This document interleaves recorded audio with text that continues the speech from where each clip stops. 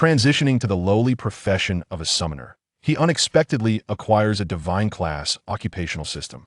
Consuming evolution points enables the summoned beasts to undergo infinite evolution. First tier, Shield Guardian. Second tier, Black Iron Guardian. Third tier, Bronze Guardian. Fourth tier, Steel Armor. Ninth tier, Darkborn, Sovereign. 10th tier, Sword Saint. First tier, Little Skeleton. Second tier, Skeleton Warrior. Third tier, Skeleton Mage. Fourth tier, Bone Knight. Ninth tier, Undead Sovereign. 10th tier, Netherworld Holy Monarch. While his peers toiled away in the ordinary difficulty dungeons, Lin Yuan lies amidst a row of corpses belonging to nightmare difficulty dungeon bosses. The false summoner, entering the factory with summoned beasts to tighten screws, earning double wages. The true summoner, obliterating nightmare dungeons with a single punch, causing the world to tremble. Chapter 1. Do you know how I spent these years? Lin Yuan, male, 18 years old, a time traveler. His golden finger is the divine class occupational system. A student in the third year of high school, Class 1, at Tianfeng High School. Tomorrow, he will awaken his talent and choose a profession. While other students departed the school early, Lin Yuan remained in the training hall. His fist struck the training dummy, producing a clanging sound. Alas, the system had not yet been activated. After delivering nearly 100 punches and achieving his training goal for the day, Lin Yuan came to a halt. Congratulations, host, for persisting in training for 3,652 days. The divine class occupational system has been activated. Upon hearing the notification sound in his ears, a joyful smile spread across Lin Yuan's face. It has finally been activated. After a decade, a full 10 years, the damned system has finally come alive. Do you know how I have spent this past decade? As a time traveler, starting with the loss of both parents is par for the course. Growing up in an orphanage on welfare. At the age of 8, the divine class occupational system emerged. Lin Yuan initially believed he could soar to great heights, but little did he know that activating the system required conditions. He needed to persist in training for 10 years, 3,652 days, and it was often a struggle. Before his journey through time, Lin Yuan was an expert in collecting fitness videos, having amassed 3,780 of them. You expect a collector to engage in practical exercise? What a joke. Nevertheless, for the sake of the divine system, Lin Yuan had no choice but to train. He maintained a daily regimen of 100 push-ups, 100 sit-ups, 100 squats, and a 10-kilometer run. Initially, Lin Yuan approached this passively. Subsequently, Lin Yuan developed an affinity for this sensation and commenced self-training. Whenever he had a moment, he would practice his punches, kicks, shield maneuvers, and weapon skills. For the past decade, Lin Yuan's daily existence revolved solely around studying and training, and more training. Whether or not he could activate the system remained uncertain. Nevertheless, Lin Yuan had not encountered any instances of bullying during his 10 years at school. Even the school bullies would respectfully bow to Lin Yuan before departing in an orderly fashion. Now that the system is activated, is there perhaps a beginner's gift package or something? Lin Yuan inquired. The system will fully unlock upon the host's selection of a profession, simultaneously dispatching the beginner's gift package. What does the beginner's gift package contain? Lin Yuan asked again. It includes, but is not limited to, godly talents, divine skills, mythical equipment, and more. Godly talents, divine skills, mythical equipment. Excellent, excellent. Lin Yuan expressed his profound satisfaction. As he was resting, a slender youth approached, offering Lin Yuan a bottle of water. Lin Gu, tomorrow is the day we awaken our talents and choose our professions. Have you decided what profession you want to pursue? The young man's name was Sun Tzu, a classmate of Lin Yuan, and the two shared a good rapport. Glancing at the already activated system, Lin Yuan received the feedback. The system will provide professional options based on the talents awakened by the host. Lin Yuan took the water, twisted open the cap, and gulped down a mouthful. Let's first see what talent I awaken tomorrow. I would prefer to transition to a warrior. If I were to receive a magical talent, I would surely be devastated. Given the choice, Lin Yuan favored the warrior class. Not for any other reason, but for the gratifying sensation of delivering impactful strikes. This was precisely why Lin Yuan opted for the training regimen of a one-punch man. Upon hearing this, Sun Tzu sat beside Lin Yuan. That does make sense. My expectations are modest. Awakening a talent related to combat would suffice. I have no desire to heed my father's suggestions regarding my life profession. Sun Tzu had aspired to become a professional adventurer and battle within dungeons since childhood. Yet, his family wished for him to choose a stable profession, one that ensured a secure and tranquil life, devoid of the pursuit of great wealth. Lin Yuan cast a glance at Sun Tzu. You need to train that physique of yours. A melee profession would be quite challenging. Perhaps consider becoming an archer, lurking in the rear to unleash surprise attacks, or cast aside your prejudices and embrace the role of a healer. Healer. Sun Tzu's expression turned somewhat agitated. You are insulting me. I would rather perish on the awakening platform than become a healer. Being a healer is quite advantageous, safe, and you need not charge into the fray. Lin Yuan clapped his hands and stood up. It's certainly superior to being a summoner. Summoner? Not even a dog would choose that.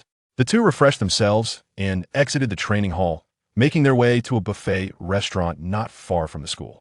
2 hours later, Lin Yuan patted his belly, letting out a satisfied belch, and exited the buffet with a hint of regret. What a pity. Once I awaken and become a professional tomorrow, I won't be able to come here anymore. This buffet allowed patrons to indulge for just 38 yuan. With a student ID, one could enjoy a 40 discount, making it exceedingly economical for Lin Yuan. Upon returning home, he began packing his belongings. After tomorrow, he would be relocating from his current residence. Upon awakening his talents and becoming a professional, the school would provide Lin Yuan with superior accommodation. If he failed to awaken any talents, it would not matter. He could work in a factory, tightening screws, with meals and lodging provided. The following day, Lin Yuan awoke early as per his routine and completed a 5-kilometer warm-up. After finishing, he felt as though further training was unnecessary. With the system activated, what need was there for further practice? Upon arriving at school and entering the classroom, once all his classmates had assembled, the homeroom teacher, Chun Hongwei, approached the podium with a serious demeanor. Students, before the awakening, I have 2 final statements to make. Pausing and noticing all eyes were fixed upon him, Chun Hongwei continued. The level of talent awakened is entirely random, beyond our control. However, one must exercise caution and prudence in selecting a profession thereafter. Choose a profession that suits you. Do not aim for lofty aspirations. I have reiterated this point no less than 10 times. I shall emphasize it once more today. Students from modest backgrounds should avoid selecting magical professions, as these typically possess fewer skills and lower damage at the outset, making growth challenging without a stable team. For the common populace, the best choices are warriors or knights. If you happen to awaken a defensive talent, do not hesitate. Choose the warrior class immediately. Do you all remember this? After Chun Hongwei concluded, he cast a pointed glance at Lin Yuan. Lin Yuan shrugged. Old Chun, why are you looking at me? You know me well. I have never had any interest in magical professions. As long as my talent isn't abysmal, I will undoubtedly select the warrior class. There was one thing Lin Yuan refrained from voicing. Talents are inconsequential. After all, I possess a cheat. The godly profession system ensures that even the most mundane job can be transformed into something extraordinary. Chen Hongwei raised his hand to check the time, noting it was 5 minutes to 9. Students, gather on the playground. The moment to alter our destinies has arrived. With these words, Lin Yuan leisurely rose and exited the classroom. Once Lin Yuan stepped outside, the other students began to rise in an orderly fashion. Upon reaching the awakening altar, Lin Yuan's gaze was captivated by a gem radiating a brilliant light atop the altar. That was the awakening stone. 50 years prior, countless dungeons suddenly descended upon Blue Star. If they were not conquered within a stipulated time, the monsters within would break free and descend upon the world.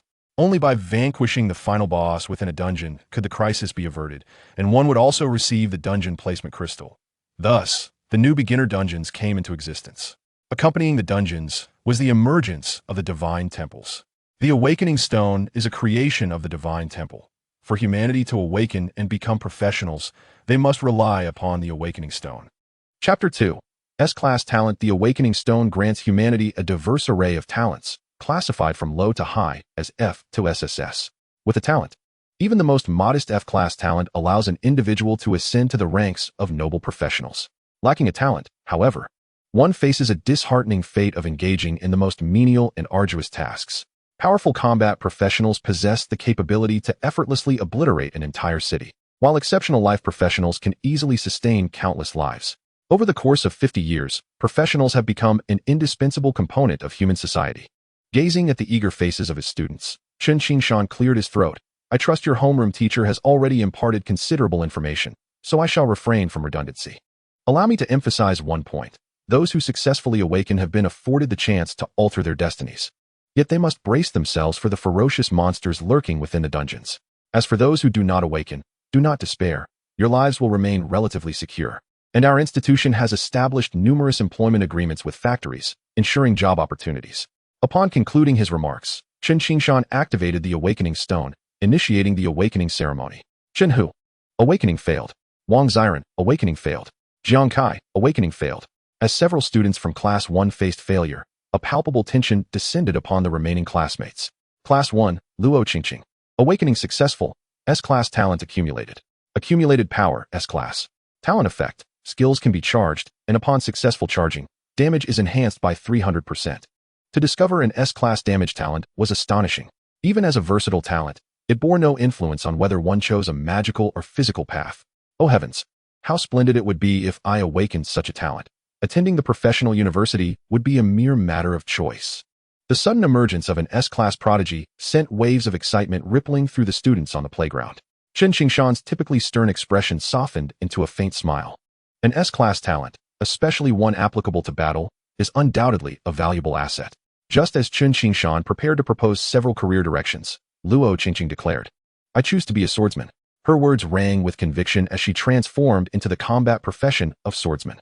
Upon hearing her choice, Chen Qingshan swallowed the words that had nearly escaped his lips, as memories of an extraordinary woman with the same surname flooded his mind. He wondered if there was any connection between them.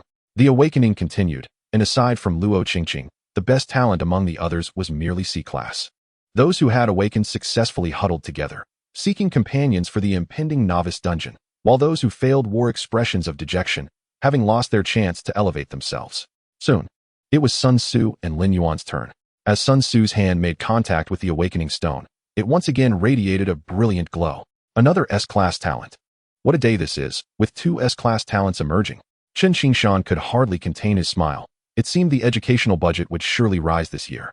As the light faded, Sun Tzu bore a perplexed expression, clearly grappling with the choice of profession. The compassion of holy light, S-Class. Talent effect 1. You may choose a teammate to possess. During this time, you cannot be attacked and can use healing spells. Talent effect 2. Healing effectiveness is increased by 100%. Upon witnessing the talent effects, Lin Yuan burst into laughter. What are you hesitating for? Choose the priest. Fate has destined you to be a healer, so stop your deliberation. It was evident that both the priest and shaman professions were optimal choices, with the priest offering superior healing capabilities. With a determined clench of his jaw, Sun Tzu ultimately opted for the priest profession. The moment he made his choice, he recalled the fervent declaration he had made just the day before. Even if I perish on the awakening platform, I will not choose to be a healer. Farewell, my long-desired warrior. It was not that I lacked the desire to be a true man. Rather, this talent is simply too enticing. Descending from the altar, Sun Tzu was immediately surrounded by a throng of eager individuals, all seeking to form a team with him. After all, a healer with double the healing capacity was undeniably appealing. However, Sun Tzu declined all invitations, having resolved to be the support behind Lin Yuan. With Lin Yuan's combat prowess combined with his ample healing, they would undoubtedly complement each other magnificently.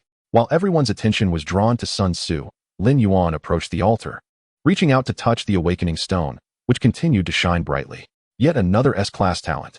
The students on the playground were left in a state of disbelief. Class 1 had astonishingly produced 3 students with S-Class talents.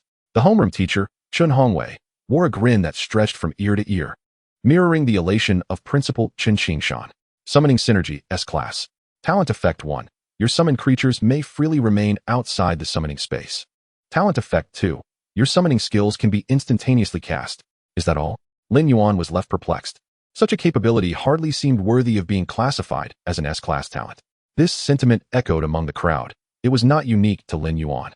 After a brief silence, someone finally spoke up. With this talent, you could have your summoned creatures work while you summon them back after their shift, saving on transportation costs. What bizarre notions! Who would even consider bringing summoned creatures to work in a factory? Lin Yuan exhaled deeply, silently activating the divine profession system. With this talent seemingly lacking, he could only hope for a powerful profession from the system. Surely, a system claiming to be divine would not disappoint. Congratulations, host has awakened a talent. This system will provide career options based on the talent. Upon seeing the notification, Lin Yuan's heart skipped a beat. No way.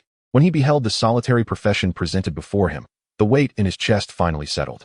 Based on the host's talent, the system has calculated that the profession best suited for the host is summoner. Please make your selection promptly. Give me another option. Lin Yuan was far from satisfied. The system offered only a single choice. Who did it think it was fooling? Profession cannot be changed. Please make your selection promptly. Upon confirming a profession, the system will grant the host a novice gift package. The novice gift package guarantees an S-class talent. Reluctantly, Lin Yuan accepted his fate. As for the words he had spoken yesterday, dismissing the summoner, he cast them aside. That had been yesterday's Lin Yuan, and today was a different story. Confirm selection. Everyone claimed that summoner was a low-tier profession. He was eager to see for himself. Chapter 3. The magnificent panel the moment Lin Yuan chose to become a summoner. He was inundated with a relentless stream of notifications. Congratulations, host, for becoming a summoner. The beginner's gift pack has been distributed. You have received 500 evolution points. You have acquired the divine level talent, the final summoner. You have unlocked the summoning slot. The profession panel has been corrected. Before Lin Yuan could examine his newly acquired talent, Principal Qin Xingshan and class teacher Chun Hongwei swiftly approached him. Lin Yuan, do not rush into selecting your profession.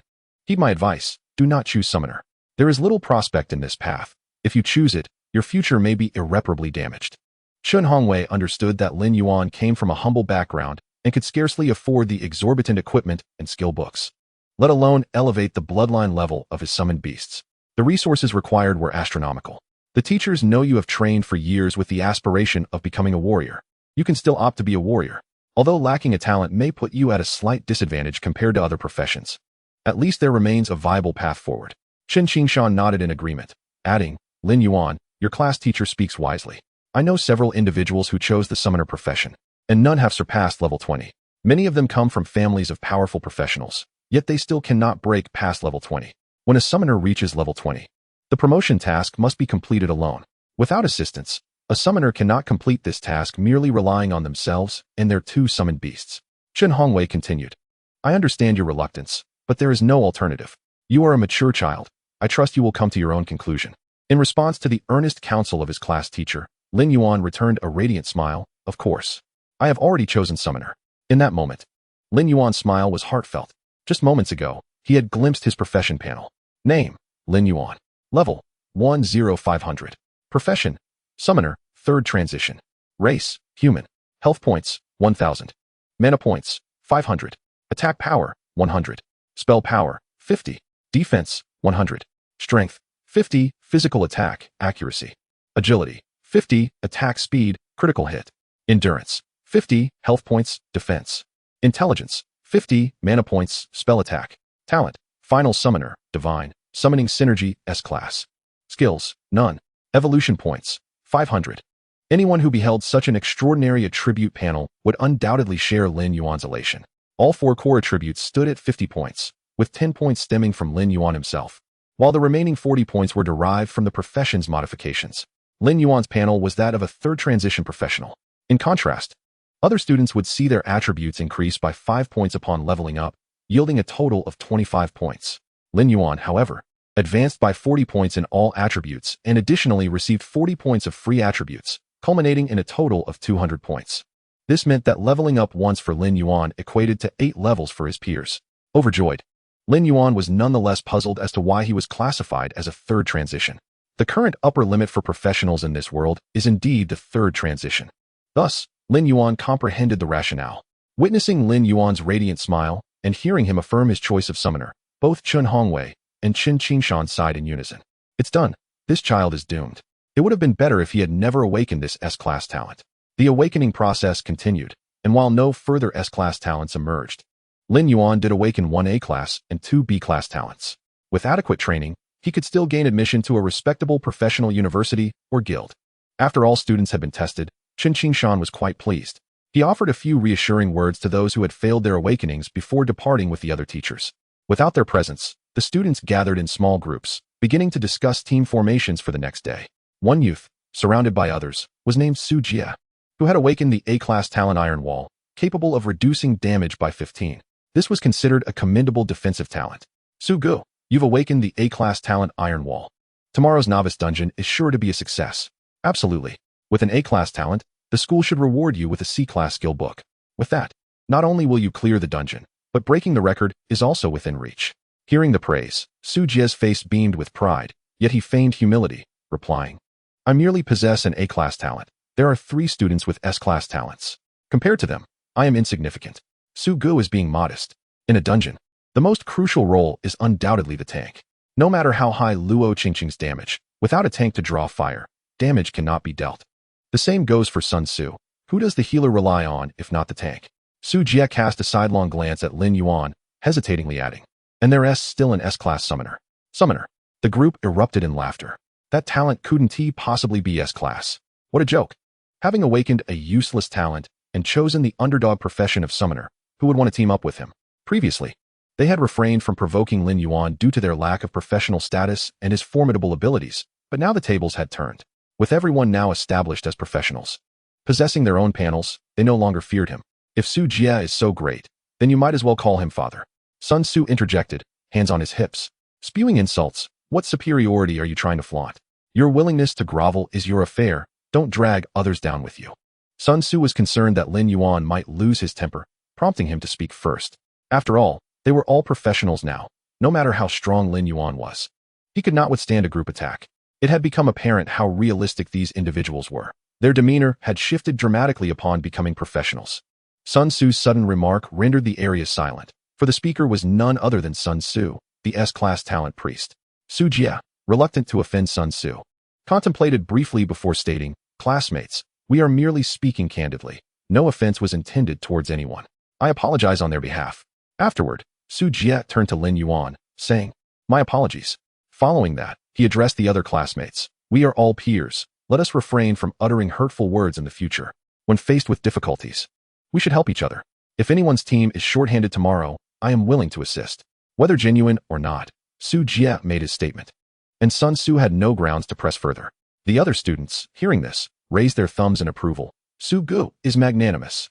It's no wonder he awakened an A-class talent. The atmosphere shifted dramatically. Amidst the accolades, Su Jie gradually lost himself. Lin Yuan, hands in pockets, observed the scene with an expression devoid of emotion. Before becoming a professional, Lin Yuan would not have hesitated to teach them a lesson. However, now, he worries that he might exert too much force and accidentally kill them. A strength of 50 points is no trifling matter.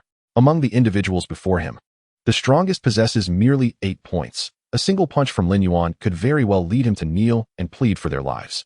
Chapter 4. The Summoner of the End. Brother Lin, don't stoop to their level, Sun Tzu said as he approached Lin Yuan. Instead of clinging to a golden leg like you, they prefer to fawn over Su Jie, proving themselves to be short-sighted individuals. Oh, Lin Yuan raised an eyebrow, intrigued. Pray tell. Sun Tzu responded earnestly, Brother Lin, first you awakened a woeful talent, and then chose the path of a sewer profession, only to be ridiculed by everyone.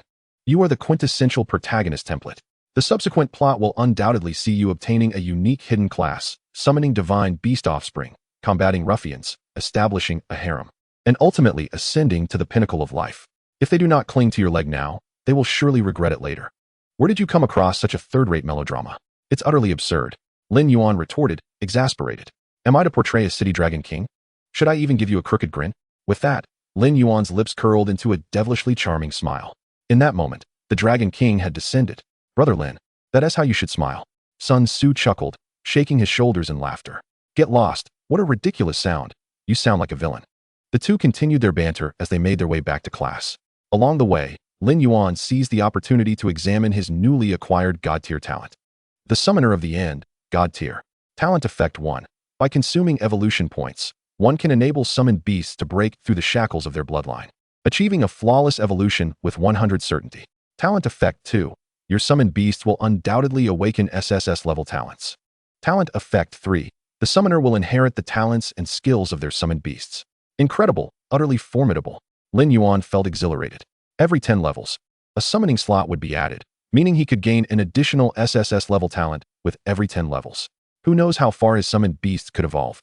Regardless, Lin Yuan felt invincible. Was this the path to tearing apart divine beings? The Summoner of the End indeed piqued his interest.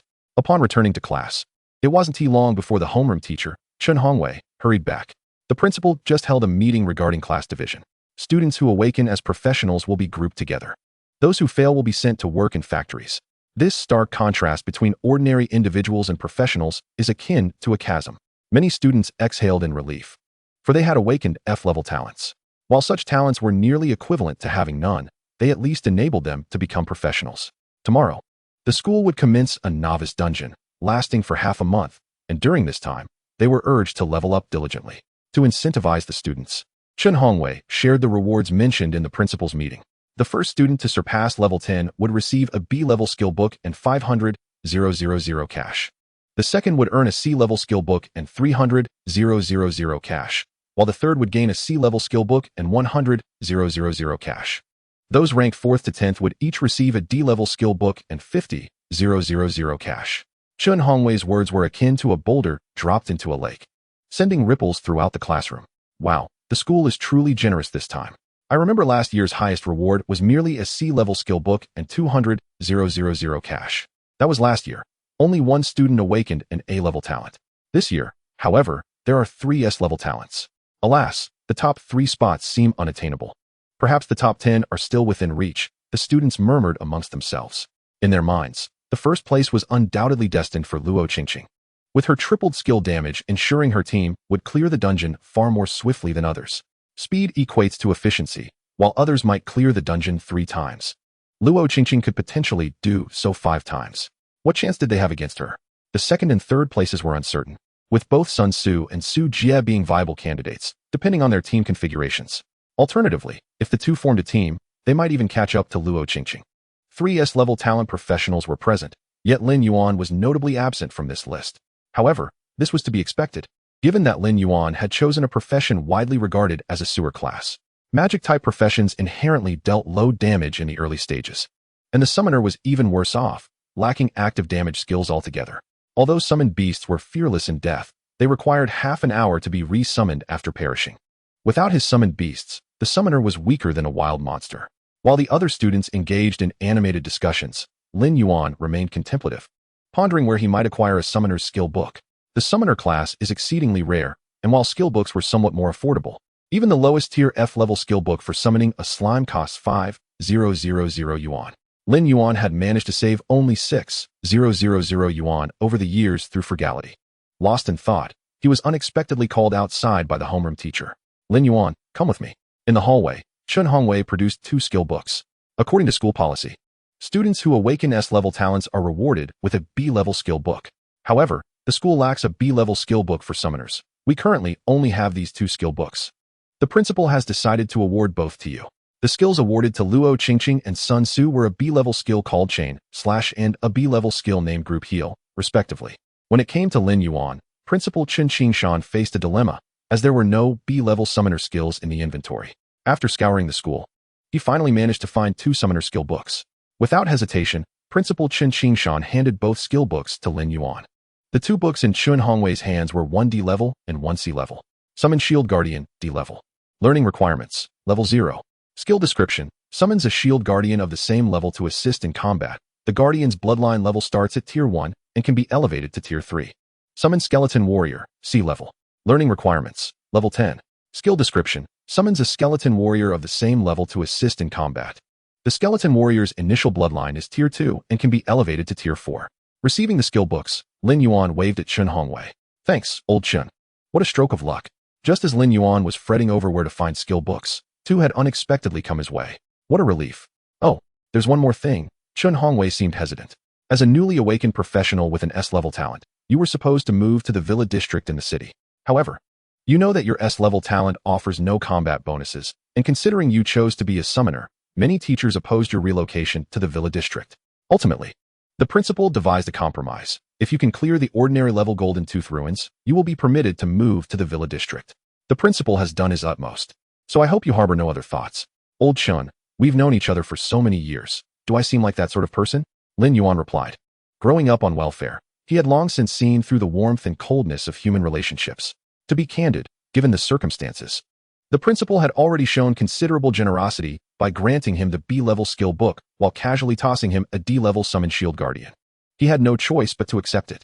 Chapter 5. The Second-Tier Black Iron Guardian. After school, Lin Yuan returned home alone and sat on his bed. He took out the Summoning Shield Guardian tome and began to study it. Summon Shield Guardian consumes 50 mana to summon a first-tier Shield Guardian of the same level to assist in combat, with a cooldown of 30 minutes upon its demise. The summoned beasts are classified into 10 tiers, first tier being ordinary, second tier being leaders, third tier being elites, fourth tier being commanders, 5th tier being war generals, 6th tier being lords, 7th tier being kings, 8th tier being emperors, 9th tier being overlords, and 10th tier being holy spirits. Notably, this classification also applies to monsters within dungeons. With a consumption of 50 mana, Lin Yuan activated the summoning skill. Thanks to his talent for summoning synergy, the summoning was completed in an instant. A humanoid creature, approximately 7 meters tall and clad in wooden armor, materialized before Lin Yuan. Shield Guardian, 1st tier, can evolve. Level 1, health points, 500. Mana points, 200. Attack power, 100. Defense power, 50. Strength, 50. Agility, 50. Stamina, 25. Intelligence, 20. Talent, none. Skills, block, degrade, /degrade. Lin Yuan was somewhat astonished by the attributes of the Shield Guardian, with a strength attribute reaching 50 points. It rivaled that of a level 5 practitioner fully invested in strength. It is often said that summoned beasts have subpar attributes, yet this one could potentially obliterate countless practitioners. Sensing Lin Yuan's surprise, the system provided an explanation. The host summoned beasts are the pinnacle of their tier. Now, Lin Yuan understood why the Shield Guardian's attributes were so high. What intrigued him most, however, was the newly awakened SSS level talent. Detected that the summoner possesses a summoned beast. The ultimate summoner ability activates, and the Shield Guardian has awakened the SSS level talent, Martial Combat King. Martial Combat King, SSS level. Talent Effect 1. You can learn any combat-related skills, with a proficiency increase of 1000%. Talent Effect 2. Your skills have a chance to elevate 1 level upon reaching maximum proficiency, capped at SSS level. Talent Effect 3. Damage of combat skills is increased by 1000%. Powerful is its name. With this talent, the Shield Guardian would effortlessly transform into a berserker, able to solo dungeons with ease. The ultimate summoner ability activated, and the SSS level talent Martial Combat King was conferred upon Lin Yuan as well. The first effect of Martial Combat King took hold, inundating Lin Yuan's mind with countless battle memories. A constant stream of notifications regarding skill acquisition echoed in his ears. In this moment, a decade of training received a terrifying enhancement. You have learned the passive skill Shield Mastery. You have learned the passive skill Sword Mastery. You have learned the passive skill Bow Mastery. You have learned the passive skill Unarmed Mastery. You have learned the passive skill Staff Mastery. You have learned the passive skill Hammer Mastery. You have learned the passive skill Dagger Mastery. With 5 weapons mastered, the passive skill Weapon Master has been activated. After a moment, Lin Yuan regained his composure and began to review his newly acquired passive skills. Sword Mastery, passive. Skill description, attacks ignore 20 of the target's defense. Weapon Master, passive. Skill description, you can switch weapons during combat with no delay, immune to disarmament. Lin Yuan was utterly dumbfounded. The rarity of passive skills is well known, and he had not only learned 1, but had acquired 7 at once. Mastery-level passive skills are comparable in effect to S-level talents. In other words, Lin Yuan had suddenly gained 7 S-level talents. The Martial Combat King is indeed formidable. Lin Yuan rubbed his hands together, his gaze fervently fixed on the upright Shield Guardian. Evolve for me. Consuming 100 evolution points, Shield Guardian, 1st tier, begins to evolve. Suddenly, a crimson light enveloped the Shield Guardian, and moments later, a humanoid creature, approximately 8 meters tall and clad in rusted armor, reappeared. Black Iron Guardian, unnamed, 2nd tier. Level 1, race, Darkborn. Health points, 1000. Mana points, 400. Attack power, 200. Defense power, 100. Strength, 100. Agility, 100. Stamina, 50.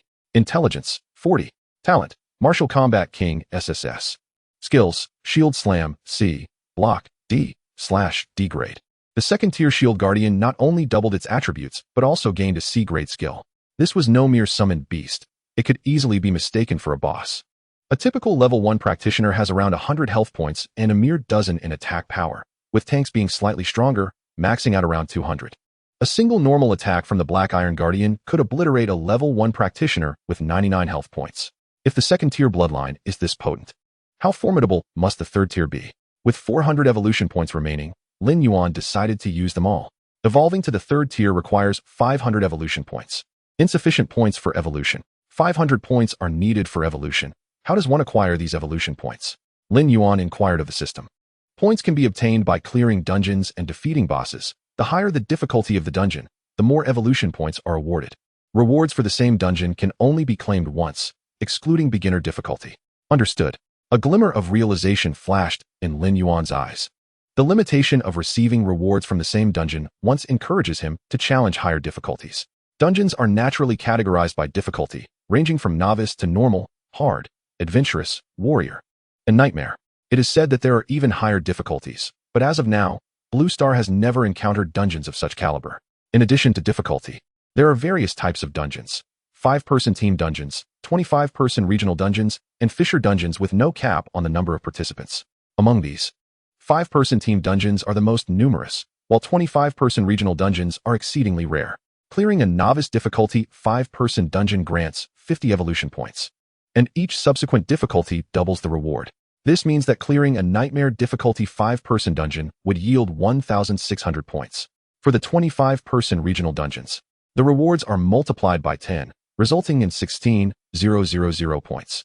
Of course, for Lin Yuan, who has just awakened, 25-person raids are still a distant dream.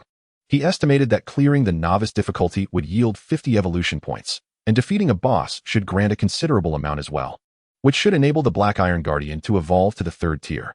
A 3rd-tier summoned beast should be capable of conquering nightmare difficulty. After all, if necessary, he could join the fray himself. Lin Yuan is not a delicate flower. The row of passive skills in his skill bar is not mere decoration. In a one-on-one situation, the Black Iron Guardian might not even be Lin Yuan's match.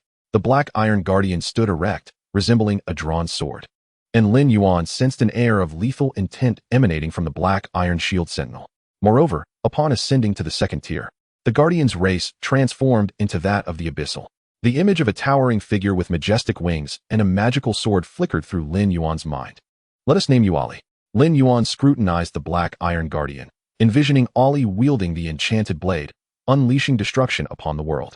I believe that one day you shall evolve into the Abyssal Sovereign. Ali remained motionless, but at these words, a crimson glint flashed in the depths of his masked gaze. The Abyssal Sovereign, that was indeed his destined form. Chapter 6. The Gold-Tooth Ruins. The following morning, Lin Yuan awoke to find his home remarkably pristine.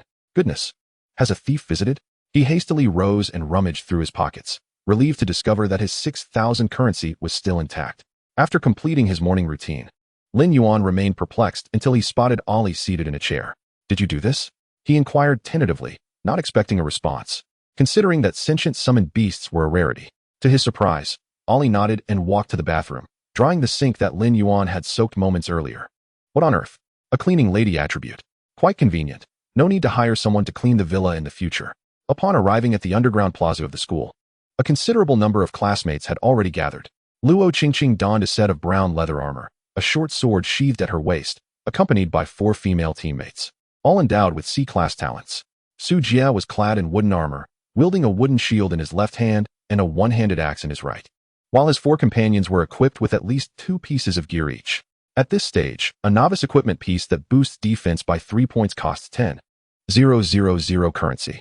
Weapons and shields were priced even higher, starting at 20,000. To be fully equipped required a minimum of 200,000 currency. The gazes of their classmates towards Su Jia were filled with envy. Lin Yuan's arrival barely drew any attention. After all, he was destined to be an inconspicuous summoner. Who would care? As the clock struck 9, the principal, accompanied by the senior teachers, appeared at the entrance of the underground city. Students, he announced, for the next half-month, you shall face the challenges posed by this underground city. Your homeroom teacher has already distributed the gundid, so remember the highlighted precautions. Principal Chen Qingshan earnestly reiterated the key points. Although practitioners do not perish in novice dungeons, they may suffer from emotional despondency. In previous years, there were students who could not bear the psychological toll of failure, leading to a fear of the dungeon that extinguished their courage to confront it. After his speech, Principal Chun turned and activated the entrance to the dungeon, revealing a mysterious and ethereal blue portal before the students. Let us proceed, Su Jia exclaimed with excitement. Stepping into the portal first, with his teammates following closely behind, Luo Qingqing's team entered the dungeon almost simultaneously, evidently intent on breaking the record. 5 minutes later, the once bustling plaza fell eerily quiet. All the prearranged teams had entered the dungeon, leaving only those with F-class talents, practitioners whom no one desired. These individuals glanced at one another, seeking warmth in their shared predicament, until they finally mustered a 5-member team to enter the dungeon. Throughout this process, no one proposed teaming up with Lin Yuan, not even the few with F-class talents. They believed that even a mere F-class warrior would be far superior to a hapless summoner. Sighing, homeroom teacher Chun Hongwei lamented from the sidelines, yet he felt powerless. It would be unjust to force others to team with Lin Yuan. Chun Hongwei's anxiety was palpable, while the homeroom teacher of Class 2, Su Zi, approached Principal Qin Qingshan with a smile. Let us not forget your promise from yesterday. If Su Jie breaks the dungeon record, the qualification for the villa area will fall to him. Let him break the record first, Principal Chun replied nonchalantly, hands clasped behind his back. With half a month remaining, if Lin Yuan could not conquer the ordinary level dungeon by then, he would naturally lose his eligibility for the villa. Chun Hongwei felt a twinge of discomfort hearing this. But the principal was correct. He could only hope Lin Yuan would swallow his pride and take on the less glamorous tasks within a team, which might lead to someone allowing him to join their expedition. The remaining practitioners in the plaza dwindled to a mere few when suddenly, Principal Chun furrowed his brow. Where is Sun Tzu from your class? The earlier teams had not included Sun Tzu, and his absence was concerning. He was an S-class healer, a rare talent not to be squandered. Just as they spoke, Sun Tzu appeared, clad in a white robe and clutching a wooden staff, sprinting toward Lin Yuan. Brother Lin, sorry for the delay. He called out to the classmates without a team, S-class healer leading the charge. I need 3 melee fighters. Remarkably, this declaration intrigued many. But upon glancing at Lin Yuan beside Sun Tzu, they swiftly dismissed the idea of joining. Had Sun Tzu been an S-class warrior, they would have joined without hesitation. But the prospect of an unarmed priest paired with a superfluous summoner posed zero chance against a boss. Principal Qin Qingshan frowned, addressing Chun Hongwei. How does this homeroom teacher allow an S-class healer to lack a fixed team? I recall the priest in Su Jie's team has a C-class talent.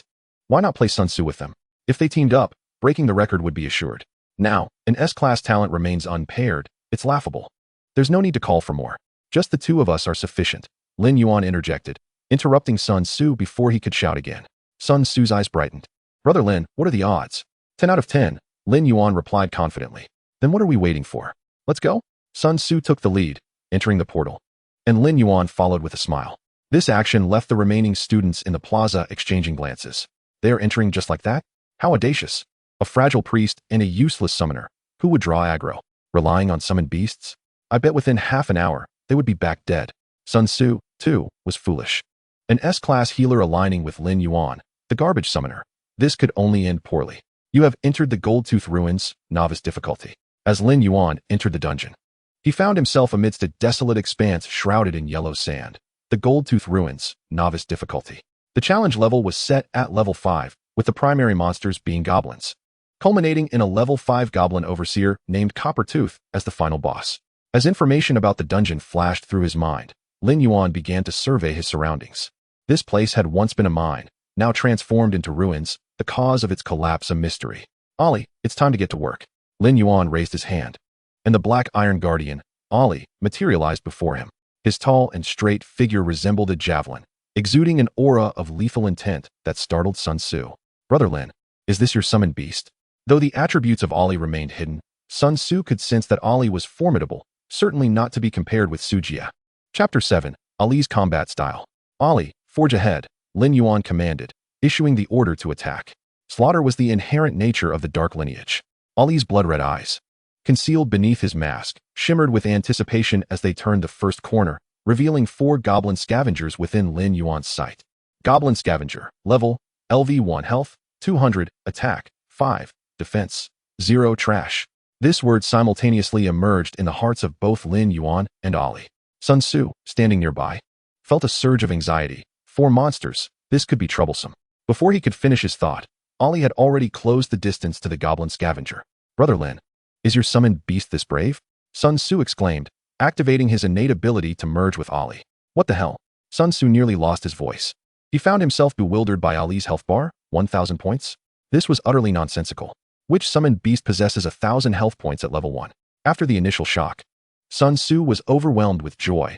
With such a resilient summoned beast and his own healing capabilities, even if Ollie's damage output was low, they could likely whittle down the final boss together. Just as this thought crossed his mind, Ollie suddenly discarded his shield, delivering a single slash that dealt -200 damage. In a swift motion, he dispatched 1 goblin scavenger. In a flurry of attacks, all 4 goblin scavengers fell before him.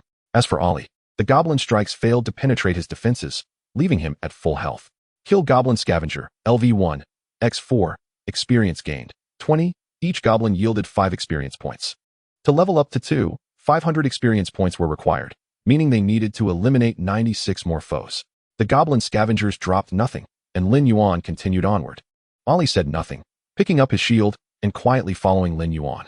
Wow, Brother Lin, your summoned beast is incredibly powerful. Over 1,000 health, 200 attack. This must be a boss. Sun Tzu exclaimed gleefully, his lips curling into a smile. This time, the novice dungeon is a sure win.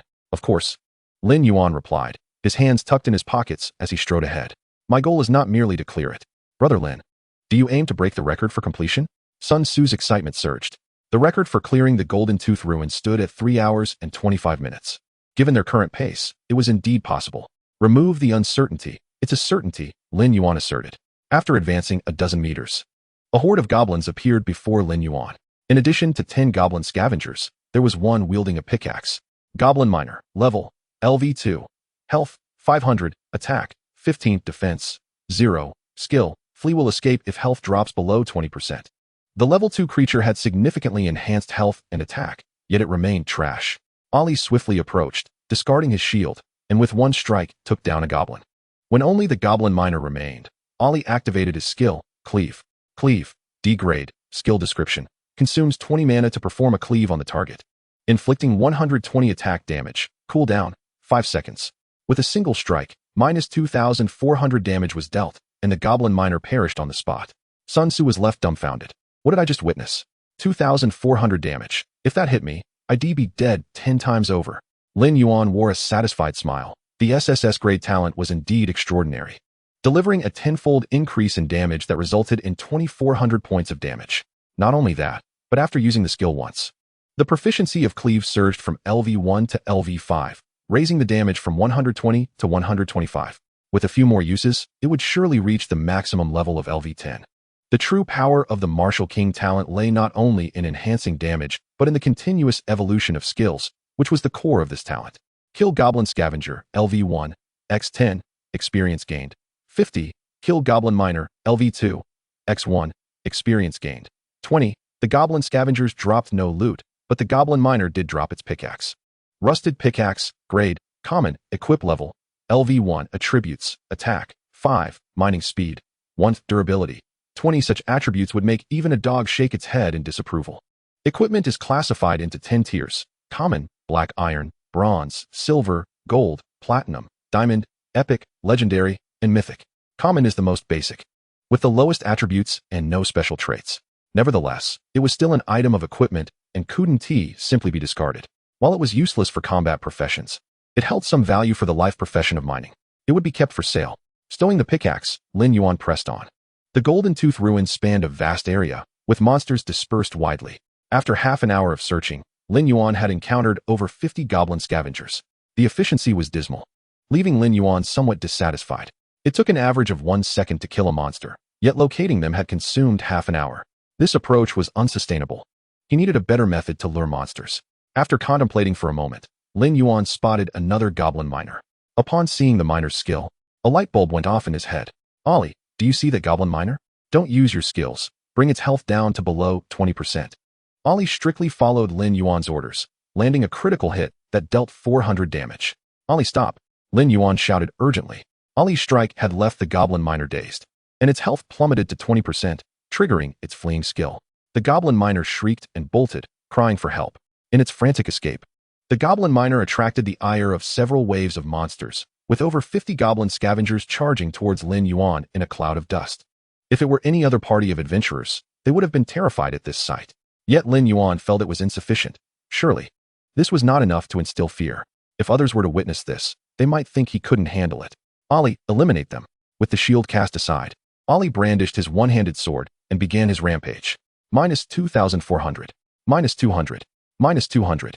In a flurry of strikes interspersed with skillful maneuvers, each sword stroke claimed a foe. As Ollie continued his relentless assault, a radiant gleam flickered across his hand, signaling the activation of the second effect of the Martial Combat King. Slash, degrade, has successfully advanced to Cleave, C-grade. Cleave, C-grade. Skill description, consumes 50 mana points to unleash a sweeping strike that inflicts 150 attack damage on 5 enemies. Cooldown, 5 seconds. With the acquisition of Cleave, Ollie's efficiency in dispatching monsters soared. Within a minute, all the goblin scavengers lay vanquished. Goblin Scavenger, LV1, slain, experience increased by 280. Goblin Miner, LV2, slain. Experience increased by 20. Level has risen to 2. Chapter 8. The boss has arrived, and now it is dead. At last, the level up had been achieved. After more than half an hour, such a slow progression was rather disheartening. Upon reaching level 2, Lin Yuan's attributes culminated at 90 points, allocating 40 points to strength. His might surged to 130 points. With 260 physical attack power, he could effortlessly dispatch a goblin scavenger with a single punch. Ao Li, now at level 2, was even more formidable, boasting 2,000 health points and 400 attack power, and this was without any equipment. Donning gear would undoubtedly yield a significant enhancement. It was also possible for summoned beasts to equip items, though Ao Li currently possessed only 2 equipment slots. To expand his equipment slots, he would need to enhance his bloodline's level. Once he achieved the status of a 10th tier Holy Spirit, he would be able to wear 10 pieces of equipment. Just like professional adventurers. After a brief tidying of the battlefield, Lin Yuan pressed on. The nearby goblins had been cleared, and he took the opportunity to advance at full speed, swiftly reaching the heart of the Golden Tooth ruins. The environment in this central area was markedly different from the outskirts. It appeared to have suffered a tremendous explosion. With the ground pockmarked and the air still tinged with the acrid scent of gunpowder, an inhospitable place for habitation. Brother Lin, we have entered the central part of the Golden Tooth ruins, he stated. The strategy guide mentions that the ground here is littered with numerous landmines. The detonation time for these mines is 3 seconds, with a blast radius of 3 meters. If one inadvertently steps on one, swift escape is imperative. Sun Tzu had diligently memorized all the precautions laid into the night. Lin Yuan, engrossed in enhancing his summoned beast, had not glanced at the guide. This, however, turned out to be fortuitous, saving him the trouble. Before Lin Yuan lay a nearly 2-kilometer path leading to the ultimate boss, Tongya. Devoid of monsters, but riddled with concealed mines. Ao Li, scout ahead. It would be a waste not to utilize such a resilient tank to probe ahead. Ao Li nodded and proceeded cautiously, intending to set off the mines with his own body. Beep, beep, beep. A mine was triggered, but Ao Li reacted swiftly, evading the blast radius in the nick of time. Boom. The ground was blasted into a crater nearly half a meter deep. Had he not dodged, it would likely have taken out a significant portion of a typical adventurer's health. After 5 minutes of meticulous exploration, Ao Li had traversed the entire area, discovering precisely 50 landmines. His agility and quick reflexes had spared him, while others would have succumbed to countless explosive misfortunes. Ao Li, splendid work. Just as Lin Yuan was about to proceed, a furious roar erupted nearby. Damn it! Which blind fool triggered all my mines? The voice, laden with frustration, grew louder. A rumbling noise heralded the arrival of a goblin riding a steam-powered motorcycle, appearing before Lin Yuan. Mine Layer Lami, leader. Level, LV5. Health, 5,000. Attack, 120. Defense, 50. Skill 1. Mine Deployment Lami throws 3 mines at a target, each inflicting 100 magical damage. Cooldown, 10 seconds. Skill 2. Double Shot Lami draws a gunpowder firearm and fires twice at a target, dealing 150 physical damage and knocking the target back. As Lami emerged, he hurled 3 mines at Ao Li. Stealth attacks were the goblin's specialty. The 3 mines struck Ao Li, and Lami swiftly produced a large-caliber gunpowder weapon. Firing 2 shots at Ao Li, die scum. 100, 100, 100, 0. The 3 mines dealt a total of 300 damage to Ao Li, while the gunfire did not penetrate his defenses, but succeeded in pushing him back. Damn it. A sneak attack. Lin Yuan fumed. Ao Li, take him down. Without needing further prompting, Ao Li closed the distance to the goblin, initiating cleave. 52-50. With a single sweeping strike, he annihilated the boss. 230. Sun Tzu, initially anticipating a drawn-out battle, felt his heart race, believing he finally had a chance to contribute. Yet, before he could even cast a healing spell, the confrontation concluded. Was this reasonable? Mine Layer Lami, LV5, slain. Experience increased by 800. The boss yielded a substantial amount of experience, leaving Lin Yuan just 180 points shy of reaching level 3. Moreover, the boss had dropped a skill book and 2 pieces of equipment. Backleap, degrade. Skill description. Consumes 20 mana points to leap backward a certain distance. Cooldown, 3 seconds. Civilian Technology Helmet. Tier, Bronze. Required level, LV3. Attributes, Strength 5, Stamina 10. A fairly decent piece of armor. Though it was insufficient for Lin Yuan's current level, he decided to store it for later. The second item was somewhat lackluster. Old-fashioned gunpowder firearm. Tier, Black Iron. Required level, LV2. Attributes, Attack 15, Attack Speed, 2 shots per second. A meager improvement, but given that Lin Yuan currently lacked a weapon, he would take it along. After tallying the spoils, Lin Yuan overheard Sun Tzu muttering in disbelief. This shouldn't be. Why would a boss appear here? Sun Tzu had scrutinized the strategy guide at least 10 times and was unequivocally certain that no boss would manifest in this location. Yet here it was, and it had been swiftly dispatched, a disgrace for any boss. What is on your mind? Lin Yuan clapped Sun Tzu on the shoulder. There are no more mines ahead. Let's move quickly.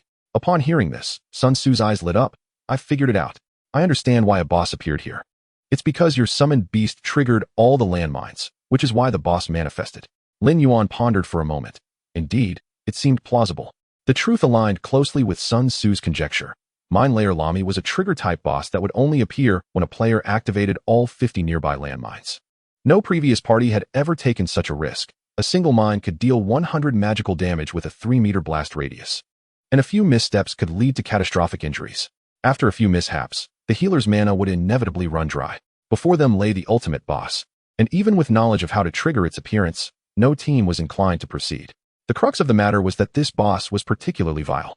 At the moment of its emergence, it would launch a surprise attack on the nearest target. If the unfortunate victim happened to be a tank, they might survive. But should it be a damage dealer or a healer, the boss's onslaught would inevitably claim a life. Upon realizing this, Sun Tzu was about to depart when his gaze was suddenly drawn to a steam-powered motorcycle. Ah, Brother Lin, the boss's motorcycle. If you're complaining about the slow pace of provoking monsters, how about we use the motorcycle to lure them? It was indeed a splendid idea. Lin Yuan approached the motorcycle, effortlessly mounted it, and to his surprise, found he could actually ride it. Chapter 9, Taste My Exhaust. With a gentle twist of his right hand, the motorcycle emitted a resonant roar, a sound that instantly surged adrenaline through any man who heard it. As the saying goes, a fine steed deserves a fine saddle. Lin Yuan, astride the motorcycle with an antique powder gun strapped to his waist, exuded an unmistakable aura of a dark knight. Simply put, he looked dashing. Vehicle, steam motorcycle. Grade, bronze. Can it be taken out of the dungeon? No. It could not be taken away. It was solely for use within the dungeon. I will lure the monsters. Sun Tzu, you and Ollie wait for me on that hill ahead. Sun Tzu could ride a motorcycle, but his small stature would not withstand the attacks of the goblin-like creatures. A few ranged attackers could easily take him down in an instant. Ollie had sufficient health, yet he lacked the ability to ride. Thus it fell upon Lin Yuan to take the lead. With 1,800 health points and 180 defense, Lin Yuan felt a surge of confidence. It was time to shine. Releasing the throttle, he shot forward like an arrow, disappearing in a flash. Ollie watched silently as the motorcycle vanished from sight, a thought brewing in his mind. He wanted to ride. Navigating through a minefield, Lin Yuan sped ahead. The motorcycle's throttle nearly smoking as the engine roared with an almost mocking sound, deriding the goblin's pitiful existence. Anyone who heard it would be unable to resist its allure. A dozen goblin miners were instantly drawn to him, but Lin Yuan's appetite was far from satisfied by such a meager number.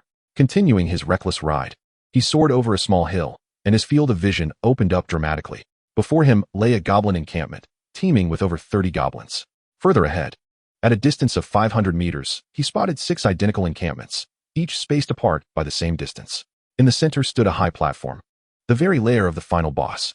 The adventurer teams that had arrived here had all reached level 2. The next step involved attracting isolated goblins, proceeding methodically until the surrounding goblins were vanquished, allowing the teams to collectively ascend to level 3. At that point, they would confront the final boss, Coppertooth. Defeating Coppertooth would signify the completion of this dungeon. Of course, this was merely the optimal strategy, but Lin Yuan was not inclined to adhere to such suggestions. He intended to attract them all at once. The roar of the motorcycle shattered the prevailing calm as Lin Yuan raced towards his clear target, the lair of boss Coppertooth. At that moment, the boss was napping on the platform. Lin Yuan skillfully drifted the motorcycle to a halt before the boss, startling Coppertooth awake. With a swift shot, a black lead bullet struck him squarely in the forehead, dealing 115 damage. Hey, let the games begin. With a casual puff of air directed at the gun's muzzle, Lin Yuan tucked the powder gun back into his waist and twisted the throttle, revving away as gravel exploded under the tires, showering Coppertooth with debris. You insolent wretch. Daring to challenge the Overseer's authority, Coppertooth leaped from the platform, charging furiously at Lin Yuan. With the boss's mobilization, the surrounding goblin camps erupted into chaos. Lin Yuan had inadvertently stirred a hornet's nest. Armed with a steel whip, Coppertooth led over 150 goblins in a furious assault. Lin Yuan sped back to Ollie and Sun Tzu, dismounting the motorcycle with a flourish. Done. Brother Lin, how many did you attract? Not too many. Just 100 or so. 100 or so? Brother Lin, you've brought over all the goblins from the surrounding camps. Sun Tzu pondered, realizing that once they cleared this wave of goblins, they could focus on the boss. There's no need for such hassle. The boss is already here. In the midst of their conversation, Coppertooth had already charged towards them with his formidable army. Found you. Let us see where you hide. What are you waiting for? Rush in and tear them apart. Coppertooth brandished a horn and blew it with all his might. As the horn's blare echoed, the surrounding goblins surged forward, invigorated as if fueled by adrenaline. Instinctively, Sun Tzu activated his embodiment skill on Ollie, realizing only belatedly, wait, Brother Lin, you've brought Coppertooth too. Don't you know that the more goblins surround him, the more health he gains? In his haste to flee, Lin Yuan had overlooked the boss's information, but Sun Tzu's reminder swiftly redirected his focus. Overseer Coppertooth, Tier 2 Chief. Level, LV5. Health, 22,000, 6,000 to 16,000. Attack, 310, 150 to 160. Defense, 100. Skill 1. Cruel Whip swings the whip to strike the current target, inflicting 50 damage, with each hit increasing damage by 50. Cooldown, 30 seconds. Skill 2. Fearsome Roar Coppertooth shouts, let us get to work, randomly intimidating a target for 5 seconds. Cooldown, 40 seconds. Skill 3. Overwhelming Numbers Coppertooth blows the overtime horn, doubling the attack power and speed of goblins within a 100-meter radius, raising Coppertooth's health by 100 points and attack by 1 point for each affected goblin. Oh my, Coppertooth's skills are rather intriguing. His health had increased by 16,000, and his attack by 160, indicating that he was surrounded by 160 goblins. Quite impressive, indeed. All of them represented experience points. Lin Yuan flashed a reassuring smile at Sun Tzu and called out to Ollie, Ollie, it's time to work. Ollie silently discarded his shield, brandishing his one-handed sword and charging forward with an indomitable spirit. Lin Yuan found himself in a prime strategic position, surrounded by mountains. With only one path leading downward, an advantageous spot he had scouted prior to luring the monsters. Facing the multitude of goblins alone, Ollie executed sweeping strikes, dealing 6,400 damage with each blow. As he continued to use his sweeping strikes, his proficiency maxed out, increasing his damage to 160. The goblins fell before him, never having a chance to close the distance. Useless wretches, be gone. With a fierce advance, Tongya brandished his steel whip, unleashing his second skill, Fearsome Roar. Ollie stood frozen in place, as if turned to stone, allowing Tongya's relentless attacks to rain down upon him. 110, 110, 110. Tongya's rapid assault, striking twice within a single second, left Ollie's health diminished by over 1,000 points in a mere 5 seconds. Fortunately, Sun Tzu remained steadfast in his duties, continuously casting healing spells. Once awakened from his stupor, Ollie appeared somewhat incensed and retaliated with a swift cleaving slash, dealing 4,800 damage, followed by 2 additional strikes of 6,400 each. This decisive blow not only vanquished Tongya, but also eradicated for goblin heads. Previously, Lin Yuan had garnered a mere 180 experience points from leveling up at a distance. But now, with the defeat of the 4 goblins, he ascended to level 3. Moreover, this cleaving slash triggered the advancement criteria, upgrading cleaving slash C grade to draw slash B grade. Chapter 10, The Might of Draw slash. Draw slash B grade. Skill description, consumes 100 mana points, inflicting 200 attack damage on targets within a 5-meter radius. Cooldown, 15 seconds. With his elevation to level 3, Ollie's attack power surged to 600 points. Having learned Draw slash, Ollie now possessed an awe-inspiring strength. A singular thought consumed his mind, to cleave this repugnant, filthy wretch in two. Draw slash. Die before me. As Sun Tzu continued to channel his healing spells, a glimmer of cold light flashed by, the ensuing numbers leaving Sun Tzu agape, his hands halting mid-gesture. 20,000, critical hit. 12,000, 12,000. 24,000, critical hit.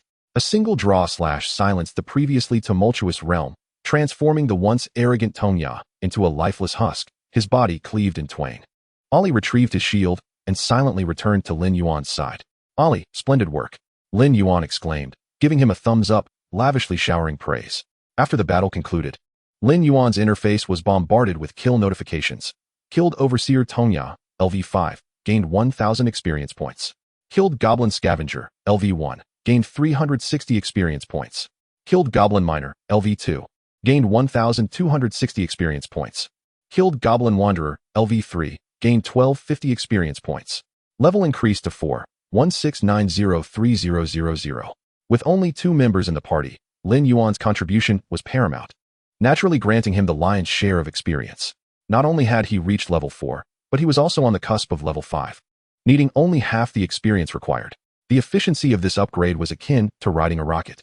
As Lin Yuan busied himself with gathering loot, Sun Tzu remained in a state of shock, replaying the momentary flash of cold light in his mind. Damage exceeding 10,000. A critical hit of 20,000. This was damage capable of being inflicted by a mere level 3 summoned beast. Sun Tzu felt as though his understanding of the world was unraveling. For a typical professional, not to mention a level 3, even a level 20 would struggle to inflict such formidable damage. My heavens, what kind of monster is Lin Yuan's summoned beast? Unable to contain himself, Sun Tzu let out a triumphant shout. Incredible! The shout startled Lin Yuan, nearly causing him to fumble the equipment in his hands. What else with the ruckus? Tongya had dropped 2 pieces of equipment, a shield and a breastplate. Seismic shield, offhand equipment. Grade, bronze. Equipment level, 4. Attributes, stamina 10. Physical defense 20, health 300. Sturdy work uniform breastplate. Grade, bronze. Equipment level, 3. Attributes, strength 10, stamina 5, health 200. Lin Yuan donned the breastplate himself and handed the shield to Ollie. Ollie, this shield is for you. Lin Yuan observed that before battles, Ollie would invariably discard his shield. He surmised that perhaps it was ill-fitting and hindered his performance, prompting a switch. Accepting the shield, Ollie nodded slightly. The shield was of little importance to him, as he had no intention of utilizing it. It wasn't that the shield was unwieldy. Rather, he simply despised using one. A shield-bearer who abhors shields possesses a unique character. Sun Tzu glanced at his watch. It was precisely 45 minutes. Lin Gu, you've outdone yourself. Weave shattered the record. Sun Tzu's voice took on a sharp edge. Not only had they broken the record, but they had also compressed the time to under an hour. When they exited the dungeon, the sheer astonishment on people's faces would be priceless. Just as Lin Yuan was tallying the results, Luo Qingqing and Su Jie's team arrived simultaneously at the minefield. Each team sent a member to disarm the traps, when suddenly, an area announcement rang out. Congratulations to Lin Yuan and Sun Tzu's team for breaking the Gold Tooth Ruins novice clearance record, completing it in 45 minutes. Congratulations to Lin Yuan and Sun Tzu's team for breaking the Gold Tooth Ruins novice clearance record, completing it in 45 minutes. Congratulations to Lin Yuan and Sun Tzu's team for breaking the Gold Tooth Ruins novice clearance record, completing it in 45 minutes. Upon hearing the notification, Su Jie nearly bit his tongue in disbelief. What? They broke the record? Had it been someone else, Su Jie might not have been so astonished. But the record was shattered by none other than Lin Yuan and Sun Tzu, just the two of them. One was a healer with negligible damage output, and the other was a summoner, widely regarded as a low-tier class. Su Jie could not fathom how these two had cleared the dungeon. He was not alone in his confusion. The entire faculty and student body were equally baffled. When Lin Yuan and Sun Tzu appeared before the dungeon square, a profound silence enveloped the area. Silence reigned. Everyone was speechless. Principal Chen Qingshan opened his mouth, yet words failed him. A summoner and a priest had shattered a 3-year-old clearance record of the school. This was utterly unfathomable. Dungeon reward settlement complete. Killed trap setter Rami. Earned 100 evolution points. Killed overseer Tongya. Earned 100 evolution points. First successful clearance of Gold Tooth Ruins, novice difficulty. Earned 50 evolution points. No goblins survived in the dungeon. Perfect clearance. Earned 50 evolution points. Total of 300 evolution points earned. Experience reward of 1,500. Upon receiving the rewards, Lin Yuan ascended to level 5. At this moment, their homeroom teacher, Chen Hongwei, approached with a complex expression.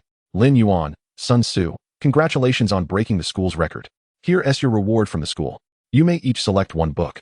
The reward for breaking the record was a C-grade skill book, a prize that the principal had prepared in advance, distinguishing between Luo Qingqing's team and Su Jie's team. 5 books had been prepared, and now only 2 remained to be given away. 5 skill books, each pertaining to various professions.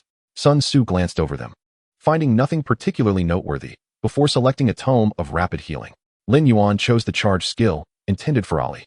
With the talent of Martial Combat King, Ollie could learn any combat skill. Lin Yuan had previously instructed Ollie to acquire the backward jump skill as well. Possessing the talent of the endgame summoner, Lin Yuan could share Ollie's talents and skills. When Ollie learned something, it was tantamount to Lin Yuan learning it as well. This was merely for the thrill of reaping benefits without exertion. Finding a suitable spot, Lin Yuan allocated all his surplus free attribute points to strength. Name, Lin Yuan level, 5, 1, 904, 000. Class, Summoner, 3rd transition, race, human, health points, 4, 300 mana points, 2, 100 attack power, 765 spell power, 250 defense, 430 strength, 375 physical attack, accuracy, agility. 210 attack speed, critical rate, stamina. 215 health, defense, intelligence. 210 mana. Spell attack, talents, in-game summoner, god level, summoning synergy, S level, skills, slightly mentioned. Evolution points, 700. Chapter 11. Choosing Nightmare difficulty? A summoner with a physical attack reaching 765. How can physical classes contend against Lin Yuan? Perhaps it extends beyond just physical classes. All professions might find themselves unable to hold their heads high before Lin Yuan. This is an overwhelming dominance in attributes. I have activated it. Feel free to proceed. A numerical monstrosity. It is indeed unreasonable. In front of the plaza, students were being teleported out in succession. These individuals were all teams that had failed their dungeon expedition and needed to wait a while before attempting again. Upon their emergence, their gazes immediately fixated on one individual, Lin Yuan. Among them were a few F-class talent holders, heads hung low, filled with regret. They were the melee classes who had declined Sun Tzu's invitation to team up. They had squandered an opportunity to set a record. After all, it was a C-class skill. Awakening an A-class talent merely yielded a C-class skill. In hindsight, they could hardly suppress the urge to slap themselves. Alas, there is no remedy for regret in this world. And reality had dealt them a merciless blow. Principal Qin Qingshan pondered for a moment before approaching Lin Yuan. Lin Yuan. I wish to inquire about the details of your and Sun Tzu's successful dungeon clearance, if you don't mind. Of course, it's no trouble at all. Lin Yuan replied, relaying the explanation he had prepared. My summoned beast mutated, elevating its bloodline to the second tier. A second-tier summoned beast. That explains it. Qin Qingshan expressed, relief evident in his eyes. If memory served him correctly, Lin Yuan had learned the summoning shield guardian. The final boss of the novice dungeon was merely a second-tier bloodline, with a second-tier shield guardian and an S-class talent healer like Sun Tzu. A rapid clearance of the Golden Tooth ruins was plausible. Homeroom teacher Chun Hongwei contemplated before offering a suggestion. Lin Yuan. Having completed the novice difficulty of the Golden Tooth ruins, you should capitalize on this momentum and continue to challenge the normal difficulty. With a second-tier shield guardian to absorb damage and an exceptional healer like Sun Tzu, you only need to find 3 damage dealers to form a perfect team. Strive to be the first to reach level 10 before your peers. With the rewards, you can further enhance your summoned beast's bloodline level. If you manage to elevate both the summoning shield guardian and the summoning skeleton warrior to their peak by level 20, you might just pass the job transfer quest. Qin Qingshan did not contest Qin Hongwei's words this time, but presented a challenging reality. The possibility mentioned by your homeroom teacher does exist, yet it is fraught with difficulty.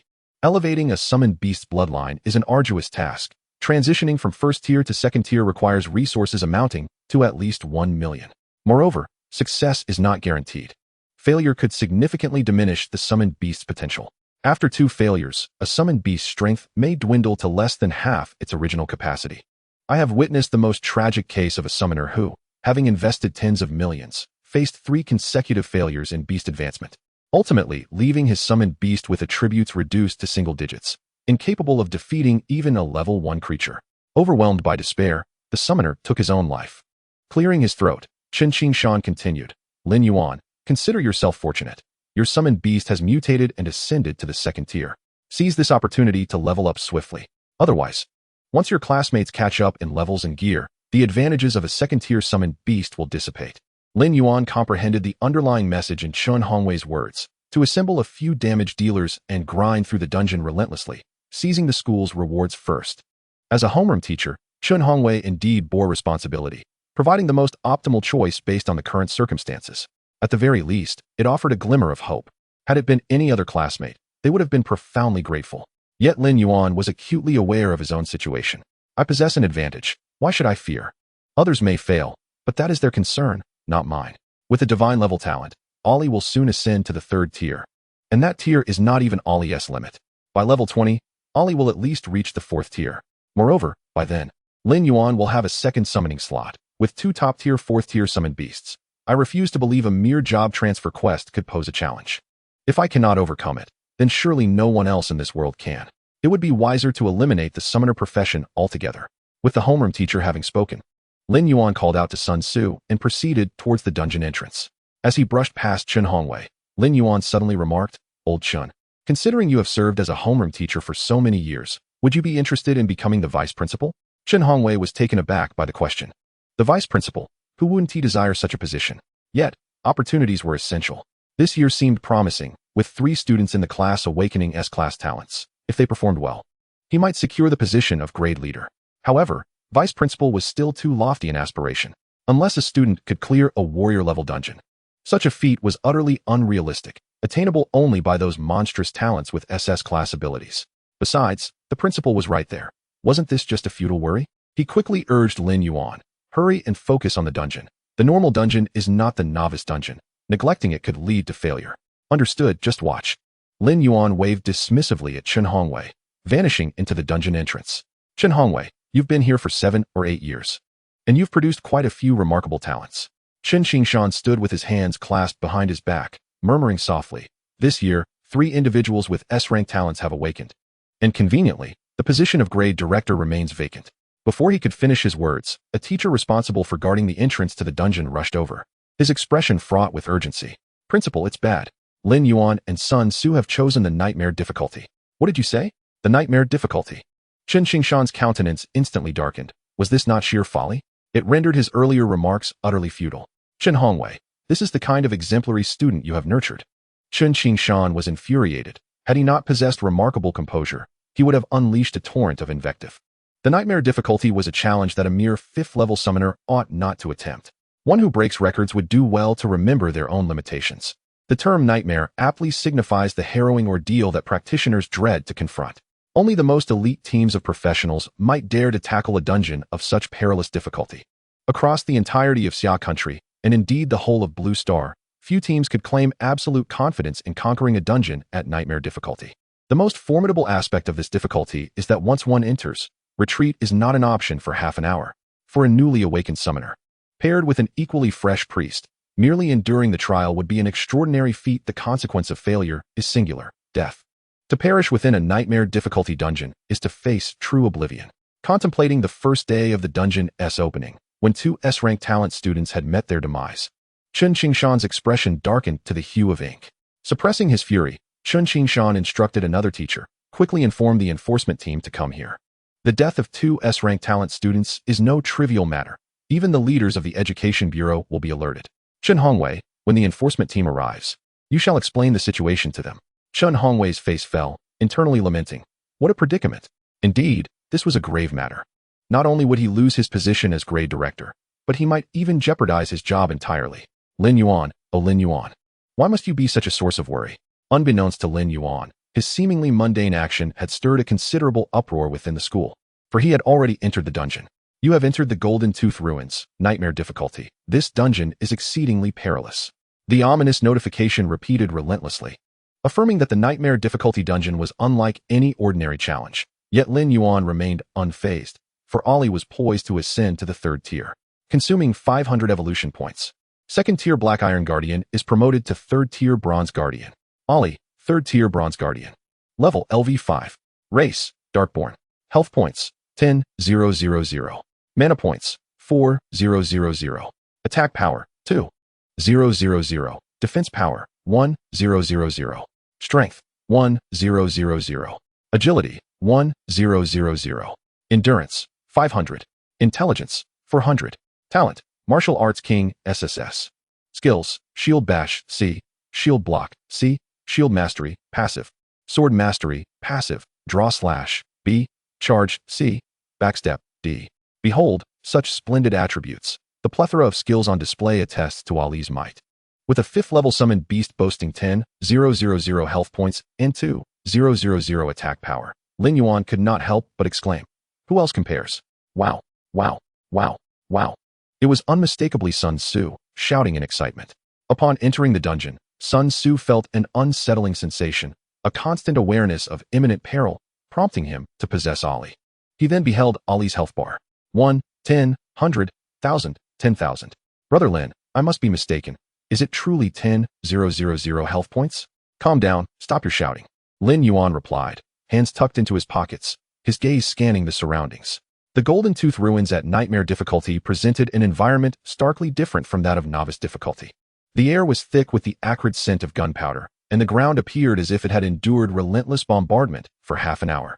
Lin Yuan found himself in a depression, and upon stamping his foot, he discovered the ground was extraordinarily hard.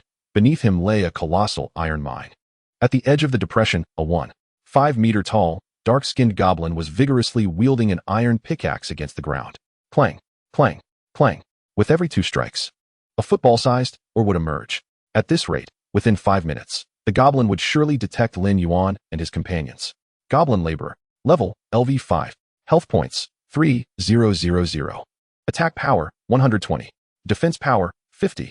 Skill, take my pickaxe wields the iron pickaxe forcefully, dealing 150 points of damage to the target.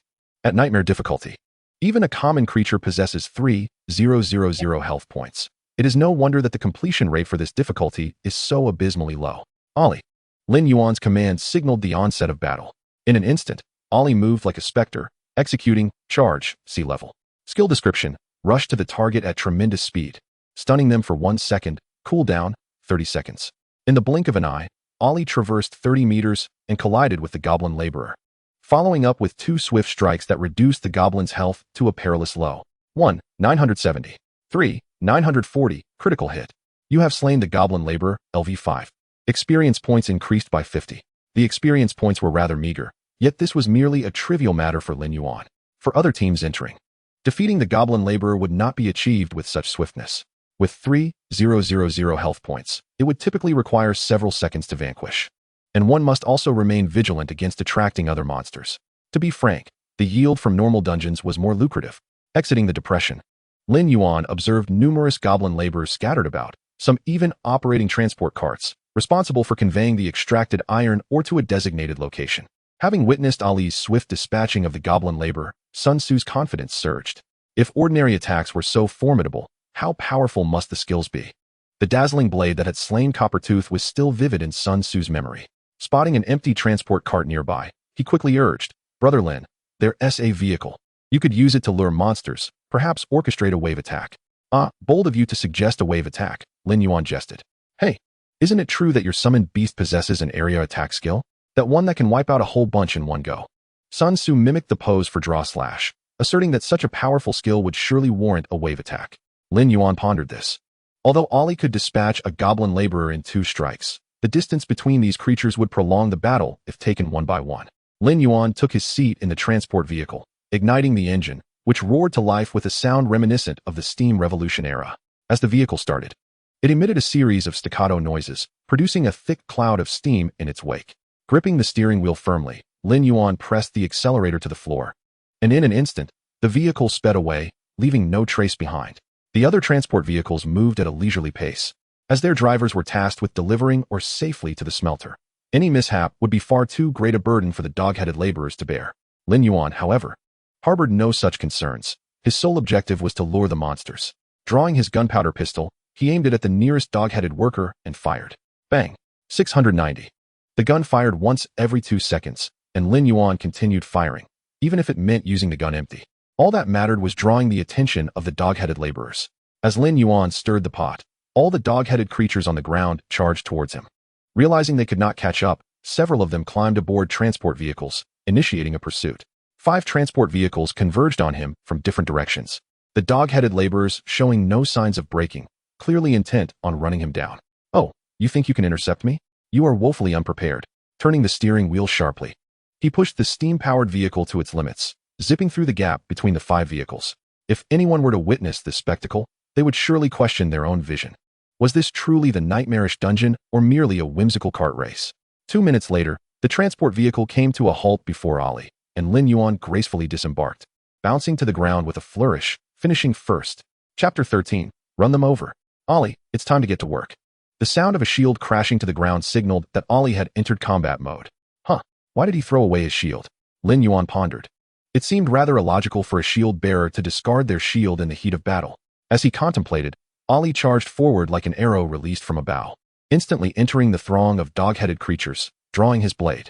A flash of cold steel swept through a 5-meter radius, extinguishing all life in its path. The dog-headed beings fell like wilting flowers, all perishing in an instant. 39, 870. 39, 900. 39, 890. 78, 960, critical hit. 1 skill, and all monsters were obliterated. With the dog-headed laborers dispatched, Ollie casually flicked his one-handed sword and strolled back to Lin Yuan, retrieving his shield once more. Graceful. Sun Tzu found himself at a loss for words to describe the scene. Ollie resembled a sovereign, a ruler of fate. For the dog-headed creatures to perish at his hands was their misfortune. Seeing Ali skillfully pick up his shield, Lin Yuan paused, realizing that perhaps such an item was not of utmost necessity. At this stage, it appeared there was no creature capable of withstanding Ali's blade without meeting their demise. Killed Dog-Headed Laborer, LV5, 47, experience points increased by 3, 150. Killed Labor Chief Loudon, LV6, experience points increased by 600.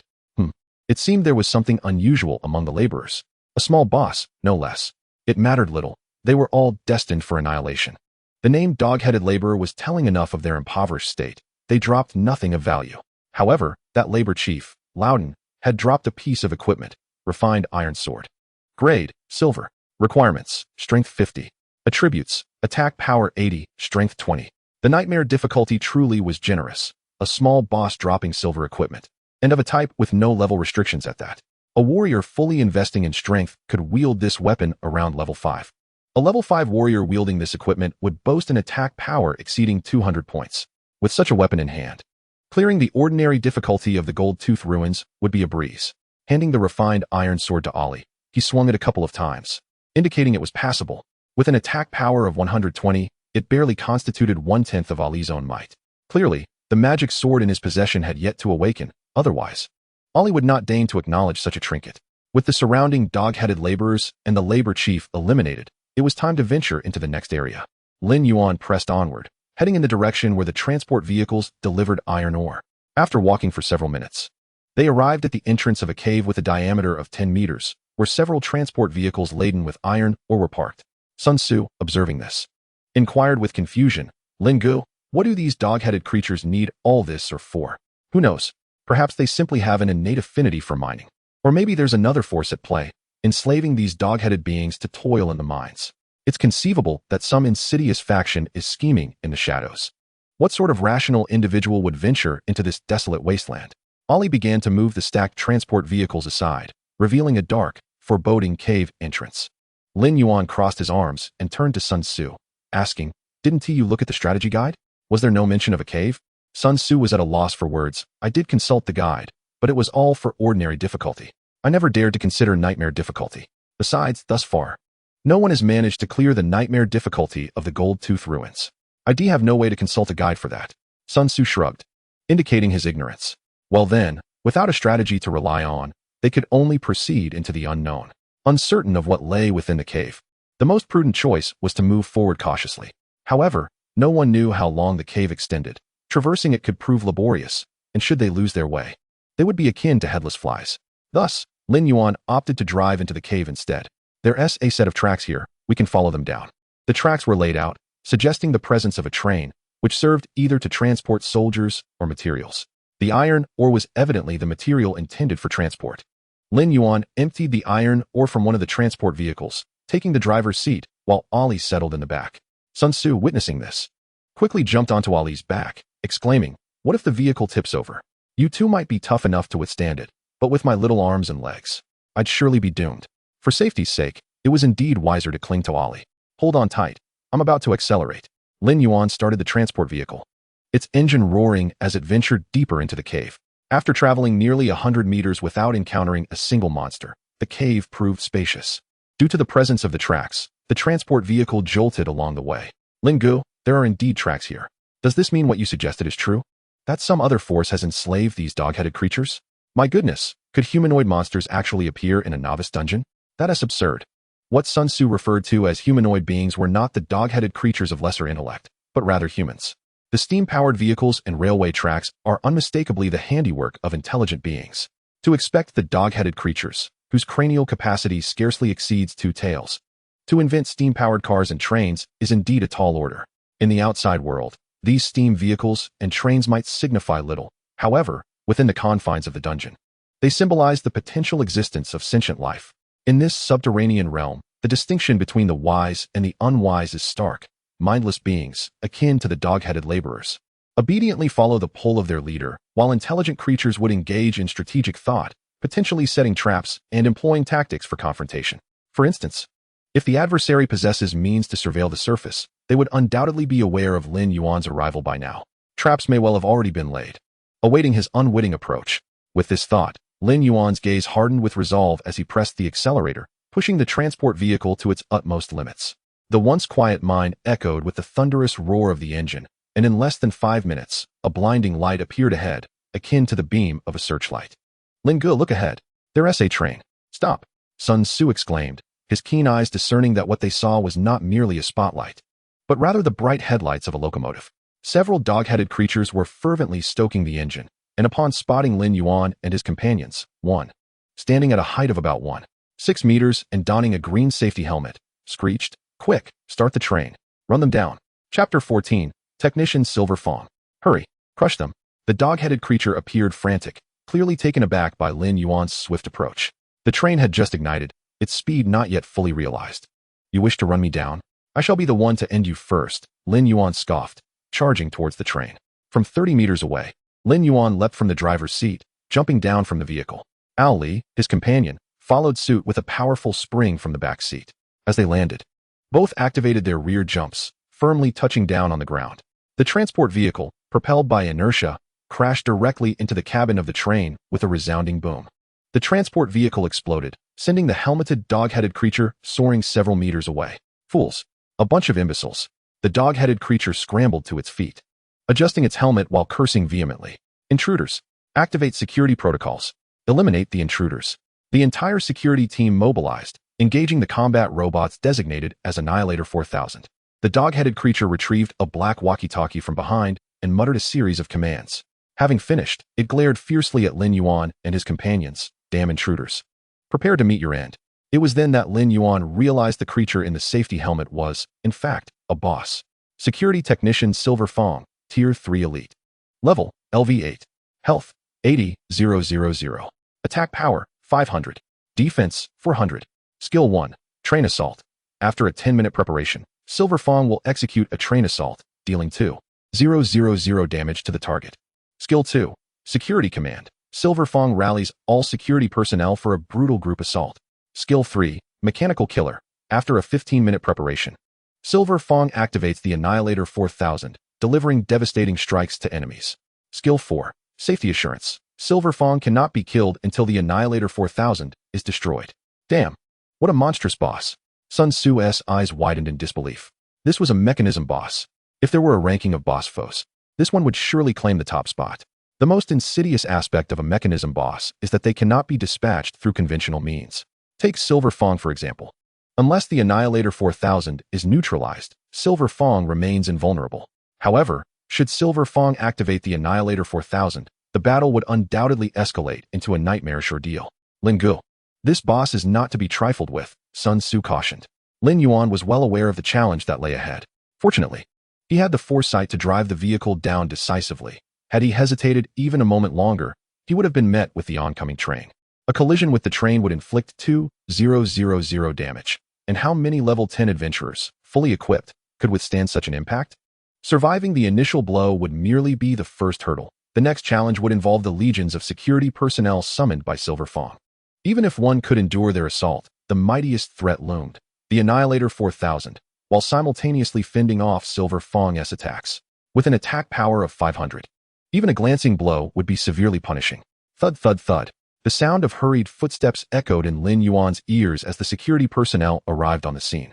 Dog-headed Security Chief. Level, LV6. Health, 6,000. Attack Power, 150. Defense, 80. Skill 1, Group Assault. When 5 or more dog-headed security personnel are present, attack power increases by 50. Skill 2, Backstab. The dog-headed security personnel swing their clubs to strike the target from behind, dealing 200 damage with a chance to inflict 1 second of dizziness. Before Lin Yuan stood over 60 dog-headed security personnel, each wielding a metal club and bearing fierce expressions. Their eyes fixated on him, intent on cracking his skull open. Admittedly, the mere sight of these dog-headed creatures was quite intimidating. Silver Fong, hands on hips, shrieked, "Charge!" The dog-headed security personnel surged forward in a frenzy. "Intruder, I shall make you pay for trespassing in the mine." Before Silver Fong could finish, a flash of gleaming steel cut through the air, slash. 41, 340. 41, 280. 40, 980. 82, 500, critical hit. Over 90% of the dog-headed security personnel fell in an instant, with only a few lagging behind, unable to escape Ao Li's reach. They had narrowly avoided death, but their respite was fleeting, as Ao Li, wielding a single sword, dispatched them with ease. In less than 30 seconds, all 60 dog-headed security personnel lay defeated. Killed dog-headed security, LV6, X62, experience points gained, 4, 960. Level increased to 6, for 1,905,000. Lin Yuan stroked his chin, somewhat dissatisfied. Too little, far too little. Is this all I get? You could at least send me 2 more for a decent challenge. I'm just 100 experience points shy of leveling up. It's rather vexing. With the level increased to 6, Ali's health reached 12,000, and his attack power surged to 2,400, further bolstering his capabilities to face the impending threat of the Annihilator 4000. Perhaps due to his extensive experiences, Sun Tzu this time refrained from shouting or making a scene. Instead, he silently retracted the healing spell he had been poised to cast. Sighing, after a moment's contemplation, he could not help but exclaim 4 words. Brother Lin is formidable. For if he remained utterly silent, Sun Tzu felt as though he would lose his sense of existence. Resolutely, he decided that the matter of healing was of little consequence and that he would focus solely on providing emotional support. Having come to this conclusion, Sun Tzu bellowed, "Hey, you technician, my brother Lin has effortlessly dispatched your band of security guards with but a mere display of skill. If you have any tricks left up your sleeve, now is the time to reveal them, or else the opportunity will slip away. You little trash." With that, he provocatively beckoned with his fingers towards Silvertooth. The technician did not comprehend the first 2 statements, but the term little trash was understood, causing Silvertooth to flush with anger. Originally, the combat robot Annihilator 4000 required another 10 minutes to fully activate, but Silvertooth, unable to contain himself, immediately initiated the destruction protocol. The laboratory doors behind Silvertooth burst open with a thunderous crack, revealing a towering, 2.5-meter tall steel robot. Combat Robot Annihilator 4000, Tier 3 Elite. Level, LV9. Health, 90,000. Attack Power, 2, 500. Defense, 0. Skill 1. Iron Fist swings its iron fist to deliver a heavy blow to the target, inflicting 2,000 damage. If the target's stamina is below 200, they will enter a 2-second stun state. Skill 2. Chainsaw Maniac activates a chainsaw to brutally slice the target, dealing 600 damage per second for 5 seconds. Skill 3. Energy Overload immediately activates the attack program, increasing attack power by 2,000 while reducing defense to 0. Lasts for 2 minutes, after which the machine will become incapacitated. Chapter 15, A Flash of Steel. Do not presume that eliminating a few security guards will lead to your victory. Silvertooth squinted, his sharp voice cutting through the air. You are unaware of the formidable opponent you are about to face. This is my magnificent creation, a combat machine capable of taking on 100 foes. Arise, Annihilator 4000. Now, do you have any final words? Silvertooth believed he had Lin Yuan at his mercy, unaware that Lin Yuan regarded him as nothing more than a nuisance, filled with excessive chatter. If it weren't for the game mechanics, you would have been eliminated long ago. Enough of your prattle. You are not worthy of my attention. A goblin technician, and yet you fancy yourself an inventor. If it weren't for the mechanics at play, I would have dealt with you already. What a nuisance. Ollie. At Lin Yuan's command, Ollie did not hesitate for a moment and strode purposefully toward the Annihilator 4000. With only 30 meters remaining, he charged forth, immune. The robot was immune to stunning effects, but the subsequent skills would undoubtedly strike true. A critical hit, with an attack power of 2,400. Combined with the fully leveled slash, delivering 220 damage, and under the tenfold enhancement of the martial arts king, a stroke of luck resulted in a critical hit, dealing an astonishing 160 damage. The combat robot Annihilator 4000 was vanquished in a single blow. Before the robot's fist could even be raised, the red light in its eyes dimmed instantaneously, and with a resounding crash, it collapsed to the ground. Silvertooth felt a flicker of a phantom flash before his eyes. And then the combat robot was cleaved in two by a gleaming blade. In tandem, Silvertooth felt himself split apart. His mind reeled. What just happened? This doesn't seem right. How could such a powerful combat robot be defeated so easily? He stared blankly at Ollie, incredulous. Is this how we play? Who truly is the boss here? Ollie, finish him off. Lin Yuan's voice snapped Silvertooth from his existential crisis. This adversary was still alive, and the battle was far from over. Without the mechanics in play, Silvertooth was akin to a mere wooden stake. In less than 30 seconds, he let out a piercing scream, succumbing to Ollie's blade. Defeated Technician Silvertooth, LV8, experience gained, 1, 200. Defeated Combat Robot Annihilator 4000, LV9, experience gained, 1, 500. Level up to level 7, 2, 606,000. With the battle concluded, Lin Yuan began to survey the aftermath. The goblin security guard had yielded nothing of value, but Silvertooth had dropped 2 skill books, and the combat robot had dropped an item, Mighty Protective Belt. Grade, Gold. Level requirement, 5. Attributes, Health 500, Stamina 20. Special trait, when activated, grants a shield of 1,000 points for 30 seconds. Cooldown time, 5 minutes. This golden defensive equipment significantly enhanced overall survivability, providing an additional 900 health and 40 defense, along with a life-saving trait. The importance of equipment is evident. A level 5 warrior with full stamina points typically possesses around 50 stamina, 1,000 health, and 100 defense. Yet, this single belt could provide 900 health and 40 defense, rivaling a fully stamina-focused level 5 class. Lin Yuan equipped the belt, pushing his health beyond the 6,000 mark. After examining the equipment, he turned his attention to the skills. Double Strike, C grade. Skill description, delivers 2 powerful strikes to the target, causing 120 attack damage. Cooldown time, 8 seconds. Healing Overload, C grade. Skill description, applies to a single target, increasing their healing effect by 50 for 30 minutes. Cooldown time, 5 minutes. Double Strike is a universal skill book, learnable by any physical melee class, while Healing Overload is intended for priests and shamans. Lin Yuan promptly tossed the skill book to Sun Tzu. With this skill book, Sun Tzu would be able to integrate seamlessly into any team or party. However, upon receiving the skill book, Sun Tzu could not muster any joy. Since entering the dungeon, Ollie had consistently concluded battles with swift kills, sustaining virtually no damage. The only time he had lost health was during the brief encounter with Silvertooth, where the Technician S attacks, despite being from a boss with an attack power of 500, had merely taken away a few dozen hit points. Ollie's natural healing outpaced that. Sun Tzu felt as though his healing abilities had been sealed away. Brother Lin, such a precious skill book is being given to me? I feel undeserving, having contributed so little. Lin Yuan frowned slightly. Don't play coy with me. Are you itching for a reprimand? Do you need me to teach you a lesson? No. Brother Lin, I was wrong. I want to act up again. Sun Tzu hastily begged for mercy. You are correct. I cannot allow you to receive this without due cause. Lin Yuan stroked his chin. Say a few flattering words to make me feel better. All right. Sun Tzu grinned, readily agreeing. If you wish for me to heal, then I must practice. Should you desire me to speak sweetly, prepare yourself to be dazzled. Sun Tzu cleared his throat, adopting a grand demeanor, and began. In the illustrious Tianfeng No. 1 Middle School, there exists a remarkable individual by the name of Lin Yuan, who, from the moment of awakening, has been unlike any other. This young man possesses extraordinary talent, resonating through the ages, and his summoned beast, Ollie, is akin to a war god descending upon the mortal realm, exhibiting unmatched valor. As he spoke, Sun Tzu joined his fingers together, his gaze piercing, gesturing towards the 2 fallen bosses lying on the ground. Behold the battle robot, annihilator of 4,000. Reputed for facing 100 foes single-handedly, yet in its presence, it is but a mere chicken in the barn. With a flash of steel, it was reduced to ashes. Now, consider the technician's arrogance, a mere barking fool, whose head could be claimed as easily as plucking a flower. With proper command and strategic foresight, one stands fearless on the battlefield, ensuring victory beyond the fray. Such a figure is indeed the pride of Tianfeng No. 1 Middle School, destined for immeasurable accomplishments. Having concluded his fervent monologue, Sun Tzu gazed at Lin Yuan with eager anticipation.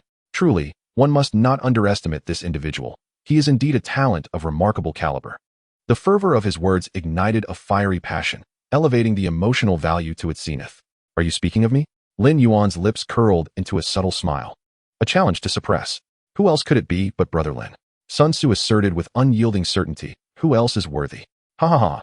Lin Yuan burst into laughter, his heart filled with satisfaction. Lin Yuan was aware of his own prowess. However, to voice it himself would imply self-aggrandizement, whereas hearing it from another transforms the sentiment entirely. Notably, Sun Tzu's words were delivered with an air of authenticity. While he did not explicitly declare Lin Yuan's greatness, every phrase conveyed that very sentiment. How astonishingly formidable he was. Capable of obliterating a 90,000 health boss in an instant. Chapter 16, Arrival at the Final Area. Sun Tzu, elated, successfully learned the overload healing skill, a reward earned through diligent labor, and he felt entirely justified. As for the double strike, Lin Yuan naturally bestowed it upon Ollie. From the earlier battle, Ollie's shortcomings had become evident. He lacked endurance. After annihilating the battle robot, his explosive skills had ceased, leaving him to engage in close combat with Enya. Such prestige had swiftly diminished. Moreover, had Ollie not triggered a skill upgrade while charging, elevating the C-grade charge to a B-grade berserk charge, the battle robot may not have been swiftly dispatched. Berserk charge, B. Skill description, launch a charge at the target. Upon hitting, the target is rendered stunned for 1 second, and the next attack's critical hit rate is increased by 50%. To Sun Tzu, it appeared Ollie was merely fortunate to trigger a critical hit. In reality, it was a testament to his strength. With the double strike acquired, Ollie now possessed a standard damage skill. If Enya were to revive, he would scarcely endure 5 seconds under Ollie's might.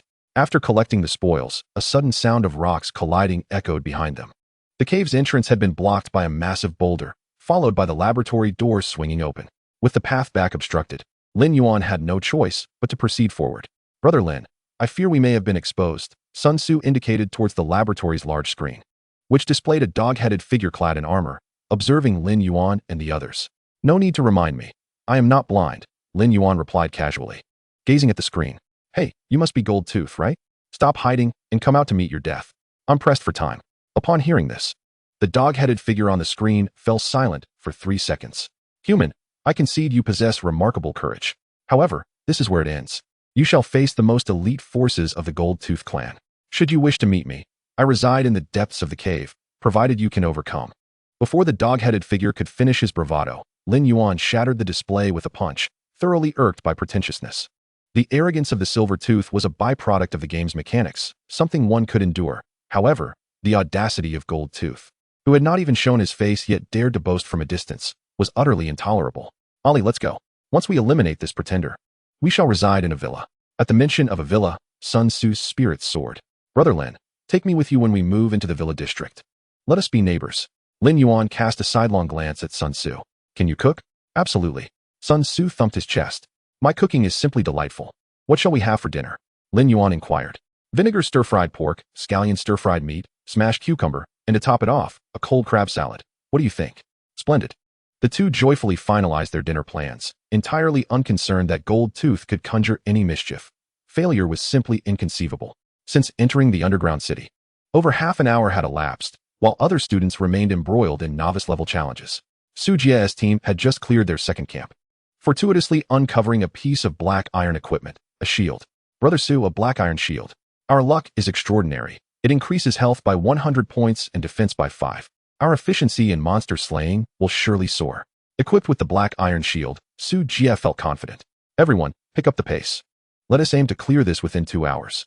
Just then, Luo Qingqing's team had completed the novice difficulty. Her contribution alone accounted for a staggering 85%. In that moment, the significance of her S-grade damage talent was glaringly evident. Luo Qingqing's team's completion time was 1 hour and 32 minutes, breaking the previous record by a remarkable 50 minutes. Typically, such an achievement would spark considerable excitement.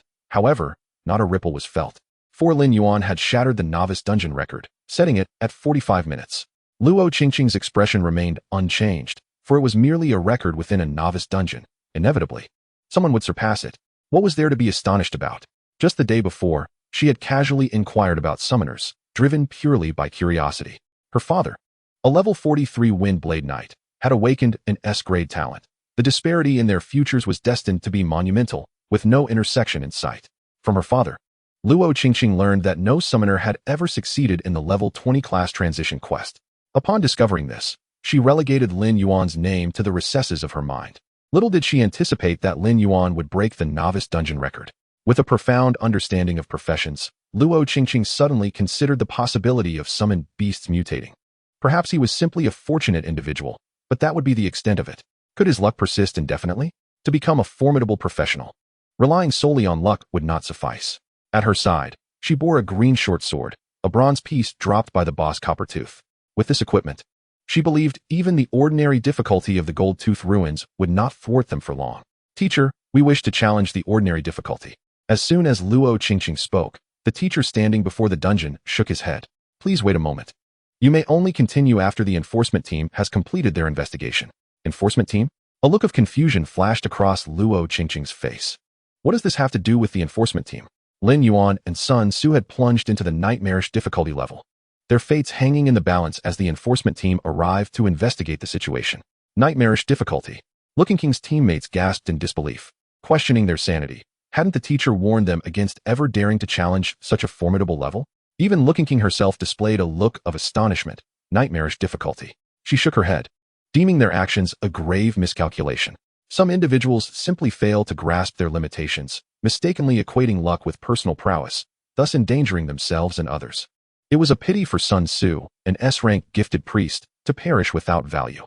On the opposite side of the playground, two members of the enforcement team had completed their investigation of the entire incident. A square-faced investigator named Fong Han spoke to Chen Hongwei, stating, "I have thoroughly investigated the matter. However, we must await the specific handling results for a while longer." Await what? If not whether Lin Yuan and Sun Tzu had met their demise within the dungeon? In truth, there was little need to continue waiting. Half an hour had already elapsed, and they should have emerged by now. If they had not done so, it was likely that their situation was dire. The possibility of Lin Yuan and Sun Tzu completing the dungeon had not even crossed anyone's mind. At this moment, within the nightmarish difficulty level of the Golden Tooth ruins, Lin Yuan had arrived at the area where the final boss, Golden Tooth, resided. A training ground, the size of a football field, was surrounded by walls adorned with numerous illuminating mechanical lights. The instant Lin Yuan stepped into the arena, a squad of approximately 20 armored goblins emerged from the shadows. Elite Goblin Leader. Level, LV9. Health, 12,000. Attack Power, 300. Defense, 500. Skill 1, Defensive Stance Movement Speed reduced by 50%. Defense increased by 100%. Skill 2, Battle Frenzy upon entering combat. Attack Power increases by 5 points per second, capping at 300. Skill 3, Combined Defense for each Elite Goblin. All Elite Goblins' defense increases by 50 points. The 20 fully armed goblins formed a line, shields raised, creating an impenetrable defense. Your arrival here proves you are not comparable to the waste outside. But now, before you stands the most valiant warriors of the Golden Tooth clan. Are you prepared to meet your end? Golden Tooth's voice echoed from afar, his presence unseen. No matter where you hail from, your journey ends here. Before he could finish, Lin Yuan impatiently interjected, "You, Golden Tooth, dare to hoard armor and train your own soldiers? Are you attempting a rebellion? Today, I shall eradicate you, traitor." With a snap of his fingers, Ollie sprang into action, charging fiercely. Ollie surged toward the heart of the elite goblins, his finely crafted sword gleaming with a cold light. Executing a blade strike, the sword's glimmer flashed like a cold wind, sending chills through all. 44,000, critical hit. 44,000, critical hit. 44,000, critical hit. After a single strike, Ollie sheathed his weapon, the thuds of armor hitting the ground resonating around him. The 20 elite goblins, having barely lasted a second, were all obliterated on the spot. With an attack power of 2,800, combined with sword mastery that weakened their defense by 20%, even without critical hits, he could annihilate this band of minions. Killed 20 elite goblins, LV9, experience points gained, 1,800. Seeing this, Sun Tzu shouted, "What kind of nonsense elite are these? They can't withstand a single strike from my brotherly. Is this all they have? And the Golden Tooth clan? They hardly deserve to be called a clan." Having spoken, Sun Tzu spat contemptuously at the fallen goblins, his disdain evident on his face. Lin Yuan approached, kicking the corpses twice. Nothing dropped. How pathetic. And they call themselves elites? Ridiculous. I suggest you change your name to the Poor Clan. While the drop rates in the dungeon were low, this was a nightmarish level dungeon. Not even a single coin dropped from the ordinary monsters. How dismal. Perhaps Lin Yuan's words had provoked Golden Tooth. As a high platform slowly rose in the center of the arena, with the final boss, Golden Tooth, seated upon it, his face flushed with fury. Golden Tooth, Goblin Leader, 3rd Tier Elite. Level, LV12. Health, 150,000. Attack Power, 2,000. Defense, 1,000. Skill 1, Whirlwind/Golden Tooth raises his weapon, dealing 1,500 physical damage to targets within a 3-meter radius. Cooldown, 20 seconds. Skill 2, Intimidating Roar. Golden Tooth lets out a mighty roar, instilling fear in targets within a 5-meter radius for 8 seconds. Cooldown, 40 seconds. Skill 3, Demon Transformation. When health drops below 30%, Golden Tooth activates his demonic bloodline, fully restoring health and increasing attack power by 1,000. Skill 4, Flame Claw. Golden Tooth wields his demonic claws, delivering devastating blows that inflict 3,000 magical damage. Cooldown, 15 seconds, requires Demon Transformation. Gulp. Sun Tzu swallowed hard. This boss is excessively formidable. 150,000 health, 2,000 attack power, and a second phase. In a novice dungeon, encountering both a mechanism boss and a phase-shifting boss is evidently designed to thwart any chance of clearance.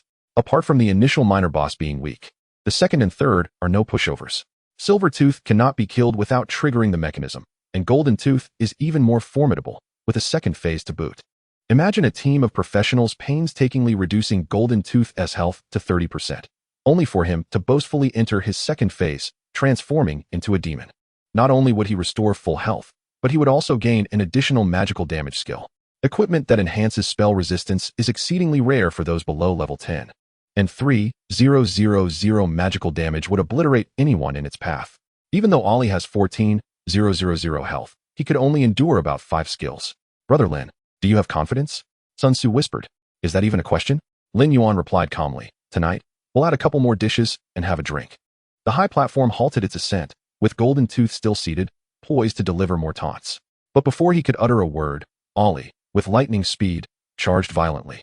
Stunning Golden Tooth. Ollie executed a blade strike immediately after the charge. He knew this sequence all too well. 83,600, critical hit. 23,600. 22,800. 1,918. 1,921. The initial damage was dealt by the blade strike, followed by 2 successive hits, with the final 2 being basic attacks. In a mere second, Ollie inflicted a staggering 130,000 damage upon Golden Tooth. Alas, if only the consecutive hits had been critical, Golden Tooth would have already been reduced to a lifeless heap. Gold Tooth sat upon his throne, recovering from a state of disorientation, deprived of the opportunity to engage in banter. Infuriated, he resolved to teach the detestable humans before him a harsh lesson. Yet, upon glancing at his health bar, he was instantly gripped by terror. This was impossible. But, as it turns out, nothing is impossible. Lin Yuan smirked, having pushed him too far. This time, he would learn a valuable lesson. Oh, I beg your pardon. There won't be a next time. Without a command to halt, Ollie continued his relentless assault on Gold Tooth. Enough. You have thoroughly enraged me. A ring of fire materialized around Gold Tooth, forcefully repelling Ollie. The transformation into a demon was triggered, activating the second phase. Upon transforming, Gold Tooth tore off his armor, revealing his scorched, crimson skin. What you face now is a demon from the abyss. I, Gold Tooth, shall sear your souls with flames, ensuring your agonizing demise. Fool. Lin Yuan was utterly speechless. A creature that barely qualified as a minor demon dared to proclaim itself a demon from the abyss. Such audacity would tarnish the abyss's reputation. Standing at 1.7 meters, Gold Tooth was robust among the dog-headed folk, yet his hunched back and charred skin marred his appearance. 2 1-centimeter protrusions, ostensibly horns, sprouted from his forehead, reminiscent of a dog-headed creature that had fallen into a smoldering coal pile. You mongrel, come here. Lin Yuan beckoned with a taunting gesture, inciting Gold Tooth's fury. In an instant, Gold Tooth's reason was extinguished, and he charged at Lin Yuan, roaring, Flame Claw, perish before me. Chapter 18, A-Class Skill. Gold Tooth's speed was formidable, but there were those swifter still. A towering figure stood before Lin Yuan, intercepting the blow, 3,000. After deflecting the attack, the cold malice hidden beneath Ollie's mask became evident. Dare to harm my master, and you shall die. The moment Lin Yuan rescued Ollie from the depths of despair, Ollie had resolved to follow Lin Yuan for all his days. Now, someone dared to attack Lin Yuan directly. This was unforgivable. Blade Draw meets promotion criteria, advancing to A-Class Skill, Charged Blade Draw. Lin Yuan had just taken a step when he paused once more. Just moments ago, he had picked up the shield Ollie had discarded, preparing to charge in and assist Ollie against Gold Tooth. With Lin Yuan's aid, he believed they could reduce Gold Tooth to a state of disarray. However, upon receiving this prompt, Lin Yuan hesitated. Now it was Gold Tooth who should be concerned. A-Class Skill, Charged Blade Draw. Skill description, unleashes a powerful slash, inflicting 250 points of damage upon targets within an 8-meter radius. Prior to release, charging is permitted, which will add an additional identical slash. The fine iron longsword lacked a sheath, yet this did not hinder the skill's execution. Ollie lowered his center of gravity, his right hand gathering energy. Upon successful charging, instead of attacking, Ollie glanced back at Lin Yuan. Understanding, Lin Yuan promptly canceled the summoning, and in an instant, Ollie's form appeared beside him. At this moment, the S-Class talent of summoning showcased its might, demonstrating seamless coordination. There are no wasted talents, only inept practitioners. Furious charge, Ollie surged forth like a speeding motorcycle, crashing into Gold Tooth with ferocity. History repeated itself, but this time Gold Tooth lacked the ability to transform. Charged Blade Draw 95,000, critical hit. For 7500, 22800, 22800, 1903. In the blink of an eye, Gold Tooth performed a vanishing act with his health bar, succumbing before he could recover from disorientation. Defeated the dog-headed Chief Gold Tooth, LV12. Gained 6,000 experience points. Level increased to 8, 44007000. Perhaps due to Lin Yuan's earlier taunts about the dog-headed folks' poverty, Gold Tooth had surprisingly been generous this time. For pieces of equipment materialized before Lin Yuan, 3 golden items and 1 platinum. Within the confines of level 10, platinum represents the highest grade of equipment. If a practitioner possesses a piece of platinum gear at level 10, congratulations, facing the level 20 class change task will be a mere formality. Minor Demon Staff. Grade, Platinum. Equipping requirement, level LV 10. Attributes, Intelligence 50, Stamina 30, Mana 500. Fireball, consumes 50 points of mana to unleash a fireball, dealing 500 points of spell damage, augmented by spell strength, cooldown time 5 seconds. With this, you shall never worry about leaving no trace behind. Fine Iron Boots. Grade, Gold. Equipping requirement, LV 8. Attributes, Strength 15, Stamina 15. Fine Iron Pauldrons. Grade, Gold. Equipping requirement, LV 8. Attributes, Strength 15, Stamina 15. Fine Iron Chestplate. Grade, Gold. Equipping requirement, LV 8. Attributes, Strength 15, Stamina 15. The Platinum Equipment, Minor Demon Staff, is a gem for spellcasters. Even with its accompanying skill, Fireball, it remains viable until level 30. The 3 pieces of golden gear, while slightly lacking in attributes, rank among the lower echelon of golden equipment. However, gathering all 3 pieces triggered the set bonus. Collect the Fine Iron Set 35, health increased by 1000, defense increased by 100. At level 8, Lin Yuan's health approached 10,000, and his defense reached 800. This was no longer a summoner. Few would dispute he resembled a shield warrior. Indeed, who among normal spellcasters would don plate armor?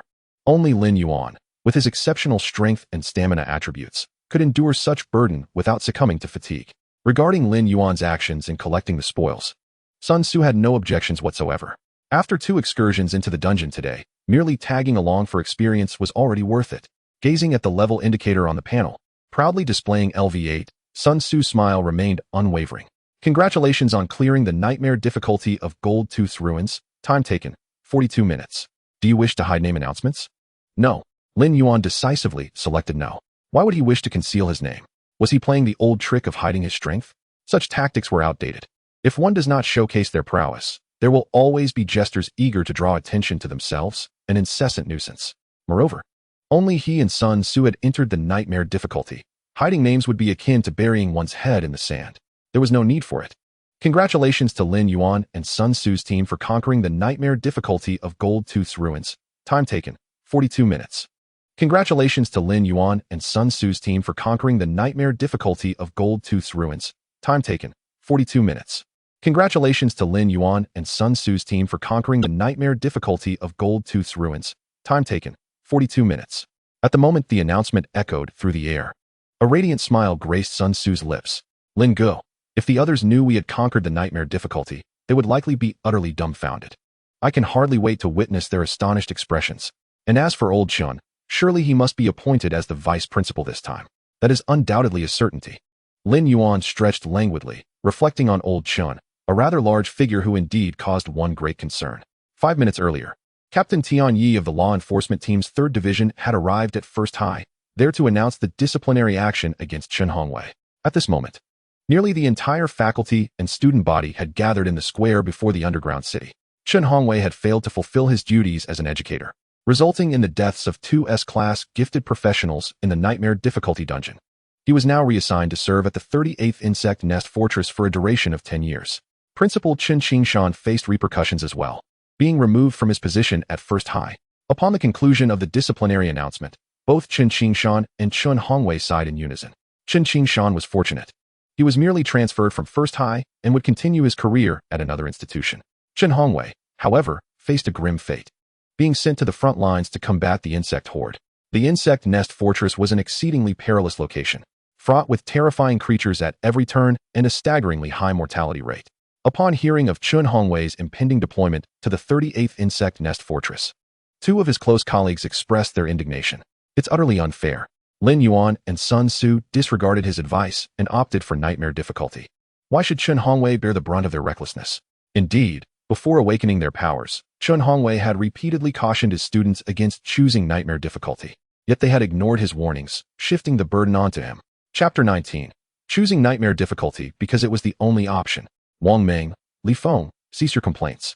Chen Hongwei interjected, shaking his head. This is indeed my dereliction of duty. I ought to have accompanied Lin Yuan to the dungeon entrance to assist him in selecting the difficulty level. Had I done so, perhaps we could have prevented their impulsive decision to choose nightmare difficulty. More importantly, these were two S-class professionals. A rarity not just in Xia country, but across the Blue Star. Today, tragically, we lost both. The 10-year frontline service penalty was, in fact, a remarkably lenient consequence. Captain Tian Yi of the 3rd Division was a reasonable man. He paid no heed to the words of the two teachers and did not rush Chen Hongwei. You have 1 hour to pack your belongings. Glancing at his watch, Tian Yi added, do not even think about fleeing. You are well aware of the law enforcement team's capabilities. I am certainly aware, Chen Hongwei replied with a wry smile. The minimum requirement for law enforcement team members was to be above level 20 and to have completed their transition tasks. As the captain of the 3rd Division, Tian Yi's level reached as high as 37, while Chen Hongwei's was a mere 17. Escape was not an option. It is unnecessary to pack. I shall accompany you immediately. Chen Hongwei declared nonchalantly. Since he was to serve, the possessions at home were of little consequence. I will acquire new belongings upon my return. Should I be fortunate enough to return? Just as the law enforcement personnel prepared to escort Chen Hongwei away, an unexpected announcement reverberated through the square. Congratulations to Lin Yuan and Sun Tzu's team for conquering the nightmare difficulty of the Golden Tooth Ruins in 42 minutes. The first to register the news was Tian Yi, astonished at their success. Well, this will surely complicate matters for the higher-ups. The second to grasp the significance was Chen Hongwei, his face alight with joy. Wonderful. This means I won't have to go to the insect nest fortress after all. Perhaps I could even become the head of discipline. The others shared a similar sentiment. 2 individuals had actually triumphed over nightmare difficulty. How could this be possible? My goodness. They truly completed the nightmare difficulty. Surely, I am not imagining this. The teammates of Luo Qingqing gasped in astonishment, their mouths agape in disbelief. Even Luo Qingqing herself was taken aback. She had never entertained the thought of attempting nightmare difficulty, as it was not a challenge meant for ordinary individuals. Only a squad of 5 SS-class gifted professionals could hope to succeed. Yet, here were Lin Yuan, a summoner, and Sun Tzu, a healer, who had completed the nightmare difficulty Golden Tooth Ruins in a time even 3 minutes faster than the novice level. It was simply unfathomable. Upon exiting the dungeon, Lin Yuan faced the final tally. Cleared Golden Tooth Ruins, nightmare difficulty, evolution points, 1,600. This dungeon's eliminations, Silver Fong, Tier 3 Elite, evolution points, 500. Battle Robot Annihilator, Tier 3 Elite, evolution points, 500. Goblin Leader Golden Tooth, Tier 3 Elite, evolution points, 500. Total battle duration, 42 minutes. Perfect clearance, evolution points, 500. Final rewards for this dungeon, evolution points, 3,600. Experience, 10,000. The vast experience propelled Lin Yuan to level 9, 74008000, leaving him mere fragments short of level 10. A most unsatisfactory state. Lin Yuan had anticipated the notifications would conclude here, yet there was more to come. Triggered perfect clearance. Golden Tooth Ruins has now opened the derived dungeon, Plain Mine. With a thunderous sound, a second portal appeared at the entrance of the Golden Tooth Ruins dungeon. This is not good. An unknown dungeon has emerged. Quickly evacuate all faculty and students. Tian Yi's reflexes were swift as he rushed to the dungeon entrance to prevent any monsters from emerging. Do not panic. This is merely a resource dungeon, devoid of monsters. Lin Yuan reassured, directing his gaze toward Tian Yi. This is the Plain Mine, which contains 200 million tons of iron ore. How much? Tian Yi momentarily lost his composure. 200 million tons. Approaching the dungeon entrance with cautious disbelief. Tian Yi's expression transformed into one of sheer delight as he immediately reported to his superior, Liao Chun, the head of the Tianfeng City law enforcement team. Hey boss. Someone at First High has perfectly cleared the nightmare difficulty Golden Tooth Ruins, and a derived secret realm has appeared. Yes, it's iron ore, 200 million tons. Absolutely true. Why would I deceive you? After hanging up the phone, Tian Yi's eyes sparkled with excitement as he fixed his gaze intently on Lin Yuan and Sun Tzu. Allow me to introduce myself. I am Tian Yi, captain of the 3rd Division of the Tianfeng City Law Enforcement Team. It is a pleasure to meet you both. After a brief handshake with Tian Yi, Lin Yuan inquired with curiosity, Captain Tian, doesn't the law enforcement team typically handle cases of professional misconduct? Why are you here at First High? This question caught Tian Yi off guard. Why am I here? It is all because of you two. Your decision to independently choose nightmare difficulty led to the possibility of 2 S-class professionals perishing. Your homeroom teacher nearly faced conscription to the insect nest fortress. Tian Yi succinctly explained the sequence of events to Lin Yuan and Sun Tzu. leaving Lin Yuan both amused and exasperated. Is this truly reason enough to send old Chen to serve? Do you perceive this as a trivial matter? Tian Yi retorted with a bemused glance. You two could have at least given a heads up before selecting. It would have prepared us mentally. At this juncture, a mysterious smile graced Lin Yuan's features. Captain Tian, do you believe the school would have agreed had I announced my intention to choose nightmare difficulty? Tian Yi's expression faltered. That seems unlikely. It is definitively impossible. Lin Yuan asserted with conviction. As a mere sewer profession summoner, accompanied by a healer with no offensive capabilities, there is no conceivable way we would have succeeded in clearing the nightmare difficulty Golden Tooth ruins. If I were to inform the school in advance of my intention to select nightmare difficulty, I would undoubtedly be prohibited from entering the dungeon. Am I correct in this assertion? Tian Yi was rendered speechless, for Lin Yuan's statement held an undeniable truth. Were Tian Yi in the position of principal, he would undoubtedly make the same decision. My silence is not born of a desire to conceal anything, but rather stems from a belief that it is unnecessary. While nightmare difficulty presents an insurmountable chasm for others, for me, it feels akin to returning home. Do you need to notify anyone when you return to your own abode? Sun Tzu interjected, adding that others choose normal difficulty after overcoming beginner difficulty, as they are only capable of challenging the latter. My brother Lin chooses nightmare difficulty because it is the pinnacle of challenges. Captain Tian, you must comprehend this. Do I understand? What nonsense. Though Tian Yi maintained a smile on his face, internally he was seething with derision. Look at what he is saying. Does it make any sense? Entering a nightmare difficulty dungeon is akin to returning home. Why opt for nightmare difficulty? Because the highest challenge is only nightmare. Damn it. These two lads are adept at putting on airs.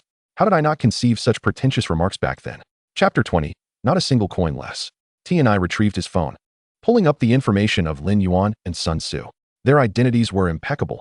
Both had awakened as practitioners just today. Sun Tzu possessed the S-rank talent of the Holy Light's benevolence, with the profession of priest. Lin Yuan, on the other hand, boasted the S-rank talent of summoning coordination, serving as a summoner. Had he been an ordinary investigator, he might have expressed astonishment at how Lin Yuan and Sun Tzu managed to conquer the nightmare difficulty. Tian Yi refrained from inquiring, as it might delve into the most guarded secrets of certain practitioners. Though he could not ask, his extensive experience allowed him to surmise some information. That fellow named Sun Tzu, so boisterous, calling Lin Yuan brother, clearly had little to do with their success in the dungeon. Hence, a summoner soloing a nightmare dungeon. Even having encountered numerous prodigies, Tian Yi could not help but classify Lin Yuan as a monster in his mind. With a flick of his finger, Tian Yi annotated Lin Yuan's profile with notes. Suspected multiple mutations of summoning beast bloodlines. Suspected dual talent possessor. Pausing, he added 2 more lines. Fond of showmanship. Recommended for classification as an SS-level seed for cultivation. In the brief span of under 10 minutes from Lin Yuan's emergence from the dungeon to their conversation, Tian Yi had nearly pieced together why Lin Yuan could conquer the nightmare difficulty. Truly, he is the captain of the third team, possessing some level of skill. Not only did you both survive the nightmare dungeon, but you also perfectly cleared the Golden Tooth ruins. Today's events can be deemed a misunderstanding. The penalties against Chen Hongwei and Qin Qingshan are hereby voided. Our enforcement team also bears responsibility in this matter, and I extend my apologies to you all. Tian Yi promptly revoked the previous decision and publicly expressed his regrets before the entire faculty and student body. This exemplifies the enforcement team of the Xian Nation, transparent, accountable, and never shirking responsibility. With this, the matter seemed to reach a temporary conclusion. Qin Qingshan instructed the other faculty and students to return to their classes, leaving only the newly awakened students in the dungeon square. With the ban lifted, the teacher at the entrance called out to Luo Qingqing, asking if they would be entering the dungeon. Yes, Luo Qingqing replied, regaining her composure and leading her team into the normal difficulty Golden Tooth ruins. Until Luo Qingqing's team entered the dungeon, no gaze from the crowd had strayed towards them. Chen Hongwei approached Lin Yuan, a hand pressed against his chest, still shaken. You little rascal, you truly are something else. You nearly scared me to death. Look at your pitiful state. Lin Yuan shrugged. Didn't I ask you before entering the dungeon if you wanted to be vice principal? You should have been prepared for this. Oh, so now it's my fault. Is it? Chen Hongwei raised an eyebrow, accusing Lin Yuan of failing to convey his underlying intentions. Am I to write a 1,000-word reflection on this? Forget the 1,000-word reflection. Make it $1,000 for barbecue instead. Lin Yuan chuckled. You little rascal, trying to swindle me again. Chen Hongwei teased. Come over to my place tonight. I'll whip up a couple of dishes for you. Bring Sun Tzu as well. Let us celebrate you too. Under normal circumstances, Lin Yuan would have eagerly accepted. Chen Hongwei, aware of Lin Yuan's modest background, often invited him over for meals, leading to a brotherly bond between them. This was also why Chun Hongwei had not abandoned Lin Yuan after he chose the summoner profession. Not going to your place today, Lin Yuan replied, tilting his chin slightly. Let us check out my new villa. This was deliberately stated for Chun Qingshan's benefit. Lin Yuan would never take what was not rightfully his. But what belonged to him must be claimed, down to the last coin. Mentioning the villa, Chun Hongwei suddenly recalled. The principal had previously stated that as long as Lin Yuan cleared the normal difficulty dungeon, he could move into the villa area. Now that he had flawlessly cleared the nightmare difficulty, there was no reason to obstruct Lin Yuan's relocation any longer. Chun Qingshan, nearby, could hardly feign ignorance. He immediately assured that he would handle the moving arrangements. Lin Yuan, don't worry about the villa. It's all set up at Longding Community, number 288. You can move in at any time, and all expenses are taken care of. Sun Tzu, you're at number 289, right next door. By the way, regarding the previous B-rank skill, it will be distributed alongside the rewards for the Nightmare Dungeon this afternoon. That sounds excellent. Lin Yuan nodded appreciatively. Thank you, Principal. As time passed, more and more teams emerged from the dungeon, most having failed and been teleported out. Only a select few managed to clear it, including Su Jie's team. Su Jie took 2 hours and 10 minutes to conquer the beginner dungeon, a time that would have shattered records in previous years. However, this year, it seemed insignificant. Not to mention Lin Yuan's despair-inducing 45 minutes. Even Luo Qingqing's team at 1 hour and 32 minutes was a feat Su Jie could not hope to match. Standing at the dungeon entrance, the 5 members of Su Jie's team wore expressions of mixed emotions. Yet, throughout, Lin Yuan had not cast a single glance in their direction. It was blatant, unabashed disregard. Without uttering a word, they knew the chasm that separated them from Lin Yuan, an insurmountable divide.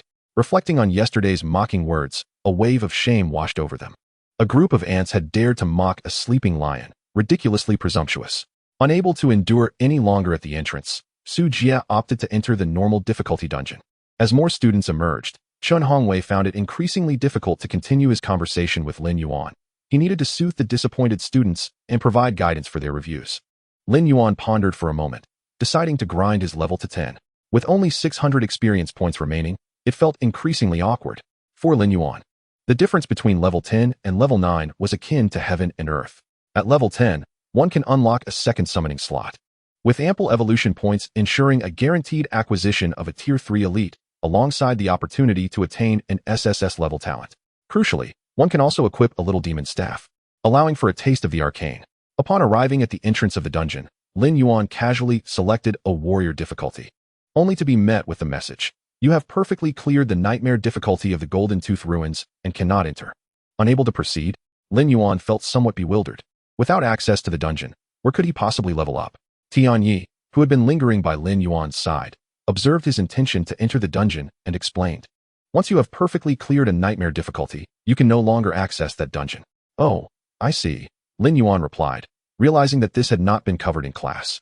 Your teacher certainly did not anticipate a student clearing the nightmare difficulty of a novice dungeon. Not just Chen Hong, but 99. 99 of teachers would never have expected such an outcome. The remaining few likely shared it as a humorous anecdote with their students. Chapter 21, The Ownership of the Iron Mine. Captain Tian, aside from the school, are there any other dungeons? Are you looking to explore other dungeons? Tianyi inquired. What level are you currently? Lin Yuan glanced at his experience bar. Level 9, though he was on the verge of leveling up to 10. The Adventurers Association oversees several dungeons, and the enforcement team, Demon Suppression Army, along with various guilds, control a significant number of them. However, most are for level 10 and above. As for dungeons accessible to practitioners below level 10, to my knowledge, there are only 3 in Tianfeng City: the Golden Tooth Ruins, the Skeleton Graveyard, and the Daffodil Garden. The Golden Tooth Ruins are off the table since you have already perfectly cleared it. The Daffodil Garden, located next to the second high school, is quite unique. It requires no combat and is a puzzle-type dungeon with a maximum difficulty of adventure level. Given your disposition, I doubt you would choose that one. Lastly, the Skeleton Graveyard presents a formidable challenge. The creatures within are all undead. Disturbing one will summon a horde, putting your team's cooperation to the test. The level restriction for the Skeleton Graveyard is 115, with the boss at ordinary difficulty being level 11, and if you opt for nightmare difficulty, the final boss will surely exceed level 15. Noticing Lin Yuan's intrigued expression, Tianyi offered a suggestion. I know you must be eager to tackle the nightmare difficulty. I recommend first attempting the hard or adventure difficulty to elevate your level to 10, assemble a set of silver gear, and only then consider challenging the nightmare difficulty. Lin Yuan nodded slightly, appreciating the suggestion, yet he was resolute in his stance. With a full set of golden equipment, why would I need to gather a silver set? I can swiftly reach level 10 by vanquishing a few monsters in the Nightmare Dungeon, allowing me to directly learn the level 10 summoning skill. How convenient. Moreover, each dungeon only rewards evolution points upon first completion. The Nightmare difficulty offers 1,600 points, while the ordinary difficulty provides merely 100. Wouldn't that mean a loss of 1,500 evolution points? Captain Tian, where is the skeleton graveyard located? It lies at the southernmost part of Tianfeng City, near the suburbs. And there is a bus that goes directly there. Lin Yuan nodded, understood. I'll go after sleeping in tomorrow. Oh, Tian Yi exclaimed, suddenly recalling an important matter. I forgot to mention something. If you wish to enter other dungeons, you must first visit the Adventurers Association to obtain a dungeon pass issued by them. A pass? Lin Yuan asked, perplexed. Do I really need a pass to enter a dungeon? I didn't need one to access the Golden Tooth Ruins. That was a novice dungeon, specifically designed for practitioners below level 10, hence no pass was required. However, dungeons for level 10 and above do necessitate a pass. Tian Yi briefly educated the two on the regulations for practitioners entering dungeons. The management of practitioners in the Summer Country is exceedingly stringent. To access a dungeon, one must possess a pass issued by the Adventurers Association. Passes are classified by levels, from ordinary to nightmare, indicating which difficulty a practitioner is permitted to enter. This regulation significantly reduces the risk of injury among practitioners and facilitates the swift identification of suitable teammates during group formations. I see, Lin Yuan nodded, understanding that this system effectively filters out unreliable teammates. After all, a practitioner holding a pass for adventure difficulty would not venture into a dungeon alongside one with a pass for ordinary difficulty, unless they were there to carry them. Lin Yuan contemplated his plans for the next day, deciding to first visit the Adventurers Association upon waking to obtain his pass, and then proceed to the skeleton graveyard. In the midst of their conversation, a silver-haired man clad in the enforcement team's uniform, appearing to be around 30 years of age, descended from the sky. What a nostalgic feeling, the essence of youth, he remarked as he gracefully approached Lin Yuan and Tian Yi. Tian Yi's lips twitched slightly. Captain. The newcomer was none other than Liao Chun, the captain of the Tianfeng City enforcement team, renowned for his swift and fierce combat style, a level 48 explosive fist master. Allow me to introduce myself. I am Liao Chun, he declared, tossing his hair back and flashing a bright smile. I serve as the captain of the Tianfeng City enforcement team and am a consultant for the Demon Suppression Army. I have been the runner-up in the Tianfeng City martial arts competition for 3 consecutive years. Just a rather ordinary level 48 fist fighter, Lin Yuan remarked to himself. Sun Tzu muttered beside him. Brother Lin, this guy is even more pretentious than you. Yet, he lacks the true essence of boasting. Who brags about themselves like that?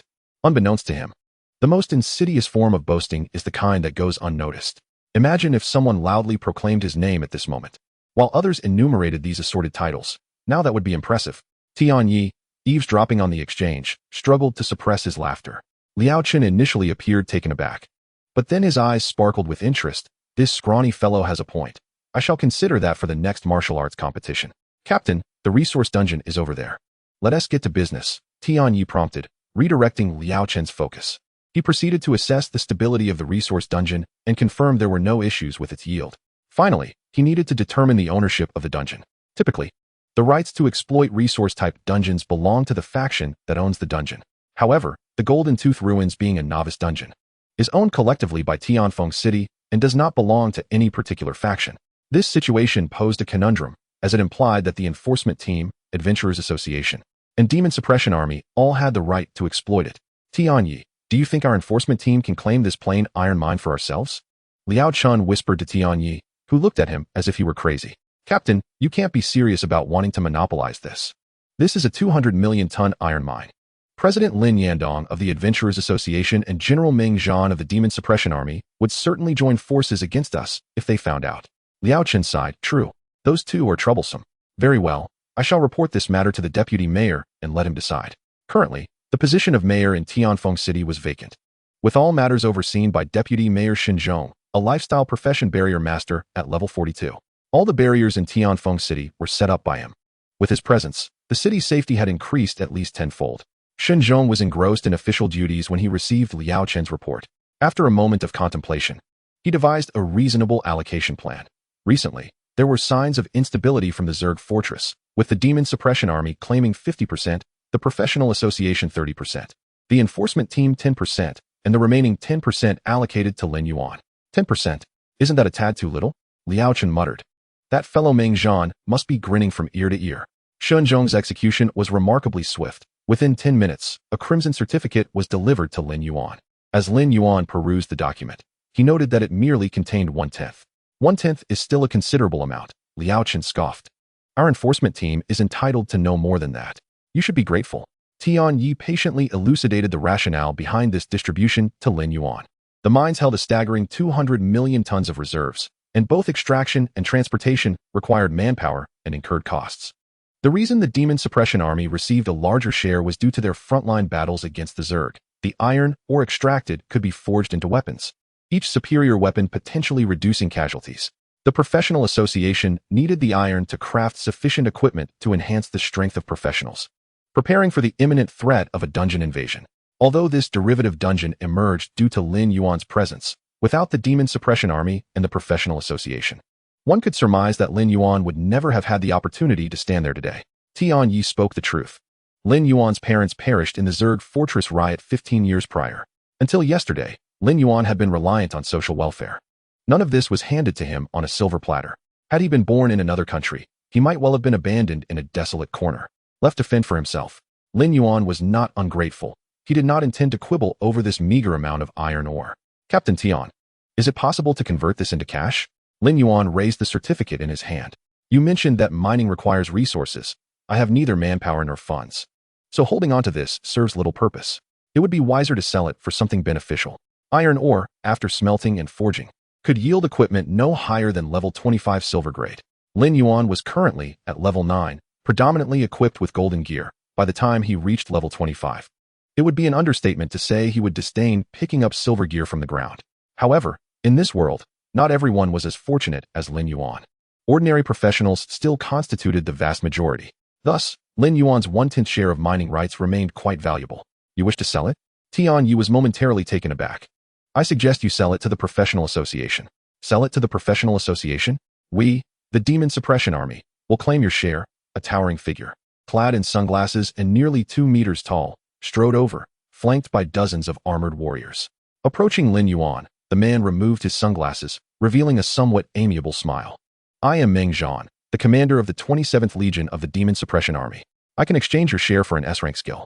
Upon hearing the mention of an S-rank skill, Liao Chen was momentarily stunned. Meng Zhan, when did you become so generous? An S-rank skill for a mere 1/10 share? Give me one S-rank skill, and I would sell our enforcement team's share to you as well. Tian Yi grew anxious, tugging at Liao Chen, almost covering his mouth to prevent him from speaking. Lin Yuan, too, was astonished. An S-rank skill was exceedingly rare.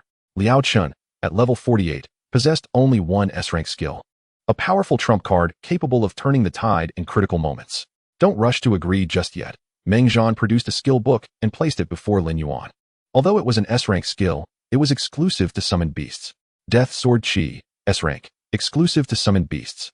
Skill description, consumes 500 mana points, inflicting 10% of the target's maximum health as magical damage and restoring 50% of actual damage dealt as health. Cooldown time is 1 minute. Killing an enemy that grants experience reduces the cooldown time by 2 seconds. The skill was indeed impressive, but its limitation to summoned beasts rendered it somewhat lackluster. Liao Chen stroked his chin, shaking his head. I believe you should exchange it for a skill you can use. Even an A-rank one would suffice. I'll take it. Without a moment's hesitation, Lin Yuan tossed the certificate to Meng Zhan. The instant he laid eyes on the skill book, Lin Yuan's gaze became transfixed. The Death Sword Chi skill offered both damage output and sustainability. Furthermore, this skill could be upgraded in the future. It was tailor-made for him. Excellent, a decisive choice. Meng Zhan chuckled heartily, beginning to arrange personnel for the mining operations. Principal Chen Qingshan hurriedly returned, having just managed to obtain a B-rank summoner skill from the professional association. Upon seeing Liao Chen and Meng Zhan, he was momentarily dumbfounded. One was the chief of the Tianfeng City enforcement team, and the other was the commander of the Demon Suppression Army's 27th Legion. What brought these two gentlemen to the school? You must be the principal, Meng Zhan informed him. Just to let you know, this dungeon has been requisitioned by the Demon Suppression Army. Requisitioned? Chen Qingshan hesitated. Will our newly awakened professionals still be able to enter the Golden Tooth Ruins? It has nothing to do with the Golden Tooth Ruins. You are free to enter as you wish, Meng Zhan waved his hand.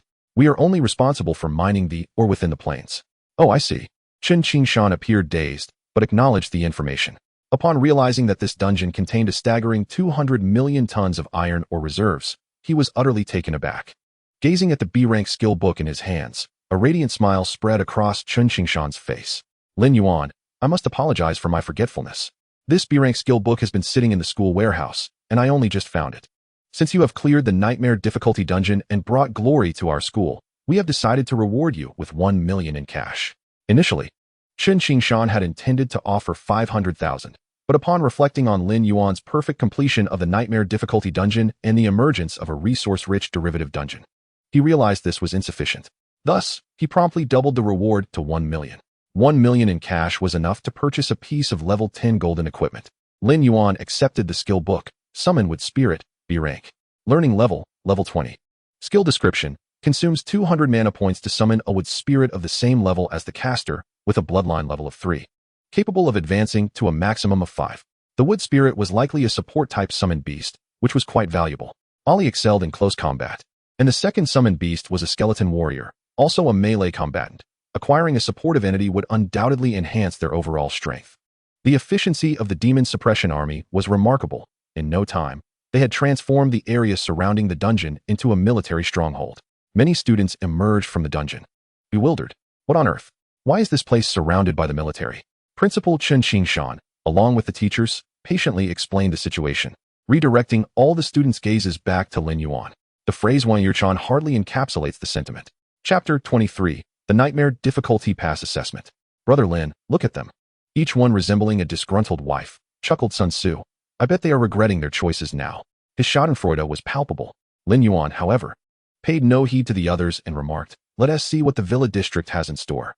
Tian Yi, preparing to depart, learned of their intention to head to Longding Community and invited them. I happen to be returning home as well. Let us go together. That sounds splendid. Lin Yuan accepted the invitation without reservation, sliding into the car. Does Captain Tian reside in the Villa District too? Lin Yuan inquired, perhaps a tad dismissively. Tian Yi shot Lin Yuan a sidelong glance. Who among us does not possess S-class talent? Can Captain Tian solo the Nightmare Dungeon? Sun Tzu leaned forward, curiosity evident in his demeanor. Damn it, if you can't articulate properly, just don't speak, Tian Yi retorted. If I could solo the Nightmare Dungeon, I would have long been promoted to chief, or even the mayor by now. Captain Tian, why the silence? Sun Tzu's voice pierced through again. Are you not fond of conversation? Tian Yi's forehead twitched slightly. Buckle up. I'm about to accelerate. He was eager to reach Longding Community, fearing he might lose his temper and land a punch on Sun Tzu's face. Captain Tian, stop ahead. Sun Tzu rapped on the window at that seafood vendor. After purchasing seafood, Sun Tzu insisted on a detour to the vegetable market. Silence reigned once more. Upon arriving at Longding Community, an inexplicable smile graced Tian Yi's face as Sun Tzu and Lin Yuan exited the vehicle. You two are set to take the pass exam at the Practitioner Association tomorrow, correct? Best of luck. With that, Tian Yi pressed the accelerator, vanishing from their view. Brother Lin, this old fellow is up to no good, Sun Tzu remarked, picking at his nose. I hope there won't be any foul play in tomorrow's exam. It's all you're doing. Lin Yuan shot him a glare. Your words could choke a horse. Sun Tzu grinned. You can show off in front of me all you want, but trying to pull that with Brother Lin? Not a chance. I vow to protect your status as the king of showing off. Get lost, Lin Yuan retorted, delivering a kick to Sun Tzu's backside. Hurry and cook. I haven't eaten since noon, and I'm famished. All right. Sun Tzu moved with remarkable speed, preparing 4 dishes in under 20 minutes. The meal was a feast for the senses, far surpassing any buffet. It was a shame he wasn't pursuing a career as a chef. After a hearty meal, Lin Yuan returned to his own villa, a 3-story building, standalone and exceedingly private. Stretching out in bed, he sighed contentedly. How delightful. The arduous journey to the dungeon was all for this moment of enjoyment. Seizing the day is the essence of living. Oh, but let us allow Ollie to indulge as well. Lin Yuan snapped his fingers, summoning Ollie. Choose a room. This will be our home from now on. Home. Such a foreign concept. For one born to battle, the word home had never existed in his lexicon. But that was in the past. Now, it was a reality. Emerging from his room, Ollie moved slowly, seeking a chamber to call his own. Upon reaching the leftmost room on the 2nd floor, he was drawn to a corner where a piano stood, not far from which a violin rested. As he approached the violin, Ollie gently removed his bronze armor, revealing slender fingers and a somewhat pallid complexion. In a dreamlike state, Lin Yuan seemed to hear the sound of a melody, initially disjointed but soon transforming into a captivating composition. The next day, Lin Yuan was awakened by a series of urgent knocks. Opening the door revealed Ollie standing there, with Sun Tzu waiting at the threshold. Brotherly, you haven't had breakfast yet, have you? I prepared a little something for us to share. After breakfast, the two set off for the Practitioner Association. The location was conveniently close to Longding Community, and in less than half an hour, they arrived at the association's hall. The receptionist greeted them with a practiced smile, placing 2 forms on the table. Participants in the Dungeon Pass assessment, please fill out the registration form. Shortly, a staff member will guide you to your examination room. Lin Yuan filled out his basic information first, then designated his role as an all-rounder. For the final section, which offered options for team or solo participation, he decisively selected the latter. Sun Tzu's form was entirely different. He identified as a healing support with a preference for team participation. As Lin Yuan submitted the forms, he noticed the receptionist's jaw drop slightly. S-class talent. And 2 of them. After verifying their information, the receptionist was momentarily stunned. While Sun Tzu's form was relatively standard, the one submitted by Lin Yuan, identifying as a summoner with an all-rounder role and opting for a solo examination, seemed almost erroneous. Excuse me, sir, are you certain you wish to participate solo? The receptionist inquired earnestly. Solo examinations can be quite perilous. Should you wish to change your mind, I can arrange that. Let us proceed with the examination. I have matters to attend to shortly. Lin Yuan nodded. After registering, a staff member escorted Sun Tzu and Lin Yuan to the examination venue, a training hall the size of a football field, where 5 examiners stood, the lowest ranked among them being level 30. Among them was a familiar face, Tianyi. With an impassive expression, Tianyi declared, those participating in team examinations may now group up. Final scores will be based on contributions within the team. Sun Tzu inhaled sharply, realizing that this old acquaintance was one of the examiners. This is bad. He will surely hold a grudge. That's what you get for your loose tongue. Lin Yuan replied, relishing the irony. Don't worry, Captain Tian isn't that petty. You'll only suffer a bit. As the examination commenced, practitioners began forming teams. With Sun Tzu's level at a mere 9, many dismissed him due to his low rank, but upon revealing his S-class talent, several teams eagerly vied for his inclusion. Ultimately, he chose a team consisting of 2 warriors, a marksman, and an assassin. Without hesitation, Sun Tzu possessed one of the warriors. Realizing that any delay would result in the examination robots closing in on him, the team faced a 2-meter-tall humanoid robot, crafted by a mechanic and programmed with various combat directives. As the battle unfolded, Sun Tzu's teammates performed adequately, but had it not been for his substantial healing abilities, they would have been eliminated long ago. In the end, Sun Tzu earned a nightmare difficulty dungeon pass, while his teammates only received a standard pass. With the team assessment concluded, it was time for the individual evaluations. Including Lin Yuan, only 2 participants remained. Chapter 24, I haven't even tried yet. Lin Yuan was relatively unknown, while the other participants seemed to possess a modicum of fame. Look, it's Di Qing, someone exclaimed. Someone recognized his identity. Hadn't he just obtained the dungeon pass for adventure difficulty half a month ago? Why was he here again today? Some professionals speculated, you wouldn't understand. He is here this time for the warrior pass. Hiss. Warrior difficulty. Could it be that his strength had undergone a significant enhancement during this time? Hearing the discussions of the other professionals, Di Qing maintained an impassive expression. Significant enhancement? Who does he look down upon? It should be termed as meteoric progress. During this period, he had experienced fortunate streaks, acquiring 3 pieces of golden equipment and obtaining an A-grade skill. He was entirely confident in his ability to face the warrior difficulty boss solo. Di Qing was at level 15, a swordsman by profession. With an S-grade talent that increased his attack and movement speed by 50%. He was the first to participate in the assessment. With 3 pieces of golden equipment, an S-grade talent, and an A-grade skill, Di Qing had anticipated effortlessly dispatching the test robot. However, contrary to his expectations, Di Qing exerted tremendous effort, barely breaking through the test robot's shield. He passed the examination with great difficulty. This alone astonished the other professionals. He actually passed. Truly deserving of the Iron Sword Guild's rising star. In a few months, Di Qing would surely reach level 20. Upon receiving the pass, Di Qing felt immense joy. His gaze shifted towards Lin Yuan, pondering, my apologies, with my remarkable performance preceding you. You must be quite anxious now. I hope my dazzling display doesn't affect your performance. As it was Lin Yuan's turn, Tianyi's gaze sharpened.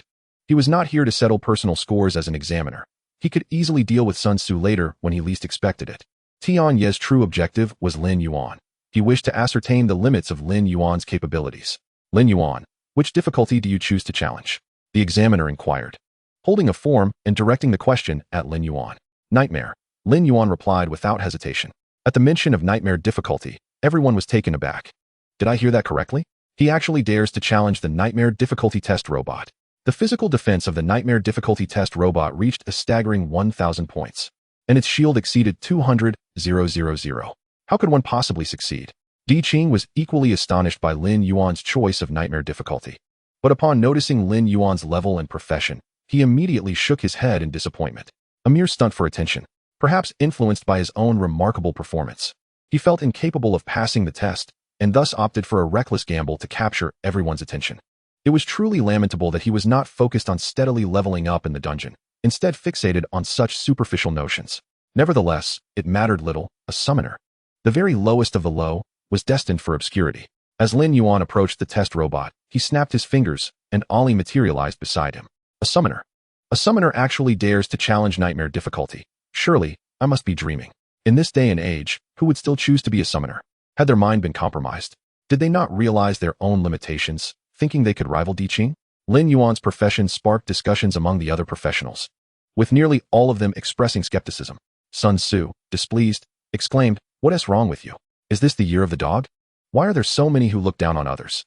Sun Tzu's words incited outrage, and several hot-headed professionals rolled up their sleeves, ready to teach him a lesson. Silence. Tianyi furrowed his brow, admonishing coldly. As the examiner spoke, the surrounding professionals fell silent, intimidated. The exam commenced.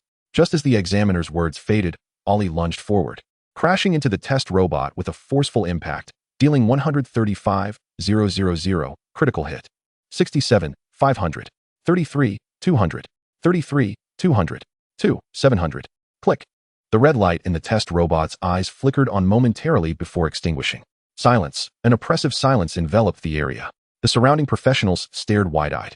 What had just transpired? A level 9 summoned beast inflicted 135,000 damage on the test robot. This must be a joke. Am I still asleep? Or is this world simply mad? The examiners next to Tianyi stood dumbfounded, and the one responsible for recording the assessment rubbed their eyes, questioning their own vision.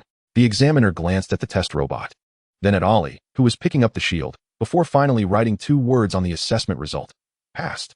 When the pass representing Nightmare Difficulty was handed to Lin Yuan, the surrounding professionals jolted back to reality. What? Did I just witness someone obliterate the Nightmare Difficulty test robot? This was a summoner, and it was beyond exaggerated. He must have summoned a boss. The surrounding professionals were baffled. Was this still the universally acknowledged low-tier profession of summoner? Brother Lin, you're a bit slow today, Sun Tzu said loudly on purpose. You were much quicker when you cleared the nightmare dungeon yesterday. Slow? I didn't feel it, Lin Yuan replied casually.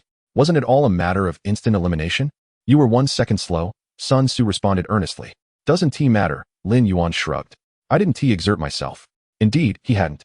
He hadn't even had the chance to use the S-grade skill, Deathblade, which he had just learned yesterday. Sun Tzu surveyed the surroundings and calmly stated a classic line. That guy named Di Qing chose warrior difficulty because he could only challenge that level. I, Lin Yuan, challenge nightmare difficulty because that is the highest available. Tianyi, listening nearby, felt exasperated. Damn it, those two are showing off again. The examination of the day concluded. It was imperative to end it. Otherwise, these two would continue to spew out more pretentious quotes. After Lin Yuan departed, Tianyi took out his phone and called someone named Cheng Feng. Teacher, I need to tell you something. I've discovered an incredibly powerful prospect. How strong? Soloing nightmare difficulty dungeons is like child's play. Just yesterday, he awakened and soloed the nightmare difficulty novice dungeon, and just now, he obliterated the level 15 nightmare difficulty test robot. What? You can't leave for the moment?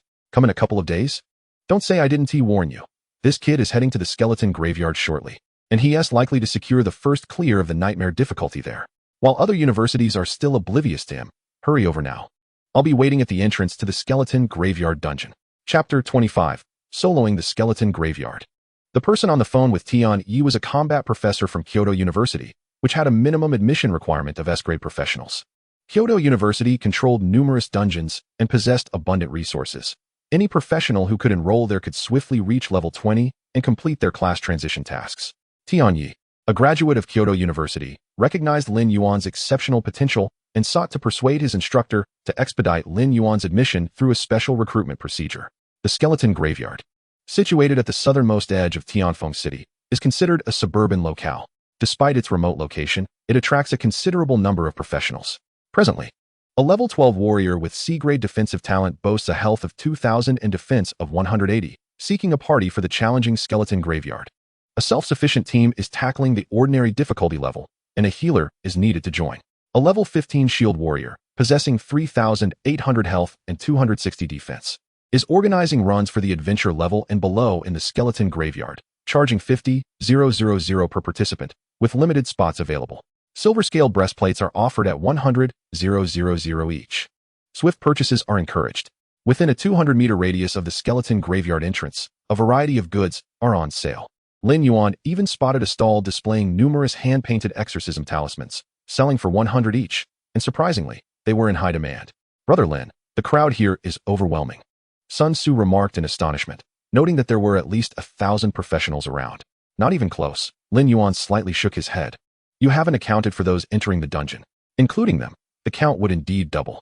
Sun Tzu scanned the area, intending to find a more reliable team. Hey, Brother Lin. That squad is short one healer. I'll go check it out. Sun Tzu's attention was drawn to a team averaging around level 12, comprising 2 warriors, a mage, and an archer. His interest wasn't solely due to their professional composition, but rather the fact that all 4 members were female. Damn, what a lecher. Lin Yuan internally rolled his eyes. Initially, the 4 female professionals in the team were somewhat resistant to having a male priest like Sun Tzu. But once he showcased his talents and skills, they eagerly clung to him. Brother Lin, I'm off.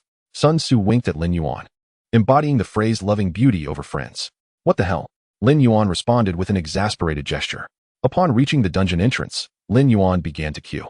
Entry to the dungeon was not granted casually. The Demon Suppression Army and the Professionals Guild staff guarded the entrance, inspecting the permits and identities of those passing through. While in line, a commotion erupted behind them as a 5-member team brazenly cut in front of everyone. After verifying their identities, the staff allowed them to proceed. Why do they get to cut in line? Lin Yuan questioned in confusion. A knight standing in front of him turned around. First time at the skeleton graveyard, huh? Lin Yuan nodded, affirming his status as a novice. That team that just entered is from the Dawn Sword Guild's raid group. Each member is a top-tier professional. They secured the first kill of the Goblin Forest at Nightmare difficulty in a level 10 dungeon a month ago. They're here today likely aiming for the first kill of the skeleton graveyard at Nightmare difficulty. Did you see the black permits in their hands? Those can only be obtained by passing the highest difficulty exam from the Professionals Guild. With a Nightmare difficulty permit, you can enter any dungeon without queuing. The knight's face reflected envy as he revealed his white ordinary difficulty permit. As an F-grade talent, he had stumbled his way to level 12 over 2 years, dreaming of reaching level 20 before turning 35 and securing a job as a security guard in a high-end community or school. Does the Nightmare permit have such utility? Lin Yuan mused, stepping out of the crowd and moving to the front of the line. Hey, where did this brat come from?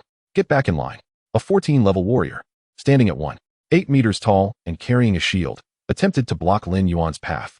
But his teammates held him back upon noticing the black permit in Lin Yuan's hand, an indication of a Nightmare difficulty permit.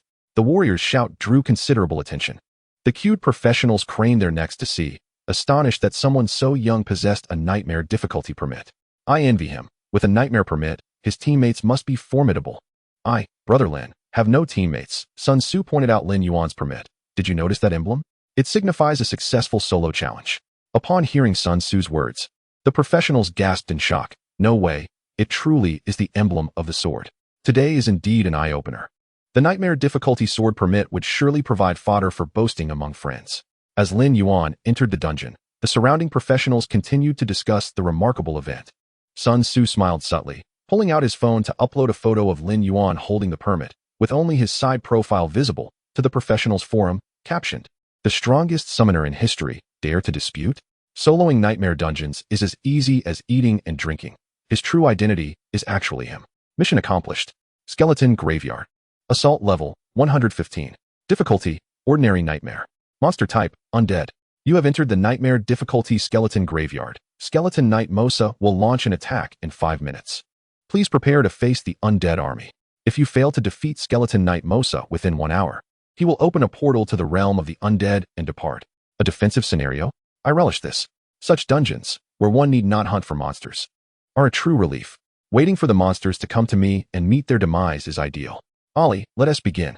As Lin Yuan summoned, Ollie appeared beside him, holding a violin. Huh. Lin Yuan was momentarily taken aback. A violin? What is going on? Is he aspiring to be an artist? Carefully stowing the violin, Ollie drew his refined iron longsword, assuming a combat stance. Battle commences.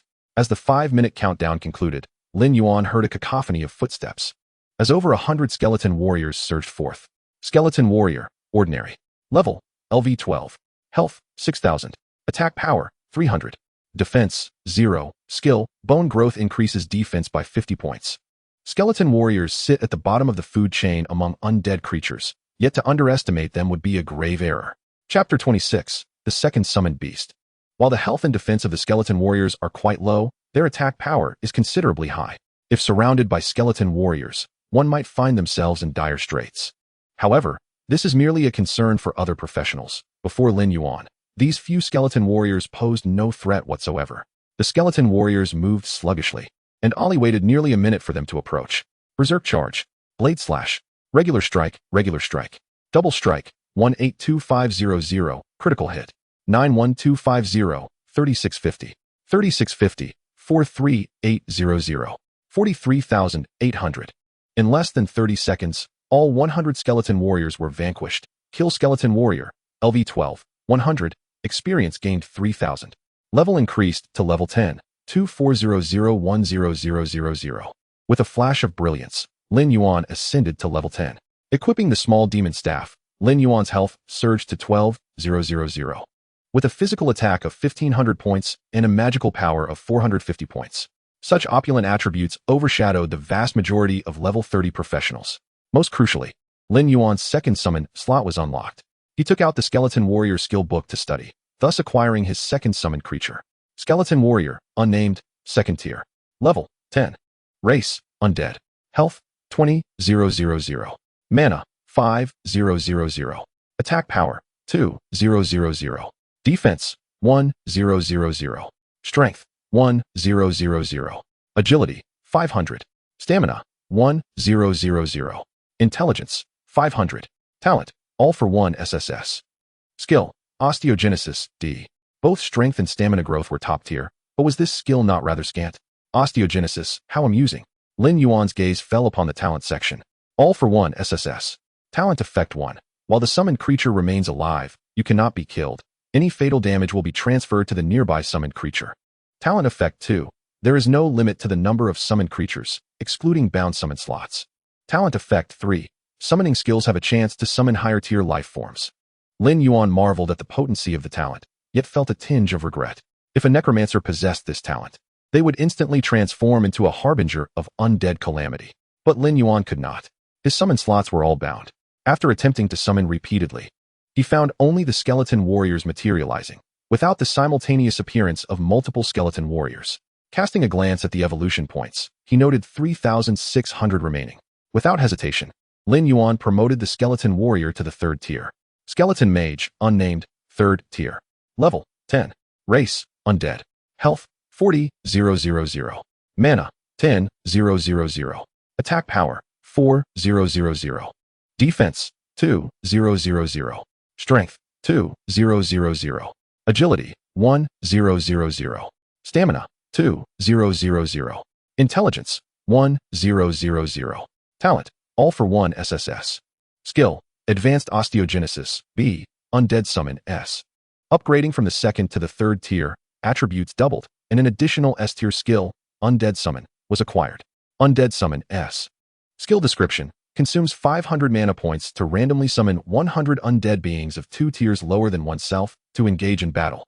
How fortuitous. Just as Lin Yuan lamented the lack of utility for his SSS tier talent, here it was, with his bloodline elevated to the 3rd tier. The wisdom of the skeleton mage drastically increased. Extending a slender finger, he activated Undead Summon, and 100 first-tier skeleton soldiers materialized before him, cackling ominously. The skeleton mage commanded, and the undead army surged toward the skeleton archers. Though individually weak, their sheer numbers sufficed to obliterate this horde of skeleton archers. Kill skeleton archer, LV 13, 80, experience gained 3,200. After annihilating the skeleton archers, the skeleton mage emitted a cackling laugh, brimming with arrogance. Lin Yuan clapped his hands. If you enjoy that ghostly calling so much, I'll name you Agaway. The skeleton mage, seemingly delighted with the name, laughed even more chillingly. For the next 20 minutes, the skeleton knight launched 2 additional attacks, unleashing level 14 skeleton shield bearers and level 15 skeleton axe wielders. Without exception, they were engulfed within a minute, becoming Lin Yuan's experience points. Level increased to level 11, 3100-2000. As he awaited the fifth wave of attacks, Ali had found a spot to sit, seemingly unnecessary in combat since Ague's arrival. Thousands of undead beings would annihilate any life form daring to approach Lin Yuan, with a fine iron sword planted beside him. Ali held a violin and played an unknown melody. Lin Yuan remarked, "Are you hosting a concert? Who's your audience? These skeletal frames." Sighing, he thought, "Let him do as he wishes." It was certainly preferable to Ague's incessant cackling. It wouldn't do to unleash Ague outside. His laughter would instill fear wherever he went, leading anyone unaware to believe a dungeon boss had invaded. Skeleton Knight Mosa initiates a new offensive. Bone Giant makes its appearance. With a thunderous rumble, Lin Yuan felt the ground tremble. A colossal being was about to emerge. Accompanied by a sinister roar, a skeletal giant towering over 5 meters appeared before Lin Yuan. Bone Giant, 3rd tier elite. Level, LV16. Health, 180,000. Attack power, 1,600. Defense, 3,000. Skill 1. Bone Shield summons 3 bone shields, reducing subsequent damage taken by 50%, cooldown, 30 seconds. Skill 2. Execution swings its colossal axe, dealing 3,000 physical damage to targets within a 3-meter radius. If the target is at the center of the axe's swing, damage is doubled. Skill 3. Dread. Every 20 seconds, a judgment is made. Targets with a level lower than that of the skeletal giant have a chance of falling into a dazed state for 2 seconds. If the target is an undead creature, they will be paralyzed. Chapter 27. Are you stunned, cackling? The skeletal giant approached Lin Yuan, wielding a colossal axe nearly matching its own height. Its heavy footsteps resonating ominously. Cackle, cackle, cackle. Ague raised his pale, bony hand, pointing towards the skeletal giant, commanding, "All troops, advance." In an instant, 2,000 undead surged forth to confront the skeletal giant. Lin Yuan observed this spectacle with a contemplative expression, pondering how the roles seemed inverted. He sat comfortably behind the undead army, akin to a shadowy final boss, while the skeletal giant appeared as a solitary hero preparing to assault the boss. Faced with the onslaught of thousands of undead creatures, the hero, the skeletal giant, experienced a momentary mental lapse of 2 or 3 seconds. Bewildered by its newfound role as the defender, there was no time for further contemplation, as the undead closed in rapidly. However, the majority of these undead were merely of ordinary caliber, incapable of breaching the formidable defenses of the skeletal giant, nor could they even slow its advance. As soon as they approached, they triggered the 3rd skill, Dread. 80% of the undead were immobilized, trapped in a state of paralysis. Those who resisted the dread were swiftly dispatched by the skeletal giant's axe, leaving Ague's once proud undead army utterly annihilated in the blink of an eye. Cackle, cackle, cackle. Ague's triumphant laughter abruptly ceased as he glanced at his paralyzed subordinates, and then at the seemingly unchallenged skeletal giant. He dashed a few steps back to Ali, calling for assistance, cawing gaga. Lin Yuan could not help but grimace, thinking, "Ague, have you no ambition? Why not engage in melee combat with him? After all, you are invulnerable, thanks to the talent bestowed upon you. As long as Ague's summoned army persists, he is immortal. The undead are merely paralyzed, not dead. They can still trigger your invulnerability." Ali set aside his violin, brandishing his iron sword as he approached the skeletal giant, unleashing a frenzied charge. With a powerful strike, a series of rapid blows followed, a double strike, a basic slash, and another basic slash. 37 for 132, critical hit. 18, 743. 8, 763. 15, 643. 1, 532. 1, 523. The skeletal giant withstood Ali's flurry of attacks, still retaining about half of its health. Did he not fall? Lin Yuan muttered to himself. This was the first time he had witnessed a creature capable of enduring Ali's entire combo without perishing. Fortunately, no one else heard, or they would surely accuse Lin Yuan of boasting. Indeed, a single sequence of skills had drained half the boss's health, and yet he was still discontented. It should be noted that the skeletal giant boasted an impressive defense of 3,000, and its first skill could mitigate up to 3 attacks by 50%. Be grateful. After completing his series of skills, the skeletal giant retaliated with an attack on Ali, dealing 3,760 damage. Ali swiftly raised his hand to unleash a sword chi of death, dealing 18,000 damage. 3,760. In the process, he reduced the skeletal giant's health by 1/10 while fully restoring his own. 8 seconds later, as Ali unleashed another double strike, the bones of the skeletal giant shattered with a resounding crack, scattering into a shower of bone fragments. Skeletal giant, LV16, defeated, Experience increased by 5,000. Double Strike fulfills promotion criteria, advancing to /B. Skill description: consumes 300 mana points to deliver 3 rapid strikes, each inflicting 150 attack damage. Cooldown time: 8 seconds. With the demise of the skeletal giant, Ague exuberantly waved his banner from the rear. Gaga. The two appeared to form a chaotic killing duo, with Ali at the forefront executing the slaughter, while Ague provided the raucous support from behind. Observing Ali and then turning his gaze to Ague, Lin Yuan remarked with exasperation, "This is the disparity." Ague scratched his head, cackling, "Cackle, cackle. All right, point taken." The skeletal giant dropped 2 pieces of equipment, 1 platinum and 1 gold. White bone pendant necklace. Grade, platinum. Equip requirement, level 12. Attributes, intelligence 20, stamina 20. Mana 200. Special trait, restores 10 mana points per second. Set attribute, 12 not activated. White bone greatsword. Grade, gold. Equip requirement, level 10. Attributes, strength 25, attack 120. Special trait, attacks have a chance to inflict bleeding effects on the target, causing 50 bleeding damage per second for 10 seconds. The platinum necklace, being a set piece, could fetch at least 2 million when sold, while the golden greatsword boasted commendable attributes, qualifying it as a minor masterpiece. It was the perfect replacement for Ali's iron sword. The white bone greatsword measured approximately 1.6 meters in length and was not particularly light. Yet in Ali's hands, it seemed as effortless as a toy. Ali appeared to have a particular fondness for heavy swords, continuously swinging the white bone greatsword after acquiring it. Noticing Ali's weapon upgrade, Ague cast a pitiful glance at Lin Yuan, as if to say, "Do you wish for one too?" Ague's skull bobbed up and down. "You can talk about it after you single-handedly defeat a boss. After clearing the battlefield." A prompt appeared before Lin Yuan. "Your strength has gained the recognition of the skeletal knight Mosa. He considers sparing your life. Do you wish to leave the current dungeon?" Nightmare difficulty dungeons do not lack an exit option. As long as one can survive for 30 minutes without dying or complete a certain stage, they may exit prematurely. However, upon exiting, the next entry would require a complete restart. Faced with the prompt, Lin Yuan decisively chose no, thinking, "Spare my life? But I do not wish to spare you." After rejecting the option to leave the dungeon, the undead aura thickened around him. "The skeletal knight Mosa will dispatch his elite cavalry. Please prepare for battle." Meanwhile, a 5-member squad from the Sword of Dawn, having entered the dungeon before Lin Yuan, appeared at the entrance of the skeletal cemetery, looking somewhat disheveled, evidently having endured a fierce battle.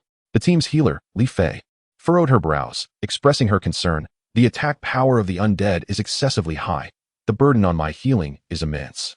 We nearly faced total annihilation against the skeletal giant. Challenging the skeletal knight at this stage is utterly impossible." Captain Xiaobin glanced at his teammates, acknowledging, "We have gravely underestimated the terrifying nature of nightmare difficulty."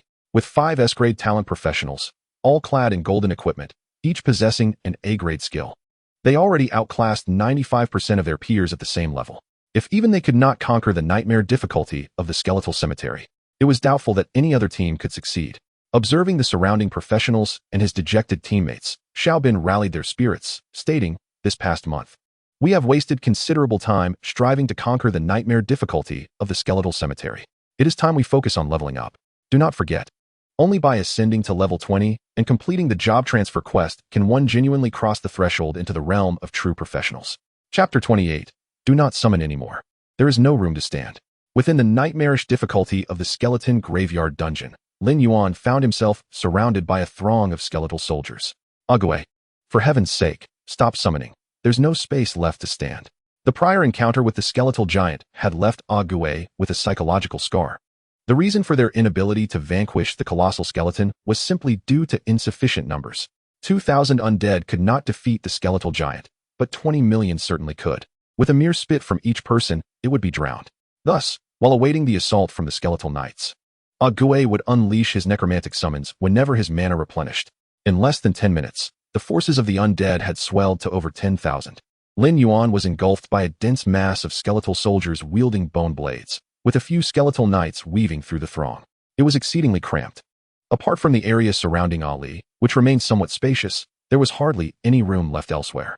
Cackling mischievously, Ague was suddenly interrupted when a skeletal head was sharply smacked. Turning around, he discovered Lin Yuan holding the spine of a skeletal soldier, staring intently at him. With a resigned clatter, Ague lowered his hand and ceased his summoning.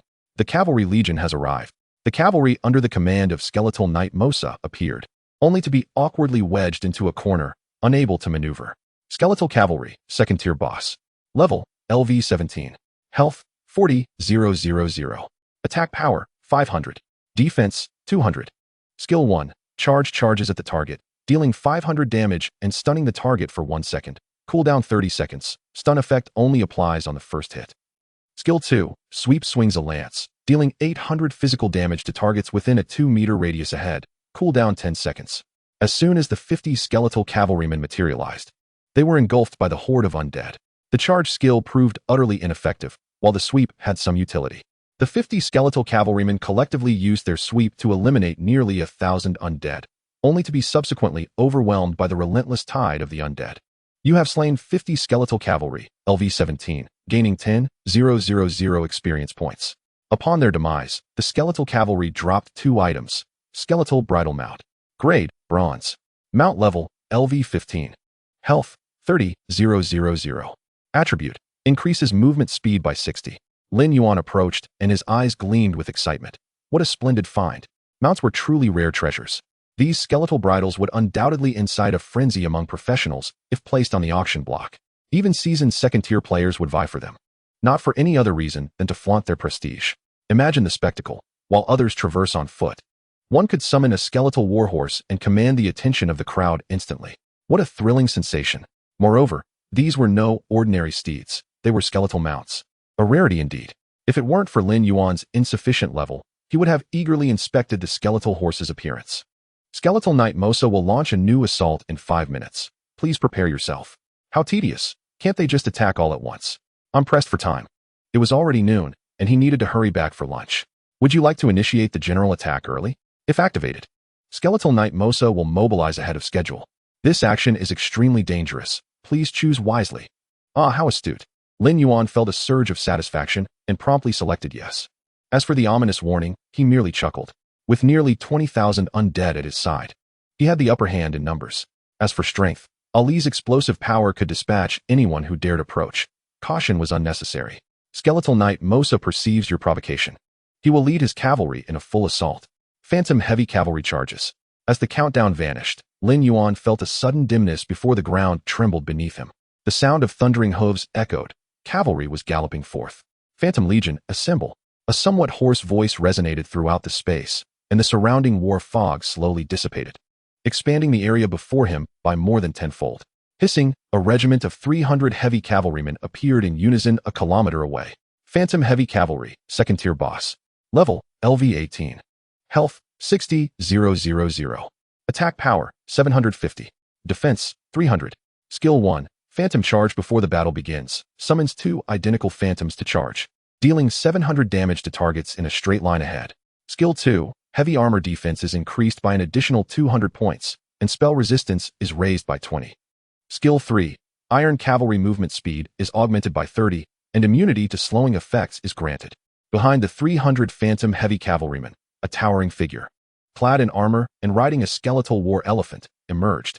He was none other than the ultimate boss of the skeleton graveyard at nightmare difficulty, Skeletal Knight Mosa. Phantom Legion. Charge. The soul fire in Skeletal Knight Mosa's eyes blazed fiercely as he brandished his bone sword, unhesitatingly issuing the attack command. From activation to acceleration, the entire process took less than 3 seconds. The 300 Phantom Iron Cavalry surged forth in an instant, akin to 300 off-road vehicles.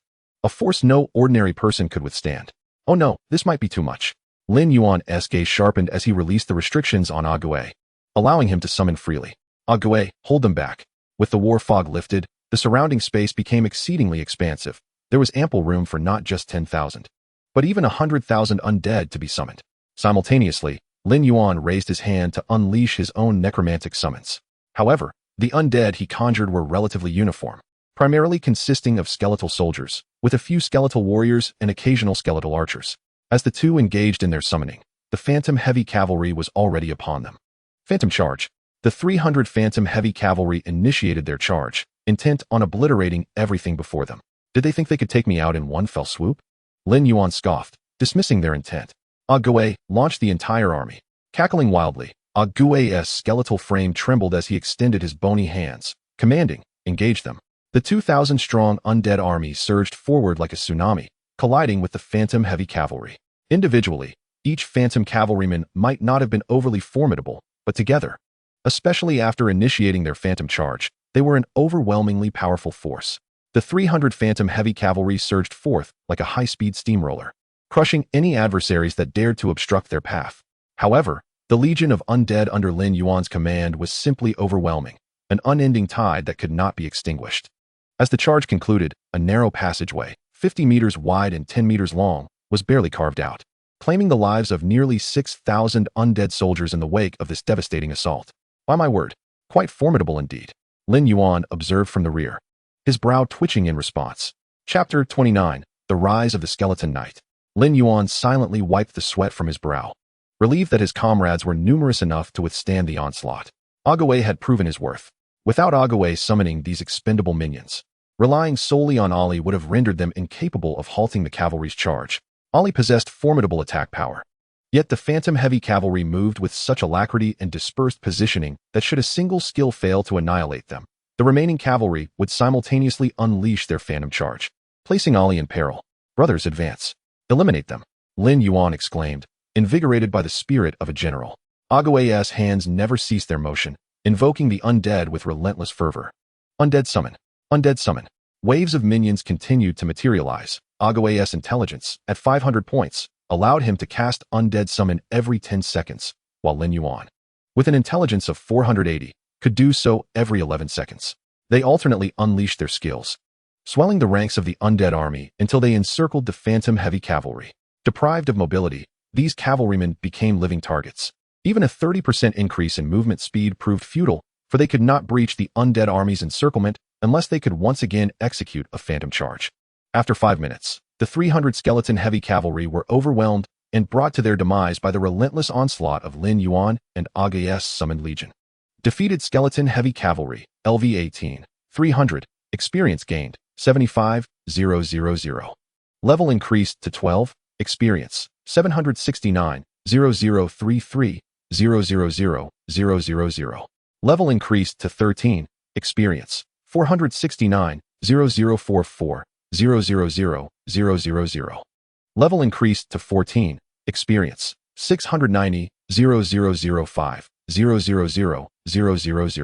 The 300 Phantom Heavy Cavalry provided a staggering 75,000 experience points, propelling Lin Yuan to new heights as he ascended 3 levels in a single bound. Exhilarating. He promptly allocated all his free attribute points to strength, amplifying his power to a terrifying 1,100 points, truly inhuman. With a single punch, slaying a bull was but a trivial task. Thud, thud. The skeletal giant elephant ambled forward with ponderous steps. Skeleton Knight Mosa, Elite, Tier 3. Level, LV 19. Health, 250, 000. Attack power, 4, 000. Defense, 2, 500. Skill 1, Devastating Charge. The Skeleton Knight Mosa commands the skeletal giant elephant to execute a devastating charge, inflicting 3,000 damage on targets in its path. Cooldown, 25 seconds. Skill 2, Trample. The skeletal giant elephant raises its front leg and brings it down heavily, causing 2,000 damage to targets within an 8-meter radius and stunning them for 2 seconds. Cooldown, 30 seconds. Skill 3, Sweep. The skeleton knight Mosa swings its bone sword, dealing 2,000 damage to targets within 3 meters ahead. If a target is slain, an additional sweep is triggered, limited to once. Cooldown, 10 seconds. Skill 4, Frenzy. If not killed within 10 minutes, attack speed is doubled, and skills have no cooldown. Enshrouded in black iron armor, the skeleton knight Mosa held the reins of the skeletal giant elephant, halting 100 meters away from Lin Yuan on a dirt slope. Skeleton Mage, you have trespassed. The skeleton graveyard is the domain of Lord Pierre, the Winter Lich, and I am its guardian. Now, before I take action, leave this place. The skeleton knight Mosa has issued you an ultimatum. Will you depart from the skeleton graveyard? Please consider carefully. Was there any need for contemplation? Lin Yuan chose no without hesitation. Skeleton Mage, you seek death. I shall make you aware of the price of angering me. I, the skeleton knight Mosa, will crush you to pieces. Lin Yuan merely tapped his ears, exasperated. If you're going to fight, do it quickly. Come here, you little trash. You insignificant human. The blue flames of the soul within the skeleton knight Mosa's eyes flickered with furious intensity. I shall confine your soul within the soul lamp of the skeleton graveyard. subjected to torment. I am right here, hurry up. Lin Yuan beckoned with his finger. Come on. You think a little skeleton can turn the tide? Once I defeat you, I will dismantle your bones one by one and offer them as trophies to the dogs in the neighborhood. You shall learn what it means to be a sycophant. To utter trash talk and still be bested by a mere skeleton. How absurd. The skeleton knight Mosa fell silent, tugging at the reins as it charged toward Lin Yuan. Damn it. I can't argue with you. I'll rip your mouth apart. Brothers, intercept him. Lin Yuan commanded with a flourish of his hand, and a tide of undead minions surged forward. This time, Agaway did not remain in the rear. He led the charge, embodying the very essence of an indomitable force. With my talent at play, Agaway was nearly immortal. I'll wear you down. He cackled maniacally, wielding his bone staff as a club, striking fiercely at the skeleton knight Mosa, dealing 620 damage. The subsequent attacks from the undead soldiers rained down upon the skeleton knight Mosa, 35, 16, 8. After a single round, they had barely scratched the boss's 5,000 health points.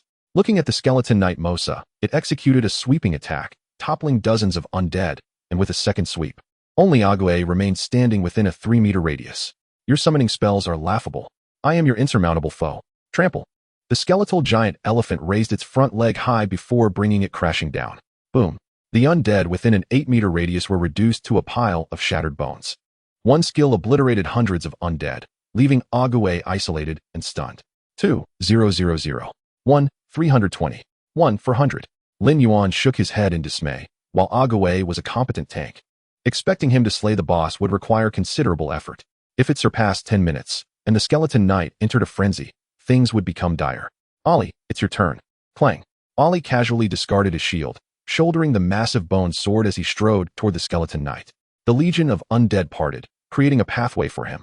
Meanwhile, Agaway and the skeletal warriors engaged in primal hand-to-hand combat. After the skeleton knight Mosa unleashed its first trample, Agaway instructed his undead soldiers to retreat, opting for a one-on-one duel with the boss. With a mighty swing, Agaway struck down, dealing 600 damage.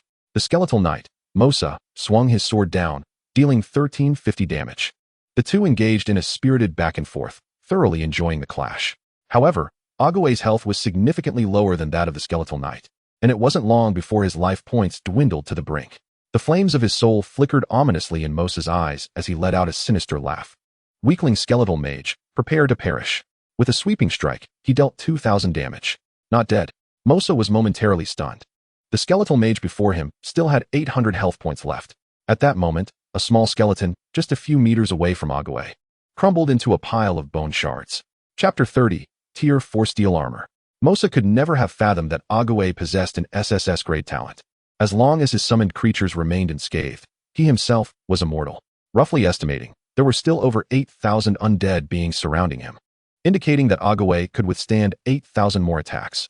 Of course, this was assuming he refrained from further summoning. Should he continue to call forth more, even if his bone sword were to break, he would not perish.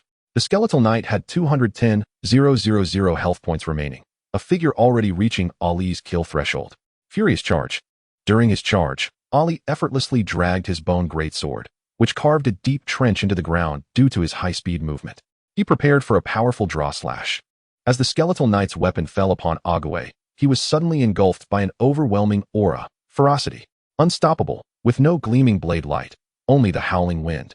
The sound of the massive sword slicing through the air, a staggering 141,000 critical hit.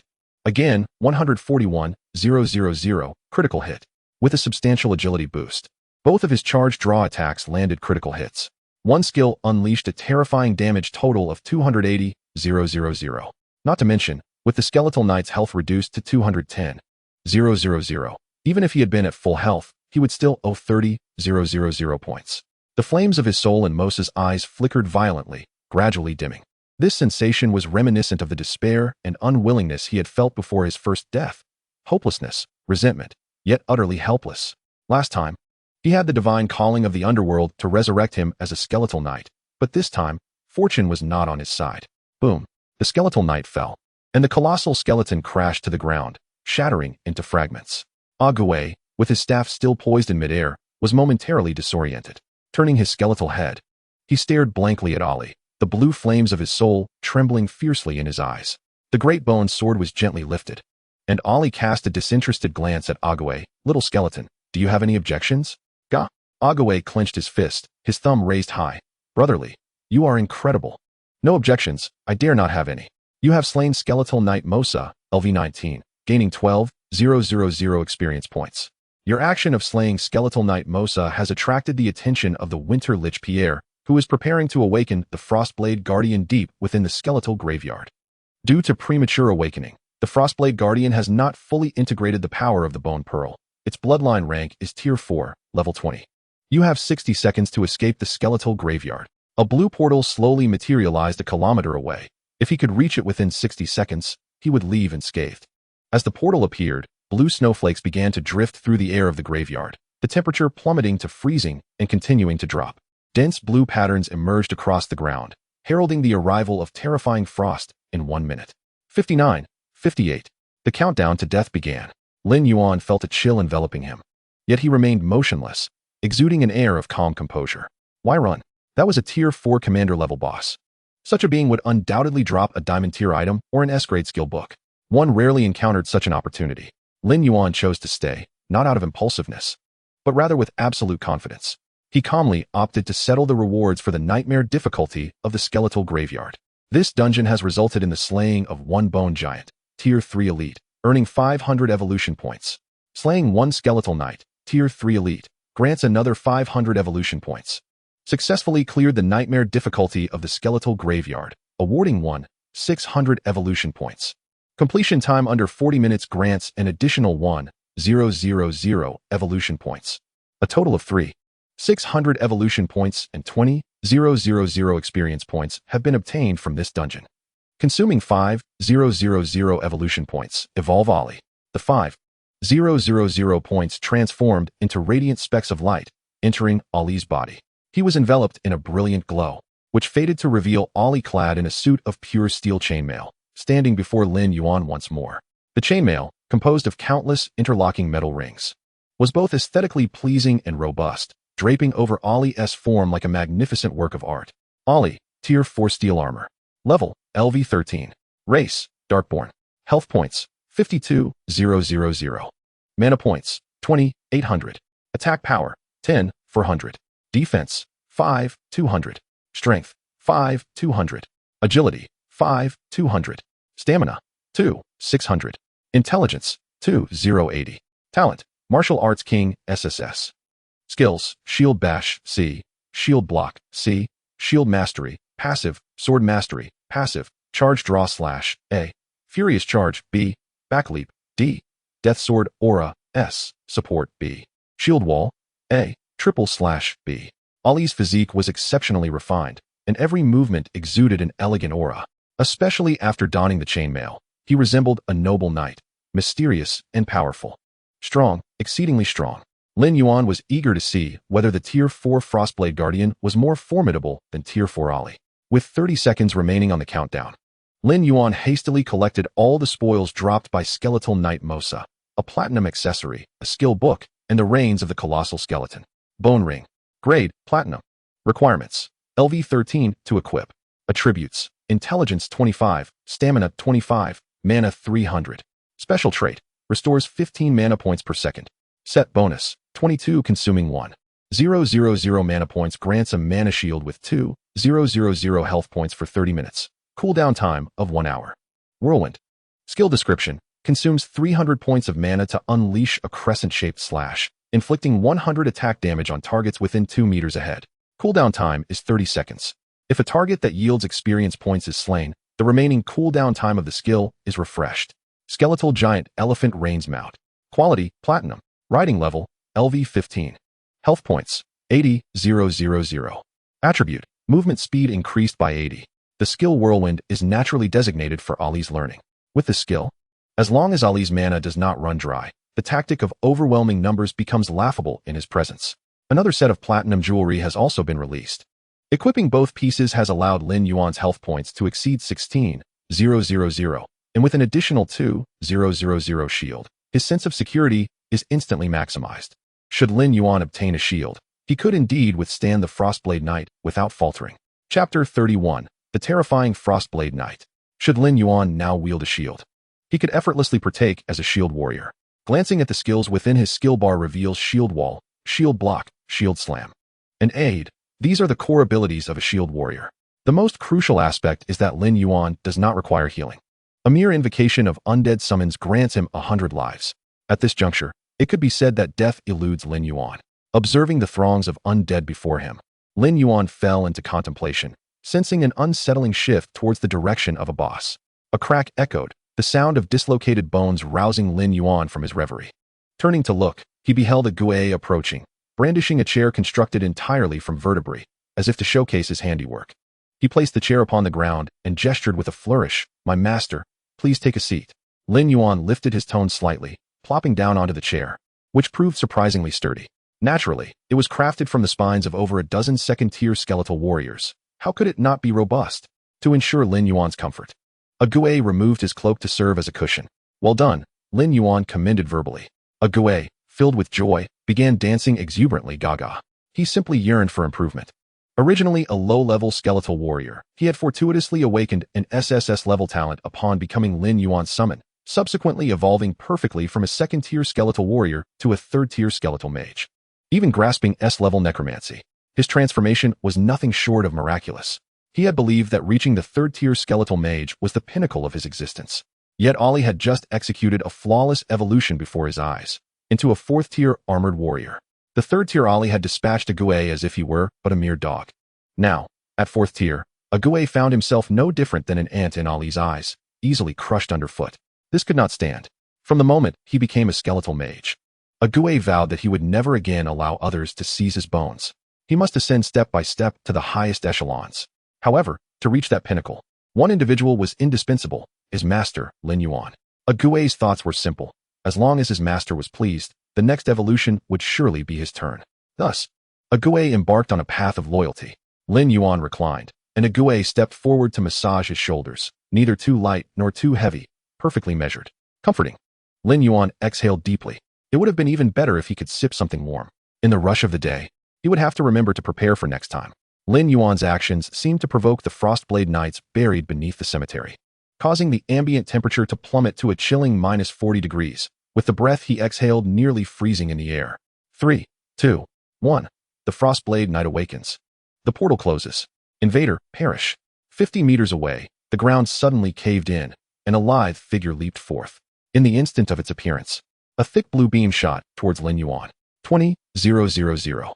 An exaggerated damage numeral appeared above Lin Yuan's head. He remained unscathed. But a skeletal archer 15 meters away shattered into fragments. "What the?" Lin Yuan exclaimed in shock. Damn it, a sneak attack. Had it not been for his talent to deflect attacks, he could have been eliminated in an instant. Damn it, I cannot tolerate this. Ollie, take him down. Without needing Lin Yuan's command, Ollie had already unsheathed his sword and charged forward. Dare to harm my master, die? You insignificant insect. How dare you trespass into Lord Pierre's domain? Turn to dust.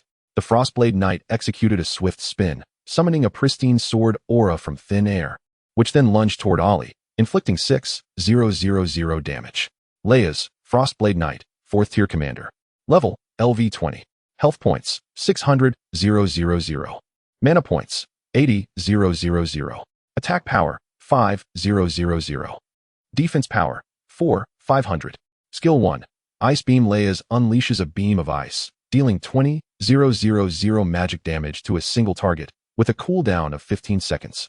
Skill 2. Ice Slash. Leia's swings his sword, releasing a wave of ice energy toward a linear target, dealing 6,000 magic damage and applying a freezing effect, with a cooldown of 12 seconds.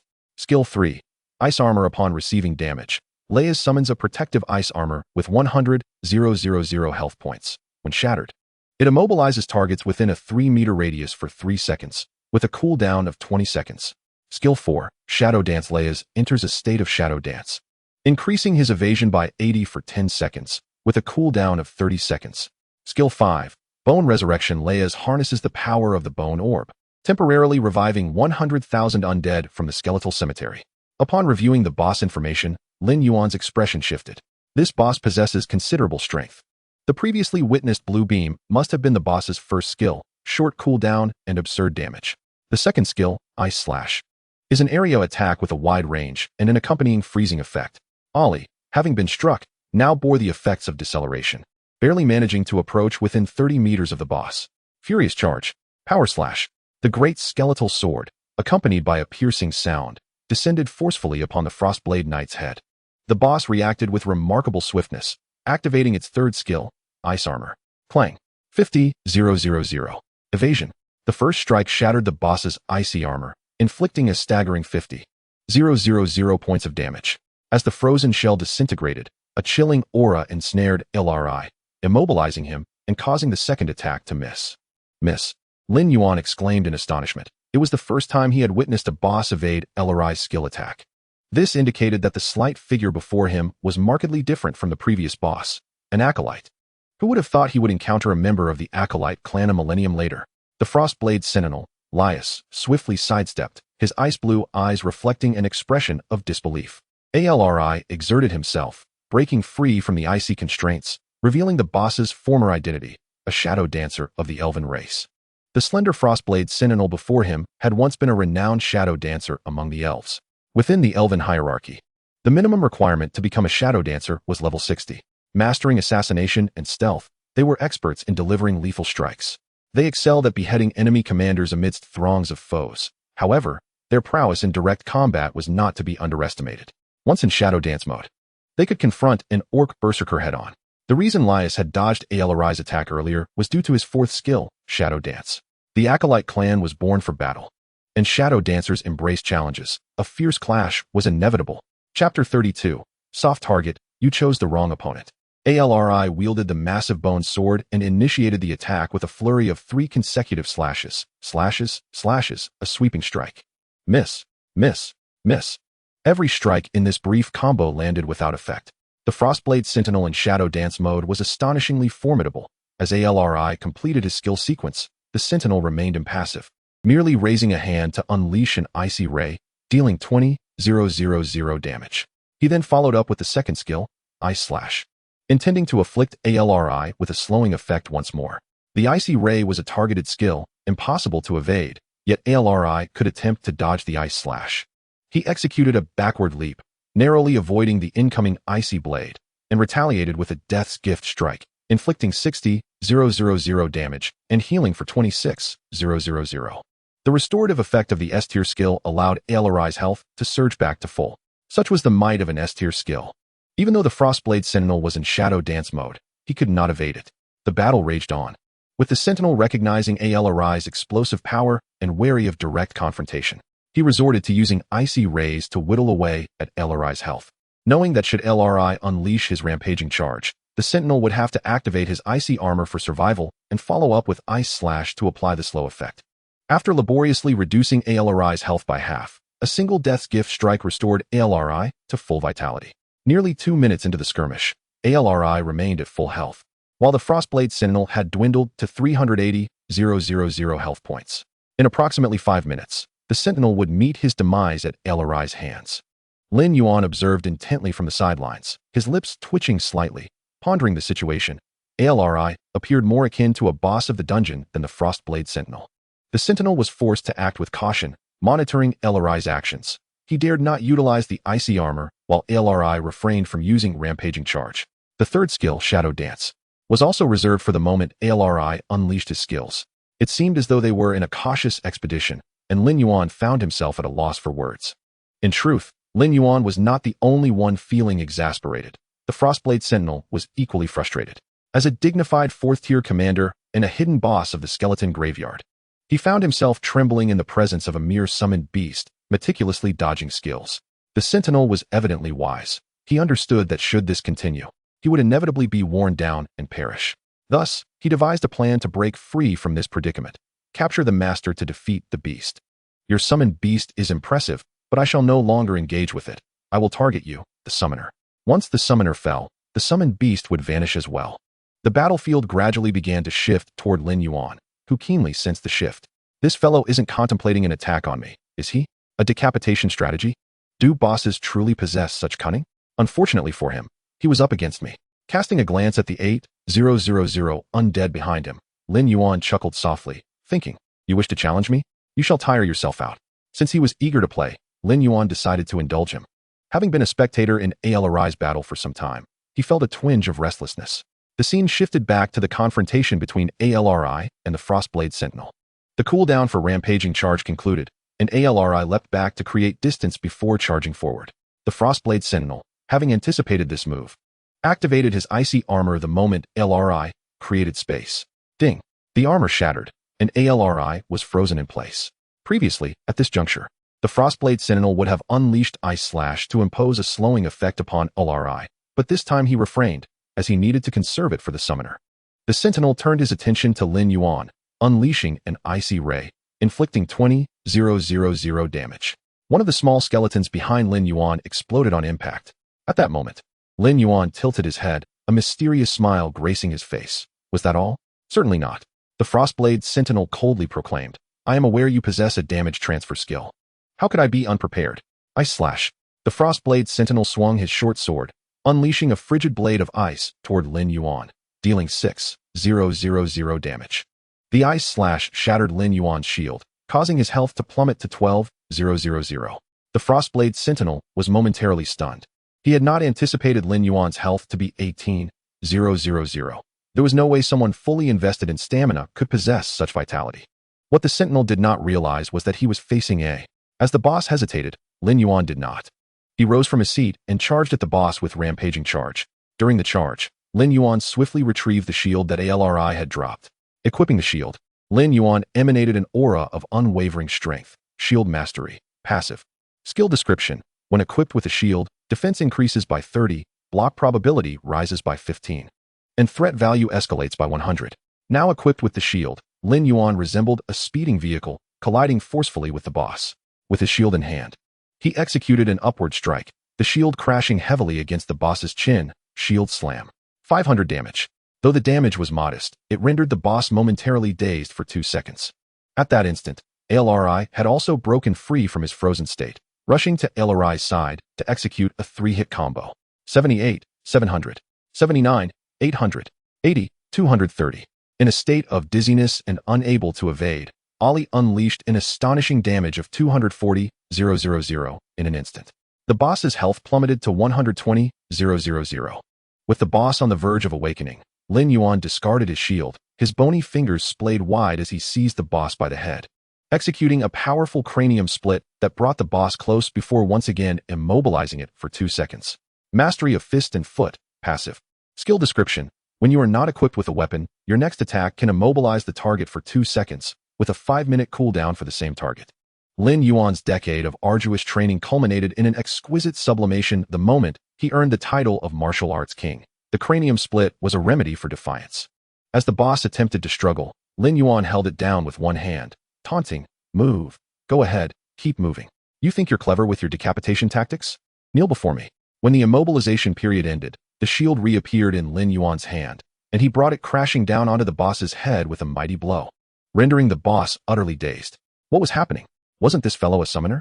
Why was he wielding skills of a shield warrior? This must be a mistake. 60,000. 60,000. Both Lin Yuan and Ali simultaneously unleashed the death-granting sword Qi, obliterating the boss's remaining 120,000 health points. Enough. A formidable aura erupted from the Frostblade Sentinel, propelling Lin Yuan and Ali far away. A fist-sized, translucent white orb appeared above the Frostblade Sentinel's head. Bone Orb. Auxiliary item. Quality. Epic. The moment the orb manifested, Lin Yuan's eyes nearly bulged in disbelief. An epic-grade item. It must be claimed. Clutching the bone orb, the Frostblade Sentinel snarled. You wretched ants have disrupted Lord Pierre's flawless plan. You deserve to die 1,000 deaths. Awaken, slumbering undead, and crush everything before you. Chapter 33. The Ocean of Soul Strategy. The ground trembled violently, and countless undead rose from the depths, crawling to the surface. The Frostblade Sentinel looked down disdainfully at Lin Yuan. Damn summoner. After I slay you, I shall skin you alive and use your hide as a seat cushion. The 100,000 skeletons of the bone cemetery surrounded Lin Yuan, leaving him no escape. A mocking grin spread across the Frostblade Sentinel's face. The farce was about to conclude. Skeleton Legion, annihilate all invaders. With the bone orb in hand, the Frostblade Sentinel's health regenerated at a rate of 1% per second. Although he could not move, the Sentinel was shielded by a sea of 100,000 undead. These undead were all level 15 skeleton warriors.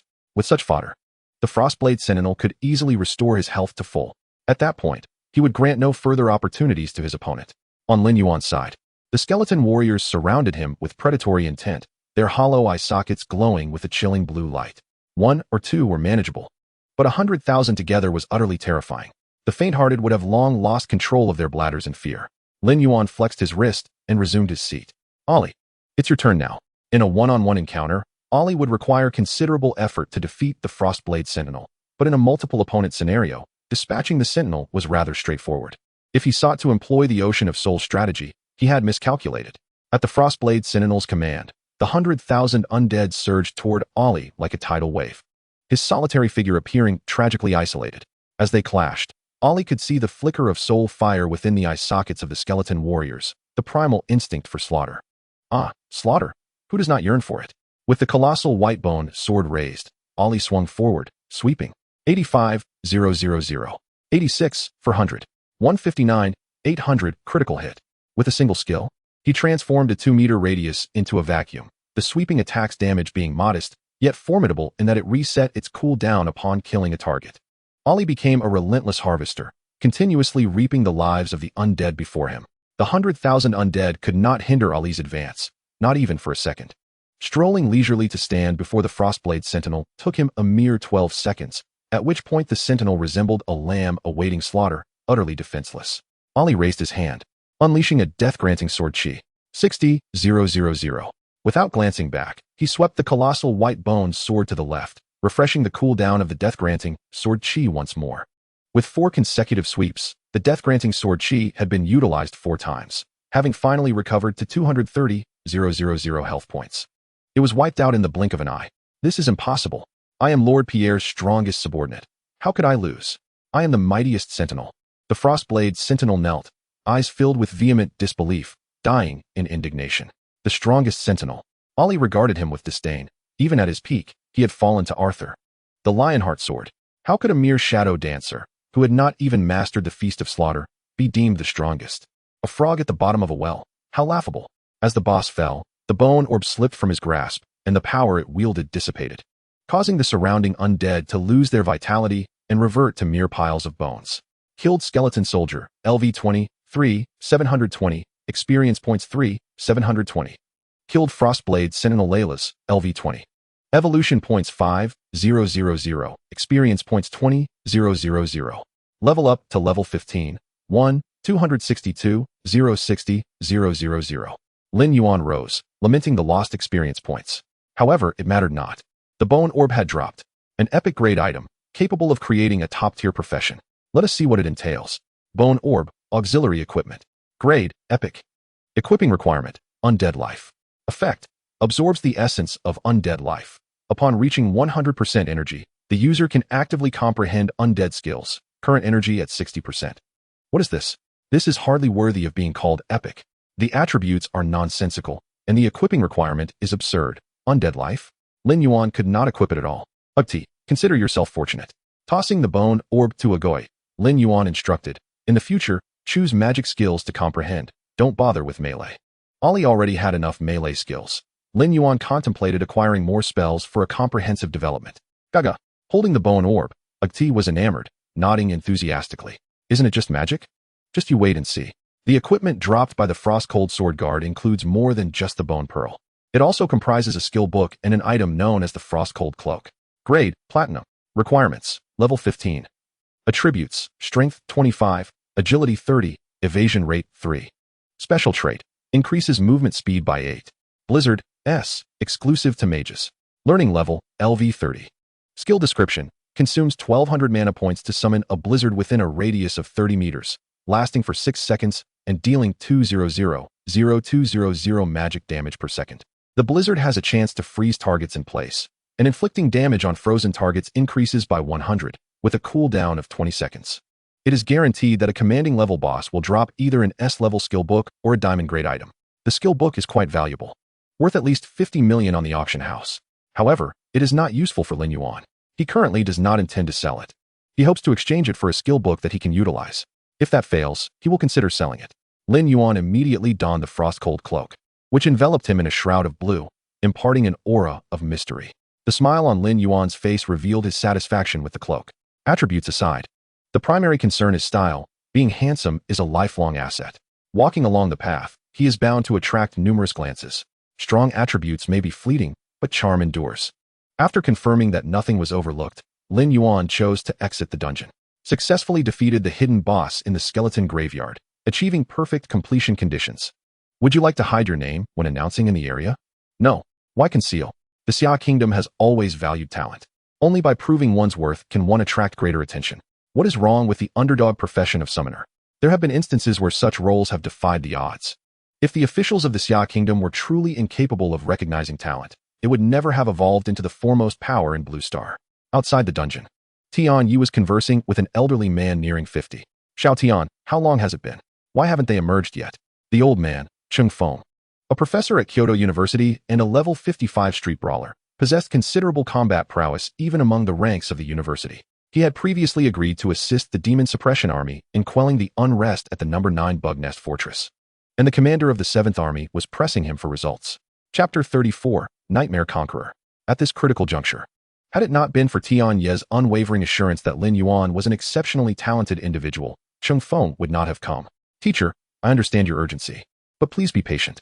He has only been inside for 40 minutes. It is not possible for him to emerge so soon.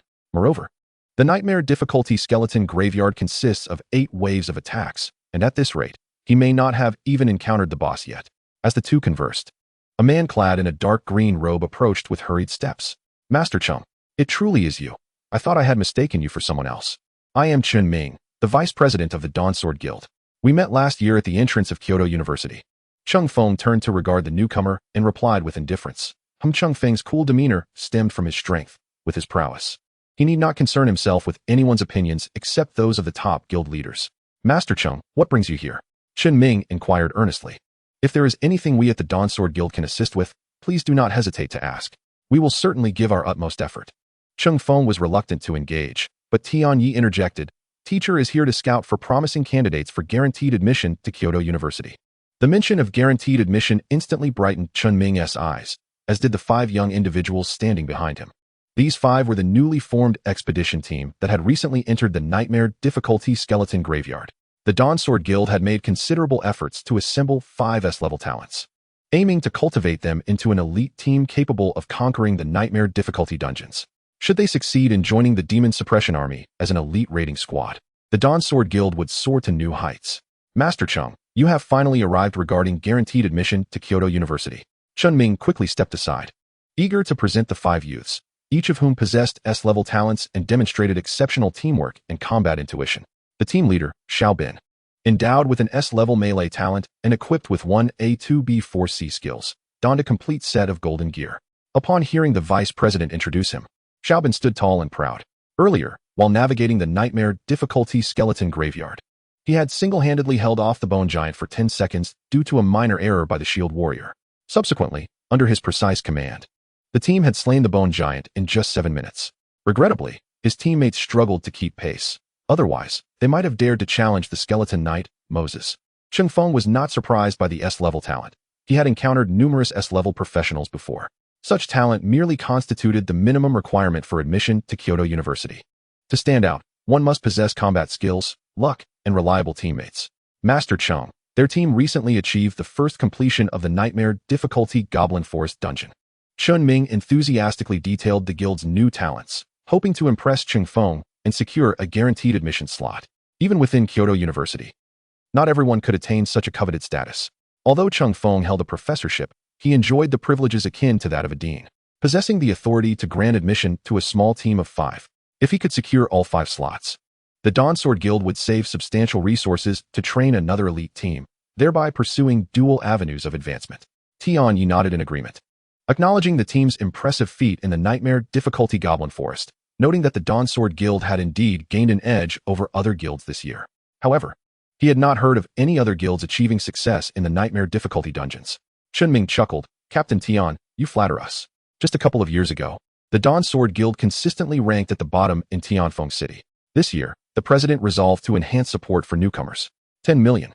Chen Ming held up a finger, indicating the support fund of 10 million per person, intending to cultivate them into an elite raiding team. They have indeed performed admirably, successfully clearing the nightmare difficulty Goblin Forest, which has brought considerable prestige to our guild. 10 million, Tian Yi nodded, acknowledging the substantial investment. That amount could procure a level 20 platinum weapon or a rare S-level skill book. Investing such resources in newcomers reflects a bold vision on the part of the Dawn Sword Guild's president. Master Chung, do these new talents from my guild catch your eye?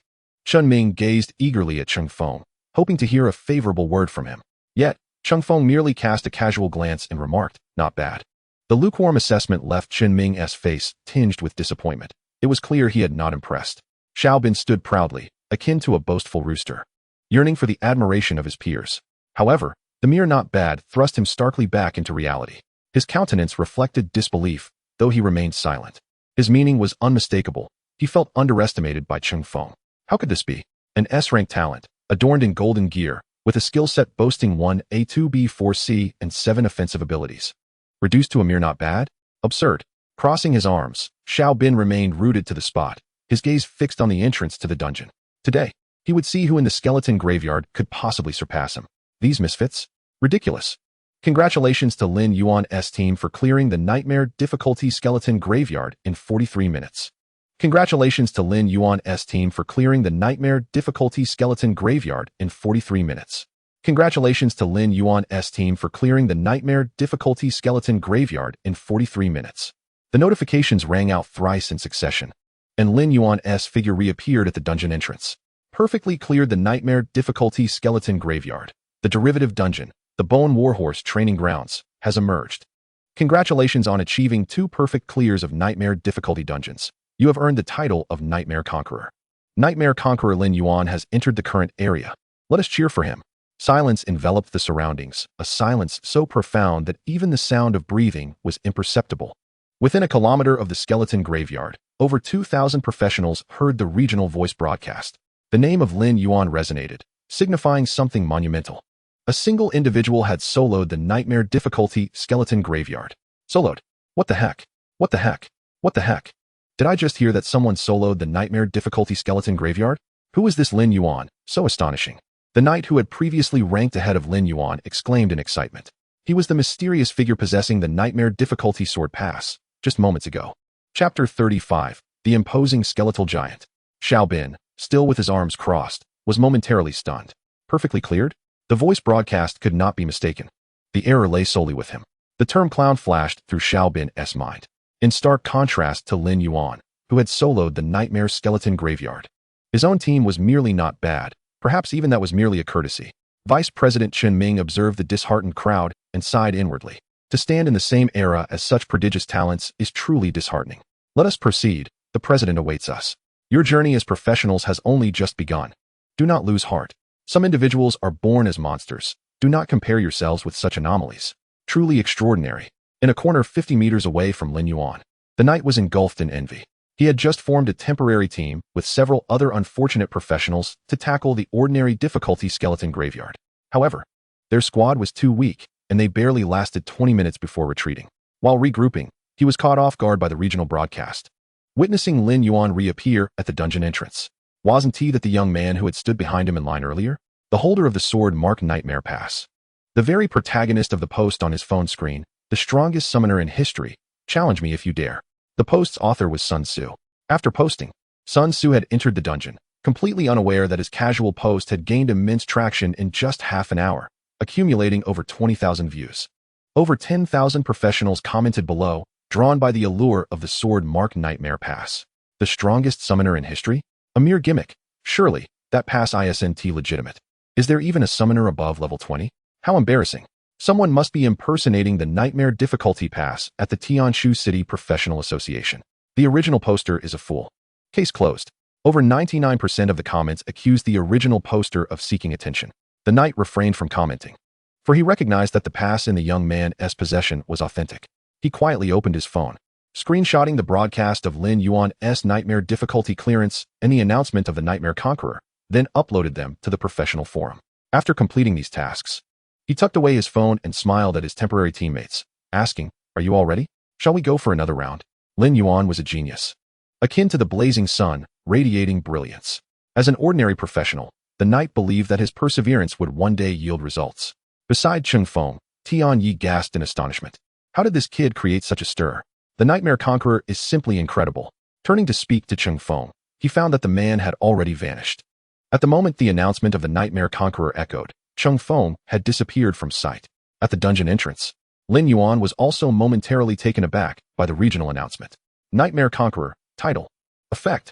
Upon entering any dungeon area, a regional broadcast will occur within the dungeon. Your skills will feature stunning visual effects, which can be deactivated at will. Achieving 5 perfect clears of Nightmare difficulty dungeons elevates the Nightmare Conqueror to Nightmare Ruler. Current progress, 25. As Lin Yuan was examining the title of Nightmare Conqueror, a gentle voice reached his ear. You must be Lin Yuan. Turning, Lin Yuan found Chung Feng beaming at him. And you are? I am Chung Feng, a professor from the combat department at Kyoto University. Professor Chung, it's an honor to meet you. Your reputation precedes you. Lin Yuan immediately donned a warm smile. Just moments ago, he had been questioning who the man was. Now he was feigning familiarity. Did you come to discuss something with me? A recommendation to Kyoto University, perhaps? Lin Yuan inquired curiously. Indeed, Chung Feng replied straightforwardly. There is no need to conceal this matter. I might as well be forthright. Besides, given Kyoto University's reputation, I trust you will find it hard to decline. Is that so? I'll have to consider it. Lin Yuan nodded, his tone becoming markedly more subdued. Having just cleared the Nightmare difficulty Golden Tooth ruins yesterday, today a professor from Kyoto University sought him out, indicating the institution's discernment.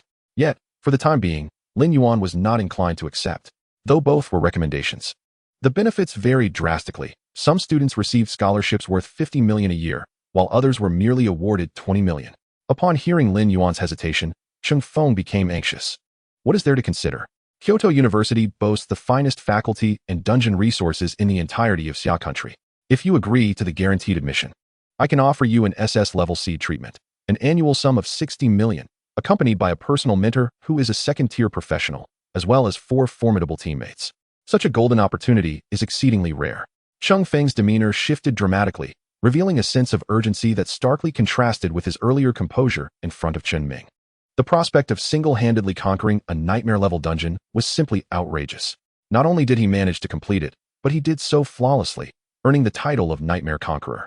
To put this into perspective, only the president and vice president of the Wushuang Guild in all of Xia country hold this title. And now, another contender had emerged. The first 2 were both level 60 and on the brink of their 3rd class transition. Yet Lin Yuan's level stood at 15. Upon realizing Lin Yuan's level, Chung Feng was momentarily flabbergasted. Hadn't he just awakened yesterday? In just a day and a half, he had reached level 15. Such a prodigy must be secured. Considering your unique circumstances, I can consult with the principal to see if we can enhance your benefits. By this point, if it were anyone else, they would have already acquiesced. However, Lin Yuan remained unmoved. Professor Zhang from Magic Capital University and Professor Wang from Demon Suppression University have also contacted me. They offered me SSS level seed treatment. To be frank, Kyoto University is exceptional, and I personally prefer to attend there. Chung Feng understood the implications of Lin Yuan's unfinished sentence. Damn it, this kid is utterly shameless. I know all the professors from Demon Suppression University and Magic Capital University personally. None of them are capable of offering SSS level treatment. Such offers can only come from vice principals or principals. Chung Feng was both amused and infuriated. If anyone else had said this to me, I would have punched them in the face. Lin Yuan, realizing his ruse had been uncovered, shrugged nonchalantly. Really? Have I been duped?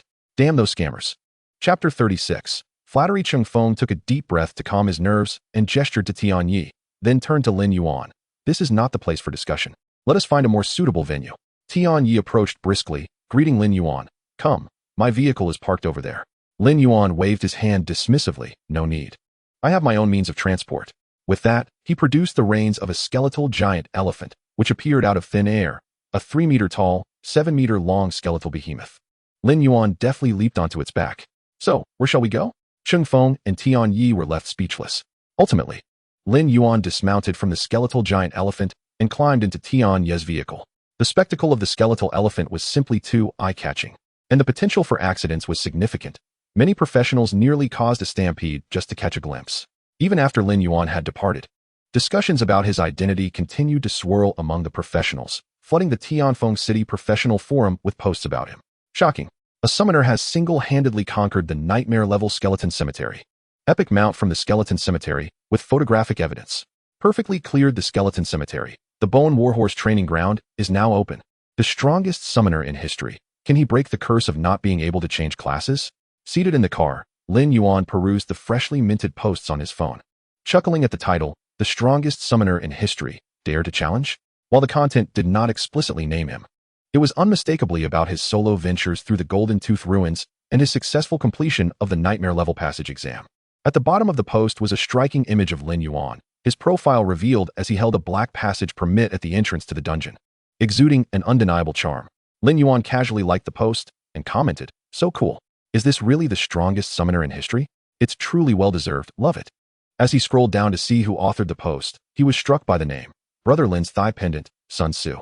Lin Yuan read the author's name aloud, feeling a surge of exasperation. Damn it, it's that guy who prioritizes appearance over friendship. Considering your honesty, I'll let it slide. He chuckled, setting his phone down. Unbeknownst to him, all of this unfolded under Cheng Feng's watchful eye. You must be a devil, Cheng Feng muttered, having been taken aback by Lin Yuan's audacity. Yet gaining a deeper understanding of his preferences. Lin Yuan, if you choose to join Kyoto University, the previously discussed benefits remain unchanged. I can even make you the representative for the new students. The representative for new students? Lin Yuan's interest piqued. Please, do continue. On the day of the opening ceremony, I will have you speak on stage as the representative. The ceremony will be broadcast live, allowing you to showcase yourself without disrupting the proceedings. Tian Yi chimed in. As expected of a teacher, you've quickly discerned Lin Yuan's inclinations. Cheng Feng chuckled. Imagine the thrill of showing off at Kyoto University's opening ceremony. What did you say? Lin Yuan thought he misheard. You will represent this year's freshmen on stage for 30 seconds to say whatever you wish, Cheng Feng summarized. 30 seconds is ample time for everyone to remember you. Tian Yi mused to himself. Teacher, you may have overshot. I reckon just 2 sentences will be enough for everyone to remember Lin Yuan. The rest of the time, they wished to pummel him. Professor Cheng, are you serious? Lin Yuan was both bemused and intrigued. What should I say in those 30 seconds? Do I seem to be joking? Cheng Feng grinned widely. Think it over. Once this opportunity is gone, it may never return. Lin Yuan fell into contemplation. Suddenly, Cheng Feng's phone rang. Upon answering, an urgent voice erupted from the other end. Damn it, Cheng Feng, where are you? You promised to come. If you don't show up soon, I'll send someone to burn your house down. On the other end of the line was Commander Chu Qianli of the 7th Legion of the Demon Suppression Army. For reasons unknown, the 110th Insect Nest Fortress had erupted into chaos simultaneously, and all fortresses were calling for reinforcements. Under normal circumstances, the absence of Xiao Chengfeng would be inconsequential, but now, with every fortress in need of support, Chu Qianli had no choice but to make a personal call, insisting, I don't care where you are. You must come to the fortress immediately. Time is of the essence. Understood. Chengfeng hung up the phone, his expression turning grave. The front line required reinforcements. I must depart at once. Lin Yuan, there are still 2 months until the college entrance examination. You may take this time to contemplate your plans. Once you've made up your mind, inform Tian Yi. Turning to Tian Yi, Chengfeng added, with the turmoil at the front, the coming period may be fraught with unrest. Please ensure his safety. Understood, Tian Yi replied with a serious gaze. Shall I escort you to the teleportation array? No need, Chengfeng replied. Opening the car door and leaping out, disregarding the fact that the vehicle was hurtling down the road. After jumping, he pivoted on the spot, vanishing from their sight in an instant. That's just his nature. He tends to be rather hasty, Tian Yi remarked as he drove. You really are something. Just this morning you obtained the pass, and now, before noon, you've stirred up such a commotion. Once the Undercity emerges, I can only imagine the Vice Mayor will be troubled again. This time, it's not a resource dungeon, which is unfortunate, Lin Yuan sighed. If it were a resource dungeon, we could exchange skills or other items with the Demon Suppression Army. Tian Yi drove to Longding Community and dropped Lin Yuan off at his doorstep. Just as he was about to leave, Lin Yuan called out to him. Captain Tian, this is for you. Lin Yuan produced the reins of a skeletal horse and handed them to Tian Yi. The reins of a mount. Tian Yi hesitated, not reaching out. This is too valuable. I cannot accept it. Please take it, Lin Yuan insisted, placing the reins in Tian Yi's hands. Without you, Captain Tian, Professor Cheng wouldn't have traveled such a distance. I will remember this kindness, and should you ever need assistance, do not hesitate to ask. Tian Yi felt somewhat conflicted. I am not doing this to help you. I simply do not wish for a talent to go to waste. Then you should accept it all the more, Lin Yuan smiled. Those who gather firewood for others should not be left to freeze in the wilderness. If those who do good deeds receive no reward, who will still do good in the future? This is merely a small token of my gratitude. Please accept it. Lin Yuan shook the reins of the skeletal giant elephant. Besides, I already possess a skeletal giant elephant. The skeletal horse has become outdated for me. Well, aren't you quite the show-off? Tian Yi chuckled, shaking his head. Then I shall graciously accept it. Chapter 37. The Fisherman A Gue. Having accepted the reins of the skeletal horse, Tian Yi chose not to use them himself, but rather intended to sell them. The buyer had already been decided. Their commander, Liao Chun. Liao Chun had previously mentioned a price of 5 million for a mount, preferably one that was quite impressive. The skeletal horse fit the bill perfectly. By the way, the city may not be very peaceful lately. It's best not to venture alone into unfamiliar places, Tian Yi advised before departing. Noted, Lin Yuan mentally registered this caution. The world was not as tranquil as it appeared. The invasion of the Undercity was the overt threat, while beneath the surface, numerous organizations sought to bring about the world's destruction. Some of these factions worshipped dark gods, hoping to summon the monsters of the Undercity to Blue Star, while others aimed to unify Blue Star, establishing an empire ruled by professionals, reducing ordinary people to mere slaves at the mercy of the elite. With pressing duties to attend to, Tian Yi bid Lin Yuan farewell and left. Alone, Lin Yuan decided to take a stroll around the community. As the premier villa district of Tianfeng City, Longding community boasted excellent infrastructure and a pleasant environment. To the east of the community lay a lake, home to dozens of fish and frequented by swans. By the lakeside, several fishermen sat chatting. A middle-aged man in a blue shirt put down his phone and said to his companions, "Did you all check the adventurers forum today? Someone has cleared the nightmare difficulty of the skeleton graveyard." "Really? Which guild's clearing team was it?" "The difficulty of the skeleton graveyard is quite formidable," a young man with dyed yellow hair replied, his expression showing surprise. "Was it the Dawnsword Guild? I heard their clearing team scored the first kill in the nightmare difficulty Goblin Forest a month ago." "It wasn't them," an elderly man in a security uniform, his face lined with wrinkles, shook his head.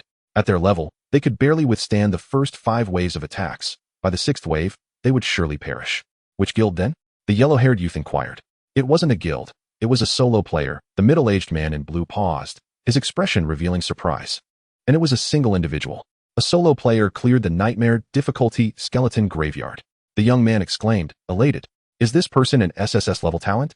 They're not affiliated with a guild, right? My Xianglong guild would like to recruit them." "Cui Xianglong, what are you dreaming about?" the middle-aged man in blue retorted. "With the size of your Xianglong guild, you couldn't possibly accommodate this true dragon." "Lin Yandong, are you underestimating others?" The yellow-haired youth, Cui Xianglong, crossed his arms in dissatisfaction. "Our Xianglong guild may not be enough, but which guild in Tianfeng City is worthy? With you as a 46-level brawler?" Lin Yandong scoffed. "As far as I know, Chengfeng has already approached him, and the asking price is quite substantial. Your Xianglong guild is merely the top in Tianfeng City, yet pales in comparison to Kyoto University." "Damn, that old Cheng is quick." Cui Xianglong's expression fell as he turned to face the lake. With a vigorous swing of his arm, he cast his fishing rod far into the water. "Finding a new talent truly is difficult. Give it up. Do you think I don't know you've already trained an elite team composed entirely of S-level talents? Team leader Xue Bin possesses the rare S-level spellcasting talent. You should send them to the neighboring Shanhua city to compete with the geniuses from the provincial capital.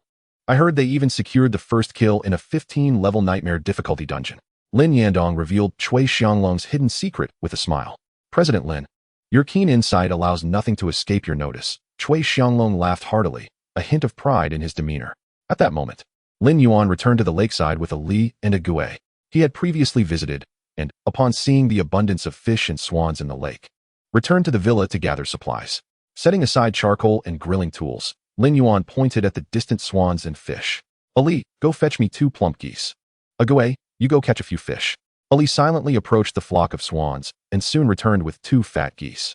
However, upon seeing the swans in front of him, Lin Yuan was taken aback. He had no idea how to process them. Turning to Ali, he found Ali shaking his head, hands crossed over his chest. "I can handle killing the geese, but I can't prepare them. My hands, aside from wielding a sword, are only good for playing music." Lin Yuan's lips twitched slightly. "Ah, the esteemed musician, you are truly remarkable. We have the swans, yet I am at a loss as to how to prepare them. What should we do?" He pulled out his phone and dialed Sun Tzu, "Brother Lin. I just emerged from the underground city. What is the matter? I've procured 2 grand swans, and I intend to roast them for lunch by the lakeside in the villa area. Hurry." Lin Yuan stated directly. "Understood. I shall return at once." Sun Tzu replied on the other end, hastily excusing himself. "Excuse me, ladies, I have pressing matters with Brother Lin. It's not that the younger brother lacks stamina. Rather, there is indeed something urgent. Another day, I promise to indulge you all for an entire day." Lin Yuan thought, "Damn it, that old lecher, always making suggestive remarks. One might think he spends his time in a brothel."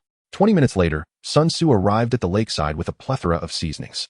Upon seeing the swans on the ground and glancing at the lakeside, he hesitated. "Brother Lin, These are the 2 grand swans I purchased from outside. Is there a problem? No problem at all. Sun Tzu retrieved a portable stove from his backpack, complete with a large iron pot and an array of kitchen utensils. You seem quite prepared. Yet you claim you do not wish to become a chef, Lin Yuan teased from the side. Cooking is my hobby, but once it becomes a profession, that is an entirely different matter, Sun Tzu replied as he lit the stove and skillfully cleaned the swans. Right now, I am cooking for myself. I can eat whatever pleases me. However, if I transition to being a professional chef, I would only be cooking for others. There is no more freedom to enjoy. Sun Tzu was quite nimble, and before long, 1 swan had been chopped into pieces and tossed into the pot, bubbling enticingly. These swans, or rather, grand swans, are best enjoyed stewed. Today we shall have 1 swan prepared 2 ways. First, a stew in the iron pot, and then a roasted version. Lin Yuan leaned closer to the stove, wafting the fragrant aroma toward his nose. Oh, what a delightful scent. Just as the swan was about to be served, Lin Yuan suddenly recalled something. Where has a Gue gone?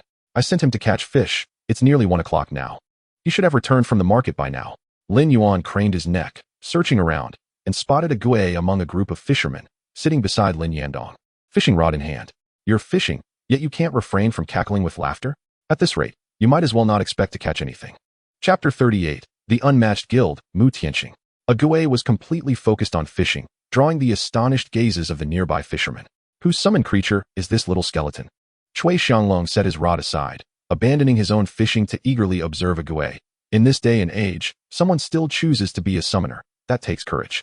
Indeed, this little one has remarkable luck, possessing a 3rd-tier bloodline. If the second summoned creature also reaches 3rd tier, it might just succeed in the first transfer quest. Lin Yandong, the president of the Occupation Association, naturally knew who the little skeleton's master was. Just yesterday, he had awakened and single-handedly conquered the nightmarish difficulty of the Golden Tooth Ruins, and this morning, he had effortlessly dispatched the exam robots at nightmarish difficulty, obtaining the Black Pass. Before noon, he had again single-handedly cleared the nightmarish difficulty of the skeleton graveyard. The efficiency was unparalleled. The Tianfeng City Occupation Forum was in uproar due to this little creature. Lin Yandong pointed at the little skeleton and remarked to Cui Xianglong, "Weren't you just curious about who soloed the nightmarish skeleton graveyard? It's him, or rather, his master." What? Cui Xianglong sprang to his feet, scrutinizing a Gue intently. A summoner single-handedly cleared the nightmarish skeleton graveyard? Impressive. A class universally regarded as inferior managed to conquer one of the 3 most difficult nightmarish dungeons in Tianfeng City. Cui Xianglong could find no other words to describe it. President Mu, what are your thoughts? Lin Yandong turned his gaze toward the elderly man in a security uniform. Known as Mu Tianxing, the president of the Unmatched Guild, a level 60 paladin, on the cusp of transitioning into a 3rd-tier judgment knight. Though he appeared elderly, his true age was only 36, having been cursed with aging 3 months prior, to assist Mu Tianxing in completing his 3rd transfer quest. The Summer Kingdom had assembled 25 formidable occupations to enter the level 60 dungeon at nightmarish difficulty, the Cursed Temple. The difficulty of a nightmarish regional dungeon exceeded expectations, with the final boss being a 6th-tier lich. Bosses of this caliber possess aura skills that are exceedingly difficult to counter. The final boss of the Cursed Temple, the lich, had an aura ability of aging. Over time, the bodies of the occupations would undergo irreversible aging, a terrifying prospect. Although the lich was powerful, the occupations of the Summer Kingdom were elite, and they ultimately vanquished the lich. However, Mu Tianxing underestimated the cunning of the boss. In its dying moments, the lich used its life box as a medium to cast an SS-level curse, merging the life box into Mu Tianxing's body. Though the lich perished, it effectively remained alive. This resulted in Mu Tianxing's 3rd transfer quest being only half completed. If he could dissipate the curse's power, not only would his strength return to its former peak, but he would also become the first 3rd-tier occupation in Blue Star. Should Mu Tianxing perish, the lich would be able to resurrect through his body. Thus, Mu Tianxing's life was of paramount importance to Blue Star. If the Dark Knight Guild, a faction of madmen bent on destruction, were to learn of Mu Tianxing's whereabouts, the entire Tianfeng City would face peril. President Lin, do you wish for him to join the Unmatched Guild? Mu Tianxing shifted into a more comfortable position. Soloing a nightmarish dungeon does meet the criteria for joining the Unmatched Guild. However, I must meet him in person. I do not wish to accept anyone of questionable character. Mu Tianxing's sentiments were unanimously agreed upon by the others. Equipment can be gradually improved, and low levels can be leveled up in time, but one cannot compromise on character. It would be unwise to invest resources only to nurture a treacherous ingrate. Moreover, joining the Unmatched Guild signifies entry into the secret core of the Summer Kingdom, holding many secrets. Should one turn traitor, it would be a grave loss. Therefore, Mu Tianxing must see the master of the little skeleton in person. Sigh. As the saying goes, speak of the devil, and he shall appear. Lin Yuan rolled up his sleeves and approached Gui. I asked you to catch 2 fish. And you're just sitting here fishing. How many have you caught? Lin Yuan squatted down to inspect the box beside Gui, only to find it completely empty. An empty catch? For some reason, upon hearing the term empty catch, Gui felt as though a dagger had pierced his heart. Empty catch. Empty catch. At that moment, Gui silently vowed never to be called an empty catch again. An hour had passed without a single fish caught, prompting a trip to the market to procure some instead. Let us not delay these gentlemen from their fishing endeavors, Lin Yuan remarked, as Gui reluctantly followed him away. Once they had distanced themselves, Lin Yandong exchanged a knowing glance with Mu Tianxing. Having encountered the individual, what are your impressions? Mu Tianxing, somewhat speechless, replied. I could discern a thing or two. Setting aside his fishing rod, Mu Tianxing rose to retrieve the water tank at his feet, reasoning that since he desired fish, he would procure a few to bring back. Cui Xianglong chuckled, also picking up 2 fish as he approached Lin Yandong, glancing at the water tank beneath him. Oh, President Lin, looks like you're empty-handed. Lin Yandong's forehead twitched with annoyance, muttering, curse you. As they passed a flock of swans, Lin Yandong felt a twinge of confusion. Why do the little darlings seem off today? Are they perhaps in their mating season? Upon returning to the cooking area, Lin Yuan sighed, lamenting, Gui, you've disappointed us. With no fish to feast upon, we shall indulge in roast goose. Sun Tzu had already prepared the fire for grilling fish, and, upon hearing of the fish's absence, turned to glance at Lin Yuan, or rather, at Gui, the necromancer's summon. Gui waved at Sun Tzu, emitting a cackling laugh that made Sun Tzu realize why Lin Yuan had named him Gui. The laughter was indeed eerie. As the timing for cooking approached, Sun Tzu lifted the lid from the iron pot, releasing an enticing aroma that stirred appetites. The fragrant iron pot brimming with roast goose was presented, and Lin Yuan eagerly seized a goose leg, taking a hearty bite. The meat was firm yet succulent, with the perfect amount of chew, utterly delectable. Even the bones, once crushed, exuded flavor. Lin Yuan's eyes sparkled with delight. This was divine. As the two savored their meal, Cui Xianglong approached, inhaling deeply. Ah, the aroma is simply irresistible. Setting aside the 2 fish, he boldly sat down, asking, do you gentlemen mind if we join you? Lin Yuan glanced at the trio and smiled brightly, as you said. What is a few more pairs of chopsticks? Please, make yourselves comfortable.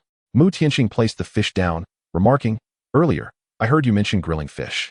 I caught quite a few. Allow me to offer them to you. That would be splendid. Sun Tzu's eyes lit up as he immediately began skewering the fish to grill. With the gathering of more people, the roast goose on the table quickly vanished. Sun Tzu returned with another roast goose, declaring, taste my secret recipe. The skin of the roast goose was golden and crispy. With a gentle bite, it crackled, releasing an enticing aroma. Ah, splendid. This surpasses many dishes crafted by renowned chefs. The crowd unanimously praised. Lin Yandong, reveling in the feast, devoured half a roast goose before burping contentedly. Where did you procure this goose? It is truly delightful. Chapter 39, the title of unparalleled excellence. Cui Xianglong tossed the last piece of goose wing into his mouth, chewing thoughtfully. President Lin, how does this goose resemble the swan you raise? Initially, Lin Yandong had not considered this aspect, but upon Cui Xianglong's reminder, he suddenly realized, crap, my treasure. In a frenzy, Lin Yandong dashed toward the swan flock, returning with a darkened expression less than 2 minutes later, taking his seat in silence. Damn it, he thought. Wanting to express his anger but feeling too embarrassed, especially after having indulged so heartily in the feast. Lin Yuan and Sun Tzu remained silent, focusing on their fish, having not touched the roast goose since Lin Yandong and his companions had joined them. Their behavior amused Mu Tianxing, who remarked, you too. Do you not realize that the swan is President Lin's cherished possession? Lin Yuan looked up innocently, replying, what do you mean, sir? This is a roast goose. I just bought it from the market. Upon hearing this, Lin Yandong crossed his arms and scoffed. Fine, let it be a roast goose. Mu Tianxing chuckled, shaking his head. This lad is quite cunning. Enough of the jesting, Mu Tianxing said, introducing Lin Yandong and Cui Xianglong. This is Lin Yandong, president of the Professional Association in Tianfeng City, and Cui Xianglong, president of the Xianglong Guild. Lin Yuan and Sun Tzu, not foolish, were well aware of their identities. Their images adorned the front page of the professional forum, both standing in the front row. Lin Yuan's expression was one of pure excitement. So it is President Lin and President Cui. I have long admired your esteemed names. Sun Tzu chimed in. Indeed, both presidents are remarkably distinguished. Mu Tianxing interjected. You seem to have it backward. Shouldn't such compliments come from the elders to you? He pointed to himself. I am Mu Tianxing, president of the Wushuang Guild. At this, Mu Tianqing paused deliberately, hoping to elicit a reaction of awe from the two. Lin Yuan scratched his ear. Wushuang Guild? I have not heard of it. It was not that Lin Yuan lacked knowledge. Rather, the Wushuang Guild existed on a more elite tier, topics seldom discussed by teachers in school.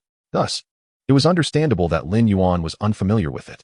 Although he did not know about the Wushuang Guild, Lin Yuan thought it curious that this elder still held the position of president. How formidable could such a guild truly be?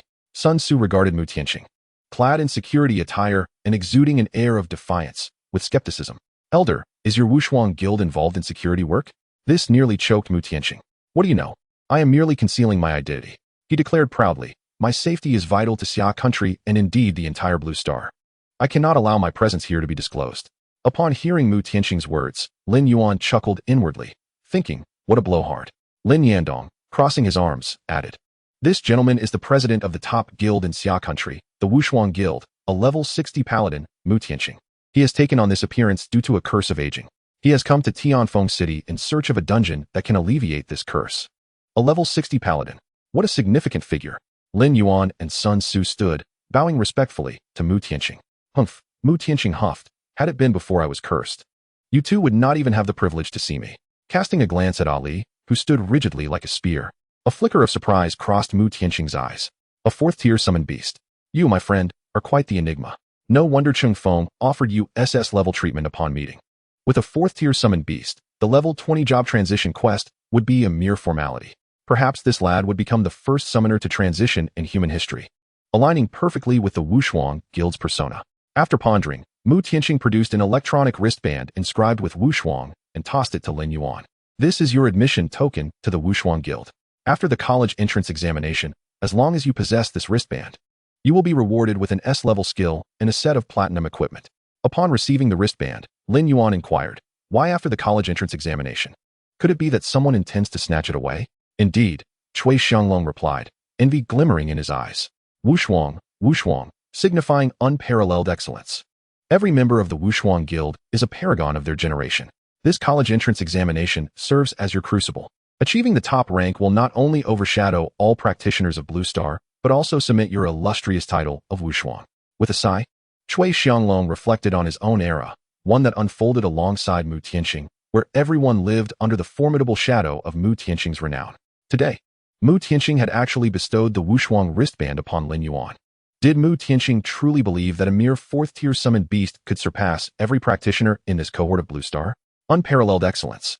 Lin Yuan repeatedly savored these four characters, finding them rather intriguing. I accept the wristband, and I have already reserved the first place.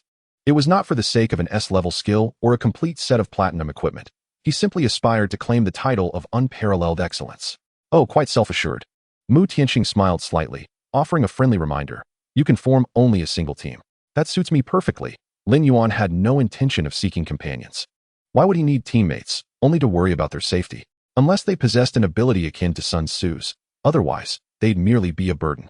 Mu Tianqing rose, patting Lin Yuan's shoulder. I have heard that someone in Shanghai City has already reached level 18. Within a month, they are likely to attain level 20. You might complete your first transition quest before the college entrance examination. With 2 months remaining, you ought to intensify your efforts. Intensify my efforts? Isn't it merely a matter of leveling up? How trivial, Lin Yuan scoffed. Just grind through a few nightmare dungeons, and everything will be accomplished. Completing the first transition quest before the examination is as easy as the Buddha capturing the Monkey King. With his goals achieved, Mu Tianqing ambled away, hands behind his back. Cui Xianglong and Lin Yandong followed suit. Before departing, Lin Yandong cast a warning glance at Lin Yuan. Don't you dare consume my swan again. Take care, esteemed ones. Lin Yuan waved with a smile. After the trio had distanced themselves, Sun Tzu exclaimed while clutching his phone, Dude, Lin Gu, take a look. Lin Yuan leaned over, gazing at the content on Sun Tzu's screen, which read, Wushuang Guild President, the strongest holy knight of humanity. Mu Tian's light, the holy guardian who shatters the darkness. Sun Tzu opened a video within the post, showcasing a golden-armored holy knight bathed in divine light, standing against a legion of gargoyles, their numbers exceeding 30,000, darkening the skies as if night had fallen. Faced with the encroaching horde of gargoyles, the holy knight unleashed a single strike, obliterating the darkness above. Chapter 40, 4th Tier Skeletal Knight. Wow, incredible. Sun Tzu was filled with fervor. Mu Tian's light, the name alone evokes awe. Lin Yuan's gaze flickered, clearly impressed. 30,000 level 50 gargoyles annihilated by a single skill, truly formidable. Lin Go, you must also devise a striking title for yourself, Sun Tzu pondered, tilting his head. Ruler of the realm, invincible holy king, sovereign of the heavens, what do you think? What nonsense, Lin Yuan rubbed his temples. Please, spare me the melodrama. After parting ways with Sun Tzu, Lin Yuan returned to his villa. Ali, familiar with the surroundings, headed to his room. Shortly thereafter, the sound of piano music wafted through the air. Lin Yuan turned his attention to a Gui. You should choose a room as well. I have but one request, no ghostly wails in the night. Daytime cawing is tolerable, but a sudden shriek at night could truly frighten someone. Just as a Gui was about to chuckle, he abruptly stopped, then patted his ribcage, nodding earnestly. As Lin Yuan was about to leave, a thought struck him. He had nearly forgotten about the unused evolution points. Consume 5,000 evolution points to advance the 3rd-tier skeletal mage to a 4th-tier skeletal knight. A Gui, 4th-tier skeletal knight. Level, LV 15. Race, undead. Health points, 120,000. Mana points, 30,000. Attack power, 12,000. Spell power, 3,000. Defense, 6,000. Strength, 6,000. Agility, 3,000. Stamina, 6,000. Intelligence, 3,000. Talent, all for 1 SSS. Skills, Skeletal Armor, A. Undead Summon, S. Netherfire, S. Grasp of Death, A. Upon evolving to the 4th tier, a Gui's previously slender frame had become notably robust, his bones gleaming with a striking luster, exuding an aura of coolness. A Gui glanced down at his revitalized skeletal structure, cackling with glee. Raising his hand, a blue skeletal steed materialized from thin air. He mounted it, transforming into a true skeletal knight. Lin Yuan stroked his chin, thoroughly pleased with the Gui's appearance. If only he could acquire a few more skills. The skeletal armor provided passive defense enhancement, an upgraded version of bone proliferation. The undead summon needed no introduction. Its efficacy in achieving the status of an undead calamity hinged upon this skill. As for Netherfire and Grasp of Death, Lin Yuan found them rather mundane. Netherfire, S. Skill description, consumes 2,000 mana points. The next skill will inflict an additional 50% of this skill's damage as true damage, accompanied by a soul-burning effect. Cooldown time is 1 minute. Soul burning. The soul is scorched by the flames of the undead, with a high probability of entering a dazed state. Grasp of Death, A. Skill description, consumes 500 mana points, utilizing death energy to pull the target before the caster, compelling the enemy to attack the caster for 3 seconds. Cooldown time is 25 seconds. Netherfire is an auxiliary burst skill. If it were to manifest on Ali, it would be akin to adding wings to a tiger. However, placed on a Gui, it becomes a mere ornament. A Gui lacks any output skills. Netherfire is essentially superfluous. In comparison, Grasp of Death is significantly stronger than Netherfire. At least it can control the opponent for 3 seconds. Moreover, a Gui exhibits no fear of death, allowing him to engage freely. Before returning to his room, Lin Yuan advised a Gui, hurry and master your skills. Ideally, aim for a magical skill, something flashy. As a summoner, I cannot always charge into battle wielding a shield. Occasional forays are acceptable, but perpetually doing so would be beneath my dignity. Lin Yuan was not greedy. He did not seek grandiose skills like Rain of Fire or Ice Beam. Even a bone spear would suffice. After returning to his room, a Gui settled into a spacious area on the 1st floor, drawn to it by the presence of 3 fishing rods. Upon seeing the rods, a Gui became utterly transfixed. Gazing at the twilight sky, with only 10 minutes to 8 o'clock, the darkness had already begun to envelop the surroundings. Yet, for a Gui, this was of little consequence. As a specter, he required no rest, and time held no sway over him. He carried his fishing rod and, solitary, made his way to the lakeside where he had fished that afternoon. Cackling with glee, a Gui sat upon the ground, his laughter echoing through the stillness of the lake, startling a nearby swan into a flurry of panic, fearing the approach of another who sought to capture them for a meal. This evening, Mu Tianqing was on duty, engrossed in watching short dance videos of charming young ladies, when a chilling, eerie laughter jolted him from his reverie. Who could be laughing so disturbingly? Following the sound, Mu Tianqing arrived at the lakeside and discovered a Gui engaged in night fishing. "Ah, it's you, little skeleton," he remarked, both amused and exasperated. "Hey, keep it down at this hour. Thank goodness it's me here. Otherwise, any other practitioner might have already unleashed their skills upon you." As Mu Tianqing strolled over, intending to pull a Gui away, he inadvertently touched the specter's shoulder, causing a surge of cursed energy to uncontrollably flood toward Ague. What in the world? Mu Tianxing gasped, retracting his hand. Upon separating from Ague, he sensed a slight diminishment of the cursed energy within him. Though meager, it was indeed a reduction. At that moment, Ague suddenly turned, the blue flames of his spectral eyes flickering with intensity as they fixed upon Mu Tianxing. "Caw!" he croaked, tilting his head, and raised a hand, revealing a white orb the size of a fist. Bone orb, auxiliary equipment. Grade, epic. What the hell? Mu Tianxing couldn't help but exclaim, astonished by the presence of epic-grade equipment in the possession of a mere level 15 skeleton. It seemed utterly absurd that this little creature, a trifling third-tier skeleton, could possess such a treasure. However, Mu Tianxing soon realized something peculiar. Ague was no longer a third-tier skeleton, but had transformed into a fourth-tier one. Is it truly only been a short while? He possessed the Eye of Truth skill, enabling him to discern Ague's attributes, and to his astonishment, it appeared that the transformation was flawless. This little fellow is indeed a marvel, Mu Tianxing mused, his awe deepening. Upon grasping the bone orb's capabilities, a wave of elation washed over his face. Little skeleton, shall we strike a deal? I can bestow upon you my cursed energy, and in return, you may fish here at your leisure. Ague nodded enthusiastically. "Caw. Deal." Mu Tianxing chuckled heartily and placed his hand back on Ague's shoulder. Currently absorbing cursed essence, energy level 71. 80, 100. Energy saturated. One opportunity to comprehend a necromantic skill unlocked. Chapter 41. The Emergence of the Regional Dungeon. The cursed life box within Mu Tianxing contained an immense reservoir of death energy. Merely 1/10 sufficed to fill 40% of the bone orb's capacity. Upon sensing the saturation of the orb, he withdrew his hand. A reduction of 1/10. It truly works, Mu Tianxing exclaimed, unable to contain his joy. Upon closer inspection, he noticed the fine lines at the corners of his eyes had softened, his appearance rejuvenated by several years. Casting a glance at the seemingly dazed Ague, he retrieved his phone and dialed a number belonging to someone named Luo Yuchang. "Hello, drop whatever you're doing and come to Tianfeng City immediately. Tell Qin Liang to appoint you as the mayor of Tianfeng City." After a brief silence on the other end, the response came, "Understood." Hanging up, Mu Tianxing murmured, "So the vice president of the Wushuang Guild is now your bodyguard. What a first for you."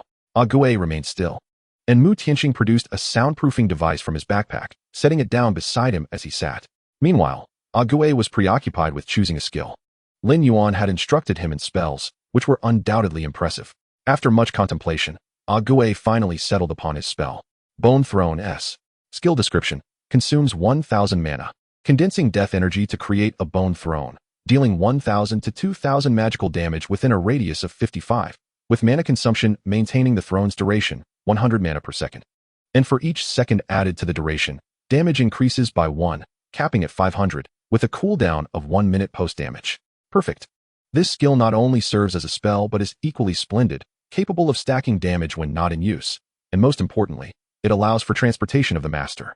In comparison, the bone throne dwarfed any skeletal behemoth. Ague chuckled to himself at the thought of Lin Yuan's astonished face upon witnessing the bone throne. "Caw, caw, caw." His laughter startled Mu Tianxing once more. Thankfully, his foresight in deploying the soundproofing device spared the practitioners in the vicinity from being drawn to the commotion. The following morning, Sun Tzu knocked on Lin Yuan's door to deliver breakfast. After their meal, the pair received notification to head to the school. Along the way, Sun Tzu clutched his phone, chuckling incessantly.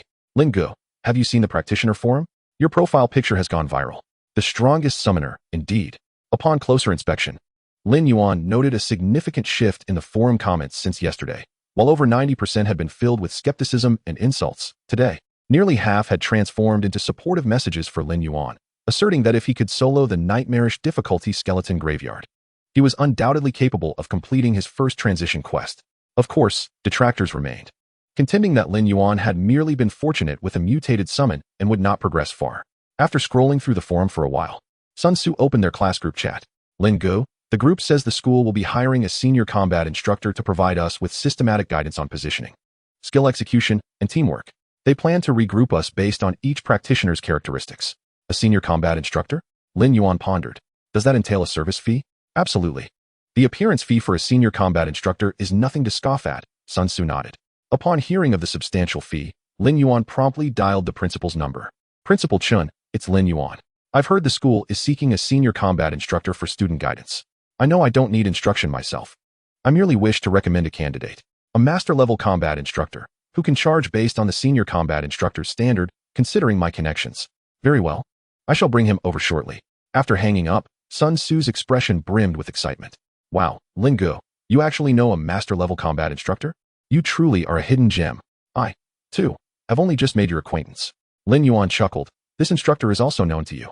Sun Tzu, with a perplexed expression, could not recall when he had become acquainted with a master-level combat instructor. Ollie, it's time to come to work. Lin Yuan snapped his fingers, and Ollie, clad in shimmering silver chainmail, materialized before them. Standing tall, with a violin in hand, he resembled a musician stepping forth from a painting. This is Ollie, the master-level combat instructor. The warriors of the Darkborn clan are born for battle, naturally endowed with exceptional combat prowess, their experience and skills far surpassing those of ordinary professionals. Coupled with the terrifying SSS-level talent of the martial arts king, Ali's vision and experience are certainly on par with a master-level combat instructor. And he could even engage in a duel with a grandmaster-level instructor. Lin, are you jesting? Sun Tzu chuckled nervously. If brotherly guides us, a single strike could easily claim our 10 lives. Fear not. I will instruct Ali to temper his strength. Lin Yuan waved dismissively. He would never strike you down. At worst, you might suffer a fracture or two. As the two approached the school, approximately a kilometer away, the sky suddenly darkened, and a colossal statue materialized 100 meters from Lin Yuan. The statue depicted a fearsome, clawing zombie, and as it landed, its eyes abruptly ignited with a crimson glow, casting a sinister light over a 5-kilometer radius. A chilling grinding sound echoed ominously in their ears, and both Lin Yuan and Sun Tzu felt an inexplicable force drawing them into a violet portal. At the moment they were engulfed by the portal, the Tianfeng City Professionals Association blared a warning. Alert! Alert! A regional dungeon has appeared in the direction of the first high school. Please respond promptly. Alert! Alert! A regional dungeon has appeared in the direction of the first high school. Please respond promptly. Alert! Alert!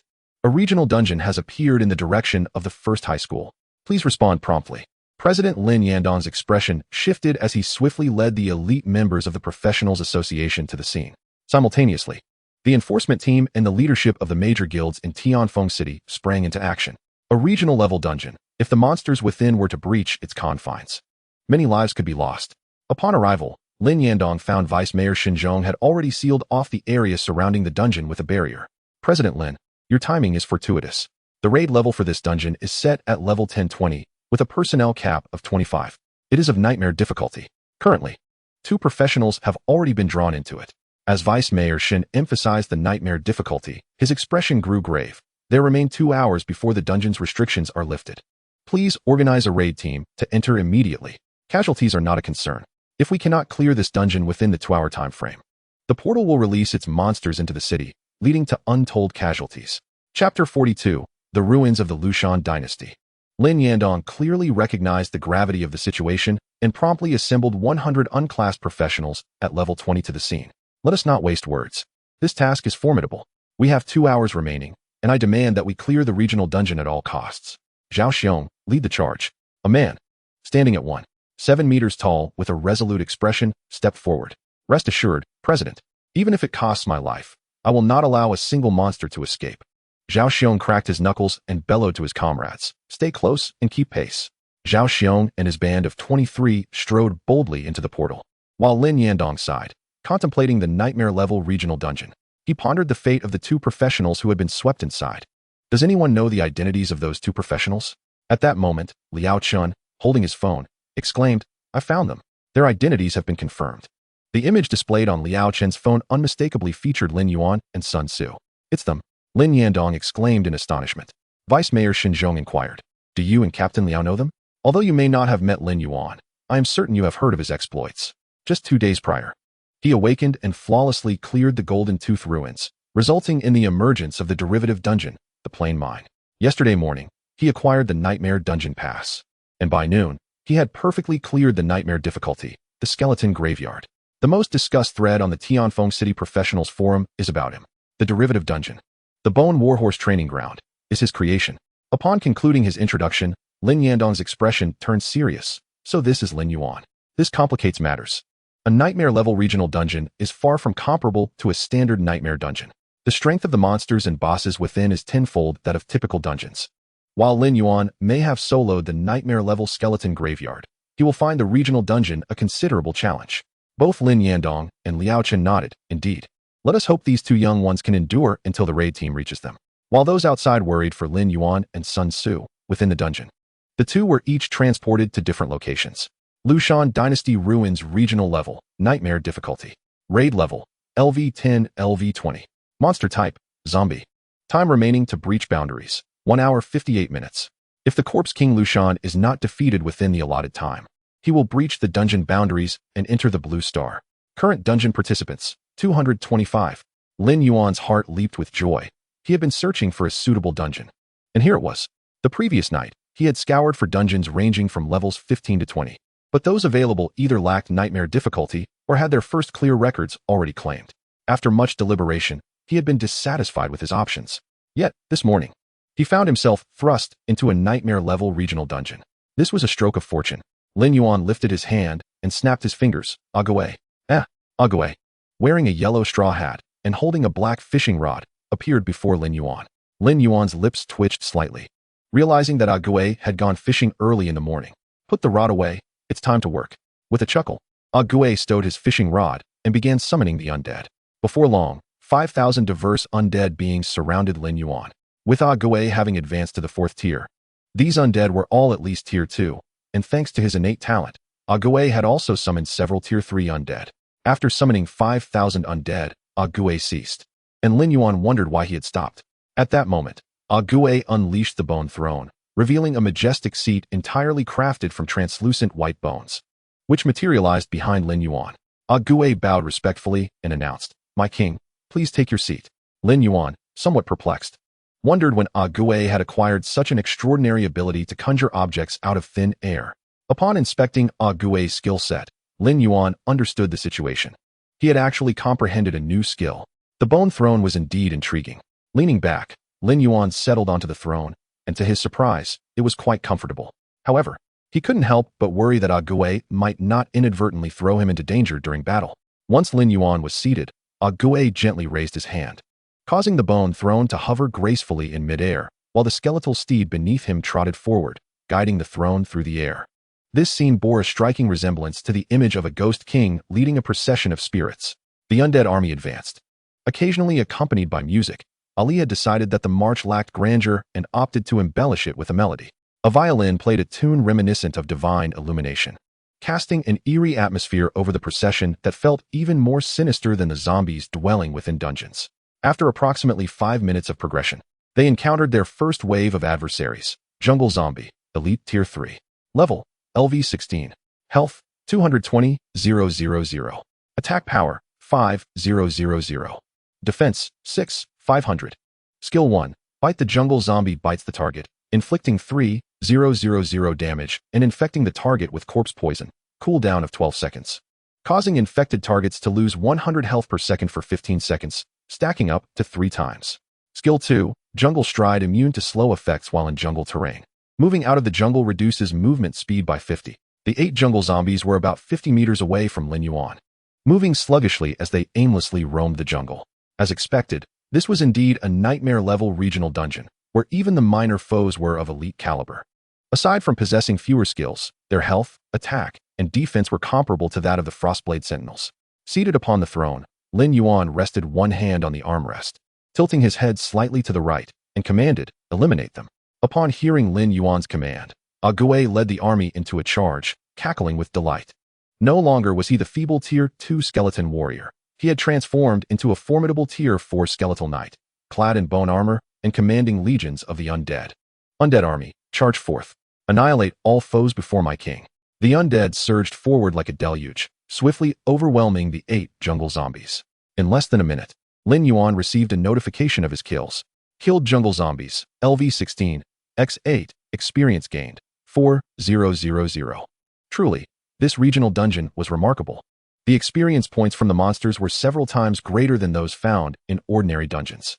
It was apparent that leveling up 2 or 3 times during this excursion would be entirely feasible. Chapter 43, Zombie Centurion. Current dungeon population, 2,525. As the group continued onward, Lin Yuan furrowed his brow slightly. Had other players entered? He soon realized that these newcomers were likely an assault team dispatched by the Adventurers Association to explore the dungeon. After all, a nightmare-level regional dungeon was no trivial matter. If the dungeon's boss were to escape without being defeated within the time limit, it could lead to dire consequences. It was imperative to hasten their pace and not allow these players to snatch away the boss's experience. Ague, increase our speed. Upon receiving the order, Ague tugged at the reins and, with a powerful swing of his right arm, commanded full speed ahead. The undead army surged forth like a swarm of locusts, rampaging through the jungle and leaving no jungle zombie unscathed. After 15 minutes, Lin Yuan had traversed the jungle region, encountering 42 jungle zombies along the way, all of which had contributed to his experience. Perhaps due to the nature of the regional dungeon, these jungle zombies dropped 2 pieces of golden-grade equipment. Jungle running shoes. Quality, gold. Required level, LV 15. Attributes, agility 25, health 500. Trait, movement speed 3. Toxic bite dagger. Quality, gold. Required level, LV 15. Attributes, attack power 150, agility 30. Trait, attacks have a chance to poison the target, dealing 50 toxin damage per second for 10 seconds, stacking up to 3 times. Both the shoes and dagger possessed commendable attributes, particularly the dagger, which had a chance to inflict poison. When stacked 3 times, it could deal an additional 500 toxin damage over 10 seconds, making it quite a coveted weapon. After equipping the shoes, Lin Yuan's movement speed increased by 3, though his health decreased by 1,000. The set bonus from his iron triad armor was lost, but it mattered little, with his innate talent ensuring his survival as long as the nearby undead remained. The difference of 1,000 health points was negligible. Exiting the jungle, Lin Yuan beheld an abandoned military camp that had long fallen into disrepair. Where new foes awaited, disease zombie, elite tier 3. Level, LV 17. Health, 250,000. Attack power, 3,000. Defense, 7,000. Skill 1, disease fog emits a putrid odor, causing targets within a 2-meter radius to lose 100 health per second. Targets affected by the fog also suffer a 20 reduction in defense. Skill 2, explosive blood clump upon death. The disease zombie explodes, dealing 5,000 damage to targets within a 5-meter radius and causing a knockback effect. The disease zombies possessed low attack power but remarkably high defense, and their 2 skills proved exceedingly troublesome, particularly for melee combatants. Seated upon the bone throne, with his right hand resting on the armrest and his head reclined, Lin Yuan cautioned, focus on ranged attacks. Melee fighters must avoid being caught in the explosions. Failing to issue this warning could lead to disaster, as the undead would charge recklessly, potentially sacrificing themselves before even eliminating the disease zombies. Though they were expendable, it was unwise to waste them indiscriminately. Ague, upon hearing Lin Yuan's directive, promptly began to strategize. No longer merely a reckless warrior charging headlong into battle. He was evolving into a fledgling commander capable of distinguishing between melee and ranged roles. Should he continue to develop in this manner, he might become an exceptional leader. The disease zombies stood at 2 meters tall, swaying their rotund bodies, enveloped in a green haze of disease. The stench of decay emanating from them was detectable even from a distance, posing a significant challenge for any player with a penchant for cleanliness, as they would find it nearly impossible to confront such repugnant foes. A multitude of skeletal warriors encircled the diseased zombies, forming an unyielding blockade. The skeletal archers, arranged in a phalanx, initiated a precise barrage upon this wretched horde. Each skeletal archer inflicted only a modest damage of a few dozen points. However, their sheer numbers were overwhelming. Over 3,000 skeletal archers unleashed a volley that could inflict a staggering 100,000 points of damage in a single round, sufficient to vanquish one diseased zombie after merely 3 rounds. With a resounding boom, the first diseased zombie fell, its demise scattering skeletal warriors into fragments. The loss of these skeletal fighters bore no consequence on the battle's outcome. At this moment, Ague, seated atop his skeletal steed, raised a hand, summoning another 100 undead soldiers to the fray. In less than 10 minutes, all 34 diseased zombies had succumbed to the concentrated fire of the skeletal archers. The ranks of the undead not only remained intact, but had swelled by an additional 3,000, bringing their total to an impressive 12,000. Defeated diseased zombies, LV 17, 34. Experience points 20400. Upon the demise of the diseased zombies, 3 identical pieces of golden equipment emerged.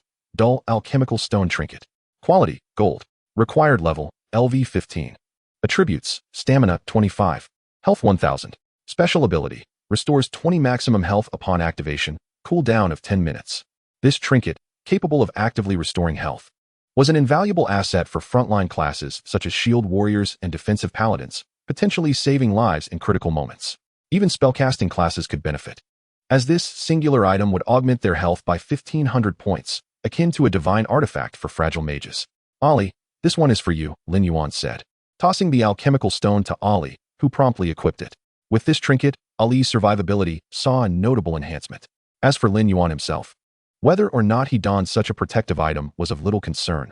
For him, the necessity of survival was moot. He was nearly invulnerable. He considered the opportunity to sell it upon exiting the dungeon, or perhaps trade it for equipment or items of personal utility. Continuing deeper into the encampment, Lin Yuan approached the kitchen area when a towering figure, nearly 2 meters tall and wielding a colossal sword, emerged. Zombie Centurion, Elite Tier 3. Level, LV 18. Health, 500,000. Attack Power, 9,000. Defense, 8,000. Skill 1. Bone Crusher swings the colossal sword to strike targets within a 3-meter range twice. The first hit deals 3,000 damage. And the second hit, if the first connects, is guaranteed to be a critical strike, with a cooldown of 15 seconds. Skill 2. Bloodthirsty Charge dashes towards a target at remarkable speed, stunning the target for 1 second. Can be used twice in succession, with a cooldown of 10 seconds. Skill 3. Fight to the death when health drops below 30%. Attack power increases by 50%. Skill 4. Unyielding instantly removes control effects and grants immunity to control effects for 5 seconds. As the zombie Centurion appeared, its gaze fixed intently on Lin Yuan, who hovered in the air. However, the distance between them rendered the Centurion incapable of executing its bloodthirsty charge, prompting it to target Ollie instead. Chapter 44. Control Removing Skills. The zombie Centurion entirely disregarded the surrounding undead, focusing solely on the greatest threat it perceived, Ollie. Bloodthirsty Charge. The zombie Centurion, sword in hand, surged towards Ollie at breakneck speed, blatantly ignoring the frontline Ague. Enraged, Ague unleashed the grip of death upon the zombie Centurion, dark tendrils of necrotic energy enveloping its feet, binding it as though ensnared by a rope. "Return to me," Ague commanded, pulling the zombie Centurion forcefully toward him. The grip of death served to increase enmity, compelling the zombie Centurion to direct its attacks toward Ague. In terms of both defense and offense, Ague far surpassed the zombie Centurion. The Centurion's strike landed on Ague, inflicting 680 damage. Ague cackled maniacally, swinging his club at the zombie Centurion for 300 damage. Thus commenced a brawl, a skeleton and a zombie exchanging blows. Ague held a distinct advantage in attributes, yet his output fell short, lacking offensive skills. One could not say he was entirely devoid of attack abilities. He possessed one, Bone Throne. However, the primary purpose of this skill was not to inflict damage but to serve his elder brother. Though Ague was an undead creature, he recognized the importance of remaining true to his origins. As they grappled, a silvery figure approached at great speed. Ollie executed a rampaging charge, colliding with the zombie Centurion. The stun effect lasted less than half a second, yet the Centurion was enveloped in a crimson glow as it activated its unyielding skill, rendering it immune to all control effects for 5 seconds. Ollie had already prepared his charged slash, sensing the impending threat. In response, the zombie Centurion unleashed its Bone Crusher skill, escalating the combat from a mere brawl to a full-scale skirmish, with Ollie dealing a critical hit of 253,000 damage. The zombie Centurion's attack on Ollie, even under critical conditions, inflicted a mere 5,000 points of damage. Following a series of 3 rapid slashes, Ollie dealt a total of approximately 700,000 damage, obliterating the zombie Centurion before the duration of its unyielding skill had elapsed. Defeated zombie Centurion, LV 18. Experience points 15,000. Level up to LV 16, 119,307,000. Ollie, splendid work, Lin Yuan remarked with a smile, and Ague, your performance was commendable as well. From a purely combat perspective, Ollie's explosive output and resilience were impressive, lacking any significant weaknesses, far surpassing Ague. Yet, Ague was not without merit. His ability to summon the undead and foster a sense of camaraderie among them was invaluable for both farming and survival. Most crucially, Ague knew how to show appreciation. With a single invocation of the Bone Throne, he maximized his emotional value. While others traversed the ground, Lin Yuan remained seated in the air, casting a noticeable disparity in their heights. The zombie Centurion yielded 3 distinct items: a skill book, a weapon, and a yellow crystal core. Unyielding will, A. Skill description: instantly dispels control effects and grants immunity to control effects for the next 5 seconds, with a cooldown of 1 minute. Cavalry Cleaver, two-handed sword. Quality, Platinum. Equipment requirement, strength 200. Attributes, attack power 240. Special trait, attacks ignore 5% of defense. Disease crystal, consumable item. Description, an item used to unlock the entrance to the tomb of the Corpse King. Lin Yuan bestowed both the skill book and the cavalry cleaver upon Ollie. As the attack power of the cavalry cleaver significantly surpassed that of the bone giant sword, and its exquisite design coupled with the defense-ignoring trait suited Ollie perfectly. Upon acquiring it, Ollie expressed immense satisfaction. With the acquisition of unyielding will, Ollie would no longer fear encountering bosses like the Frostblade Knight, known for their numerous control skills. The zombie centurion has been slain. The jungle camp region has been conquered. 14. Please select the next area to advance. 3 purple portals materialized before Lin Yuan. To the left, the toxic laboratory. In the center, the general's corridor. And to the right, the scholar's library. It appeared that in order to confront the Corpse King, one must first eliminate the 4 regional mini-bosses. Truly, it is a challenge befitting a 25-player rate. Encountering the boss is no trivial task. Lin Yuan glanced at the remaining time, 1 hour and 35 minutes until the limit is lifted. The jungle camp had consumed 25 minutes of Lin Yuan's time. Considering the 4 regions at an estimated 20 minutes each, plus the final boss, time was of the essence. After deliberation, Lin Yuan opted for the scholar's library, reasoning that it likely housed magic-based creatures, which typically possess lower health and would be easier to deal with. As Lin Yuan chose to enter the scholar's library, 23 members of the Adventurers Association's assault team had just entered the second passage of the general's corridor. Zhao Xiong checked the remaining time, noting they had an hour and a half left. Everyone, let us muster our strength and clear this passage of zombies. The boss awaits. The final boss of a regional dungeon drops equipment of at least platinum quality, and with a stroke of luck, even diamond quality gear could be obtained. With such formidable equipment, the class advancement task would be a breeze. Upon hearing Zhao Xiong's words, the morale of the team surged. Captain Zhao, let us engage the monsters quickly. We can hardly wait. Indeed, I just looted 2 pieces of golden equipment, and none were for me.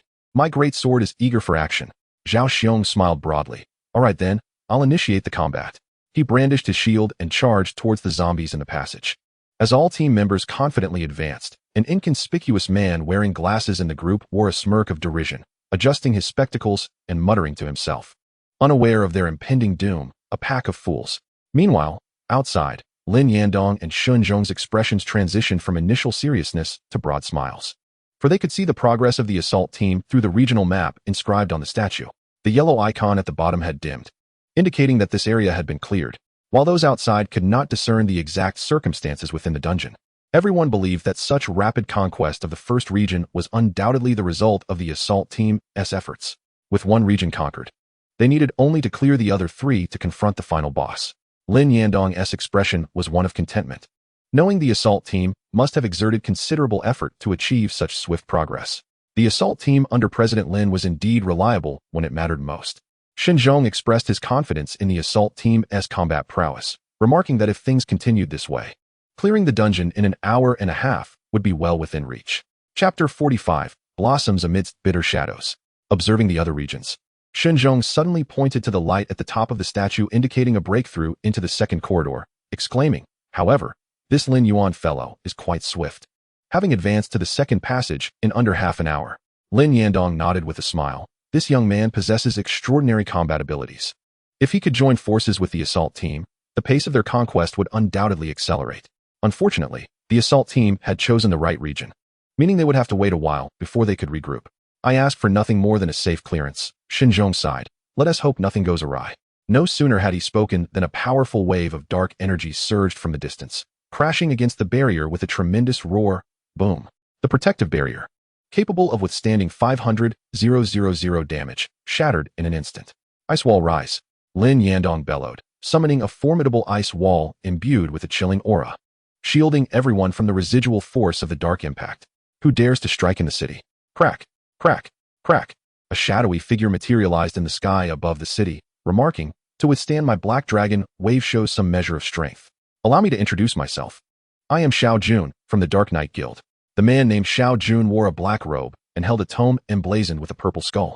His demeanor arrogant and haughty. Xiao Jun, level 56 Dark Sorcerer. How could he appear in Tianfeng City? Lin Yandong and the others exchanged alarmed glances. Realizing he might be here for Mu Tianxing, this is bad. Without a moment's hesitation, a blue staff radiating coldness appeared in Lin Yandong's hand. I'll hold him off. You all hurry to notify the demon suppression army and summon Meng Zhan for immediate support. Lin Yandong's figure flickered as he ascended into the air, confronting Xiao Jun face to face. Extreme Ice Feast. The staff gathered the chilling aura capable of freezing all things, transforming the surrounding area into a realm of frost, intending to stall for time. A disdainful smile crept onto Xiao Jun's lips. Your movements are far too slow. With his left hand resting on the tome, Xiao Jun pointed at Lin Yandong with his right, and a massive surge of dark energy coalesced into a dark dragon, which roared defiantly to the heavens. Roar? A simple breath attack incinerated the icy realm in an instant, severely injuring Lin Yandong in the process. Had it not been for the activation of the ice barrier and magic shield, Lin Yandong would have already succumbed to Xiao Jun's dark breath attack. Dark Binding. With a gentle sweep of his right hand across the tome, Xiao Jun unleashed a wide-ranging binding spell. Lin Yandong, Shenzhong, and all including Cui Xianglong found themselves ensnared within a violet sphere of magic, rendered incapable of any movement. The only exception was Liao Chun, the captain of the law enforcement team, whose form shimmered with a silver vortex, enveloped by a tempest as he activated the Gale Shadow Dash. Liao Chun transformed into a tempest, invisible to the naked eye, and in the blink of an eye appeared before Xiao Jun. Aura. In a mere 3 seconds, Liao Chun unleashed a barrage of hundreds of punches, the ferocious wind generated by his strikes blinding to behold. It was this very reputation for swift violence that had earned him the moniker of Tempest. The robe adorning Xiao Jun fluttered violently in the gusts. Though his speed was remarkable, the force of his attacks was woefully inadequate. A cruel smile crept across Xiao Jun's lips as a grotesque, demonic apparition materialized behind him. The demon extended its hand, grasped fiercely, and with a resounding crunch, the sound of Liao Chen's bones shattering echoed through the air, casually discarding him. Liao Chen plummeted to the ground, his fate uncertain. Xiao Jun surveyed the gathered crowd, his eyes piercing. Weak, far too weak. The feeble do not deserve to partake in such opulent lives. Let them all become fodder for the dark dragon. A manic expression crossed Xiao Jun's features as he brandished his tome, which erupted in a rich violet glow, an aura of malevolence and filth that sent shivers through the onlookers. Sacrificial Array. Lin Yandong was stricken with dread. This subterranean city was a manifestation of Xiao Jun's machinations. Correct, Xiao Jun replied with a snap of his fingers, but there will be no reward. Indeed, this underground city was a product of Xiao Jun's design. The Dark Dragon. A level 60 Lord-class creature, resided in the dragon layers of the demon realm, and its descent into Blue Star was fraught with peril. Before it could breach dimensions, it would likely be besieged by formidable adventurers. Thus, Xiao Jun devised a compromise, to first open the boundaries of a lower-level dungeon, then utilize the sacrificial array to offer a human from the city as a medium, allowing the Dark Dragon to temporarily cross into Blue Star. The Dark Dragon had promised that if he were to descend, he would bestow upon Xiao Jun his SSS-grade Dark Annihilation magic as recompense.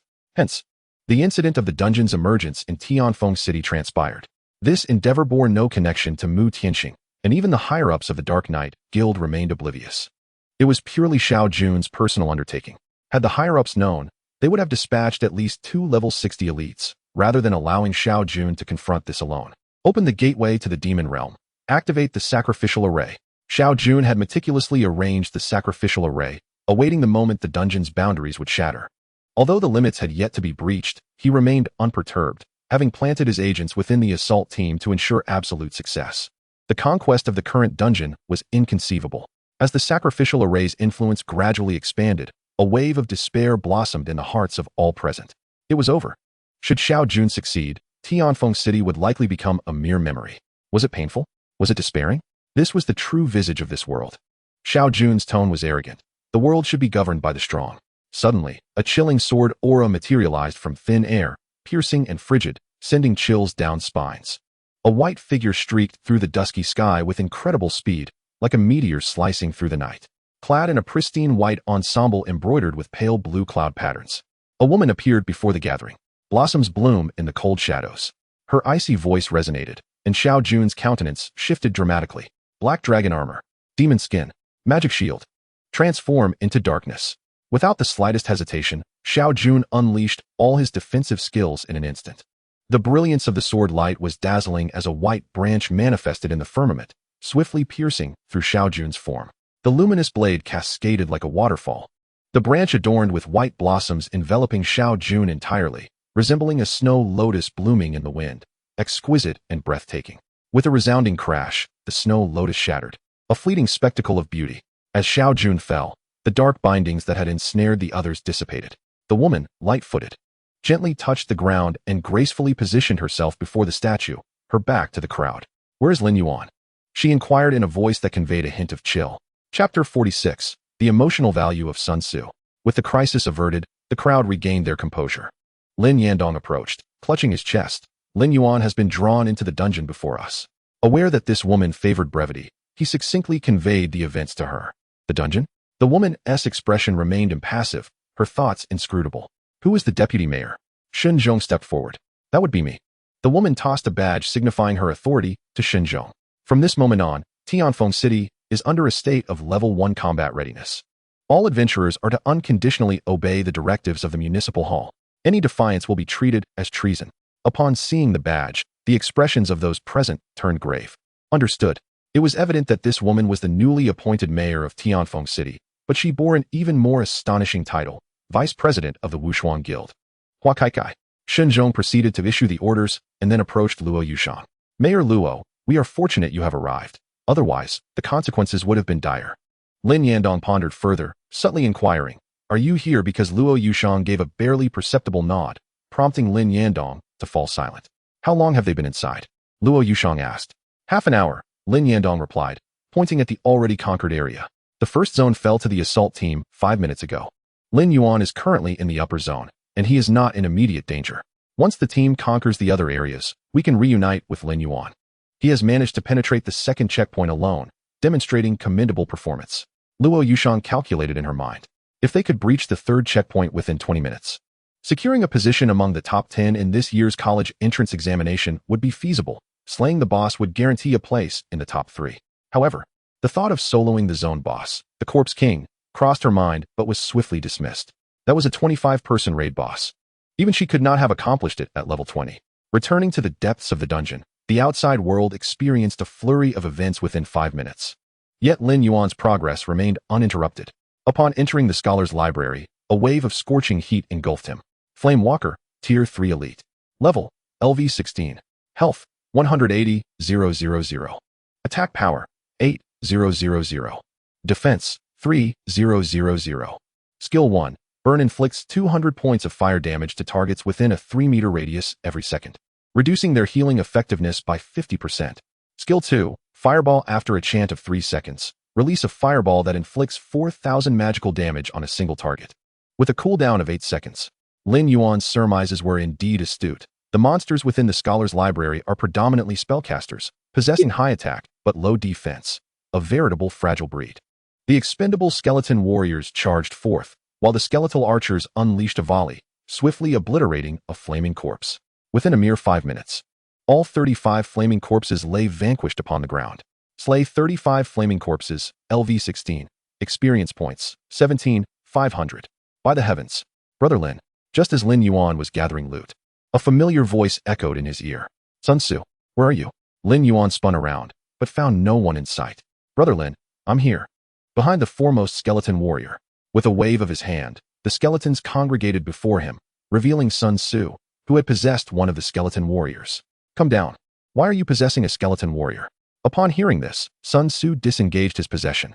"Woo, Brother Lin, you have no idea how I've spent the last half hour." He then recounted the events since entering the dungeon. After being swept into the library, Sun Tzu found himself besieged by the ranged flaming corpses, forcing him to flee in desperation. Ultimately, he had the clever idea to possess a flaming corpse, narrowly escaping death. For the duration of half an hour, Sun Tzu had not dared to relinquish his possession, fearing instant annihilation from the fireball of the flaming corpses. After a long wait, he finally saw Lin Yuan. But the distance was too great, and the skeleton archers, oblivious to Sun Tzu's presence, targeted the flaming corpse he possessed. Alarmed, Sun Tzu quickly possessed another skeleton warrior. Upon realizing that these skeletons were summoned by Lin Yuan, Sun Tzu felt emboldened to speak. "You rascal, you have a charmed life." Lin Yuan clapped Sun Tzu on the shoulder. "Your talent is quite intriguing. You can actually possess monsters. I was merely trying it out, and to my surprise, it worked." Sun Tzu scratched his head. "When I possessed the flaming corpse, I could even heal them." "Excellent. In the future, if you encounter monsters you cannot defeat, do just that." Lin Yuan chuckled heartily. "Though you may not be able to kill them, you can certainly chatter them to death." An idea sparked in Sun Tzu's mind, and he committed this advice to memory. He then looked around, somewhat astonished, and asked, Brother Lin, have you changed your class to necromancer? I knew you would certainly acquire a hidden profession. If others were to see your vast legion of undead, they would be utterly astonished. Brother Lin, since you have become a necromancer, your epithet shall henceforth be Lord of Calamity. With a flourish of his sleeve, countless undead appeared before him, heralding, the Lord of Calamity has arrived. Oh, spare me, Lin Yuan replied, exasperated. What nonsense do you think of daily? Can you not be so juvenile? Unbeknownst to him, a Gue was scheming nearby. Lord of Calamity, this fellow is even more sycophantic than I am. I cannot allow him to steal the spotlight. A Gue waved his hand, and a skeletal throne manifested behind Lin Yuan, adorned with intricately carved weapons, exuding an air of dominance. Lin Yuan leaned back slightly, taking his seat upon the throne. A Gue cast a glance at Sun Tzu, cackling with glee, while Sun Tzu stood agape. In his sight, beneath the throne, myriad undead bowed before their king, while Lin Yuan, seated upon the throne, resembled an emperor surveying his realm. Sun Tzu felt a surge of admiration for such a figure. Clearing his throat, he proclaimed, among mortals, true talent emerges from our ilk. Today, let us behold the might of Lin Yuan. This individual, once an ordinary wanderer, has transcended to summon awe-inspiring legions. With a skeletal throne, he commands a vast army. Like a celestial deity descending, all spirits bow in reverence. As if an emperor reigning supreme, all beings submit. A Gue was left speechless, his skeletal hands inadvertently clapping together. Magnificent, truly magnificent. I wish to learn, but I cannot. Lin Yuan, perched upon his throne, bore a mischievous smile, his lips curling in amusement. What unfiltered truths you speak. Chapter 47, Annihilating the Boss, 3 Platinum Equipments. The army pressed on, entering the library's interior, where a wave of heat enveloped them, leaving mouths parched and breathing labored, a hindrance to combat. Lin Yuan surveyed the surroundings. There were not many monsters, merely 12. And with the boss, a total of 13 adversaries. Zombie Scholar, Tier 3 Elite. Level, LV 17. Health, 250,000. Mana, 20,000. Attack Power, 9,000. Defense, 4,000. Skill 1, Flame Breath inflicts 2,000 magical damage in a cone-shaped area within 3 meters ahead, cooldown of 8 seconds. Skill 2, Fiery Explosion taking melee damage triggers a fiery explosion, dealing 500 magical damage to targets within a 2-meter radius, cooldown of 2 seconds.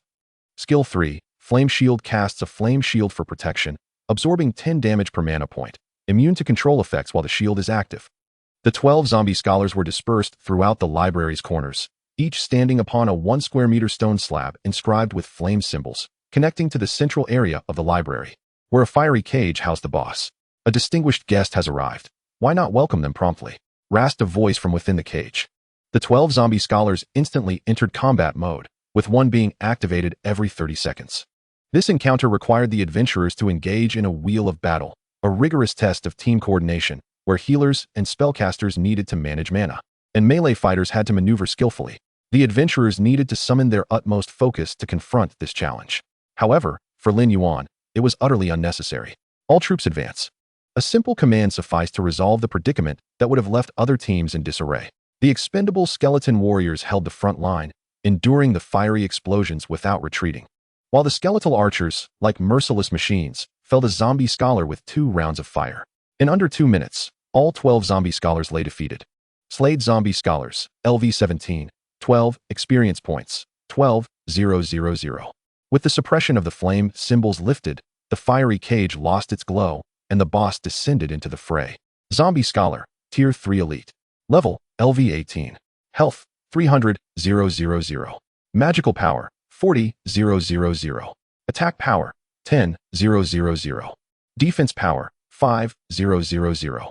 Skill 1, Flame Nova chanting for 5 seconds. Inflicts 20,000 points of magical damage to targets within the library, with a cooldown of 1 minute. Standing on the Flame Imprint Stone grants immunity to this damage. Attributes, Attack Power 150, Agility 30. Skill 2, Flame Cage constructs a cage of fire magic, immobilizing a single target. With a cooldown of 20 seconds, the cage has 50,000 health points.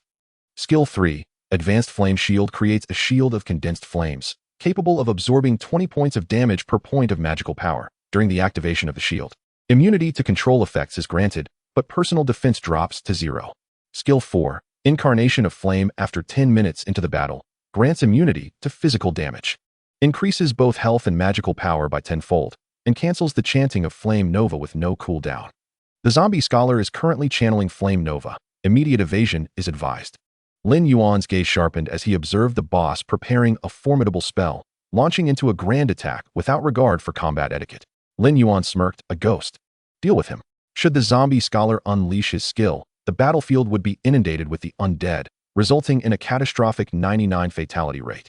This simply could not be allowed. Upon receiving the command, a ghost lunged towards the boss, activating the grasp of death. Come forth. As the zombie scholar was casting, a sudden surge of death energy manifested, yanking him towards a ghost and interrupting his incantation. Damnable undead, you shall bear the wrath of the flames. The zombie scholar brandished a crimson staff and struck a ghost on the head, dealing 246 damage. It was a mere tickle. A ghost retaliated with a sharp jab, inflicting 870 damage. Upon witnessing the damage dealt, a ghost became even more invigorated. This marked the highest damage output ever recorded by a ghost. Yet, Lin Yuan remained unsatisfied. He turned to Ali, and without the need for words, the slaying horse sword was dragged across the ground, leaving a deep gash. Berserk charge.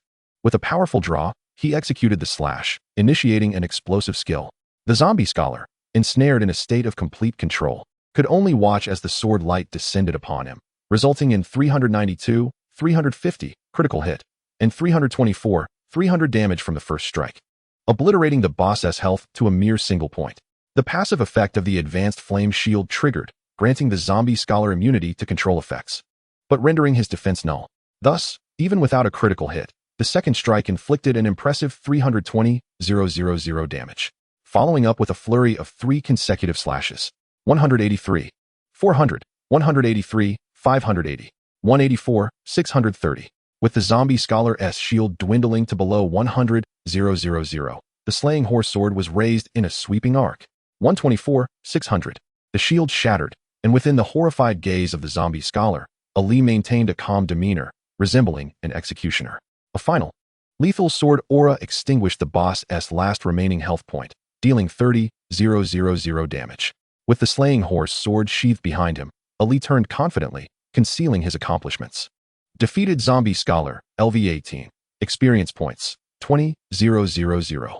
As the defeat notification echoed, the zombie scholar collapsed to the ground with a thud. This time, there was no need for Lin Yuan to descend. Sun Tzu had already gathered the spoils of the boss and presented them before Lin Yuan.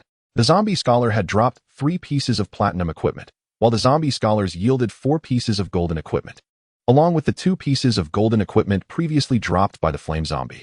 The scholar library had yielded a total of 6 pieces of golden equipment and 3 pieces of platinum equipment. A bountiful harvest indeed. Flame Scholar's Belt. Quality, platinum. Wearing requirement, LV15. Attributes, stamina 30, intelligence 30, fire resistance 1.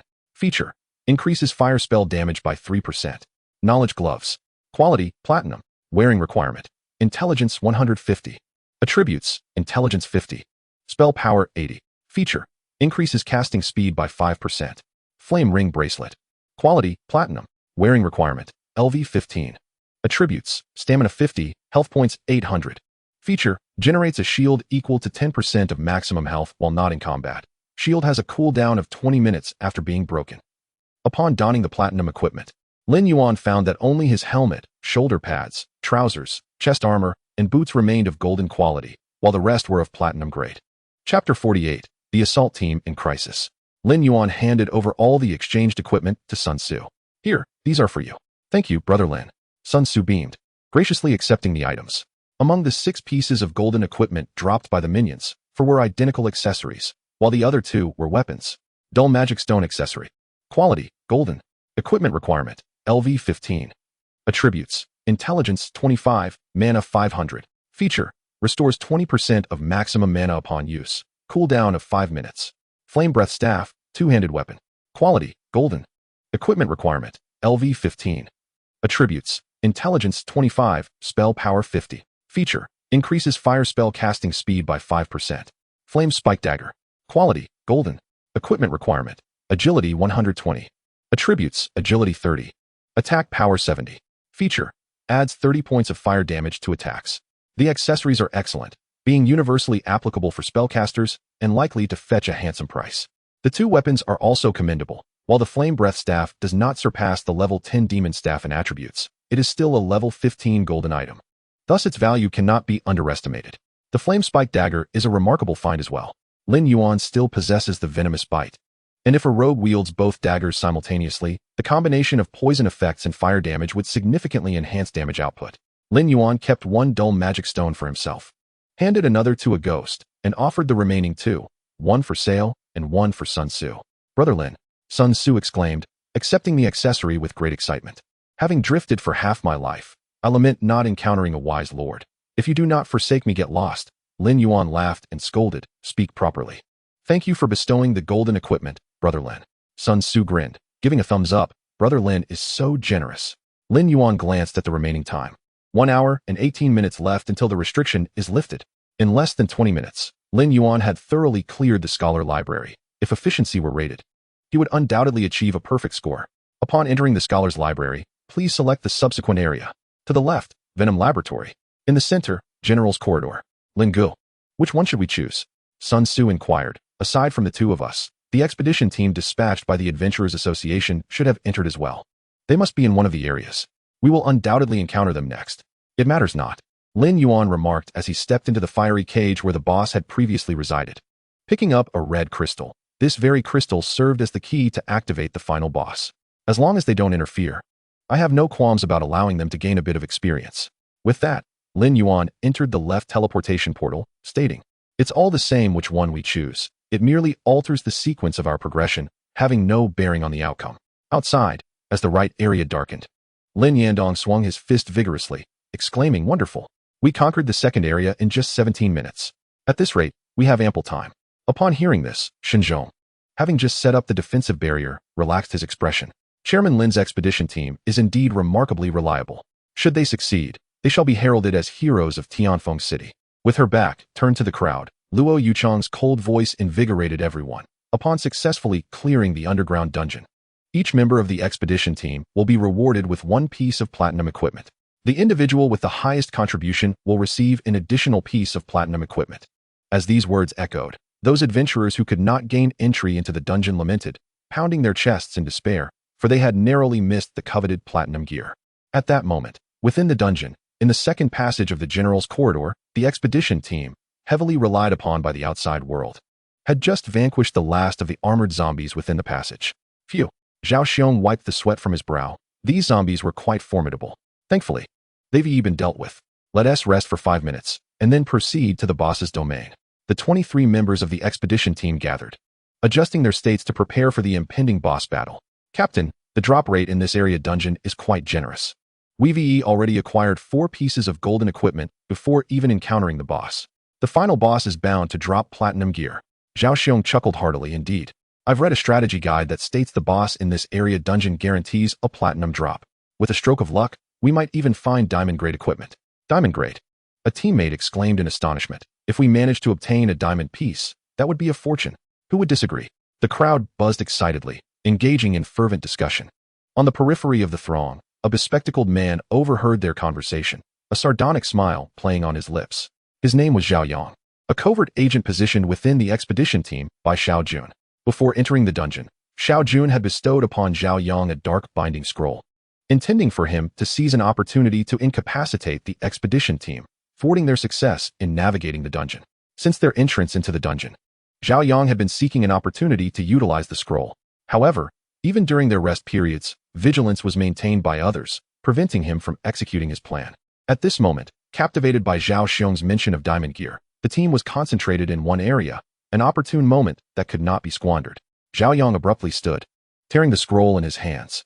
Zhao Yang, what are you doing?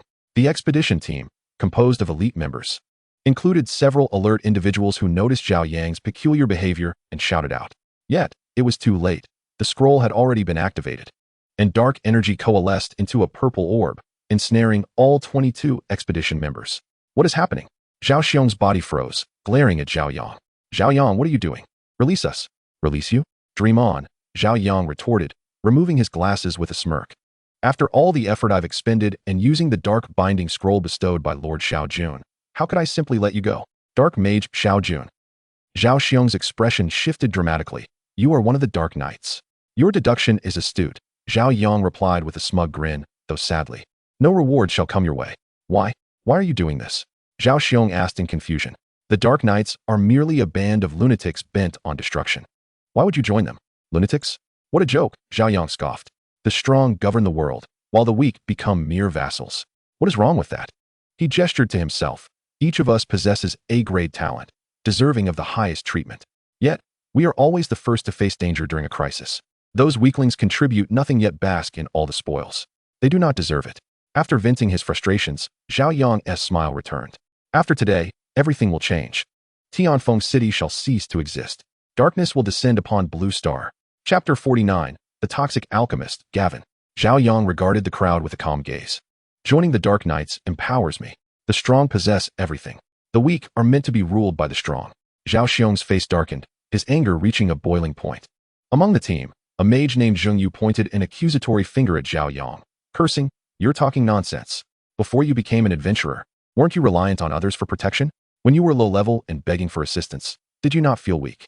Now that you've leveled up, you start acting high and mighty. When the knife is at your throat, you join the expedition team purely for its resources. You want the benefits without lifting a finger, wanting to have it both ways. What a fool, I spit on you." Zheng Yu's words shattered Zhao Yang's facade, inciting his anger. Right now, you can only boast with your tongue. I won't hesitate to inform you that Lord Xiao Jun has prepared a sacrificial array. Once the boundaries of this area dungeon are lifted, the entire population of Tianfeng City will perish, including you. Does it make you angry? Does it make you furious? It's futile. You will die like a feather, while I, Zhao Yang, am destined to be renowned far and wide. Outside the dungeon, the expedition team's halt drew the attention of Lin Yuan and others. Sigh, the second passage above has clearly been cleared of monsters. Why hasn't Lin Yuan entered the boss area? Is he worried about facing the boss? Perhaps he is waiting for a skill cooldown, Cui Shanglong speculated. Or maybe his summoned beast perished and he's waiting for its revival. Yes, that's possible, Lin Yandong nodded. The monsters in this area dungeon possess high attributes. Although Lin Yuan's summoned beast is a tier 3 elite, its lower level makes casualties a natural occurrence. Even if Lin Yuan cannot defeat the boss, it's fine. The expedition team has already cleared 2 areas. It's a wise choice for him to wait for their support. Everyone assumed that Lin Yuan was situated in the upper general's corridor. Little did they know, they were gravely mistaken. Within the confines of the toxic laboratory, Lin Yuan and Sun Su furrowed their brows, gazing at the grotesque creature before them. A. Toxic gas zombie, tier 3 elite.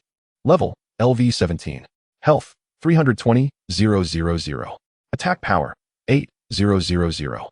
Defense, 6,000. Skill 1. Toxic spray. Every 15 seconds, it unleashes a spray of toxic gas forward, inflicting 1,000 magical damage per second to targets within a 10-meter linear range, lasting for 5 seconds. Skill 2. Toxic attack inflicts damage that applies a poisoning effect to the target, reducing their defense by 3, stackable up to 10 times. Skill 3. Paralyzing gas. Targets hit by toxic spray 3 consecutive times will enter a state of paralysis for 5 seconds. Brother Lin, this zombie is utterly repulsive, Sun Su remarked, pinching his nose, his eyes filled with disdain. Lin Yuan nodded in profound agreement. The previously encountered disease zombie was already unsightly. Yet the one before them was even more grotesque, akin to a humanoid toad. It was enough to vex anyone. Ague, swiftly eliminate them. Ague seized the opportunity to showcase his prowess, charging towards the toxic gas zombie. In his eyes, the notion of beauty was dictated by Lin Yuan's preferences. Anything that Lin Yuan cherished was deemed beautiful, while anything he detested was regarded as ugly.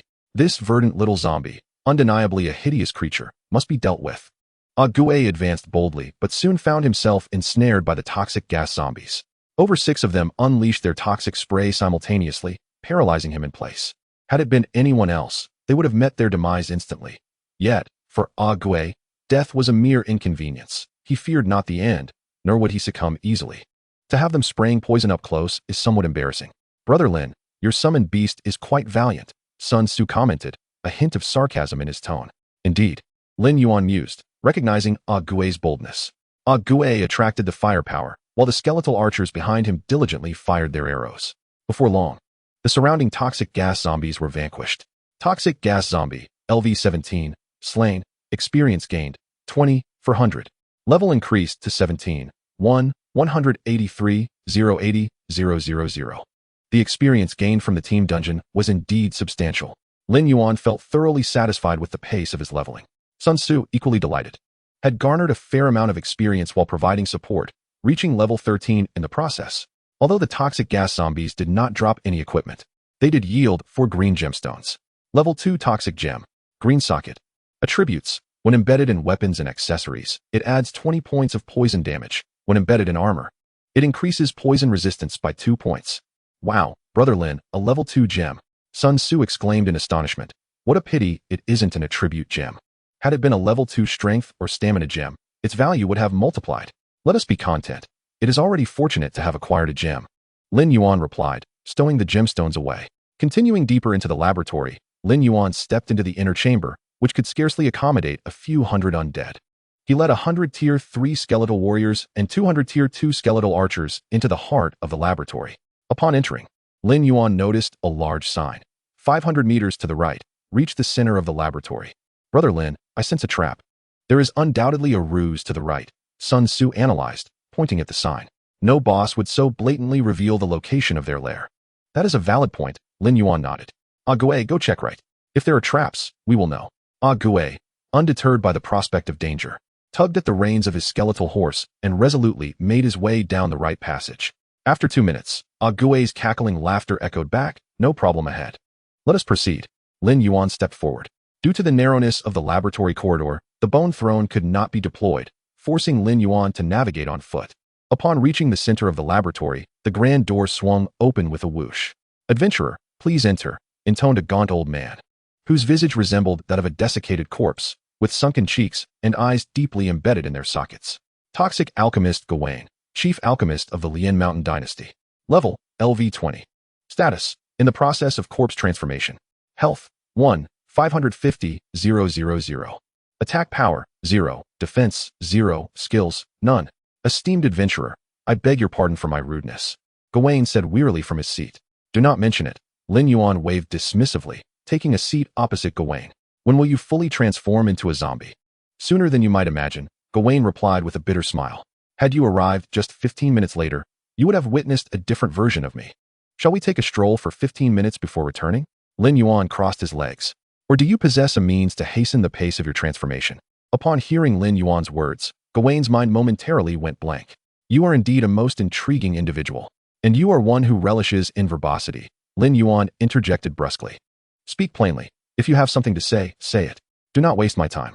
Had it not been for the system's prohibition against attacking, Ague would have swung his weapon at Gawain already. Gawain fell silent for 5 seconds, possibly taken aback by encountering such an unconventional adventurer. I can tell you how to defeat Lin Mountain. He unfastened his shirt, revealing a crystalline core. This is the toxic crystal core, the item to awaken Lin Mountain. If you slay me at the moment of my transformation, the toxic crystal core will become impure. Without it, Lin Mountain's power cannot ascend to Tier 4, allowing you to easily vanquish him. In return, you shall receive the treasures of the Lin Mountain Dynasty. With that, Gawain pressed a button on his chair, and 2 chests radiating silver light materialized before Lin Yuan and Sun Tzu. Platinum chests. Sun Tzu gasped, visibly tempted.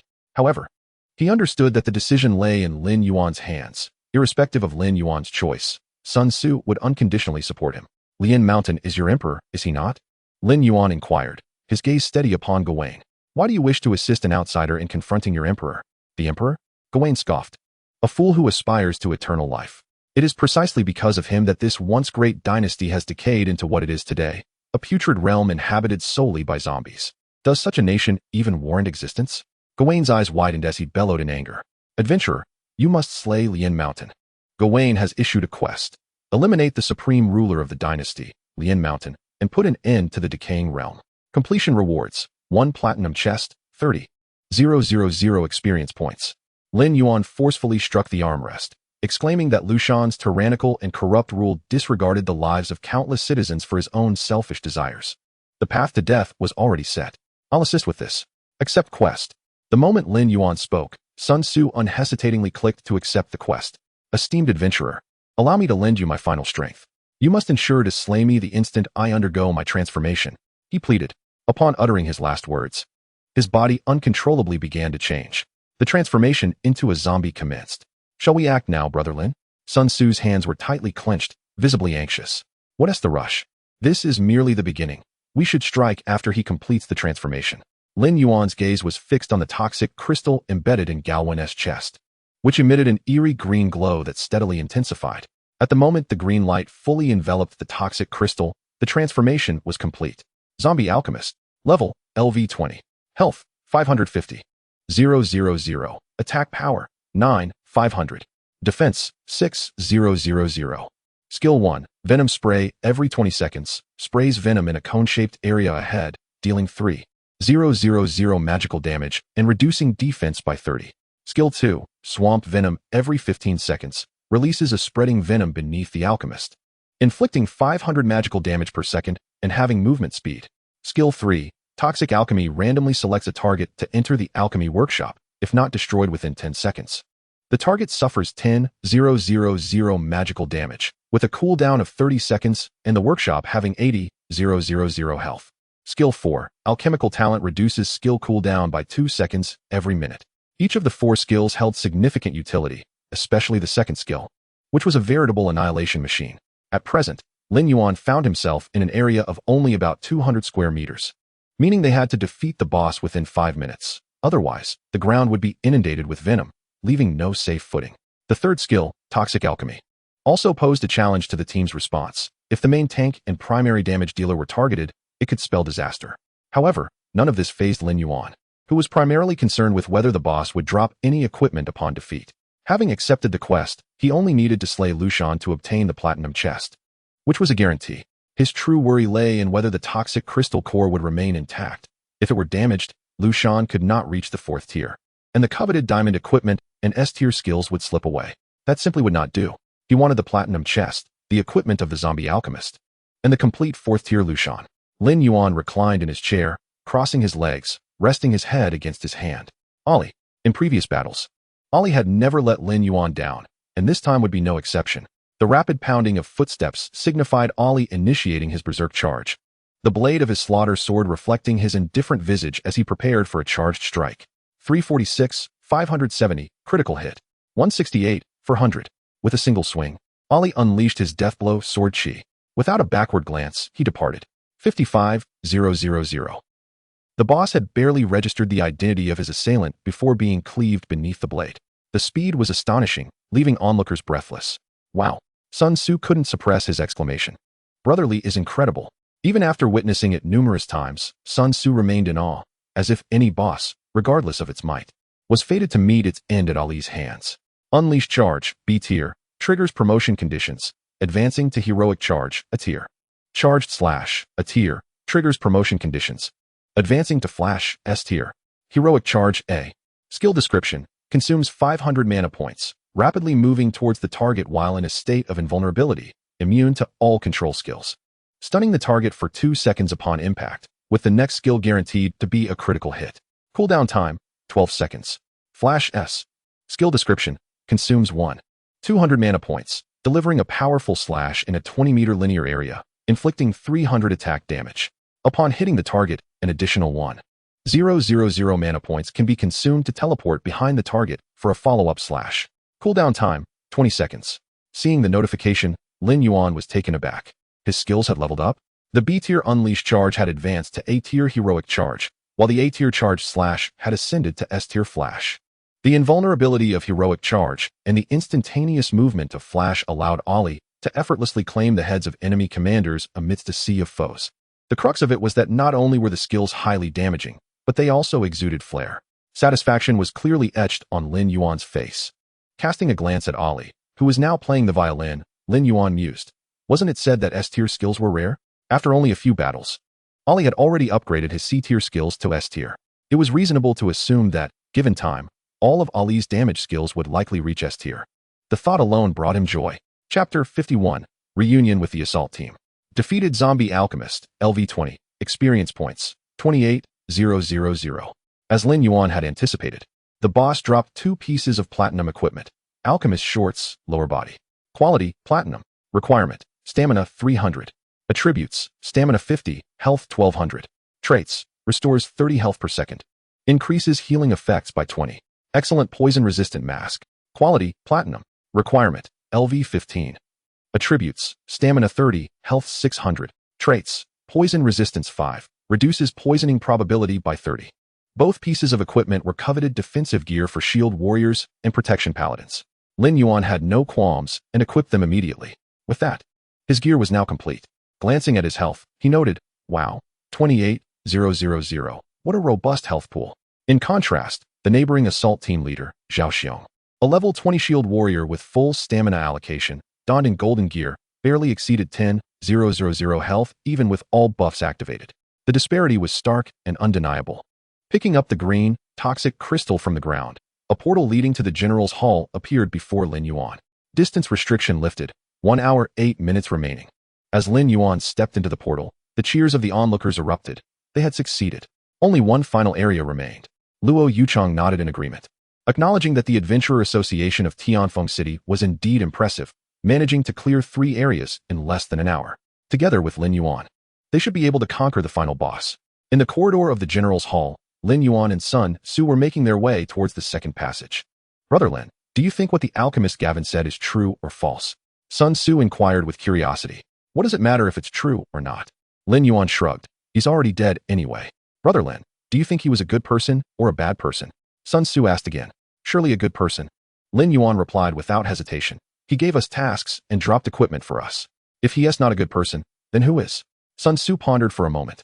Well, that does seem to be the case. Yes, a truly good person. The two of them passed through the first passage and entered the second. Brother Lin, we haven't encountered a single zombie along the way. It seems the assault team must have entered here, Sun Su reminded. What should we do if they are fighting the boss? We'll just watch. What else can we do? Lin Yuan replied. It's not fair to steal the boss. They arrived first, and we came later. Besides, I have already defeated 3 bosses, so I'm not concerned about this one. Sun Su contemplated. Brother Lin, I don't think the assault team can handle the boss. You've already cleared 3 areas. Their presence here indicates something. It suggests their strength is merely average. They probably haven't even seen the boss yet. After Sun Su's analysis, Lin Yuan also considered it highly probable. The monsters in the regional dungeon were 10 times stronger than those in ordinary dungeons. His ability to swiftly pass through other areas was due to his exceptional strength. Others could not claim the same. Even with a gathering of 23 level 20 professionals, they might still fail to defeat the boss. Having come to this realization, Lin Yuan sat upon the skeletal throne and issued commands. What are we waiting for? Advance at full speed. Gue cackled with delight, vigorously pulling the reins, maximizing their speed. The skeletal throne floated in midair, carrying Lin Yuan as he moved forward slowly, resembling an emperor surveying his realm. As they approached the end of the passage, Lin Yuan heard a cacophony of insults. Zhao Yang, you son of a dog, if you have the guts, kill me. You traitor, you will surely meet a grim fate. Have the courage to challenge me, coward. The assault team members unleashed a torrent of vulgarities, employing every provocation imaginable. Yet it was utterly ineffective. Zhao Yang remained unmoved, merely sneering. Keep shouting, go ahead. Do you know what you sound like? Rabid dogs, a bunch of mad dogs barking incessantly. With only an hour left, they were trapped here, unable to clear the regional dungeon. Once the boundaries of the dungeon were lifted, Lord Xiao Jun would initiate the sacrificial array, and Tianfeng City would become a thing of the past. As for you, you wouldn't even have the qualification to witness it. Lin Yuan and Sun Su listened intently to the exchange. Sun Su immediately reacted. Brother Lin, there's a traitor. I heard it. Lin Yuan rested his chin on his hand, contemplating. I sensed something was amiss with this regional dungeon. It turns out someone is pulling the strings behind the scenes. Their true target is Tianfeng City. Tianfeng City. Sun Su gasped. The mastermind has quite an appetite. Aren't they afraid of choking? Brother Lin, what should we do now? Lin Yuan smiled slightly. Of course, we must disrupt their plans. I want to see who can stop me from clearing this dungeon. After a brief pause, the army continued onward, their footsteps echoing. Thud, thud. Gue rode forth on his skeletal horse, followed by a throng of skeletons. The members of the assault team and Zhao Yang fell silent, turning their attention towards Gue. Skeletons? Zhao Yang queried, perplexed. How could there be skeletons here? The assault team members were equally baffled. They had cleared the monsters behind them. Where could these skeletons have come from? Surely they weren't summoned by someone else. As the crowd pondered, Lin Yuan emerged from around the corner, leaning against the skeletal throne, his gaze lazily sweeping over Zhao Yang and the assault team members. Thousands of undead writhed at his feet, while Ali stood at Lin Yuan's lower left, sword in hand, resembling a loyal guardian. His enigmatic aura and formidable presence led everyone to suspect that this figure was the true mastermind of the dungeon. Members of the Practitioner Association? Lin Yuan inquired. Upon hearing him speak, Zhao Xiong snapped back to reality, his face alight with joy. Yes, we are the assault team sent by the Practitioner Association. This man is a traitor. He aims to thwart our efforts to defeat the boss. Please, you must capture him and release us from this binding spell. Zhao Xiong was no fool. He realized that Lin Yuan's grand entrance was beyond anything he could have imagined. Anyone who could appear in such a manner must possess power far beyond comprehension. Therefore, Zhao Xiong lowered his stance, pleading with Lin Yuan for assistance in liberating them from their confinement. In fact, you should be thanking him. Lin Yuan pointed at Zhao Yang and the members of the assault team. If it weren't for him binding you here, you would have been wiped out by now. Lin Yuan's words left Zhao Xiong momentarily stunned. You must be underestimating us, my lord. We've only been in the dungeon for 40 minutes and have already advanced to the boss's lair. If it weren't for this despicable traitor, we would have triumphed over the boss by now. Lin Yuan chose not to respond further. Some truths are beyond belief because their understanding is limited. Like a frog in a well, unable to grasp the vastness of the world. However, Sun Tzu had no such reservations. He stepped forward, hands on his hips. Do you know why my brother Lin is here? Because there are 4 such regions in total. The bosses in the other 3 areas have all been defeated by my brother. This is the last one. Defeating the boss here and gathering 4 magical crystals will awaken the final boss of this dungeon, a 4th-tier sovereign, the ruler of the dynasty, Lu Shan. Upon hearing Sun Tzu's declaration, everyone was left in doubt. Is that true? We 23 took 40 minutes just to reach the boss's door. And they did it in less than an hour, defeating the other 3 areas and 3 minor bosses? How is that possible? Incorrect, Sun Tzu waved his hand. It's not 2 people. It's all the credit of Brother Lin alone. If it weren't for the time spent waiting for Gavin's transformation, we would have arrived here in less than 40 minutes. No matter who you are, it ends here. Zhao Yang sneered, suddenly producing a scroll that emanated a dark aura. Ready to activate it.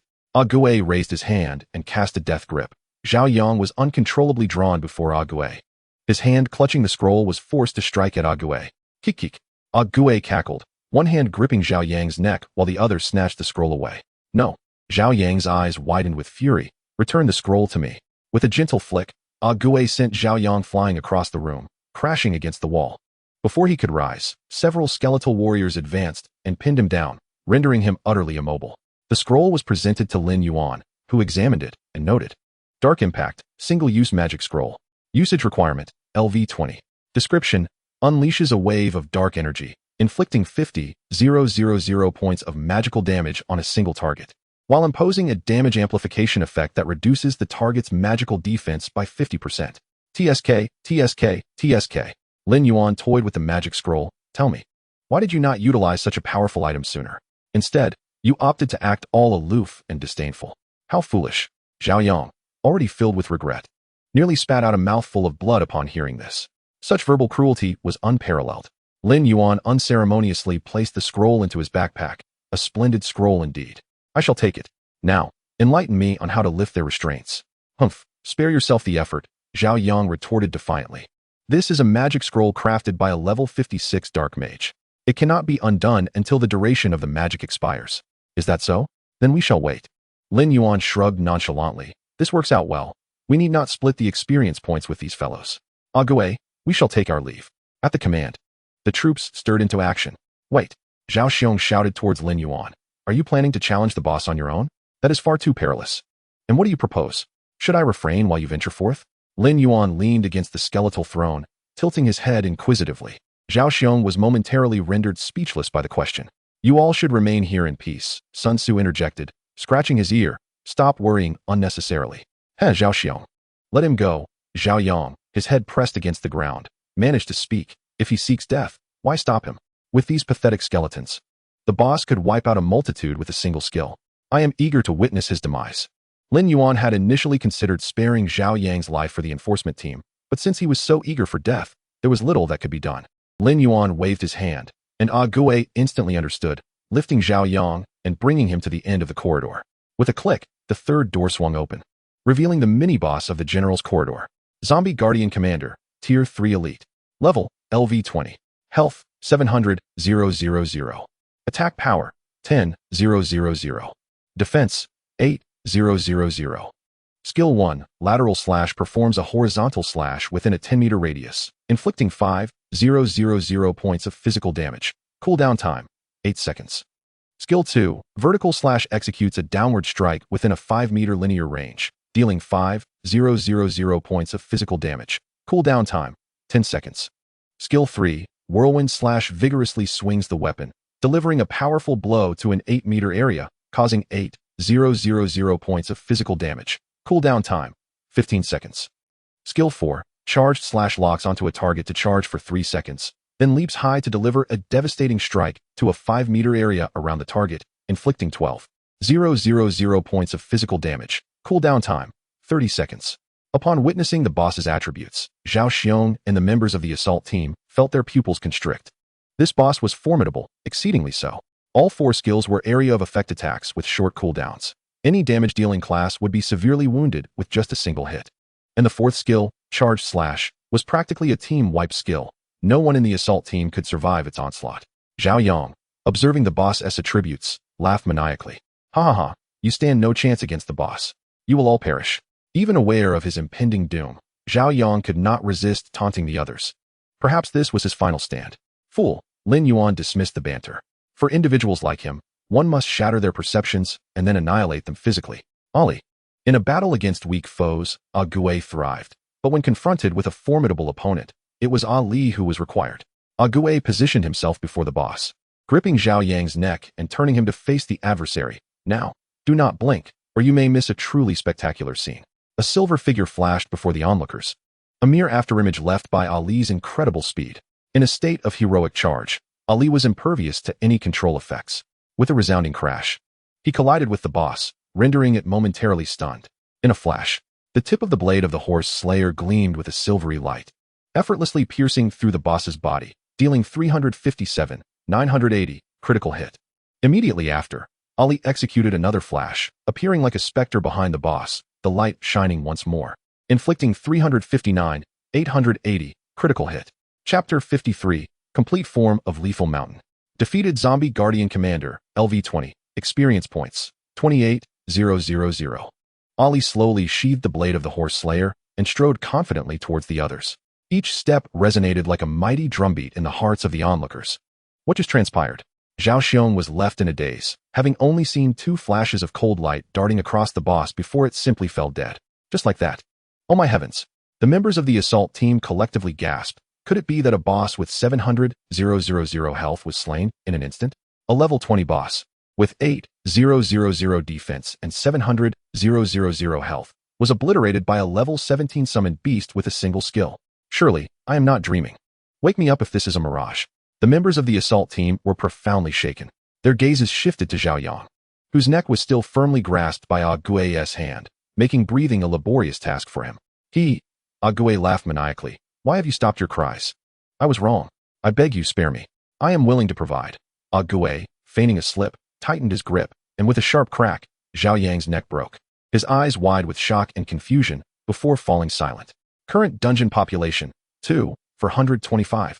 Outside, as the last area was completed, joyous smiles spread across the faces of the crowd. Excellent, splendid. Lin Yandong felt a wave of satisfaction. It had only been a short time since they had gathered, yet they had cleared the final area. The assault team had truly exceeded his expectations. However, their elation was short-lived as a notification of casualties appeared. Shinzhong's face fell, tinged with regret. We have suffered losses. He was left wondering which member had perished. Each of these individuals was an elite. The loss of any one of them would be a significant blow, especially for Lin Yuan, who was a prodigious talent capable of soloing nightmare difficulty 5-man dungeons. He could not afford to fall here. Within the depths of the dungeon, Lin Yuan descended from the throne of bones and strode towards the lifeless form of the boss.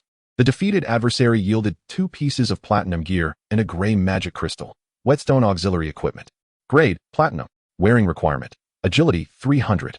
Attributes, agility 50, attack speed 5. Special traits. The damage of the first strike is enhanced by 20%. Cooldown resets after exiting combat. Honor Shield of the Guardian. Grade, platinum. Wearing requirement. Stamina, 300. Attributes, stamina 80, defense 200, health 1000. Special traits. Defense is further increased by 10%.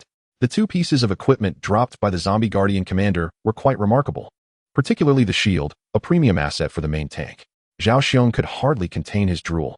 If he were to don this shield, his health would soar to 12,000, and his defense would reach 1,000, transforming him into an indomitable bulwark. Yet, this was but a pipe dream, for Lin Yuan had single-handedly vanquished the boss. and thus the spoils rightfully belonged to him alone. Aware that Ollie held no fondness for shields, Lin Yuan stashed it away for himself and tossed the whetstone to Ollie. With this new equipment, Ollie's burst potential would ascend to a new echelon, capable of dispatching a third-tier mini-boss in a single blow. It remained uncertain whether the fourth-tier Lishan could withstand Ollie's tempestuous onslaught. Picking up the final magic crystal, Lin Yuan now possessed red, green, yellow, and gray crystals.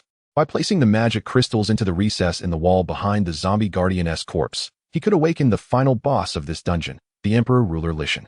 Approaching the wall, Lin Yuan methodically inserted the 4 magic crystals into the slots. As the crystals settled into place, a resounding rumble echoed throughout the chamber. The wall began to constrict slowly, and ultimately, a towering figure clad in bright yellow armor, standing 3 meters tall, emerged before all. Emperor Ruler Lishan, 4th tier commander. Level, LV22. Health, 120,000. Mana, 100,000. Attack power, 15,000. Defense, 10,000. Phase 1. Lishan remains seated upon his throne and cannot move. Skill 1. Crystal Resonance. Lishan activates the 4 magic crystals, summoning zombie phantoms to assist in battle, each phantom possessing 200,000 health, lasting for 10 seconds, with a cooldown of 30 seconds. Skill 2. Sword of the Dynasty. After a 2-second charge, summons a colossal Sword of the Dynasty to strike a powerful blow in a 20-meter area ahead, inflicting 15,000 physical damage, with a cooldown of 20 seconds. Phase 2. Upon health dropping below 50%, Lishan will rise from his throne and engage in battle himself. Skill 3. Imperial Campaign activates all 4 magic crystals simultaneously, summoning all zombie phantoms to assist in battle, lasting 10 seconds, with a cooldown of 30 seconds. Skill 4. Devastating Charge. Lishan raises his heavy sword and, after 3 seconds, launches a devastating charge in a 50-meter line ahead, causing 8,000 physical damage and knocking back all targets, with a cooldown of 20 seconds. Phase 3. When health drops below 20%, Lishan consumes the 4 magic crystals and joins the fray in his undead form. Skill 5. Zombie Transformation. Upon transforming into a zombie, recovers 20% of maximum health. Doubles the skill range, but cannot summon zombie phantoms in this form. Skill 6. Final Strike. When in a dying state, Lishan becomes immune to death for 5 seconds, during which his attack speed is increased by 300%. A 4th tier commander. Zhao Xiong's expression shifted as the members of the assault team displayed sheer astonishment. How could this be possible? A 4th tier commander level boss was far beyond their capabilities. In the face of the zombie guardian commander, the assault team felt that, with proper coordination, they might defeat it within 10 minutes. However, against Lishan, with attributes and skills that blatantly overwhelmed them, the members of the assault team found it impossible to muster any desire to fight. Lishan, seated upon his throne, exuded an air of authority, surveying all with a commanding gaze. Except for Lin Yuan, none dared to meet his eyes. How amusing, to think one would dare challenge me in my complete form. Did that fool Gawain fail to inform you of the means to weaken me? Lishan's voice boomed like thunder, reverberating in their ears. Lin Yuan waved a hand behind him, for he preferred not to gaze upwards at others. Gue instantly understood, and the throne of bones levitated behind Lin Yuan, who leaned back, comfortably settling upon it. As the throne ascended, Lin Yuan's gaze locked with Lishan's. Indeed, Gawain had divulged to me the method to weaken you. By slaying him at the moment of his transformation, the magic crystals would lose their potency. Thus, you would not attain 4th tier commander status. Lin Yuan tilted his head to the right, resting it upon his hand. Yet I did not heed his advice, for I wished to witness the true caliber of a 4th tier being. Is it sufficient for Ollie to deliver a single lethal blow? Chapter 54. A sword shatters the Emperor's dream. Upon hearing Lin Yuan's words, Lishan erupted into laughter. Ha! I have not heard such a delightful jest in ages. You wish to gauge my caliber? How dare you presume to be worthy? The first 2 statements were delivered by Lishan with calmness, yet the last was a roar, his temperament flipping faster than the turn of a page. Indeed, to serve a monarch is akin to courting danger. You have entered combat state. Lishan activated the magic crystal in his hand first, summoning the phantom of a zombie scholar. Ollie, shatter his throne, Lin Yuan commanded in a low voice. What audacity! To stand on equal footing with him. Ollie remained expressionless, charging straight towards Lishan. The phantom raised a hand and unleashed a fire cage upon the nearest Ollie. The zombie scholar phantom was merely a miniature version of the 4 mini-bosses Lin Yuan had previously vanquished. Apart from its reduced health, it could wield all the skills of a boss. Heroic charge. Ollie aimed at Lishan and triggered his charge. Throughout the charge, Ollie maintained a state of invincibility, immune to all control skills, rendering the fire cage utterly ineffective against his advance. The phantom continued casting, yet before the incantation could conclude, Ollie had already reached Lishan, stunning him. In Phase 1, Lishan could not move, thus the stun was inconsequential. What mattered was the buff of guaranteed critical strikes. With a flash, the tip of the sword of the decapitator coalesced into a silvery brilliance, akin to Thunder's wrath, piercing Lishan's form in an instant, dealing 5-3-4-6-8-0 critical hit. The sword mastery ignored 25 defense, the decapitator ignored 5, and combined with the additional 20 damage from the whetstone, even with Lishan's defense at 10,000. Ollie's strike still inflicted a terrifying amount of damage. Before Lishan could react, Ollie had already darted behind him. Another blinding flash of lightning pierced the air, 4-2-7-4-3-0. The throne beneath Lishan cracked audibly, splitting in two. Before he could rise, Lishan stumbled and fell to the ground, utterly disheveled. Damn it! How could you shatter my precious throne? This is unforgivable. Lishan let out a hysterical roar, declaring that they would all perish.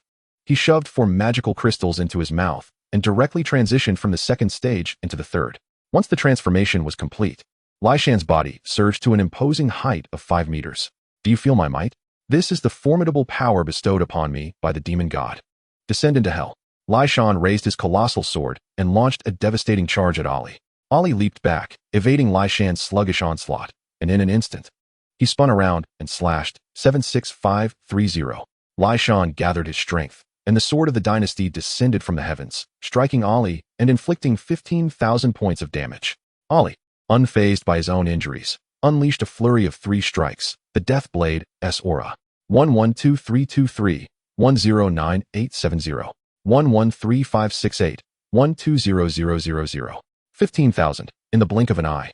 Lishan's health plummeted from 400,000 to a mere 1 point. Meanwhile, Ollie remained in pristine health. Ollie's actions bore testament to the fact that Lishan's prowess was rather mediocre. Had it not been for his finishing move, he would have already become a cold corpse. No, I am immortal. I possess eternal life. How could I possibly die at the hands of Ymir ants? As Lishan teetered on the brink of death, he did not succumb immediately, but instead activated his finishing skill, gaining immunity to death for 5 seconds and a 300 increase in attack speed. His previously sluggish strikes became remarkably swift, and in under a second, he inflicted 30,000 points of damage upon Ollie. If this continued, even if he ultimately killed Lishan, Ollie would inevitably enter a state of death resurrection. This cannot be allowed. Lin Yuan would never permit such an outcome. A ghost. Without needing further instruction, a ghost understood what was required of him. It was merely to take a beating. Go ahead, strike me. A ghost raised his hand, cackling. The grip of death activated, pulling Lishan towards a ghost. You wretched undead, perish. The grip of death forced Lishan to attack a ghost for 3 seconds, during which Lishan, perceiving a ghost as his sworn enemy, unleashed a flurry of strikes. Bone fragments scattered as the duration of the grip of death concluded, leaving a ghost with over 14,000 health. Let us perish together. In a final act, Lishan activated the Sword of the Dynasty, intending to ensure mutual destruction with a ghost. This was his last semblance of dignity as an emperor. A ghost cackled maniacally, swinging his club down upon Lishan, 15,000. 2437. The initial damage appeared above a ghost's head, yet he felt nothing. A skeleton archer 10 meters away, however, met a dire fate, exploding into fragments without having done anything. With Lishan reduced to a single point of health, it could be said without reservation that a mere spit could finish him off. With one decisive strike, a ghost ensured that he could not survive. Defeated the ruler of the dynasty, Lishan, LV-22 complete form, gained 40,000 experience. Completed the quest, the end of the dynasty, rewarded with 1 platinum chest, gained 30,000 experience. Level increased to LV-18, 298, 309, 0000. Congratulations on conquering the ruins of Lishan's dynasty, nightmare difficulty, taking 1 hour and 14 minutes. Successfully completed the ruins of Lishan's dynasty, nightmare difficulty. Within 2 hours, current dungeon permanently loses qualification for boundary removal. Obtained 4 complete magical crystals. Awakened complete form Lishan and defeated him, achieving perfect completion conditions, randomly gained 2 positive attributes. A golden glowing crystal sphere appeared in Lin Yuan's hand. Crystal for the ruins of Lishan's dynasty dungeon. Difficulty, adventure nightmare. Usage, upon use, creates a portal leading to the ruins of Lishan's dynasty dungeon. Currently has unclaimed attributes, 22. What does this attribute mean? Lin Yuan had never heard of such a thing. Can dungeons even possess attributes? Since it is a positive one, let us draw. Lin Yuan clicked to draw. Congratulations, you have obtained the attribute Divine Favor. Congratulations, you have obtained the attribute Basic Spell Resistance. Divine Favor. Upon dying in the dungeon, you may choose to resurrect on the spot or exit the dungeon after 30 minutes, once per day. Basic Spell Resistance. Reduces spell damage taken by 10% in the dungeon. Wow. Lin Yuan was astonished. This is incredible. I seem to have stumbled upon something significant. As the actual pioneer of this entire dungeon, Lin Yuan understood the rich resources contained within. Under nightmare difficulty, even minor creatures could drop golden quality equipment. Other adventurers might not be as audacious as Lin Yuan to choose nightmare difficulty, but the drop rate under adventure difficulty would not be significantly lower either. Without attributes, the challenge level of this dungeon could be deemed exceedingly high, but now, with Divine Favor and Basic Spell Resistance, the margin for error had greatly increased. Even ordinary adventurers might have a chance to conquer the dungeon area. Chapter 55, Diamond Grade Greatsword. Brother Lin, what is that shining so brightly? Sun Tzu approached. Curious as a child. Upon seeing the information about the crystal in Lin Yuan's hand, Sun Tzu shielded his eyes and exclaimed, "Ah, my eyes are going to be blinded by the glare. What am I witnessing? A dungeon with attributes. Brother Lin is soaring." Hearing the term attributes, the members of the assault team perked up, eager to sprout wings and fly to Lin Yuan's side to see what that crystal in his hand truly was. Yet, they remained bound and could only fidget in place. Putting away the crystal, Lin Yuan picked up the spoils dropped by Lai Shan. There were a total of 3 pieces of equipment, 1 diamond and 2 platinum. Glory of the Dynasty two-handed sword. Quality, diamond. Equip requirement, strength 500. Attributes, strength 100. Agility 50, attack power 200. Trait 1, increases critical damage by 5%. Trait 2, increases hit probability by 3%. This sword symbolizes the last glory of the Lai Shan dynasty. Gentle Staff of Gaolan. Quality, platinum. Equip requirement, LV 15.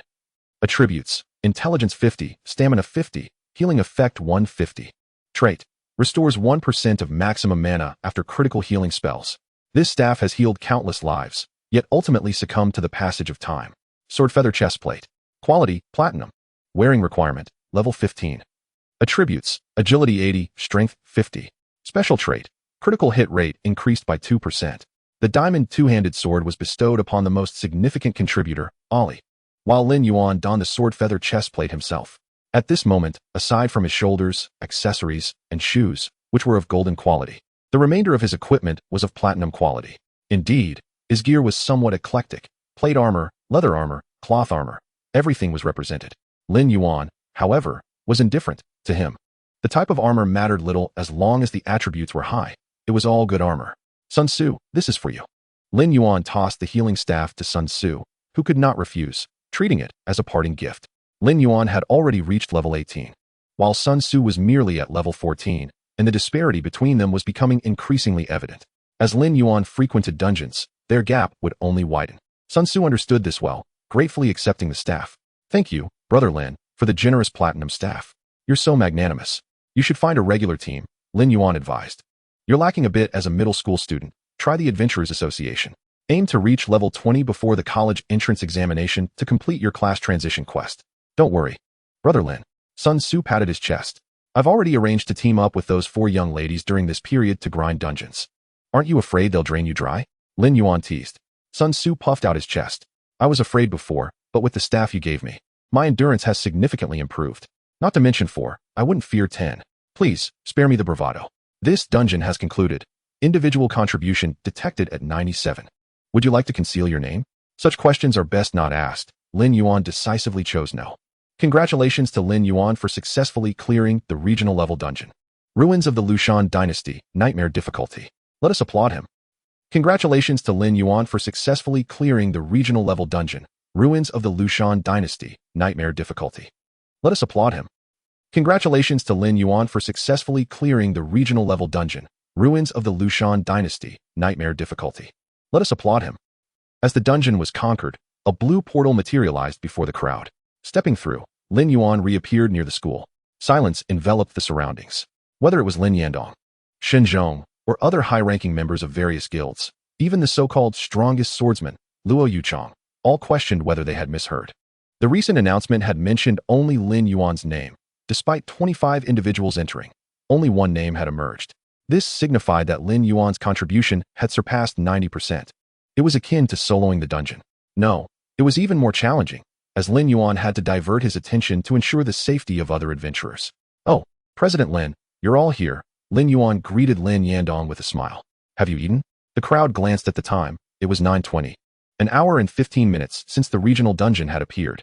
A nightmare difficulty regional dungeon was soloed by a level 15 summoner in just over an hour. What the hell? What the hell? What the hell? Cui Xianglong gasped in astonishment. This kid is truly incredible. Soloing a regional dungeon. Mu Tianxing must have struck the jackpot to encounter such a prodigy. Those who participated in the college entrance examination alongside this kid are in for a rough time. They'll likely be thoroughly demoralized. Luo Yuchang was the first to regain her composure.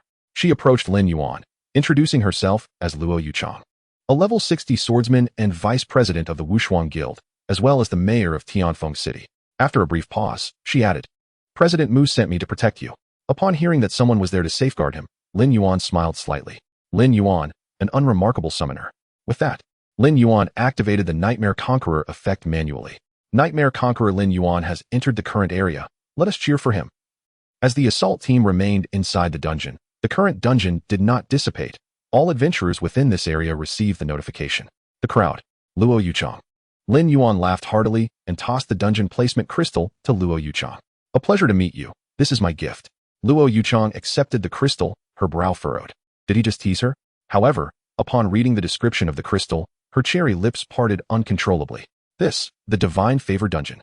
Shinzhong, standing behind Luo Yuchang, perked up upon hearing the words Divine Favor Dungeon. "Mayor Luo, is this the placement crystal for the regional dungeon?" "Indeed," Luo Yuchang replied. Regaining her composure, her expression somewhat complex. "Please hand this crystal over to President Lin. Also, write a detailed report about this matter and submit it to Qin Shui." "Qin Shui?"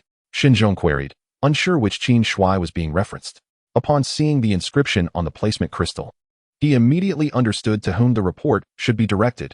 Qin Liang, the highest leader of the Summer Kingdom and commander of the Demon Suppression Army. "Our Tianfeng City is about to take off," Shinzhong exclaimed excitedly, cradling the placement crystal. "Indeed," Luo Yuchang remarked, her gaze shifting to Lin Yuan. "We are indeed set to soar." Chapter 56, Profession-Specific Skill Card. At this moment, Luo Yuchang's emotions were quite complex.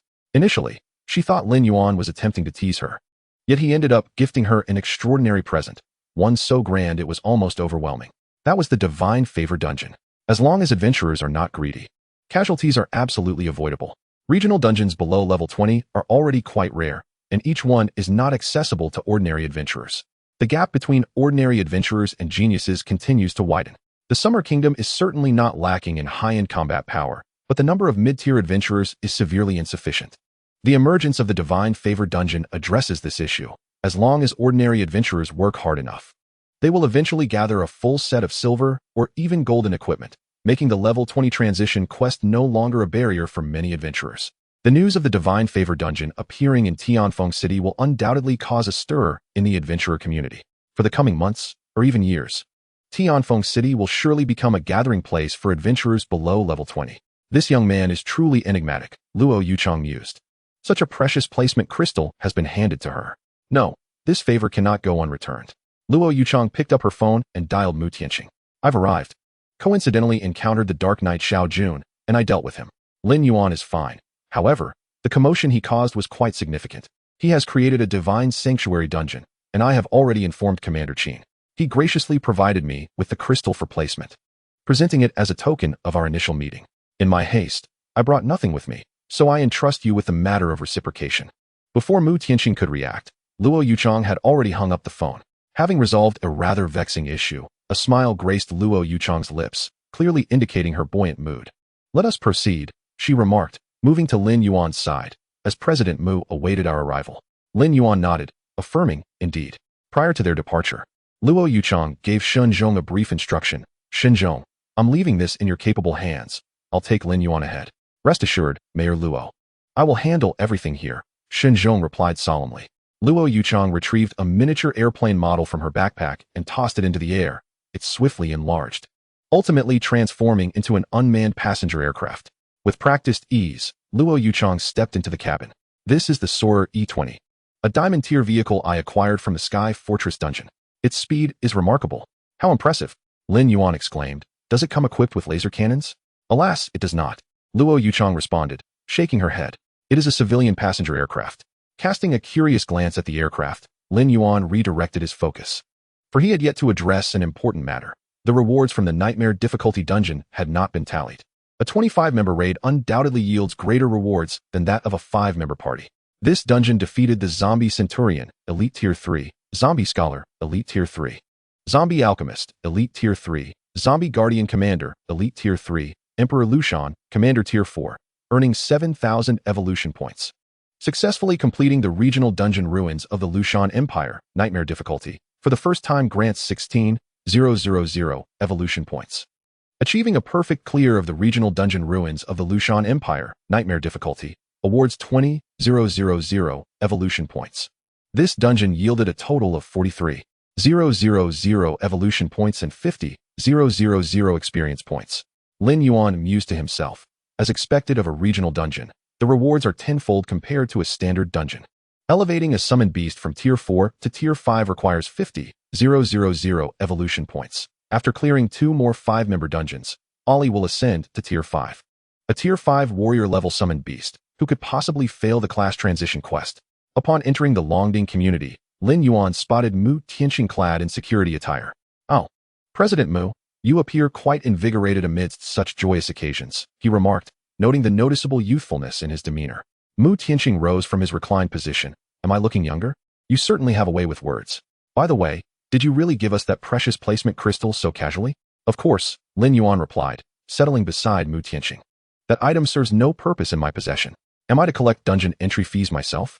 It is far better to contribute it to bolster the strength of our practitioners in Xia country. Don't you agree, President Mu?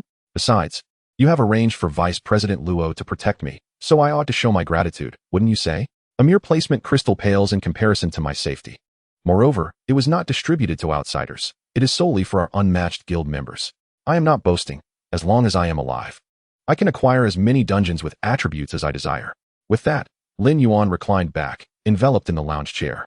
He felt fatigued. Soloing a Nightmare Difficulty regional dungeon is no small feat. Mu Tianqing's lips twitched as he thought. "What do you mean you're tired? The summoned beasts do all the fighting. You merely walk around and loot equipment. Is that truly exhaustion?" Mu Tianqing could not have been more mistaken. Lin Yuan hardly needed to walk in dungeons, thanks to his floating mount, the Bone Throne.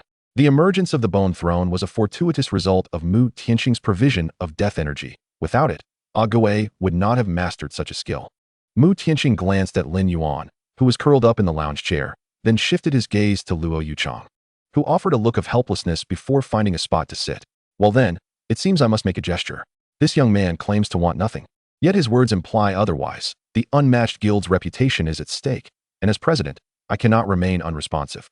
After a moment of contemplation, Mu Tianqing gritted his teeth and retrieved a card from his backpack. "Here, this is for you. I assigned Vice President Luo to protect you because you possess boundless potential, and it is worth my effort. Your solo clearance of the regional dungeon today has confirmed that my choice was indeed correct. While protecting you is for the future of Xia country, your contribution of the dungeon placement crystal is also for our nation's future.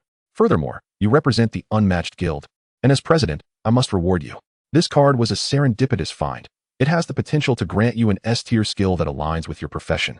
With a ceiling of SSS tier, Lin Yuan sprang upright from the lounge chair, his gaze fixed upon the card in Mu Tianqing's hand. Professional skill card, one-time use. Quality, epic. Description, upon use, it randomly grants a skill book that corresponds to the user's profession, with a 90 probability of S tier, a 9 probability of SS tier, and a 1 probability of SSS tier. Oh dear, President Mu, you are far too generous. I truly cannot accept this, Lin Yuan protested, though his right hand instinctively took the card. Chapter 57, SSS tier Naga Queen. Look at this feigned modesty, such a practiced maneuver. You claim to want nothing? You are merely fishing for my response. Mu Tianqing's eyelids twitched, silently thinking, thank goodness I foresaw this. I must ensure Lin Yuan remains oblivious to the fact that the little skeleton can absorb the curse energy from him. Otherwise, this lad would leave me with not a stitch to wear. This card theoretically could yield an SSS tier skill, though the likelihood is slim. It had been in Mu Tianqing's possession for quite some time. As he hesitated to use it out of concern, it might only yield an S-tier skill. While S-tier skills are invaluable to other practitioners, they merely serve as an embellishment for Mu Tianqing. Unless he could obtain an SS or SSS tier skill, it would be of little consequence. After some reflection, Mu Tianqing advised, I suggest you hold off on using it for now. It would be prudent to acquire items that enhance luck, as they could increase your chances of obtaining an SSS tier skill. There is a 30-level dungeon called the Lucky Garden in Shana City, which drops a lucky seed that boosts luck by 5. Additionally, within the 40-level dungeon known as the Millennium Snow Mountain at Kyoto University, one can find a blessing emblem that temporarily boosts luck. Just as Mu Tianxing was about to elaborate further, Lin Yuan had already activated the card.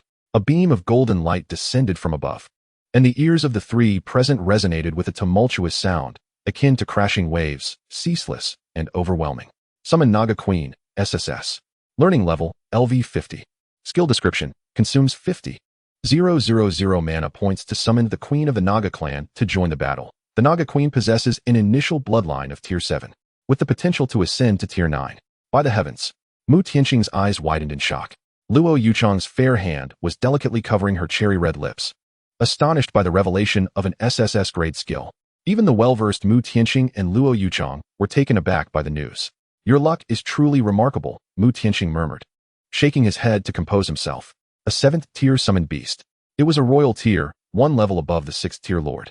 Once you reach level 50 and summon the Naga Queen, I dare say even I would stand no chance against you. Lin Yuan chuckled lightly, a thought unspoken lingering in the air. It was not a matter of daring say, it was an absolute certainty. If he were to be level 50 and still unable to contend with a level 60 professional, what would be the point of his endeavors? He might as well find a place to end it all. Holding the skill book, Lin Yuan sighed. The Naga Queen was merely passable in his estimation. In truth, he yearned for a dragon, not for any practical reason, but simply for its sheer magnificence. Moreover, a dragon would synergize splendidly with Ali. The Dark Dragon Knight, just the name alone hinted at formidable strength. Mu Tianxing remarked, Luo Yuchang, you've bestowed this young lad with an SSS-grade skill, yet he remains unsatisfied.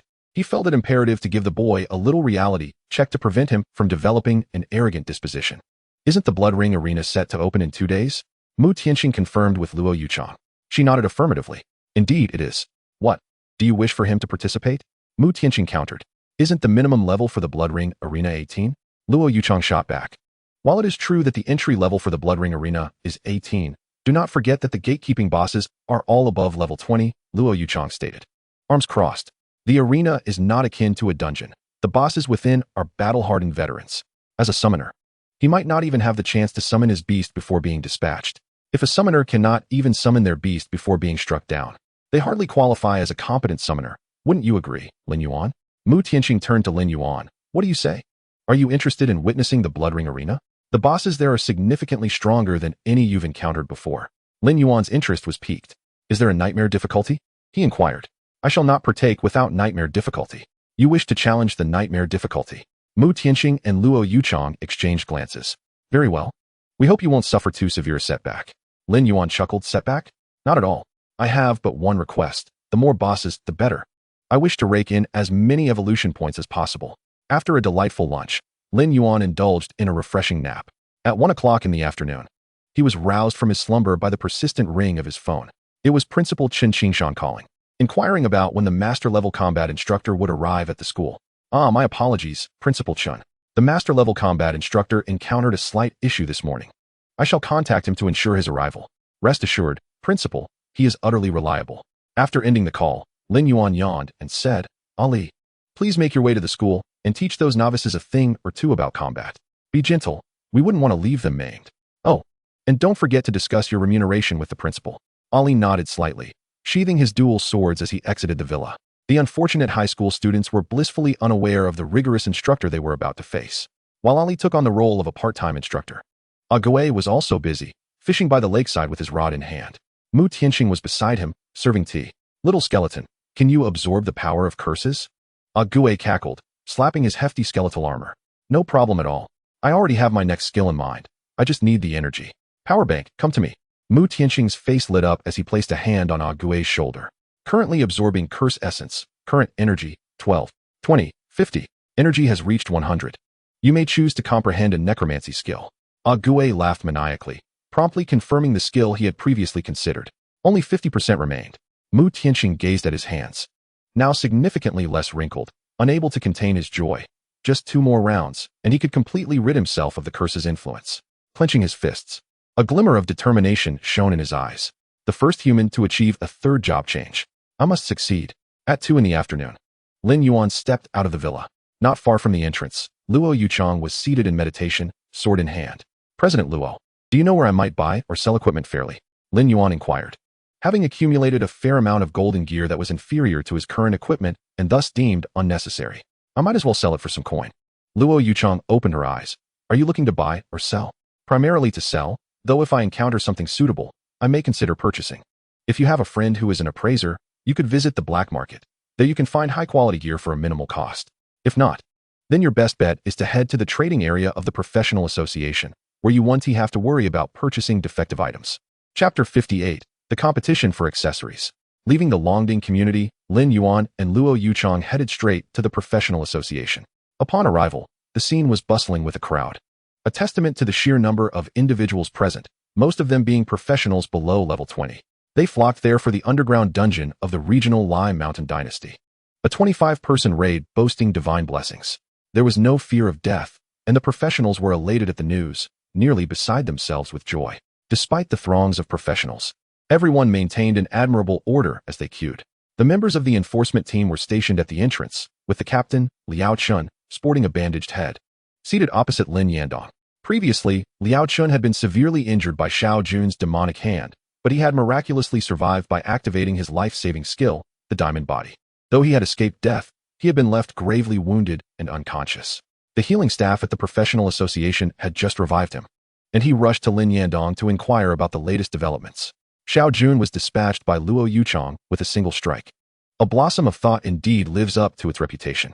What a pity I missed witnessing it, Liao Chen lamented. Then proceeded to ask Lin Yandong about the details of the regional underground dungeon. Lin Yandong recounted everything in detail. What did you say? Lin Yuan soloed the regional dungeon? Truly remarkable, Liao Chun exclaimed, slamming his hand on the table, only to wince as the movement aggravated his injury. What a prodigy! Lin Yandong nodded.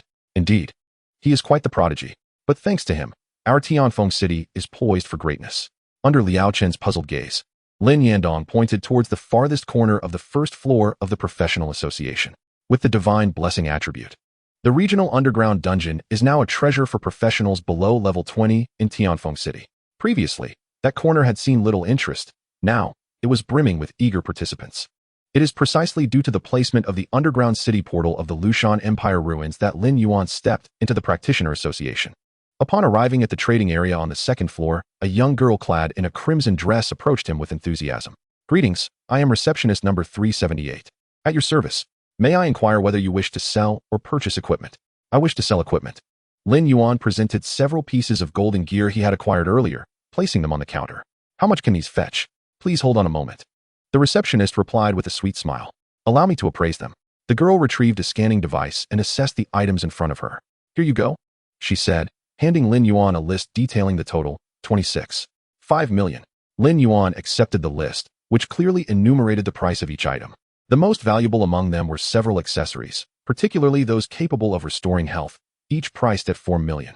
That's nearly the price of a platinum piece, he mused. 26.5 million. Luo Yuchang leaned in with curiosity. What equipment could possibly be worth over 20 million? Upon realizing that Lin Yuan was selling accessories, her surprise was palpable. Golden quality accessories with health restoration properties. How could you part with them so easily? If you placed them in the auction house, the price could rise by approximately 20%. One shouldn't be so greedy. Lin Yuan waved his hand dismissively. These accessories were dropped in the regional underground city. They may hold value now, but in a few days, they will lose their worth. You see things clearly, Luo Yuchang remarked, clearly impressed by Lin Yuan's demeanor, calm, wise, and, most importantly, not greedy. Lin Yuan took the list and crossed off the accessories. I won't sell these. Please calculate the price for the remaining equipment. That totals 14.5 million, the receptionist replied. Her smile unwavering and patience evident. Deal. Lin Yuan nodded and made his way down to the first floor. Luo Yuchang still felt puzzled. They had agreed to sell equipment, yet he had suddenly changed his mind. Following Lin Yuan to the eastern side of the first floor, she was rendered speechless. Look at this. Accessories dropped from the nightmare difficulty regional underground city. Essential for magic and physical classes embarking on new challenges. With good gear, the Lushan Empire can be easily shattered. Lin Yuan boldly set up his stall at the entrance of the underground city. Luo Yuchang covered her face and sought refuge in a secluded spot. Thankfully, no one noticed her. If others in the guild found out she was selling at the Practitioner Association, she would be the subject of endless ridicule. Before Lin Yuan lay 2 dim alchemical stones and 2 dull magical stones, 4 accessories in total. Their appearance ignited a flurry of discussion among the practitioners. Look, golden quality accessories. One piece can increase health by 1500. How outrageous. One exclaimed. Their feature restores 20% of maximum health and can be used once every 10 minutes. Truly a life-saving skill. Physical practitioners eyed the dim alchemical stones hungrily, while magic users gazed longingly at the dull magical stones. With the dull magical stones, a magic user's sustainability would be significantly enhanced, potentially tripling their output capacity. If a healing class equipped a dull magical stone, they could handle the healing tasks for half a team. How much are these accessories? A level 19 shield warrior approached Lin Yuan, inquiring about the price. While others leaned in to listen intently, Lin Yuan raised 5 fingers. 500, 000. The shield warrior's face lit up with joy, eager to retrieve his money for the transaction. What a daydreamer. A teammate yanked him back, scoffing. 500, 000 won't even buy a silver quality accessory, and you think you can afford a golden one? Hearing this, the shield warrior's expression fell. He comprehended the implication of Lin Yuan's 5 fingers. 5 million. I can't afford that, he muttered, retreating. The alchemical stones are 5 million. The magical stones are 3 million, Lin Yuan announced, hands behind his back. This offer is valid for just 15 minutes. After that, the prices will change. His pricing immediately deterred 99% of the practitioners, yet a discerning few remained. A level 20 mage, clad in a blue robe, approached swiftly. I'll take the magical stone. 3 million received, Lin Yuan replied, his smile widening. We look forward to your next visit. With the first sale made, a wave of excitement ensued as a lively girl dashed over. I want a magical stone too. The girl, a level 19 priest, caught Lin Yuan's attention. Her robust build suggested she could easily support a group. In under 3 minutes, both magical stones were sold. Lin Yuan reflected inwardly. Indeed, mages possess wealth, while physical classes often lead meager lives. After a brief wait, just as Lin Yuan thought the accessories might not sell, Zhao Xiong, the captain of the assault team, and someone Lin Yuan had met previously, strolled over. I want one of those accessories. I want one too. A youthful voice chimed in from beside Zhao Xiong. Next to Zhao Xiong stood a somewhat naive-looking boy.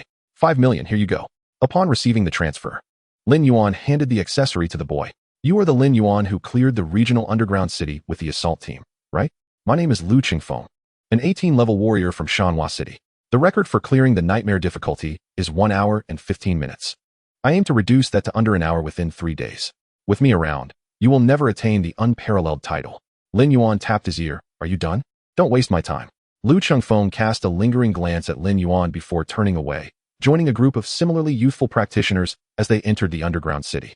Ah, I've seen him before. He is a rising star from the Shanhua City Radiant Guild, someone remarked. His companions are all exceptional practitioners trained by major guilds in Shanhua City this year. They aim to break the record for clearing the regional underground city. The practitioners murmured amongst themselves, clearly well informed. The regional underground city had only appeared for 3 hours, yet they had already rushed from Shanhua City. Shanhua City is merely the beginning. It's likely that by tomorrow or the day after, talents from Kyoto and Modu will also arrive. If those geniuses from Kyoto and Modu cross paths with them, it will certainly be a spectacle. Zhao Xiong listened intently to the conversations around him and quietly transferred the funds to Lin Yuan, accepting the accessory Lin Yuan offered. He couldn't help but recall the terrifying moments when Ali single-handedly defeated the zombie guardian and how he had single-handedly pushed the Lushan Empire into the 3rd phase. He thought to himself, Lu Qingfeng from Shanhua City and the geniuses from Modu and Kyoto, they probably wouldn't even be worthy of tying his shoes. As the captain of the assault team, having participated in the exploration of the regional underground city firsthand, he understood the formidable nature of the underground city before him. The nightmare difficulty was not intended for ordinary practitioners. Even at the most rudimentary level of adventuring, it is exceedingly challenging for ordinary professionals to conquer the trials. Fortunately, the existence of divine blessings alleviates their fear of casualties, allowing them to progress day by day, with the prospect of eventual success always lingering. Having sold 4 pieces of jewelry, Lin Yuan accrued 16 million, and with the additional 6 million from earlier, his total assets soared to 800. This sum of 6 million was amassed through Lin Yuan's relentless dungeon raids and equipment sales over the past few days, while the remaining 8,000 was the result of a decade's worth of frugality. In this moment, Lin Yuan finally comprehended why so many aspired to become professionals in their dreams. The ease of earning money was unparalleled. In just a few days, he had amassed a fortune that would take an ordinary person 3 lifetimes to earn. Your Excellency Lin Yuan, Zhao Xiong pondered for a moment before whispering, Lu Qingfeng and his companions have only just awakened this year. They are youthful and impetuous, akin to frogs at the bottom of a well who have yet to behold a true dragon. I urge you not to stoop to their level. Zhao Xiong, aside from being the captain of a level 20 assault team in the professional association, was also an intern member of the enforcement team. His concern was not for Lin Yuan's safety, but rather for the terrifying summoned beast that Lin Yuan commanded, which could inadvertently eliminate Lu Qingfeng and his companions. After all, they were newcomers to the Radiance Guild, and should they perish, the guild would likely not take it lightly. Are you instructing me on how to conduct myself? Lin Yuan regarded Zhao Xiong with a calm demeanor, and in an instant, Zhao Xiong felt as though he were being scrutinized by an ancient behemoth. Cold sweat soaking his garments. And no, I did not mean to imply that. Zhao Xiong stammered. I merely wished to convey that you could eliminate them as easily as one would crush an ant. I will consult with Captain Liao Chun to ensure these individuals are kept in check, preventing any unwitting souls from provoking you. Once Zhao Xiong spoke, he sensed the piercing gaze shift away from him, and he couldn't help but exhale in relief. Enforcement team members? Lin Yuan inquired, perplexed. Aren't you the captain of the assault team? Zhao Xiong hastily clarified. I am usually at the professional association, but I receive temporary notifications when the enforcement team has missions. The two roles do not conflict. Is that so? Lin Yuan contemplated for a moment. Does that mean I could also join the professional association and the enforcement team? Lin Yuan's thoughts were straightforward. As the most formidable summoner in history, joining both the professional association and the enforcement team would undoubtedly lend him prestige. And the remuneration could not possibly be low. Having endured a life of hardship, poverty had made him resourceful, perpetually seeking inventive ways to amass wealth.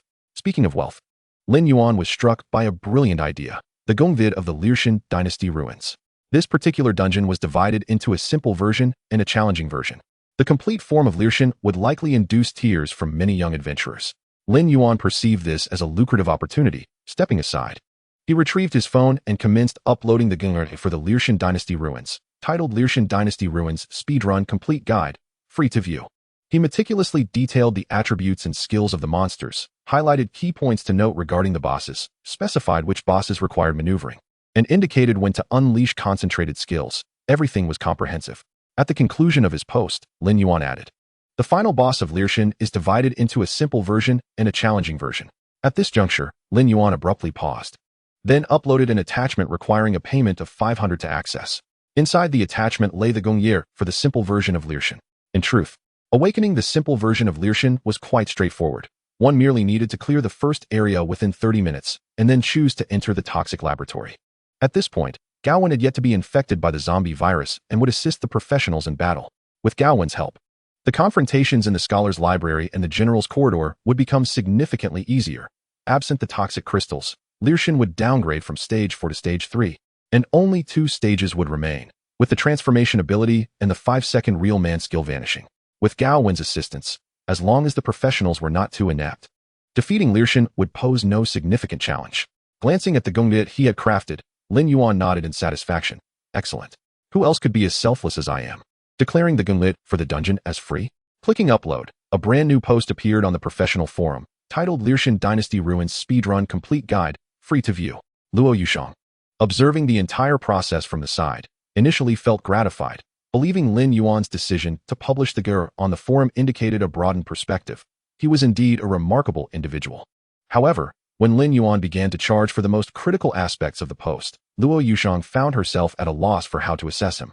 On one hand, one could argue he lacked vision for offering the GER for free, detailed to a degree surpassing that of professionals, providing step-by-step instructions for defeating bosses. Yet, on the other hand, he had chosen to charge for the most essential part, locking away the method to defeat the final boss's simple version, purely a play on people's psychology. Chapter 60, Lu Qingfeng's Existential Doubt. Isn't the title of the post free? Why is there a paid attachment afterwards? Luo Yushang inquired, crossing her arms. This isn't very considerate. Lin Yuan looked up.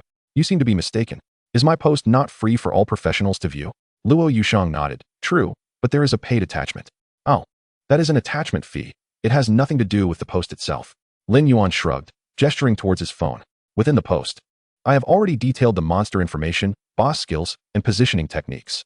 I merely placed a tiny fraction of the final boss's content in the attachment. That content constitutes less than 1% of the entire post. The 500 fee is merely a symbolic gesture. Whether one buys it or not does not impact the Gonglit for the dungeon.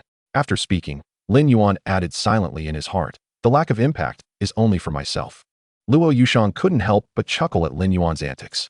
The most crucial information in the entire gear lay within the attachment. Professionals who viewed the attachment versus those who did not would face entirely different levels of difficulty once they entered the dungeon. You truly are. Luo Yushang struggled to articulate her thoughts on Lin Yuan. To call him cunning seemed unjust, as he had indeed taken great care in organizing the gi. Yet to label him selfless was equally misleading, given that he had charged for the most critical insights. He was not one to suffer losses easily. With a sigh, Luo Yushang retrieved her phone and dialed Lin Yandong. President Lin, please take a look at the professional forum and pin Lin Yuan's newly published post to the top. Yes, he has disclosed the Gongyit for the dungeon. After hanging up, Lin Yuan's post was swiftly pinned to the top of the professional forum in Tianfeng City. And it was even tagged as an essential post by the professional association, personally endorsed by Lin Yandong and several other prominent figures. To verify the content, Lin Yandong and his associates had genuinely spent money to access the attachment. Damn it, this kid is truly cunning. Those who have perused the attached document are undoubtedly harboring a singular thought. After all, it is only Lin Yuan who has successfully cleared the challenge. And his fee is remarkably modest, merely 500 yuan, the cost of a single meal. The crux of the matter lies in the fact that his guide is akin to having the meal served directly to your lips, resembling a caregiver's meticulous guidance. It is only fitting that Lin Yuan reaps the rewards for his efforts. The transformations occurring within the professional forum have piqued the curiosity of numerous practitioners. Previously, the pinned post on the Tianfeng City Professional Forum showcased the moment when Liao Chun secured third place in last year's urban martial arts competition. But it has abruptly shifted to a strategy guide. Upon clicking the post, practitioners were immediately astounded and began to summon their friends, urging them to visit the forum without hesitation, to simply observe. Hey, don't stand in line. Quickly gather your teammates and take a look at the pinned post on the professional forum. Unbelievable. A caregiver-level strategy for the regional dungeon, meticulously guiding you through the completion of the Lianshan dynasty ruins, saving you a decade's worth of detours. The legendary summoner Lin Yuan has made his appearance. Hasten to pay your respects. As the news spread, within 10 minutes, all practitioners in Tianfeng City above level 15 and below level 20, except those already in the dungeon, fell into a hushed silence while engrossed in the strategy post. The once boisterous eastern side of the first floor was now so quiet that one could hear a pin drop. At the dungeon entrance, a warrior named Zhang Yang swiftly finished reading the guide. Upon reaching the end and realizing that the attachment required payment to access, he turned to his teammates and sighed. Did you buy the paid attachment? Who would purchase that? The guide is already quite detailed. The attachment is merely about the final boss's precautions. Given our team's strength, reaching the final boss will be a struggle. Why waste money on it? You make a valid point, Zhang Yang pondered, considering his teammate's argument. Yet, he could not shake the thought that if the poster had provided such thorough details, why was there a need for a paid attachment? Wouldn't it have been better to make the entire post a paid one? His curiosity about the attachment's content grew, leading him to make the purchase. After all, it was only 500 yuan, the price of a potion. Upon reviewing the contents of the attachment, Zhang Yang's expression was one of exhilaration, though he kept his enthusiasm subdued. He whispered to his teammates, hurry and spend money to buy the attachment's content. Once we finish, we shall dive into the dungeon. Hearing Zhang Yang's seriousness, his teammates promptly purchased the attachment, and after reading it, their expressions mirrored Zhang Yang's. What the heck? There's actually such a way to clear the dungeon. 500 yuan is a steal. Lin Yuan is incredible. Zhang Yang surveyed the group and quietly urged, keep it down. Have we all memorized the strategy? If so, let us hurry into the dungeon. His teammates, brimming with excitement, exclaimed, let us go. We aim to secure the first kill at adventure difficulty today. As Zhang Yang's team made their way to the dungeon, Zhao Xiong had already led his group inside. As an eyewitness to Lin Yuan's decisive victory over Lianshan, Zhao Xiong held unwavering faith in him. The moment the guide appeared, he had instructed his raid team members to purchase the attachment. Zhao Xiong's team was challenging the nightmare difficulty, as were Lu Chengfeng and his group. Lacking a strategy, Lu Qingfeng's team faced the fully realized Lianshan, nearly brought to tears. While Zhao Xiong, armed with the complete guide and aided by Gao Wen, managed to triumph over the final boss. 2 hours later, Lu Qingfeng's group emerged from the dungeon. Battered and bruised, they had been utterly wiped out.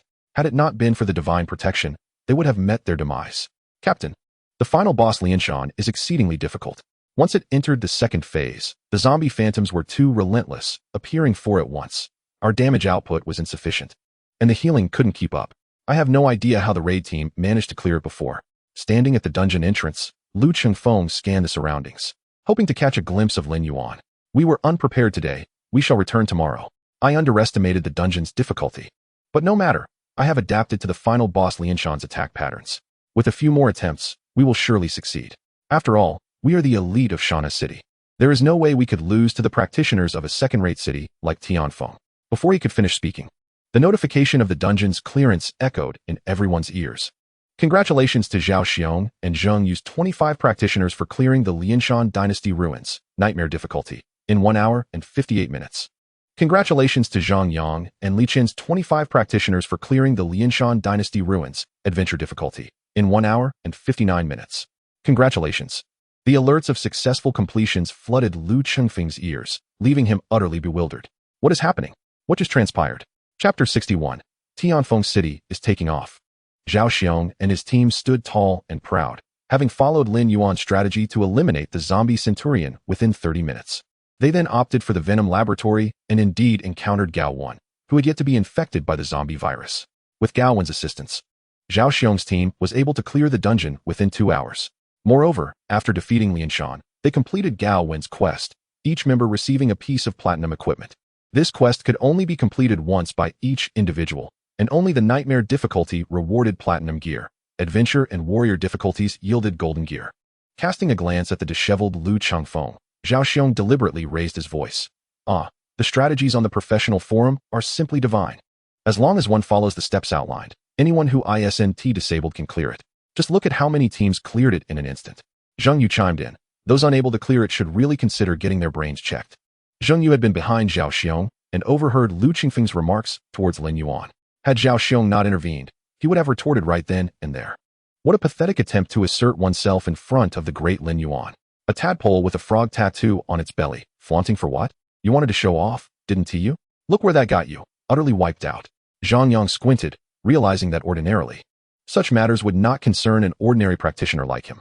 However, today he felt compelled to intervene, particularly because these practitioners from Shana City were excessively arrogant, claiming their team could not clear the dungeon, that the insignificant second-tier city of Tianfeng could never succeed. What nonsense. Today, not only did we clear it, but we are also continually succeeding. Before Lin Yuan provided the guide, we were merely ordinary practitioners. However, after he shared his insights, we have transformed into ruthless machines of dungeon conquest. Brothers, Zhang Yang spoke loudly to his teammates behind him. We have embarrassed the great Lin Yuan. We possess a complete strategy, yet took 2 hours to clear the dungeon.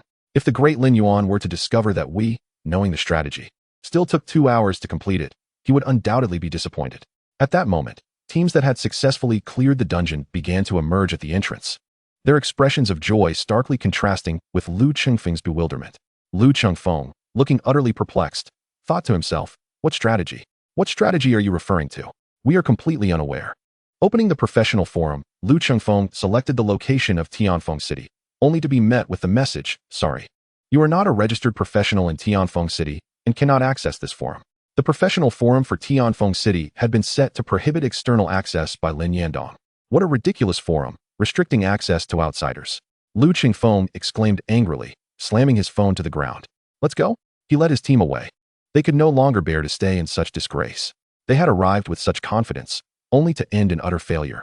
While the so-called second-rate city professionals cleared the dungeon one after another, he was indeed at a loss for words. Meanwhile, Lin Yuan sat on the second floor, a smile never leaving his lips. Funds received, 500. Funds received, 500. Every few seconds, professionals purchased supplementary content.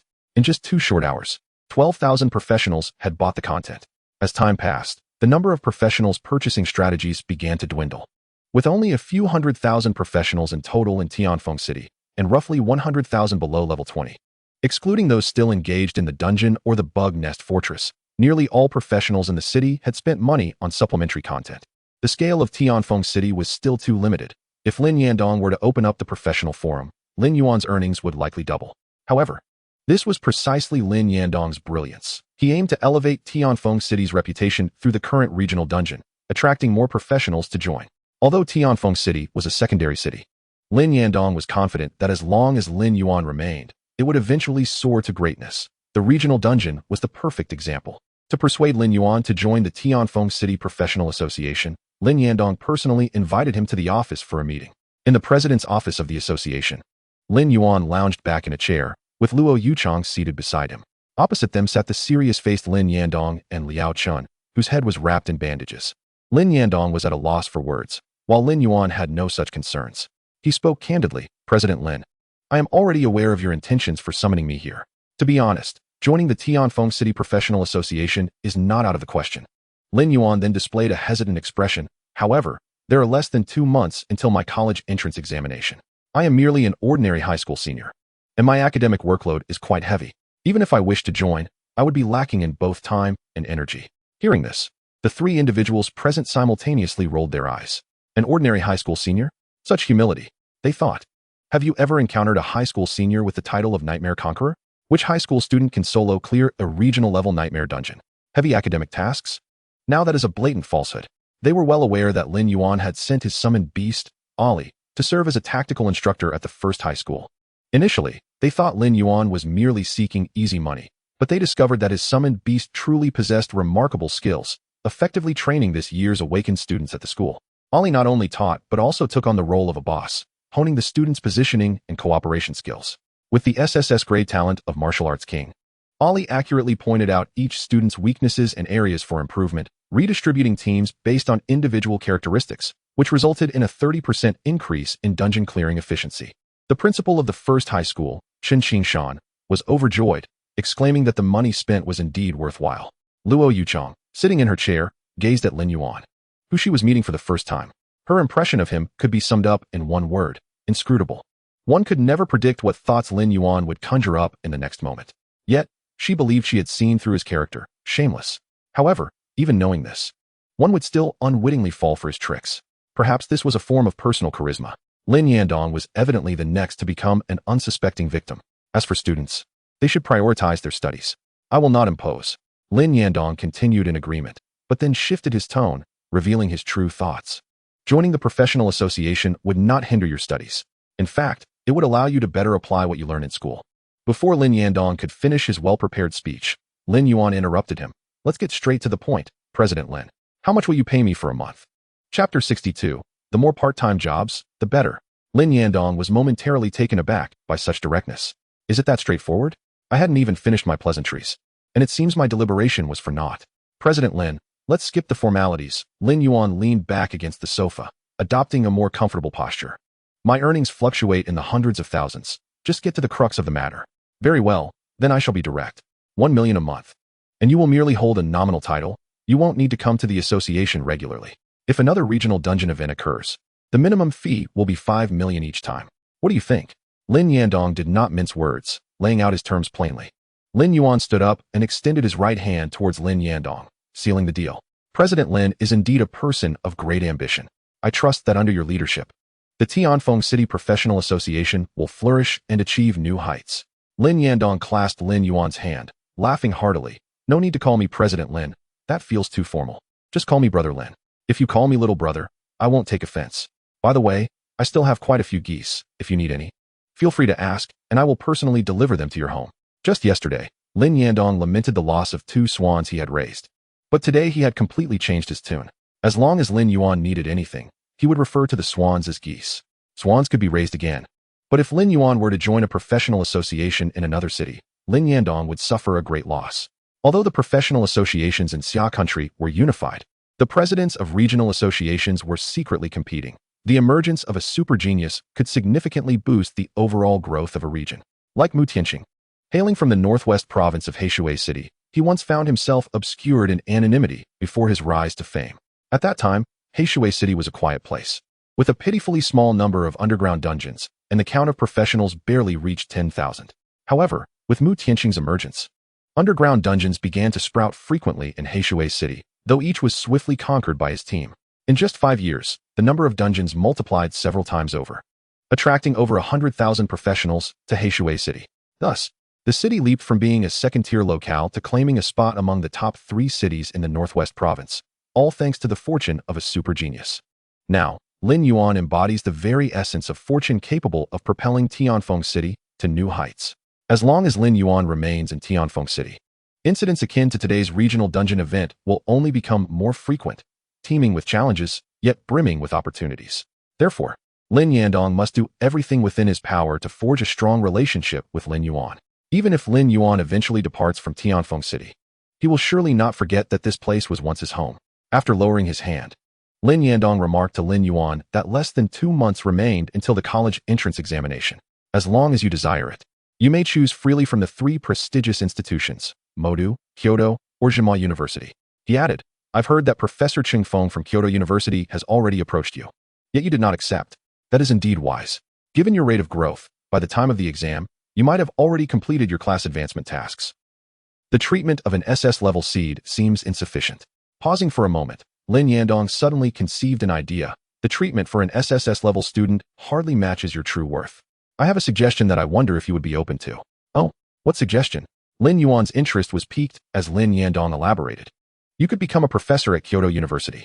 Your prowess easily surpasses that of any student. Teaming up with them would only be a hindrance. Instead, why not continue on the path of solo conquest? Moreover, the benefits of a special grade professor at Kyoto University far exceed those of an SSS-level seed.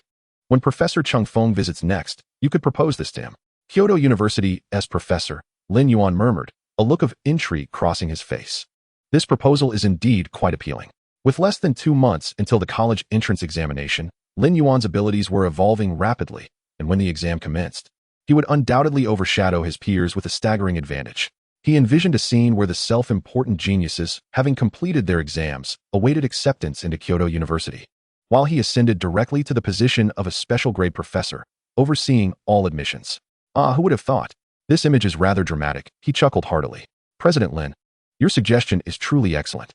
With that, Lin Yuan gave Lin Yandong a thumbs up, exclaiming, I absolutely love it.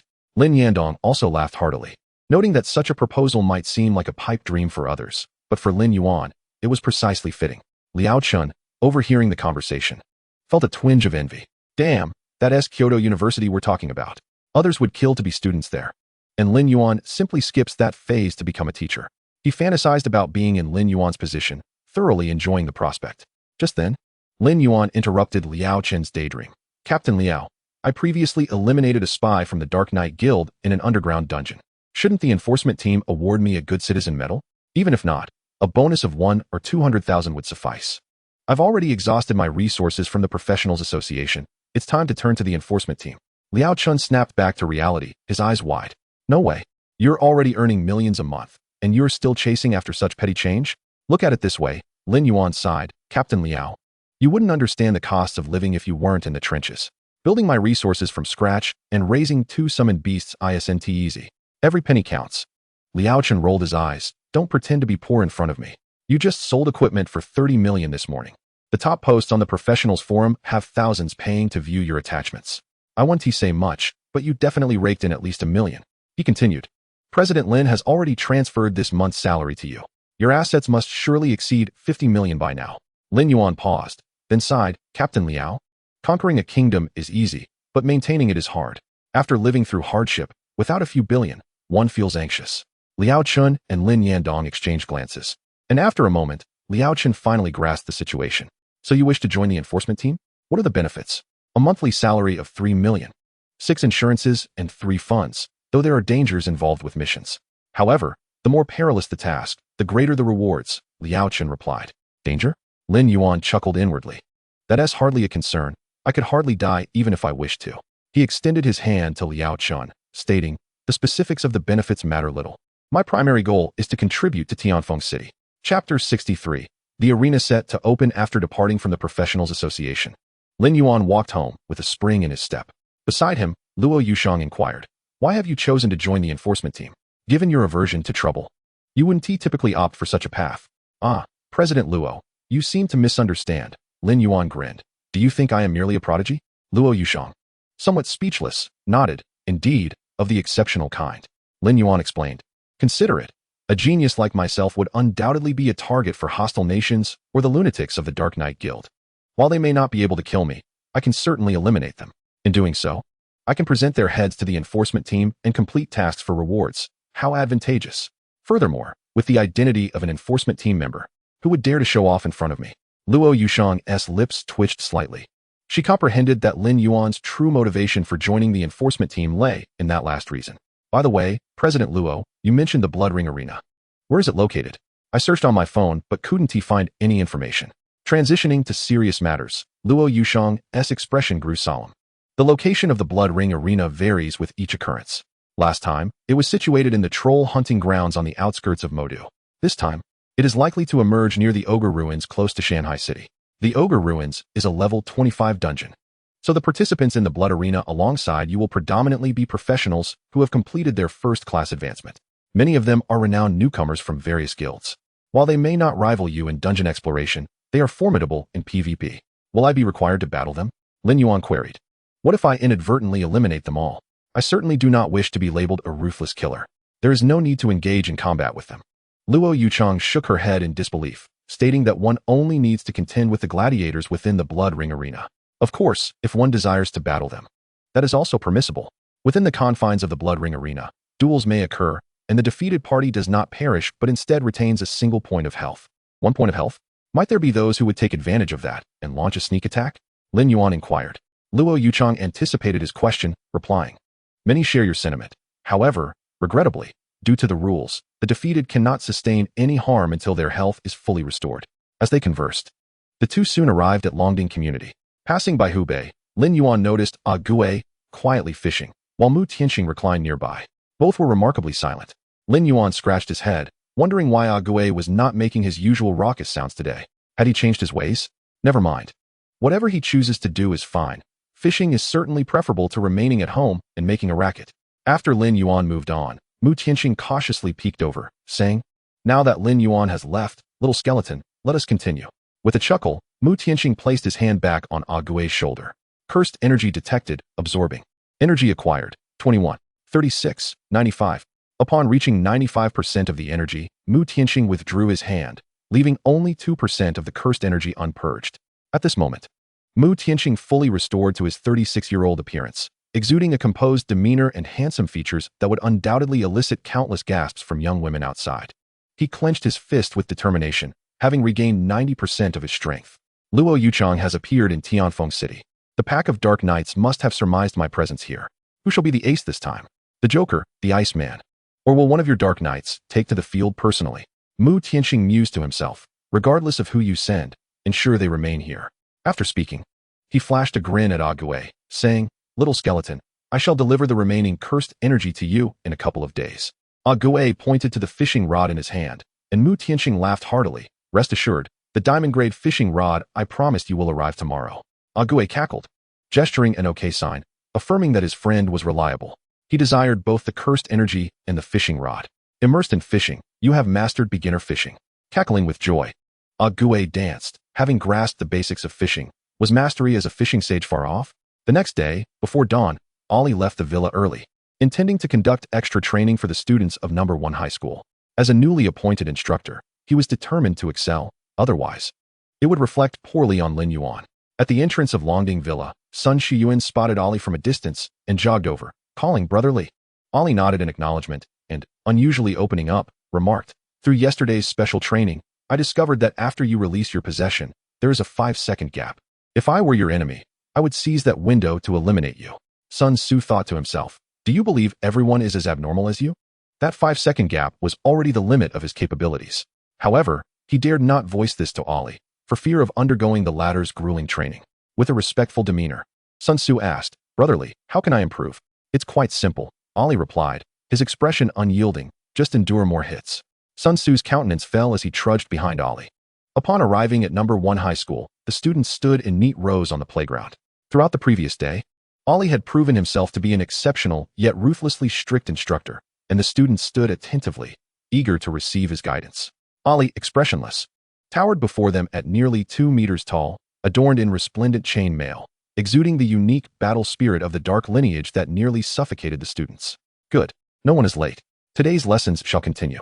Ollie pointed to Luo Qingqing, instructing her to step forward. Luo Qingqing promptly complied, reporting, Here. Ollie responded with a stern visage. Your talent is commendable, yet your execution is utterly chaotic. The charge time exceeds 1 second.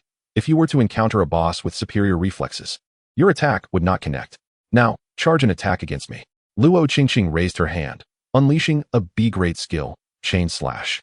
Prior to executing the skill, she activated her talent for a brief charge. As the Chain Slash approached, Ollie merely sidestepped with a slight movement, effortlessly evading it. Too slow, Ollie shook his head. The charge motion is far too conspicuous. Skill activation has a wind-up. More practice is required. In Chapter 64, the arena descends. Numerous elite members below level 25 from various guilds set off toward the Blood Ring Arena. Within the Dawn Sword Guild, Vice President Chun Ming, accompanied by two small teams, prepared for departure. One of the teams was led by Xiao Bin, the very group that had previously aimed for the first kill of the nightmare difficulty in the skeleton graveyard. Over the past 2 days, they had diligently leveled up, and all 5 members had reached level 16. Their journey to the Blood Ring Arena was primarily to expand their horizons, while the true protagonists were the nearby Sword-Bearer team, led by Zhao Feng, a level 25 elemental mage with S-grade spell enhancement talent, accompanied by a team of uniformly level 25 professionals. This time, the Blood Ring Arena coincidentally aligns perfectly with the level 25 threshold, seemingly custom-tailored for Zhao Feng's team. Zhao Feng, for this Blood Ring Arena, I seek nothing else but to ensure we do not succumb to the pretentious members of the Shining Guild. I have already smoothed things over with the other guilds in Tianfeng City. They share the same sentiment. We may lose to any guild, but certainly not to the Shining Guild. Before departing, Chun Ming suddenly recalled a crucial matter. If you happen to encounter a summoner named Lin Yuan, be sure to watch your tongue. Treat him with the respect one would afford a guild leader. Do you understand? Should anyone fail to restrain themselves, I'm afraid the Dawn Sword Guild cannot afford to keep such a prodigy. Chun Ming spoke with utmost seriousness. These were the very words the guild leader had emphasized repeatedly. The Ogre Ruins lie approximately 300 kilometers from Tianfeng City. Half an hour later, Luo Yuchang and Lin Yuan arrived at their destination. Typically, this location sees scant activity from adventurers, for the Ogre Ruins, being a dungeon with little experience to offer, yields only heavy weapons and plate armor, with mediocre attributes and stringent strength requirements. Over time, it has become largely neglected. Yet today, at least 3,000 adventurers have gathered here, with level 25 professionals constituting 80% of the assembly. These adventurers are the future paragons of the southeastern province. Luo Yuchang led Lin Yuan to the entrance of the dungeon, where Lin Yuan encountered several acquaintances, President Chui and President Lin. You arrived quite early. Chui Xianglong and Lin Yandong's eyes brightened upon seeing Lin Yuan. Brother Lin, you made it. Although the Ogre Ruins are close to Shanhua City, they are firmly under the jurisdiction of Tianfeng City, and as the host, Lin Yandong naturally wanted to come and witness the event himself. The Xianglong Guild decided not to send representatives this time. His presence was purely for the excitement. This is quite a crowd, Lin Yuan remarked, standing amidst Lin Yandong and the others. Is it really just an arena that draws such attention? Chui Xianglong interjected, Brother Lin, do not underestimate the Blood Arena. The gladiators inside are stronger than any boss in other dungeons.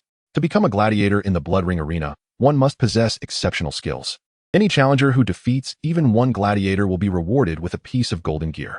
Defeating a gladiator yields 1 golden item per person. Lin Yuan nodded, indeed finding it quite enticing. Moreover, Lin Yandong continued, taking over from Chui Xianglong. The most alluring aspect of the Blood Arena is the cumulative rewards. If you wager on yourself to win 3 matches before the battle commences and succeed, you will receive an entire set, 5 pieces of golden grade gear. Win 4 matches, and the reward escalates to platinum grade equipment. Naturally, should a challenger fail to meet their goal, they will receive no reward at all. And what of winning 5 matches? Lin Yuan inquired. How many gladiators are there in the Blood Ring Arena? Currently, no team has managed to achieve 5 victories. Luo Yuchang, gripping her sword, focused her gaze on the blue portal. According to the doubling reward system, winning 5 matches would grant 5 pieces of platinum grade gear. As for how many gladiators exist in the Blood Ring Arena, no one knows. Lin Yuan displayed an expression of intrigue. It certainly appears mysterious. I am eager to see what this Blood Ring Arena truly entails. After a brief exchange, the colors of the dungeon entrance portal gradually shifted from blue to red. It has appeared, the Blood Ring Arena. As the portal turned completely crimson, a spectral coliseum imbued with an aura of slaughter materialized before everyone. Oh, welcome to the Blood Ring Arena. A green-skinned goblin emerged from the portal, striding confidently into the center of the crowd. I am your host for today, D. Halley. With the host's announcement, the spectral coliseum solidified with a resounding thud, transforming the Ogre Ruins into a barren wasteland. Many adventurers were left dumbfounded by the dramatic entrance of the Blood Ring Arena. This dungeon has actually descended upon Blue Star. Numerous first-time visitors bore expressions of shock. Lin Yuan's momentary surprise flickered in his eyes. The boundaries of the dungeon have been lifted? No, it has merely materialized. The creatures within remain unable to leave the arena. Quite astonishing, is it not? Luo Yuchang, one hand resting casually at her side, while the other lingered atop the hilt of her sword, remarked. I too was taken aback the first time I witnessed the Blood Ring Arena's appearance, thinking the dungeon's boundaries had been lifted. In reality, it is simply that someone has temporarily shifted the Blood Ring Arena from another dimension to Blue Star. Once the time elapses, this arena shall return to its original position. Temporarily moved to Blue Star, Lin Yuan echoed softly. What could be the purpose of such an act? Merely for amusement? Who knows? Luo Yuchang replied with a neutral expression. Perhaps our battles serve merely as entertainment for true powerhouses. I shall strive to perform splendidly, Lin Yuan mused, raising an eyebrow. What if I were to catch the eye of a formidable individual and become a son-in-law by marriage? Would that not save me a decade of toil? Luo Yuchang's expression shifted to one of bemusement. Well then, this fellow possesses a remarkably robust mindset. It seems he holds no semblance of reverence. Normal individuals, upon encountering the Blood Ring Arena, would surely contemplate the powerful figures behind it, lamenting their own insignificance, and subsequently resolve to grow stronger. Yet Lin Yuan's thoughts drift towards marrying into wealth, thereby avoiding several years of hardship. Is this the thought process of a typical person? The green-skinned goblin, D. Halley, held a microphone as he stood at the entrance of the arena. Open the gates and welcome our guests. As soon as he finished speaking, the rusted gates of the arena swung open with a thunderous boom, and a dozen fully armed ogres emerged from either side. Lin Yuan squinted in disbelief. Even the lowest-ranked ogres were level 50, all of them third-tier elites. This spectacle would daunt the vast majority of adventurers. Goodness, level 50 ogre elite warriors? This is utterly outrageous. Last time, we faced only 40-level ogre hunters, yet now they have transformed into 50-level ogre elite warriors. Those who had never been here before were left astounded, while returning adventurers sensed that this iteration of the Blood Ring Arena was distinctly different from its predecessors. As the gates of the arena opened, many adventurers attempted to enter but were halted by the elite ogres, as they had not purchased tickets. Positioned to the left near the entrance, 3 goblins clad in black suits, their eyes gleaming with shrewdness, sat in a row. Form a line. Tickets are required for entry into the arena. Challengers must pay 1 million each, and spectators 20,000. The seasoned adventurers who had previously visited this arena were already familiar with the process and had formed an orderly queue. Some voiced their grievances regarding the exorbitant ticket prices, seeking to haggle, but as the formidable ogre elite warrior approached, they fell silent immediately. The Blood Ring Arena awaited them, with a daunting difficulty level classified as Nightmare and a challenge range from levels 18 to 25. The choice of difficulty had been simplified to a singular option, Nightmare. Upon realizing this, a number of adventurers promptly decided against participation. Those who had made their way here were predominantly the elite from various guilds. And while they were not financially constrained, they were certainly not foolish enough to squander their resources on a futile endeavor. Acknowledging their inadequate strength, some chose to withdraw, while others opted to purchase spectator tickets, eager to witness the brilliance of the combatants. When it was Lin Yuan's turn, he reluctantly extracted 1 million from his purse to procure a challenger ticket. Upon entering the arena, he vowed silently to himself, having spent such a substantial sum, he must return with something of value, lest he suffer an unbearable loss. As he took his place in the waiting area, his gaze remained fixated on the entrance. At least 1,800 challengers had entered thus far, which amounted to a staggering 18 billion in ticket sales. Including the spectators, the total revenue would surely exceed 20 billion. Such wealth was indeed easily earned. After 10 minutes, the influx of participants had significantly diminished. Daihao waved his hand, and the gate was slammed shut. Stepping into the arena's center, Daihao stood still as the platform beneath him began to rise. Thank you all for coming to the Blood Ring Arena. Allow me to elucidate the rules of this competition. The event is divided into challenge mode and deathmatch mode. In challenge mode, teams engage in combat with the arena's esteemed gladiators, shielded by the arena's regulations, ensuring no fatalities. Victors shall receive 1 piece of golden equipment, with rewards doubled for consecutive victories. The use of one-time damage scrolls is prohibited in challenge mode, while other items remain unrestricted. Daihao surveyed the crowd before continuing. As for deathmatch mode, this too is conducted in teams, but against the arena's champion gladiators. The victor lives, while the vanquished perishes. Of course, the rewards are exceptionally generous. Slaying a champion gladiator grants 1 diamond-grade piece of equipment, with rewards for consecutive victories also multiplied. His tone grew fervent. Strong warriors are forged in the crucible of blood and fire. Is it possible that you might be the next formidable champion? Many adventurers, stirred by Daihao's impassioned words, impulsively resolved to choose deathmatch mode. Most present were young, around 20 years of age, and few could tolerate being overshadowed by others. Deathmatch it must be. A brash young man stood up and shouted, but was swiftly reprimanded by his guild vice president, who struck him on the head. Deathmatch? Are you seeking your own demise? Do not drag your teammates down with you. With one foolhardy soul, there soon followed another. Deathmatch was not a decision for the faint-hearted. To be labeled a champion gladiator required an exceptional caliber of challenger. Among the elite present, only a select few could truly be deemed champions. As the battle was set to commence, Lin Yuan's seat displayed a number, 324, indicating his position towards the back of the line. This suited him perfectly. Had he been placed at the forefront, he would have overwhelmed the arena, which would have been unfair to the other adventurers who had also purchased tickets. If they were aware of Lin Yuan's reasoning, they would surely respond with, "You're quite a decent fellow." By coincidence, the first challenger was the Sword of Dawn Guild's elite team, led by Zhao Feng, as he entered wielding a staff. "I choose challenge mode," he declared. Daihao nodded, and the battle commenced, beckoning the gladiators onto the stage. The west gate of the arena swung open, and a towering 3-meter ogre warrior, brandishing a spiked club, emerged. The ogre warrior was classified as a Tier 3 elite, boasting level 27, 900,000 health points, an attack power of 12,000, and a defense of 6,000, with a spell resistance of 8.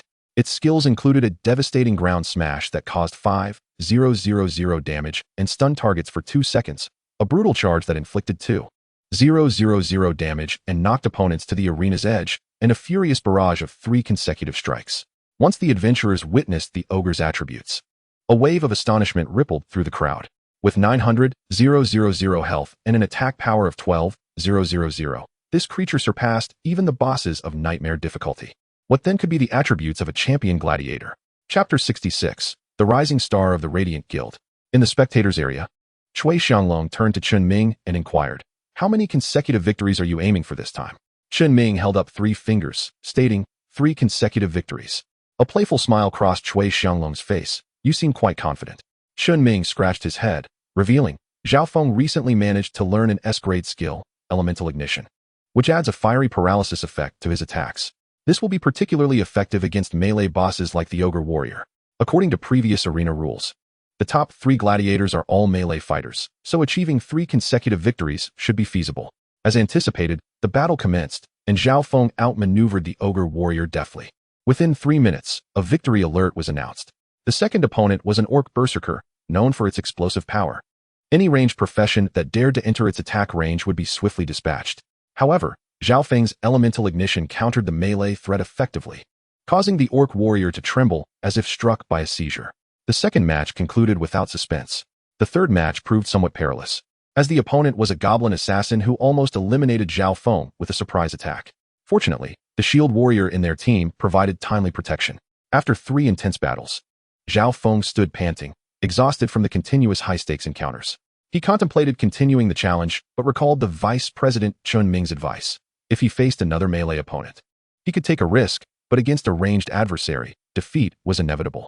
After some reflection, Zhao Feng chose to end the challenge, and each of the 5 adventurers received 5 pieces of level 25 golden gear.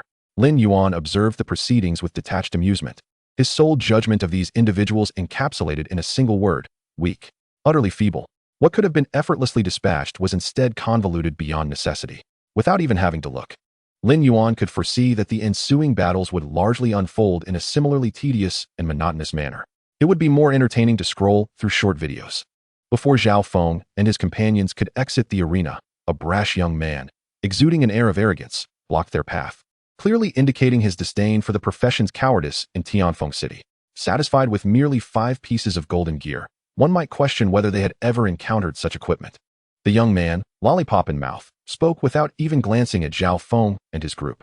Zhao Feng's expression darkened. "Zheng Xiaolong, if you've got something to say, keep it to yourself. Don't vomit your filth on others." Just as he was about to retort, the vice president of the Dawnblade Guild, Chen Ming, rushed forward, admonishing, "Qin Weiman, control your people. Stop them from behaving like rabid dogs." Upon hearing his name called, Qin Weiman feigned innocence, saying, "Xiaolong, don't stoop to their level. It's normal for country bumpkins to lack experience." With the vice president of his own guild speaking, Zheng Xiaolong sneered, "Hillbillies. Don't think that winning 3 matches makes you remarkable. Today, you shall witness what true genius looks like." As he entered the arena, Zheng Xiaolong opted for the challenge mode. Why not choose a deathmatch? He was reckless, not foolish. After all, dying needlessly would be absurd. While Zheng Xiaolong's squad engaged in battle, Chen Ming returned to Lin Yuan's side with Zhao Feng. "These fools from the Flashing Light Guild are truly insufferable," Chen Ming fumed. Cui Xianglong's expression mirrored his discontent. "Damn it, just because their president lost to Liao Chun in the last city fighting tournament. They held a grudge against the entire Tianfeng city.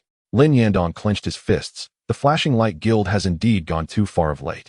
Yet, their motives are not solely rooted in their defeat to Liao Chun.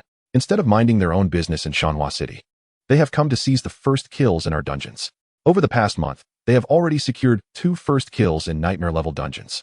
Their audacity suggests they must have backing from the Shanhua City Professional Association. Lin Yuan analyzed coolly. Last year, Shanhua City sought to bring Tianfeng City under its jurisdiction. Had the Demon Suppression Army's Meng Zhan not opposed it, Tianfeng City would have already been renamed Tianfeng County. With their failure in overt means, they have resorted to covert tactics. Lin Yuan snorted. They intend to use the Flashing Light Guild as a scapegoat to instigate conflict and provoke us. This way, the Shanhua City Professional Association can openly initiate a city challenge, seizing the opportunity to engulf Tianfeng City. Luo Yuchong furrowed her brow. As far as I know, the president of the Shanhua City Professional Association is Zheng Yaodong, who only assumed office last year. Is he truly so aggressive? The city challenge is not something that can be initiated lightly. Luo Yuchong lifted her phone and dialed Lin Yuan, the mayor of Shanhua City. This is Luo Yuchong, currently the mayor of Tianfeng City. I have heard that Shanhua City intends to initiate a city challenge against us. If so, I welcome it. I am eager to experience Mayor Lan's expertise. After concluding the call, Luo Yuchong's icy voice resonated in the ears of those present. As long as I am here, Tianfeng City shall remain. Meanwhile, as soon as Lin Yuan hung up, he summoned Zheng Yaodong to his side, instructing, from this moment forth, all actions related to Tianfeng City are to be halted. The preparations for the city challenge are to be immediately cancelled. Zheng Yaodong, puzzled, replied, Mayor, we have already completed nearly half of our plan. If we proceed as intended, Tianfeng City will inevitably fall into our grasp. Why must we stop? Why? Lin Yuan retrieved his phone, stating, Do you know who the current mayor of Tianfeng City is? Luo Yuchong, the vice president of the Wushuang Guild, a formidable figure. He continued, Who will face him in the city challenge? Me or you? Zheng Yaodong was taken aback. Luo Yuchong? Why would he become the mayor of Tianfeng City? That is not for you to question. Lin Yuan waved his hand dismissively. Also, inform Feng Jun from the Flashing Light Guild to tone it down. If he provokes Luo Yuchong or any members of the Wushuang Guild, he will face dire consequences. Zheng Yaodong nodded and departed alone. On his way, Zheng Yaodong pondered why Luo Yuchong would assume the role of mayor in Tianfeng City. Mu Tianxing is in Tianfeng City. If memory serves, there is a dungeon known as the Forest of Elves, which produces a potion that can delay aging. That certainly explains a lot. Zheng Yaodong raised his hand. A black communication talisman marked with a skull appearing within his grasp. He inscribed the information regarding Mu Tianxing's potential presence in Tianfeng City upon it, and the talisman instantly ignited into a ball of flame. Zheng Yaodong's eyes gleamed with fervor. Once Mu Tianxing perishes, the Lich will surely be reborn through another's body. And at that time, Tianfeng City will be razed to the ground.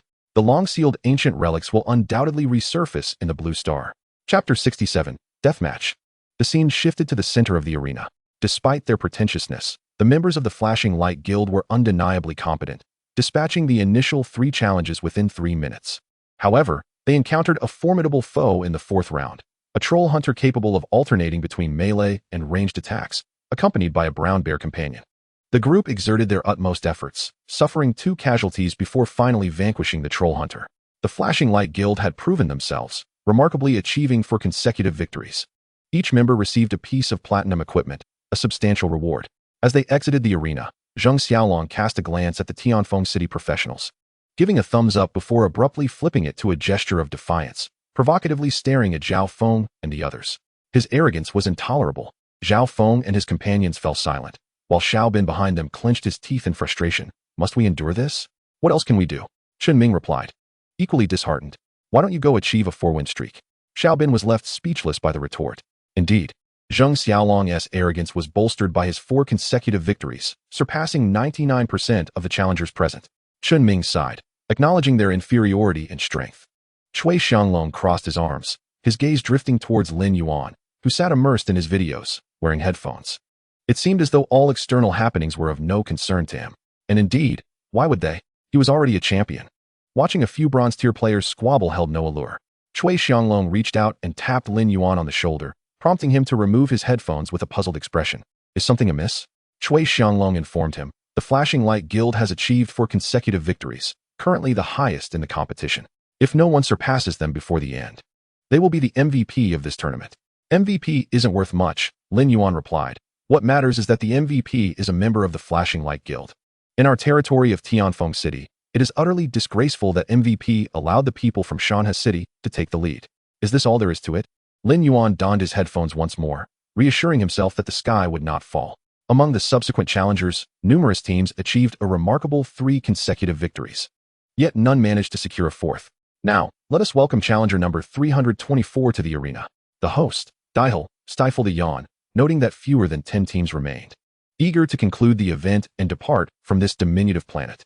The task assigned by the Blood Lord to the 10 formidable souls was proving exceedingly difficult to fulfill. Daihul called out, but the entire arena remained unresponsive, his dissatisfaction mounting. Who is challenger number 324? Are they intending to forfeit? To date, no team had ever withdrawn. Even in the face of inevitable defeat, they would still fight valiantly. After calling out twice more, Daihul snapped his fingers, and a beam of light descended from above, illuminating Lin Yuan. Upon raising his gaze, Lin Yuan felt his identification tag vibrate, signaling that it was his turn to take the stage. Removing his headphones, Lin Yuan stood up. Noticing that he was alone, Daihul inquired, "By yourself? Where are your teammates?" "It's just me," Lin Yuan replied simply, stretching his limbs. "I have no teammates." Indeed, none were needed, considering they were all destined to be swiftly eliminated. Not far away, Zheng Xiaolong lounged, observing the scene with disdain. Are the people of Tianfeng City always so adept at attracting attention? He scoffed. 1 million wasted like this. 1 million could purchase several fine silver items. Following Zheng Xiaolong's remarks, his teammates chimed in, mocking, level 18, and a summoner at that. I truly don't understand how you muster the courage to stand here. Spending 1 million is easy. Do you comprehend how arduous it is for your family to earn that much? You realize you are tarnishing the reputation of Tianfeng City. Your individual actions have turned Tianfeng into the laughingstock of the entire southeast province. A chilling, eerie laughter echoed in the ears of all present, sending shivers down the spines of the professionals, as if a formidable monster had descended upon them. Gue materialized behind Lin Yuan, and with a simple wave of his hand, a resounding boom reverberated as a throne crafted from bones appeared in the arena's sky. The reason for placing the bone throne in midair was to complement the newly acquired skill of Gue, allowing Lin Yuan to make a breathtaking entrance. Bone Wall S. Skill description: consumes 100 mana points to summon a bone wall with 1000 health and 100 defense in front of the caster. The wall lasts for 10 minutes. With no cooldown time, 100 bone walls can be combined to form a skeletal city wall. Lin Yuan lifted his foot, and, with a resounding thud, a staircase made of bones materialized beneath him. With each step he took, a white bone step appeared in his wake. After a total of 23 steps, 23 bone staircases stood suspended in the air, forming a path leading to the throne. Seated upon the throne, Lin Yuan snapped his fingers, and Ali and Gue appeared beneath him. With his back arched, Lin Yuan looked down at Daihul. Let us begin. Ah, yes, let us commence, Daihul stammered, momentarily stunned by Lin Yuan's entrance. Not only he, but the entire Blood Ring arena, with over 3,000 professionals, stood in awe. Zheng Xiaolong's teammates gaped, their mouths agape as if they could fit a basketball inside. Zheng Xiaolong himself was not faring much better. The lollipop he had been chewing had somehow fallen onto his clothing, leaving him in a sticky mess. With a look of confusion, Luo Yuchang remarked, "What is this new spectacle?" I must admit, his entrance is rather unique and quite impressive. Daihul composed himself and announced, "Let us welcome challenger number 324. He is about to face our esteemed gladiators alone. We wish him the best of luck." Despite Lin Yuan's extraordinary entrance, he remained merely an 18-level summoner, and the odds of triumphing against a 27-level ogre warrior were exceedingly slim. "Stop. When did I indicate I wanted to choose the challenge mode?" Lin Yuan said, somewhat displeased. "Arrange for a death match." Huh. Daihul thought he had misheard. A death match? Are you certain? At that moment, the surrounding professionals finally recovered from Lin Yuan's stunning entrance, only to be met with confusion upon hearing his choice for a death match. Why would he choose to fight to the death? Surely, living to fight another day would be preferable. Even if he could never complete the first transition task, he could still thrive by orchestrating a grand entrance like that. Why choose death? Lin Yandong grew anxious, urging, "President Luo, you must stop Lin Yuan. He cannot select the death match mode." Luo Yuchang shook his head, his expression grave. It is too late. His opponent has already emerged. Indeed, after Lin Yuan declared his intention for a death match, Daihul swiftly confirmed that mode. Regardless of whether he was a summoner or not, fulfilling the KPI was paramount. Worst case, when reporting back, he could claim that this individual was the strongest summoner from their planet. Daihul's eyes gleamed as he grasped the microphone. I have witnessed a true warrior. One who dares to disregard life and death. Regardless of the outcome, he has already demonstrated the qualifications to become a powerful being. Now, let us welcome his opponent to the arena, the ace gladiator, Gal. The eastern gate of the arena opened, revealing a towering figure, standing 5 meters tall. A two-headed giant ogre emerged. Ogre Mage Gal, 4th tier commander. Level, LV 27. Health, 2,000,000. Mana, 100,000. Attack power, 15,000. Defense, 8,000. Spell resistance, 10. Skill 1, Lightning Storm 25-second chant. Unleashes a lightning spell causing 30,000 magic damage to targets within a 20-meter radius, stunning them for 3 seconds. Cooldown, 18 seconds. Skill 2, Flame Strike targets a single enemy, interrupting their spellcasting, dealing 500 magic damage, and stunning for 5 seconds. Cooldown, 10 seconds. Skill 3, Frost Shock releases frost energy, dealing 2,000 magic damage to targets within a 5-meter radius and reducing their movement speed by 50. Cooldown, 8 seconds. Skill 4, Bloodlust increases the attack speed of all targets within 30 meters by 50 and movement speed by 30, lasting 20 seconds. Cooldown, 40 seconds. A magic-type boss. The audience gasped in astonishment. The physical attack of a magic-type boss reached an astonishing 15,000 points. Amidst a cacophony of ailments, interruptions, and slowdowns, one finds an unsettling skill that paradoxically grants an acceleration to its wielder. How does one contend with such repugnant abilities? Lin Yuan tilted his head, addressing Ollie. Ollie, with arms crossed and legs slightly bent, executed a grand leap, landing squarely before the ogre mage. The thud of his shield hitting the ground stirred a considerable cloud of dust. What purpose does this summoned beast serve? Why has he discarded his shield? Is he aware of his impending defeat, opting instead for an expeditious demise? Let the battle commence. Lin Yuan's voice drifted into D. Holler's ear, who, rolling his eyes at the urgency of the situation, seized the microphone and cheerfully proclaimed, "Let the battle begin." At the very moment the combat initiated, a crimson glow enveloped the ogre mage, signifying the activation of bloodlust. In this state, the ogre mage's form swelled to a towering 7 meters, significantly augmenting his range of attack. Without uttering a single superfluous word, the ogre mage summoned forth a blue luminescence in his hands, the storm of lightning. He unleashed his ultimate ability without showing mercy, even in the face of a weaker opponent. Alas, it was a grievous error. The ogre mage should never have chosen to cast the storm of lightning, especially with Ollie standing so close, brazenly preparing to channel his power. Truly, it was akin to an elderly man hanging himself, seemingly inviting death. The glory of the dynasty, a magnificent two-handed sword, shimmered with the distinctive white glow of diamond-grade equipment. Charge! Ollie surged forward like a high-speed truck, his sword trailing behind him, leaving a long, ethereal afterimage. In the blink of an eye, he stood before the ogre mage, initiating a 2-second countdown for dizziness. A flash. 672680, critical hit. A beam of white light pierced the ogre mage, allowing Ollie to swiftly reposition himself behind the creature, thrusting his sword forward once more.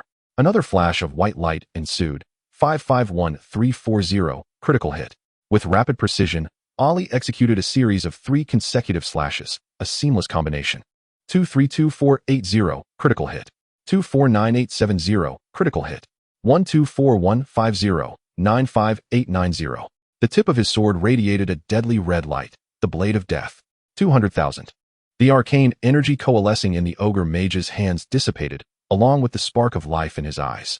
Before the 2 seconds of dizziness could elapse, the ogre mage was obliterated on the spot.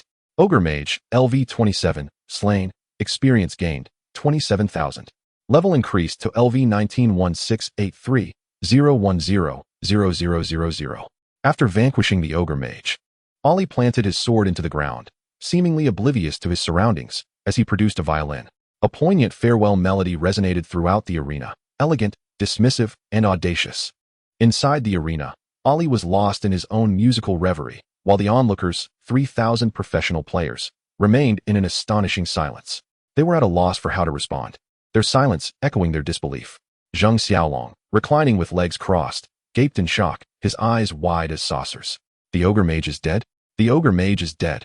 He repeated the thought in disbelief, his mind flooded with incredulity. Reflecting on his earlier mockery of Lin Yuan, Zheng Xiaolong's visage paled, and his companions mirrored his expression of despair, wishing to vanish into the ground. D. Holler, standing high above, was equally astonished. How could the seasoned warrior gal succumb so easily, vanquished by a mere summoned beast? After the initial shock, D-Holler's gaze turned fervent as he regarded Ollie. I seemed to catch a whiff of the essence of a formidable soul. Lin Yuan, seated upon his throne, wore a look of dissatisfaction. For Ollie's sequence of skills had just grazed the threshold of a kill. Had it not been for 2 critical hits, the ogre mage might have survived. Lin Yuan communicated with the system, inquiring whether he could preemptively receive 5,000 evolution points now that the ogre mage had been slain. You must complete the dungeon to settle the account. Rules are immutable, yet humanity is not. Lin Yuan persuasively continued. Grant me the advance of 5,000 evolution points, and I shall evolve Ollie, thereby enabling me to acquire even more evolution points. My ascent to becoming a divine summoner shall hasten. Besides, those 5,000 points rightfully belong to me. I am merely retrieving what is mine. It is hardly an unreasonable request. Should you refuse, you may as well seek someone else. Ogre mage slain, evolution points, 5,000. That is more like it. A look of approval graced Lin Yuan's face. Henceforth, this shall be the norm. 1 set of evolution points per slain boss. No need to await the final settlement. That would be far too laborious. Chapter 69, 5th Order Bloodshadow, Sword Guardian. D-Holler glanced at Ollie, engrossed in his solo violin performance, then at Lin Yuan, seated regally upon his throne. He took up the microphone and announced the results of this unforgettable battle. The ace gladiator gal had fallen to the hands of an 18-level human summoner. After a brief pause, D-Holler's gaze fixed firmly on Lin Yuan. Do you intend to claim your rightful diamond equipment, or will you choose to continue your challenges? Continue the challenge, Lin Yuan replied without hesitation. Having arrived, it was imperative to conquer the arena. Otherwise, the million-ticket fee would be in vain. A sly smile crept onto D-Holler's lips. This valiant summoner has chosen to continue the challenge. I commend his courage. How far will he go? Let us await the outcome. Upon uttering this, D-Holler adjusted the required consecutive victories to the maximum of 5. To earn the rewards, Lin Yuan must secure 5 victories and survive. The incentive for a 5-win streak was tantalizing. 1 piece of epic-grade equipment and 1 SS-grade universal skill book. Upon witnessing the rewards, the professional players in the audience became agitated. He dares to pursue 5 consecutive victories? Is this summoner truly that bold? My goodness. An epic-grade piece of equipment, something I've never laid eyes upon. An SS-grade universal skill, learnable by any profession. How extraordinary. Alas, the difficulty of acquisition is daunting. Lin Yuan's expression relaxed momentarily until he saw Lin Yuan opt for the 5-win streak, causing his demeanor to shift back to one of grave concern. How reckless. The bludgeoning arena escalates in difficulty with each stage, and no team has yet achieved 5 consecutive victories. Moreover, he had chosen the more challenging deathmatch format. Luo Yuchong narrowed her eyes. Lin Yuan's summoned beast possessed extraordinary burst damage. The ogre mage, unaware of this, sought to strike first with the storm of lightning, only to be annihilated in an instant. Were I the owner of the arena, I would dispatch a gladiator with formidable defensive capabilities to serve as Lin Yuan's next adversary. As long as they could withstand the summoned beast's initial onslaught, Lin Yuan would find himself in peril. The fact that Lin Yuan's summoned beast can annihilate an ogre mage indeed astonished Luo Yuchong. However, her keen perception quickly discerned that Ollie possessed great explosive power, albeit fleeting. She surmised that if she could withstand the initial surge of energy, Ollie would be considerably weakened thereafter. Luo Yuchong surveyed her surroundings, contemplating whether she could safely extract Lin Yuan should the need arise. Perhaps sensing Luo Yuchong's hostility, the arena activated its protective barrier. The emergence of this shield extinguished her inclination to take action, as its defensive level soared to an astounding 80, rendering it impossible for Luo Yuchong alone, or even all the practitioners of Blue Star combined, to breach it. At the moment the barrier manifested, Lin Yuan raised an eyebrow, intrigued by the turn of events. Setting a trap for me? You might be sorely disappointed. Unbeknownst to him, D-Holler had naively granted Lin Yuan the opportunity for 5 consecutive victories, precisely what Lin Yuan desired.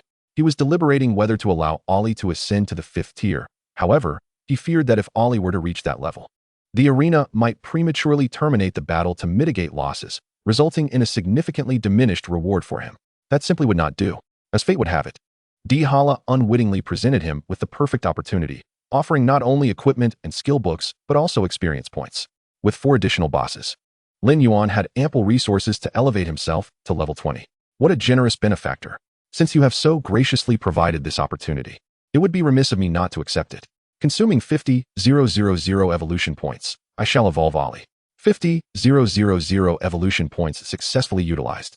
Ollie evolves from Steel Armor, 4th tier, to Blood Shadow Sword Guardian, 5th tier. As Ollie played the violin, a crimson aura materialized around him, only to vanish instantaneously.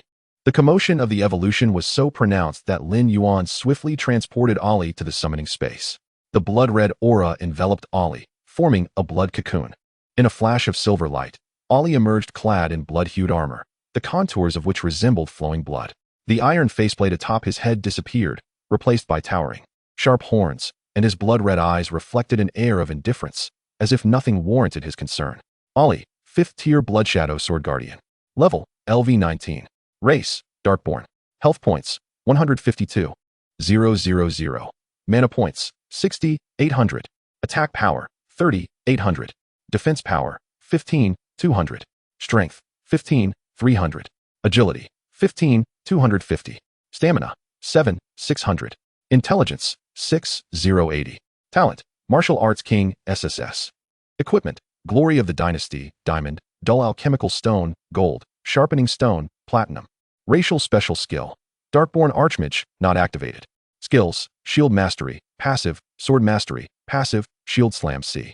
Shield Block, C. Support, B. Shield Wall, A. Desperate Charge, S. Back Jump, D. Flash, S. Heroic Charge, A. Indomitable Will, A. Bestow Death Sword Chi, S. Sweep, C. Triple Slash, B. Sword and Master in Unison, S. Upon ascending to the 5th tier, Ollie's attributes doubled once more, and he acquired 2 S-level skills. Desperate Charge, S. Skill description, increases maximum health by 50 for 20 seconds. Simultaneously restores the same amount of health instantly, usable under any condition, with a cooldown of 1 minute. Sword and Master in Unison, S. Skill description, upon activation, within 8 seconds, all attacks from the front are perfectly parried. Upon successful parry, a counterattack is immediately launched against the target, with a cooldown of 3 minutes. With these 2 skills at his disposal, Ollie's survivability significantly escalated, rendering him unafraid even when facing formidable bosses. Reappearing in the arena, Ollie's aura captured D. Hala's attention, a 5th tier warrior. The once confident D. Hala's expression shifted dramatically. The disparity between the 4th and 5th tiers, though seemingly minor, translated into an astronomical difference in combat capability. The opposing summoned beast had already demonstrated the ability to obliterate a level 9 ogre mage while at the 4th tier. Now, having ascended to the 5th, it was doubtful that even all of D. Hala's trump cards would guarantee victory. Currently, D. Hala's most reliable ace was a 4th tier Dark Elf assassin, capable of bypassing Ollie to directly eliminate the summoner. However, this strategy was fraught with uncertainty. Gritting his teeth, D. Hala resolved that Lin Yuan must not leave the arena alive. Thus, D. Hala reported this matter to the Blood King, concluding, for the final showdown, I shall dispatch Samuro. Upon receiving a response, D. Hala's face lit up with elation. Samuro was a genuine 5th tier warrior with the bloodline of a hybrid ogre and orc, a sword saint of the Fireblade clan, and a gladiator of exalted rank. D. Hala's gaze shifted to Lin Yuan, who wore a confident smile, as if victory were already assured. Laugh now, relish your mirth. The more joy you derive from this moment, the more sorrow you shall experience soon. Chapter 70. He dispatched a defensive boss to combat a summoned beast with high explosive potential. Lin Yuan propped his arms behind his head, shifting his gaze from Ollie to D. Hala. Let us commence. Do not waste my time. D. Hala, although vexed, he still managed to smile as he picked up the microphone, announcing, let us welcome our next ace gladiator. His name is Muguri. The eastern gate swung open, revealing a 10-meter-tall hill golem. As the colossal beast traversed the arena, the ground trembled beneath its weight. Hill Golem Muguri, 4th tier commander. Level, LV28. Health points, 2 400. 000. Mana points, 50, 000. Attack power, 12, 000. Defense power, 16, 000. Magic resistance, 30. Skill 1. Earth Armor summons the power of the earth to shield itself, increasing defense by 50 for 10 seconds, cooldown 20 seconds. Skill 2. Mighty Throw hurls a massive stone, inflicting 1,000 magical damage to targets within a 55 range and knocking them back, cooldown 12 seconds. If the target is successfully hit, cooldown is halved. Skill 3. Earth Tremor stomps powerfully on the ground, dealing 2,000 magical damage to targets within a 30-meter radius every second for 8 seconds, reducing their movement speed by 20. The slow effect can stack up to 5 times, resulting in a petrification state for 5 seconds, during which damage taken is increased by 100 and lasts for 15 seconds, cooldown 30 seconds. Skill 4. Hold the line when health drops below 30.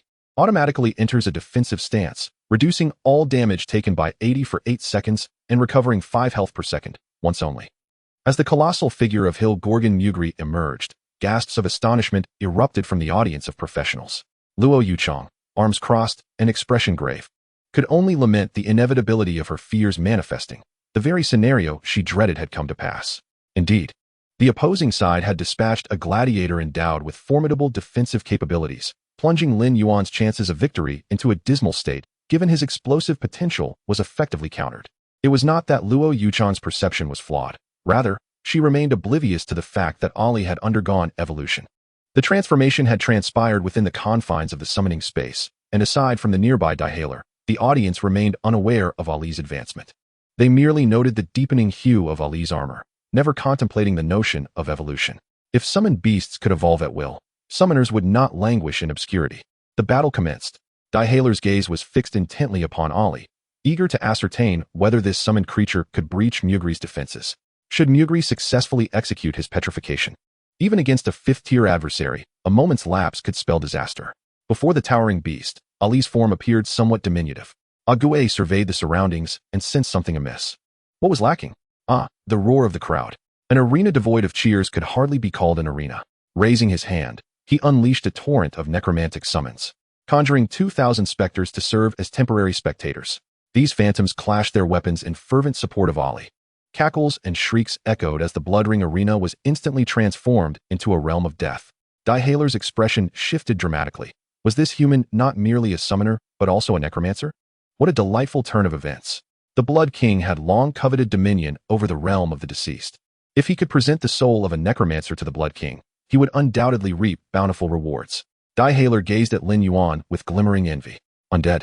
What could possibly summon the undead? Was this individual a hidden class necromancer? How exhilarating. The ability to casually summon 2,000 specters explained his audacity in choosing a death match. He had evidently come prepared, with skeletons serving as cannon fodder alongside that exceptionally high output summoned beast. Perhaps he could indeed achieve the unprecedented quintuple win. Yet, it was said that no one had ever succeeded. Achieving 5 consecutive victories in the Bloodring arena was a monumental challenge, especially in the deathmatch mode, where the likelihood of failure loomed large. The audience of professionals offered their critiques of Lin Yuan. Some believed he possessed a glimmer of hope, while others deemed his chances exceedingly bleak. Nonetheless, the opinions of the crowd would not alter the outcome of the battle. There could only be one resolution to this confrontation. Mugri's massive frame stood in stark contrast to Ali's, who appeared to charge forth like a moth to the flame.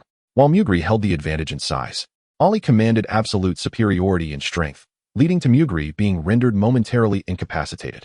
Despite his dazed state, Mugri activated his earth armor, enhancing his defenses by 50% to withstand Ali's onslaught. Yet, this proved futile. Had Ali not evolved, he would have struggled to eliminate the armored Mugri. However, now facing a 5th-tier Bloodshadow Sword Guardian, Ali's attributes overwhelmingly surpassed Mugri's, defeating him in his strongest suit without a hint of mercy. 2 brilliant sword lights flashed, dealing 844,568 critical hit and 714280 critical hit damage. With over 800,000 damage inflicted, Daihaler muttered a resigned acknowledgement. It was over. Indeed, as Daihaler anticipated, Ali unleashed a flurry of strikes, executing a triple slash that yielded 113286, 167820, 31719, and 34,588 damage. With the first strike of the triple slash, Mugri's health plummeted below 30%, triggering his 4th skill, Fortify. This skill reduced damage taken by 80% while restoring 5% of health per second. Triple slash, B, has met the upgrade conditions, evolving into Flash/A. Flash/A, description, attacks the enemy in front 4 times at incredible speed, each dealing 180 attack damage, with an 8-second cooldown. Observing the situation, Ali refrained from further attacks. Under Fortify, Mugri would mitigate 80% of all damage but could not retaliate. In this scenario, it was merely a matter of waiting for the fortified duration to lapse. After 8 seconds, Fortify expired, and Mugri rose with a furious roar, vowing to rend the diminutive foe asunder. Earthquake unleashed, causing Ali to suffer 2,000 points of magical damage per second and reducing his movement speed by 20%. If he did not quickly escape the area of effect, he would be petrified after 5 seconds. Yet, Ali remained unfazed, even pausing for an additional 2 seconds as he awaited the conclusion of Earth Armor's duration. Once it ended, a crimson light enveloped Ollie, triggering his unyielding will. Chapter 71. Is there not a single capable fighter? The slowdown effect on Ollie vanished, granting him immunity to all control effects for 5 seconds. Flash slash. The two-handed sword danced in Ollie's grip as if it were a mere toy, effortlessly executing a cross slash that dealt 384480, 397584, 376527, and 394,890 damage. Without the additional defenses granted by Earth Armor, Mugri was as fragile as parchment, losing 64% of his health. At this juncture, Mugri's health dwindled to a mere 6%, prompting Ollie to unleash a Death Grant Sword Wave. 240000, 6000. Sheathing his sword, Ollie nonchalantly returned to his position by the violin. A resounding crash echoed as Mugri collapsed behind him. Ollie picked up the violin once more, this time playing a different tune. How lonely is invincibility? Hill, Gorgon Mugri, LV28, experience points 28,000, evolution points 5,000.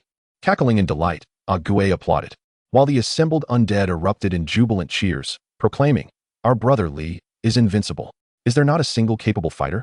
In the audience, professionals fell silent for a few moments before erupting into applause. Incredible. I initially thought that slaying the ogre mage was the limit. Yet it appears even Hill Gorgon is no match. What manner of summoner is this? What tier of bloodline does his summoned beast possess? Lin Yuan fiercely pinched his thigh, exclaiming, "Oh dear, my brother Lin is truly remarkable. My heart is still racing. President Luo, can you discern the tier of my brother Lin's summoned beast?"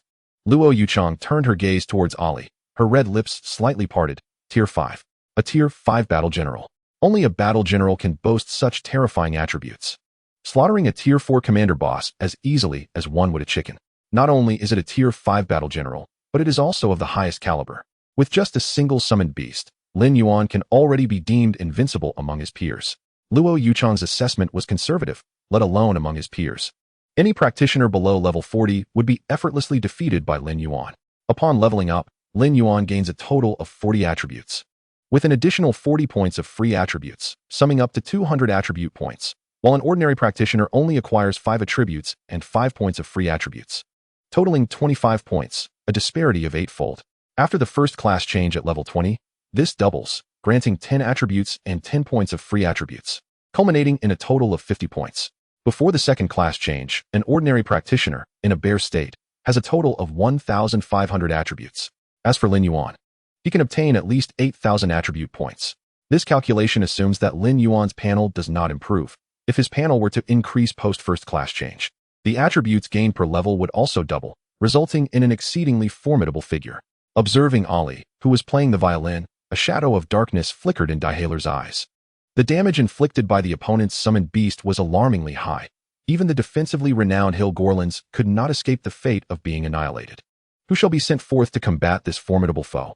Is there anyone capable of withstanding the tempestuous onslaught? Daihaler pondered. And then it struck him, the dragon beast infected by demonic energy. He suddenly recalled that in the depths of the arena was imprisoned a ground dragon with a trace of dragon blood. That ground dragon, having succumbed to the corruption of demonic energy, had reached a pseudo-5 tier level, making it a suitable contender. If defeated, when Samuro arrives, he could subdue the dragon beast. Even if they were to lose, it would matter not. The eruption of demonic energy upon the dragon beast's demise could incite frenzied chaos among the opponent's summoned beasts, potentially leading them to slay their own master before Samuro even intervenes. A perfect twofold strategy. Daihaler returned to the present, a feigned smile adorning his face. Oh my. The indomitable Mugly has met his end. Truly astonishing. Yet, your next adversary shall prove far more ferocious than the previous two. Prepare yourself.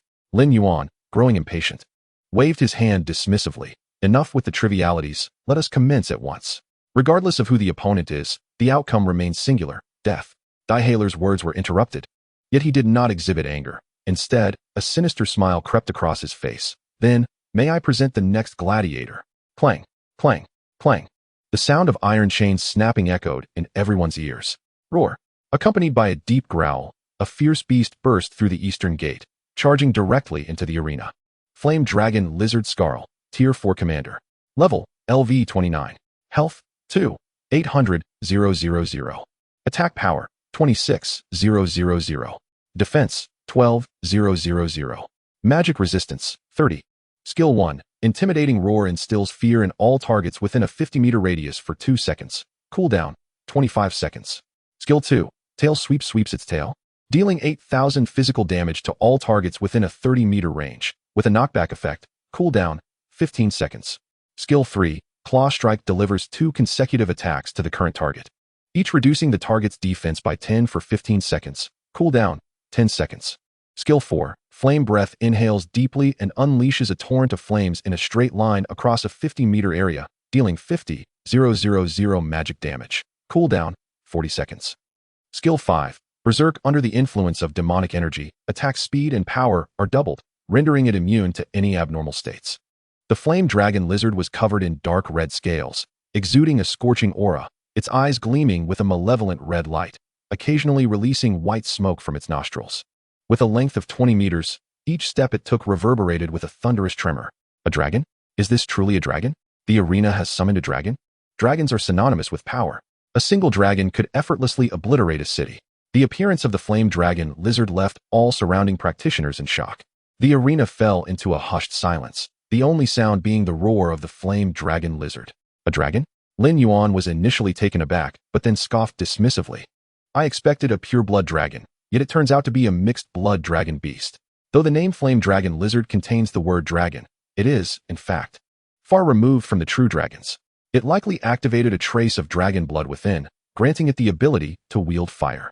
In the eyes of other practitioners, the flame dragon lizard would undoubtedly appear as an insurmountable fortress, but before Lin Yuan, it was nothing more than a mere mixed-blood dragon beast.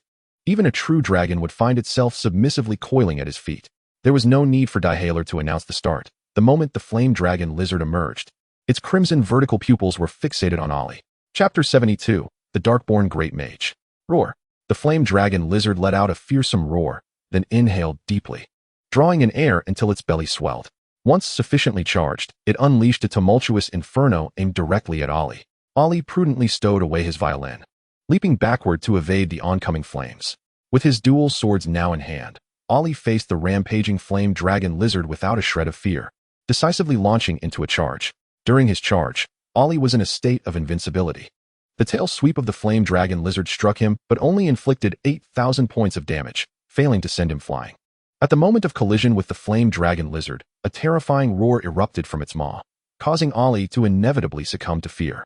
Unyielding will, Ollie almost instantaneously broke free from the fear, and at that moment, the claws of the flame dragon lizard were mere inches away. In a flash, Ollie transformed into a swift, chilling light, appearing instantaneously behind the flame dragon lizard, dealing 1,532,000 critical hit, before the flame dragon lizard could react. Struggling to turn its heavy body, Ollie executed another flash, returning to his previous position, akin to a swallow returning to its nest, dealing 1,299,600 critical hit. The colossal flame dragon lizard boasts a skill range and damage output vastly superior to that of the hill golem. However, its defensive capabilities fall short in comparison. While this may not pose a significant issue for other groups of adventurers, as the flame dragon lizard's skills compensate for its lack of defense, it is worth noting that its defense stands at a commendable 12,000. Yet, in the presence of Ollie, that figure is akin to mere parchment, utterly fragile and easily shattered. In a single skill attack, he unleashed a staggering 2.8 million critical damage, obliterating the flame dragon lizard in an instant. Defeated flame dragon lizard, LV29, experience points 29,000, evolution points 5,000. Upon its demise, the creature's body disintegrated into nothingness, releasing an aura of profound malevolence that enveloped Ollie at its core. A violet mist of dark magic coiled around him, seeping into his mouth and nostrils. In a brief moment, the malevolent energy fully integrated into Ollie's being, leaving him standing motionless, his eyes aglow with a fierce crimson light. Absorb the pure power of the demon realm, activating the racial skill, Dark Demon. Dark Demon racial skill. Skill description: awakens the true demonic form of the Darkborn for a duration of 10 seconds, instilling fear in all targets within a 10-meter radius. While transformed, all attributes are enhanced by 100, movement speed is doubled, and lifesteal effects are increased by 50. Cooldown period, 2 hours. At the moment Lin Yuan beheld this racial skill, he was taken aback. The Dark Demon. This ability is nothing short of extraordinary. Ollie's already formidable burst damage would surge to astronomical levels upon activation of the Dark Demon. In that instant, Lin Yuan felt an overwhelming urge to exclaim, "Is there anyone else?" Ha ha ha. Lin Yuan's laughter reached Daihaler's ears, prompting a disdainful snort within him. Laugh while you can. Soon enough, tears will follow. The chaotic and malevolent force of the dark magic could easily obliterate the minds of ordinary beings. Even a creature as robust as the flame dragon lizard would succumb to the insidious corruption of the magic, transforming into a mindless beast driven solely by the instinct to kill. Witnessing the dark energy fully enter Ali's body, a triumphant smile crept onto Dehaler's lips.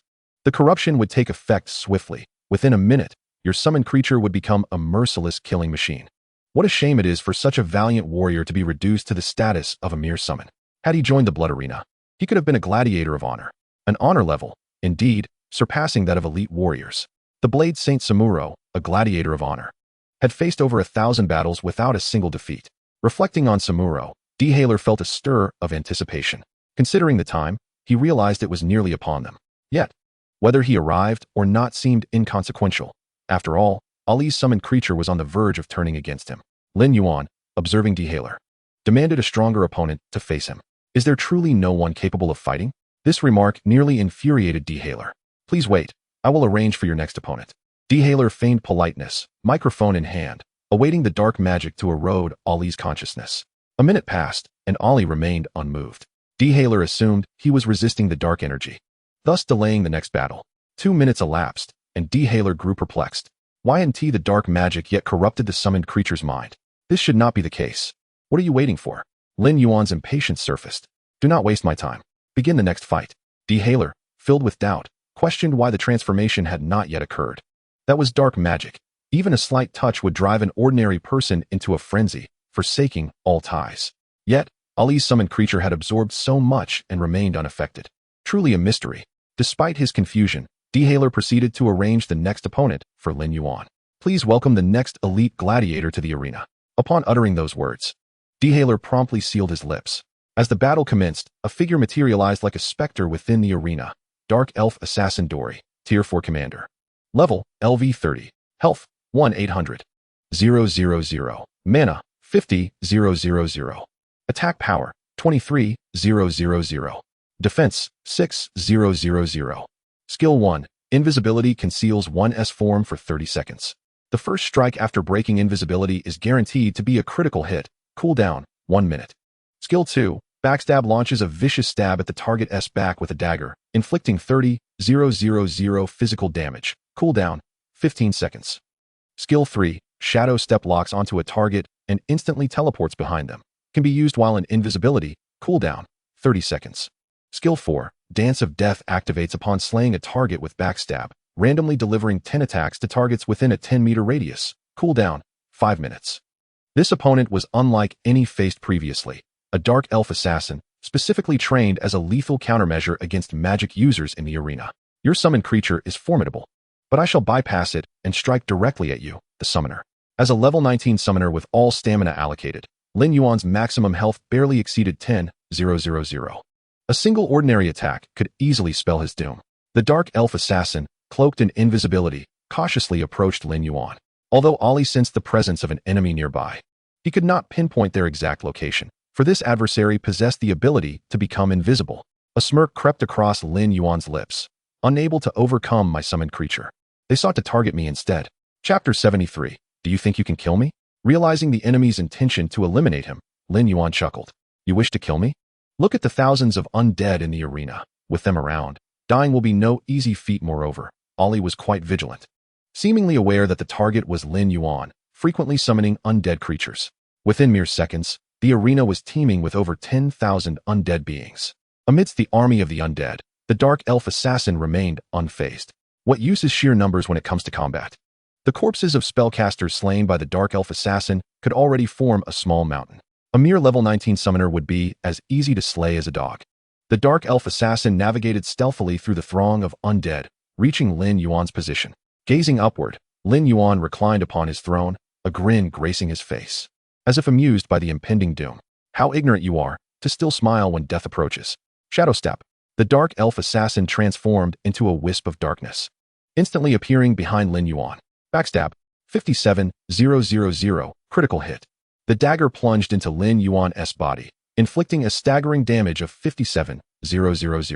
At present, Lin Yuan's health stood at 26,000, bolstered by a shield of 3,000. That strike first shattered Lin Yuan's shield before delivering the devastating blow. Logically, such overwhelming damage should have resulted in Lin Yuan's immediate demise. However, he remained unscathed, seated calmly, with enough leisure to turn his head and mock, "Is that all? I expected a formidable opponent, but it appears you are merely a mediocre foe." Mediocre. The Dark Elf assassin was instantly enraged. Dance of Death. Although the previous backstab had not claimed Lin Yuan's life, it had dispatched a skeletal archer, thus activating the Dance of Death. Without hesitation, the Dark Elf assassin unleashed the skill, her weapon transforming into glimmers of cold light as she thrust toward Lin Yuan's body 10 times in an instant. Following the assault, the cost was 10 shattered undead beings. Lin Yuan stood up and in a fleeting moment, reached out to seize the Dark Elf assassin by the head. With bare hands, he could firmly control any target for 2 seconds, a brutal move designed to silence dissent. He yanked the Dark Elf assassin before him. Her figure was alluring, and while her beauty might not be transcendent, it was certainly striking. Yet, Lin Yuan harbored no intention of sparing her. Anyone who sought to take his life would not receive mercy. Gripping the Dark Elf assassin's head, Lin Yuan laughed maniacally. "Did you truly believe you could slay me? Ha ha ha." The Dark Elf assassin found herself immobilized, her eyes reflecting disbelief, as if questioning how a summoner could evade death. Lin Yuan deciphered the meaning in her gaze. She wished to know, but he would not oblige. "Because you are unworthy. Trash belongs in the refuse." With a casual flick, he sent the Dark Elf assassin tumbling to the ground. Fortunately, her agility allowed her to perform a backflip and land gracefully. Yet, as she turned, a blood-red figure loomed ominously behind her, a suffocating pressure descending like dark clouds over a city, rendering the Dark Elf assassin breathless. In truth, she no longer needed to breathe, for in the next instant, she had uttered her final farewell to this world. The Dark Elf assassin's corpse crumpled to the ground, suffering a staggering critical hit of 1,857,600. An overwhelming damage figure appeared before the onlookers, leaving them bewildered. How could the Dark Elf assassin have attacked the summoner directly, yet he remained unharmed? Could it be that he shared health with his summoned beings? All the adventurers pondered this question, including Lin Yandong and his companions, who were equally intrigued. Lin has been concealing his true prowess, they realized, for he possesses a skill capable of transferring damage. As the president of the Tianfeng City Adventurers Association, Lin Yandong possessed a keen eye. While others overlooked the details of the prior battle, he had noted that several skeletons had suddenly perished during the Dark Elf assassin's attack. Connecting the dots, he speculated that Lin Yuan must have a skill allowing him to briefly transfer damage to his summons. What a remarkable skill, he mused. With this ability, Lin's safety is greatly assured. I wonder, however, what is the cooldown period for this skill? If others were to discover this, it could lead to complications. Luo Yuchong nodded in agreement. Indeed, after achieving his 5 consecutive victories, he should consider acquiring an SS-level skill for self-preservation.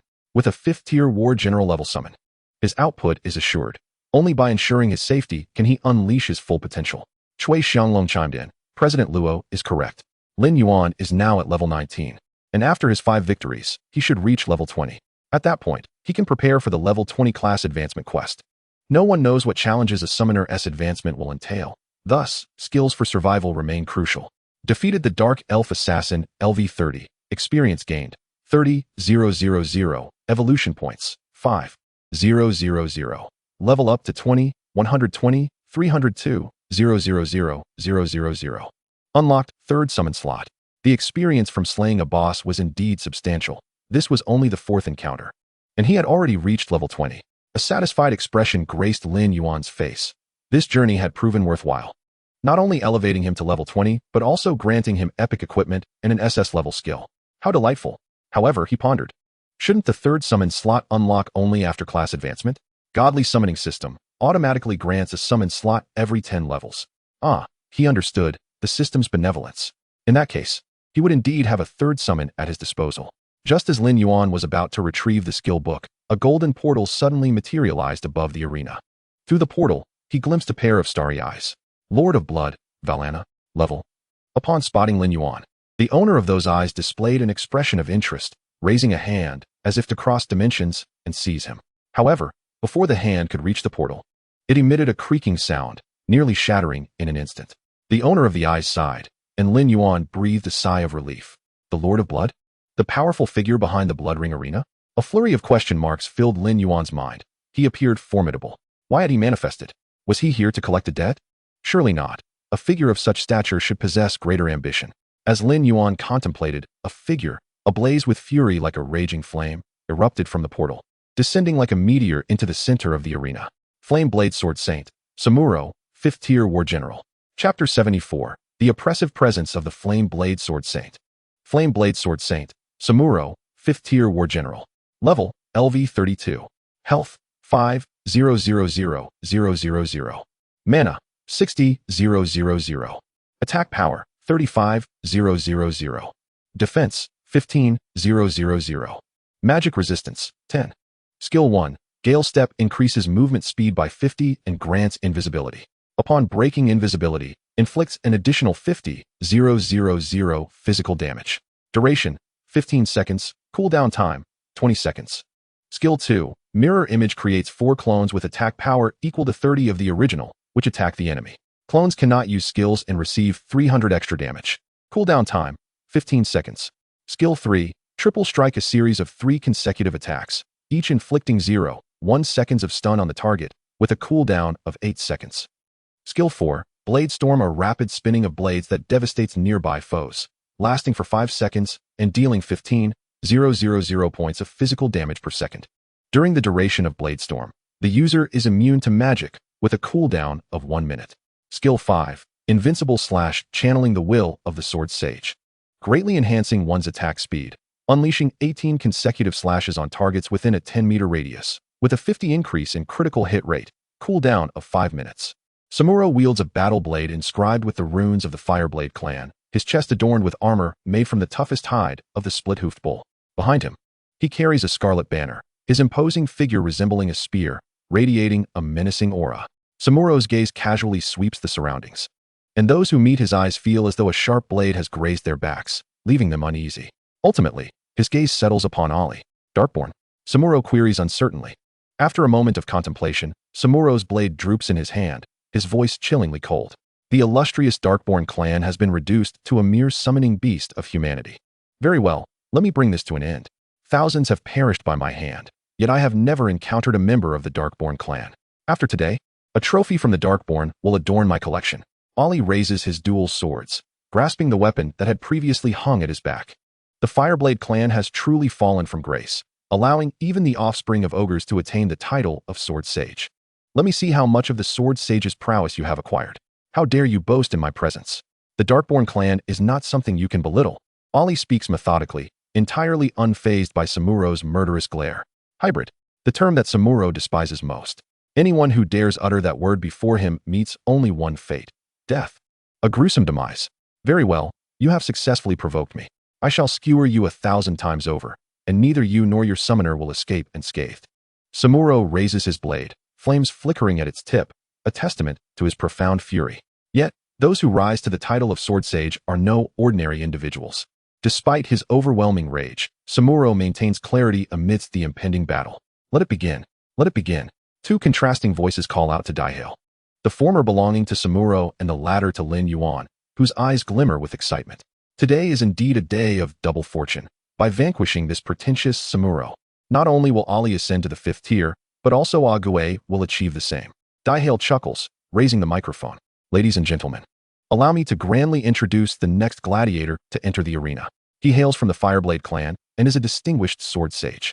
Since becoming a gladiator, he has fought and won 340 battles, remaining undefeated. He has been honored with the title of glory in the arena. His name is Samuro. In the stands, the atmosphere suddenly grows heavy. A 5th tier warrior. The opponent in the 5th match is indeed a 5th tier warrior, and one crowned with glory at that. Even Luo Yuchang's expression betrays concern. This time, it seems they are destined to lose. The skills of the Fireblade Sword Sage are exceedingly formidable. While the summoner's burst potential is high, the Fireblade Sword Sage is no less impressive. Once the invincible slash is unleashed, the summoner will undoubtedly falter. Alas, this is the final match, and the arena's shamelessness is evident in sending forth a glorious gladiator to thwart an untransformed summoner. How utterly disgraceful. The spectators lament for Lin Yuan, having witnessed his prowess over the previous 4 battles. They ardently hope for his 5th consecutive victory, but at this critical juncture, the arena has audaciously unleashed a glorious gladiator against an untransformed summoner, deploying a level 32 Fireblade Sword Sage, clearly intent on ensuring Lin Yuan's defeat.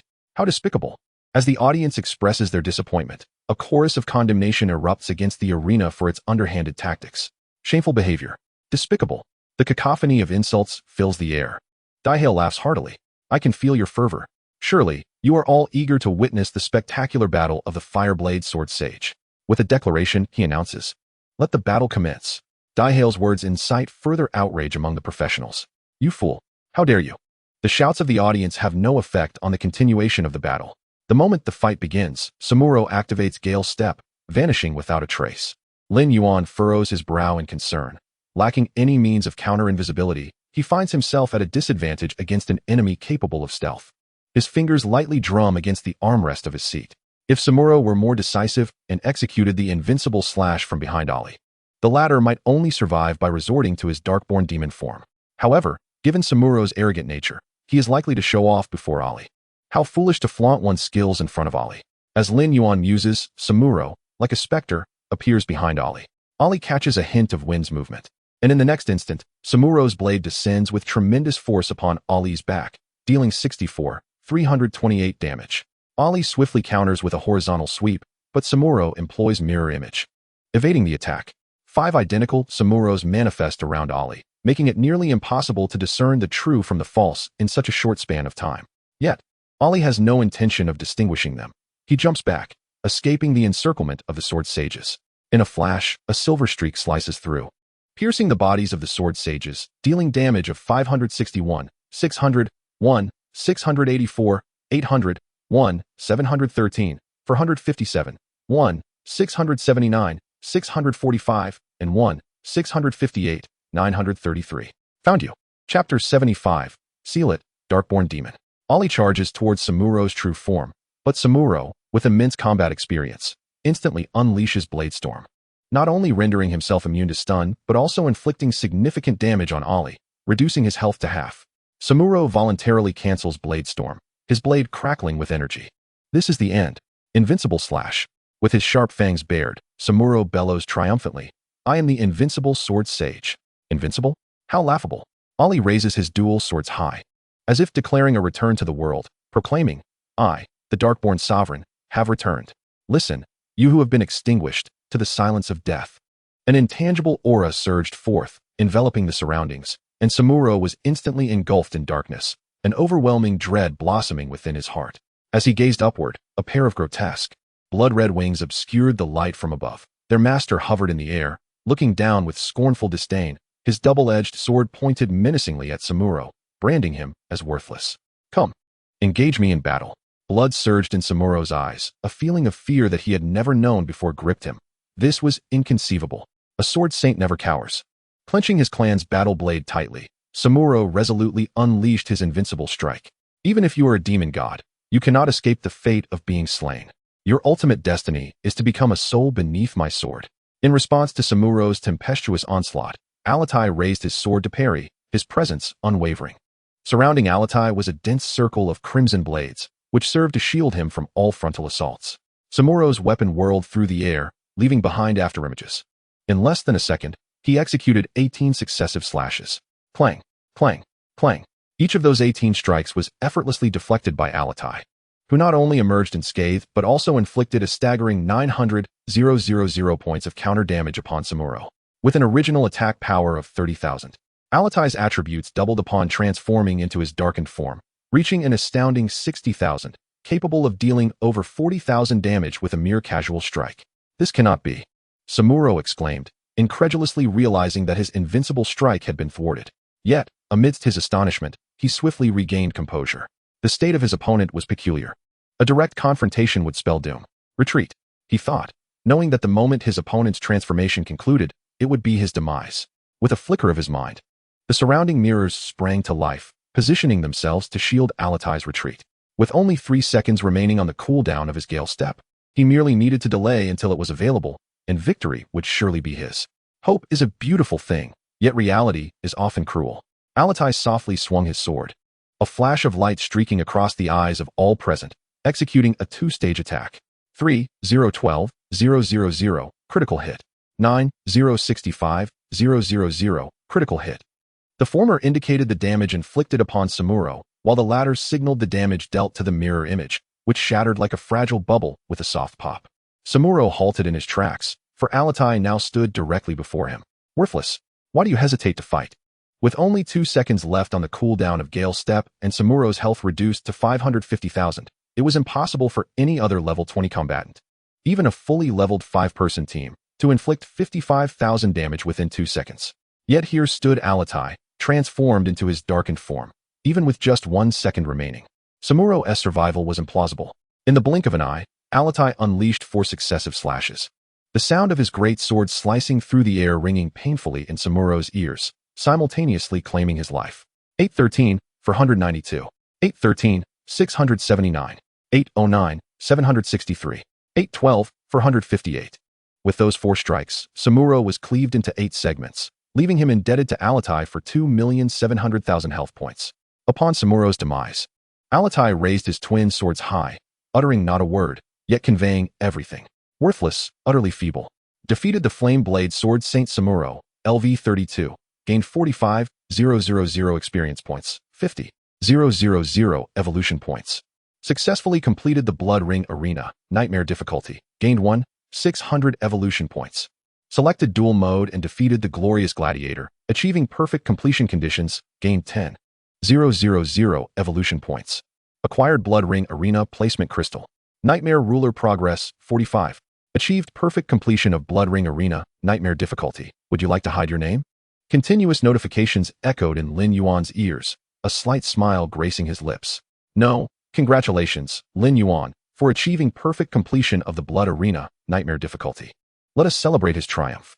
Congratulations, Lin Yuan, for achieving perfect completion of the Blood Arena, Nightmare difficulty. Let us celebrate his triumph. Congratulations, Lin Yuan, for achieving perfect completion of the Blood Arena, Nightmare difficulty. Let us celebrate his triumph. Every present combatant heard the regional announcement, many regaining their senses. Is it done? So the secret to perfect completion is choosing dual mode. That is exceedingly difficult. Lin Yuan? Could it be the Lin Yuan who solo clears underground dungeons? Truly, Lin Yuan was remarkable, renowned for conquering the seemingly insurmountable Blood Ring Arena with 5 consecutive victories. Some individuals from other cities, unfamiliar with Lin Yuan, were swiftly apprised of his feats by the adventurers of Tianfeng City, soloing the Nightmare Difficulty Novice Dungeon, instantaneously defeating the Nightmare Passage Certification Robot, soloing the Nightmare Difficulty Regional Dungeon, alongside the recent solo victory in the Nightmare Difficulty Blood Ring Arena, no less in dual mode. Each of these accomplishments, remarkable in their own right, would draw the attention of the Adventurers Association, yet when concentrated in a single individual, they transcended mere prodigy status. He was a monstrous talent, an unparalleled genius.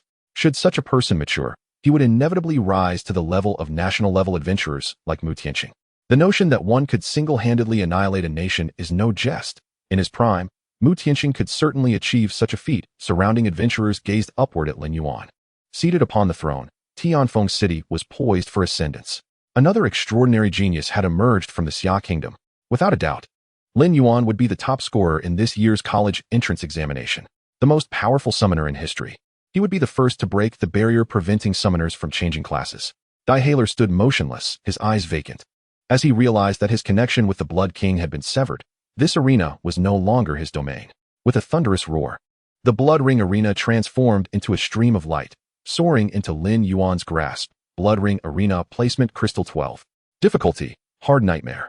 Entry Level, LV 18 LV 25.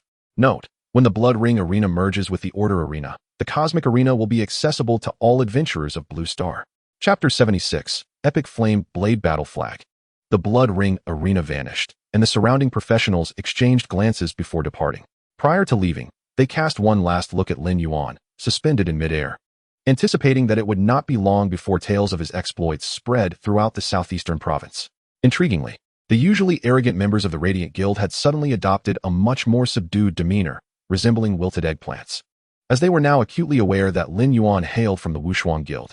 The individual accompanying him was none other than the illustrious vice president of the Wushuang Guild, Luo Yuchong, who had once single-handedly slain a level 55 Lord-class boss, the mountain giant ape, saving countless lives in the process.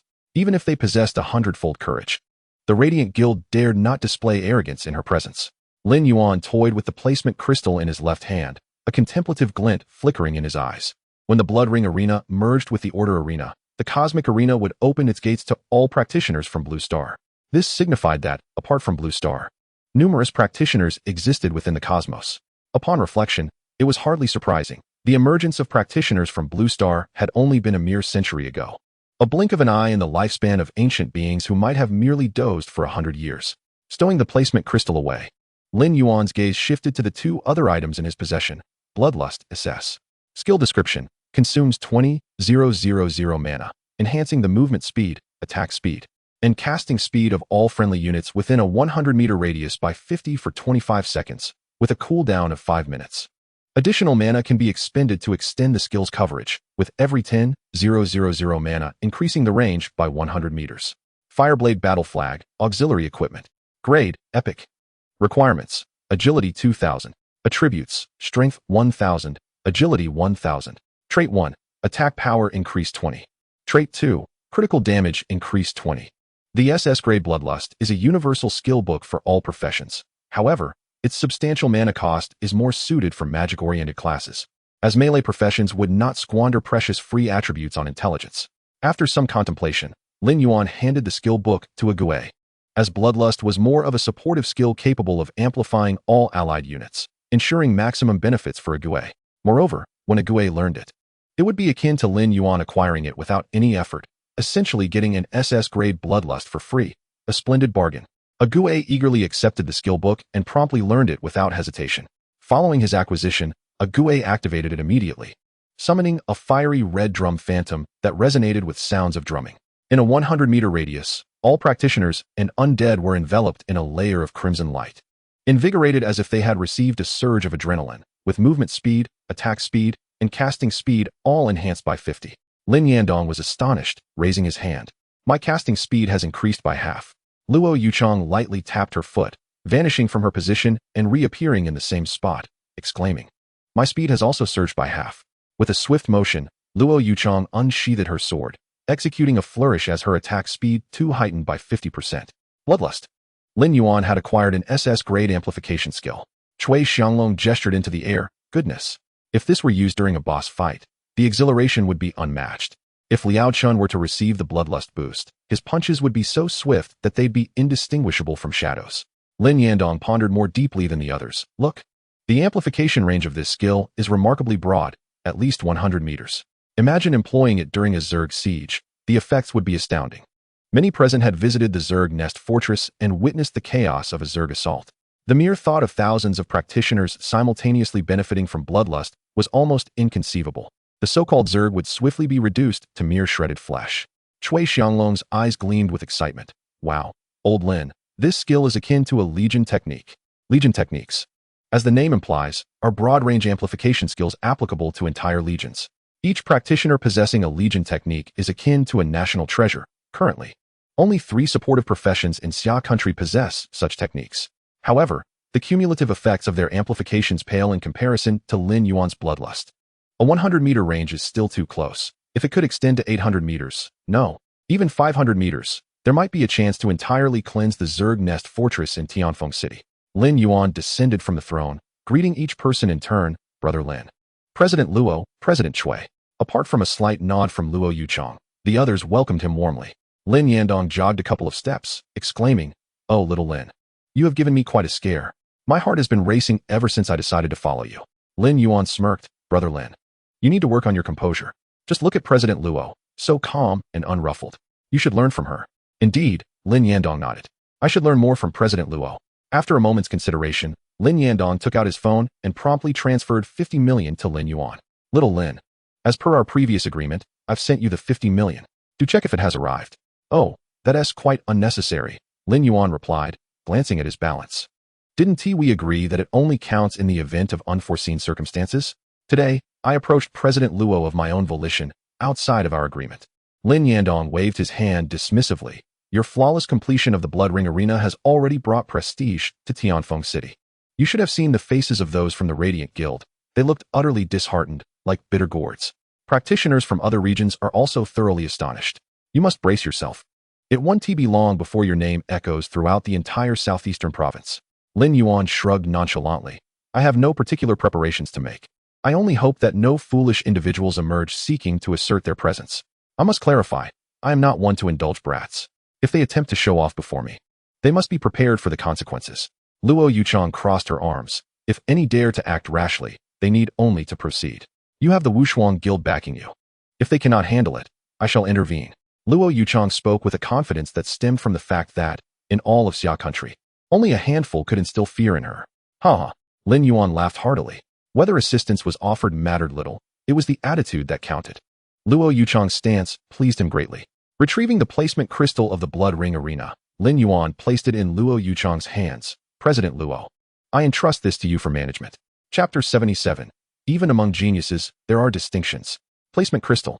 Luo Yuchang gazed at the translucent crystal in her hand. Is this the reward for a perfect clearance? Beside him, Lin Yandong gazed intently, his eyes nearly glued to the crystal. Luo Yuchang raised her hand and placed the crystal into Lin Yandong's palm. President Lin, I believe the Adventurers Association ought to consider expansion.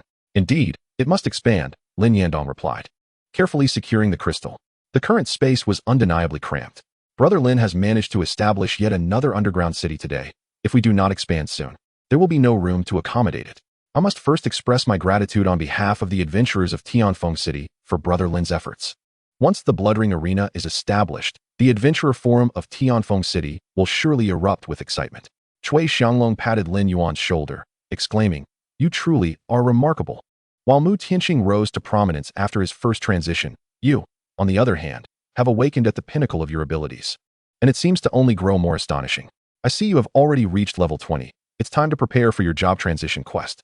No summoner has ever succeeded in this task before. I hope you can break this curse. If it were any other profession exhibiting Lin Yuan's prowess, there would be no concern regarding the transition quest. However, as a summoner, Lin Yuan faced an unprecedented challenge. Previous summoners who had attempted this transition quest were left bewildered by the trials they encountered, rendering the summoner transition quest a profound enigma.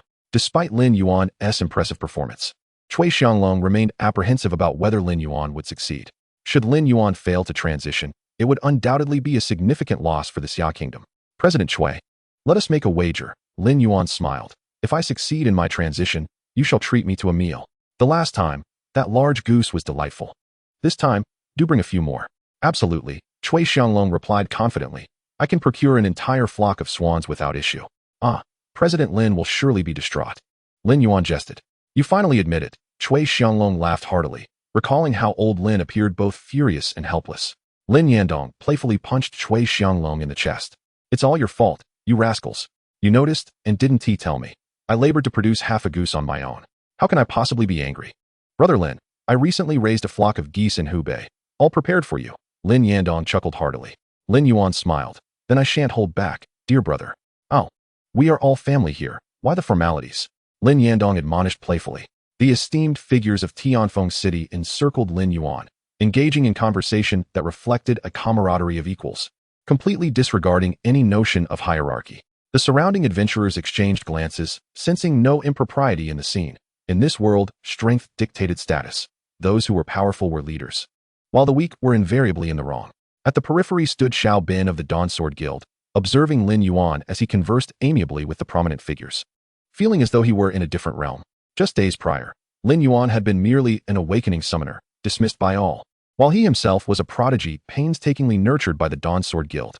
Their paths seemed destined never to cross. On that fateful day in the skeleton graveyard, Xiao Bin realized that there were indeed individuals beyond his comprehension. The nightmarish difficulty of the skeleton graveyard, which they had struggled to conquer, was effortlessly navigated by Lin Yuan. Once believing that with hard work he might one day catch up, he now faced the despairing truth. After today, he could no longer even glimpse Lin Yuan's shadow. No, it was not merely that he could not see him. It was evident that they belonged to entirely different worlds.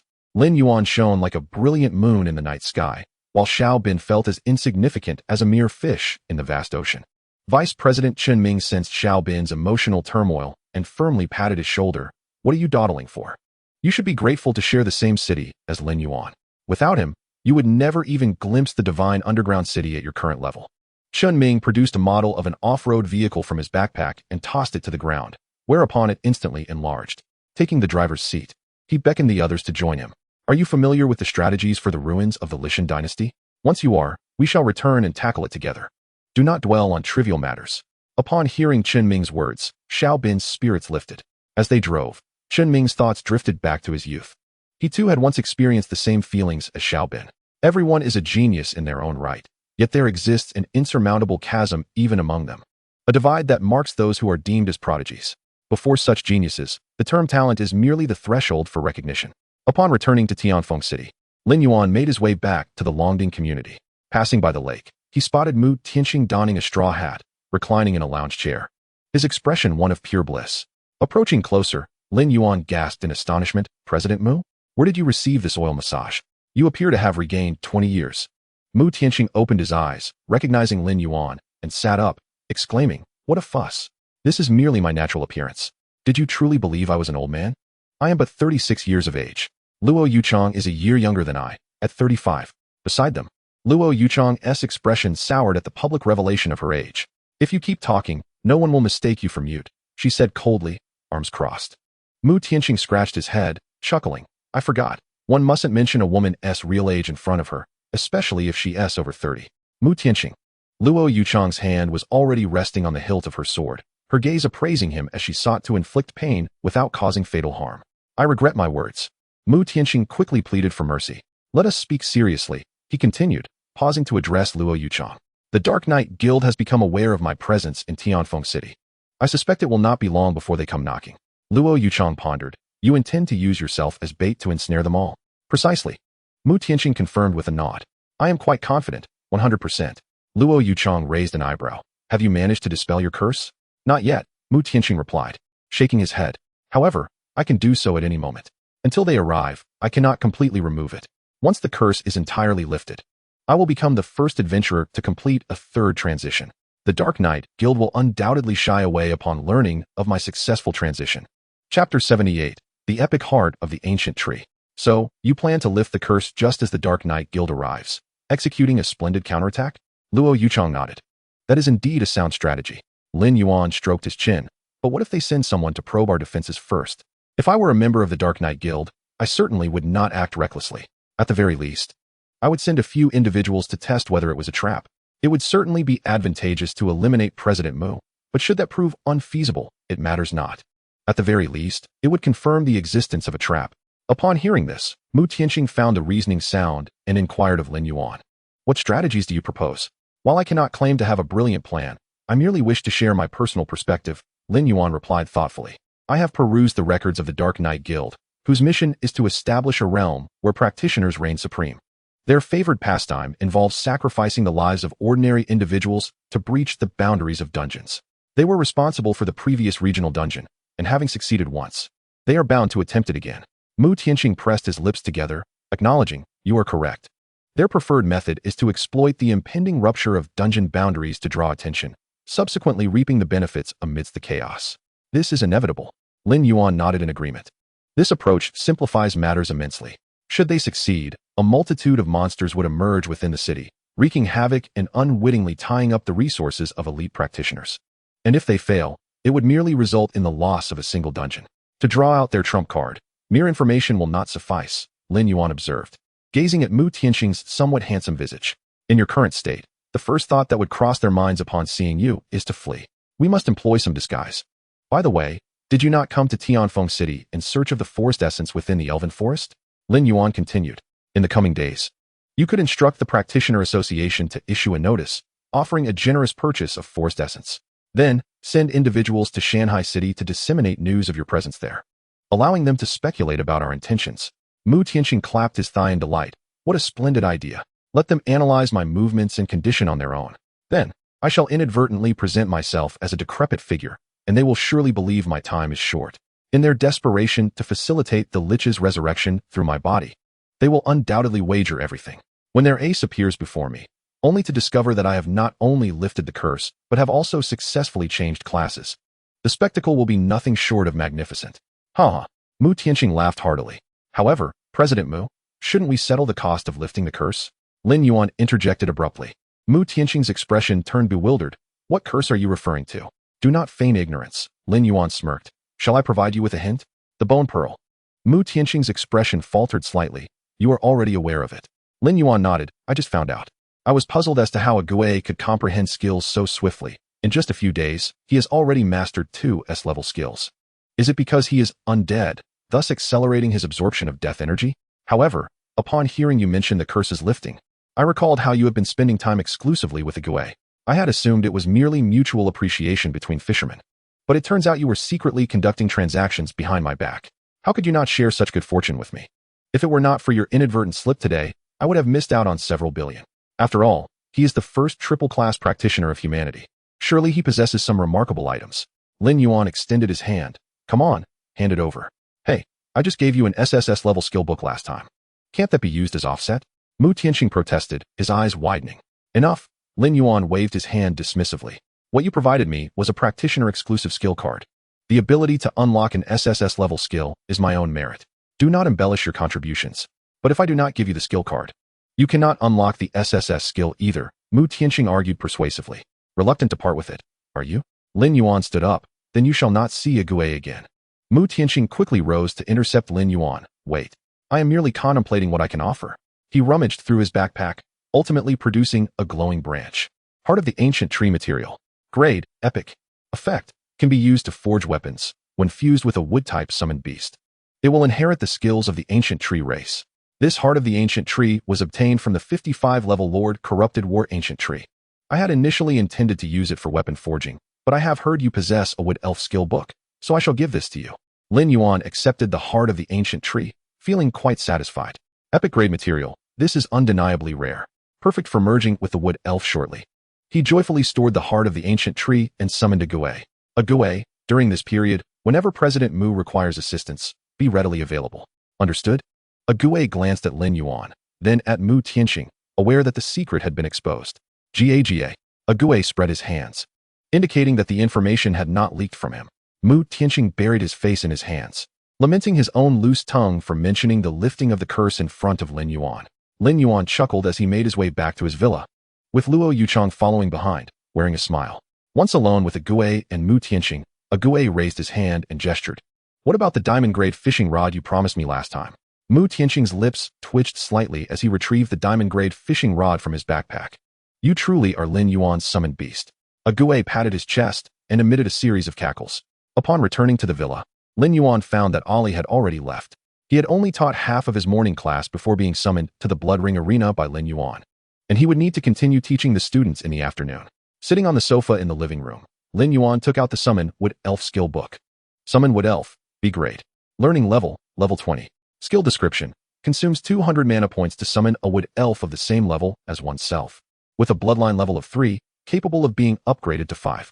After learning the skill, Lin Yuan wore an intrigued expression. A Wood Elf? The name suggests it is an auxiliary type summoned beast.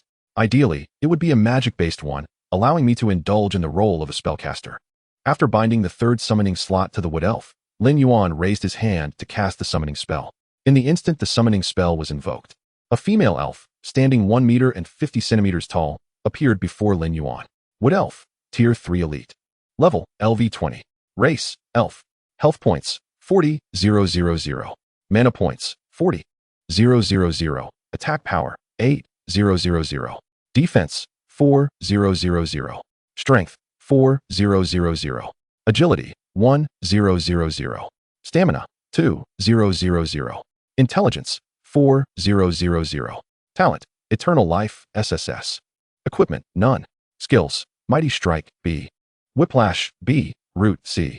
Upon the emergence of the wood sprite, her eyes brimmed with curiosity about the world, presenting an impression of innocent naivety, as if she were somewhat dim-witted.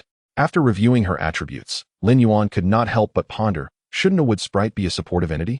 It is only natural for her intelligence growth to be high, yet why is her strength growth so formidable? Additionally, what is this about her skills, Giant Strike and Whiplash? Where's the promised support? With a sigh, Lin Yuan began to examine her SSS level talent. Eternal Life, SSS. Talent Effect 1.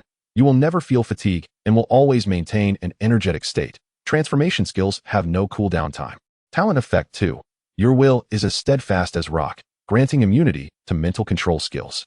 Talent Effect 3. You regain 10% of your maximum health and mana every second. The good news is that Lin Yuan has acquired healing abilities in the stands. The bad news is that they only apply to himself. If he cannot die, what use is this talent? Lin Yuan sighed again. However, it still holds some merit. At least the transformation skill without cooldown is quite advantageous. He can transform into the Dark Lord at any moment. His ultimate skill has effectively become a permanent ability. One must admit, that is impressive. Lin Yuan presented the heart of the ancient tree to the wood sprite, encouraging her to merge with it. The wood sprite joyfully accepted the heart of the ancient tree and, in Lin Yuan's presence, swallowed it whole. Lin Yuan thought to himself, there seems to be something amiss with this sprite. I hope she is not a fool. He decided to proceed with her evolution. Lin Yuan opened the wood panel, intending to expend 5,000 evolution points to elevate the wood sprite to the 4th tier. Planning to wait until tomorrow morning when a Gui finishes fishing to evolve him to the 5th tier as well. Do you wish to expend evolution points to upgrade the wood sprite's tier? Lin Yuan selected yes. Verdant natural energy manifested around the wood sprite, an immense power that far surpassed that of a 4th tier summoned beast. Upon glancing at the panel, Lin Yuan noted a deduction of 55,000 points, as she had directly evolved from the 3rd to the 5th tier. Although the natural energy was colossal, it was remarkably gentle, and Lin Yuan felt as though a spring breeze caressed his face, refreshing his spirit. As the energy dissipated, a charming female sprite, standing at 1.65 meters, appeared before him. Master. The sprite's voice was as clear as water, and Lin Yuan immediately thought of one word to describe her: pure, as pristine as a blank sheet of paper. Henceforth, you shall be called Alan, embodying the essence of elegance and grace. Upon examining Alan's attributes, Lin Yuan was struck with disbelief. Alan, the ancient tree sprite, 5th tier warrior. Level, LV20. Race, sprite. Health points, 160,000. Mana points, 160,000. Attack power, 32,000. Defense power, 16,000. Strength, 16,000. Agility, 4,000. Endurance, 8,000. Intelligence, 16,000. Talent, Eternal Life, SSS. Equipment, none. Racial skill, Warhorn. Skills, Earthquake, S. War Trample, S. Crushing Strike, A. Lethal Whiplash, A. Earth Spike, A. Rooting, B. Lin Yuan was left bewildered. Had he misread? Warhorn, racial skill. Skill description: blow the Warhorn to transform into the War Ancient Tree, increasing attack power by 100% and health by 500% for 20 seconds, with a cooldown time of 30 minutes. Earthquake, S. Skill description: forcefully strike the ground, inflicting continuous damage on enemies within a 50-meter radius for 5 seconds, dealing 30,000 points of physical damage per second and reducing their movement speed by 50%, with a cooldown time of 30 seconds. There were 6 skills in total, of which 5, aside from rooting, were all physical output skills. He had anticipated a ranged support sprite, yet what he received was a melee combatant capable of transforming into a War Ancient Tree. When would his wish to be a mage come to fruition? Lin Yuan sighed. Resigning himself to the melee nature of his companion, it mattered not. After all, once he reached level 50, he could summon the Naga Queen, the Sovereign of the Seas. Surely she could not be a melee fighter as well. Alan, choose a room for yourself. Aside from the piano room on the 2nd floor and the fishing room on the 1st floor, you may select any other room. Alan nodded and replied, yes, master. Would you like me to prepare your bed or anything else? No need. Lin Yuan waved his hand dismissively. Just take care of yourself. Alan silently nodded, her demeanor poised and graceful, reminiscent of an elegant young lady. When Alan successfully ascended to the 5th tier, Ague was vigorously fishing with his newly acquired diamond-grade fishing rod. After fishing through the night, as the sun rose, Ague had 5 buckets brimming with fish of all sizes beside him. Through continuous fishing, beginner fishing has advanced to intermediate fishing. He cackled with glee, dancing with joy. From this moment forth, he was a seasoned angler.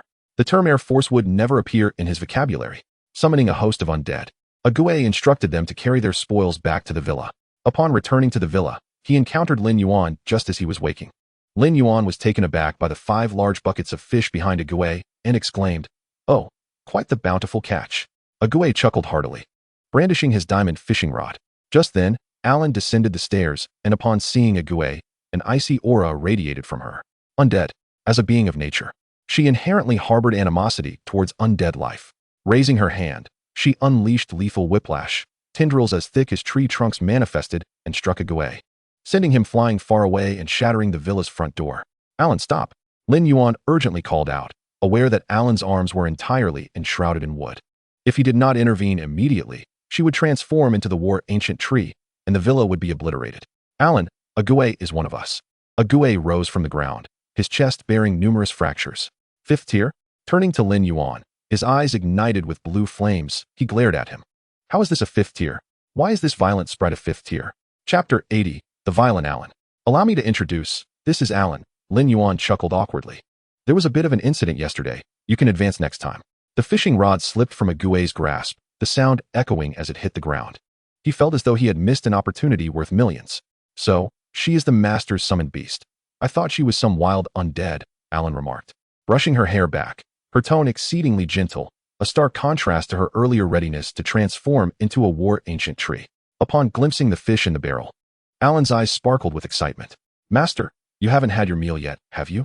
Allow me to prepare breakfast for you all, as an apology to Ague. At that moment, Ali approached from a distance, having ventured out before dawn and returning after his early class.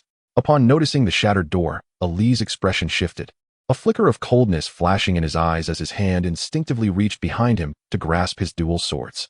Ali, your timing is impeccable, Lin Yuan called out, gesturing for him to relax. There was a minor misunderstanding earlier. There's no need to be on edge. Alan is preparing breakfast, so let us wait in the dining hall. Alan entered the kitchen, carrying the fish, while Lin Yuan, Ali, and Ague took their seats at the table. Within 10 minutes, Alan returned with a large basin, exclaiming, "Come, taste the fish I have prepared." Upon closer inspection, Lin Yuan's head filled with dark lines of disbelief as he beheld 4 small black fish swimming energetically in the basin, occasionally flipping over, seemingly quite content. Ague turned his head and, spotting the basin on the table, instinctively retrieved his fishing rod, erupting into a series of cackles.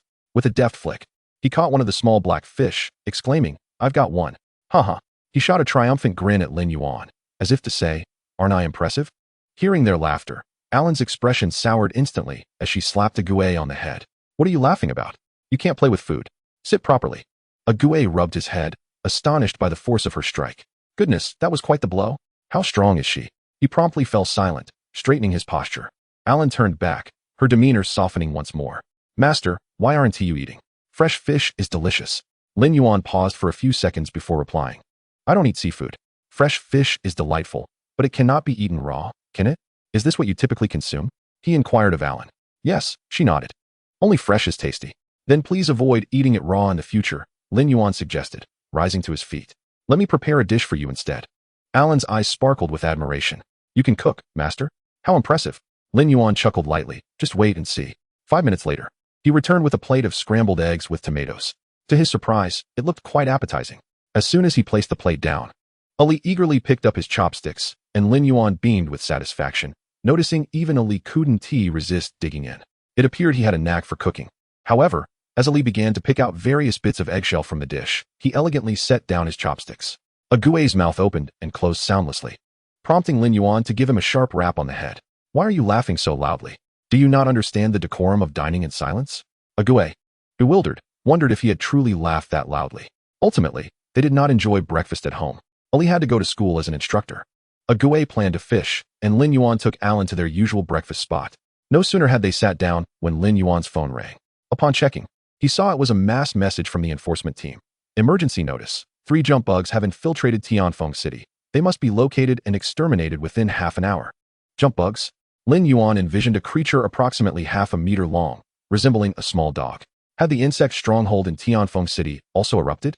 The fact that these creatures could breach the fortress's defenses to enter Blue Star was alarming. He popped a bun into his mouth, muttering to himself. After finishing, Alan thoughtfully offered Lin Yuan a napkin to wipe his mouth. Just as he was about to leave, Alan frowned. Disgusting bugs. With her arms glowing with a green luminescence, she prepared to transform into an ancient tree to crush the intruding creatures. As she seemed poised to transform, Lin Yuan quickly reached out to restrain her. "Please, don't transform. In the city, it's prohibited. If you were to transform just now, everything around would become ruins, and the hundreds of ordinary people nearby would be crushed. I must exterminate them." Alan's voice took on a firmer tone than before. "Bugs. Wait, could they be jump bugs or just ordinary cockroaches? Where are they?" Before Lin Yuan could finish speaking, Alan lightly stomped her foot, causing the ground 30 meters away to split open, revealing 3 thick, 20-centimeter spikes emerging from below, each adorned with a jump bug. "Indeed, they are jump bugs," Lin Yuan exclaimed in surprise.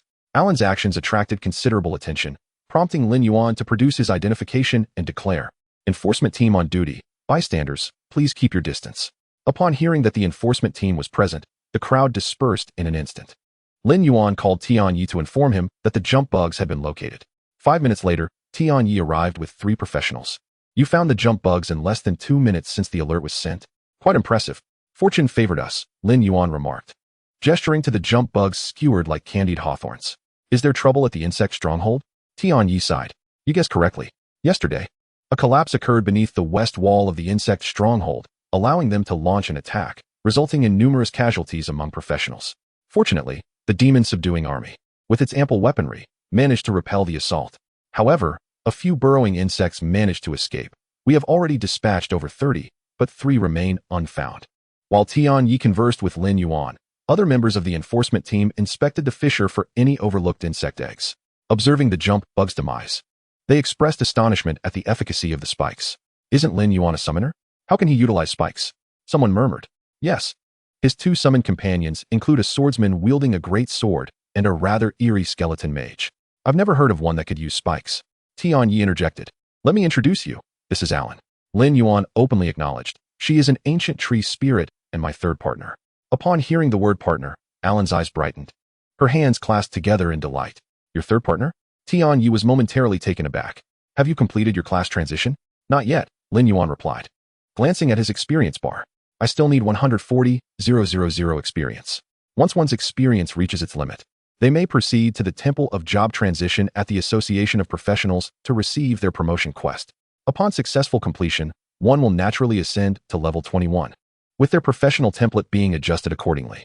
Should fortune favor them, they may also acquire 1 or 2 vocational skills. However, failure is of little consequence. It merely results in the loss of half of one's experience points. Once experience is fully replenished, the quest can be attempted anew. And it is noteworthy that the promotion quest does not entail death, which is a rather benevolent aspect for professionals. This leniency, however, is restricted to 2 attempts. Should both fail, the individual remains forever trapped at level 20. Tian Yi took out his phone and reported the news of the jump bug being slain by Lin Yuan. After setting his device down, he remarked to Lin Yuan, 1 jump bug is worth 100,000. 3 would total 300,000. That amount is now credited to your account.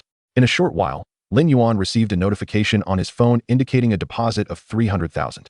100,000 for a single bug? How exorbitant!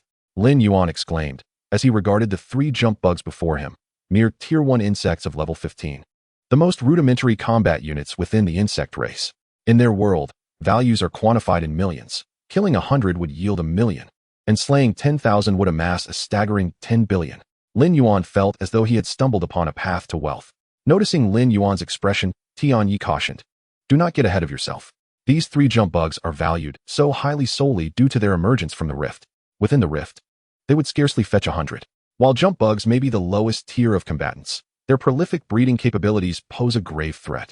Should they establish a nest and lay eggs on Blue Star, the consequences would be dire. Lin Yuan's nascent vision of prosperity crumbled before him. After the other investigators concluded their work at the scene, Tian Yi led the group to their vehicle. Before departing, he advised, there may soon be a riot at the number 37 Insect Nest Fortress, calling upon professionals above level 20 but below level 30. You fall within the recruitment range. Remain vigilant for notifications on your phone. The mention of a riot at the insect nest caused Lin Yuan's demeanor to shift to one of gravity. 18 years prior, a similar riot had transpired at the Insect Nest Fortress in Tianfeng City, an event that had left Lin Yuan an orphan. Initially, he had not given it much thought. But upon hearing Tian Ye's words, a notion took root in his mind, to eradicate the insect nest in Tianfeng City. Resting his hand on the car window, Lin Yuan inquired, Captain Tian, where's the Insect Nest Fortress? I've heard rumors of an abundance of insects within. Surely there is considerable experience to be gained? Are you seeking to farm experience? Tian Yi shook his head vigorously. Then you've chosen the wrong location. Though the nest is teeming with insects, ordinary ones yield no experience points. Only by vanquishing the mother insects can one gain experience. If you wish to farm experience, I recommend the level 20 dungeon, the Riot Prison. Its highest difficulty is merely adventure level, and given your strength, you could clear it in under 10 minutes. A few days of farming there would suffice to max out your experience. As they conversed, the phones of several individuals in the vehicle chimed simultaneously. Upon checking, they found a message from the enforcement team. All team members above level 20 and below level 30 must report to the enforcement team headquarters immediately. Upon reading the message, Tian Yi shrugged at Lin Yuan. Well, it seems the riot prison is off the table. Given the urgency of the message, a riot must indeed be occurring at the Insect Nest Fortress. Will you return to headquarters with us? No, Lin Yuan replied, shaking his head. You go ahead. I need to stop by the Association of Professionals first. In addition to the enforcement team's notification, Lin Yuan found a message from Lin Yandong on his phone. Brother Lin, come to the association at once. Tian Yi slapped the steering wheel. Let us go. The Association of Professionals is not far from headquarters. I will take you there. Upon arriving at the association, Lin Yandong awaited at the entrance. After their greeting, he promptly ushered Lin Yuan onto Luo Yuchang's private aircraft. Brother Lin, we can discuss matters as we travel. On the way, Lin Yandong relayed the details to Lin Yuan. The reason I summoned you is that I have an urgent request. Reliable intelligence indicates that a fifth-tier insect has been gestating within the insect nest fortress. Lin Yandong's expression was grave. Previously, even in the event of a riot, only fourth-tier insects had emerged, yet this time a fifth-tier creature had appeared. The rift within the nest could potentially expand, elevating the threat level further. Fifth-tier insects are formidable, but the demon suppression army is fully prepared. I sought you out to apply bloodthirst during the insect siege. With the aid of bloodthirst, we can minimize casualties among the demon suppression army. Seeing Lin Yuan silent, Lin Yandong assured him, I guarantee your safety, brother, on my honor. I have already arranged the appearance fee with Meng Zhan. I will provide you with 50 million, and Meng Zhan will offer equivalent equipment or skill tomes. The fighting will be handled entirely by the demon suppression army. Your sole responsibility will be to cast bloodthirst. What do you say? No problem, Lin Yuan replied without hesitation. But to clarify, without interfering with the demon suppression army's combat, I will have Ali and the others engage in battle. That is acceptable, Lin Yandong replied with a smile. But please prioritize your safety. The insect swarm can number in the thousands. While your summoned beasts are powerful, should they become encircled by the insects, the outcome could be perilous. Lin Yuan remained silent, pondering, perilous? Not a chance. You may have an abundance of insects. But let us see whether your insects outnumber my undead. Previously, without the rebirth ability, Lin Yuan could not continuously summon the undead, but now, with rebirth, restoring 10% of maximum health and mana every second makes him a perpetual motion machine. He could summon as many undead as he desired. After the aircraft landed, Lin Yuan followed Luo Yuchang and Lin Yandong into the fortress. Noticing Lin Yuan's curious gaze, Luo Yuchang provided a brief overview. This is the outermost defense line. There are 3 such fortresses in total. As they traversed the interior, Lin Yuan observed numerous injured professionals receiving treatment. This area is the infirmary. Beyond this lies the true core of the fortress. The trio walked for several minutes, taking a turn to arrive at an expansive square. Over 500 fully armed professionals stood vigilant around the square, with artillery, crossbows, and various war implements scattered throughout. At the far end of the square, a 10-meter-long, 6-meter-high blue rift loomed. Luo Yuchang's gaze fixated on the blue fissure. This rift serves as the portal to the insect nest. Beyond it lies the true insect nest fortress. Chapter 82, The Terrifying Insect Nest. Upon their arrival, Meng Zhan approached briskly from a distance, first nodding to Luo Yuchang. Mayor Luo. Then turning his attention to Lin Yuan, he stated, on behalf of the Demon Suppression Army, I welcome your presence. Meng Zhan was not one to indulge in pleasantries. Upon meeting Lin Yuan, he got straight to the point, stating, I trust Chairman Lin has briefed you on your tasks during the journey. I shall refrain from reiterating them. He gestured towards the side, calling over a military officer named Ling Yi. This officer, approximately 30 years of age, stood at 6 feet tall, with sharp brows and piercing eyes, exuding a formidable aura. Ling Yi, a level 30 ice mage, is my aide and the commander within the depths of the insect nest fortress. Meng Zhan introduced him to the others, then turned to Lin Yuan, emphasizing, once we enter the rift, you need only to stay close to Ling Yi. Your safety is assured unless the entire demon suppression army is obliterated.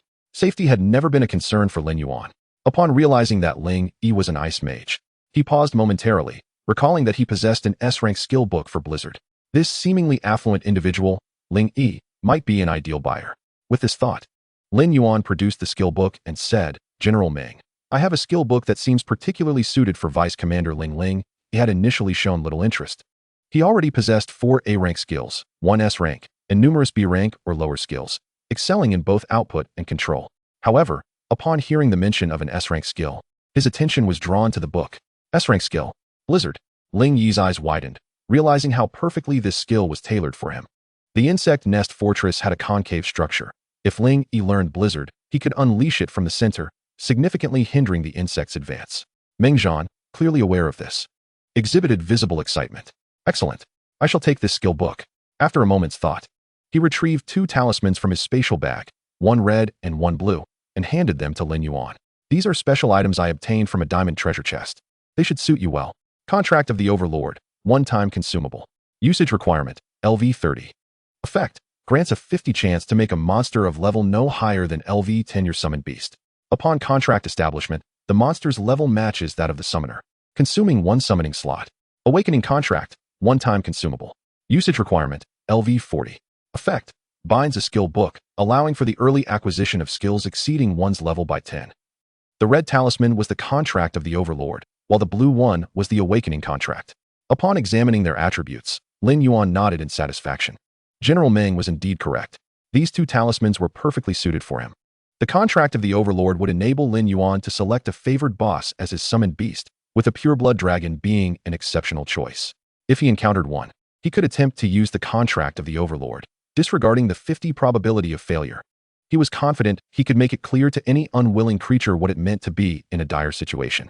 The awakening contract was even more formidable, allowing him to summon the Naga Queen, a level 50 skill, thus enabling Lin Yuan to learn it at level 40 and possess a 7th-tier monarch level summoned beast at that time, truly unbeatable. With the blizzard skill in hand, Ling Yi eagerly set about learning it. This acquisition bolstered their defenses against the insect onslaught by an additional margin, as long as that 5th-tier insect did not burrow underground. The insect nest fortress would not suffer the same complete destruction as last time. Let us hope, Meng Zhan sighed. Remember, if things become unbearable, ensure Lin Yuan's safety at all costs. The fortress can be rebuilt, but Lin Yuan must not come to harm. Ling Yi stood at attention, affirming, yes. I will ensure the mission is accomplished. Lin Yuan felt somewhat uneasy, questioning the strength of the insects. Could they truly destroy the fortress? Why do we not drive the insects back? A purely defensive strategy seems overly passive. Meng Zhan, aware that Lin Yuan had not ventured into the insect nest, sought to enlighten him. My dear Lin, you may be unaware. The underground city before us is known as the Rift Dungeon. It possesses a unique characteristic. Its difficulty fluctuates with the size of the rift. The current insect nest is limited to levels 20 to 30, classified as an adventure level. The Rift Dungeon is a tangible world, with no restrictions on the number of entrants. Typically, around 50 troops are stationed in the insect nest, with regular rotations. They establish fortifications within the rift to fend off insect invasions, hence the name Insect Nest Fortress. Lin Yuan realized so. The other side of the rift is the insect realm. Why not deploy someone murmured, a legion of professionals to crush them? That would resolve the insect nest issue once and for all. This idea has crossed our minds, and we have attempted it, Meng Zhan replied, shaking his head slightly. His tone laced with a hint of regret. At the 17th insect nest in the northwest province of Tianhua City, we once organized 5,000 professionals to enter the nest with the intent to obliterate it. The outcome was the emergence of 5 6th-tier insects on their side. Over 4,000 professionals perished in that battle, and the 17th insect nest fortress was utterly annihilated, unleashing hundreds of thousands of insects upon Tianhua City. More than 1 million ordinary citizens fell victim to the insects, inflicting an indelible scar upon Tianhua City. Since that incident, no one has dared to assemble a large force to enter the insect nest. Meng Zhan pointed towards the nearby rift, stating, this insect nest can accommodate a maximum of 100 professionals. Any more, and we risk repeating the catastrophic events that befell Tianhua City. Do not be deceived into thinking 100 professionals is a significant number. The insects appear in the tens of thousands.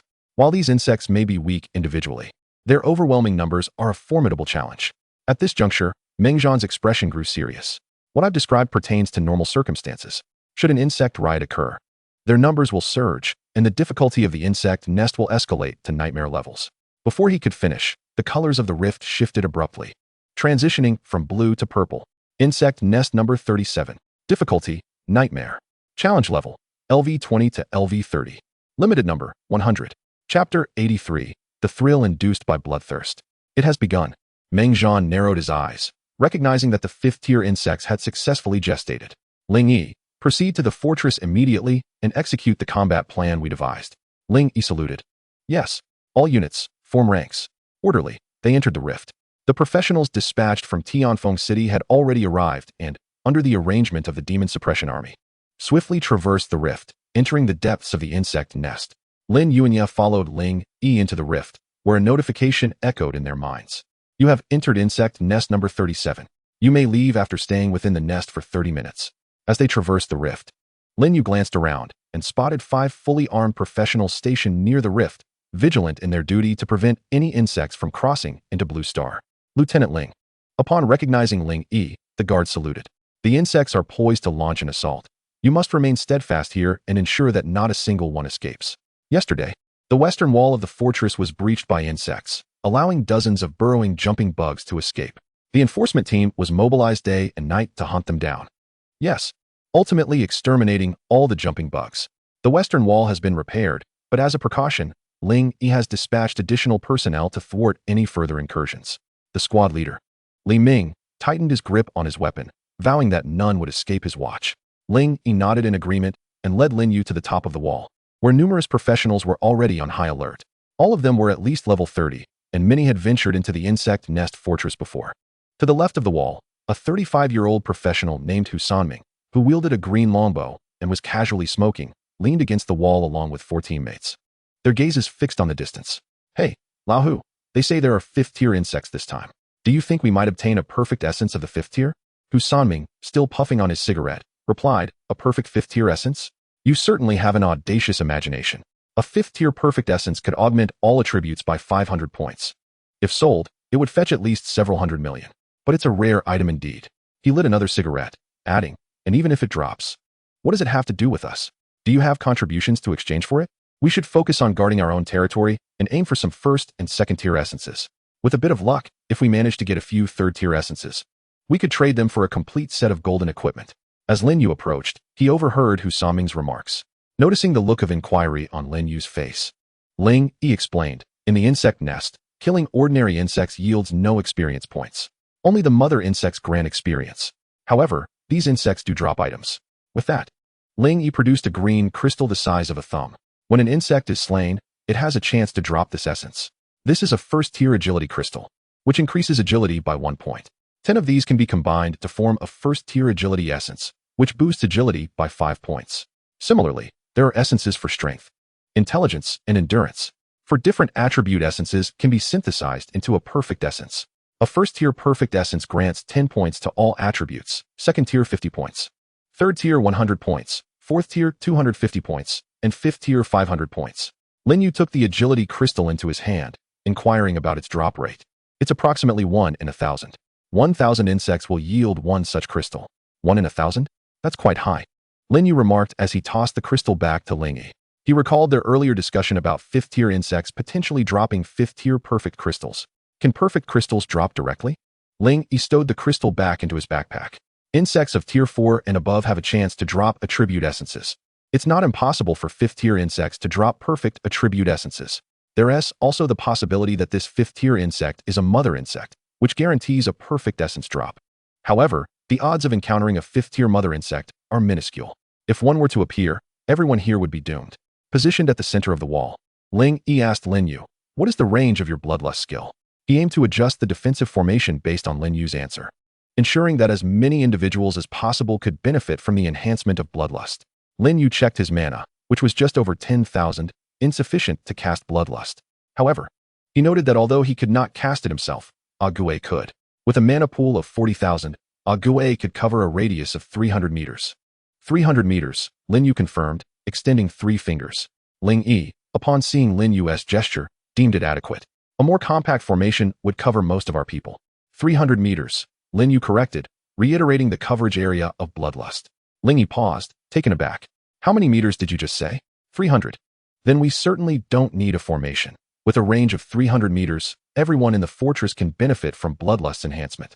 With 100 professionals receiving the boost from bloodlust simultaneously, while utilizing Blizzard to slow down the enemies, the others could unleash devastating attacks. With the enhancement from bloodlust, the more insects that came, the more would perish. Lin Yuan envisioned the scene and could hardly contain his excitement. The Legion skill is truly formidable. The insect army will arrive on the battlefield in 5 minutes. Please prepare for combat. All professionals received the notification simultaneously. Lin Yuan took command from the center, instructing everyone to return to their positions and prepare for the attack. As the 5 minutes elapsed, the insect army surged forward, led by 34-meter-tall, rectangular yellow insects. Akin to trucks, known as tank bugs, 3rd-tier elite. Level, LV 25. Health, 250,000. Attack power, 2,000. Defense, 3,000. Magic resistance, 10. Skill 1, thick armor increases defense by 50%. Skill 2, self-destruct upon death. The body explodes, dealing 10, 10,000 magic damage to targets within a 20-meter radius. Tank bugs. To encounter these formidable creatures in the opening wave was astonishing. Nonetheless, Lin Yi promptly issued the order to attack, prioritizing the tank bugs to prevent them from approaching the wall. Chapter 84, Lin Yu's role. With Lin Yi's command issued, ranged professionals began their assault on the tank bugs, while melee professionals operated crossbows, each fulfilling their roles. Before the tank bugs could come within 50 meters of the wall, they were all swiftly eliminated. Behind the tank bugs were the weakest units of the insect army, the first-tier jumping bugs, colloquially known as puppies. Jumping bug, first-tier common. Level, LV 20. Health, 10,000. Attack power, 800. Defense, 200. Skill 1. Acceleration increases movement speed by 30% for 10 seconds. Cooldown time 30 seconds. Skill 2. Hatching after sleeping for 24 hours. It can hatch 5 LV-10 jumping bugs, limited to 1 use. As mere cannon fodder for the Zerg, the jumping bugs reproduce at a staggering rate, given a brief period. They can easily proliferate into tens, or even millions. Fortunately, their lifespan is exceedingly short, only 7 days. Were their lifespan to be extended even slightly, it is likely that the Zerg would have already established dominance over the cosmos. The mage prepares a deceleration skill for long-range extermination, while melee fighters position themselves at the city wall for defense. The sheer number of jumping bugs is overwhelming, totaling 5,000, and they move with remarkable speed, closing in on the city wall within mere breaths. Lin Yi raises his hand and unleashes a blizzard on their path. In an instant, a terrifying snowstorm engulfs the area within 30 meters of the fortress, with a spell intensity of 300 points. The blizzard inflicts 2,600 points of magical damage per second, doubling against frozen targets. By the time the 6 seconds elapse, no jumping bugs remain alive in front of the fortress. My goodness, what skill is that? The range is astonishing. Not only is the range vast, but the damage is also formidable. It obliterates swathes of these little creatures with just 2 strikes. It must be an S-class skill. Only S-class skills possess such power. Numerous adventurers engage in lively discussions about the blizzard Lin Yi had just cast, though his expression remains stoic. A glimmer of joy can be discerned in his eyes upon closer inspection. 15 minutes later, the second wave of attacks commences. In the span of 10 minutes, the battlefield is swiftly cleared. Lin Yi opens the fortress gates, allowing adventurers to collect their spoils. Regarding the loot, Lin Yi harbors no concerns about theft, as the dungeon ranks each individual's contributions. In the first wave of attacks, Lin Yi, as the commander, achieved the highest kill count, earning a contribution score of 500. While the archer named Husaming managed to slay 2 tank bugs and 86 jumping bugs, garnering a score of 67. Lin Yuan, having done nothing, holds a contribution score of 0.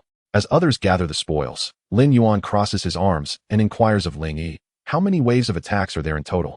Based on past experiences, there are typically 9 waves, with a Zerg boss appearing every 3 waves. Lin Yi turns to Lin Yuan and remarks, "How does this place compare to an ordinary nightmare dungeon? You might be able to solo a regional nightmare dungeon, but here, you might struggle to withstand even a single wave of attacks. Individual strength, no matter how formidable, pales in comparison to the Zerg's might." The most crucial point Lin Yi does not mention is that one must not only fend off the Zerg's onslaught, but also guard the rift to prevent the creatures from spilling forth. Even 100 adventurers find it exceedingly challenging, and for one person to confront such a massive horde of Zerg is akin to a mantis attempting to stop a chariot. It is somewhat different, Lin Yuan chuckles, choosing not to elaborate further. While ordinary dungeons may impose limitations due to terrain and mechanics, the Zerg nest does not share such constraints. Take necromancy, for instance. Lin Yuan can summon as many as he desires. Given time, he could undoubtedly raise an army of over 1 million undead. However, under the current circumstances, summoning the undead is unnecessary, as slaying the Zerg yields no experience. And low-level attribute essences offer minimal enhancement. Only one type of essence of the same tier can be utilized, meaning if one employs a crystal that increases agility by 1 point, they cannot use the perfect essence afterward. As a perfectionist, Lin Yuan must select the finest perfect attribute essence. Moreover, he desires to acquire it through monetary means, rendering competition for resources with these ordinary adventurers unnecessary. The second wave of attacks approaches. Please prepare for battle. The second wave consists of the same tank bugs and jumping bugs, but their numbers have tripled, 100 tank bugs and 10,000 jumping bugs, a sight that is decidedly unsettling. As the assault begins, Alan tugs at Lin Yuan's sleeve and whispers, "Master, I detest these bugs. May I annihilate them all?" Upon turning to Alan, Lin Yuan sees her eyes gleaming with fervent desire. Should he acquiesce, Lin Yuan anticipates Alan would leap from the city wall and transform into a war-ancient tree, charging into the horde with unrestrained ferocity. Imagining this exhilarating scene, Lin Yuan quickly shakes his head, urging caution. He softly replies, "Not yet. Wait until these people can no longer hold their ground before you strike. You are our trump card. Let them handle these small fry." Upon hearing this, Alan's face brightens with joy. "Master, are you tired? Would you like a massage?" Alan extends her delicate fingers and begins to knead Lin Yuan's shoulders. Witnessing this, numerous adventurers display expressions of envy. Wow, such treatment. Who is this person? What's going on? The internet has been down in the countryside for days. And you don't even know who she is? That's the great Lin Yuan, the one who soloed a regional dungeon. The top post in the Adventurers Association is authored by him. As some adventurers recognize Lin Yuan, they eagerly share tales of his exploits. Have you heard about the newly emerged dungeon called the Blood Ring Arena? A warrior with slick-back hair exclaims, "I know about that. My cousin was there just a couple of days ago." It's said that this Blood Ring Arena dungeon was created by the great Lin Yuan himself. He single-handedly faced 4 Tier 4 champion gladiators in deathmatch mode, with the final one being a glory tier 5 gladiator. Truly invincible. While many adventurers express admiration, doubts linger as well. But he's only level 20, and he hasn't even completed his job change quest. What is his purpose here? Just as they converse, the tank bugs encroach upon the attack range. Ling Yi thrusts his right arm forward, attack. The adventurers launch their assaults in an orderly manner. Yet this wave of tank bugs is thrice the size of the previous one, despite their utmost efforts. The adventurers atop the wall are unable to eliminate them before they draw near. Observing this, Lin Yuan raises his hand to summon a Gue, commanding, "Gue, Bloodlust. Cover the area." A Gue cackles, and with a flick of his mouth, a substantial amount of mana dissipates as Bloodlust envelopes the battlefield. Simultaneously, a crimson glow emanates from the bodies of 100 adventurers, enhancing their movement speed, attack speed, and casting speed by 50%. Chapter 85, the Tier 5 Mother Bug. As the red glow radiates throughout the fortress, all adventurers become frenzied. My goodness, I feel as though I have been possessed by a deity. As the effect of the bloodthirst spell manifested, everyone surged with an invigorating fervor, akin to being infused with adrenaline. Particularly among the spellcasters, their casting speed halved, while their output capabilities soared dramatically. Within a mere 10 seconds, 100 tank insects were eradicated, and 1,000 small dogs came charging forth. Yet, before they could approach within 50 meters of the city walls, half of them lay dead or wounded. As the 25 seconds elapsed, the bloodthirst effect faded, leaving all adventurers with expressions of profound loss. A minute later, all the small dogs had been dispatched, their gazes converging upon Lin Yuan. Was it not the great Lin Yuan who had just unleashed the bloodthirst spell? At last, I comprehend why the illustrious Lin Yuan was able to enter. With his singular prowess, he had nearly doubled the output of all adventurers within the fortress. Truly remarkable. Ling Yi was equally astounded. Under the augmentation of bloodthirst, he transformed into a spell-slinging machine gun, dispatching nearly 5,000 small dogs and contributing 2,380 points, securing the top position. Lin Yuan followed closely, contributing 1,600 points. Thanks to the initial wave of points, Ling Yi's contribution paled in comparison to Lin Yuan's. In the subsequent wave, Lin Yuan was undoubtedly the rightful victor. As the other adventurers began to clear the battlefield, Ling Yi gave Lin Yuan a thumbs up, exclaiming, "Bloodthirst is incredible." Previously, Ling Yi had speculated about the powerful enhancement of bloodthirst, but he never anticipated it would be this formidable. In the second wave of attacks, the insects failed to even breach the 50-meter mark of the city walls. At this rate, defending against the 9 waves of assaults would pose no problem whatsoever. The third wave of attacks will commence in 15 minutes. The 5th Order Dragon Worm General has arrived. Upon the announcement of the impending assault, the jubilant adventurers fell silent, each believing they had misheard. What was this? The third wave's boss was a 5th Order Worm General? Surely this was a mistake. The Worm General was not supposed to appear until the 9th wave. Speculation among the adventurers ensued. If it was the former scenario, it would equate to the final boss appearing prematurely. However, if it were the latter, the situation would be dire. Ling Yi's expression shifted as he grasped the gravity of the situation. The worst had indeed come to pass. The 5th Order Worm Matriarch. This time, the 5th Order insect was the Dragon Matriarch. Despair washed over Ling Yi. If it had been any other type of matriarch, it might have been manageable. But they were faced with the Dragon Matriarch. Despite its name, the dragon bore no resemblance to a dragon. It resembled an oversized mantis, complete with a pair of wings. As the backbone of the insect horde, the dragon was exceptionally formidable, boasting powerful offensive capabilities and remarkable agility, though its defense was notably weak. Nonetheless, This did nothing to diminish the fact that the dragon was the ace of the insect race. Upon hearing of the impending arrival of the Fifth Order dragon, Lin Yi made a swift decision. He turned to Lin Yuan and said, "Lin Yuan, you must leave the rift immediately and inform General Meng of the dragon matriarch's appearance. Please convey to General Meng that we shall not allow a single insect to enter the rift before we all perish." Lin Yi was resolute in his acceptance of death.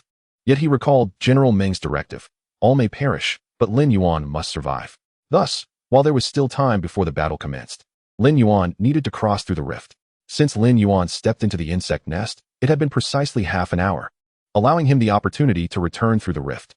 However, Lin Yuan remained motionless, stroking his chin thoughtfully. What exactly is the Fifth Order Dragon Matriarch? Can it continuously produce Fifth Order insects? Indeed, Lin Yi replied gravely. Provided it has sufficient energy, the Fifth Order Dragon Matriarch can perpetually gestate Fifth Order and lower-tier dragons. Lin Yuan's face lit up with delight. This was serendipitous. He had been concerned about where to farm evolution points, and the Dragon Matriarch was a perfect opportunity. One Fifth Order dragon equated to 50,000 evolution points. If he could take down 10, that would yield 500,000 points. Enough for Ao Li to evolve from 5th to 6th Order. My goodness, this 5th Order Dragon Matriarch is a treasure. It must not be allowed to perish. It should be nurtured, ideally allowing Ao Lan and A Gui to also evolve to 6th Order. With this thought, Lin Yuan was brimming with excitement. As for the message, you may delegate that to someone else. I intend to stay and observe the Dragon Matriarch's behavior. Hearing Lin Yuan's intention to remain, Lin Yi grew anxious. Do not act impulsively. You possess boundless potential and are destined to become a pillar of support for Xia country. You must not sacrifice yourself here in vain. Heed my advice and return to the rift at once. Once the battle begins, you will have no chance to leave.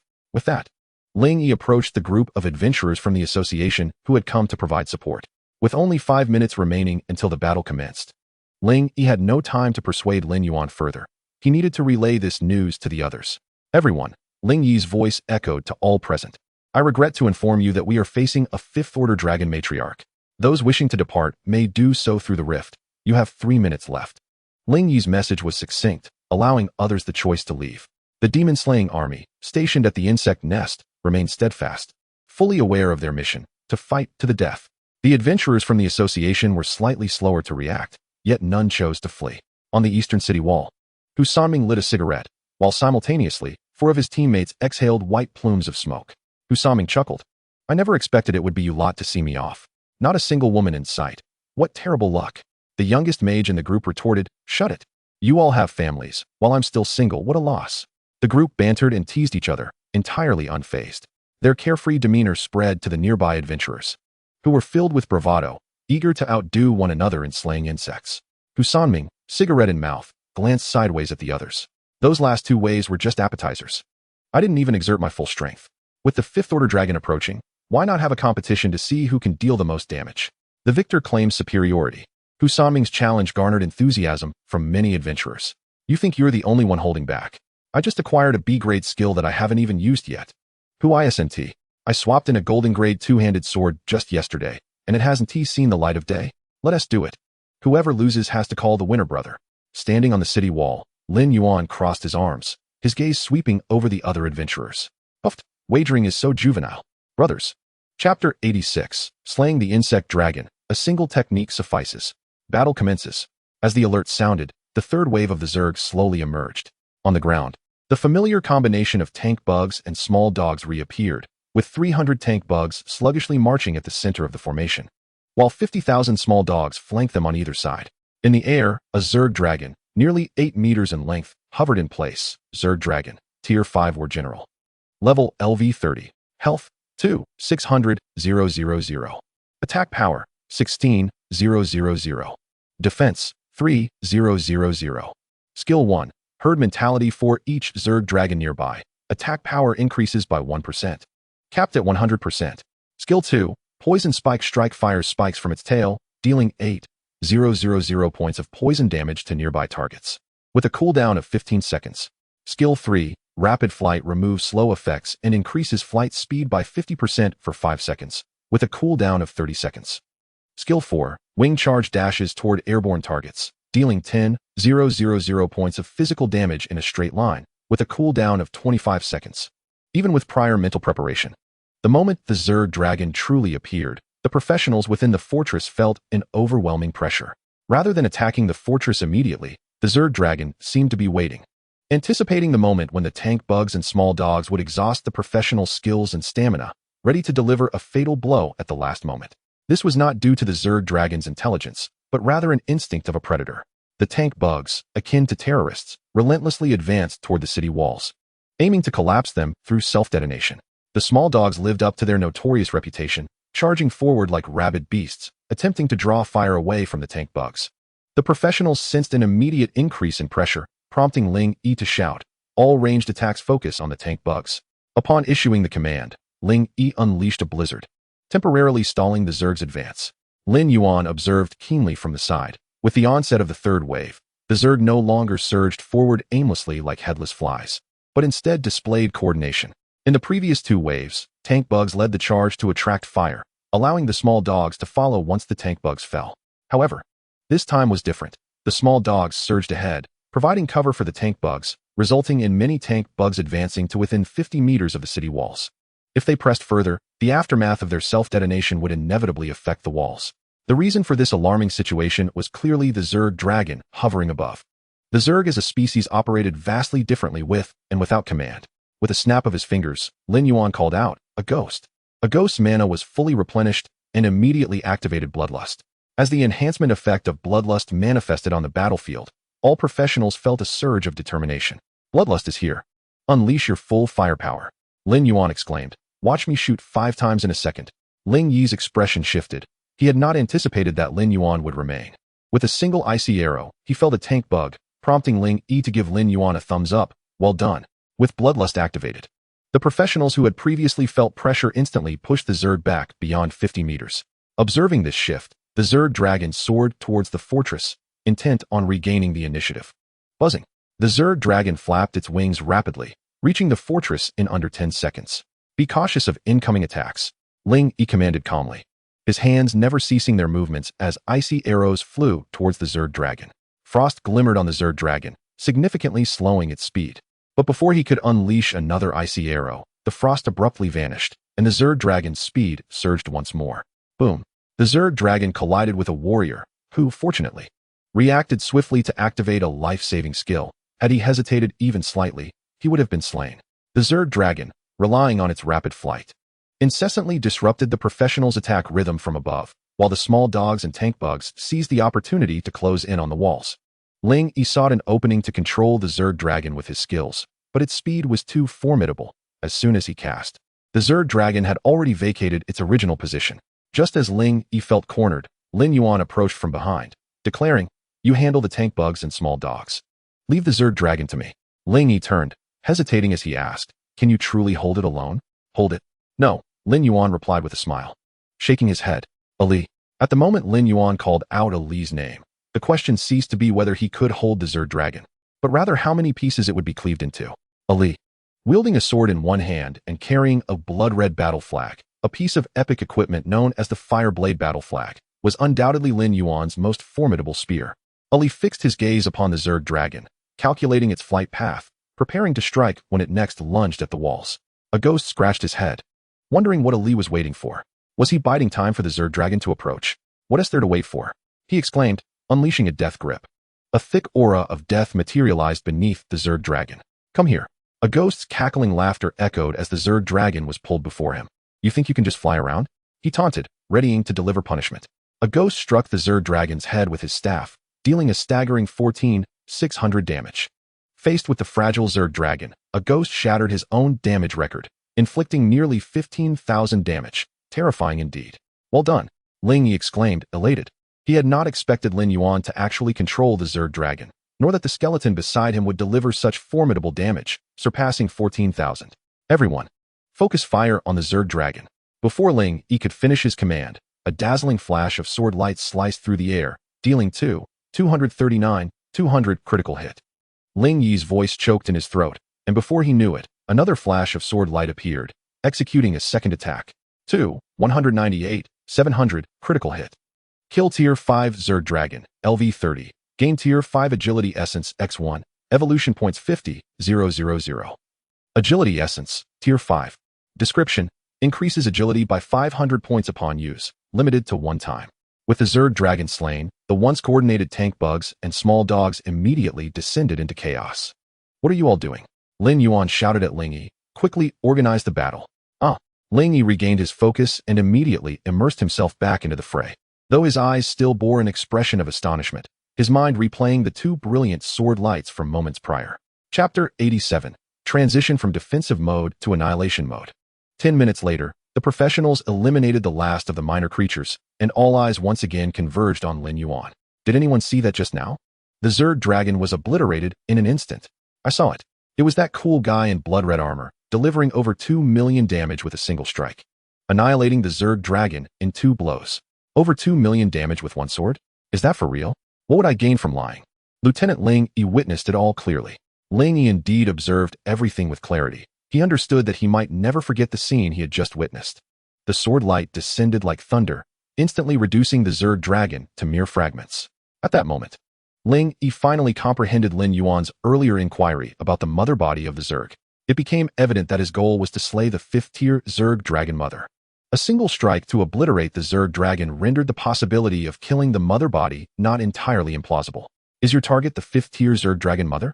Ling Yi inquired softly. Essentially, yes, Lin Yuan nodded. Strictly speaking, Lin Yuan was more interested in the reproductive potential of the Zerg dragon mother.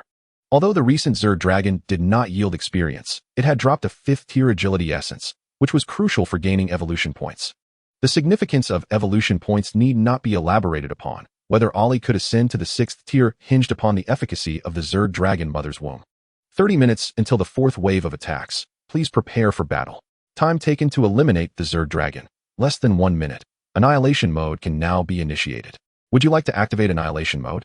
The first prompt was visible to all professionals, and they immediately descended to clean the battlefield. The corpses of the Zerg would vanish 1 minute post-mortem, yet the dropped items would remain, thus expediting the cleanup process. The second prompt was visible solely to Lin Yuan, who stroked his chin and asked Ling Yi, "Do you know what annihilation mode entails?"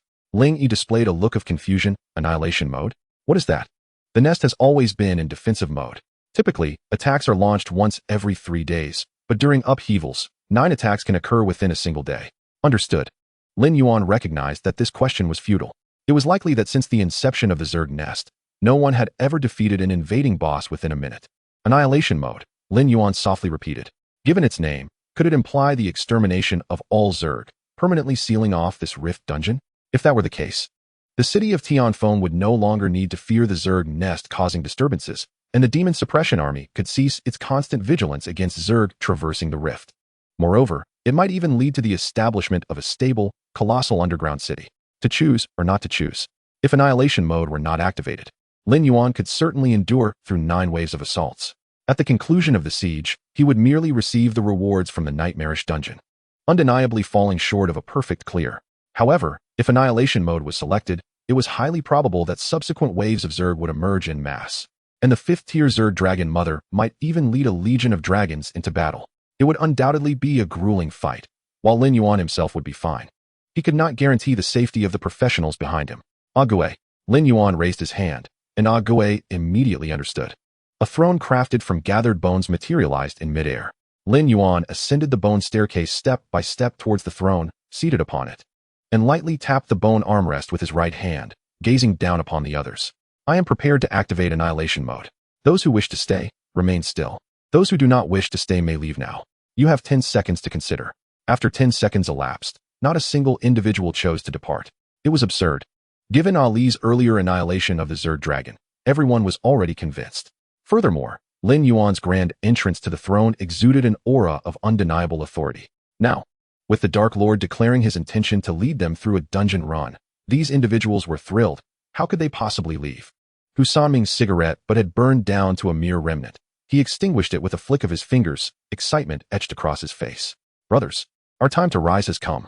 Following the great Lin Yuan, we shall become the heroes of Tianfeng City. Indeed, upon hearing annihilation mode, the first reaction of the group was that Lin Yuan intended to completely obliterate the Zerg nest. Had this been before Lin Yuan's swift defeat of the Zerg dragon, they might have thought him delusional, but at this moment, everyone regarded his statement as a matter of fact. Very well, Lin Yuan nodded. I must lay down the ground rules. Since you have chosen to stay, you will follow my commands. You will do as I instruct. Is that clear? Clear. Everyone echoed in unison, including Ling Yi. At that moment, Ling Yi was no longer the commander. There was but one commander, the figure seated upon the throne, Lin Yuan. Upon selecting Annihilation Mode, the instant was marked by the complete dispersal of the war fog surrounding the fortress. A scaled-down map materialized in Lin Yuan's hand, at the end of which was a white skull, indicating the location of the 5th-tier Dragon Mother. Along the route, numerous colored light points densely populated the map. The majority were white, exceeding 500,000, representing 1st-tier jumping bugs. The second most prevalent were gray, numbering over 300,000, symbolizing 2nd-tier stinging snakes. Yellow points, totaling 100,000, represented 3rd-tier tank bugs, while the least numerous were brown, indicating the 5th-tier Zerg dragons, totaling 3, including the mother. Annihilation Mode activated. Please eliminate the 5th-tier Zerg Dragon Mother, Marabi, within 6 hours and close the Zerg Nest Rift. Failure to do so will result in the Zerg Nest Rift increasing in level. The moment Annihilation Mode commenced, the rift within the fortress abruptly sealed. Outside the dungeon, Meng Zhan, stationed at the rift's edge, noticed the sudden closure with a shift in expression. What is happening? Luo Yuchang suddenly spoke, pointing at a map that had appeared above the rift. Look, what is that? The crowd followed Luo Yuchang's gesture and beheld a luminous map materializing where the rift once lay. Is this the map of the Zerg Nest? Meng Zhan questioned uncertainly. As they scrutinized the details, they discovered 100 green light points in the lower right corner, representing the 100 professionals, Lin Yuan included. Apart from these green points, the map was dominantly occupied by white, gray, and yellow, comprising 99% of the area. I understand now. Lin Yandong's eyes lit up as he pointed toward the skull's location. Lin Yuan must have triggered some mechanism that transformed the Zerg nest from its previous defensive mode to its current offensive mode. Now, the adventurers within must simply discover the most direct route to the final boss. Upon vanquishing the boss, there may lie a chance to permanently seal the Insect Hive Fortress. Chapter 88, 5th Tier Death Knight. Lin Yandong's words received the endorsement of Luo Yuchang. Indeed, President Lin spoke wisely. Although the insect race boasts an army of millions, they are scattered across various regions. By identifying the nearest path, they can eliminate the final boss within the prescribed time limit. With Lin Yuan's prowess, I firmly believe he is capable of achieving this. Meng Zhan wore a grave expression. As the general of the Demon Suppression Army, he had to consider matters more comprehensively. Mayor Luo, President Lin, if your judgments are correct, then the current insect hive fissure indeed holds a significant possibility of being permanently closed. But what if they fail? Will the fissure scale enlarge, or its level elevate? Have you considered this? Failure? Luo Yuchang and Lin Yandong exchanged a glance and responded in unison. That is not an option. With Lin Yuan present, failure is simply inconceivable. Meng Zhan was perplexed by the source of Luo Yuchang and Lin Yandong's confidence. Was it solely based on a level 20 summoner? No matter how formidable Lin Yuan might be, he was still to confront over 1 million insects. Most ordinary adventurers would be paralyzed by fear. What basis do they have to believe that the adventurers within will certainly defeat the final boss within the allocated time? According to protocol, I must report this matter to the command center. Meng Zhan retrieved his mobile device, relaying the situation regarding the Tianfeng City insect hive fissure to Commander Li Yingchuan of the Southeast Province. Upon receiving the report, Li Yingchuan replied with a single word, wait. After hanging up, Li Yingchuan's gaze fell upon a man who had suddenly appeared before him. Old Mu, when did you recover? I just regained my strength in recent days. The individual before Li Yingchuan was none other than Mu Tianxing, the president of the Wushuang Guild. Tianxing had come to request a favor from Li Yingchuan. Please disseminate news of my appearance in Shanhua City. The more people are aware, the better. Are you trying to bait something? Li Yingchuan instantly grasped the implication. Are you confident? You wouldn't want to end up in a predicament. Not much confidence. Mu Tianxing extended both hands, a 10 out of 10. Such bravado, Li Yingchuan smirked. By the way, that Lin Yuan you mentioned seems to have stirred quite a commotion. Li Yingchuan handed his mobile device to Mu Tianxing. It appears he is attempting to subdue the insect hive fissure in Tianfeng City. If successful, it would likely cause a sensation throughout the Southeast Province. Let it create a stir. Mu Tianxing's lips curled into a slight smile. The more sensational, the better my foresight will be. Ha! Outside the insect hive fissure, Meng Zhan received Li Yingchuan's response, bewildered by the solitary word wait. However, there was little he could do but anxiously await before the map. Inside the hive, Ling Yi and other adventurers were studying the map in hand. To the left lay Tier 1 small dogs, numbering 500,000. In the center were Tier 2 thorn snakes, totaling 300,000. To the right were Tier 3 tank insects, amounting to 100,000. All three regions ultimately converged at the skeletal location of the insect race S Dragon Mother. While others analyzed the map, Lin Yuan summoned a Gui to his side. It's your turn to ascend. A Gui cackled with delight, having long since been eager. Consuming 50,000 evolution points. A Gui ascends from a 4th-tier skeletal knight to a 5th-tier death knight. A torrent of profound death energy surged into a Gui's body, and the soul fire in a Gui's eyes blazed ever more brightly. Kekekek. With laughter echoing, a Gui completed the evolution. A Gui, 5th-tier death knight. Level, LV20. Race, undead. Health points, 320,000. Mana points, 80,500. Attack power, 32,000. Spell power, 8,000. Defense, 32,000. Strength, 16,000. Agility, 8,000. Stamina, 16,000. Intelligence, 8,000. Talent, everyone for me, SSS. Equipment, dim magic stone, gold, bone pearl, epic. Racial skill, soul harvest. Skills, skeletal constructs, S. Gate of the undead, SS. Netherfire, S. Grasp of death, A. Bloodthirst, SS. Throne of bones, S. Bone wall, S. The 5th-tier Gui had grown substantially in stature. Its form entwined with rings crafted from bone, an entire suit of armor fashioned using skeletal constructs, both striking and immensely protective. Observing the skills, soul harvest, racial skill. Skill description, when slaying enemies, it harvests souls. Every point of soul increases skill damage by 10, with souls lasting up to 24 hours. Gate of the undead, SS. Skill description, consumes 5,000 mana points to summon a portal to the world of the undead, capable of conjuring 1,000 undead beings of tier 2 or lower per second. The portal lasts while consuming 1,000 mana points per second, with no cooldown period. Ha ha ha. Lin Yuan laughed heartily. The insect race's reliance on sheer numbers is their greatest strength. Let us see whether your insects outnumber my undead. Gate of the undead, open for me. Simultaneously, Lin Yuan and a Gui activated the gate of the undead. In the open space 50 meters from the fortress, 2 blue portals, each 20 meters high and 30 meters wide, materialized. Clack, clack. Thousands of undead emerged from the portals, most being tier 3, with a fair number of tier 4 undead mixed in. Within 10 seconds, 20,000 undead had congregated at the fortress entrance. Lin Yuan possessed the talent of eternal life, allowing him to recover 10% of his maximum health and mana per second. Currently, with a mana pool of 10,700, he could restore 1,070 mana points each second. Maintaining the gate of the undead required 1,000 mana points. Thus Lin Yuan could sustain its opening indefinitely. Although a Gui lacked the eternal life talent, its intelligence attribute had reached 8,000, enabling it to recover 800 mana points per second. With the dim magic stone to restore magic, a Gui could also keep the gate of the undead open continuously. Under the astonished gazes of the adventurers, the numbers of undead before the fortress swelled rapidly, soon surpassing 100,000. Lin Yuan discarded the map in his hand, pointing forward with his right hand. Kill them all. Leave no survivors. The king issued the command to advance, and the undead dutifully executed the king's will, annihilating all life before them, leaving not a single creature alive. Given that it was labeled in extermination mode, the objective was, of course, to eradicate every last insect. Wouldn't you agree, a Gui? A Gui brandished a staff made of bone, draped in a black robe, laughing maniacally. My king speaks truly. All shall kneel before my gaze. Ha ha ha. Lin Yuan laughed unabashedly. In this moment, he embodied the very definition of a necromantic calamity. Chapter 89. The collision of the undead and the Zerg. The emergence of undead creatures instantly captured the attention of the professionals atop the city wall. These individuals stood in stunned silence, gazing at the location of the portal.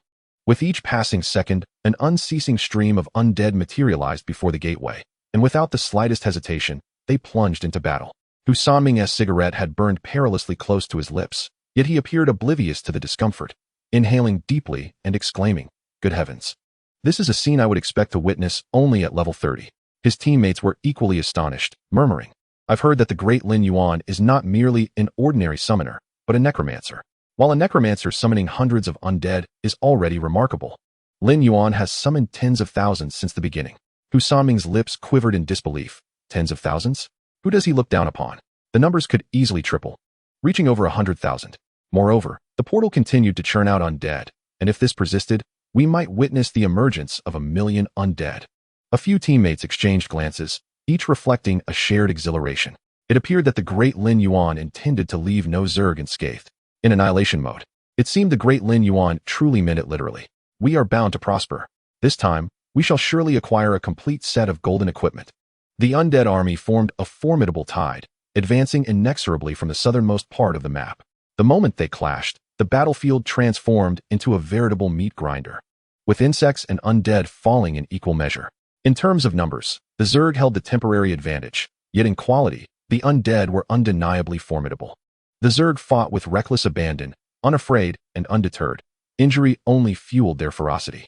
As for the undead, they were already deceased. It was utterly implausible to expect any semblance of fear from the dead. As time ticked away, the undead horde grew ever more substantial, and the Zerg could no longer maintain their numerical superiority. At this juncture, it seemed as if all Zerg units had received some directive, collectively retreating toward the location of the skeletons. Ling Yi, holding the map, could hardly contain his glee. The number of Zerg had dwindled to less than half, retreating to the Zerg mother. Lin Yuan, too, noticed this development. He was not inclined to linger at the fortress any longer. It was time to proceed to the skeletons and hunt for the dragon spawn. Ague, let us depart. The throne, under Ague's command, advanced steadily. Hu Saming atop the city wall, emboldened by an unknown courage, shouted toward Lin Yuan. Great Lin Yuan, wait for us. We wish to accompany you and witness the spectacle. The spoils of war were plentiful, and it would be inconvenient for you to collect them all. We are eager to assist you. Upon hearing this, Lin Yuan nodded in agreement. 99 professionals promptly leaped from the city wall, following closely behind Lin Yuan. These individuals moved with remarkable agility, picking up every attribute crystal that fell along the way. None of them stuffed the crystals into their pockets, for such actions were deemed unworthy. Furthermore, with so many witnesses present, who would dare to jeopardize their standing in Tianfeng City? What could have been a heroic ascent would swiftly devolve into infamy. Only a fool would act thus. Ling Yi handed a bag brimming with crystals to Ague, who then passed it to Lin Yuan. The bag contained a total of 630 attribute crystals, ranging from 1st to 3rd tier. Lin Yuan nodded approvingly, consuming 120 crystals to synthesize 3 perfect attribute essences. Perfect attribute essence, 1st tier. Effect: increases all attributes by 10 points upon use. Limit: 1 time. Perfect attribute essence, 2nd tier. Effect: increases all attributes by 50 points upon use. Limit: 1 time. Perfect attribute essence, 3rd tier. Effect: increases all attributes by 100 points upon use. Limit: 1 time. Attribute essences could directly enhance a professional's prowess. Many individuals sought their fortune in the Zerg nest after their first class transition. However, each professional could only use an essence of the same tier once, making the perfect attribute essence highly coveted. Lin Yuan crushed the 3 essences, resulting in a total enhancement of 160 points across all attributes, equivalent to a 4-level increase. For other first transition professionals, it would take a 16-level increase to achieve the same. After all, other professionals only gained 10 points in both all attributes and free attributes per level. The undead army surged ahead, with only 10 minutes remaining until they reached the skeletons. Yet not a single Zerg was in sight. Clearly, the Zerg were preparing for a decisive confrontation with Lin Yuan. A decisive battle? Lin Yuan chuckled. He felt no trepidation. Was the 80,000-strong undead army merely ornamental? He had already devised a plan. Once he captured the Zerg mother, he would refrain from eliminating it right away, allowing it to continue spawning dragons. He would only dispose of it once it ceased to be useful. Ruthless and merciless, that was his nature. While contemplating how to handle the Zerg mother, Alan approached and began to massage Lin Yuan's shoulders. Master, did you not promise me that I could fight? You are deceiving me. Lin Yuan smacked his thigh, nearly forgetting that detail. Through their interactions, he had come to understand Alan's personality. Before him, Alan appeared as a refined young lady, yet when it came to battle or when triggered into a frenzy, she would transform into a war-ancient tree in an instant. It felt somewhat akin to a split personality. Lin Yuan sighed. Ali, Ague, and Alan, all 3 were a source of concern.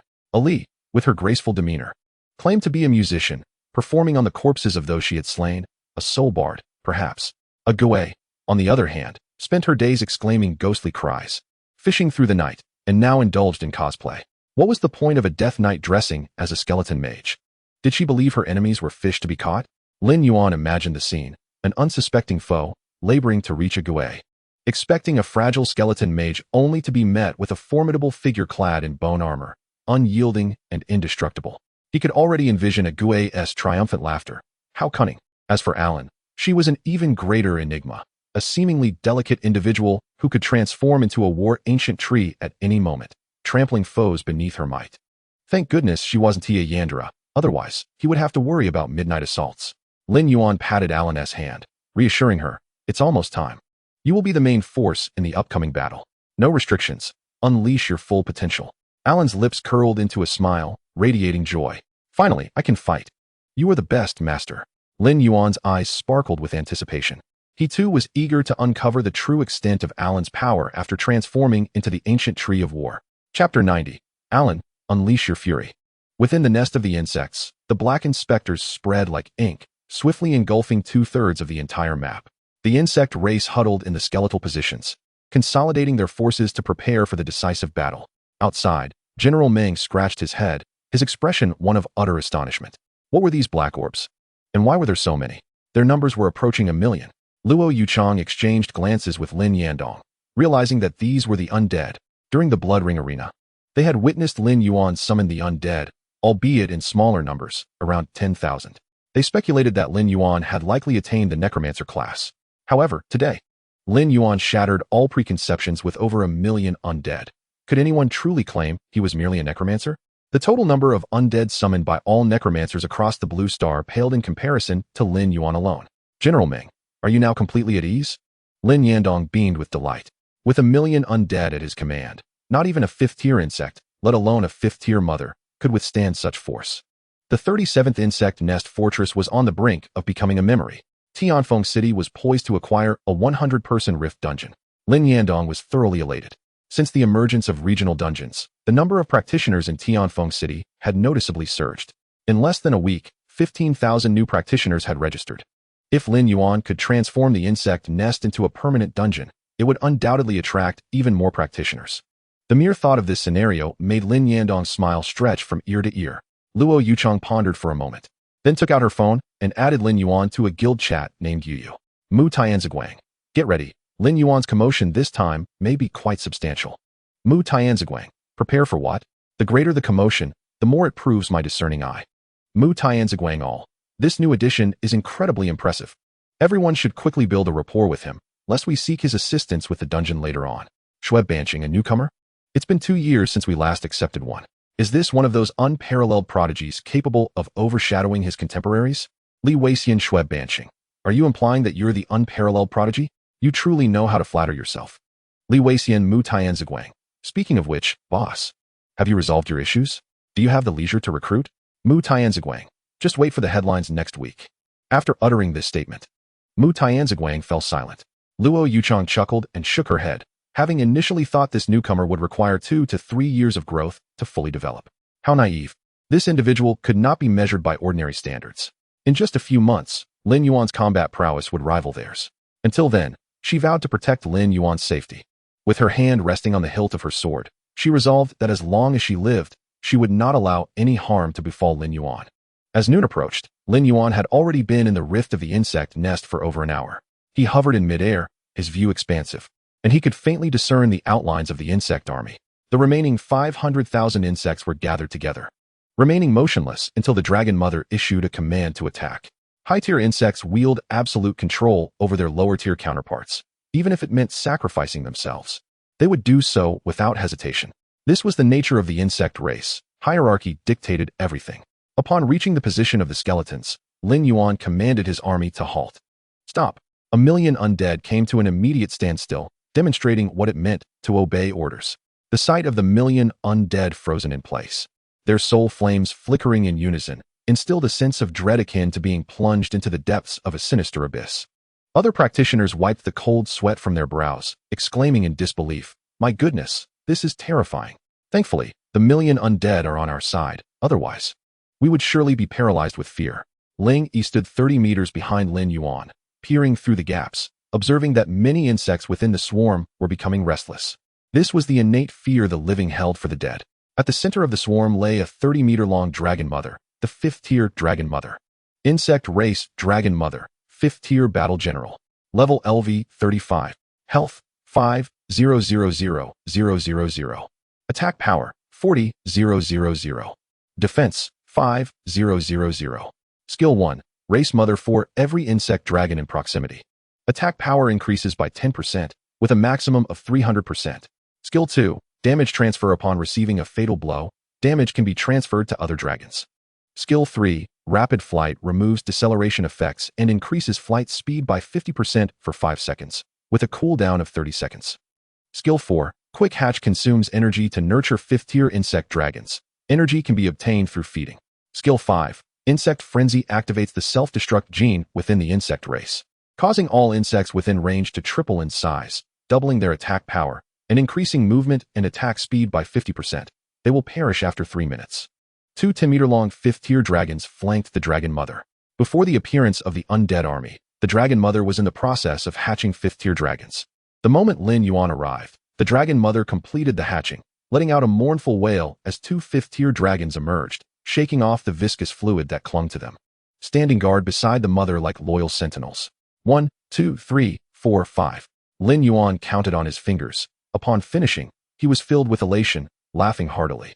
Yes, just like that, hatch a few more. I have all the time in the world. Each 5th-tier dragon costs 50,000 evolution points. The more, the merrier.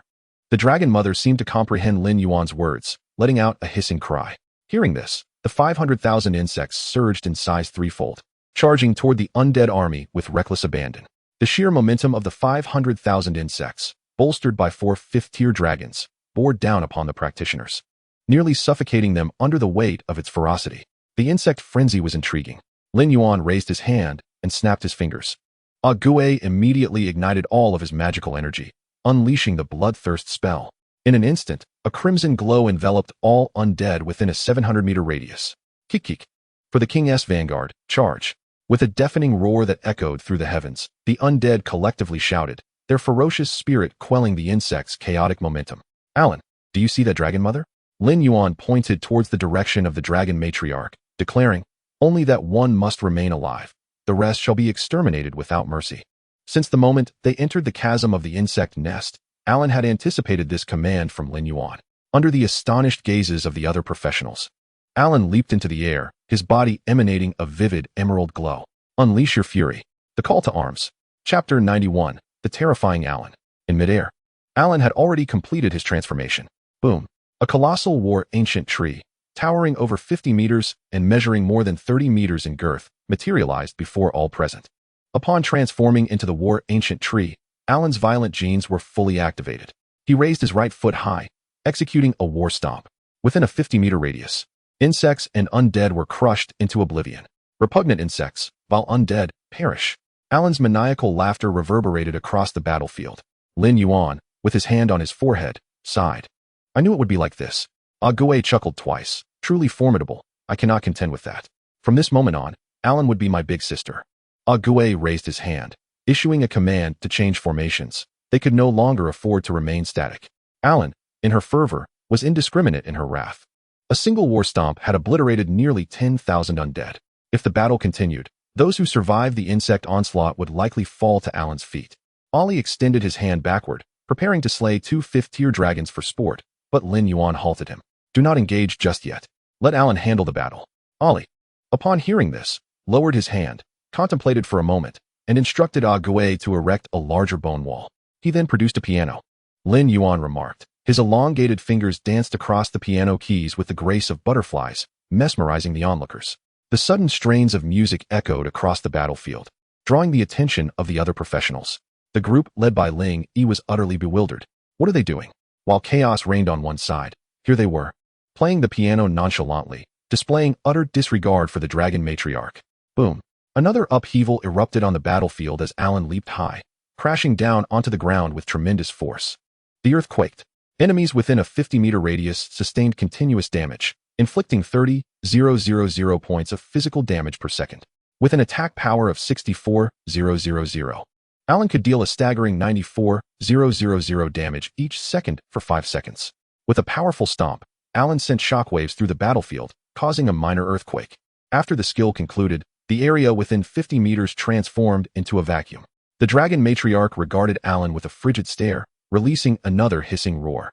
Lower-tier insects immediately scattered from Alan's vicinity. They posed no threat to his defenses, and attacking Alan would be tantamount to seeking death. As the lesser insects dispersed, For dragons launched their assault from different angles. 6,800, 1324, 1236.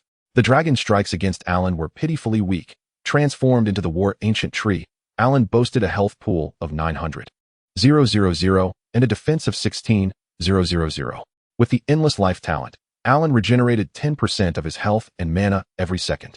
Together, the four dragons could at most inflict 20,000 damage per second, far less than Alan's own regeneration. After a prolonged skirmish, Alan remained at full health. The four dragons were helpless against Alan, and Alan's attacks could not land on the agile dragons. Their speed rendered Alan's whip strikes and crushing blows sluggish. Often, by the time Alan executed a skill, the dragons had already darted away. Vile creatures, just buzzing around like flies. Alan's tone dripped with irritation. If I cannot hit, then I shan't bother. Alan turned his gaze towards the immobile dragon matriarch on the ground. The matriarch's belly bulged, evidently in the midst of hatching new dragons. Its mouth continued to devour insect corpses and undead bones, converting them into energy to expedite the hatching process. Lin Yuan was filled with excitement. Alan, seize it alive. While the matriarch was hatching, it was immobile, an exceptional opportunity. Once captured, Lin Yuan had plenty of undead to feed it. Fearing only that it might be unable to consume them, the four dragons hovered anxiously around Alan. Upon witnessing her fixation on the matriarch, they grew frantic. Yet, they dared not confront Alan directly, resorting instead to buzzing around her like flies. With Lin Yuan's command in mind, Alan had no time for these nuisances. This was her first official battle, and capturing the dragon matriarch was the first task assigned to her, which she must fulfill. With a few swift strides, Alan traversed 100 meters in an instant, encountering the foolishly brave needle serpent and tank bug attempting to impede her. After a single war stomp, silence fell beneath her feet. Approaching the dragon matriarch, Alan raised her fists, each the size of a small building, and executed a crushing blow. Her fist came crashing down upon the matriarch's head, dealing 300,000 damage. The matriarch let out a pained wail, nearly cracking its skull open. The four dragons screeched in unison, charging at Alan. They, too, were birthed from the matriarch, and its life was paramount above all. Alan paid no heed to their feeble attempts at attack, landing punch after punch. The dragon matriarch, unable to move, could only endure the onslaught as its health plummeted from 5 million to below 2 million. From his throne, Lin Yuan observed the entire battle unfold. How could one describe it? Alan fought with reckless abandon, relying on the massive form of the war ancient tree to charge through adversaries with impunity. A solitary warrior holding back countless foes. In group combat, her prowess was astonishing. Defensively, combined with her endless life talent and the five-fold health boost from her transformation. Even when surrounded, Alan navigated the chaos with ease. Her strengths were evident, well suited for large-scale warfare, yet her weaknesses were equally apparent. Against agile opponents, she would flounder. The transformation into the war ancient tree granted Alan unparalleled attack range and survivability, but it came at the cost of speed. At this moment, had the dragon matriarch not been immobilized, Alan would have struggled to even make contact, let alone inflict severe damage upon it. With a piercing scream, the dragon matriarch's belly burst open, revealing two fifth-tier dragons. Alan disregarded the newly emerged dragons, focusing solely on the matriarch. Another 2 crushing blows followed, and the matriarch's health dwindled to below 1 million. Upon the completion of its hatching, the dragon matriarch finally regained the ability to move, soaring into the air with its shattered abdomen. A glimmer of coldness flickered in its eyes at that moment. Fewer than 100,000 of the 500,000 Zerg remained. Shadows of the undead loomed from all directions. Escape was futile, a desperate fight ensued. Yet the odds of victory were less than 1 in 10. Not to mention, that frenzied war tree was an insurmountable foe they could not slay. There was no alternative. The only option was to assimilate the devouring seed. In a flash, the dragon matriarch, clutching a green orb the size of a football in its jaws, activated the devouring seed. Grade, epic. Function, stimulates the Zerg's devouring genes, allowing them to gain immense power by consuming their kin, but resulting in self-destruction 30 minutes later. Chapter 92, The Mutated Fusion of the Zerg. Without hesitation, the dragon matriarch ingested the devouring seed, and in the next instant, a grotesque moss sprouted from its tail, voraciously consuming a nearby dragon. Lin Yuan immediately lost his composure. Quick, stop it. I don't care if you devour lower-tier insects. But you cannot consume the dragons. That's my evolution point. Give it back. Without Lin Yuan's prompting, Ollie, Alan, and Ah Gue sprang into action. The evolution points were intended for them. Losing a dragon meant a delay in their progression, something they could not afford. Ollie decisively charged forward. Moving with the agility of a monkey, swiftly reaching Alan's side. "Throw me over." Drawing his double-handed sword, Ollie was ready for battle. Upon seeing Ollie, the dragon matriarch emitted a piercing shriek. It was this very individual who had slain its first offspring. As the dragon matriarch possessed the ability to witness the final moments of its progeny, the scene of Ollie dispatching the dragon in mere seconds was nothing short of staggering. Even for it, realizing that allowing Ollie to take action would result in the demise of all its remaining offspring, the dragon matriarch widened its mouth to the maximum, unleashing that shriek to summon its children to merge with it. Excluding the one that had just been devoured, the 5 remaining dragons rushed toward the gaping maw without a second's hesitation. In a flash, 2 arcs of sword light sliced through the air as Ollie planted one hand on the ground, raising his gaze toward the dragon matriarch. 2, 329, 200, critical hit. 2, 147, 890, critical hit. One dragon, slightly slower than the others, was cleaved into 4 pieces. The dragon matriarch, however, evaded the blow with remarkable speed. Slain 5th Order Zerg Dragon, LV30, 5th Order Essence of Power X1, Evolution Points 50,000. Alan had already thrown Ollie into the fray at the earliest opportunity, but it was still a moment too late, allowing the dragon matriarch to consume 5 dragons. Lin Yuan struck the armrest of his throne forcefully, his expression one of anguish. "My 250,000 evolution points." He had initially believed victory was assured, planning to capture the dragon matriarch to ensure a continuous supply of dragon offspring. Yet, he did not anticipate the dragon matriarch's ferocity, willing to consume its own children rather than spare them, having devoured 5 dragons.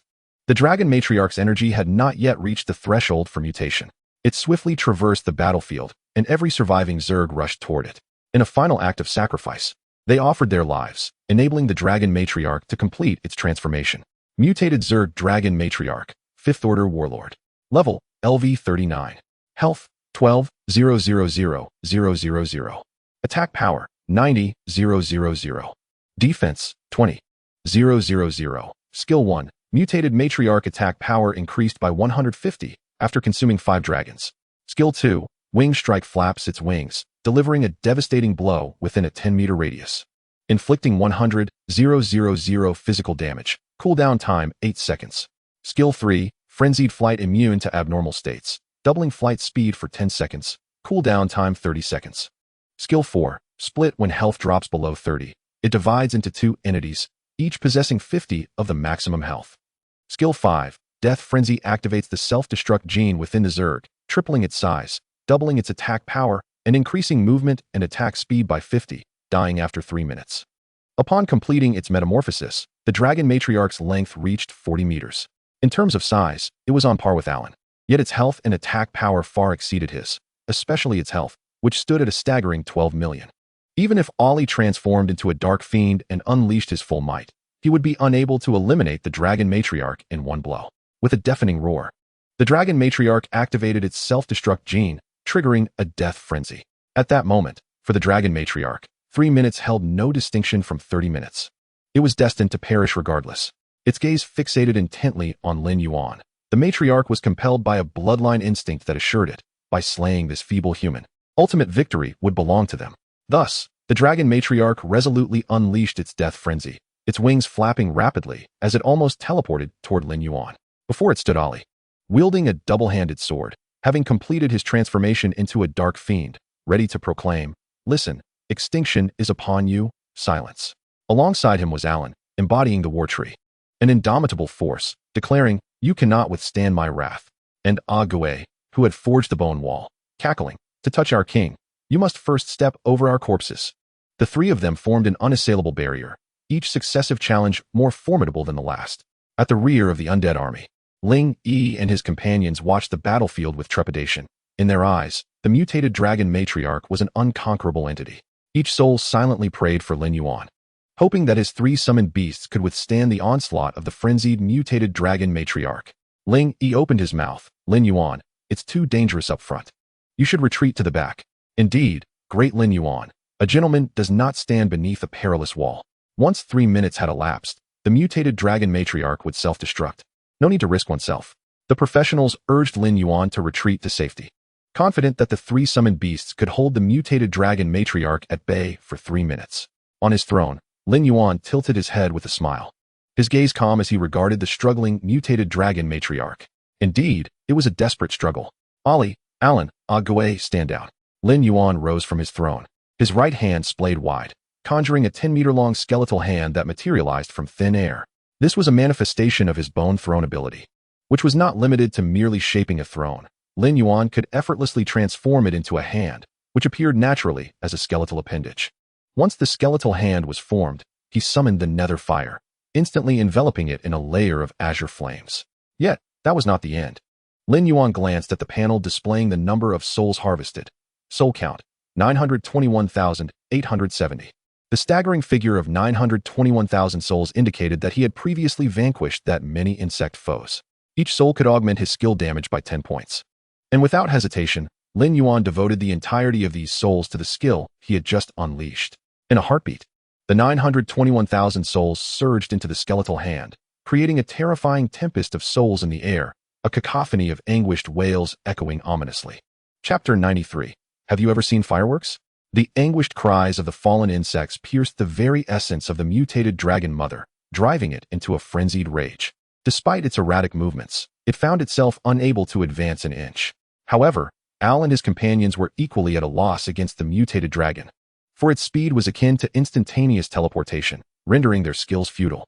Retreat, Lin Yuan commanded, his words reaching the ears of the three without a hint of hesitation. They immediately retreated to Lin Yuan's side. This action left Ling Yi and his companions utterly astonished. Why was the great Lin Yuan doing this? Did he intend to control the mutated dragon mother with the skeletal giant hand and then unleash his summoned beasts upon it? The mutated dragon's speed was too great. Such a strategy seemed implausible. Lin Yuan's actions not only bewildered Ling Yi and his group, but also momentarily stunned the mutated dragon mother. It could not comprehend why this seemingly frail human commanded the three formidable warriors to retreat. Had he grown weary of life? Without a moment's hesitation, the mutated dragon mother flapped its wings rapidly, akin to a jet aircraft, closing the distance to Lin Yuan in the blink of an eye. Wing strike. A powerful gust of wind surged toward Lin Yuan, causing the cloak behind him to ripple wildly. A damaged figure of 100,000 loomed above him, capable of obliterating Lin Yuan in an instant. Yet, he remained unfazed, with 800,000 undead at his side. The prospect of his demise was akin to climbing a mountain. Now it's my turn. Lin Yuan's right hand flipped over and forcefully pressed down, while his left hand was not idle. To prevent the mutated dragon mother from escaping, he unleashed the grasp of death. Black energy coalescing in his hand and extending toward the creature beneath him. Within 3 seconds, the mutated dragon mother found itself unable to perform any action other than attacking Lin Yuan.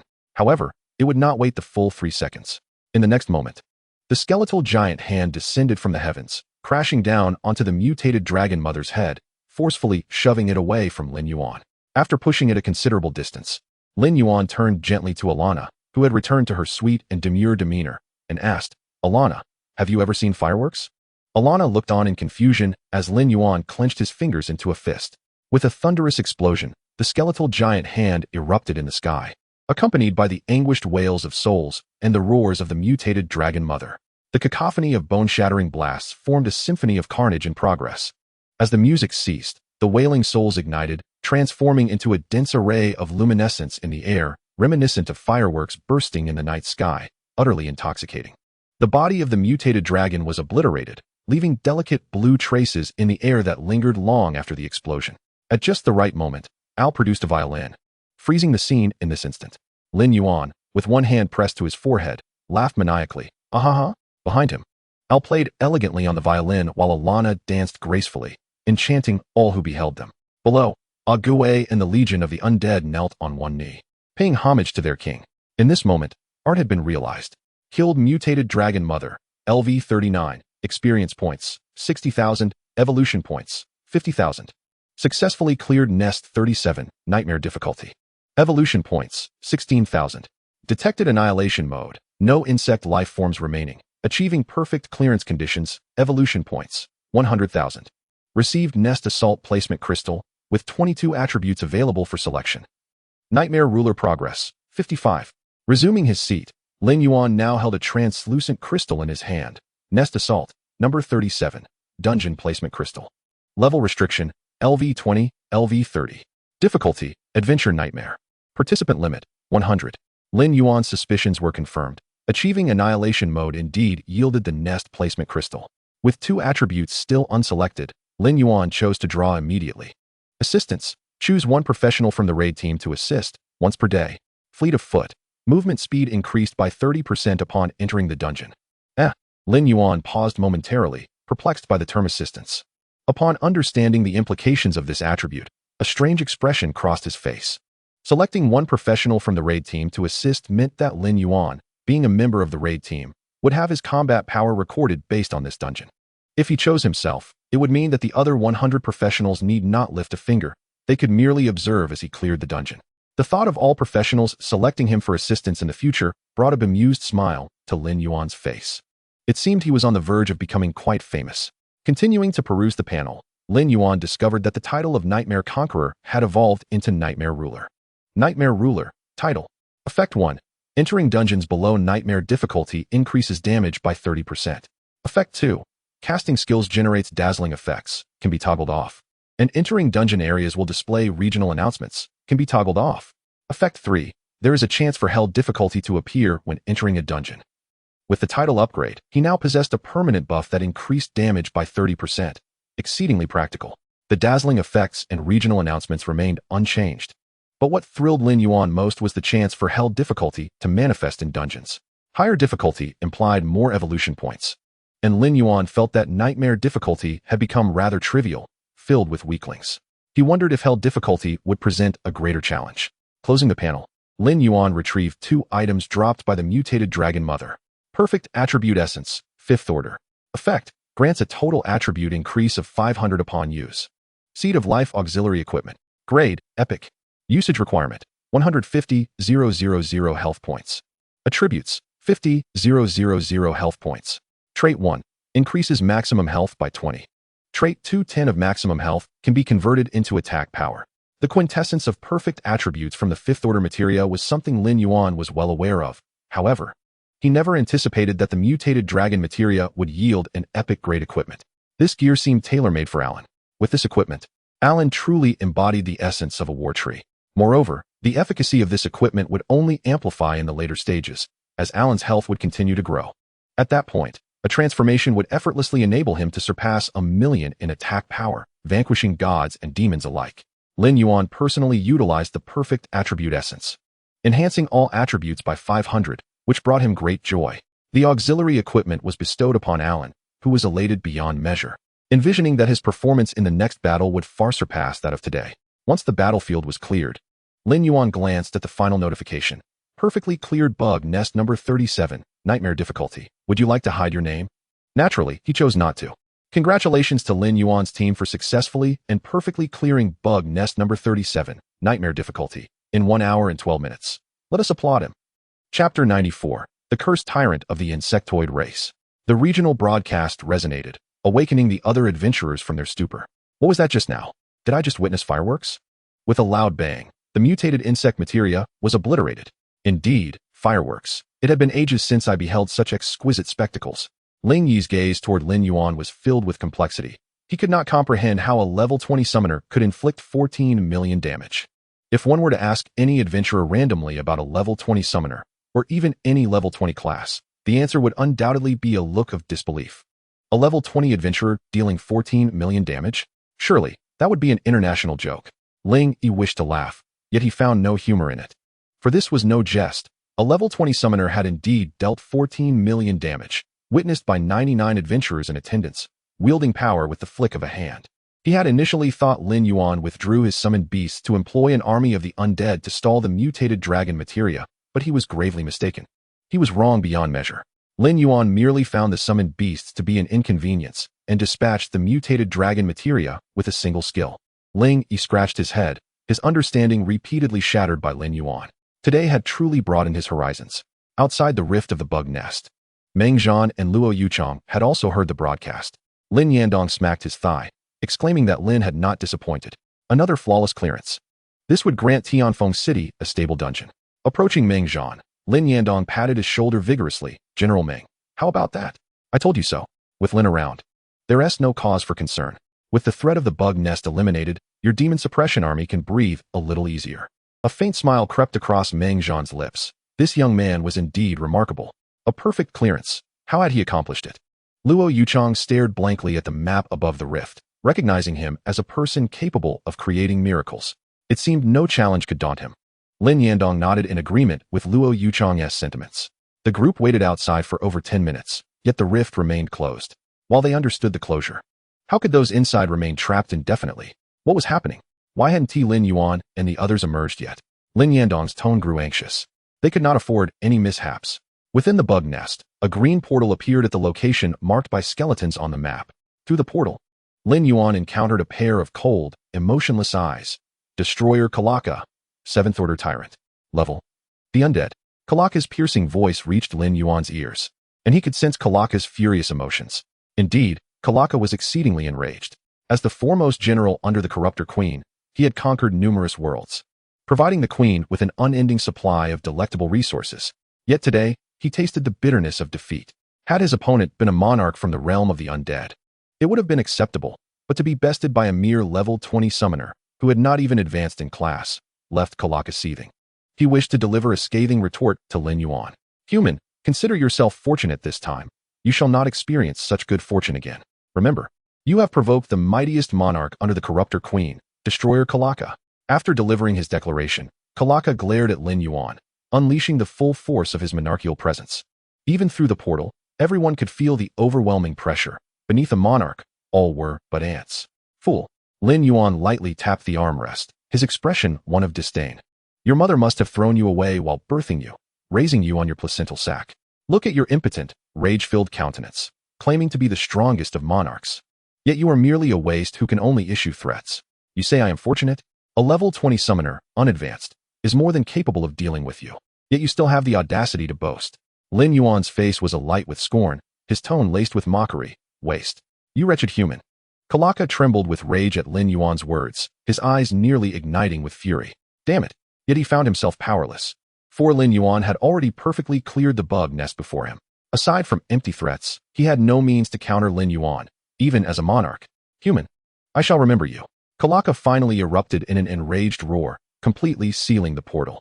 Hey, don't leave. I haven't finished cursing you yet.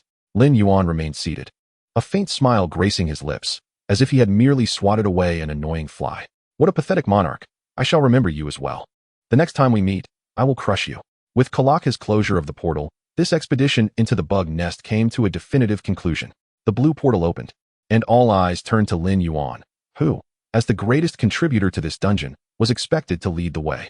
The 99 adventurers formed two lines, watching as Lin Yuan stepped into the portal.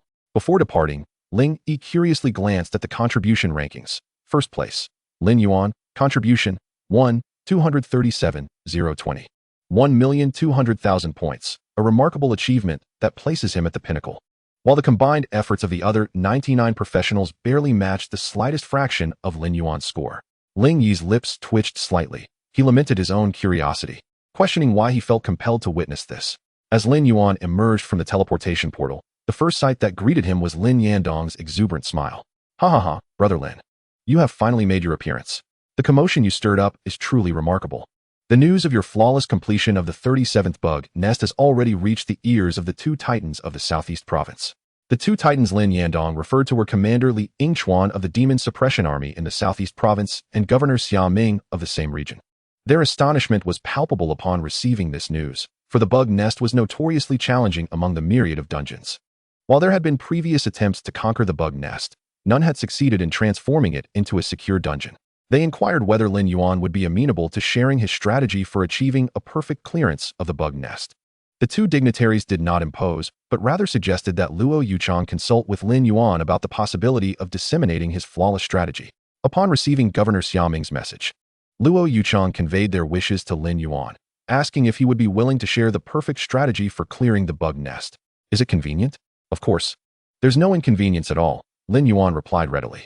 Bug nests were scattered across the entirety of Blue Star, with more than 40 located just in Summer Country alone, making it impossible for Lin Yuan to clear them all by himself. Therefore, sharing the strategy would allow for an earlier conquest of one, thus reducing the potential dangers. This perspective was certainly within Lin Yuan's grasp. I will send you the strategy shortly, he assured Luo Yuchang, nodding in agreement. He then tossed a crystal to Lin Yandong, saying, President Lin, this is for you. Lin Yandong caught it carefully, and upon seeing the two inscriptions, his face lit up with joy. Brother Lin, you've truly outdone yourself. These two inscriptions are quite impressive. Although there was no divine blessing inscription this time, the inscriptions of assistance and fleet-footed were both remarkable, offering considerable aid. Curious about the inscriptions, Luo Yuchang approached and picked up the crystal. The fleet-footed inscription did not surprise her, but upon seeing assistance, she fell into deep thought. After a few moments, a realization dawned upon her, and she hesitantly remarked, "What if everyone chooses to assist Lin Yuan? Wouldn't that mean we wouldn't need to lift a finger? As Lin Yuan alone could easily conquer the dungeon?" At her words, Lin Yandong experienced an epiphany, suddenly enlightened. Of course, how could I forget about Brother Lin? He is also a member of the expedition team. I must return to the association immediately to organize a test. With a quick farewell, Lin Yandong hurried off, eager to explore this possibility. If it truly unfolded as Luo Yuchang suggested, then the bug nest dungeon could become a mere formality. Lin Yuan was equally intrigued by how choosing assistance would manifest. Would it be based on his previous statistics within the dungeon, or would it reflect the standard values of a summoner? If it were the latter, it would be a substantial boon. If the former, then the professionals of Tianfeng City would undoubtedly reap immense rewards. They could initiate a vote to have Lin Yuan assist, cheering him on throughout the endeavor. General Meng, with the bug nest's disappearance, you likely have numerous matters to attend to. We shall not impose any longer. Luo Yuchang acknowledged Meng Zhan with a nod. I will escort Lin Yuan away now. Meng Zhan raised his hand, gesturing for them to pause. There is something I wish to present to Brother Lin. He strode forward and retrieved a red box from behind him. Opening it revealed a medal shaped like a sword, inscribed with the words Demon Suppression. This is the third-class military medal of the Demon Suppression Army. We thank you for resolving a pressing issue for us, as well as for your contributions to Tianfeng City. He extended the medal forward. By possessing this emblem, you will receive assistance from the Demon Suppression Army should you encounter any troubles within the borders of Summer Country. Additionally, you may exchange merit points for equipment and skill tomes that are otherwise unavailable on the market. Lin Yuan accepted the medal, inquiring, "So, does this mean I am now an extramural member of the Demon Suppression Army? Are there any obligations I must fulfill?" "None," Meng Zhan replied, shaking his head. "As long as you do not engage in actions that would harm Summer Country, wherever you go, you shall have the green light." The benefits without the burden of duties were precisely what Lin Yuan had longed for. "I will gladly accept this medal." "Ha ha ha, splendid." Meng Zhan laughed heartily. "Once I am finished with my tasks, let us share a drink and see how well you hold your liquor. Challenge my drinking capacity?" Lin Yuan raised his chin defiantly. "I am impervious to intoxication."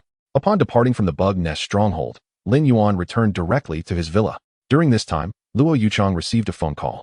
After hanging up, her expression cooled considerably. Members of the Dark Knights have appeared in Tianfeng City. This time, their targets extend beyond President Mu. You are also among them. Me? Lin Yuan pointed to himself in disbelief. Why would I be involved? Luo Yuchang seated herself on the platform where she usually meditated and replied, "Because the commotion you've caused recently is too significant. The Dark Knights are concerned you might become the next Mu Tianxing. So they intend to nip you in the bud before you can fully develop." "That seems unreasonable," Lin Yuan reasoned, pulling a chair closer. "Logically, they should first approach me, tempt me, and only after I reject them would they resort to violence. Would you be tempted?" Luo Yuchang cast a sidelong glance at him. "That would depend on the circumstances," Lin Yuan mused, counting on his fingers. "If they were to offer me a set of epic equipment along with several SSS-level skills, I believe I might consider joining. But let me clarify in advance, I would only act as an undercover agent, like a vampire, draining them dry before ultimately exterminating them." "Do you think they are fools?" Luo Yuchang replied, exasperated. "With the conditions you just mentioned, I would join as well. And I only possess one piece of epic equipment myself." Lin Yuan was taken aback. "Is epic equipment really that scarce? Ali and the others each have one." Luo Yuchang took a deep breath and changed the subject. "My strongest skill is the SS level Blossoming Cold Shadow. I've only seen an SSS level skill once, when you summoned the Naga Queen from a card last time. Even I do not possess an SSS level skill, so it stands to reason that the Dark Knights, a bunch of miscreants, cannot possibly have one either. To expect them to entice you with an SSS level skill is akin to chasing a fantasy. So, they're a destitute guild," Lin Yuan thought, instantly losing interest. Although they may be poor, they still possess some capable individuals. Luo Yuchang, concerned that Lin Yuan's arrogance could lead to misfortune, cautioned. "The Dark Knights have 4 level 60 elites, the Clown, the Iceman, the Beast, and their leader, the Dark Knight. With my strength, I could handle any of them except for the Dark Knight himself. However, should all 4 of them mobilize and I, along with President Mu, be preoccupied, if they were to launch an attack on you, you would find yourself utterly defenseless." Lin Yuan crossed his legs nonchalantly. "Haven't you already made arrangements for this?" "I doubt such a scenario would come to pass. In a calculated scheme to lure out the enemy, It would be exceedingly foolish to deploy one's trump card against oneself. If that were the case, Lin Yuan would genuinely contemplate switching guilds. Luo Yuchang nodded. The other members of the Wushuang Guild have already secretly arrived in Tianfeng City. Naturally, the situation I mentioned regarding the trump card attacking you will not occur. However, caution is never misplaced.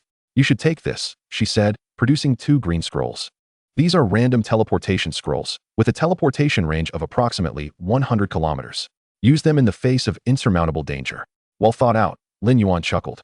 Accepting the random teleportation scrolls. These will just gather dust in my backpack. Escape? Not a chance. Even if a trump card were to arrive, Lin Yuan felt no fear whatsoever. With 2 portals of the undead opened, he could unleash 2,000 lives in a second. Let them come. They would tire before they could kill him. Upon returning to the villa, Lin Yuan took out his phone to begin drafting a strategy to achieve a flawless victory. It was paramount to trigger the annihilation mode. He meticulously marked how to activate this mode, and after sending the strategy to Luo Yuchang, he opened the Tianfeng City Adventurers Forum to search for the dungeons at level 20 that yielded the most experience. Chapter 96. Whoever does not choose Lin Yuan as a support will face my wrath. At that moment, on the south side of the Adventurers Association in Tianfeng City, following its expansion, the association's area had doubled, accommodating up to 30,000 adventurers simultaneously, while the neighboring Shana Cities Association could only hold 20,000. This alone was sufficient to highlight Lin Yandong's ambitions. Lin Yandong cautiously held the placement crystal and activated it. In an instant, a blue dungeon portal materialized out of thin air. Insect Nest Assault, number 37. Level restriction, LV20, LV30. Difficulty, Adventure Nightmare. Participant limit, 100. Attributes, support, once per day. Swift as the wind. Once the dungeon appeared, Lin Yandong summoned the members of the assault team within the association. Once you enter, choose Lin Yuan for support. No one else should be selected, understood? Understood. The assault team chorused in unison. Zhao Xiong's team was among the throng, and when it was his turn, he cautiously selected the adventure difficulty. Upon entry, the 100 adventurers began to vote for their support choice, and Lin Yuan was unanimously selected. For the next hour, Zhao Xiong finally comprehended why President Lin had urged them to choose Lin Yuan for support. It was utterly exhilarating. In the first wave, Lin Yuan did not intervene, and Zhao Xiong and his companions struggled to hold their ground, many perplexed as to why their support did not assist. By the second wave, they experienced the thrill magnified by bloodlust, and that feeling could only be described in one word: exhilarating. Under the enhancement of bloodlust, Zhao Xiong and his group unleashed a frenzied assault, obliterating the second wave of attacking monsters in just 20 seconds. In the third wave, the boss emerged at adventure difficulty. The boss was a tier 4 insectoid dragon. Just as they anticipated a fierce battle, Lin Yuan, or rather Ali, made his move. Against an adventure difficulty tier 4 dragon, Ali needed only a single strike. When over 2 million damage erupted upon the boss's head, Zhao Xiong and his companions were left dumbfounded, exclaiming in astonishment, "Incredible! One sword to slay the boss. How exaggerated! Was this truly a level 20 summoner?" Ali's overwhelmingly powerful damage left them awestruck, but elation swiftly followed. With Lin Yuan's prowess, this dungeon run was surely a certainty. Zhao Xiong's face lit up. The dungeon they were in was peculiar, as only the boss yielded experience. While the ordinary insects provided no experience, but could drop attribute crystals, the daily support meant they could be carried through once a day, and over time, everyone would amass perfect attribute essences. Zhao Xiong felt a pang of regret for not choosing the nightmare difficulty, silently resolving that henceforth, whenever Lin Yuan was involved, he would unthinkingly follow his lead. "Would you like to activate annihilation mode?" Zhao Xiong was taken aback. "What is this? Wasn't this a defense? How can the mode be changed?" He glanced at the formidable Lin Yuan atop the city wall and decisively chose yes, thinking, why overthink it? Just follow Lin Yuan's lead. As annihilation mode activated, those around him instantly fell into a stupor, for Lin Yuan was steadily ascending the staircase of bones towards the throne. This ostentatious entrance shattered their comprehension of how grand an entrance could be. They had thought the entrance alone was impressive, but they were soon left utterly astonished again. 2 portals of the undead manifested, and a legion of the undead swept through the insectoid army. By the time they reached the skeleton's position, Ali leapt down from beside the throne, swiftly dispatching the final boss. At adventure difficulty, it was unnecessary for Lin Yuan to even intervene. Zhao Xiong and his group didn't even witness the transformation of Alan into the war ancient tree. Upon exiting the dungeon, Zhao Xiong and his comrades remained in a daze, as did many other teams in similar states. Among them was a team entirely composed of level 30 players who had chosen the nightmare difficulty. Their experiences far surpassed those of Zhao Xiong. Alan's transformation into the war ancient tree had wreaked havoc, and just as the final boss appeared, Lin Yuan raised his hand. And a colossal skeletal hand descended from the sky, obliterating the boss in an instant. The entire process was so rapid they scarcely glimpsed what the boss looked like. After the assault team emerged from the dungeon, Lin Yandong's smile never faded, for the continuous clearance notifications had validated Luo Yuchang's conjectures. How does it feel? Lin Yandong only knew that Lin Yuan could carry them through, but was unaware of the specifics, so he inquired about the dungeon's details from the assault team. President Lin. It was absolutely exhilarating. Lin Yuan, the Great One, was a force of nature. We merely shouted 666 from the back. Besides the first 2 waves requiring our effort. The rest was effortless. The members of the assault team chimed in excitedly. Stop. Lin Yandong began to piece together their meaning. You're saying that upon entering, you select Lin Yuan for support, endure the first wave, and then the support will take action? Zhao Xiong nodded. Strictly speaking, we need to survive the first 2 waves. We handle the first wave on our own. The second wave benefits from the bloodlust enhancement, and by the third wave, we clear the small monsters while the great Lin Yuan annihilates the boss. Lin Yandong comprehended the gravity of the situation, and thus he took it upon himself to compose a guide for the Bug Nest dungeon, entitled A Caregiver's Guide to the Bug Nest Assault. Anyone with hands can participate. He deliberately pinned his post at the top of the forum, which contained but a single line. Choose Lin Yuan for assistance. Do not be foolish enough to fall from the city wall. Upon the release of this post, the forum for the adventurers in Tianfeng City erupted in astonishment, with many suspecting that Lin Yandong had taken leave of his senses. Numerous adventurers inundated the comments section with remarks such as, is this truly Lin President's account? Or has it been hacked? And when did Tianfeng City acquire another dungeon? One adventurer, a member of the assault team, affirmed, I can verify that what President Lin says is true. To the south of the Adventurers Association lies a large-scale dungeon accommodating over 100 participants. A masterpiece born from Lin Yuan's flawless completion. Lin Yuan is astonishing. Level 20 adventurers should rush to tackle the Bug Nest assault. Initially, many adventurers were baffled by the situation, but as the assault team members continued to flood the forum with fervent messages, curiosity began to swell. The more perceptive adventurers promptly made their way to the Adventurers Association. An hour and a half later, when the second batch of adventurers emerged, the forum was set ablaze with exclamations of, Holy cow! Lin Yuan is invincible, absolutely magnificent. I shall henceforth refer to him as the strongest summoner in history. Undead. So many undead. The undead mage pales in comparison. Lin Yuan was perusing the forum when suddenly, a multitude of posts discussing him appeared. Out of curiosity, he clicked on one, revealing a profile shot of himself seated upon a throne, accompanied by the caption, Our king has arrived. All evildoers retreat. This post had been published merely 5 minutes prior, and within that brief span, over 1,000 comments had already accumulated, all echoing the refrain, All hail our king. Chapter 97. A Conspiracy Against Lin Yuan. What is happening? Lin Yuan pondered with a furrowed brow. It had only been a little over 2 hours since he exited the dungeon, yet the forum was filled with flattering images of him. Admittedly, the profile shot captured him at a perfect moment, showcasing his commanding presence in all its glory. Impressive. Lin Yuan casually rewarded the post with 1 million. For with wealth comes the freedom to indulge. At Tianfeng City's first high school, Luo Qingqing's team had just emerged from the dungeon, finally reaching level 10. She approached a figure clad in crimson armor with utmost respect, saying, Instructor, I have attained level 10. I am grateful for your guidance. I can now compress my charge to under 1 second. Moreover, I have learned the method of charging before combat. The man in crimson armor, naturally a Li, remained expressionless as he replied, Not yet proficient enough. When can you achieve charging at any time and place? Only then will you have succeeded. Luo Qingqing understood the high standards set by her instructor, and she nodded earnestly. Yes, instructor, I shall strive to improve. During a brief respite, Luo Qingqing took out her phone to review the strategy for the skeleton graveyard. Having reached level 10, her next ambition was to tackle the more challenging skeleton graveyard.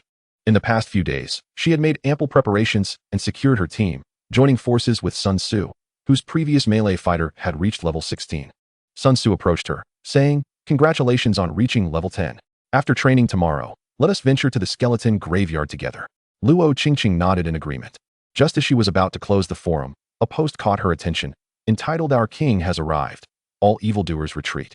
Compelled by curiosity, she clicked on it, only to be greeted by the stunning profile shot of Lin Yuan on the throne, radiating charisma. Luo Qingqing bit her lip and murmured, Just wait. One day, I shall catch up to you. Sun Tzu, overhearing her somewhat melodramatic statement, rolled his eyes and leaned in, thinking, Who exactly are you trying to catch up to? Upon seeing the photo, Sun Tzu chuckled. Oh, isn't this my illustrious Lin Ge? Quite the dashing figure. However, he soon felt a twinge of envy as he noticed that Lin Yuan had rewarded the poster with 1 million. My Lin Ge has changed, transformed beyond recognition. Once, he would scrimp and save every penny. Now, he generously tips 100,000 for mere honesty in a post. Is this what it means to be a successful person? I'm in love. Sun Tzu pulled out his phone and posted a treasured photo of Lin Yuan, captioned, "The Bone Emperor, unfettered. Lord of Calamity, all beings bow in submission." No sooner had he published the post than he received a reward of 200,000 from Lin Yuan. With a grin, he tucked his phone away and turned to Luo Qingqing, only to find her still entranced by Lin Yuan's photo. He thought, indeed. Encountering someone so captivating at a young age can be perilous. Having seen my Lin Ji's unparalleled grace, who else could possibly catch her eye? As for the notion of catching up to Lin Ge, Sun Tzu merely smirked. He couldn't bear to crush Luo Qingqing's spirits. Knowing well who their current instructor was, Lin Ji's foremost lieutenant, an expert at dispatching bosses in a heartbeat, Sun Tzu glanced over at Ali, who had already taken his place at the instructor's position, signaling that it was time to train. After gathering, they would once again be subjected to Ali's rigorous training. Luo Qingqing set aside her phone and hurried to her designated spot, while Sun Tzu shook his head inwardly, thinking, silly girl, you will never catch up to Lin Ge. You won't even see his taillights. Lin Yuan continued to browse the forum, initially seeking dungeons with high experience points, around level 20. However, he found that only 4 dungeons were accessible to him. Determined, Lin Yuan resolved to visit one tomorrow in hopes of swiftly amassing experience points and completing his job transition quest. After all, he wanted to avoid any unfounded suspicions regarding his ability to fulfill the transition task. Setting down his phone, Lin Yuan felt a pang of hunger. Although Alan had offered to prepare dinner, he promptly declined, suggesting they dine out instead. The pair discovered a quaint restaurant where the owner, a level 15 chef, prepared delectable dishes. After indulging in a hearty meal, Lin Yuan and Alan strolled leisurely, savoring the city's vibrant atmosphere. For the past decade, Lin Yuan had dedicated his time to rigorous training, rarely allowing himself the luxury of aimless wandering like today, basking in the breeze with a refreshing watermelon juice in hand. Taking a deep breath, Lin Yuan mused, this is what life is truly about. The ultimate goal of becoming a professional is simply to relish life, isn't it? Lin Yuan harbors no lofty ideals. His only desire is to live comfortably in the present and the future. As long as he finds discomfort, he wishes for anyone, regardless of their identity, to vanish without a trace. 1,000 meters away, atop a building, for professionals convened. Their appearances were so utterly ordinary that they would blend into a crowd without a trace. A man clad in red set down his binoculars. Having confirmed the target, Lin Yuan. Tomorrow, once the higher-ups divert Luo Yuchang, we 4 will be responsible for assassinating Lin Yuan, he declared. Before we strike, remember to activate spatial confinement to prevent him from escaping via teleportation scrolls. Opposite the red-clad man, a figure in gray displayed a dismissive expression. Charles, aren't you being overly cautious? Do we really need to mobilize the crocodile squad to eliminate a level 20 summoner? I could handle him alone. Pay no heed to him. Pintian, Charles replied in a hushed tone. He is no ordinary summoner. Which typical summoner can command legions of the undead? Furthermore, he possesses skills that allow him to transfer damage. If we wish to eliminate him, we must await the cooldown of his damage transferability for our chance. Pintian shrugged. It's simple enough. Just have Sujin silence him, and that will suffice. What if the skill is passively triggered? Charles countered, leaving Pintian momentarily speechless. The captain has a special mission. Only the 4 of us will strike. We must ensure absolute success. Let me divulge something to you. The higher-up's target is not Mu Tianxing, but Lin Yuan himself. His talent is astonishing, far surpassing common sense. If he continues to develop, he will undoubtedly become the next Mu Tianxing, perhaps even more fearsome. Pintian gasped. A level 20 summoner is deemed more significant than Mu Tianxing. Charles removed his glasses to clean them. Mu Tianxing is cursed by a lich. His demise is inevitable. His recent exposure in Tianfeng City was merely a ploy to serve as bait before his end, taking a few down with him. The higher-ups have long unraveled his plan. They are merely playing along. On the surface, it appears to target Mu Tianxing, but in truth, it is to eliminate Lin Yuan while using Tianfeng City as an experimental ground to open a rift to the demon realm. Chapter 98. The Delusional Youth? The Delusional Dragon? The Crocodile Squad is an assassination unit specialized by the Dark Knight Guild, led by Simon, a level 48 magic swordsman, with members Charles, a level 42 wolf fighter, Suzhan, a level 41 silent sorcerer, Pintian, a level 42 shadow assassin, and Levon, a level 41 shooting hunter. Originally, This mission did not necessitate the involvement of the Crocodile Squad. Their target was a genius from Shanghai City. However, Lin Yuan's recent exploits, including the regional dungeon and the Blood Ring Arena, culminating in the obliteration of the insect nest, have drawn too much attention. If this continues, the power of Xia country will surge, a boon for its professionals yet detrimental to international interests. As Xia country grows stronger, how can other nations survive? If one man can dominate the entirety of Blue Star, all nations would be compelled to submit. Thus, the Dark Knight Guild set their sights on Lin Yuan. Initially, they intended to employ their trump card to assassinate him, but before taking action, they reconsidered.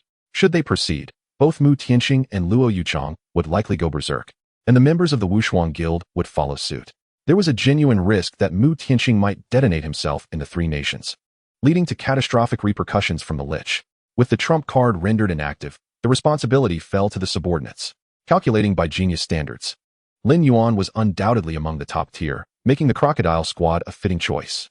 If he perished, it would be deemed a testament to Lin Yuan's inferiority, unworthy of being the son of fortune. Moreover, Charles and his companions could serve as scapegoats to vent frustration against Mu Tianxing. A perfect twofold strategy. Unbeknownst to Lin Yuan, a conspiracy was unfolding against him, and even if he were aware, he would likely dismiss it. While strolling through the streets, he passed by a comic store and, on a whim, entered. He casually picked up a comic detailing a character who traversed to another realm, transforming into a support role, only to be scorned by teammates and ejected from the party before awakening an extraordinary ability, ultimately gathering 4 women as his harem. No, as teammates. What a dreadful tale. Lin Yuan felt little enthusiasm, yet beside him, a youth with red hair was utterly engrossed, occasionally expressing admiration. The comic shop owner, unable to bear it, exclaimed, "Hey you! How long are you going to read without buying? Are you just a freeloader?" The red-haired youth put down the comic, his nose in the air. "Please address me by my full name, Long Batian." Lin Yuan nearly burst out laughing at the name. Long Batian. Why not call himself Long Outyan? At such a young age, why choose to mimic the absurd? Though I am broke now, I shall undoubtedly become wealthy beyond measure in the future. 30 years in the East, 30 years in the West. Just wait and see. With that, Long Batian set the comic aside and strutted out. The shop owner shook his head. TCH, he always says that, yet remains a freeloader. Long Batian. More like Long Freeloader. Lin Yuan found it amusing, and Alan chuckled beside him. Master, that red-haired youth is likely a dragon in his true form. A dragon? Lin Yuan was taken aback. What kind of dragon? A giant dragon? Uncertain, Alan shook her head slightly, but it is highly probable that he is a fire-type giant dragon. I can still detect the scent of magma lingering on him. Lin Yuan's eyes sparkled with intrigue. If he was indeed a pure-blood giant dragon, then obtaining a level 30 summoning position would be within reach. Shopkeeper, I will purchase these comics. After settling the bill, Lin Yuan emerged from the comic store, only to discover that Long Batian had entered the nearby largest arcade. Lin Yuan's lips twitched slightly. A giant dragon obsessed with anime and video games? Well, at least it was a relatively normal hobby. Entering the arcade, Lin Yuan located Long Batian, who was intently watching several children play games. Not only was he observing, but he was also offering unsolicited advice. Hey, charge it up. Use the ultimate move. Can you even play? You can't even execute a super infinite combo. The young players were visibly annoyed, especially with Long Batian's incessant commentary. Who are you? Can you be quiet? If you're so skilled, why don't you give it a try? Long Batian boldly sat down, beckoning to the others. Come on, let me show you with one hand. To his credit, despite his chatter, Long Batian indeed possessed skill. With one hand controlling the joystick, he effortlessly trounced the children, leaving them in shambles. You're an adult, bullying kids. The students left in tears, clearly demoralized and likely to quit gaming. Practice more if you're not good enough. Long Batian chuckled, rising to leave. Alas, you haven't paid. The boss approached and intercepted the red-haired one, asking, what payment? The red-haired one was taken aback, exclaiming, have you been playing for so long without compensation? The boss extended a hand, stating, you've played for a total of 1 hour and 37 minutes. I'll round it down to an hour and a half, which amounts to 80 yuan. That was all on them. You should ask them for it, the red-haired one retorted, pointing at the fleeing students. They all cried because of you, and you still have the audacity. The boss widened his eyes. They could have played for another 2 rounds, but thanks to you, it's all over prematurely. I didn't bring any money. The red-haired one scratched his head. I spent the 1,000 I just exchanged for lunch today. I have no cash left. Otherwise, I would have bought that unfinished manga at the comic shop. Just put it on my tab. I can settle it with gemstones next time. I have plenty at home. The boss was about to refuse when Lin Yuan approached, producing a 100 yuan note. I'll cover for him. Turning to the red-haired one, Lin Yuan said, "Let us find a place to talk." Stunned upon seeing Lin Yuan, the red-haired one nodded enthusiastically. "All right." Before leaving, he suddenly recalled something and turned back to demand the remaining 20 yuan from the boss. "You're quite careless. He didn't even give me change," the red-haired one muttered as he stuffed the money into Lin Yuan's hand. "Consider today as payment as a debt. I'll repay you once I get home in exchange for gemstones." Lin Yuan led the red-haired one to a secluded cafe. Once seated, Lin Yuan cut to the chase. "When did you break through the boundary and arrive on Blue Star?" The red-haired one looked astonished. "How did you know?" "I see. You must be one of those mysterious enforcement team members everyone talks about." "Indeed, there are hidden talents among humans. I've concealed myself so well. Yet I've been discovered. Are you here to take my life? Is the fateful showdown finally upon us?" As Lin Yuan posed a question, the red-haired one began to ramble to himself, exhibiting the demeanor of a melodramatic youth with delusions of persecution. Lin Yuan facepalmed. "Stop. I am part of the enforcement team, but I am not here to battle you. I simply wish to know where you come from. Just answer my question, nothing more." "Oh, so you're not here to take my life," the red-haired one said, somewhat disappointed, feeling he had missed a chance for a fateful duel. Chapter 99, The Oddity from Dragon Island. "I hail from Dragon Island, and I have come here to conquer this world," the red-haired one stated with utmost honesty regarding his purpose for arriving on Blue Star. "Is Dragon Island sending only you?" Lin Yuan chuckled. "With that mindset, you think you can conquer the world? This must be a joke. I am merely the vanguard. Once I establish my foothold, I can contact Dragon Island, and then the Dragon Legion will descend." The red-haired one took a small sip of his coffee, grimacing. "How bitter. What is this?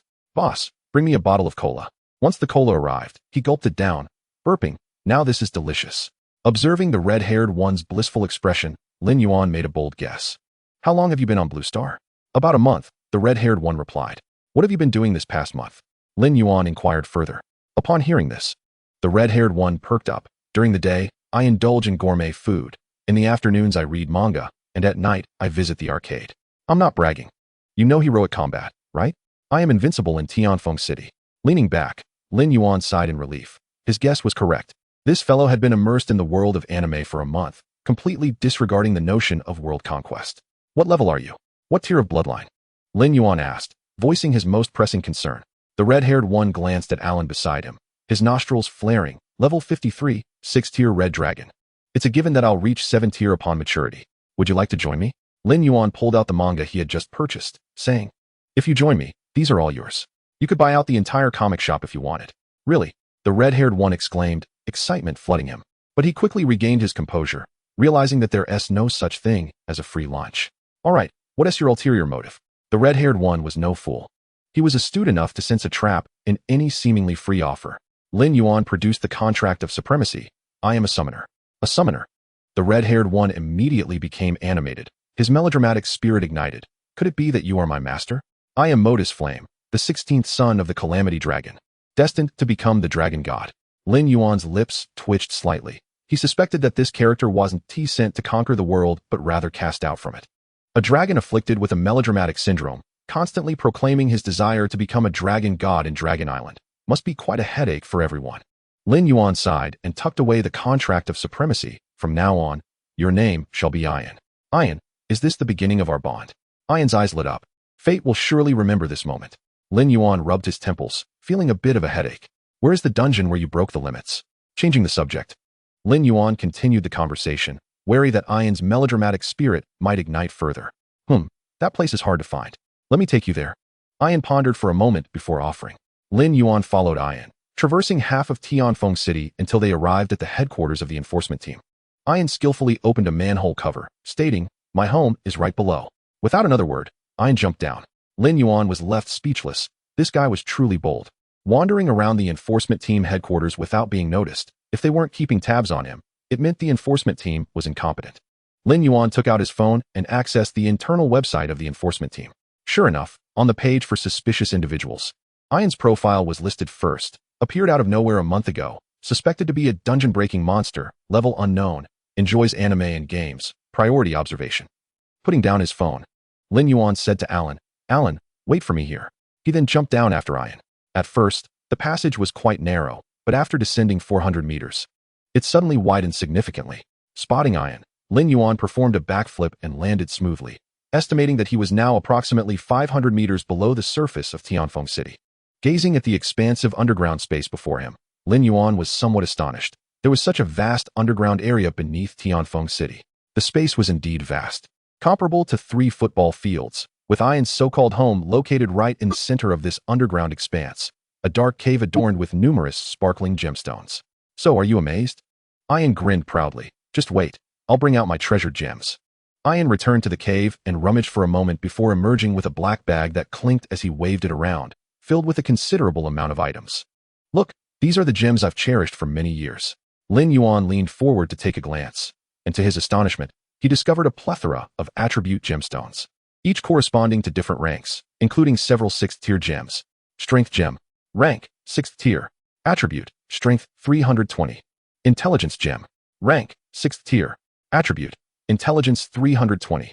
A yin rummaged through the collection and handed Lin Yuan 2 first-tier gems, stating, even though we are bound by our contract, it is imperative to keep things clear. A yin, never owe anyone a favor. Consider these 2 gems as repayment for your $80. Lin Yuan chuckled, accepting the gemstones. These 2 first-tier gems were worth at least 100,000 to 800,000. He was bemused by whether a yin was simply generous or lacked a sense of monetary value. Do you reside here daily? Lin Yuan inquired. Not exactly, a yin replied. Pocketing the gems. I originally took 10 gems with me when I went out. Each gem is worth 1,000. Once my funds are exhausted, I return. Lin Yuan opened his phone and navigated to the chat group of the enforcement team, where he found a flurry of messages. Sigh.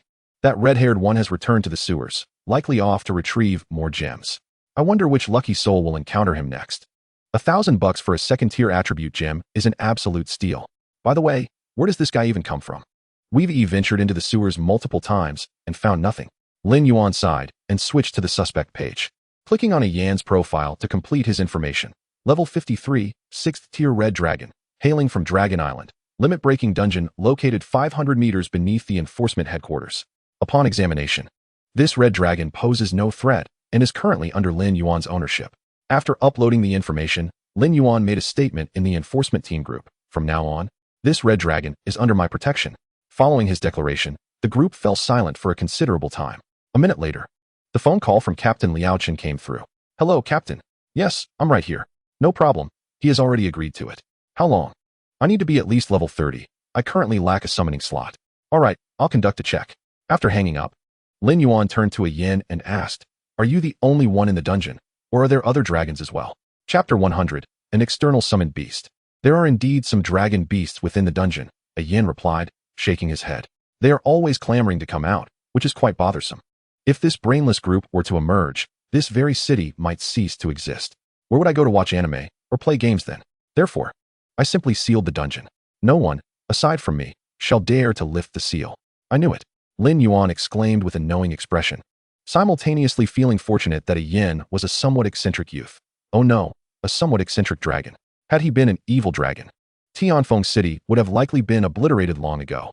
A level 53 6th-tier lord, prior to Luo Yuchang's arrival, no one in Tianfeng City stood a chance against him. Let us ascend, a yin said, levitating toward the entrance of the underground space. Turning back, he remarked, oh, I forgot you can't fly. Lin Yuan smiled slightly and raised his right foot. Bang! A staircase of bones appeared beneath him as he ascended step by step, making his way to a yin. A yin gazed at him with admiration, truly worthy of being my chosen master. Upon returning to the surface, a multitude of enforcement team members had gathered around. Liao Chen approached Lin Yuan and inquired, how is it? All clear. Lin Yuan signaled an okay gesture. There are some dragon beasts in the dungeon, but a yin has sealed it off. There is no danger of limit breaking. Liao Chen nodded, relieved at the lack of danger. By the way, Captain Liao, isn't there an alarm in the city for limit-breaking dungeons? Why wasn't there any alarm triggered for a yin-s limit-breaking? Lin Yuan stroked his chin, pondering. I find it strange too, Liao Chen frowned. Ordinarily, whenever a new dungeon appears, the association should definitely issue an alert. A new dungeon? Lin Yuan seemed to grasp something. Could it be that this dungeon has existed for quite some time, and a yin simply never emerged? Turning to a yin, he asked, did you arrive in Blue Star just a month ago? Not at all, a yin replied without hesitation. I came 50 years ago, shortly after I was expelled from Dragon Island. Feeling quite vexed, I sealed the dungeon and took a nap inside. I only just awakened a month ago. See, I guessed it right. You were indeed expelled, Lin Yuan remarked, exasperated. A yin had been in Blue Star for 50 years. 50 years ago, when professionals first emerged, had a yin stepped out of the dungeon then, he might have truly dominated Blue Star. This revelation made sense to Liao Chun, who realized that it wasn't the Association's alert system that was malfunctioning. Once confirming that a yen posed no issues, Liao Chun retrieved a black bag from his backpack, filled with 51st tier and 2nd tier attribute gems. These gems belong to him, and since he is under your protection, they rightfully return to their owner. After Lin Yuan had mentioned in the group that a yen was under his protection, Liao Chen promptly dispatched personnel to retrieve all the attribute gems. After all, this was a level 53 6th tier red dragon. Should he come to understand the true value of these attribute gems, a single breath of his might lead to countless casualties. Moreover, this red dragon was under the care of a commendable master. Lin Yuan was currently riding a wave of success, recognized as an honorary member of the Professional Association, holder of the 3rd class Military Merit Medal of the Demon Suppression Army, and a key member of the enforcement team. Liao Chen could not possibly allow Lin Yuan to be displeased over a mere handful of gems. Lin Yuan didn't anticipate that merely stating a sentence in the chat group would lead Liao Chen to return all the gems. From this, he discerned Liao Chen's attitude. Lin Yuan was quite satisfied but did not accept the attribute gems offered by Liao Chen, as 1st tier and 2nd tier gems held little value for him. And he was not in need of money. A yen, do you still want these gems? Lin Yuan inquired. A yen approached, nostrils flaring. Are you insulting me? How can one return what has been sold? That would violate the principles of fairness in trade. I cannot allow such an occurrence. Liao Chun lowered his hand, a peculiar expression crossing his face. Captain Liao, you may keep the gems, Lin Yuan said, rubbing his temples. A yen has plenty already. He is not lacking in funds. Also, arrange for an identity card for a yen tomorrow. It will come in handy. All right then, Liao Chen nodded, glancing at the others. Dismissed. Once the enforcement team members had departed, a yen leaned in conspiratorially to Lin Yuan and said, since you are a member of the enforcement team, do you often engage in battles? I look forward to fighting alongside you to deepen our bond. Hold your horses, Lin Yuan waved his hand. There will be opportunities. Lin Yuan yearned to battle alongside a yen, yet with a yen's level at 53 and Lin Yuan's merely at 20, their synergy seemed unattainable. Even in dungeons where level restrictions were lifted, Lin Yuan could not accompany a yen, as a yen had yet to undergo formal advancement, existing instead as an auxiliary summoned beast, permitting them to fight only outside the dungeon. Come, a yen, let us return home, Lin Yuan called, striding towards the villa. Upon their return, he informed a yen, you may reside in the room at the far left on the 3rd floor. I believe it will suit your tastes. This particular room served as a gaming chamber, replete with several gaming consoles. Within mere minutes of ascending the stairs, Lin Yuan was met with a yen's jubilant exclamations. Wow! It's the Heroic Fighting Collection Edition. How splendid! Tremble, fighters of Tianfeng City, for the King of Dragon Island has arrived. Lin Yuan rubbed his temples, feeling fatigued. Time for sleep. As slumber enveloped him, Lin Yuan dreamt of a yen transforming into a mighty dragon, soaring through the skies with Lin Yuan perched atop its head. In the next moment, a yen clenched its forepaws and roared, behold my flame overlord fist. Startled awake, Lin Yuan glanced at the clock. It was merely 6 o'clock. Ali had already departed for work, while a Gui returned, carrying a fishing rod, and Alon tended to the flowers at the entrance. Having recently developed a fondness for horticulture, filling the villa's surroundings with blossoms. As for a yen, having indulged in an all-night gaming session, its inexhaustible energy, akin to that of a dragon, ensured it would not require rest soon after awakening from a 50-year slumber. Lin Yuan turned over in bed, seeking to catch a few more winks. Meanwhile, during Lin Yuan's repose, the crocodile squad lay in wait near the Adventurers Association, having surveilled the area since yesterday. Why hasn't he appeared yet? Could he possibly remain in the villa all day? Hirata yawned, expressing his discontent. If I were him, I would wish to immerse myself in the dungeon for 24 hours.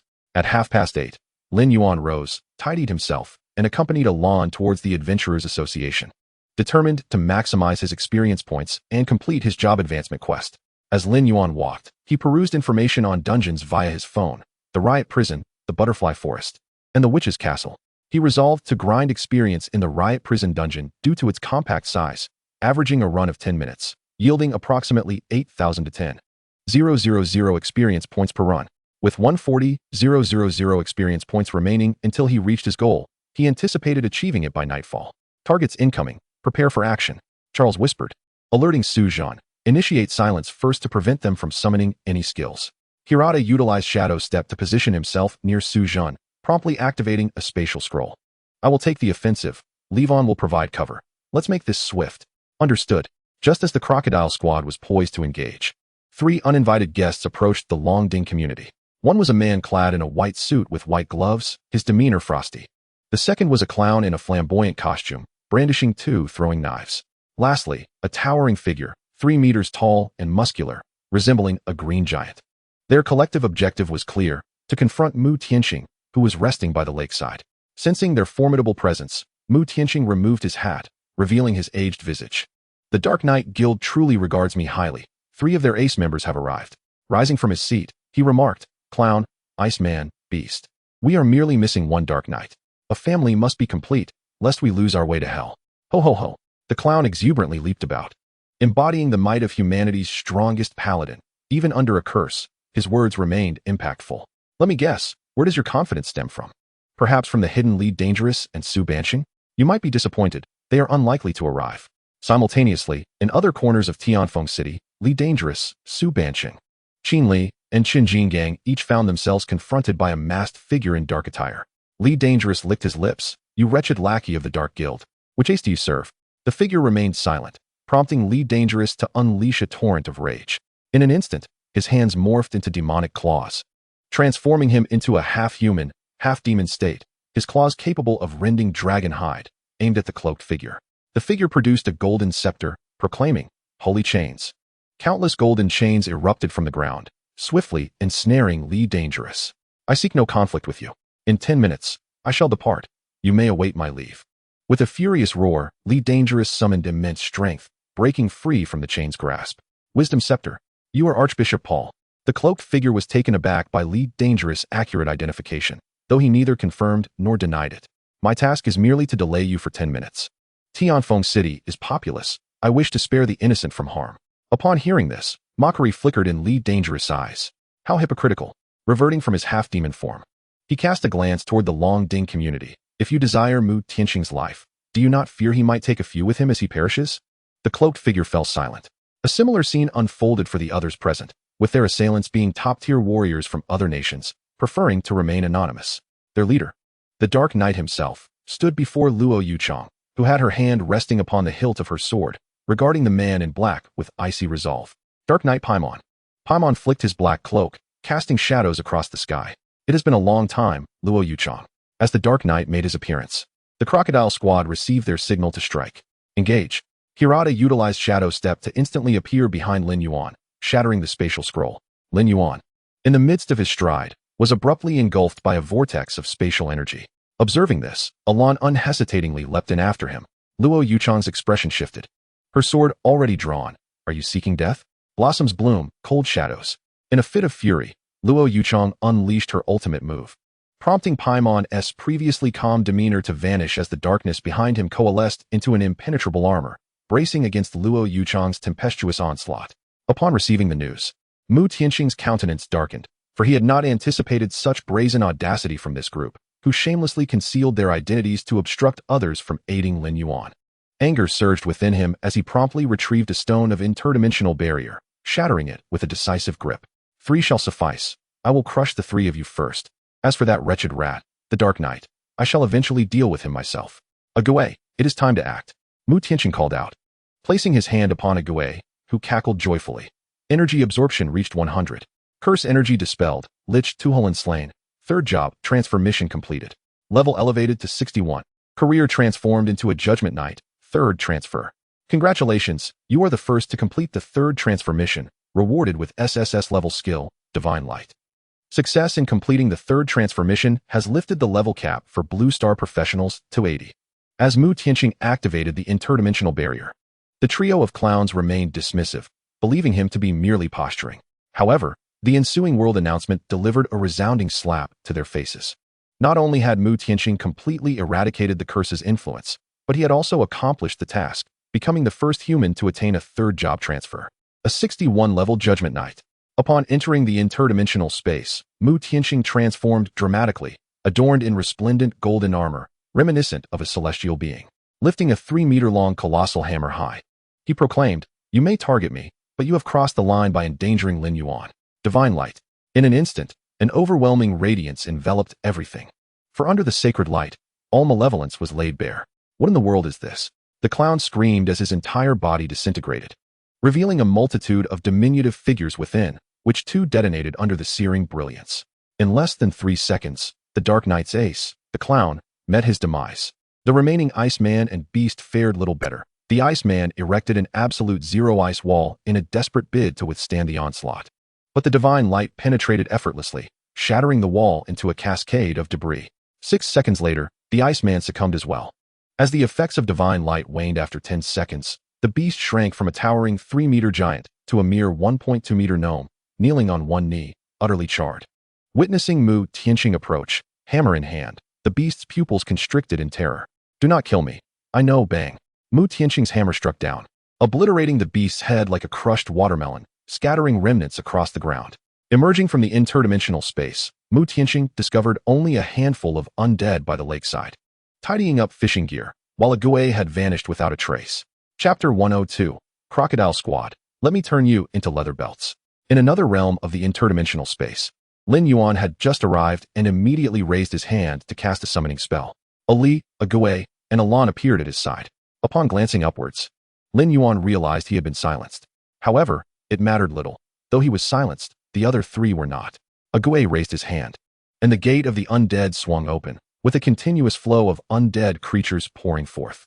Subsequently, a skeletal throne materialized from thin air, into which Lin Yuan leaned back as it gradually ascended. From his elevated position, he surveyed the 4 adversaries opposite him, all of whom were second-job professionals of level 40 and above. What an affront! Lin Yuan casually tapped the armrest of the skeletal throne, nonchalantly remarking, "Is this the rabble of the Dark Knight? Just the 4 of you?" The 4 opponents, incensed by Lin Yuan's haughty demeanor, retorted, "Do not underestimate us. We are the Crocodile Squad. We've slain at least 800 of your kind, if not 1,000. Oh, so you specialize in hunting the talents of Xia Nation." Lin Yuan mused, tilting his head and resting his chin upon his hand. "Crocodile Squad, huh? Today, I shall transform you into crocodile leather belts." Such arrogance. Levi's gaze turned icy as he drew his bow, and after a long moment of concentration, he unleashed a precise shot. Whoosh. All the preceding banter had merely served to await this moment. The sharp sound of the arrow slicing through the air announced its swift approach towards Lin Yuan's face. This strike, charged for 5 seconds, would inflict no less than 100,000 damage upon impact. Lin Yuan sat resolutely, eyes brimming with derision, utterly dismissing Levi's attack. A mere 42-level marksman dared to aspire to slay him? Huh. If you can even graze me, I shall concede your prowess. As the arrow neared, a Gui's eyes burned with fervor. A once-in-a-lifetime opportunity. For the king's protection. A Gui immediately stepped forward, positioning himself in front of Lin Yuan. Crack. The arrow embedded itself within a Gui's body, and a staggering 98,000 damage appeared above his head, causing his health to plummet by a third. A 20-level summoned creature, possessing over 300,000 health. Levi was astounded. Not only he, but the others were equally stunned. Charles equipped his fist gauntlet and lunged directly at Lin Yuan. Disregarding the summoned creature, swift and decisive action was paramount. They could not allow him to continue summoning the undead. Though the undead before them were only level 20, their sheer numbers were overwhelming. While they could manage tens of thousands, facing hundreds of thousands would exhaust them to no end. Charles focused intently on Lin Yuan and charged forth.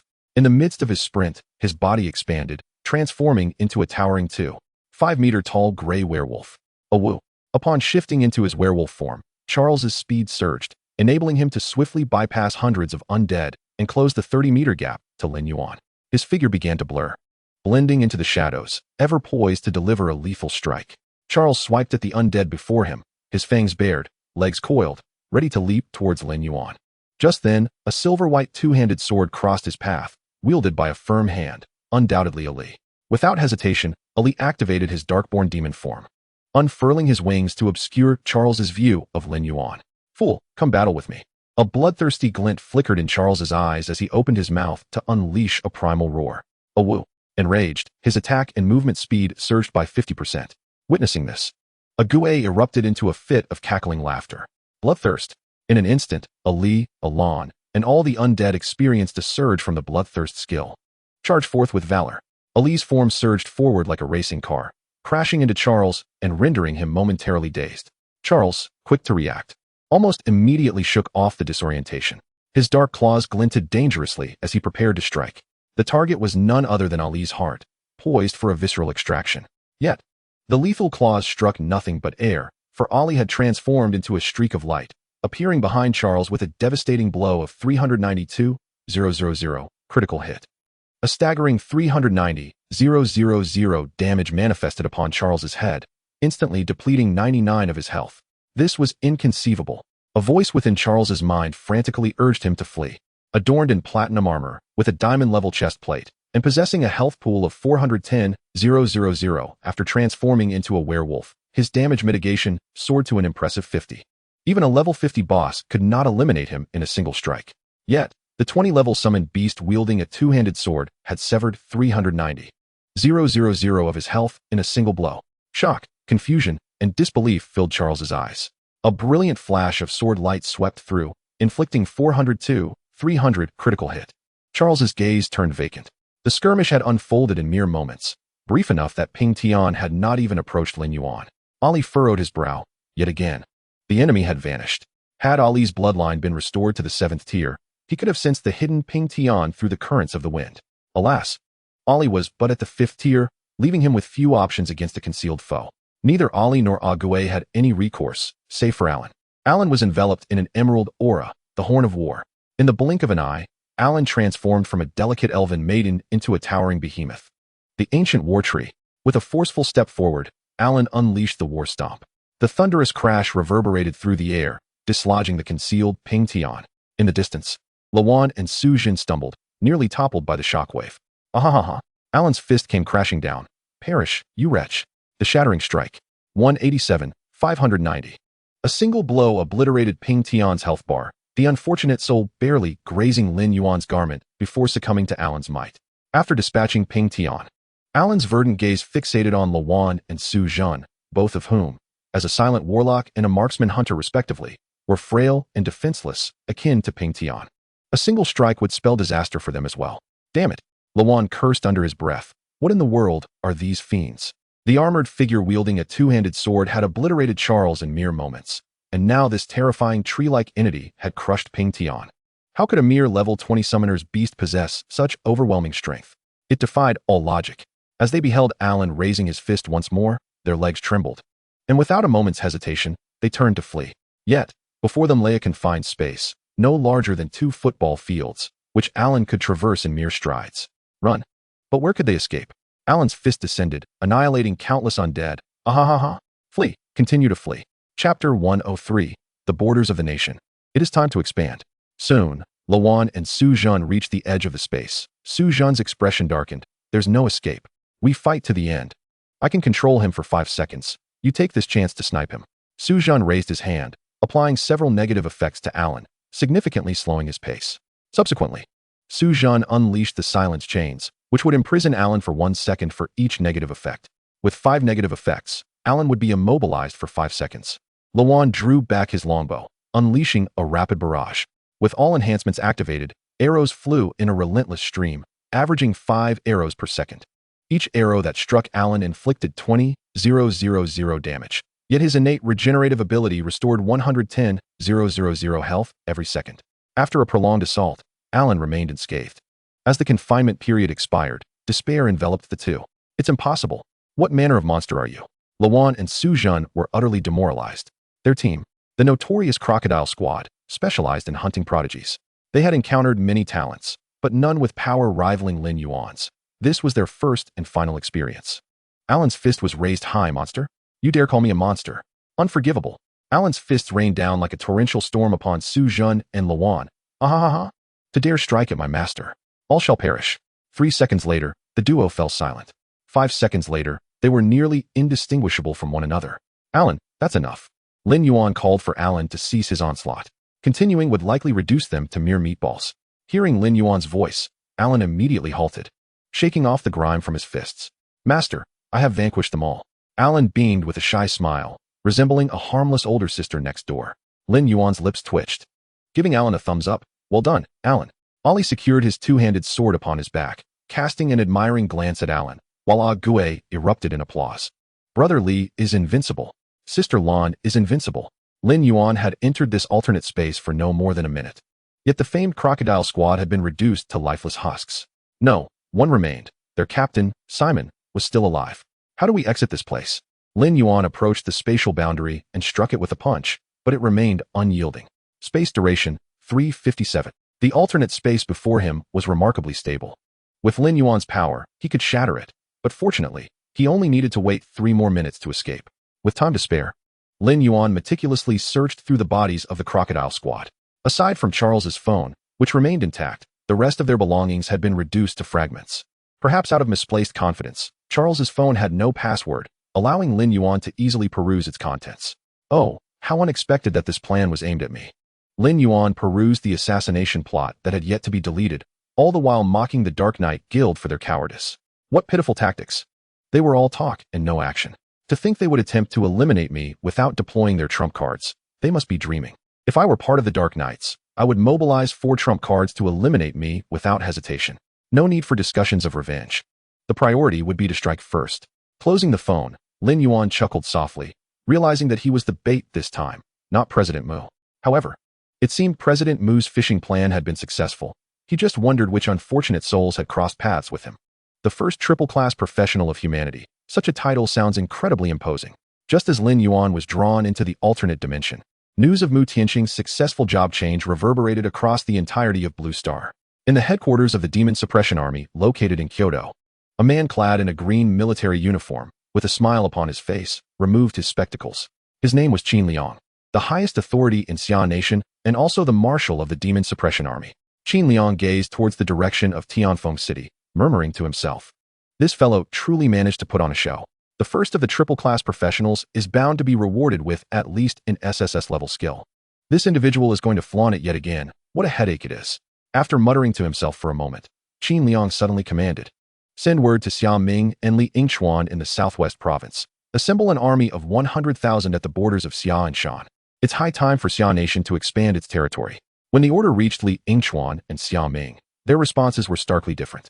Li Yingchuan was overjoyed, nearly itching to rally his troops and charge to the border at once. Xia Ming, however, pondered deeply, realizing that Marshal Qin was preparing to engage the Shan Nation, the country of the Ni. If memory serves, the closest city to Shan Nation is indeed Tianfeng City.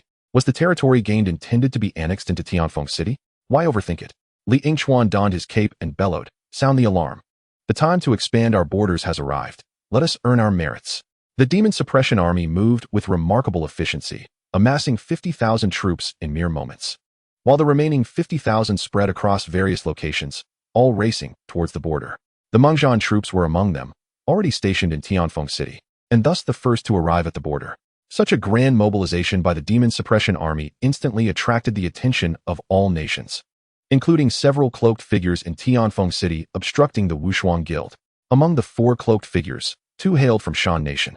Since they dared to stir trouble in Xia Nation, they must be prepared for retaliation. The deployment of 100,000 troops is evidently no trivial matter, but rather an undertaking that Shan Nation cannot afford to bear. For some, 5 minutes may merely be the time it takes to scroll through 2 short videos, yet for others, it felt like an eternity. The Dark Knight Paimon had never felt time stretch so painfully. He had just heard the news of Mu Tianqing's job change success, and his heart sank, foreseeing that 1 or 2 of the jesters would undoubtedly perish. What a miscalculation. To have sacrificed 2 elite members merely to eliminate a level 20 summoner was a colossal loss. However, with the situation as it stood, Paimon had no choice but to minimize the damage and retreat. With Mu Tianqing now unopposed and able to strike at any moment, a swift withdrawal was imperative. Paimon flicked his cloak, and a black portal materialized behind him. "The blossoming of a thought is not in vain. Until we meet again," he uttered, before diving into the portal and vanishing. Not long after Paimon disappeared, Mu Tianqing appeared beside Luo Yuchang. Lin Yuan did not encounter any trouble, did he? That coward Paimon fled again, Luo Yuchang remarked, casting her gaze towards the spot where Lin Yuan had vanished. Marked by the sigil of the alternate dimension, Lin Yuan had been transported into it. What lay within, she could not ascertain. Chapter 104, The Peculiarly Wasian. He has been transported into an alternate dimension. Mu Tianqing frowned. "The Hunter Squad is behind this. Do you know which squad it was?" "I believe it was the Crocodile Squad."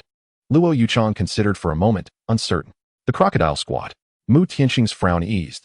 "Then it's nothing to worry about. A mere handful of level 40 professionals stand no chance against Lin Yuan." "You have such confidence in Lin Yuan?" Luo Yuchang inquired, astonished. "The captain of the Crocodile Squad is a level 48 magic swordsman, with an average team level of 42. These individuals are quite cunning, adept at disguise, and have slain many talented professionals from Xia Nation."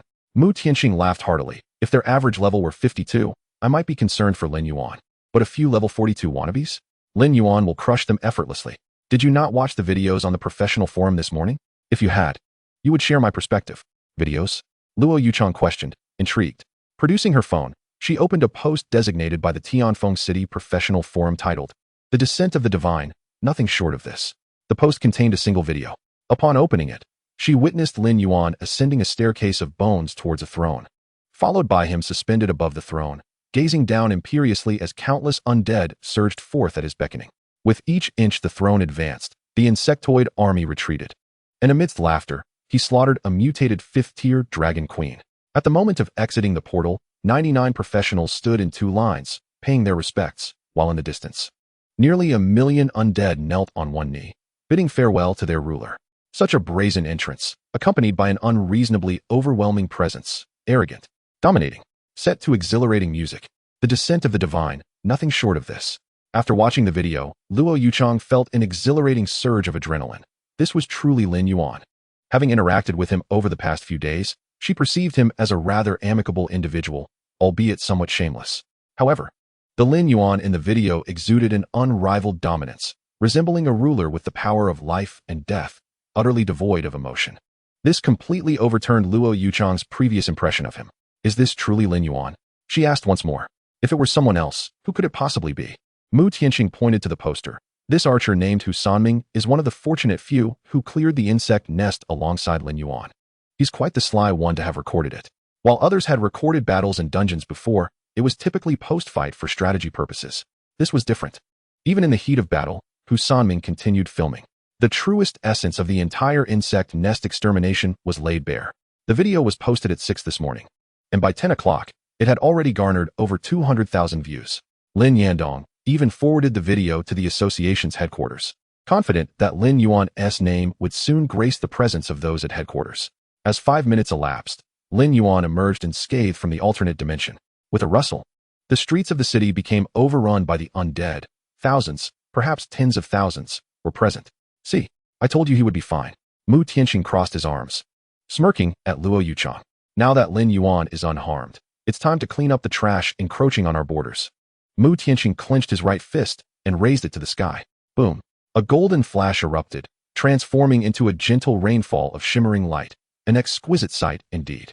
The entire city beheld the radiant golden rain of holy light, an S-rank skill, absurdly wielded as a mere signal flare. Luo Yuchang wore an expression of exasperation, truly ostentatious. The S-rank skill, a vast healing spell, was typically reserved for dire moments, yet here it was, repurposed as a signal flare now that one had advanced to the 3rd tier and reached level 61. With the acquisition of an SSS rank skill, it was indeed a case of hubris. Upon receiving the signal, 4 members of the Wushuang Guild sprang into action. Li Weixing lifted his gaze towards the somewhat flustered figure of Archbishop Paul, and without hesitation, transformed into his half-demon form, unleashing his ultimate attack, Demon Flash. A beam imbued with destructive power surged towards the opposition, poised for an indiscriminate assault on Tianfeng City. Li Weixing, are you mad? Archbishop Paul exclaimed incredulously. Aren't you concerned about obliterating Tianfeng City? Li Weixing sneered. Do you think you're the only one stalling for time? The people of Tianfeng City have already evacuated to the shelters. Today, even if it means shattering Tianfeng City, I will ensure you remain here. If you dare to stir trouble in Xia country, be prepared for death. The cloaked figure was now thoroughly panicked. No, you cannot do this. I have violated international conventions by entering Xia country without permission. I can accept the sanctions. I will provide compensation satisfactory to your nation. Typically, at this juncture, negotiations would ensue. For slaying a top-tier level 60 adversary would yield nothing but enmity and the constant dread of retaliation. An unwise venture indeed, more prudent to seek compensation. However, standing before Archbishop Paul was Li Weixing, a madman. Surrender was a term absent from his lexicon. One must either perish or witness their opponent's demise. There existed no third option. Over the years, Li Weixing had survived, a testament to the death of all his adversaries. Is that all you have to say? A crimson-skinned demon specter, adorned with horns, materialized behind Li Weixing. If you have finished speaking, you may now die. No sooner had he spoken than Li Weixing ascended from level 60 to 61, a black scythe materializing in his grasp. With the scythe in hand and the demon specter roaring behind him, he gazed coldly at Archbishop Paul, as though regarding a lifeless corpse. In truth, Li Weixing had already completed his class advancement. He simply chose not to flaunt it for professional reasons. But now, with Mu Tianqing having completed his specialization, there was no need for concealment. Li Weisheng licked his lips, declaring, "Look, you have discovered my secret. You cannot leave here alive. You are a demon." Archbishop Paul exclaimed in horror. "You are the harbinger of evil, the enemy of the divine. You are too loud," Li Weisheng retorted, swinging his scythe. In an instant, Archbishop Paul's body was cleaved in two, the shock still etched upon his features as his soul was utterly extinguished. After his death, a purple-black lotus bloomed upon his corpse, the flower of malevolence unfurling, yet regrettably, no one was there to admire it. Li Weisheng dismissed the scythe, returning to his human form. Inhaling deeply as he mused to himself, the soul of the demon grows increasingly difficult to suppress. I wonder if Mu Tianxing possesses a means to contain it. Or perhaps I could consult that fellow named Lin Yuan to devise a plan to eliminate the demon lord who deceived me. Chapter 105. A yin, your home has exploded. Li Weisheng, formidable in strength, was the first to dispatch the encroaching cloaked figures. The battles of the other three were fraught with intensity when an unusual tremor reverberated beneath Tianfeng City. The ground beneath Lin Yuan cracked open. Boom. The area surrounding the law enforcement headquarters collapsed in an instant. Fortunately, the personnel of the law enforcement and the nearby civilians had long since evacuated, or else this would have resulted in a calamity claiming at least 1,000 lives. What is happening? Has the underground city reached its limit? Lin Yuan pondered, recalling his visit to the law enforcement headquarters just the day prior, confidently assuring Liao Chun that everything was fine. Now, however, the headquarters had erupted. If this was due to the underground city where a yin resided reaching its threshold, Lin Yuan's expression would be one of dismay. Before long, an enormous ancient underground city arose from the depths, and Lin Yuan clearly observed a golden-haired man clad in blue leather armor standing at the entrance, a captain of the crocodile squad named Simon. His mission was to resurrect the long-dormant ancient underground city before the eyes of the world. This was a tactic commonly employed by the Dark Knights, who sought out soon-to-be-collapsed underground cities to transfer them to urban areas, wreaking havoc in the process. It was rumored that within this underground city lay a slumbering giant dragon, the apex of the food chain, and should it break free, the ensuing catastrophe would be unfathomable, not only for Tianfeng City, but also for the neighboring Shanhe City and potentially the entire southeastern province. Ahahaha, Simon cackled, clutching an unsealing scroll, poised to welcome the impending disaster. After shattering the scroll, an invisible force surged, sweeping over the underground city. The cavern at the pinnacle of the city was shattered by this force. Lin Yuan rubbed his temples and instructed a Gue. Inform a yin that his home has been blown up. A Gue trembled with laughter, prompting a skeletal minion, currently engaged in tying fishing hooks in a villa, to hastily ascend to the third floor. After a flurry of gestures, a yin began to grasp the meaning. What? My home has exploded. A yin removed his headphones and informed his gaming companions. Brothers, my house is blown up. I need to handle something. I will be right back. Instead of using the stairs, a yin leaped from the third floor window. In that fleeting moment of leaving the villa, he transformed into his red dragon form. A thunderous roar reverberating throughout the Longding community. Roar. His scales shimmered with a metallic sheen, resembling impenetrable armor. His broad back could easily accommodate even the largest of giants. His vast wings unfurled like two clouds obscuring the sun, a gentle flap stirring up gusts of wind. In the blink of an eye, he vanished above the villa. At the entrance of the community, two level 20 professionals were on patrol when the roar echoed. Did you hear that strange sound? One inquired. Strange sound? The other scratched his head. It seems to be coming from Lin Yuan's villa. Could it be his summoned beast making that noise? I heard he has a skeletal mage whose laughter is quite unsettling. That doesn't sound like laughter. The first adventurer pondered, resembling the roar of a beast, somewhat akin to that of a dragon. Could it be that the esteemed Lin Yuan had raised a colossal dragon? Ridiculous. Another person chuckled. Although our neighborhood is named Dragon Cauldron Community, we cannot truly harbor a giant dragon. Moreover, it was said that Lin Yuan's third summoned beast was an extraordinarily beautiful elven maiden. How could there possibly be a dragon? Before the words had fully escaped his lips, a shadow, vast enough to obscure the sky, soared above them.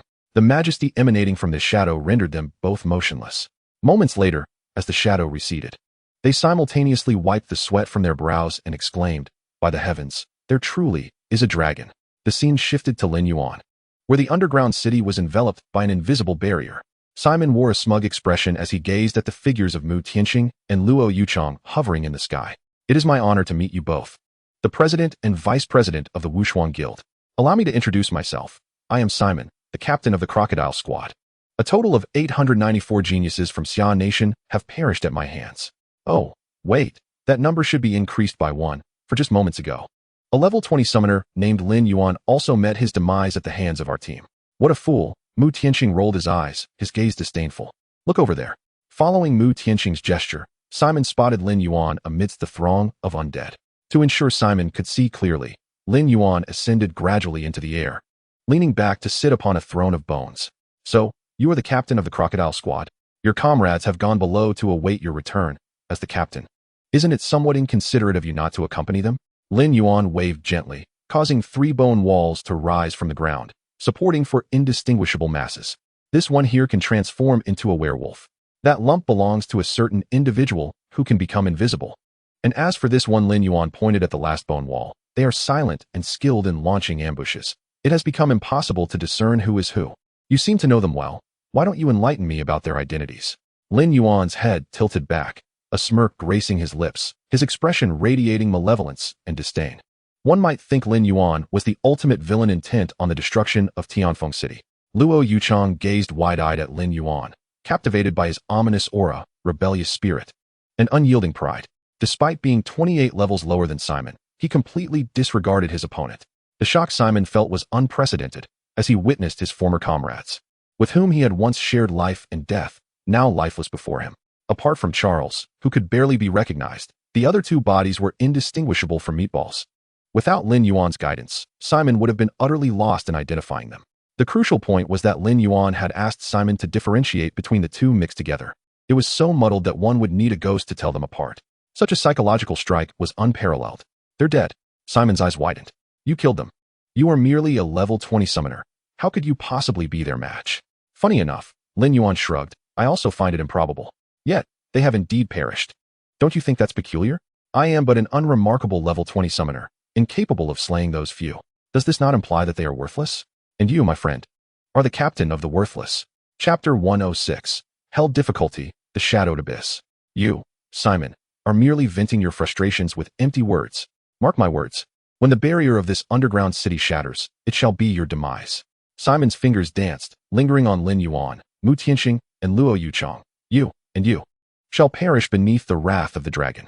Fool, Lin Yuan dismissed him. If not for this barrier, I would have already put an end to you. Why waste words on you? At that moment, a resounding dragon roar echoed from afar. It was Yan. Who dares to disturb the sanctity of Yan's lair? All shall be incinerated. As Yan soared through the air, he inhaled deeply and then unleashed a torrent of searing dragon breath towards the barrier. A dragon.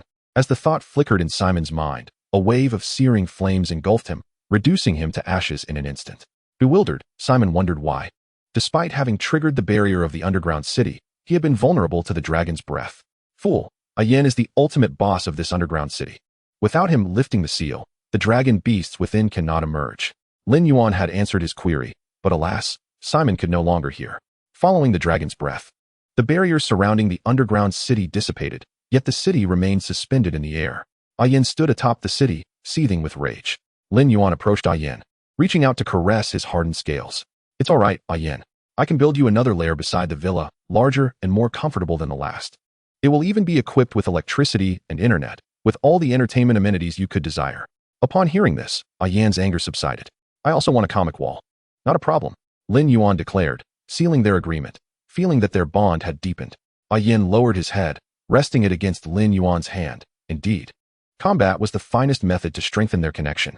Lin Yuan cast a subtle glance at Mu Tianqing, relieved that their conversation had gone unheard by others, lest it become too embarrassing. Once the battle concluded, Yan reverted from his dragon form back to his red-haired state. Mu Tianqing and Luo Yuchang arrived at the pinnacle of the underground city, casting curious glances at Yan. Allow me to introduce. Lin Yuan pointed at Yan with one hand, and at Mu Tianqing and Luo Yuchang with the other. This is Yan, a level 53 6th-tier red dragon, currently considered my unofficial member. This is Mu Tianqing, the first human to achieve a 3rd job transfer, a level 61 Judgment Knight. And this is Luo Yuchang, who has been guarding me, a level 60 swordswoman. Luo Yuchang had met Yan the previous night, albeit in a protective capacity, and they had yet to formally interact. This was Mu Tianqing's first encounter, and with a hearty smile, he remarked, I have truly never seen a dragon before. What a pleasure.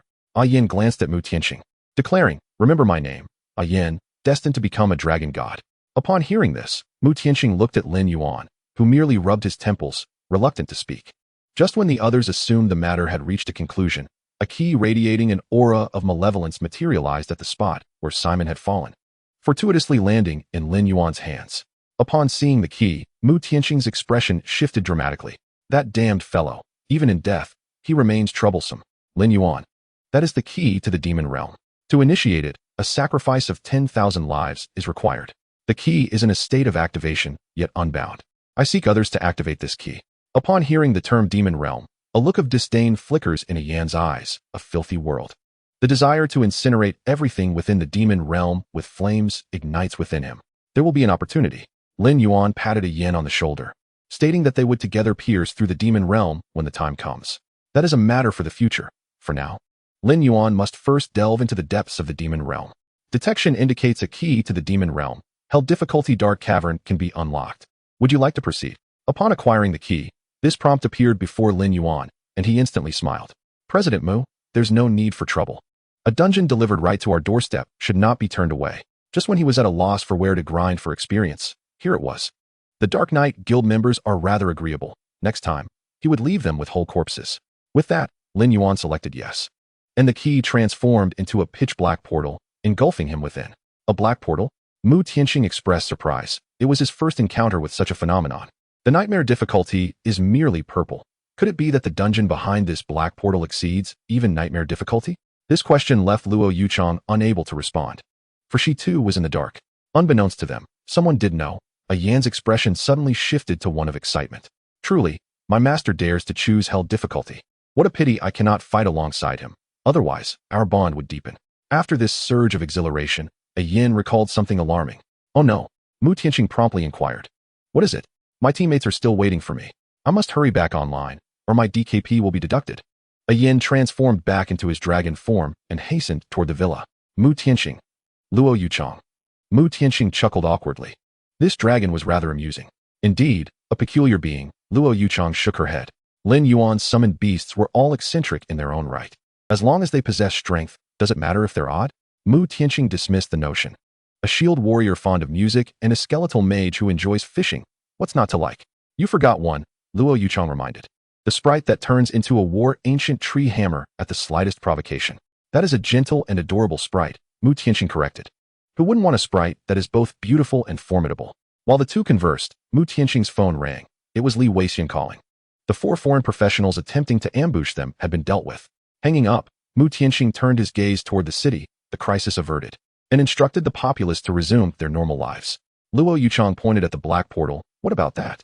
The crisis isn't entirely resolved. That is an unprecedented hell difficulty. Aren't you afraid? What is there to fear? Mu Tianqing replied incredulously. Since Lin Yuan dared to choose hell difficulty, it proves his confidence in clearing it. Instead of worrying aimlessly, it would be wiser to take a nap. For the sake of today's situation, countless brain cells had perished in recent days. Without hesitation, Mu Tianqing leaped from the top of the dungeon, genuinely seeking to rest. Dark Cavern. Entry level. LV 20, LV 35. Party size limit. 25. Difficulty. Hell. Monster type. Cavern creatures. Chapter 107. Burrow Dwellers. You have entered the Dark Cavern, regional difficulty. After surviving for 30 minutes, you may choose to exit the current dungeon. You have entered a state of blindness. Remaining time, 30 minutes.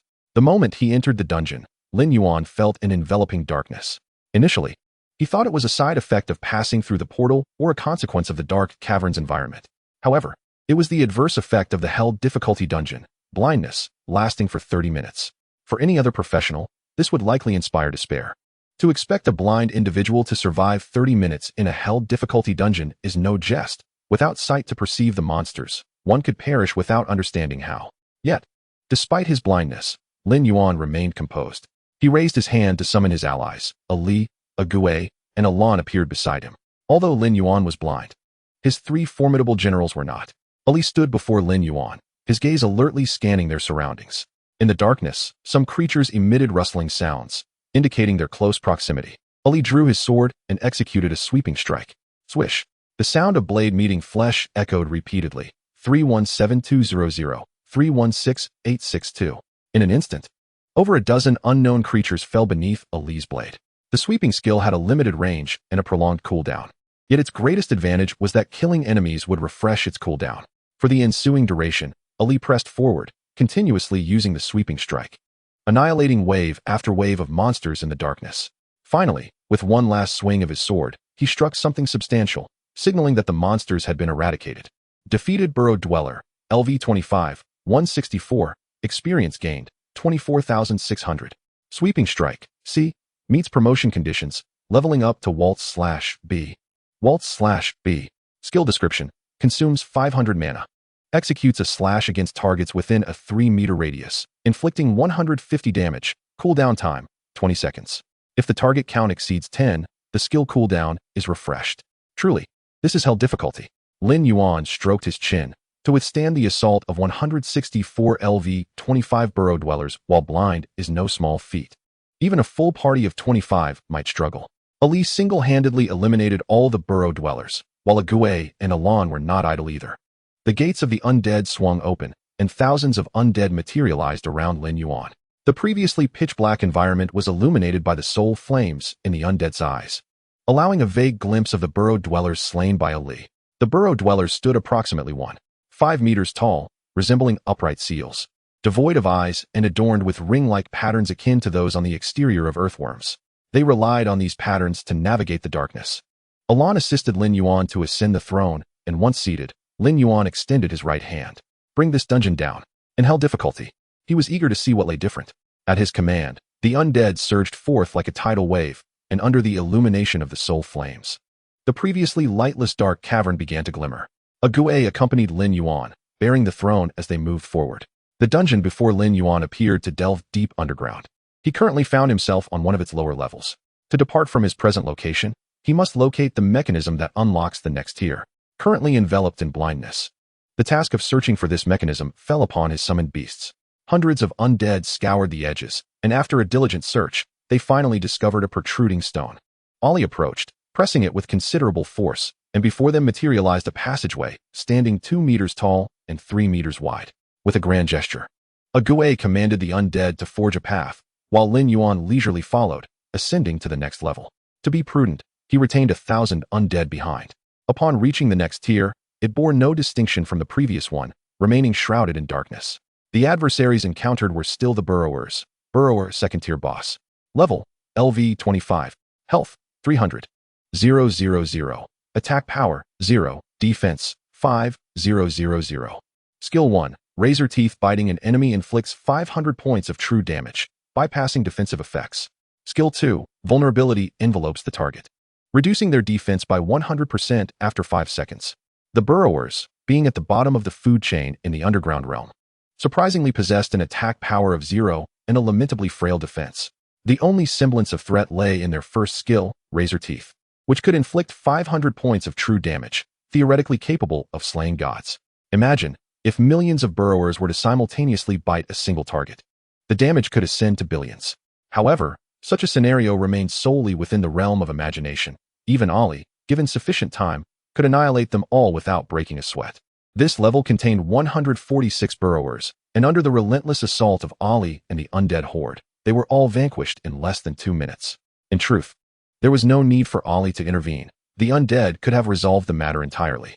However, Ali sought to enhance his skill proficiency, feeling somewhat dissatisfied with his current skill levels. Look at Ague, who has already mastered several SS-level skills despite being a later summon. He, Lin Yuan's first summoned beast, astonishingly lacked even a single SS-level skill. Thus, Ali seized every opportunity to improve his skills, primarily practicing the Deathblade Chi and the Flash skill. Defeated Burrowers, LV25, 146, experience points, 21,900. With the eradication of the Burrowers in this level, Lin Yuan's experience points exceeded 100,000. He rejoiced, noting that the experience gained was substantial, over 20,000 per layer, suggesting that with a few more layers, he would soon reach maximum experience. They resumed their search for an exit, and after 3 minutes, the undead uncovered another protruding stone akin to the previous one, facilitating their descent to the next layer. This time, they encountered a different adversary, Burrower Spellcaster, 3rd tier elite. Level, LV28. Health, 480,000. Mana, 50,000. Attack power, 0. Defense, 8,000. Skill 1. Mana Surge attacks consume 300 points of mana, inflicting 2 magic damage. Skill 2. Mana Recovery restores 0.5 of maximum mana per second. Skill 3, Shadow Bolt. After 15 seconds of casting, launches a Shadow Bolt at a target, causing 800 points of shadow magic damage. A burrower spellcaster? Lin Yuan was at a loss for words. How could such a lowly creature produce a spellcaster? Without eyes, how could they aim? Lin Yuan remained blind. And even if informed of the enemy's distance, he would be utterly lost in casting. He genuinely wondered how these eyeless burrowers determined the position of their foes. Chapter 108, Raiding the Burrower's Home. As the undead army stormed into this level, Lin Yuan finally discerned how the burrower spellcasters locked onto their targets, through a sensing array embedded in the ground. Whenever an enemy stood within a certain area, that area would illuminate with a red glow, prompting the burrowers to attack. Devoid of sight, they relied solely on the array's guidance. The ingenious designer of this sensing array was undoubtedly a genius, enabling these blind creatures to strike with precision. Indeed, the simultaneous assault of over 100 burrower spellcasters was formidable, managing to fell numerous undead. Yet, as the numbers of the undead swelled, so too did the illuminated areas, causing the spellcasters' attacks to become scattered. After 1 minute, 80% of the areas were lit by the undead, leading to indiscriminate attacks from the burrowers. Enemies could be found in every direction, and no matter where they struck, they would hit a target. Alan relayed this situation to Lin Yuan, who erupted in laughter, exclaiming, "How amusing! The designer of the sensing array likely never anticipated such a scenario. With too many foes, they wouldn't know where to strike. They're utterly lost. Ha ha ha. Oh, I almost forgot, they're blind by nature." 2 minutes later, all the burrower spellcasters had fallen. Defeated burrower spellcasters, LV 28, 103, experience points, 30, 900. As the surrounding skeletons searched for the passage to the next level, they stumbled upon a skill book, Mana Recovery Aura A. Skill description: allies within a 20-meter radius recover one of their maximum mana per second. Surprised, Lin Yuan marveled at the Aura skill. Such abilities typically required one to reach the 6th tier to master. It was astonishing that these diminutive burrower spellcasters could yield an Aura skill. Ague, this is for you. Lin Yuan handed the skill tome to Ague, who cackled with delight and learned it immediately. This aura offered minimal enhancement for Lin Yuan, as he possessed the Eternal Life talent, which allowed him to recover 10 of his maximum health and mana per second. The incremental boost of 1 was negligible. However, for Ague, the impact was significant. With his 40,000 mana, he could recover 400 mana per second, augmented by intelligence-based regeneration, allowing him to recover 200 mana per second. The Gate of the Undead could remain open for as long as desired. Since Lin Yuan's entrance into the dungeon, 20 minutes had elapsed. In a state of blindness, he had traversed 3 levels in that time. Certainly an unparalleled feat. As the passage to the 4th level emerged, the undead horde surged forward. By the time Lin Yuan arrived, over 3,000 undead had perished in this lair. Burrower Sorcerer, 4th tier commander. Level, LV 30. Health, 850,000. Mana, 100,000. Attack power, 0. Defense, 9,000. Skill 1, color change every 8 seconds. The troglodyte wizard changes color. It must enter a specific color zone to sustain damage. Skill 2, shared life. The troglodyte wizards share their life force and cannot die individually. Skill 3, shadow bombardment. After a 2-second casting time, it launches shadow bombs into the target area, inflicting 8,000 magic damage, with a cooldown of 6 seconds. Skill 4, shadow ray. Every 10 seconds, shadow energy manifests between the troglodyte wizards, lasting for 3 seconds. Any unit that touches the shadow energy receives 1,000 magic damage per second. This layer is divided into 5 regions, each represented by a distinct color: azure, yellow, crimson, white, and black. The number of monsters is scarce. With 5 troglodyte wizards positioned in a pentagram formation, their skills identical. The thousands of undead that had entered before Lin Yuan have nearly all perished under the troglodyte wizard's shadow bombardment. This layer amounts to a boss battle, albeit with 5 bosses instead of 1. The first skill, color change, is undoubtedly a mechanism skill. The previous undead were entirely oblivious to such mechanics, charging foolishly forward. When the troglodyte wizards changed color, the attacks upon them dealt no damage, yet they remained undeterred. Consequently, they were bombarded by the troglodyte wizard's shadow bombs. And soon over 3,000 undead lay lifeless. Observing this, Ali brandished his sword and charged toward a troglodyte wizard. With a flash of his blade, he dealt 663, 200 critical hit. In a single strike, he depleted the troglodyte wizard's health bar. Following this, Ali accelerated to his utmost speed, darting across the battlefield and swiftly reducing the health of all 5 troglodyte wizards to a mere 1 point. At this juncture, eliminating them became a trivial task. Ague dispatched several hundred skeleton archers to disperse across the 5 regions, attacking in rotation.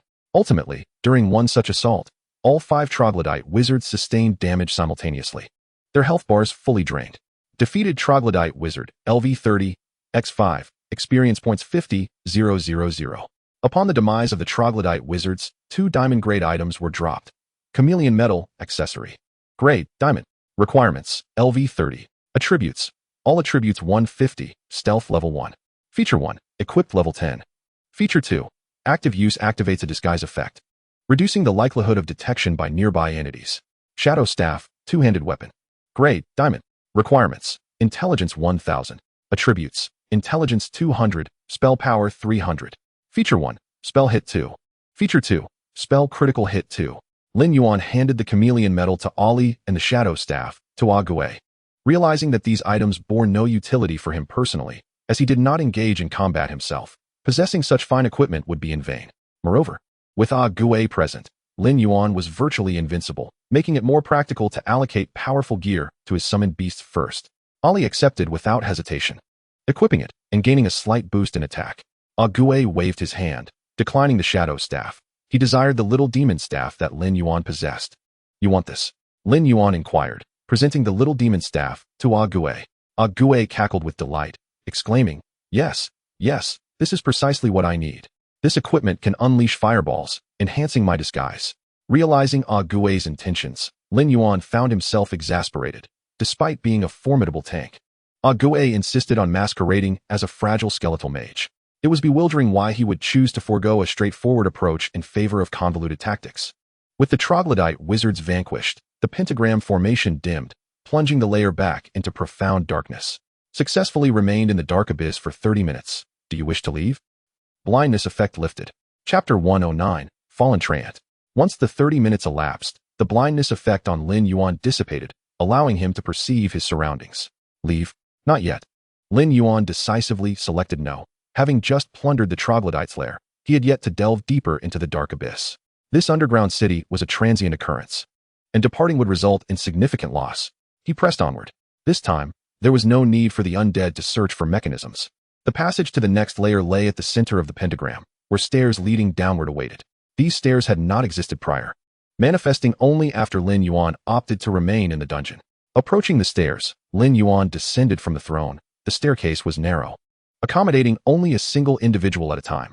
Ague led the way without hesitation, followed by Ali, and then Lin Yuan and Alan. Emerging from the staircase, Lin Yuan found himself in a serene forest, a striking contrast to the depths below. The staircase vanished as he stepped out, indicating that traversing the forest was necessary to escape this place.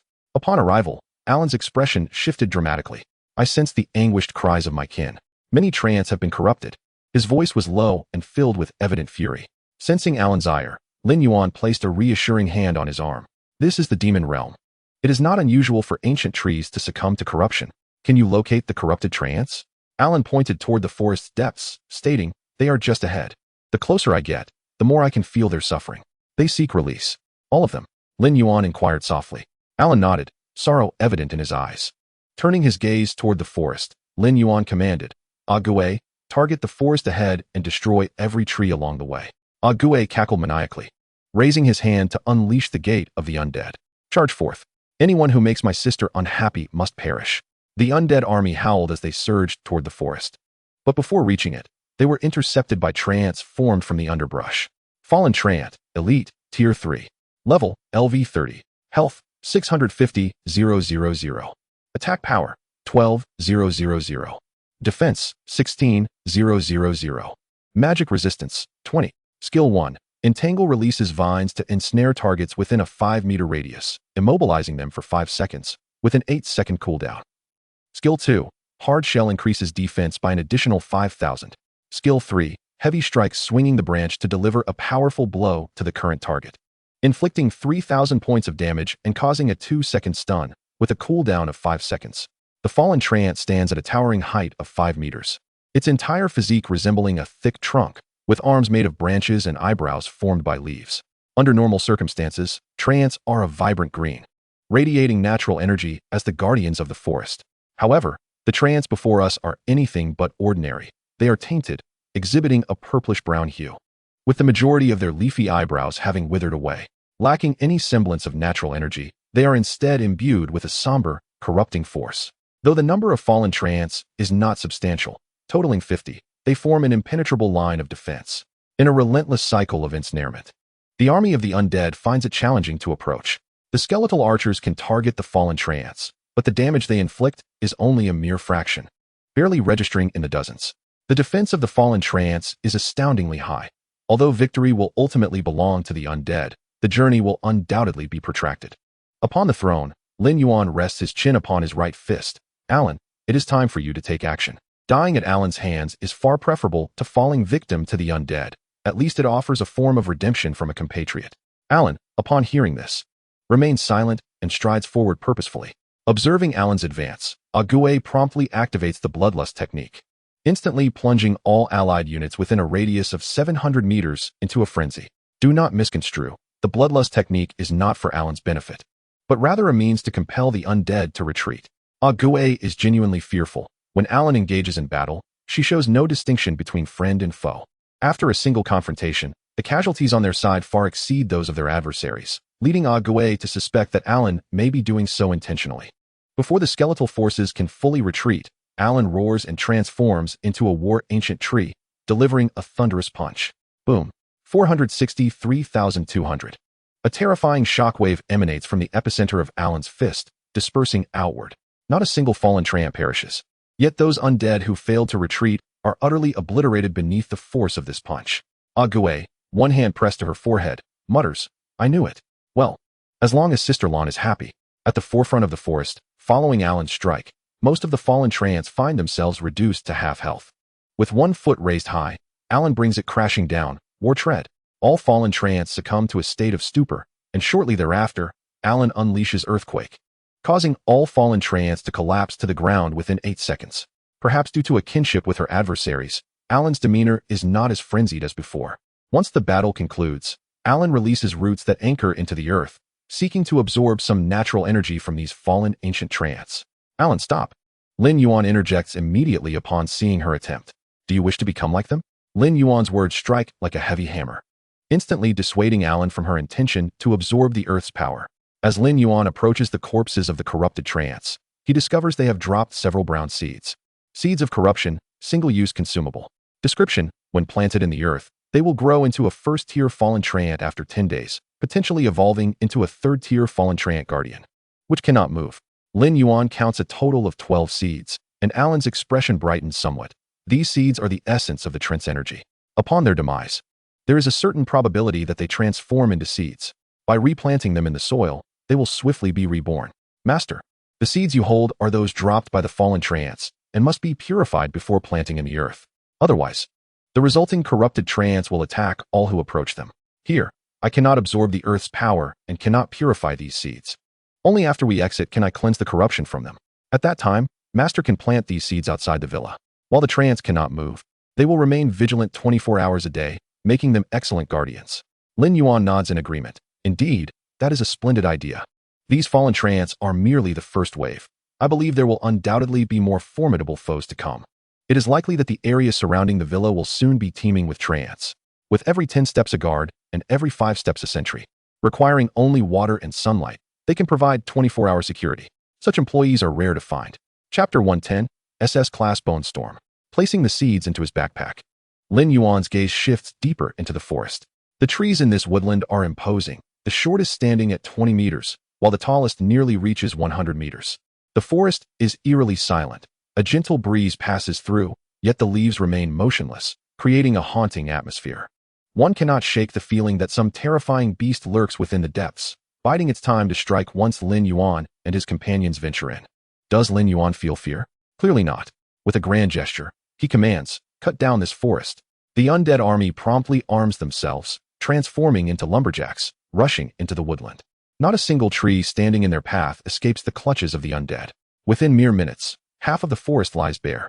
A skeletal soldier, wielding an axe, approaches a tree thick enough for 3 men to embrace and begins to chop vigorously. Yet, not even a splinter is dislodged. Just as the skeletal soldier is about to call for assistance, a branch half a meter in diameter descends from above, crushing the skeleton to bits. Following the demise of the skeleton, the ground begins to tremble. The great trees uproot themselves, and the same scene unfolds elsewhere. As the lurking monsters within the forest can no longer tolerate the incessant disturbances caused by the undead, emerging to attack the lumbering invaders. Withered Wood Guardian, 4th tier leader. Level, LV 32. Health, 1, 400, 000. Attack power, 18, 000. Defense, 20, 000. Magic resistance, 30. Skill 1. Counterattack immediately retaliates against the target upon being attacked, dealing 50% of attack power as damage. Skill 2. Rooted. Once rooted, cannot move, but attack power is doubled. Skill 3. Withering Strike delivers 3 attacks to a target in a 25-meter line, each inflicting 10, 000 points of damage. A target struck 3 times consecutively receives a withering effect, reducing movement speed and defense by 50%. Skill 4. Connection. Once rooted, the Withered Wood Guardian can connect its roots with others, allowing their defenses to stack without cooldown, and can be voluntarily cancelled. The Withered Wood Guardian towers over the fallen tree ants, standing a full 30 meters high, its branches a dull gray, with clear, visible patterns. Its movements emit a creaking sound, characterized by a stiff gait.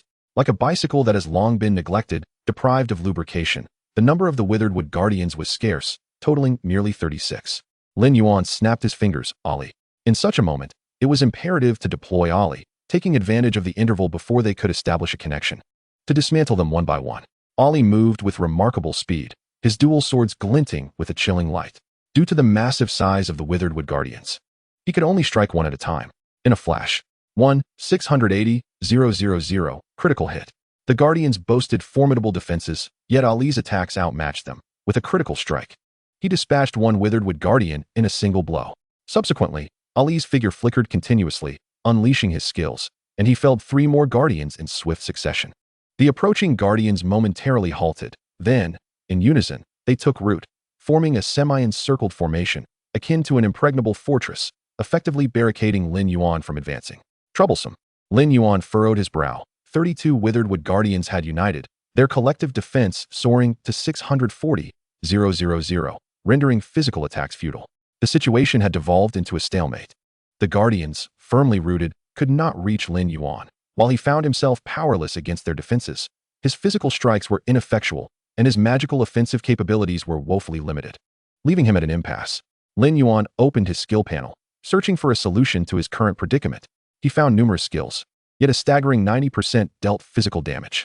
While there were a few magical damage skills, such as the Bone Throne, relying on such a skill for substantial damage seemed an arduous task.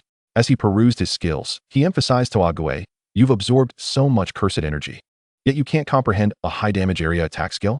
Those 2 skills you grasped previously are utterly useless beyond their aesthetic appeal. Dressed as a skeletal mage, why not learn a mage-esque skill? Now that we're at an impasse, what do you propose we do?" Ague scratched his head, cackling incessantly, then raised his right hand, casting a spell towards the sky. A vortex with a diameter of 1 meter materialized in the air. Following its emergence, it generated a powerful suction, drawing in the shattered bones of the skeletons that had previously fallen. As the vortex absorbed more and more fragments, its area gradually expanded. Bone Storm, SS. Skill description: consumes 10,000 mana to create a bone storm with a radius of 1 meter, continuously absorbing nearby deceased skeletons. It drains 500 mana per second and can last up to 10 minutes. The Storm's base damage is 500, plus 500 magic damage for every 100 skeletons absorbed, with a cooldown of 1 hour. Upon witnessing the Bone Storm, Lin Yuan fell silent. He then smacked Ague on the head. "Why are you laughing so loudly? Why didn't you use this skill sooner?" Lin Yuan snapped his fingers, and another white vortex appeared in the sky. "What are you waiting for? Initiate the suicide attack." While maintaining the Bone Storm, he opened the gate of the undead, and Ague followed suit. In an instant, thousands of undead charged at the Withered Wood Guardians in a suicide assault. Due to the Guardians being in a connected state, their terrifying defensive capabilities rendered the undead's attacks ineffective. Moreover, in their rooted state, the Guardians' attack power doubled, resulting in substantial passive counterattacks that obliterated clusters of undead. This was precisely the effect Lin Yuan desired. Once the undead perished, their bodies were drawn into the vortex. In less than 3 minutes, the 2 swirling vortices expanded from 1 meter to 500 meters, indicating that over 20,000 undead had perished at the hands of the Withered Wood Guardians in that brief span. "Keep killing. The more, the better." Lin Yuan rubbed his hands together, a smile gracing his face. Sacrificing 10,000 skeletons, The Bone Storm could inflict approximately 600,000 magic damage, with an attack range reaching a staggering 500 meters. This was merely after 3 minutes. Lin Yuan could scarcely fathom the potential damage and area of the Bone Storm after 10 minutes. Time slipped away unnoticed, and after 8 minutes, over 70,000 skeletons had fallen to the withered wood guardians. The area of the single Bone Storm had expanded to 2,000 meters. At this moment, the sky had transformed dramatically, filled with countless shattered bones, eliciting a visceral reaction from onlookers. Chapter 111. The Ancient Tree's Nemesis. Lin Yuan realized the severity of the situation as the reach of the Bone Storm had grown excessively large, threatening to engulf him. Ague. Lin Yuan and Ague pressed downward simultaneously, and in an instant, a tempest descended.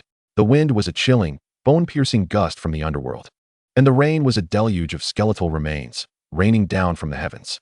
From the perspective of the withered wood guardians, it was a cacophony of bones. They were surrounded on all sides by an unending tide of white bones. The Bone Storm, akin to a bone-scraping knife, ravaged the withered wood guardians thoroughly.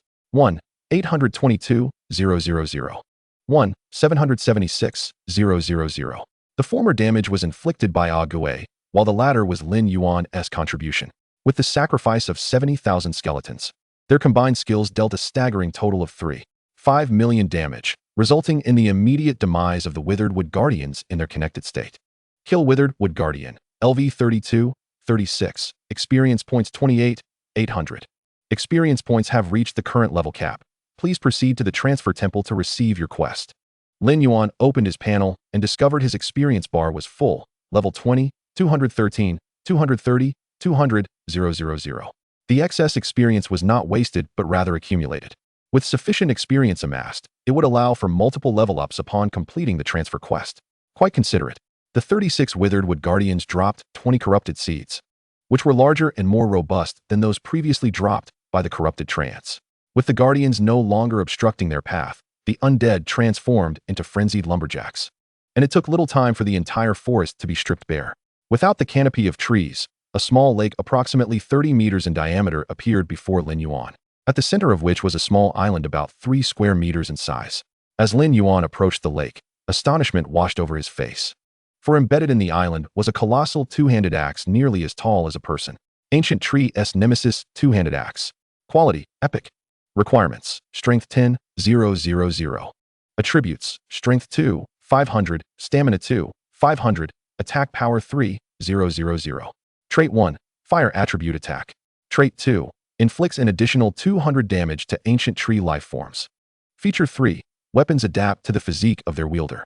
Lin Yuan, accompanied by Ollie and the others, arrived on the island, fixating intently on the imposing two-handed axe before him. What is this?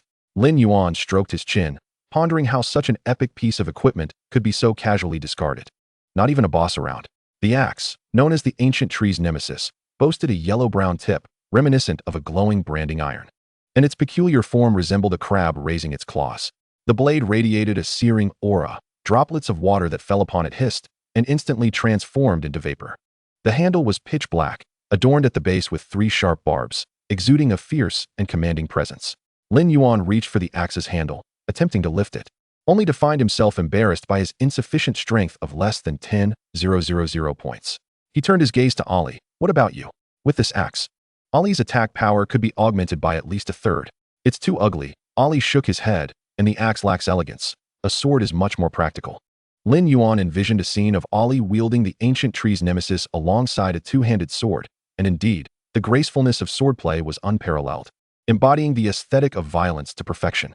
However, with the switch to a two-handed axe, Ollie would instantly transform from a noble killer into a butcher, significantly diminishing his prestige. With Ollie declining, Lin Yuan turned his attention to Ague. What about you? Ague possessed numerous skills, yet the only truly practical one was the Gate of the Undead, along with 2 fancy items, the Bone Throne and Bone Wall. While the Bone Storm dealt sufficient damage, its activation was sluggish, and opportunities to fell numerous undead were not always available. This weapon delivered fire attribute attacks in Ague's hands. It could serve as a formidable weapon. Upon hearing Lin Yuan's inquiry, Ague shook his head vigorously, simultaneously raising his small devil staff to signify his identity as a mage, deeming the axe utterly foolish. Master, please give it to me. Alan extended his hand, his eyes gleaming with desire, as he regarded the ancient tree's nemesis like a rare treasure. Are you certain? Lin Yuan queried, perplexed. As a tree spirit, does wielding the ancient tree's nemesis not bother you? What is there to be bothered about? Alan replied nonchalantly, it is merely a weapon. Moreover, it is better for me to wield it than for someone else to use it against me. Indeed, it made sense. It was preferable for Alan to wield the axe and strike at others rather than allowing someone else to use it against him. The weapon's second feature allowed it to adapt in size according to the wielder's physique. When Alan transformed into a war tree, the axe would presumably grow in proportion. Upon Lin Yuan's agreement, Alan grasped the axe's handle and lifted it effortlessly as though it were a toy. As Alan's hand gently caressed the blade, an idea blossomed in his mind. How delightful it would be to chop something. Anything would suffice. This thought barely lingered for 3 seconds before the ground beneath them began to tremble violently, as if something was about to emerge from below. We must leave quickly, Lin Yuan exclaimed urgently. With that, the group sprinted away, soon finding themselves 100 meters distant. Turning back, Lin Yuan beheld a colossal figure rising from the ground. Wise Ancient Tree Sentinel, 5th Order War General. Level, LV 33. Health, 6,000,000. Mana, 500,000. Attack power, 100,000. Defense, 50,000. Magic resistance, 50. Skill 1, Super Strength increases attack speed by 500% for 3 seconds. Cooldown of 20 seconds. Skill 2, Delayed Miss targets within a 10-meter radius of Sentinel have their movement and attack speeds reduced by 30%. Skill 3, Explosive Fruit randomly launches 10 explosive fruits per second, each dealing 10,000 points of magical damage within a 3-meter blast radius. Skill 4, Spirit of the Ancient Tree can sustain a single hit of damage not exceeding 10% of maximum health. Skill 5, Wisdom Barrier each time damage is taken. A Wisdom Barrier is stacked. At 70, 50, and 20 health, it will unleash a shockwave to targets within a 50-meter radius. This creature was astonishingly massive. Lin Yuan gazed upward. The lake they had seen earlier was merely dew condensed atop the wise ancient tree, standing close to 80 meters tall. It resembled a giant from ancient times, half of its form a fiery red and the other half a deep purple, as its truck-sized eyes slowly opened, radiating a crimson light that signified slaughter and destruction. An ordinary person would find themselves overwhelmed, unable to muster even a hint of resistance. Chapter 112, The First Alliance Against the Enemy. Thief, die? The wise ancient tree unleashed its super strength immediately. Its colossal arm, comparable to a train in length, came crashing down. Boom, boom. In mere seconds, it struck the ground no less than 5 times, and after 3 seconds, the spot where Lin Yuan had previously stood was left with a 10-meter deep depression. Lin Yuan retreated to a safe distance, clarifying, just to be clear, I'm not stealing. The axe was simply left there. Not picking it up would seem rather inconsiderate. Moreover, that axe is the ancient tree's nemesis. Why should you be so agitated? At this moment, Lin Yuan finally comprehended why an epic two-handed axe had appeared prior to the battle. It was clearly meant to counter the wise ancient tree. Alan, engage directly. Ali, provide support. Ague, prepare the bone storm. This opponent was formidable, and relying solely on one individual felt uncertain. Thus, Lin Yuan devised an infallible strategy. Upon receiving the command, Alan immediately sounded the war horn, transforming into the war tree. Standing 50 meters tall, he reached the chest level of the wise ancient tree. However, it mattered little, for the ancient tree's nemesis in Alan's grasp measured a staggering 70 meters in length. With a single swing, the fire attribute attack effect dealt an additional 200% damage to the ancient tree's life, under the weight of 100,000 attack power. Even with the wise ancient tree's 50,000 defense, it inflicted 160,000 points of normal attack damage. Following that, Alan executed a crushing strike, dealing 357,600 damage. The wise ancient tree recoiled in pain, fixing a furious glare upon Alan, or rather, upon the ancient tree's nemesis in Alan's grasp. With the axe in hand, Alan had effectively garnered 100% of the threat. The wise tree swung its robust arm toward Alan, dealing 63,570 damage. The attack landed on Alan, causing 60,000 points of damage. Yet Alan remained unperturbed. Having transformed into the war tree, his health exceeded 100,000, and he hardly felt inclined to retreat. The damage inflicted by the attacks was not substantial. However, the Tree of Wisdom occasionally released explosive fruits from its body, which caused significant trouble for Alan, inflicting damage exceeding 100,000 per second. Although this was manageable in the short term, the true concern lay in the Tree of Wisdom activating its formidable power, granting a 500 increase in attack speed. Even with Alan's health exceeding 1,000,000, Enduring 3 seconds of such onslaught posed a lethal risk. Alan took the lead in drawing the attention of the ancient tree, while Ollie stealthily approached from behind. A pair of blood-red wings unfurled as the dark abyssal mage descended. The sword gleamed with a strike of 600, 000, critical hit. Another flash, another 600, 000, critical hit. Ollie, do not linger, retreat. Lin Yuan cautioned. The Tree of Wisdom could only sustain a maximum of 10% damage from a single attack. Although Ollie's burst was impressive, it could not deliver a killing blow. Should Ollie continue to assault, once the tree's health dipped to 70%, its shockwave would instantaneously annihilate him. Heeding Lin Yuan's warning, Ollie abruptly halted his intended attack, executing a backward leap to land securely 50 meters away. A ghoul, unleash the undead army. Ollie commanded decisively. A ghoul promptly cast bloodlust, and countless undead surged towards the Tree of Wisdom. These undead were not intended to inflict damage, but rather to serve as sacrificial pawns. Lin Yuan was channeling the tree's abilities to empower the Bone Storm. Just moments ago, Ollie had dealt 1.2 million damage with a single skill, while Alan's strikes had contributed 500, 000. Just a mere 100, 000 damage was needed to reduce the tree's health to 70%. The damage absorbed by the Wisdom Barrier would transform into a shockwave, sweeping across a 50-meter radius, inflicting a staggering 1.8 million damage, far surpassing Alan's own health of 1 million. It was a guaranteed team wipe. Fortunately, Lin Yuan had prepared for this moment. Alan, fall back. With less than 100, 000 remaining, Lin Yuan signaled Alan to retreat, then hurled his precast bone throne towards the Tree of Wisdom, dealing 113, 670 damage. The bone throne exploded, causing 110, 000 damage, bringing the tree's health down to 70%. In the next instant, a powerful shockwave erupted from the tree, instantly obliterating all undead within a 50-meter radius. Alan, Ollie, continue your assault. With prior experience, the trio's coordination was seamless. No reminders from Lin Yuan were needed. As the tree's health approached 50%, Alan retreated immediately, allowing a ghoul to activate Bone Storm from a distance to trigger the shockwave. When the tree's health neared 30%, its first skill, Super Strength, became available, bestowing a 500 increase in attack speed. The tree swung its massive limbs towards Alan with frenzied abandon, landing at least 5 strikes per second. Alan's considerable size rendered him incapable of evasion, and he could not cancel his transformation. Doing so would likely result in his immediate demise at the hands of the tree. In this critical moment, a ghoul intervened, clenching his right fist and activating Death Grip towards Alan. The death energy manifested beneath Alan's feet, instantly transporting him beside a ghoul. While Death Grip saved Alan, it also compelled him to attack, causing him to swing his enormous axe at a ghoul's head with lethal precision. A ghoul remained unfazed, though the surrounding undead perished without a chance to act. The axe struck a ghoul without consequence, who even hurled the bone throne at the Tree of Wisdom, cackling with glee. A ghoul relished the moment. It was the first time he had used the bone throne as an offensive skill since acquiring it.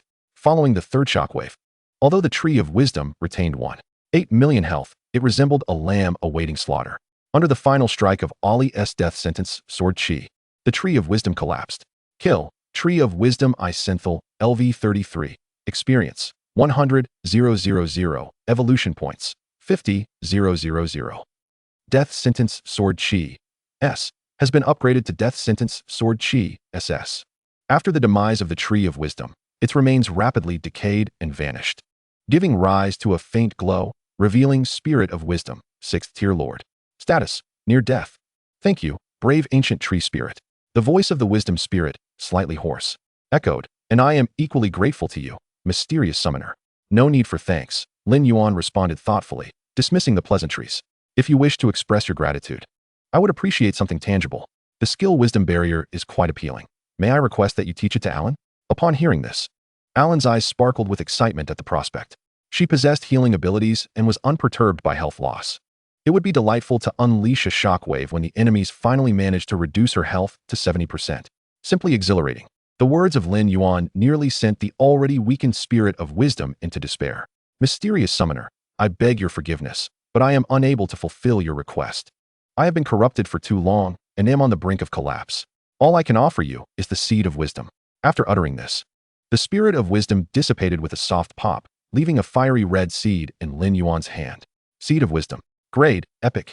Effect, can enhance the life potential of wood spirits, with the potential to evolve into a 6th tier tree of wisdom. Is it merely a potential enhancement? Lin Yuan's interest waned immediately. Even without the Seed of Wisdom, Alan's potential was unlikely to stagnate at the 6th tier, rendering it somewhat lackluster. However, upon further reflection, Lin Yuan deemed it prudent to bestow the seed of wisdom upon Alan. Alan's current evolutionary path was rather peculiar. It was uncommon for a delicate beauty to transform into a war tree, rampaging through the battlefield. The Tree of Wisdom route appeared promising, especially given Alan's exceptional intelligence growth. Mastering 2 magical skills would allow her to excel as a backline support. It was decided, abandon the War Tree evolutionary path in favor of the Tree of Wisdom. Alan, this seed is for you, Lin Yuan said, handing the seed of wisdom to Alan, who was overjoyed. Thank you, my master. Without hesitation, Alan consumed the seed of wisdom with a satisfying crunch. This is fantastic, master. Once I evolve to the 6th tier, I will become a Tree of Wisdom. Tree of Wisdom is highly revered among our kind. I never imagined that one day I could evolve into a wise ancient tree. Lin Yuan nodded thoughtfully. What distinguishes a wise ancient tree from a war ancient tree? Alan pondered for a moment before explaining that the war ancient tree serves as the protector of the clan, ensuring that the treants remain undisturbed by formidable foes. Unlike the wise ancient tree, which is adept in magic, the war ancient tree relies solely on its formidable physique to combat adversaries. The wise ancient tree functions as the brain of the clan, guiding its growth and development, while also possessing mastery over the arcane arts. Upon hearing the mention of magic, Lin Yuan's eyes sparkled with excitement. Magic, how delightful it is. The team is currently experiencing an overwhelming surplus of physical damage, creating a pressing need for magical prowess. Soon, Lin Yuan would also indulge in the thrill of wielding sorcery. The body of the wise ancient tree melded into the earth, its spirit dissipating, leaving behind 5 pieces of equipment radiating a white luminescence. This glow was indicative of diamond tier equipment, not just one piece, but a complete set of 5. Ancient tree armor top, grade, diamond, wearing requirement, LV 25. Attributes, endurance 200, strength 200, health 3000. Ancient tree entwined belt, grade, diamond, wearing requirement, LV 25. Attributes, endurance 200, agility 200, health 2000. Ancient tree leggings, grade, diamond, wearing requirement, LV 25. Attributes, endurance 200, intelligence 200, health 2000. Ancient tree gauntlets, grade, diamond, wearing requirement, LV 25. Attributes, endurance 200, attack power 500, health 2000. Ancient tree pauldrons, grade, diamond, wearing requirement, LV 25. Attributes, endurance 200, spell resistance 5, health 2000. Ancient tree set 35, defense increased by 30. Ancient tree set 55, all attributes increased by 500. What extraordinary attributes! Lin Yuan's eyes lit up. This ancient tree set is exceptionally comprehensive, suitable for any class. Lacking specific traits, it nonetheless offers an impressive boost to attributes. The combined health of the 5 pieces exceeds Lin Yuan's current health, a sight that would undoubtedly leave many astounded. Unfortunately, he must wait until level 25 to don them. So Lin Yuan stowed the ancient tree set for now. Opening his panel, Lin Yuan examined the upgraded skill, Gift of Death Sword Chi, SS. Skill description, consumes 5% of maximum health to accumulate a sword chi, with an attack range of 25 meters, dealing 10% of the target's maximum health as magical damage and restoring 50% of the actual damage dealt as health. Cooldown time is 1 minute. And killing an enemy that grants experience reduces the cooldown by 2 seconds. The sword chi can last up to 5 minutes.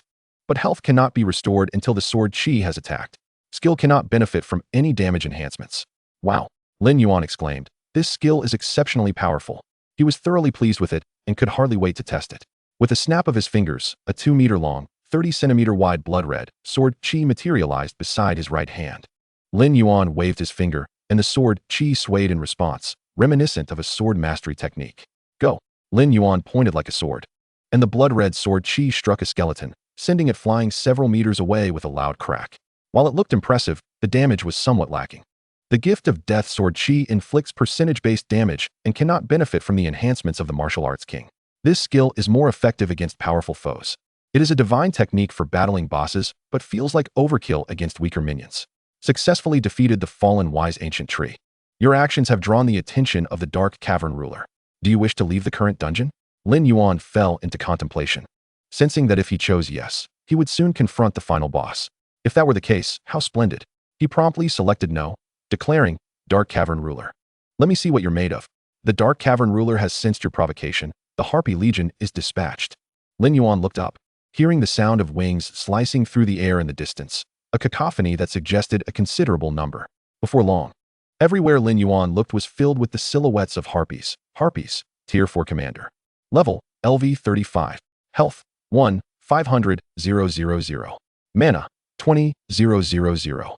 Attack power, 12, 000. Defense, 6, 000. Spell resistance, 20. Skill 1. Claw rips the target's body with claws, dealing 8, 000 physical damage and causing 500 bleed damage per second for 5 seconds. Cooldown 8 seconds. Skill 2. Winged flight increases movement speed by 30 and evasion rate by 10. Skill 3. Tempest strike flaps wings rapidly, knocking back the target ahead and dealing 12, 000 magical damage. Skill 4. Toxic strike attacks inflict 1 layer of toxin, which detonates after accumulating 20 layers, dealing 30, 000 magical damage. Different Harpies attack stack. Chapter 114. Dark Cavern Ruler, Harpy Witch. Thousands of harpies hovered in the air, their sharp gazes fixated on Lin Yuan and the endless undead beside him. These harpies possessed vulture-like bodies, flowing long hair, and bird-like wings, their claws gleaming with a bronze sheen, making them unmistakably formidable opponents. The reputation of harpies in the underworld is rather notorious. They are inherently greedy and cunning, corrupting all living beings they encounter, both body and soul. Legend has it that they serve as messengers of the underworld, guiding the deceased souls into the realm of the dead. However, due to their inherent greed, they began to consume the souls of the departed, incurring the wrath of the underworld king, and were cursed, transforming into malevolent monstrosities. Among the harpy horde, a particularly dark figure descended from the sky, 3 times larger than the others, exuding an ominous presence. A human, a darkling, an undead, an elf. What an odd combination. Harpy Witch Valina, Tier 5 Battle Commander. Level, LV 38. Health, 9, 000. Mana, 200, 000. Attack power, 48, 000. Defense, 32, 000. Spell resistance, 30. Skill 1. Deluge the Harpy, which summons dark clouds, unleashing a torrential downpour over a 1-kilometer radius, reducing enemy movement speed by 30 for those caught within. The rain lasts for 10 minutes, increasing damage taken by 10 each minute. Skill 2. Swift Wings increases flight speed by 70 and evasion rate by 20.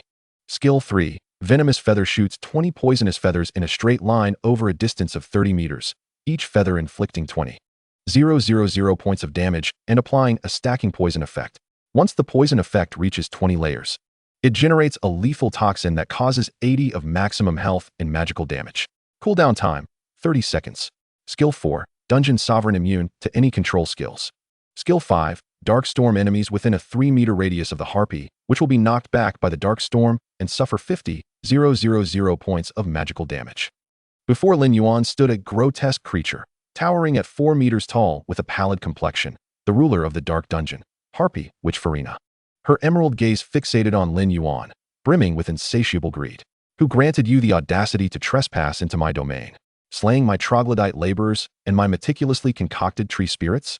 Farina extended her wings, showcasing her powerful appendages, her posture reminiscent of a courtship display. I initially intended to rend you limb from limb, but I have reconsidered. Should you be willing to become my slave, I might contemplate sparing your life.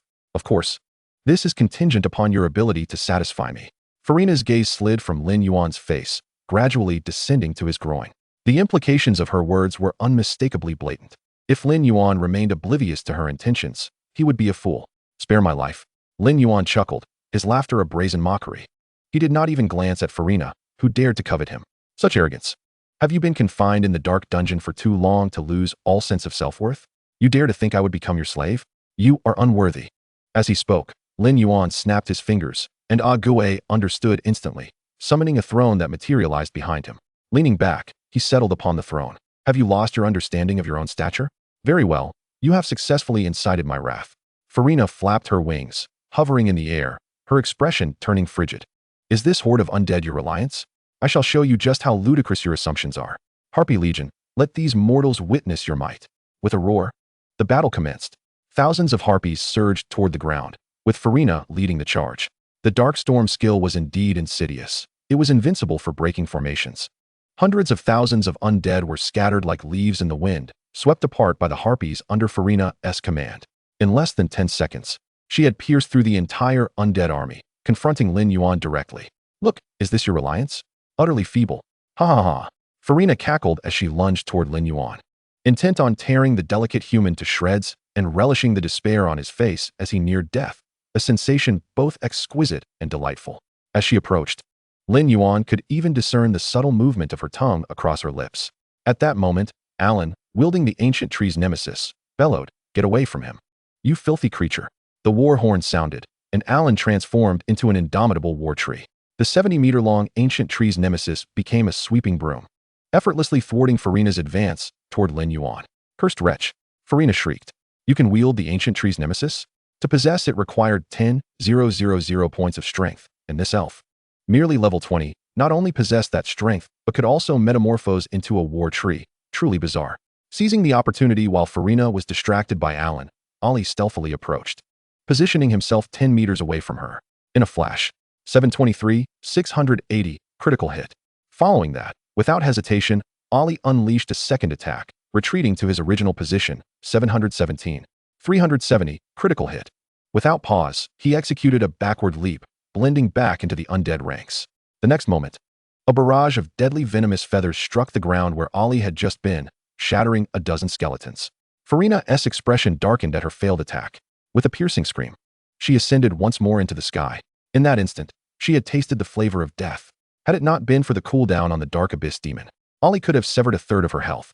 As a fragile spellcaster, Farina was now gripped by fear. She raised her claws, and dark clouds began to gather ominously in the sky. Soon, torrential rain began to pour down. Before the deluge reached the ground, Ague had already crafted a roof from bone walls to shelter them, leaving Lin Yuan completely dry. Due to the downpour, everyone's movement speed was reduced by 30%, and a vulnerable status was applied, inflicting an additional 10% damage. As the rain persisted, after 10 minutes, all would suffer 100% extra damage. The relentless rain obscured Lin Yuan's vision, making it challenging to discern Farina's position. In the sky, Farina showed no intent to descend, leaving Lin Yuan in a quandary. Chapter 115, The Method of Guaranteed Kill. On the periphery, thousands of harpies clashed with the undead army. The harpies moved with incredible swiftness, their toxic attacks stacking, resulting in countless undead perishing at their hands. In contrast, apart from a few unfortunate ones that fell to the ground, slain by Alan and Ollie, not a single harpy met their end at the hands of the undead. The rate at which the undead emerged from their gates was even slower than the harpies' slaughtering pace. Ague had attempted to organize the skeleton archers for a concentrated attack, but the harpy speed was overwhelming, coupled with their inherent evasion abilities, rendering 9 out of 10 arrows ineffective. With no other recourse, Ague resorted to summoning a bone storm. As the number of undead casualties increased, after 10 minutes, the bone storm expanded to 5,000 meters, shrouding the sky in a gray haze, littered with countless shattered bones. Seeing the opportune moment, Ague cackled and urged the bone storm onward, as a dreadful tornado formed, swirling with an unending array of white bones, both above and below. The harpy witch Farina immediately sensed the impending danger. With a powerful flap of her wings, she screeched, "Everyone, evacuate the storm's vicinity." Farina's speed was remarkable, and in the blink of an eye, she had escaped the storm's grasp. However, many harpies were not so fortunate. 4,025, 600. The harpy women were engulfed by the tempest, their vitality obliterated in an instant by the horrific onslaught, silencing their screams before they were ultimately reduced to blood, scattered upon the earth. As the storm subsided, the number of harpies had diminished by half, now numbering less than 500. The harpy witch, Farina, wore a grim expression, her gaze filled with murderous intent as she fixed her eyes upon Lin Yuan, the detestable human who had mercilessly slain so many of her kin. "You are doomed, fool." Lin Yuan casually tapped his ear, mockingly addressing her. "What are you barking about? I haven't even pursued retribution for the countless subordinates you've slain, and yet you dare to play the victim. You should consider yourself fortunate that you can fly. Otherwise, I would shatter your avian skull."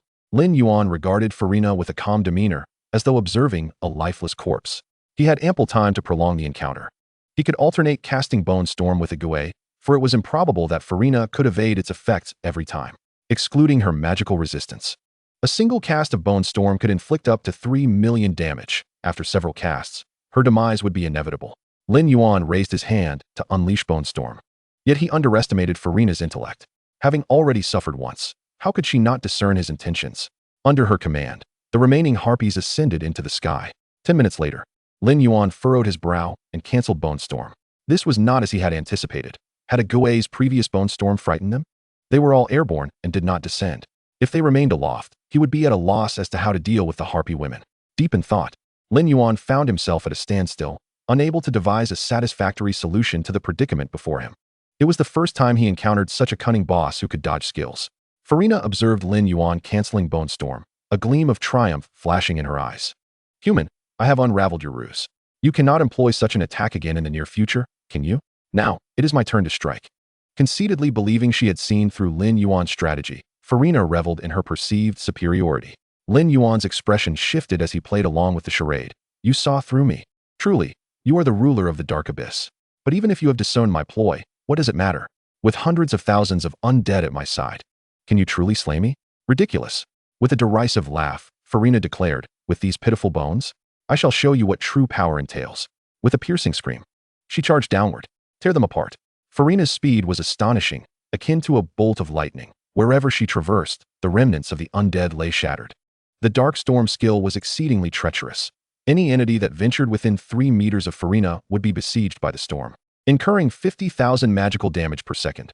These Tier 3 undead were utterly incapable of withstanding the onslaught of the Dark Storm.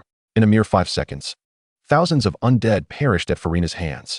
Behind her, the remaining 400 harpy women opted not to follow her into the throng of undead, but instead harassed from the periphery. Lin Yuan, witnessing this, bore a triumphant expression. Come down, that is precisely what I hoped for. Previously, Ali had managed to inflict 1,500,000 damage on Farina with a single ambush. Drawing from that experience, this time, he was determined to deplete at least half of her health. Ali, find an opportunity to strike. Be cautious, Lin Yuan instructed. Ali nodded silently, blending into the ranks of the undead. Through the previous battle, Ali had discerned one crucial fact. Farina's reaction speed was extraordinarily swift. The last ambush had succeeded due to her unfamiliarity with her own skills. This time, it would not be so simple. Considering the circumstances, if Farina dared to descend, she would undoubtedly be prepared, perhaps even anticipating his attack. Furthermore, conventional strikes could inflict no more than 1,000,000 damage, insufficient to slay her. If she managed to ascend once more, eliminating her would become even more challenging. A lethal strategy was imperative. Drawing his dual swords, Ali directed his gaze toward the harpy women 100 meters away, devising a plan for a decisive strike. Ali sprinted toward the outskirts, targeting the harpy women. Lin Yuan sensed this movement and, at first, was perplexed, but upon reflection, he quickly grasped Ali's intent. Aiming for a guaranteed kill was a commendable idea. If successful, it would be spectacular. Farina, in her solitary valor, slaughtered her way through the ranks of the undead, proving unstoppable as she carved a path amidst hundreds of thousands. Ha ha ha, is this your reliance? Utterly inadequate. Lin Yuan sneered inwardly. The more you laugh now, the more you will lament later. Enjoy your moment of pride. Alana, impede her. Do not let her near. Lin Yuan feigned panic, urging Ali, find your chance to strike. His intent was to draw Farina's attention, rendering her vigilant. In truth, Farina had been diligently searching for the one who had previously ambushed her, ever prepared to unleash her venomous feathers. With a cold smirk, she mused that if that ambush artist dared to show himself, he would face a tempest of fierce attacks. At that moment, both sides were engaged in a game of patience, testing whose endurance and strategy would prevail. Chapter 116, Composing a Magnificent Symphony. Farina savored the thrill of battle, all the while remaining alert for an opportunity to approach Lin Yuan. She understood that to attain true victory, she must eliminate him. Yet Alana, wielding the ancient tree's bane, steadfastly guarded Lin Yuan. While she harbored no fear of Alana's assaults, becoming ensnared would merely grant the ambusher an opportunity. Despite her burning desire to rend Lin Yuan asunder, her own safety took precedence. Alas, it was Ali who first found his chance. He transformed into a crimson wraith, weaving through the ranks of harpy women, his blade flashing, severing several into two. For every 30 harpy women he dispatched, a blood-red sword aura, approximately 2 meters in length and 30 centimeters wide, would manifest behind him. This was the method Ali had devised for a guaranteed kill. Within 5 minutes, he would amass the death-giving sword aura to its zenith, ready to unleash it upon Farina when he drew near. The death-giving sword aura inflicts percentage-based damage, and absent her magical resistance, 12 instances would suffice to bring her down. Ali resembled a merciless executioner, swiftly executing a series of elegant dance-like strikes. Wherever he passed, the harpies fell one after another. In less than 5 minutes, Ali had amassed 13 sword energies behind him. which signified the demise of at least 300 harpies at his hands. The remaining harpies, stricken with fear, fled desperately into the skies. Ollie, nonchalantly sheathing his sword behind him, allowed the harpies to escape, indifferent to their flight. The sword energies he possessed were more than sufficient to slay the harpy witch, Farina. Turning towards her, Ollie made no effort to conceal his intentions. As he walked, all the undead parted, granting him a clear path as though he were strolling through his own garden. While traversing, Ollie drew forth his violin, resting it upon his neck, and gently drew the bow across the strings, producing the melody of a solitary warrior. With the music echoing in the air, his pace quickened. Coincidentally, 100 meters away, directly facing Ollie, the harpy witch Farina surged forward with all her might. Suddenly, she heard the strains of the violin. Though unaware of the notion of a solitary warrior, she felt the melody speaking to her, provoking her with its implication of arrogance. Enraged, Farina charged towards the source of the music. As she closed the distance to 50 meters, she found no undead remaining ahead. Under Lin Yuan's directive, all the undead had dispersed to the sides. Before Farina stood only one figure, Ollie. While immersed in his performance, Ollie remained acutely aware of his mission. Arrogant fool, it's time for you to perish. The feathers adorning Farina's body were primed for launch, awaiting her approach to pierce Ollie like a porcupine. How fortuitous, for Ollie harbored the same intent.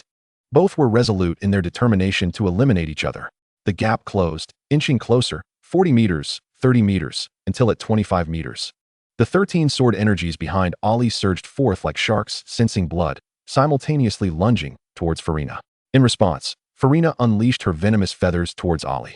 The sounds of the sword energies slicing through the air intertwined with the sharp whistle of the feathers, creating an atmosphere of lethal intent that complemented the music Ollie played. 630, 000. 630, 000. 20, 000. 20, 000.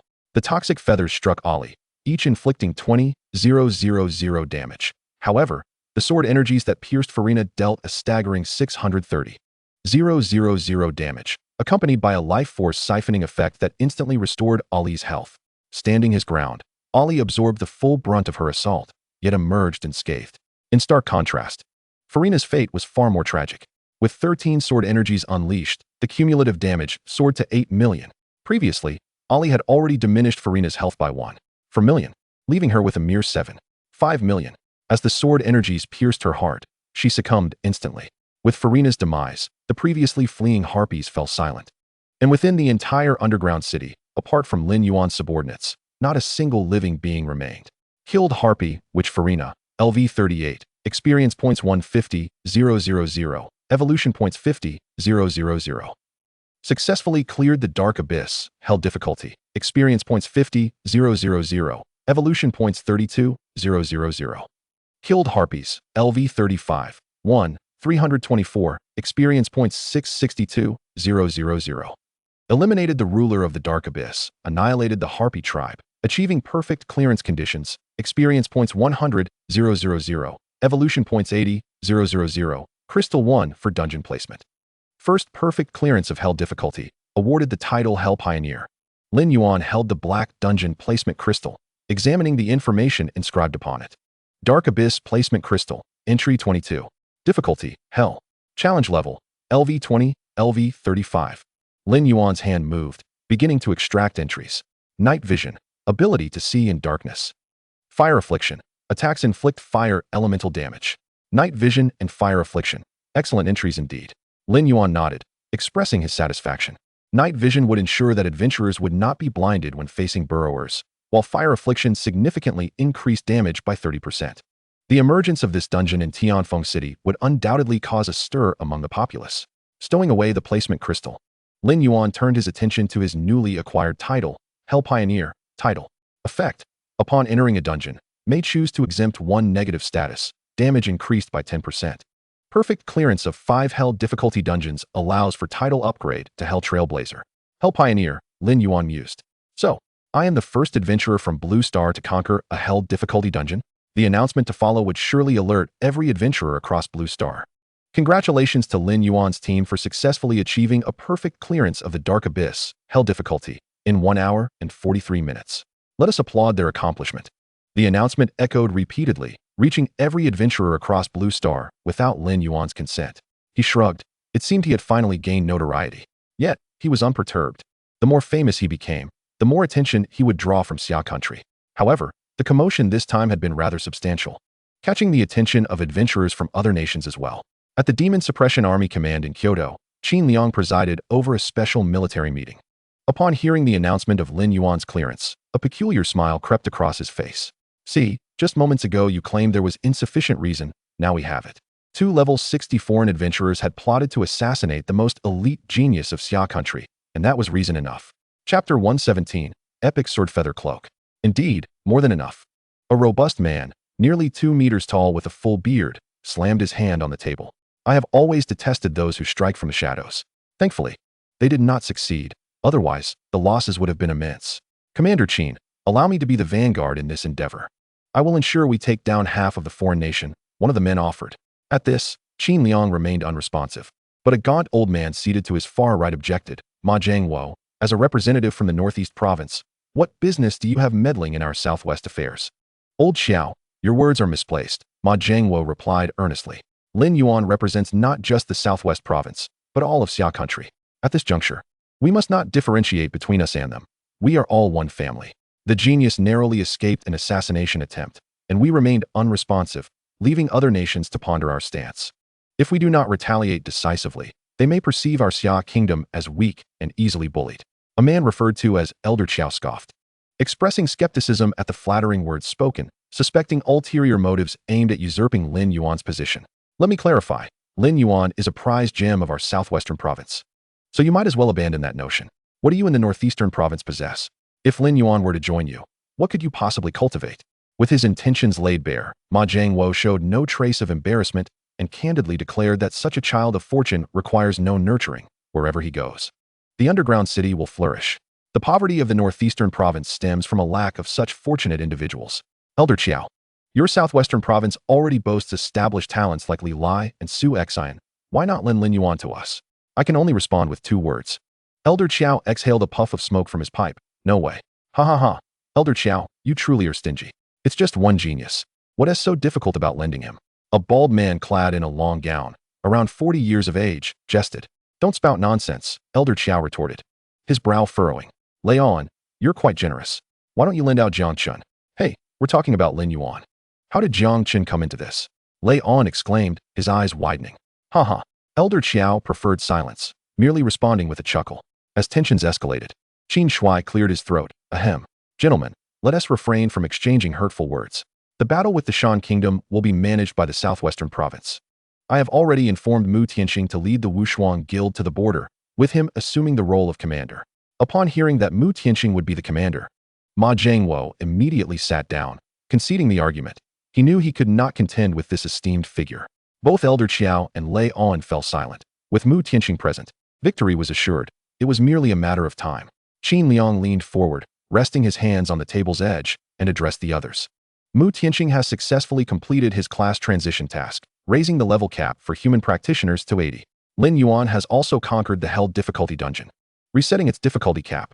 The simultaneous occurrence of these 2 events signifies the dawn of a new era for practitioners in the Blue Star. Qin Liang surveyed the room. The fissures of the dungeon will increasingly appear and escalate in difficulty. The Lord monsters will no longer represent the pinnacle of the dungeon. It is highly likely that king-level adversaries will emerge. I have a premonition that this event is not far off. Within the dark abyss, Lin Yuan was busy clearing the battlefield. The Harpies had dropped a significant amount of gold and platinum equipment, mostly claws and daggers, which Lin Yuan deemed unworthy. The only valuable item was an epic-level cloak dropped by the Harpy Witch, Farina, Sword Feather Cloak. Quality, epic. Requirements, agility 2500. Attributes, strength 1500, agility 2000. Trait 1, greatly reduces damage from falls from great heights. Trait 2, can be actively used to transform into feathers, dealing physical damage equal to agility 5 to targets within a 2-meter radius for 2 seconds, during which the user cannot be targeted. Cooldown time, 2 minutes. Ollie, this cloak is for you. Lin Yuan handed the cloak to Ollie, who accepted it without hesitation. With a flourish, he draped it over his shoulders. The dark red cloak billowed, reminiscent of flowing blood, exuding a chilling aura. Quite splendid, Lin Yuan nodded in satisfaction. The cloak was indeed a tool for ostentation. Wearing it in public would guarantee a 100 rate of attention. Upon exiting the dungeon, the first figure Lin Yuan laid eyes on was Luo Yuchang. Is there anything distinct about the dungeon at held difficulty? She inquired curiously. Well, how should I put it? Lin Yuan squinted, finding the sunlight somewhat blinding. To me, it's all the same. Chaotic slaughter. Luo Yuchang's breath quickened, her chest rising and falling rapidly. I'm not joking, Lin Yuan stretched his body. The monsters at Hell difficulty are an entire tier stronger than those at Nightmare difficulty. The most challenging aspect isn't the monsters, but the negative status effects. When I first entered, I was plunged into a state of blindness for 30 minutes. Imagine facing over 100 monsters while blind. Luo Yuchang nodded. By your account, it certainly merits the designation of Hell difficulty. A normal person would struggle to remain standing in a state of blindness, let alone fend off 100 monsters simultaneously. It seems Hell difficulty is not a challenge for just anyone. Indeed, Lin Yuan produced the dungeon placement crystal. Do you think Hell difficulty is something just anyone can select? Only those who have perfectly cleared Nightmare difficulty can choose Hell difficulty. Luo Yuchang picked up the black dungeon placement crystal, remarking, this requirement is exceptionally stringent. For those below level 35, gathering 25 practitioners who have perfectly cleared Nightmare difficulty is nearly impossible. That's for the best, Lin Yuan cracked his neck. If you can't even clear Nightmare difficulty perfectly, entering would be tantamount to suicide. Although his words were somewhat harsh, they were undeniably truthful. Nightmare difficulty was not designed for ordinary practitioners. It was a domain reserved for individuals like Lin Yuan, who possessed the titles of Nightmare Conqueror and Nightmare Ruler. For ordinary practitioners, it was simply hell, a one-way ticket to demise. Luo Yuchang stowed away the dungeon placement crystal and asked Lin Yuan, are you interested in witnessing a large-scale army battle? An army battle? Lin Yuan's interest peaked. Where? In the Shan Kingdom. I can take you there now. The battle should not have commenced yet, and we will arrive just in time. Lin Yuan glanced at the hovering aircraft and gently shook his head. We won't be taking that. He pulled out his phone and called a yin. Come out. We need you for a battle. Oh ho ho ho. A yin's exuberant voice echoed from the other end of the line. Before long, a red dragon with a wingspan exceeding 60 meters appeared in Lin Yuan's line of sight. Are we finally going to fight side by side? A yin exclaimed excitedly. I can hardly wait. I feel the gears of fate beginning to turn. Today marks the commencement of our legend. Lin Yuan facepalmed and sighed. Late-stage Chinibu, beyond cure. I suppose I need a new brain. Lin Yuan and Luo Yuchang mounted a yin's back and pointed towards the Shan Kingdom. Let us set off. A yin flapped his wings vigorously, stirring up a tempest as he ascended. During the journey, Lin Yuan inquired of Luo Yuchang, how did this national war come about? It somewhat relates to you. Luo Yuchang positioned the sword at her waist horizontally across her thighs, asking, what does this have to do with me? Lin Yuan, perplexed, replied, I have never even ventured out of Tianfeng City. How could I possibly incite a national war? With patience, Luo Yuchang elucidated, in this operation, the Dark Knights Guild not only dispatched 4 of their elite members, but also expended considerable resources to enlist 4 top-tier professionals to intercept Su Banqing and Li Weixing. Yet, they ultimately faltered. The trio of the Joker, Iceman, and Monster met their demise at the hands of Mu Tianqing. And 2 of the 4 elite professionals who came to their aid perished as well. The 2 survivors hail from Shan Nation. Xia Nation has always placed great significance on prodigies, particularly those of your strategic caliber. This assassination attempt was ostensibly aimed at Mu Tianqing, but in reality, it was directed at you. As she spoke, a hint of a smile graced Luo Yuchang's lips. Unfortunately, they underestimated you, believing that dispatching the Crocodile Squad would suffice to eliminate you. Although the Crocodile Squad fell to your might, this matter is far from resolved. Commander Qin Liang has personally ordered the mobilization of 100,000 professionals to the national border. President Mu, as the overall commander of this battle, is determined to impart an unforgettable lesson to Shan Nation, ensuring they understand that the talents of Xia Nation are not to be trifled with. Upon hearing this, Lin Yuan finally grasped the gravity of the situation. The Demon Suppression Army, led by the commander from the Southwest Province, Governor Xia Ming, along with President Mu Tianqing, Vice President Luo Yuchang, and their members, supported by an army of 100,000 professionals, was poised to march to the national border and initiate a war. All for the sake of avenging Lin Yuan. Realizing this, Lin Yuan mused, you treat me with the respect due to a national hero, and I shall reciprocate in kind. So, Qin Liang possesses discerning vision. It is no wonder he has ascended to the role of commander of the Demon Suppression Army and the highest leader of Xia Nation. He patted Yan, instructing, Yan, let us accelerate our pace. While the feeling of having the nation as a backing was exhilarating, Lin Yuan preferred to exact revenge through his own prowess. Yan, a level 53 Lord-class dragon, was more than sufficient to deal with the scattered forces of Shan Nation. At that moment, at the Shan border, the 10,000-strong Demon Suppression Army advanced with ferocity, while Shan Nation gathered 200,000 professionals from various factions, constructing a multitude of defensive fortifications, hoping to leverage their defensive advantage to withstand the impending assault from Xia Nation. Before all eyes, Mu Tianqing stepped forth, his feet glowing as he traversed the battlefield with an ethereal grace. This method of entrance, borrowed from Lin Yuan, effectively captured the attention of the crowd, most of whom wore expressions of astonishment. Mu Tianqing reveled inwardly, yet maintained an icy demeanor. Liang Jinfa, Wei Shouqing, do you truly believe the two of you can obstruct me? Liang Jinfa, the president of the White Elephant Guild, one of the 5 major guilds of Shan Nation, was a level 60 shaman, standing at 1.70 meters, with a cherubic face and a perpetually friendly smile. Wei Shouqing, the president of the Lunar Eclipse Guild, another of the 5 major guilds, was a level 60 Dark Moon Mage. Although her name suggested a male, she was, in fact, a woman in her 50s, yet time seemed to have spared her beauty, with a visage reminiscent of a youthful maiden. Both were titans within Shan Nation, their mere words capable of causing tremors throughout the realm. However, before Mu Tianqing, their confidence waned. Faced with his inquiry, Liang Jinfa fidgeted, nervously rubbing his hands, and stammered. President Mu, what brings you here? Wei Shouqing, in a coy tone, added, President Mu, who has angered you?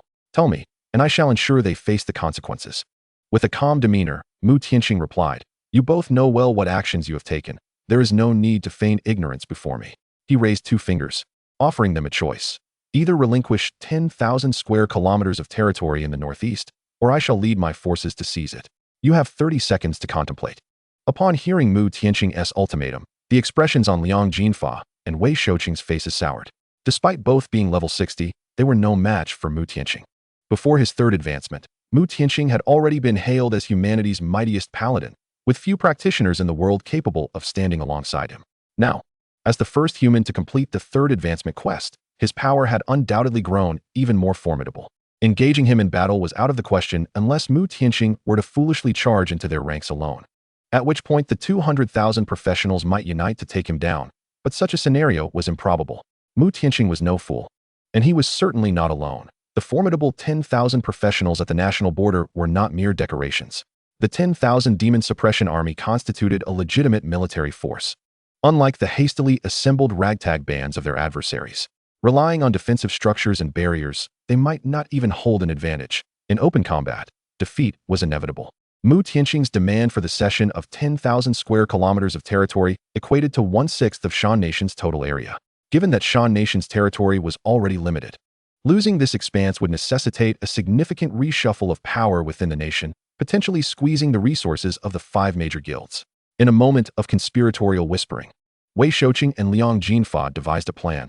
To feign a battle, they would allow their guild's main forces to remain hidden while using the smaller factions in the northeastern region as cannon fodder. Once these forces were decimated, they would surrender and concede territory, thereby quelling Xia Nation's wrath while eliminating domestic uncertainties, a win-win scenario.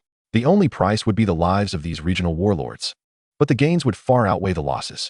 Chapter 119, The Intimidation of Awaken. While the ideal was commendable, reality often defied expectations. Mu Tianqing had no intention of sparing them. Those who dared to send individuals into Xia Nation must be prepared for relentless retribution. Today, Xia Nation was not the same as it had been 30 years prior. Years ago, when the number and strength of practitioners were inferior to those of other nations, they still dared to fight. Now, with their strength firmly established at the top, what was there to fear? They would engage without hesitation. Mu Tianqing secretly gathered his strength, waiting for the countdown to conclude before unleashing the first strike, unleashing the 10,000 professionals behind him to demonstrate the essence of modern warfare. As the 30-second countdown ticked away, a terrifying figure radiating a scorching aura surged from the distance, painting the sky crimson, reminiscent of the fiery clouds before sunset. As the fiery apparition rapidly approached, Lin Yuan's voice resonated. Awaken, show them your might. Let the flames purify all. Awaken inhaled deeply, then opened his gaping maw, unleashing a searing breath of fire capable of incinerating all in its path. Whoosh, whoosh. The flames surged like columns, and in an instant, the defensive fortifications painstakingly erected by the practitioners of Shan Nation were largely consumed, leaving thousands of their number reduced to mere ash. A dragon. How could there be a dragon? Oh heavens, the dragon's breath is upon us. Run. Help. Is anyone there to save me? The air was filled with anguished cries, wails, and the sounds of frantic trampling. The response of the Shan practitioners was akin to ants on a hot stove, a chaotic frenzy. Many even tumbled from their defenses, plummeting into their own traps. This was merely the beginning. In battle mode, a yin bore no resemblance to his usual self, wielding the colossal form of the dragon with exquisite finesse. Holding his head high, he emitted a thunderous roar, a terrifying majesty sweeping across the landscape. 90% of the practitioners succumbed to fear. They had never encountered such a spectacle, crying out in despair. A yin showed them no mercy. The carnage unfolded as his claws pierced hearts. His massive tail swept across the battlefield, and flames erupted continuously. In the blink of an eye, the casualties among the Shan practitioners surpassed 10,000. After completing this devastation, a yin flapped his mighty wings, the resultant gale tossing the practitioners about like leaves in a storm, rendering them utterly defenseless against his onslaught. Damn it! Liang Jinfeng's eyes widened, gritting his teeth. Stop this at once. 3 yellow rings of light appeared in his hands, aiming to bind a yin in place. Most of those who had perished at a yin's hands were members of the White Elephant Guild, causing Liang Jinfeng's heart to ache with every loss. He was determined to slay that audacious dragon. However, before he could unleash the rings, Liang Jinfeng felt a shadow loom above him. A massive golden hammer materialized over his head. Mu Tianqing's cold voice echoed beside him. If you wish to engage, I shall oblige. Out of the corner of his eye, Mu Tianqing caught sight of Lin Yuan and thought to himself, damn it, this brat has stolen my thunder again. Had he known, he would have given no more than 30 seconds. Cold sweat drenched Liang Jinfeng's back as he forced a feeble smile. President Mu. The 30 seconds haven tea elapsed yet. Why have you ordered an attack? Mu Tianqing narrowed his eyes. When did I issue an order to attack? That dragon is a monster from the dungeon breach, not one of our soldiers. Its assault on you concerns me not. Beside them, Wei Shouqing attempted to interject. But Mu Tianqing hefted his giant hammer, counting down, 5 seconds remaining. 4, 3, 2. We must retreat. Wei Shouqing and Liang Jinfeng exclaimed in unison. We must retreat now. If we delay further, the elite forces of our guild will be annihilated by that dragon. The dragon was an unknown entity, its attacks devastatingly wide-ranging, its defenses absurdly robust, and its speed remarkable. If they continued to dally, they risked incurring Mu Tianqing's wrath, and today, 20,000 lives might well be forfeit. All personnel, immediately withdraw. Retreat to Bidash City. Mu Tianqing tapped his ear. I'm sorry, what was that? I didn't catch what you said. The 30 seconds are up, and I see your nation has fortitude. Therefore, I shall grant you both a dignified demise. The giant hammer in Mu Tianqing's grasp erupted with radiant light. Repentance hammer. The 3-meter hammer, now amplified by holy light, swelled to 10 meters. Before the holy light hammer could descend, Liang Jinfeng felt as though he were facing the specter of his deceased ancestors. Despicable. You dare to go back on your word. Liang Jinfeng shouted. A myriad of colors surrounding him, earth shield, flame armor, water skin, wind barrier. This was the power of the elemental spirits of earth, fire, water, and wind. While a shaman could commune with these spirits, it was evident that Liang Jinfeng's mastery was lacking. The defensive skills he desperately invoked were shattered in an instant by Mu Tianqing's hammer, crashing from the sky to the ground with a thunderous boom, sending clouds of dust spiraling into the air. At that moment, Li Yingchuan's voice rang out across the battlefield, kill them, leave no survivors. Combat is the most primal instinct of humanity, especially when it involves expanding territory, a dream cherished by soldiers. To the Demon Suppression Army, their opponents were not even human. They were mere embodiments of achievements, walking equipment, and skill tomes. There was no need for words. They would simply act. A yin had nearly obliterated all of Shan Nation's defenses, allowing the Demon Suppression Army to surge forth. They formed teams of 5, squads of 25, and battalions of 100, coordinating seamlessly as they spread across the battlefield. With the addition of the Demon Suppression Army, the Shan practitioners began to crumble under pressure. Sensing the dire situation, Wei Shouqing transformed into a wisp of moonlight and vanished. Without a spatial barrier stone, Mu Tianqing found it difficult to detain her. But it mattered little. He believed that today's battle had instilled enough fear in them that even if they were given the courage, they would not dare to infiltrate Xia Nation again. Lin Yuan sat atop a yin, observing as numerous Shan practitioners began to scatter in flight.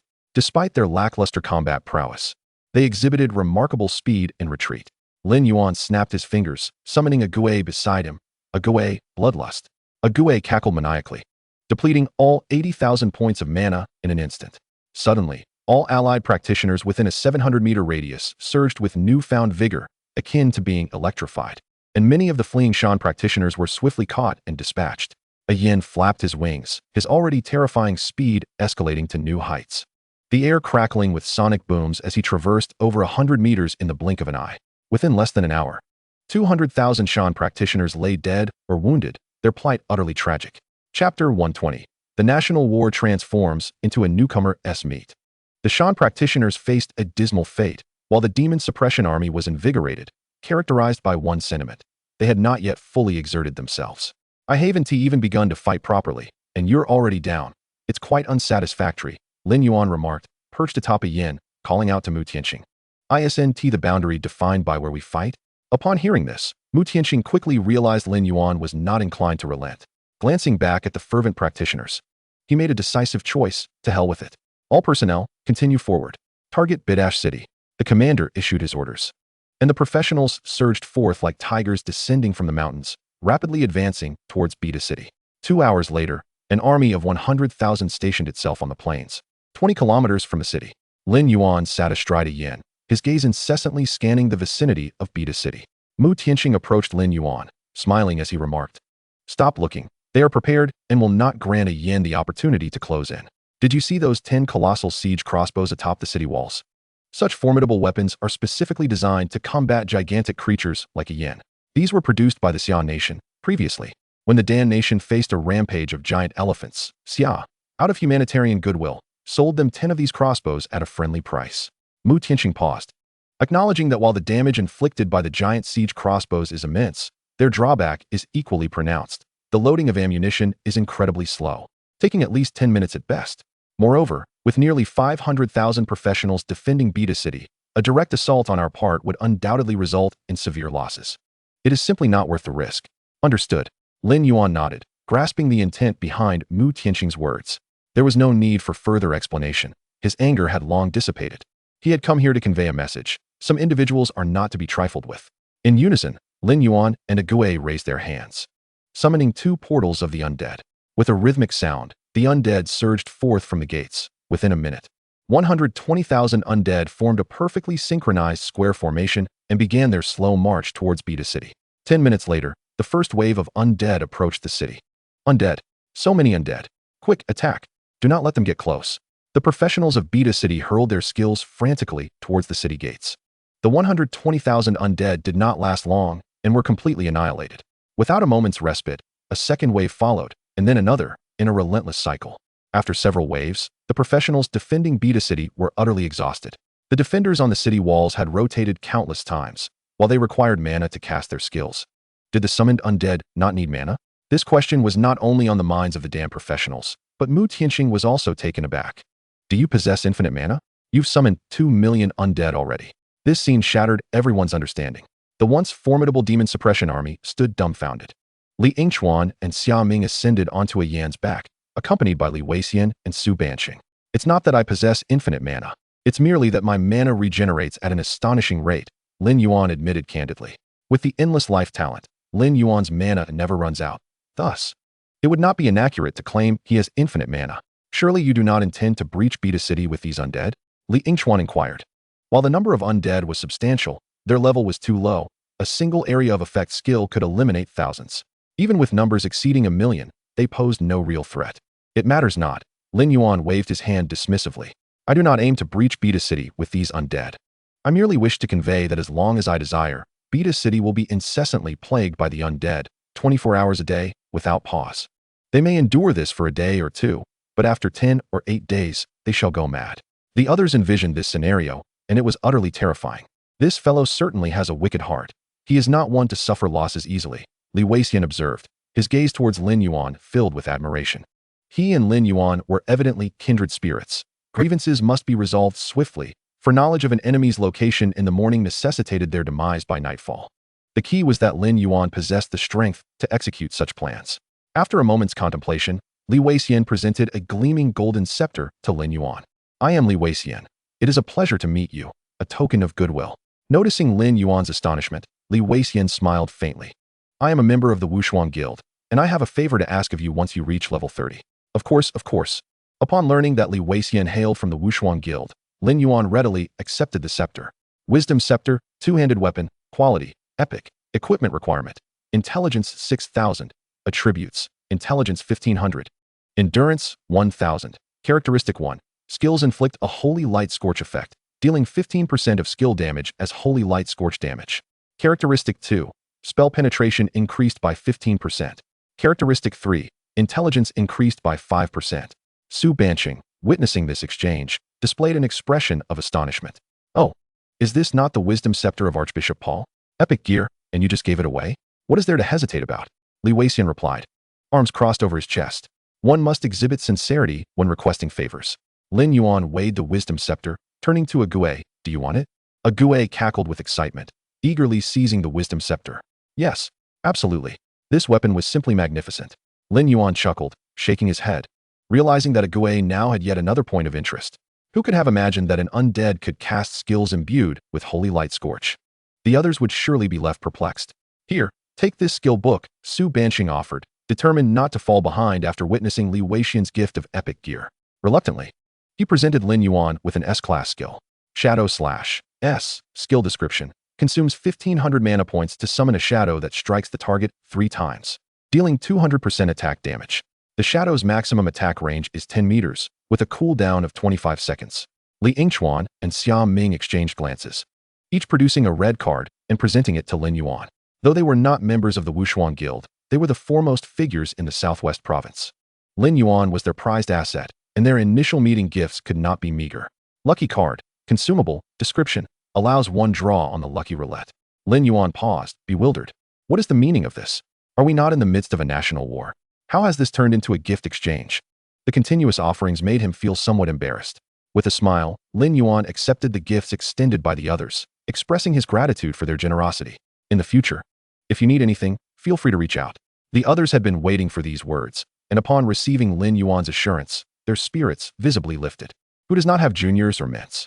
Cultivating a good relationship with Lin Yuan and inviting him into a dungeon was a matter of course. Chapter 121. Compensation, SS Class Skill. Talent Evolution Stone. While Lin Yuan engaged in lively conversation with the esteemed figures, the professionals within Beta City were suffering. They had endured nearly an hour without respite, facing an unending tide of undead. Though the city remained largely unscathed, the psychological torment they experienced was profound. Among the most significant concerns is the astonishing depletion of mana potions within the city. Practitioners require mana to unleash their abilities, and although they can alternate their use, they are overwhelmed by the relentless frequency of undead assaults. Just as one wave of undead is vanquished, before their mana has even had a chance to replenish, another wave descends upon them. Wei Shouqing stands upon the city wall, flanked by 3 men, Wu Amon, Chun Baoda, and Shun Minglong. I have reiterated countless times that Liang Jinfa was slain by Mu Tianqing. Had I not fled swiftly, you would not have seen me again. Wu Amon, Chun Baoda, and Shun Minglong are the leaders of the Baosha Guild, the Titan Guild, and the Dragon's Roar Guild, respectively. They were summoned by Wei Shouqing, who had initially believed that the Xia Kingdom would not dare to continue its assault, merely going through the motions before retreating. However, Lin Yuan delivered a harsh lesson. There was no need for the 100,000 demon suppression army, as Lin Yuan alone nearly drove them to madness. They were reluctant to charge out and eliminate Lin Yuan. Mu Tianqing and Li Weian stood resolutely at his side, making such an endeavor tantamount to suicide. Yet remaining within the city would inevitably lead to their own insanity. What should they do? Chun Baoda's expression darkened. They could not continue this way, as the supply of mana potions was rapidly dwindling. Once their ability to eradicate the undead slowed, their vulnerabilities would be exposed. Should the demon suppression army mobilize? It was doubtful that the city of De could withstand the onslaught. Chun Baoda was not engaging in alarmism. He was stating a fact. Though the number of practitioners in the Donation was considerable, the true elite belonged to the 5 major guilds. The independent practitioners were the oppressed, who, in times of peace, posed little threat. However, should the 5 major guilds find themselves in peril, these long-suffering independent practitioners could transform into ravenous wolves, ready to strike. The others clearly understood this predicament, yet they found themselves at a loss for solutions.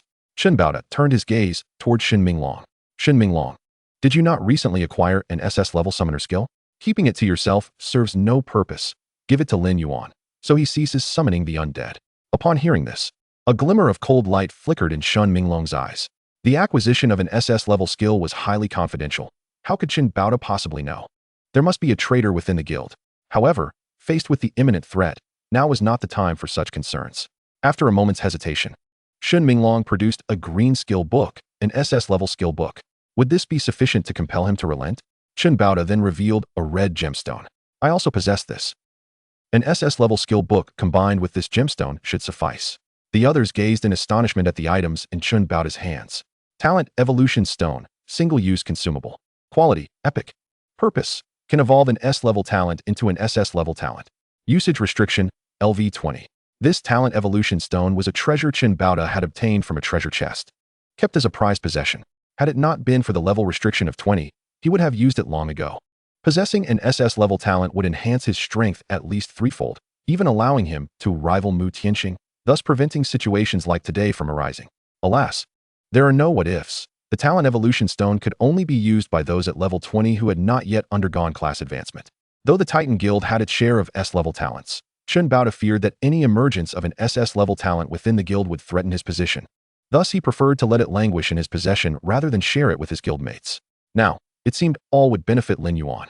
Let us proceed together, Qin Baoda suggested, aware that Shen Minglong would not part with the skill book. He beckoned the others to join him. Suddenly, someone emerged from the city.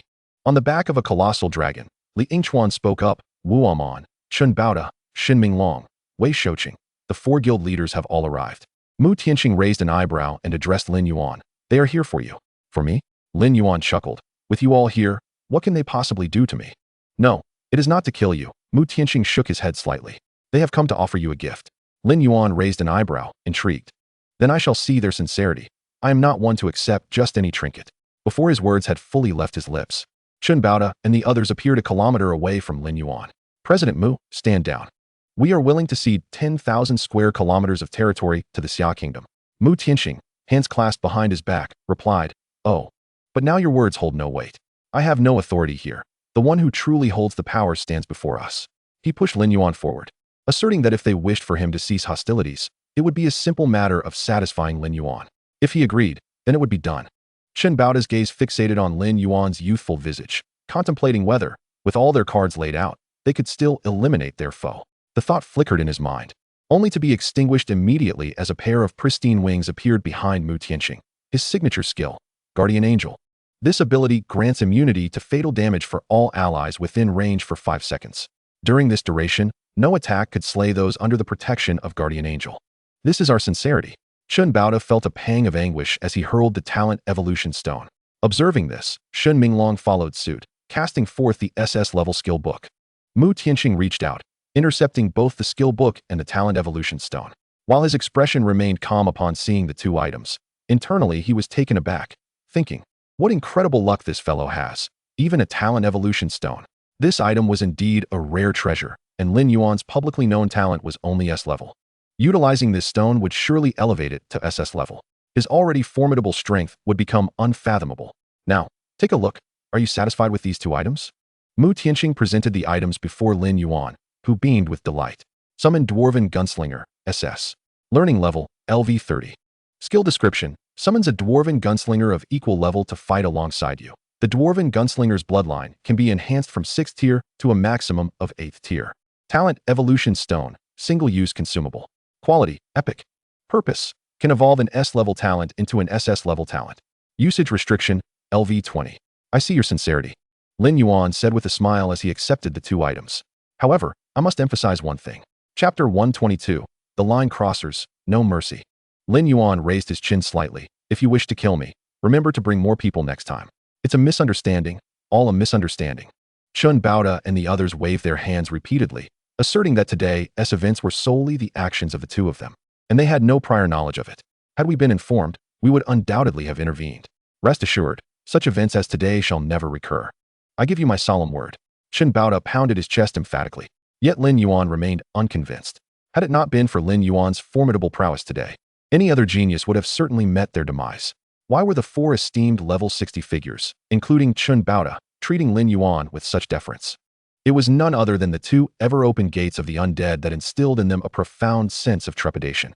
The relentless tide of the undead army was what they truly feared. With a mere wave of his hand, Lin Yuan caused the two gates of the undead to vanish from sight, eliciting a collective sigh of relief from Qin Baoda and his companions. However, in the next instant, Lin Yuan called out sharply, "A yin."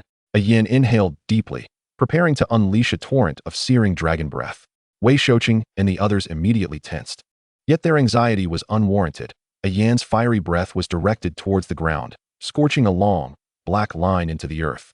The remaining undead, as if compelled by an unseen force, obediently positioned themselves along the line, forming a boundary. From this day forth, This shall be the national border. Anyone who dares to cross this line shall face merciless retribution. Lin Yuan's domineering voice echoed in the ears of the four adversaries, their faces contorting in indignation. According to the line before them, the loss incurred today was not merely in the realm of 100,000 square kilometers, but rather a staggering 150,000 square kilometers. A quarter of their territory vanished in an instant. Most critically, the border lay a mere 20 kilometers from Beta City. Should the Demon Suppression Army remain stationed here for an extended period, it would pose a severe threat to the safety of Beta City. Are you going too far, my lord? Chen Baoda struggled to suppress his fury. The proximity of the border to Beta City was a grave danger to its security. What of it? Lin Yuan retorted nonchalantly. Just relocate Beta City, and the issue is resolved. Mu Tianqing chimed in. Indeed.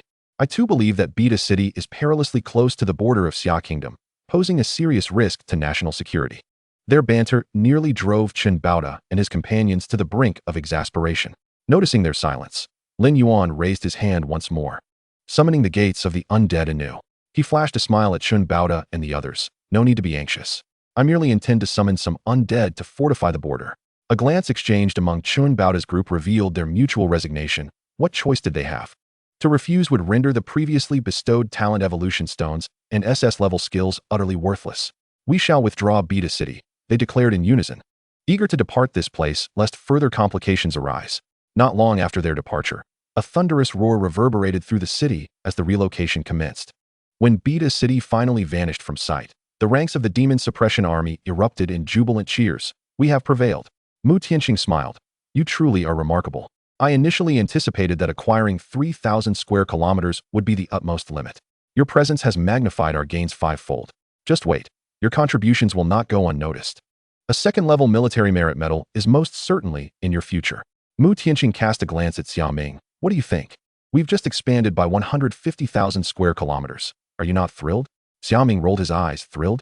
I'm positively ecstatic. Constructing defenses, probing the subterranean dungeon, and establishing a city. None of these tasks pose any challenge. I could complete them in no time. Your Excellency has labored diligently. Li Yingchuan patted Xia Ming on the shoulder. The Demon Suppression Army will unconditionally cooperate when faced with difficulties. Hearing Li Yingchuan's words, Xia Ming's expression softened considerably. While claiming territory was one matter, fully assimilating it would be an arduous endeavor, likely taking months. However, none of this was Lin Yuan's concern at present. His foremost priority was to complete his class transition mission. On the journey back from the border to the villa, Mu Tianqing inquired, Your experience must be full by now? Indeed. Lin Yuan glanced at his experience bar and nodded. Not just full, it's nearly overflowing. The experience gained from the hellish dungeon is simply bountiful. Almost 1,000,000 per run. It's sufficient to elevate me to level 24. When do you plan to undertake your class transition quest? Mu Tianqing asked again. Tomorrow, I suppose. Lin Yuan yawned. I'll prepare this afternoon. Yes. It's time to make preparations. Mu Tianqing nodded. Potions, elixirs, one-time skill scrolls, and equipment. All must be ready. After all, one can never predict what challenges a summoner's transition quest may entail. Indeed, that is my intention, Lin Yuan concurred. Along the way, Lin Yuan retrieved a talent evolution stone and chose to use it. Summoning Synergy, SS level.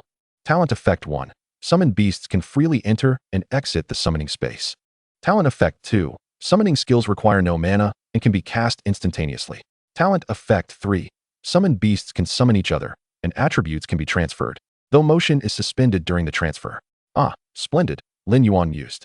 The first two effects presented no significant alteration, but the third effect was indeed formidable.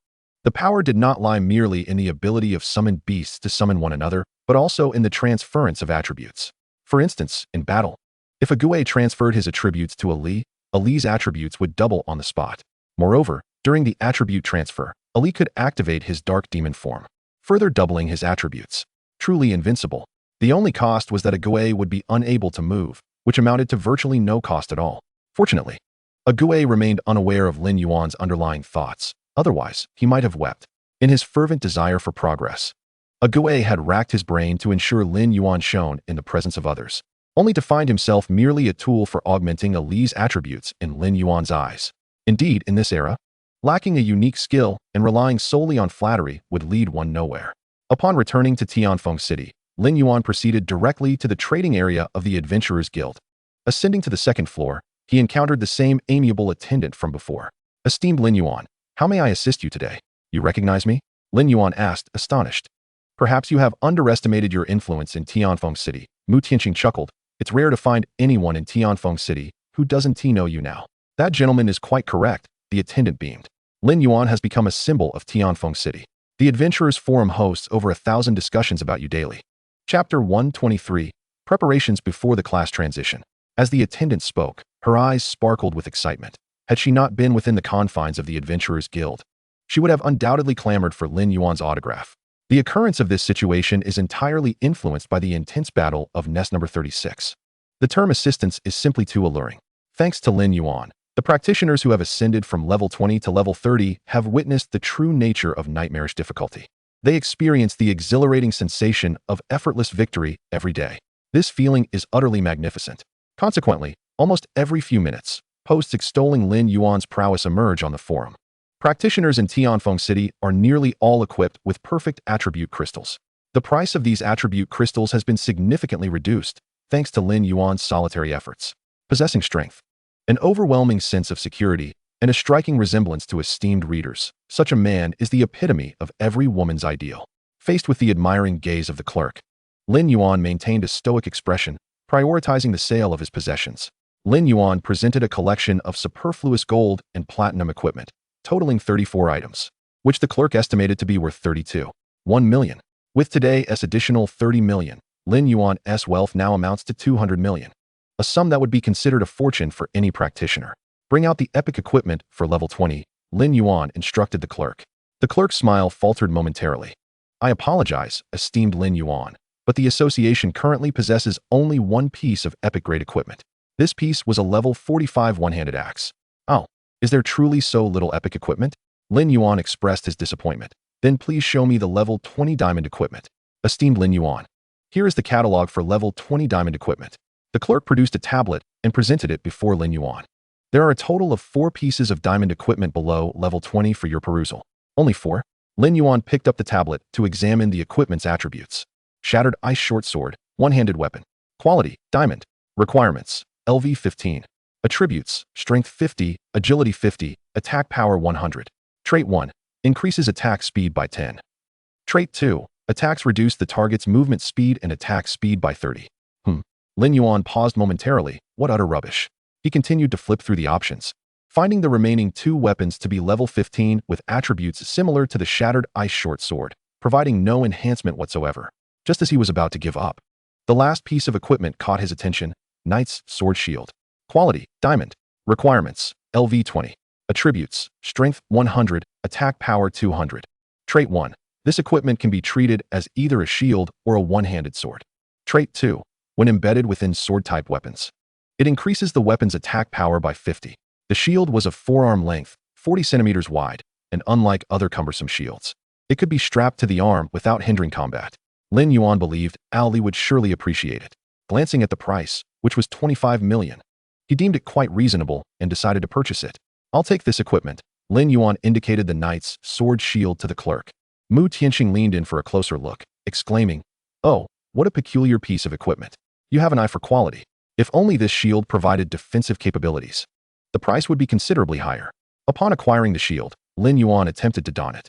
It completely covered his forearm, and with the sword shield equipped, he could utilize both defensive skills like shield block, shield charge, and shield wall, as well as offensive skills such as flash, rondo slash, and double flash, with ease. With this equipment, Al Li's combat style would become even more versatile. Just imagine the expression on an opponent's face when Al Li suddenly activated shield wall while unleashing a powerful attack. Noticing Lin Yuan set the tablet down, the clerk eagerly remarked, "Esteemed Lin Yuan, the association has a considerable selection of level 20 platinum equipment. Would you like to take a look?" "No, thank you." Lin Yuan gently shook his head. Al Li and the others possess a 5th-tier bloodline, allowing them to equip only 5 items: accessories, weapons, auxiliary equipment, cloaks, and shields. Their slots are already full. Let us check the potions and disposable skill scrolls instead.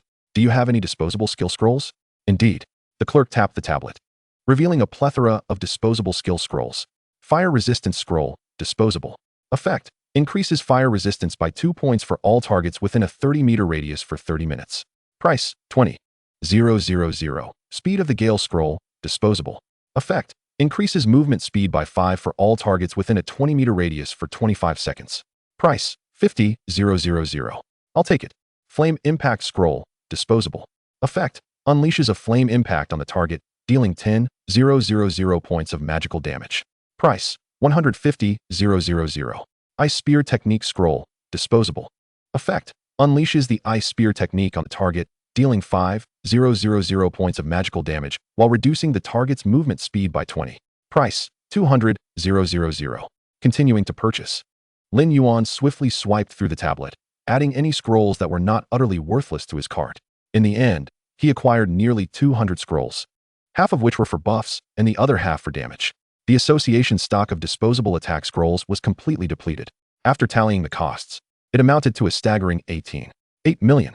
Lin Yuan effortlessly swiped his card, a sum that would be agonizing for other practitioners to part with.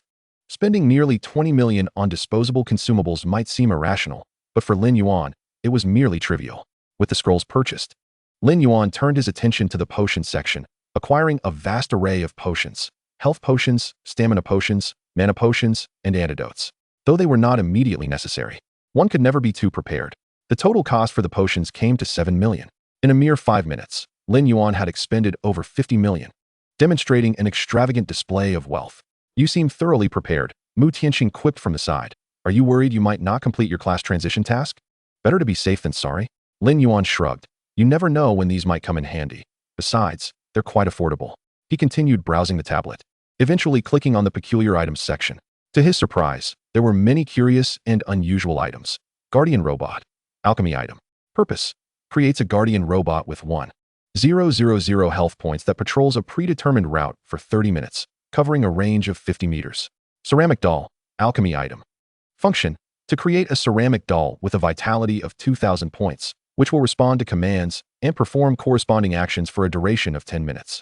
Chapter 124. Ague's Entrepreneurship, a no-cost transaction. The oddity zone is filled with all sorts of bizarre items. The surveillance robots and ceramic dolls are somewhat useful, while many other items exist purely for comedic effect.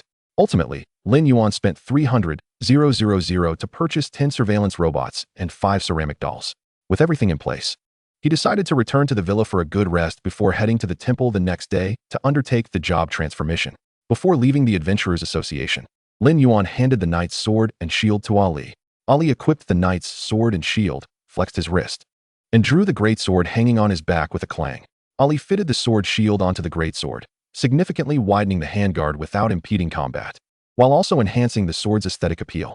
Satisfied, Ali nodded and set off to work at the first high school in the city. Ague scratched his bald head, watching Ali's departing figure, entranced. The dark red armor exuded an imposing grandeur, and the blood-red cape billowed majestically with each step, truly a sight to behold.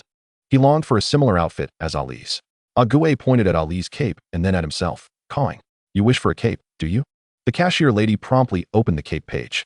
Ague's eyes lit up upon spotting a purple cape, a piece of golden equipment, requiring level 18 to wear, with a selling price of 1 million.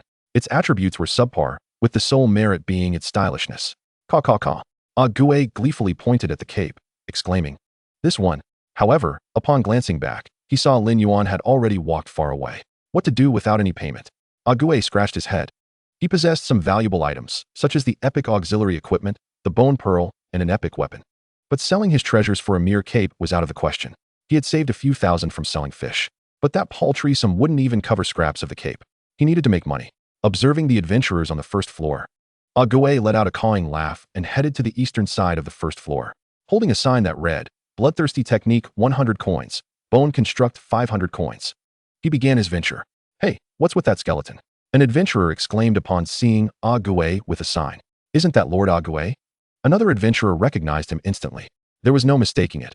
Ague's cawing laugh was too iconic, unforgettable after just one encounter. What does this mean? Bloodthirsty Technique for 100 coins and Bone Construct for 500 coins? An adventurer asked, puzzled. Just as he finished speaking, Ague raised his hand and unleashed the Bone Construct, followed by the Bloodthirsty Technique. What the heck? What the heck? The exclamations echoed throughout the eastern side of the Adventurers Association as the adventurer affected by the Bone Construct exclaimed in delight. The Bone Construct boosts defense by 20% for 1 hour. Upon hearing this, nearby adventurers erupted in excitement. They had experienced the effects of the Bloodthirsty Technique, which was indeed impressive, almost invincible, albeit with a short duration of only 25 seconds. But the Bone Construct lasted for an entire hour. providing a 20% defense increase, equivalent to wearing 2 additional pieces of equipment. Instantly, all eyes were fervently fixed on Ague. With a cawing laugh, Ague pointed at the sign before him. Lord Ague, I'm first. I'm first. As the order began to fray, Ague waved his hand and summoned the gate of the undead. The appearance of the undead instantly intimidated the other adventurers, who began to line up in an orderly fashion. The cooldown for the bloodthirsty technique was 5 minutes, while the bone construct had no cooldown. Many adventurers waited for the bloodthirsty technique to refresh after receiving the boost from the bone construct. Ague was quite shrewd, having chosen a spot perfectly suited for the bloodthirsty technique's effectiveness. The portal to the Blood Ring Arena was right nearby. While the bloodthirsty technique might not shine in other dungeons, merely reducing the time spent clearing small monsters, it was entirely different here. The entire boss battle rarely exceeded 25 seconds. With the enhancement of the bloodthirsty technique, the first boss was defeated with hardly a scratch taken. Within an hour, Ague had already earned 1 million. Ascending to the upper floor, amidst the adoring gazes of the cashier, Ague decisively purchased the purple cape. Perhaps the thrill of earning money was addictive. Ague spent the entire afternoon at the Adventurers Association, buffing others, only to leave at 9 in the evening. He intended to return to fishing, for compared to making money, fishing was truly Ague's passion. His current goal was to earn enough to buy an epic fishing rod.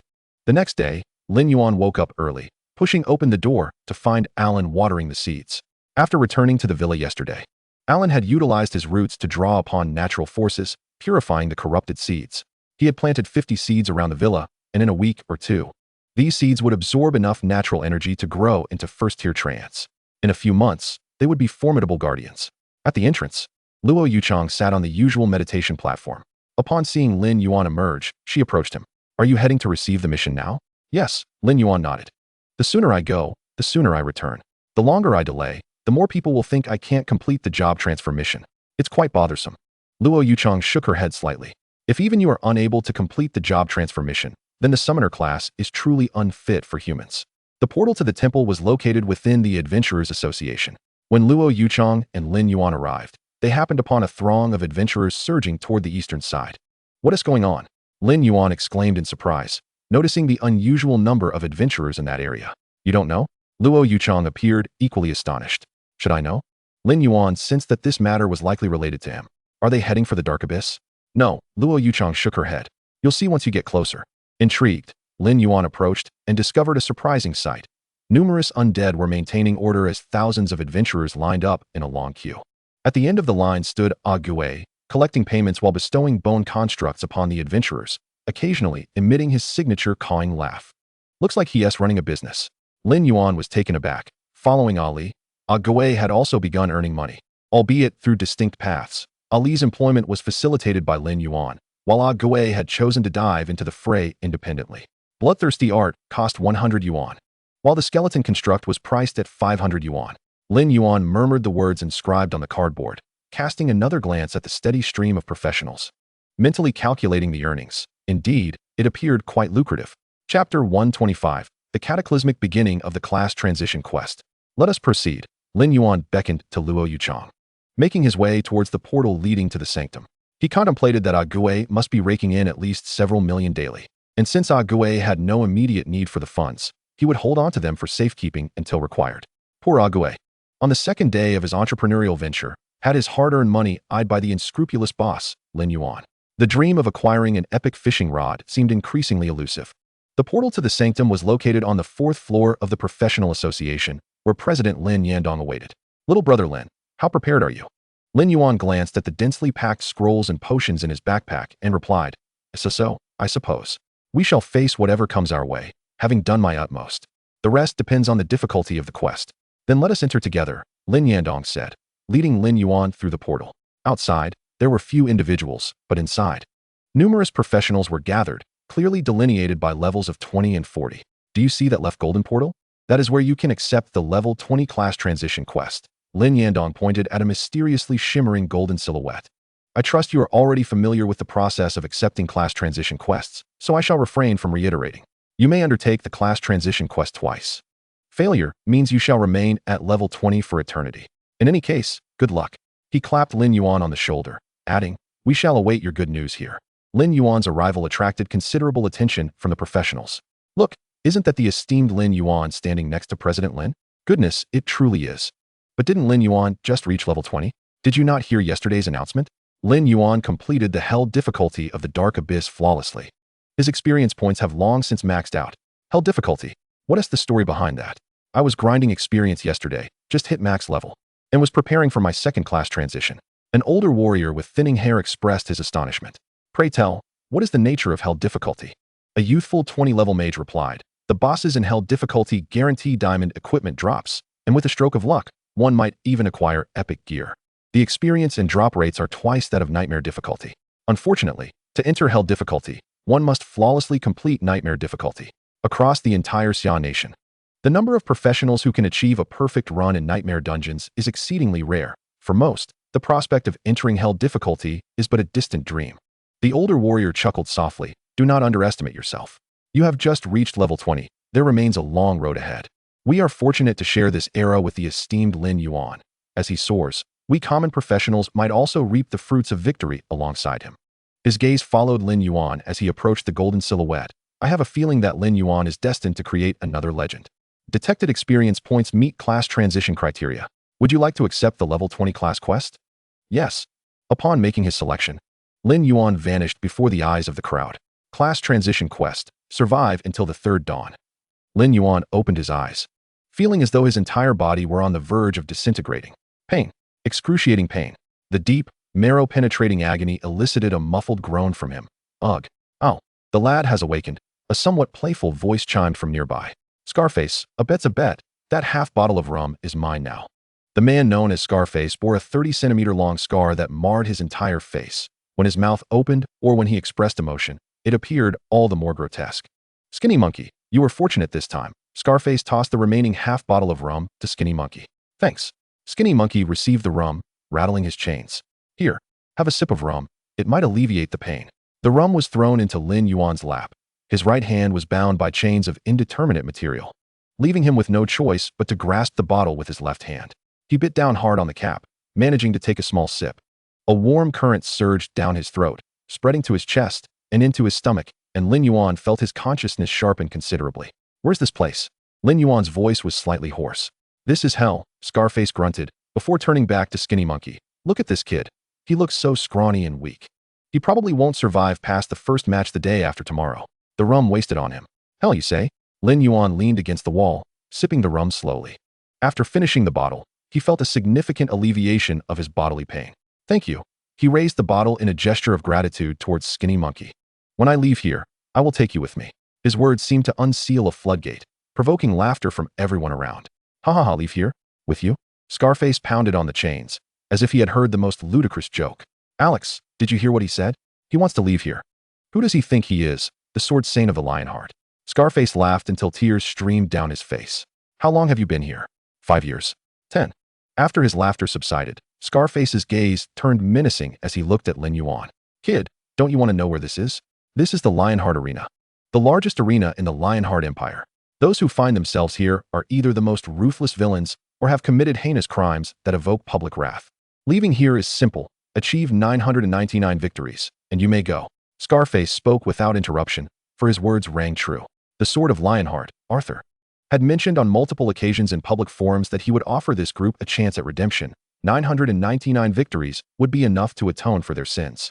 In the thousands of years since the arena's inception, only a handful had completed this nearly impossible task.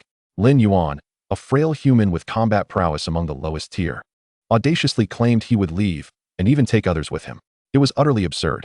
Lin Yuan leaned against the wall, silently contemplating his status panel and skills. But they seemed sealed, yielding no response. At this moment, all he could rely on was his battered body. 3 days remained until the arena's first battle. Devoid of summoning beasts and without a backpack, even the innate talent for everlasting life has vanished. And to confront the impending circumstances in this state is akin to a cataclysmic beginning for Lin Yuan. Chapter 126, Trial of Courage. As Lin Yuan languished in the dungeon, bound and awaiting the judgment of fate, Ollie, Alan, and Ague found themselves in a blood-red palace. A massive black and red sword was embedded in the center of the palace. Upon seeing the sword, Ali's pupils constricted. The demon's sword. It's me. An elegant voice emanated from the sword, as crimson energy coalesced along its blade, gradually forming a silhouette that, astonishingly, bore an exact resemblance to Ollie. The blood-red figure extended its hand, and rested it upon the demon's sword, gently pulling it free. With a swift sound, the entirety of the sword revealed itself before Ollie. It was a deep crimson hue, with two narrow blades rising parallel at the tip resembling the horns of a demon.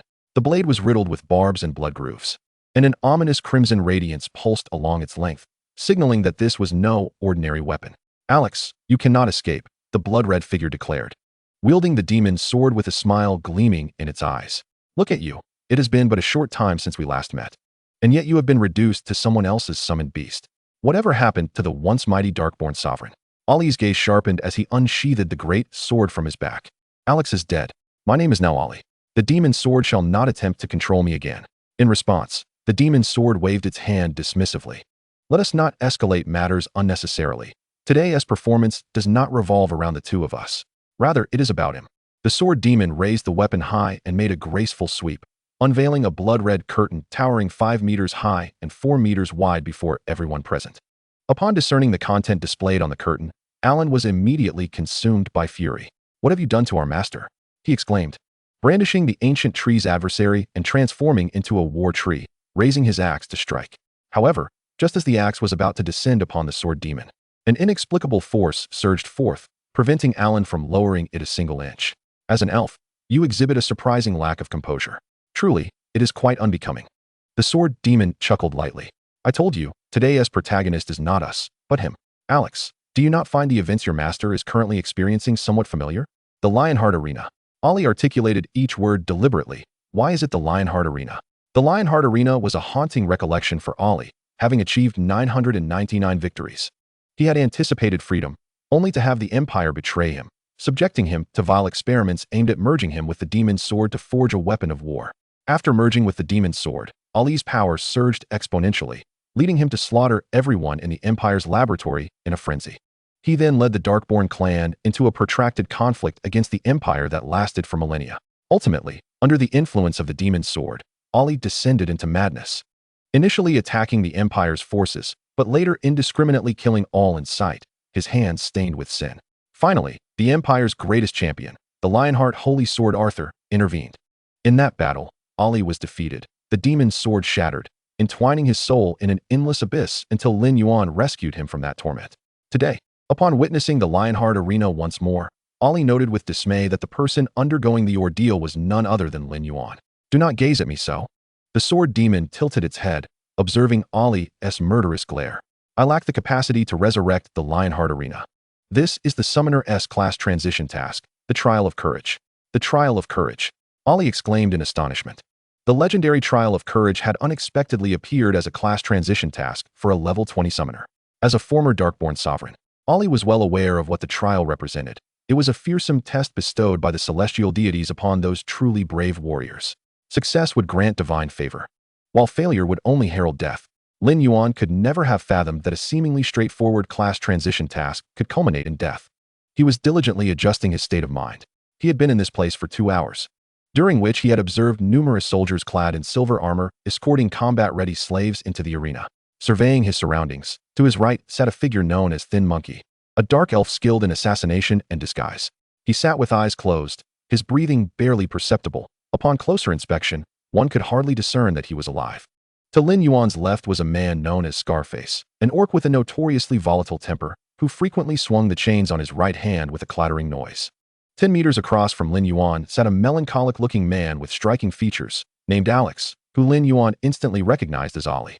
When Lin Yuan glanced at Alex, their eyes met simultaneously. "Are you a Darkborn?" Alex queried uncertainly. He sensed a familiar essence emanating from Lin Yuan. Yet if he truly were a Darkborn, he should not appear so feeble. How peculiar. Lin Yuan smiled faintly. "I am, to an extent. What is the matter? Have you been imprisoned so long that you cannot even recognize your own kin?" In that moment of recognition, Lin Yuan concocted a flawless escape plan. The notion of achieving 999 victories was utter nonsense. If all went according to plan, the opponent arranged for him 3 days hence would undoubtedly be an insurmountable foe. The ultimate outcome would be a brutal slaughter, merely to elevate the adrenal levels of those in power. Lin Yuan would never allow such a fate to unfold. At that moment, a soldier, standing at 1.70 meters and clad in the Empire's standard armor, approached. "Alex, tomorrow at noon, you have a duel. Your opponent is the evil dragon Labbies." After the Imperial soldier departed, the dungeon erupted into a cacophony of discussion. The evil dragon labbies. They must think highly of Alex indeed, came the murmurs. This is a being capable of easily obliterating a fortress. The Empire once mobilized an entire army of sorcerers to capture it, despite Alex's strength. How could he possibly contend with the evil dragon? Leaning against the wall, Lin Yuan addressed the meditative Alex softly. Hey, Alex, how about we make a wager? A wager? Alex opened his eyes, regarding Lin Yuan with curiosity. Let us wager whether the Empire will grant you freedom after you achieve 999 victories. My answer is no. What do you say? What shall we wager? Alex inquired with great interest. My life? Lin Yuan pointed to himself with his thumb. I have lost. My life is yours. You lost. Your life is mine. Chapter 127. I command you to stand. Alex chuckled. Have the tribesmen become so wild? Gambling with one's life at the slightest provocation. Fascinating. He spoke softly. Though the Empire is merciless towards its foes, its reputation remains trustworthy. In the past, there have been those who achieved 999 consecutive victories, many of whom still thrive within the Empire. If you seek my life, I fear you shall be disappointed. The Empire's reputation. Lin Yuan scoffed. That is merely a rag that can be discarded at any moment. It matters not. Tomorrow, after you slay the evil dragon, the truth shall be revealed. With that, Lin Yuan closed his eyes, pondering the success of the escape plan resting entirely on the competence of the Empire's scoundrels. From the gladiator's earlier discourse, Lin Yuan learned that the evil dragon was a level 74 monarch-class black dragon. Frankly speaking, should such a creature appear on Blue Star, it would be a cataclysmic force. No nation or faction could withstand a level 74 monarch black dragon. Yet within the Lionheart arena, a level 74 monarch black dragon is nothing more than a lowly beast for entertainment. Lin Yuan was certain of Alex's victory and equally certain that the Empire would never allow Alex to escape. What Lin Yuan desired was an opportunity to unveil the Empire's hypocritical facade. Perhaps due to fatigue, despite the cacophony surrounding him, Lin Yuan fell into a deep slumber. The next day, Lin Yuan awoke to see two Imperial soldiers fastening a specially designed restraint upon Alex, escorting him towards the arena. Alex glanced back at Lin Yuan, a hint of mirth in his eyes. Do not forget our wager. Lin Yuan opened his mouth to speak, yet no sound emerged. However, Alex understood his unvoiced words. An hour later, Alex was returned to the chamber by the two soldiers, standing tall while the soldiers regarded him with palpable fear. The recent battle between Alex and the evil dragon could only be described as earth-shattering. In a moment when all believed Alex could not possibly triumph over the evil dragon, he unveiled his dark progenitor form, ruthlessly dismantling the dragon into countless pieces. The applause was thunderous, accompanied by the ecstatic screams of numerous noble ladies. The arena's overseer, Patton the Lionheart, openly admitted his inferiority to Alex. Yet this remarkable swordsman, despite his glory, was no different from the other prisoners. With his right hand shackled by an unknown chain, returned to his designated place. Alex had emerged victorious. He had slain the evil dragon, Rabishu, achieving 999 consecutive wins. We have witnessed the birth of a legend.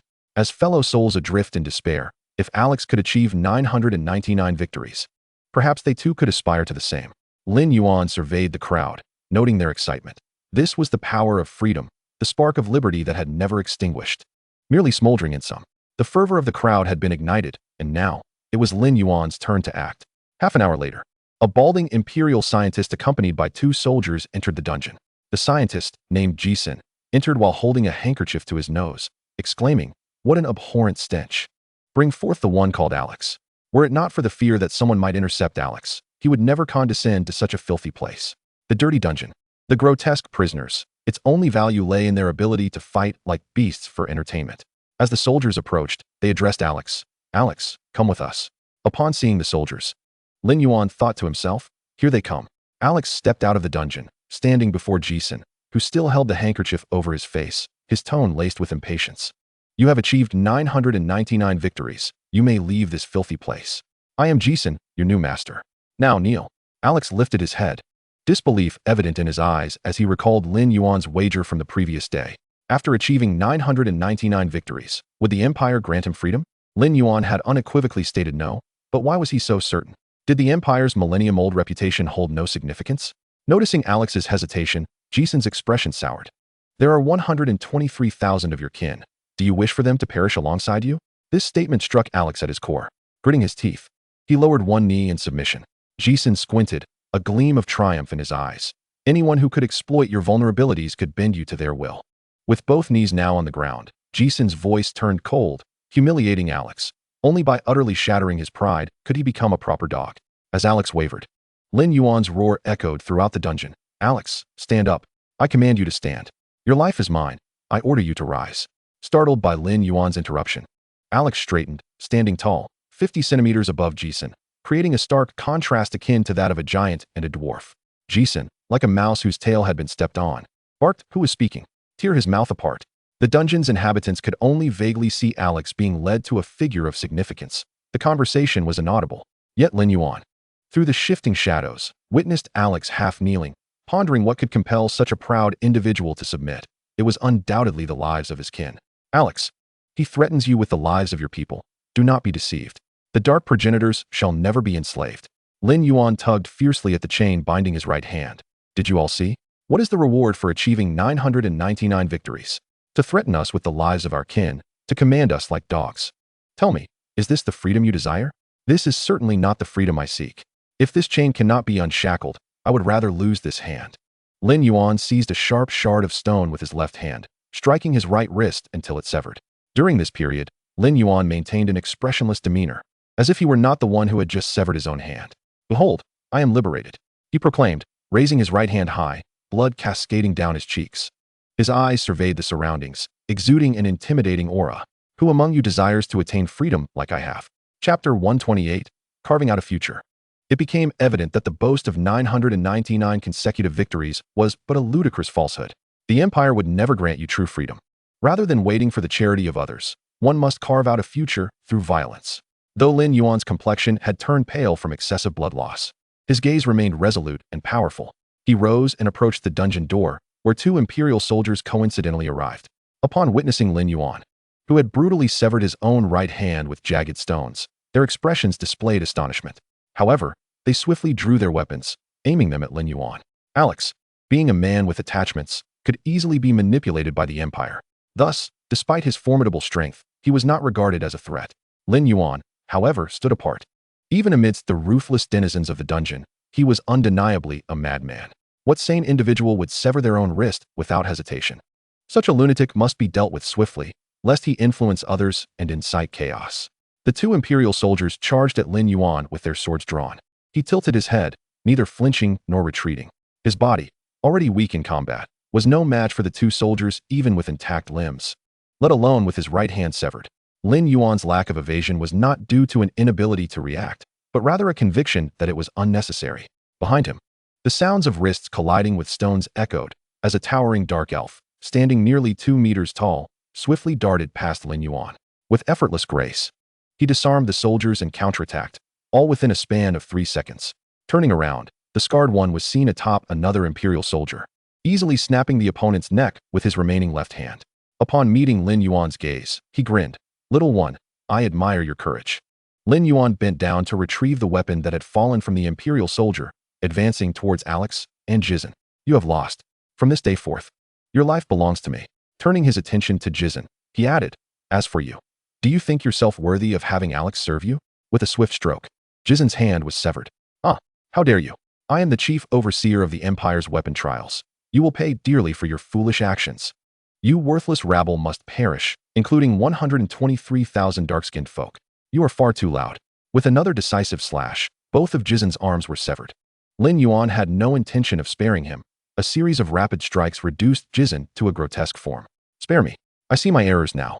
If you let me go, I will ensure that Reiser Patton releases all of you." Lin Yuan looked down upon Jisun with disdain. "No need.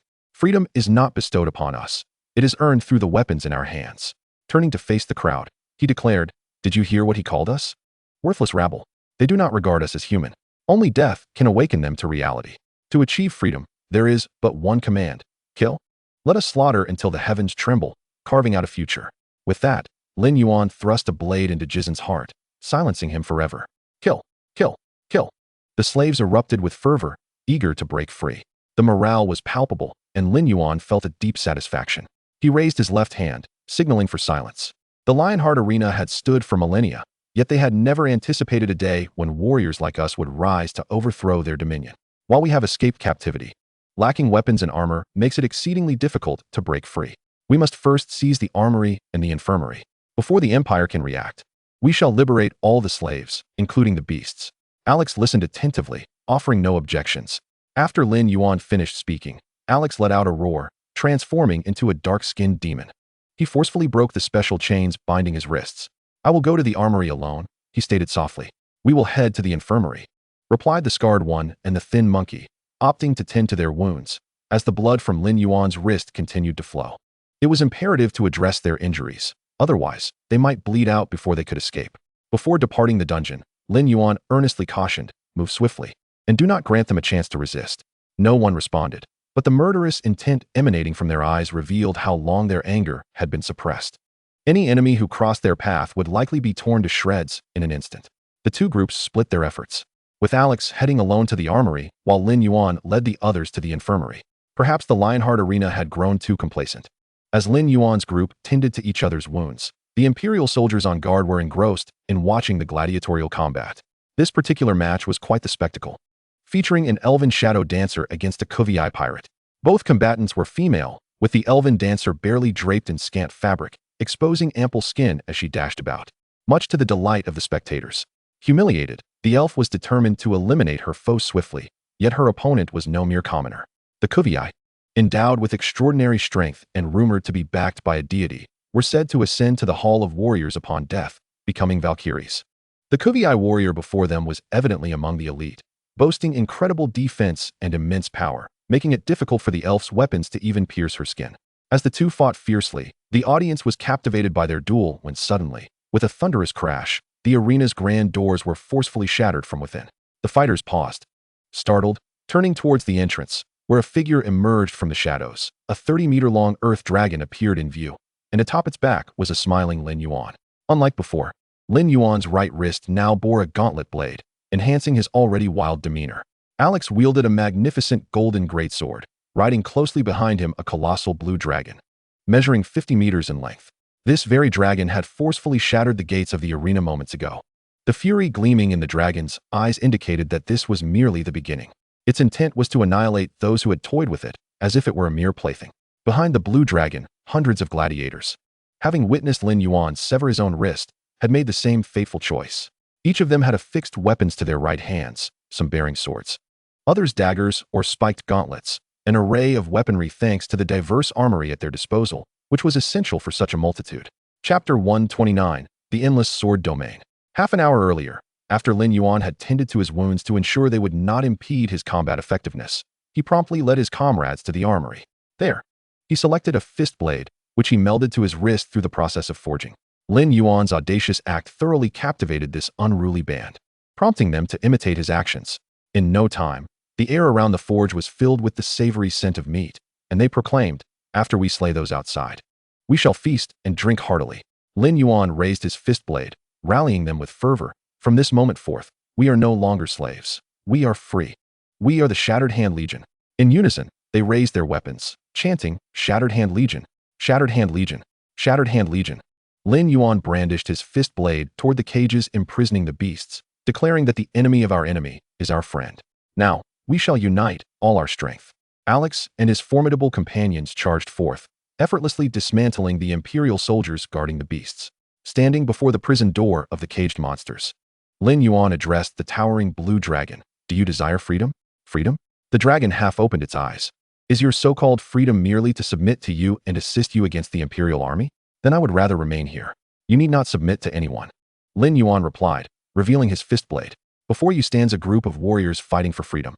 Dragons should soar in the skies, not be confined to this damp dungeon. Have you forgotten the last time you flew freely? Tell me, will you continue to cower in this sunless dungeon? Or will you join us in tearing apart those who view us as slaves and playthings? Answer me." The blue dragon opened its eyes fully, fixated on the fist blade now fused to Lin Yuan's wrist. Is living not preferable? Once proud and rebellious, the dragon had succumbed to the torment inflicted by the Imperial Beast Tamers, ultimately yielding to the harshness of reality. It had lost the courage to resist any further. Lin Yuan raised his gaze, resolute, better to die than to live unfree. Upon hearing his declaration, hundreds echoed, "Better to die than to live unfree." Their voices were thunderous and imposing, causing the dragon to instinctively take 2 steps back. Yet, amidst this forceful presence, the spark of desire for freedom reignited within the dragon.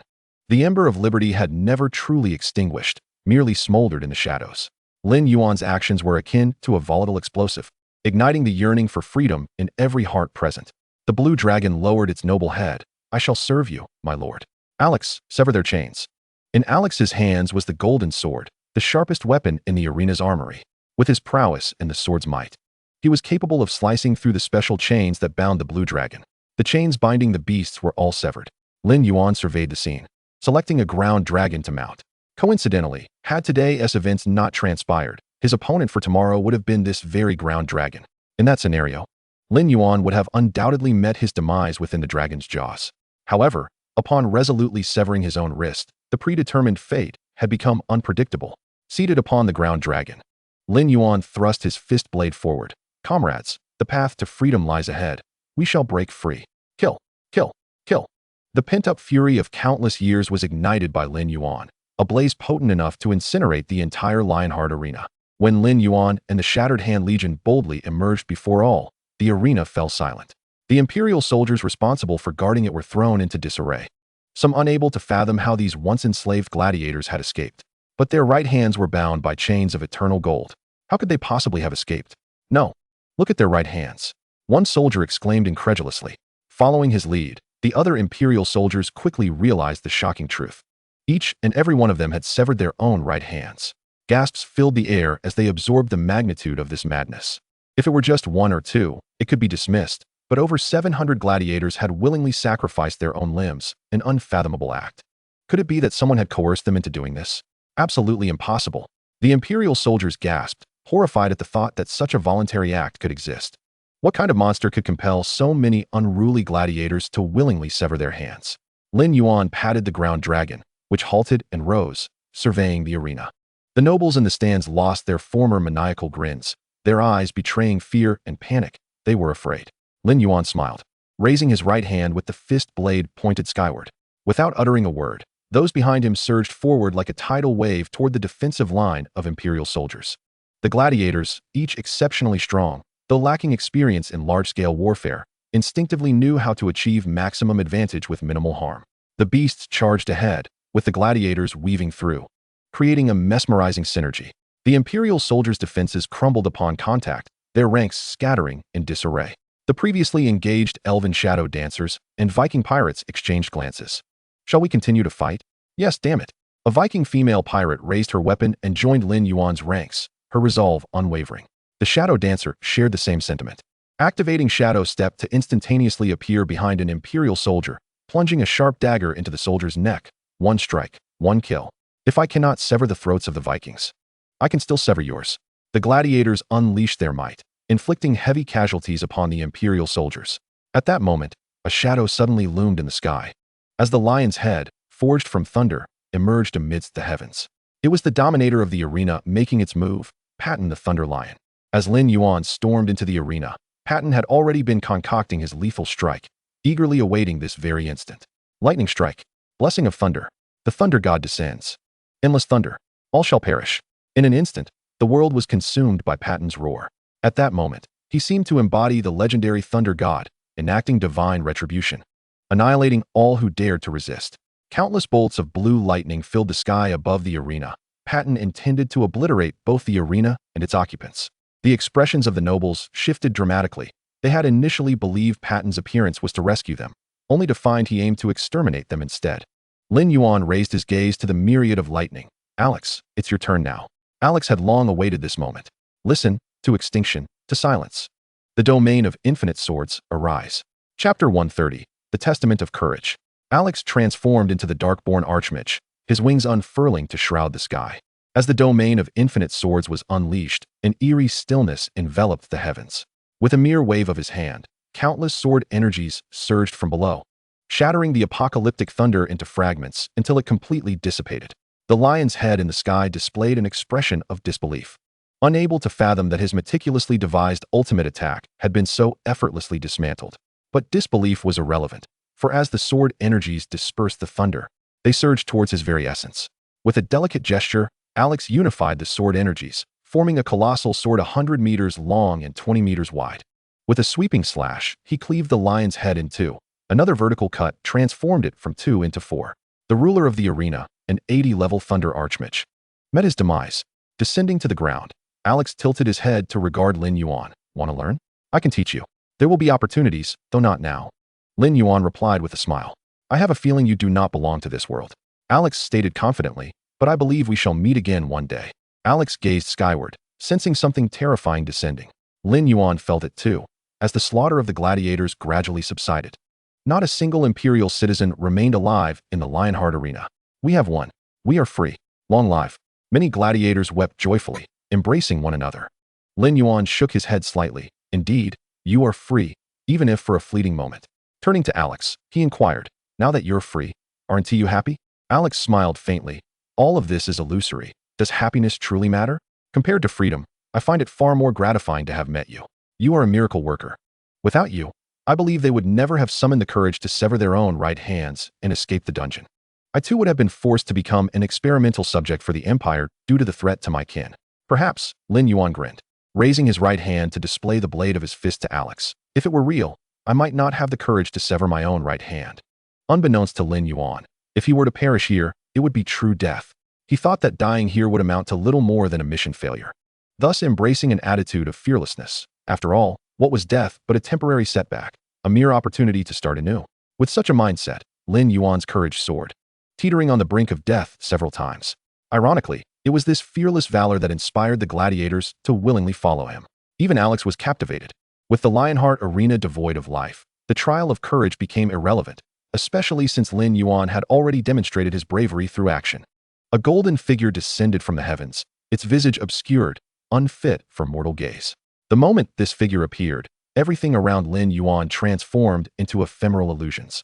His severed right hand regrew as if the prior ordeal had been naught but a dream. The golden figure hovered in the air. Child, your courage is truly moving. With an indomitable spirit, you have ignited the flame of hope. Your bravery has inspired those souls once shrouded in despair. The moment you severed your right hand, you did not merely break your bonds, but also vanquished cowardice and submission. In you, I see the most precious quality of mortals, courage. This courage transcends the boundaries of life and death. Will you become the emissary of courage? The god of courage, Tyr, extends an invitation to you. Will you become Tyr's emissary? If you choose yes, your profession will automatically change to Tyr's hand. If you choose no, you will receive the Testament of Courage, legendary medal. The emissary of courage. Lin Yuan silently pondered. What a jest. With a divine-level profession system in place, becoming a deity is merely a matter of time. To become Tyr's emissary would only narrow my path. That cannot be, he mused. More importantly, Alex had yet to become the world's greatest swordsman. Ague had not achieved mastery in fishing, Alan's seeds had yet to sprout, and Yin's draconic aspirations remained unfulfilled. The names of the dwarven gunslinger and the Naga queen had not yet been decided. How could he abandon his summoner's path for Tyr's hand? Lin Yuan lifted his gaze, allowing the brilliance to sear his eyes. I refuse. In the instant Lin Yuan rejected the offer, the golden figure vanished without a trace, leaving behind a badge engraved with a sword and shield. Testament of Courage. A symbol of glory, does not occupy inventory space. Quality, legendary. Requirements for wearing, approval from the god of courage. Attributes, 20 increase to all attributes. Feature 1. Activate Courageous Roar, ignoring any status effects, forcefully intimidating a target for 5 seconds, cooldown time 30 minutes. Feature 2. Activate Inspiration, dispelling all control effects on allies within a 100-meter radius, granting immunity to any control for 5 seconds, cooldown time 30 minutes. Feature 3. Order Faction Goodwill at 100. Even strangers will express respect upon seeing you, for you are a true warrior. Feature 4. Chaos Faction Intimidation at 50. The Chaos Faction reveres the strong and will not engage you unless absolutely necessary. Holding the Certificate of Courage in his hand, Lin Yuan wore an exceptionally joyful smile. This legendary equipment, which did not occupy any inventory space, was a tremendous asset. The more one possessed, the better, with a 20% enhancement to all attributes. It became increasingly valuable as one progressed into the later stages of the game. Its first attribute allowed the user to forcibly intimidate a target for 5 seconds, disregarding any status effects. When encountering a boss like the Harpy Witch, who was immune to crowd control, a single roar of courage would suffice. 5 seconds was ample time to dispatch her twice over. The second attribute was equally impressive, providing a collective indomitable will. As for the third and fourth attributes, Lin Yuan was somewhat uncertain. They pertained to favorability and intimidation levels. Essentially, members of the Order faction would commend him as a warrior. while those from the Chaos faction would weigh their chances against him. Quite intriguing indeed. Lin Yuan stowed away the certificate of courage and lifted his gaze, discovering himself within a blood-red palace. Ali, Agu, and Alan were all present. Tilting his head, Lin Yuan snapped his fingers, prompting Agu to summon the bone thrown behind him. Leaning back, he fixed his gaze upon Ali, who wielded a magnificent enchanted sword, and said, "So, how do you wish to meet your demise?" His tone was casual, his expression nonchalant, and combined with the 50 intimidation points from the certificate of courage, the sword demon was immediately enveloped by an overwhelming aura, causing the eerie glow swirling around the sword to momentarily stall. Chapter 131. Seeking a master, apologies, I do not accept. The enchanted sword momentarily faltered, then tightened its grip on the blade. The certificate of courage. Indeed, one who could undertake such audacious acts deserved such a token. After all, he had accomplished what even the former Dark Lord could not. The enchanted sword regarded Lin Yuan with insatiable yearning. It was no wonder that the pathetic Alex had sought to acknowledge him as master. You are far superior to him. Selecting you as the next vessel would surely be entertaining. Lin Yuan ignored the enchanted sword, focusing instead on the rewards from completing his job change quest. Successfully completed job change quest, awarded S-rank exclusive skill, inspiration. Current world job change limit is 4 transitions. Panel has been adjusted. Unlocking level cap. Level increased to 21, 1075 2302 20000. Level increased to 22, 855 2302 40000. Level increased to 23, 615 230 26000. Level increased to 24, 355 2302 80000. Level increased to 25, 7523 030 0000. The immense experience allowed Lin Yuan to rise 5 levels in the blink of an eye, propelling him to level 25 at rocket-like speed. Inspiration S. Skill description: consumes 500 mana points, enhancing summon creatures' attributes by 10% and spell resistance by 10%, lasting for 1 hour. The skill was decent, particularly since it had no cooldown, making it a permanent ability. Regrettably, it could not be used on other players. Otherwise, Lin Yuan could have formed a startup team with Agu. Equipped with the Ancient Tree set, Lin Yuan checked his status panel. Name: Lin Yuan. Level: 25, 7523 030 0000. Class: Summoner, 4th transition. Race: Human. Health points: 65, 200. Mana points: 30, 850. Attack power: 6, 740. Spell power: 2, 585. Defense: 7, 176. Spell resistance: 10. Strength: 3, 620. Physical attack, hit rate. Dexterity: 2, 580. Attack speed, critical hit rate. Endurance: 2, 760. Health points, defense. Intelligence: 2, 585. Mana points, spell attack. Talent: Ultimate Summoner, Divine.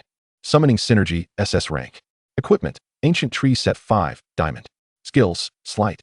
Evolution points: 342, 000. As a 4th transition professional, each level gained provided an increase of 80 to all attributes, plus an additional 80 points to distribute freely, a splendid array of attributes that would dwarf the majority of 40-level professionals. If calculated by combat power, the disparity was even more pronounced. Lin Yuan looked up, tapping his ear. What did you just say? I didn't catch that. Could you please repeat it? His dismissive demeanor incited the sword demon's ire. Do not presume that passing the trial of courage grants you dominion over me, the sword demon hissed, his expression darkening. I am an immortal entity. Once I have set my sights on you, escape shall be impossible for eternity. Oh, immortal, is it? Lin Yuan replied, intrigued. But I've heard that you were shattered by the Lionheart Holy Sword, Arthur. This remark instantly sent the sword demon into a furious state. A millennium ago, the sword demon had manipulated Alex into challenging Arthur, intending to use Arthur as its next host. Regrettably, Alex's body was too severely drained. He could not even transform into the Dark Lord, and Arthur, with a physique akin to a deity, effortlessly defeated him. After Alex's demise, Arthur did indeed possess the enchanted sword for a brief moment, sensing its malevolence and intent to corrupt him. Thus, he resolutely shattered the blade. After its destruction, the sword in Alex's soul plummeted into the endless abyss, until Lin Yuan summoned Ali, awakening the sword's consciousness. After a millennium of restoration, the sword barely regained its epic quality. To ascend back to legendary status, an astronomical amount of materials was required. The sword also coveted Lin Yuan's potential, believing he could acquire those unheard-of ores from the Blue Star. It seems I must demonstrate my might, the enchanted sword declared, suddenly radiating brilliance, revealing its health bar. Soul of the enchanted sword, clone of Ali. Level, LV 39. Health points, attack power, 200, 000. Defense, 0, skills, slight. With all this prattling, it was evident that a battle was imminent. Lin Yuan struck the armrest. Why didn't you just reveal your health bar sooner? A single sword, prattling on as if it were a divine artifact. Lin Yuan raised his hand, casting a death grip. The soul of the enchanted sword was instantly drawn before him. Come, strike me down with all your might. Beneath him lay countless undead. Slaying him was utterly impossible. To the left, Ali swung his dual swords, unleashing skills upon the soul of the enchanted sword, while to the right, Egu brandished his staff, striking the sword's head. As 3 seconds elapsed, the soul of the enchanted sword attempted to break free from the encirclement, but Lin Yuan seized its head. Come here. With a powerful head-splitting strike, he specialized in subduing defiance.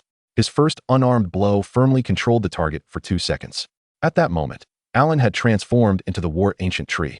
Raising a 70-meter axe high above Dai, Lin Yuan cast a glance and immediately leaped backward, evading Alan's attack range. Ague, observing this, Ague unleashed the death grip upon the soul of the demon sword, firmly immobilizing it in place. Alan showed no mercy, swinging his axe with ferocity, declaring, "Anyone daring to raise a hand against my master shall perish. Those who covet my master's body, begone. Die, die, die." Each blow grew heavier than the last, striking through the body of the soul of the demon's sword and onto the sword itself. The current quality of the demon's sword was merely epic, whereas the ancient tree's nemesis was also of epic caliber. Under their violent collision, the demon's sword emitted a distressing creak, precisely the outcome Lin Yuan sought. With the soul of the demon's sword possessing infinite health, was it not an easy task to shatter your sword? As the duration of the death grip reached its end, Lin Yuan immediately activated the effect of the certificate of courage, commanding, "Kneel before me." The soul of the demon's sword, devoid of spirit, knelt obediently, allowing Alan and Ali to unleash their attacks. Alan struck again and again, his strength capable of cleaving mountains, and visibly, cracks began to appear on the demon's sword. Lin Yuan's eyes brightened. "Alan, put in more effort. Shatter it completely. Stop." The demon's sword is in a panic, pleading, "Do not strike any longer. Please, cease your assault." The demon's sword surrendered, utterly defeated. It had not anticipated Lin Yuan's ruthlessness, controlling it for a full 13 seconds with 0 delay. Subjected to countless strikes that far exceeded the frequency of any forging. If this continued, the demon's sword would indeed shatter, and the consciousness it had so painstakingly regained would dissipate once more. Thus, it began to plead for mercy. "I am willing to acknowledge you as my master. Want to recognize me as your master?" Lin Yuan tilted his head, responding coolly, "I'm afraid I must decline." Chapter 132, Fragments of the Demon's Sword. "Ali, you shall deal with it personally." Lin Yuan directed his gaze toward Alan, who reverted from the war ancient tree form and handed the ancient tree's nemesis to Ali. This time, Ali did not reject the unsightly axe. Lin Yuan employed summon synergy, transferring Ague's attributes to Ali. Subsequently, Ali unleashed the Darkborn Great Demon, a pair of powerful wings casting a shadow over half the sky. Grasping the ancient tree's nemesis, Ali's nearly 100,000 points of strength sent tremors through it. "Let us see what you can do."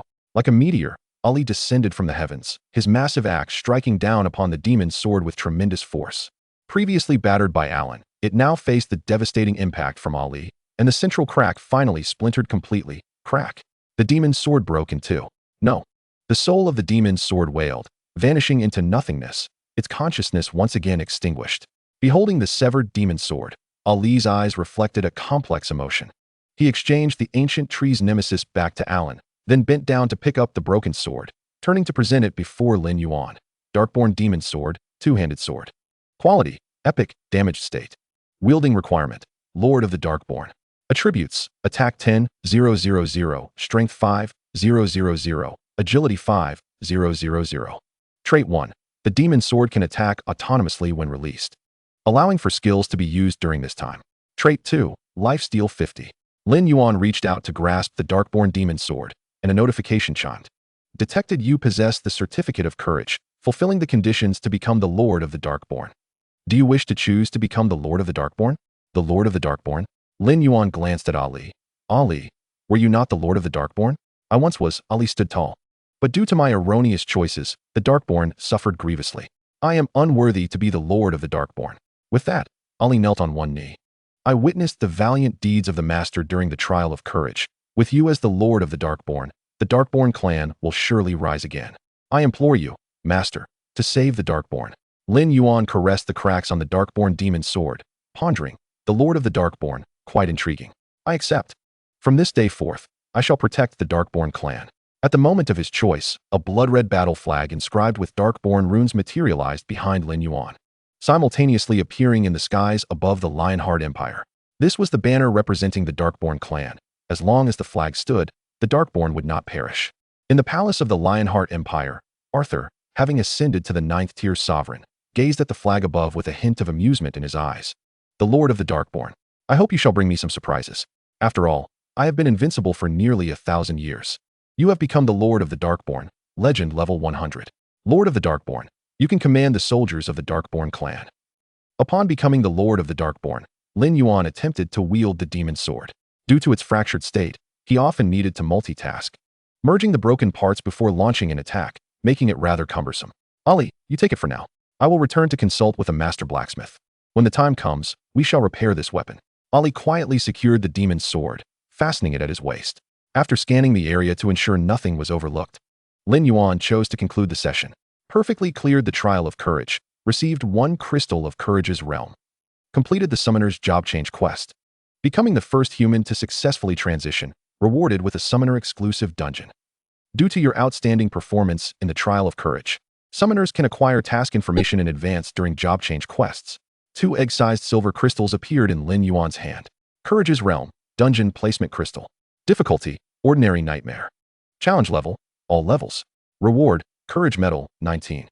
This is a solo trial dungeon, available for challenge once a week, with no penalties for failure. Crimson City Shadow Summoner exclusive, dungeon placement crystal. Difficulty, ordinary nightmare. Challenge level, LV5, LV20. Reward, summon Beast Bloodline Enhancement, limit 4 tiers. This is a solo trial dungeon, available for challenge once a week, with no penalties for failure. Both crystals were for solo trial dungeons, and they presented no danger whatsoever.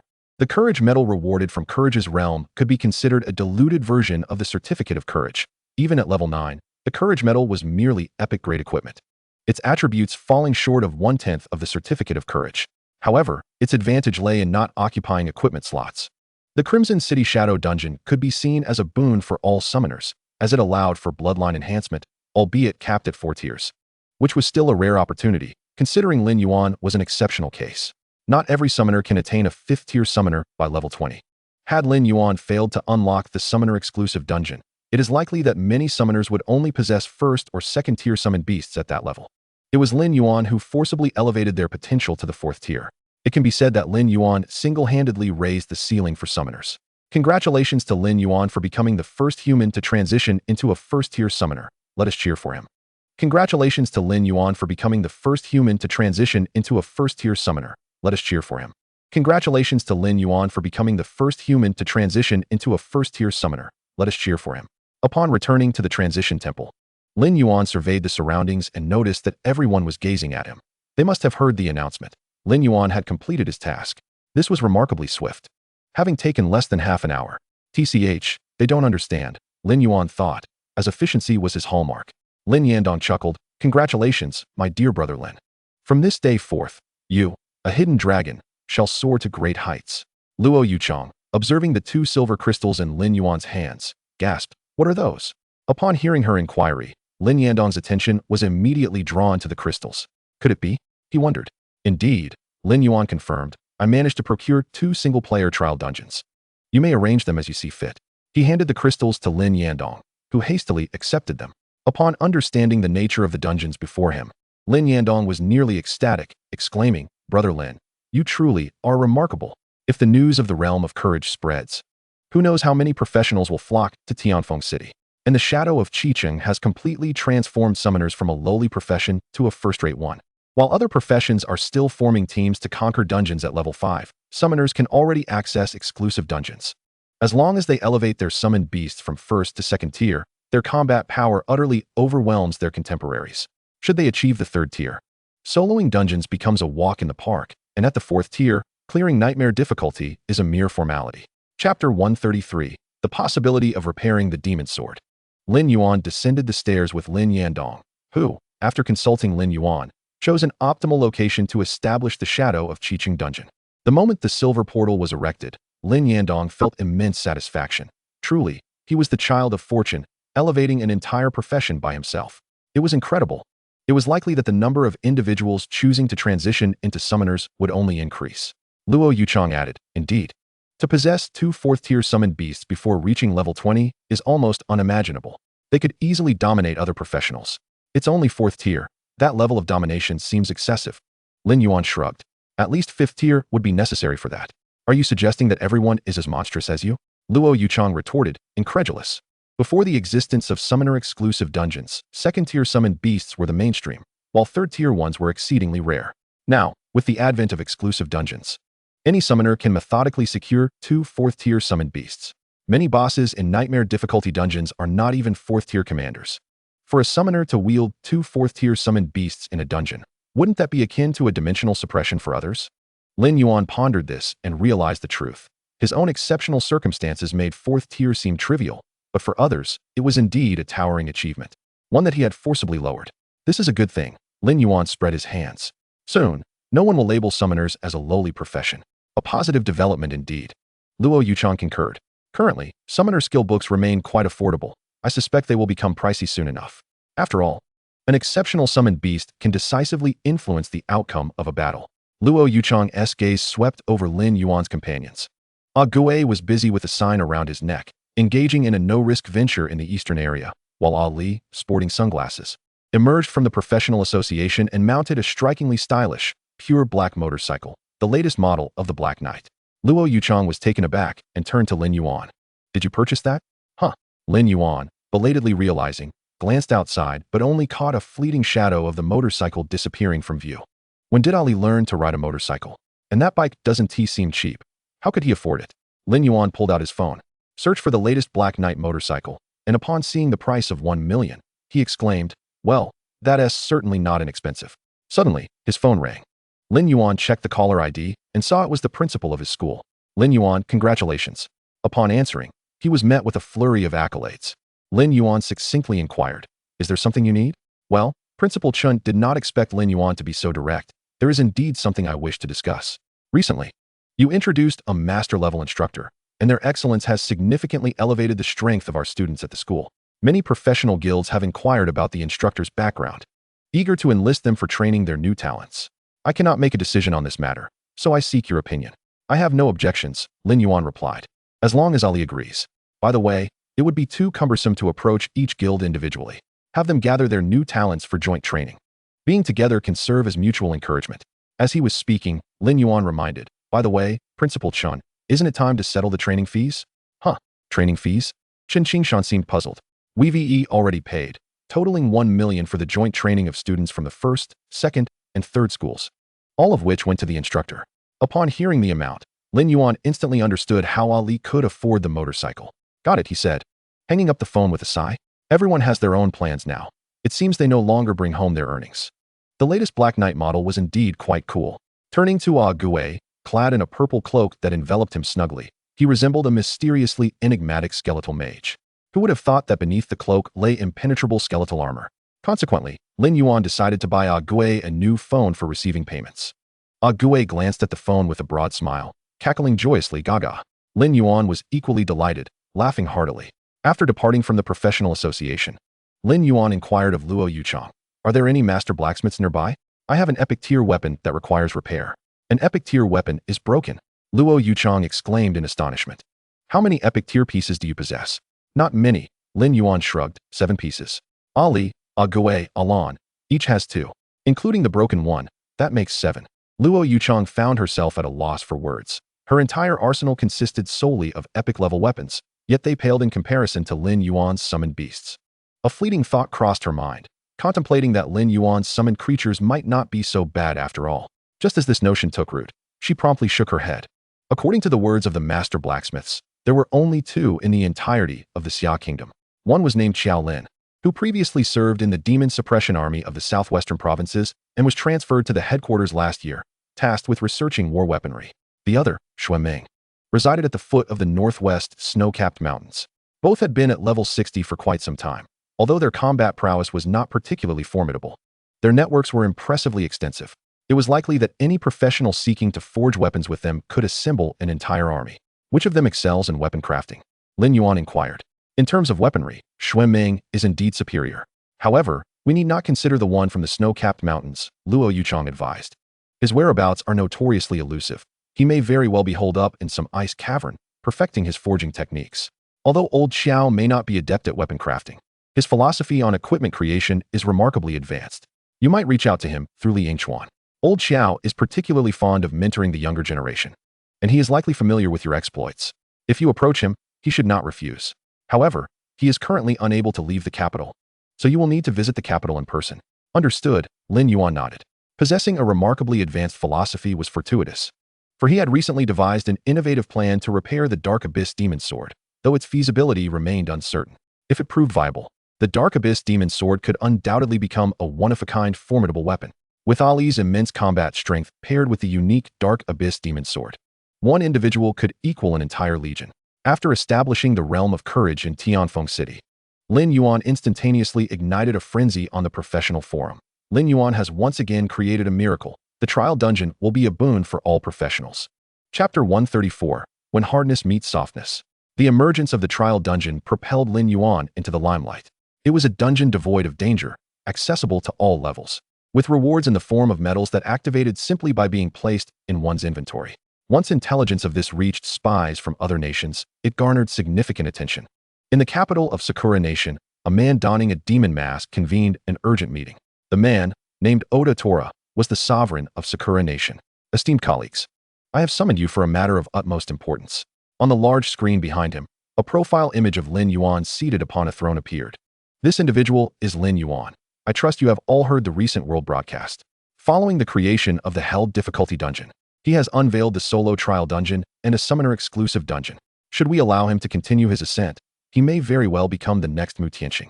The Xia Kingdom grows ever stronger. It is only a matter of time before we are annexed. Does anyone have a viable solution? Upon hearing this, the 5 prominent families present fell into deep contemplation. After a lengthy pause, Gu Tian Shinkong finally spoke. What if we dispatch shadow assassins to eliminate him? Unthinkable. Toyotomi Damba immediately countered. What if the plot is exposed? The demon suppression army would mobilize in full force. How would we withstand that?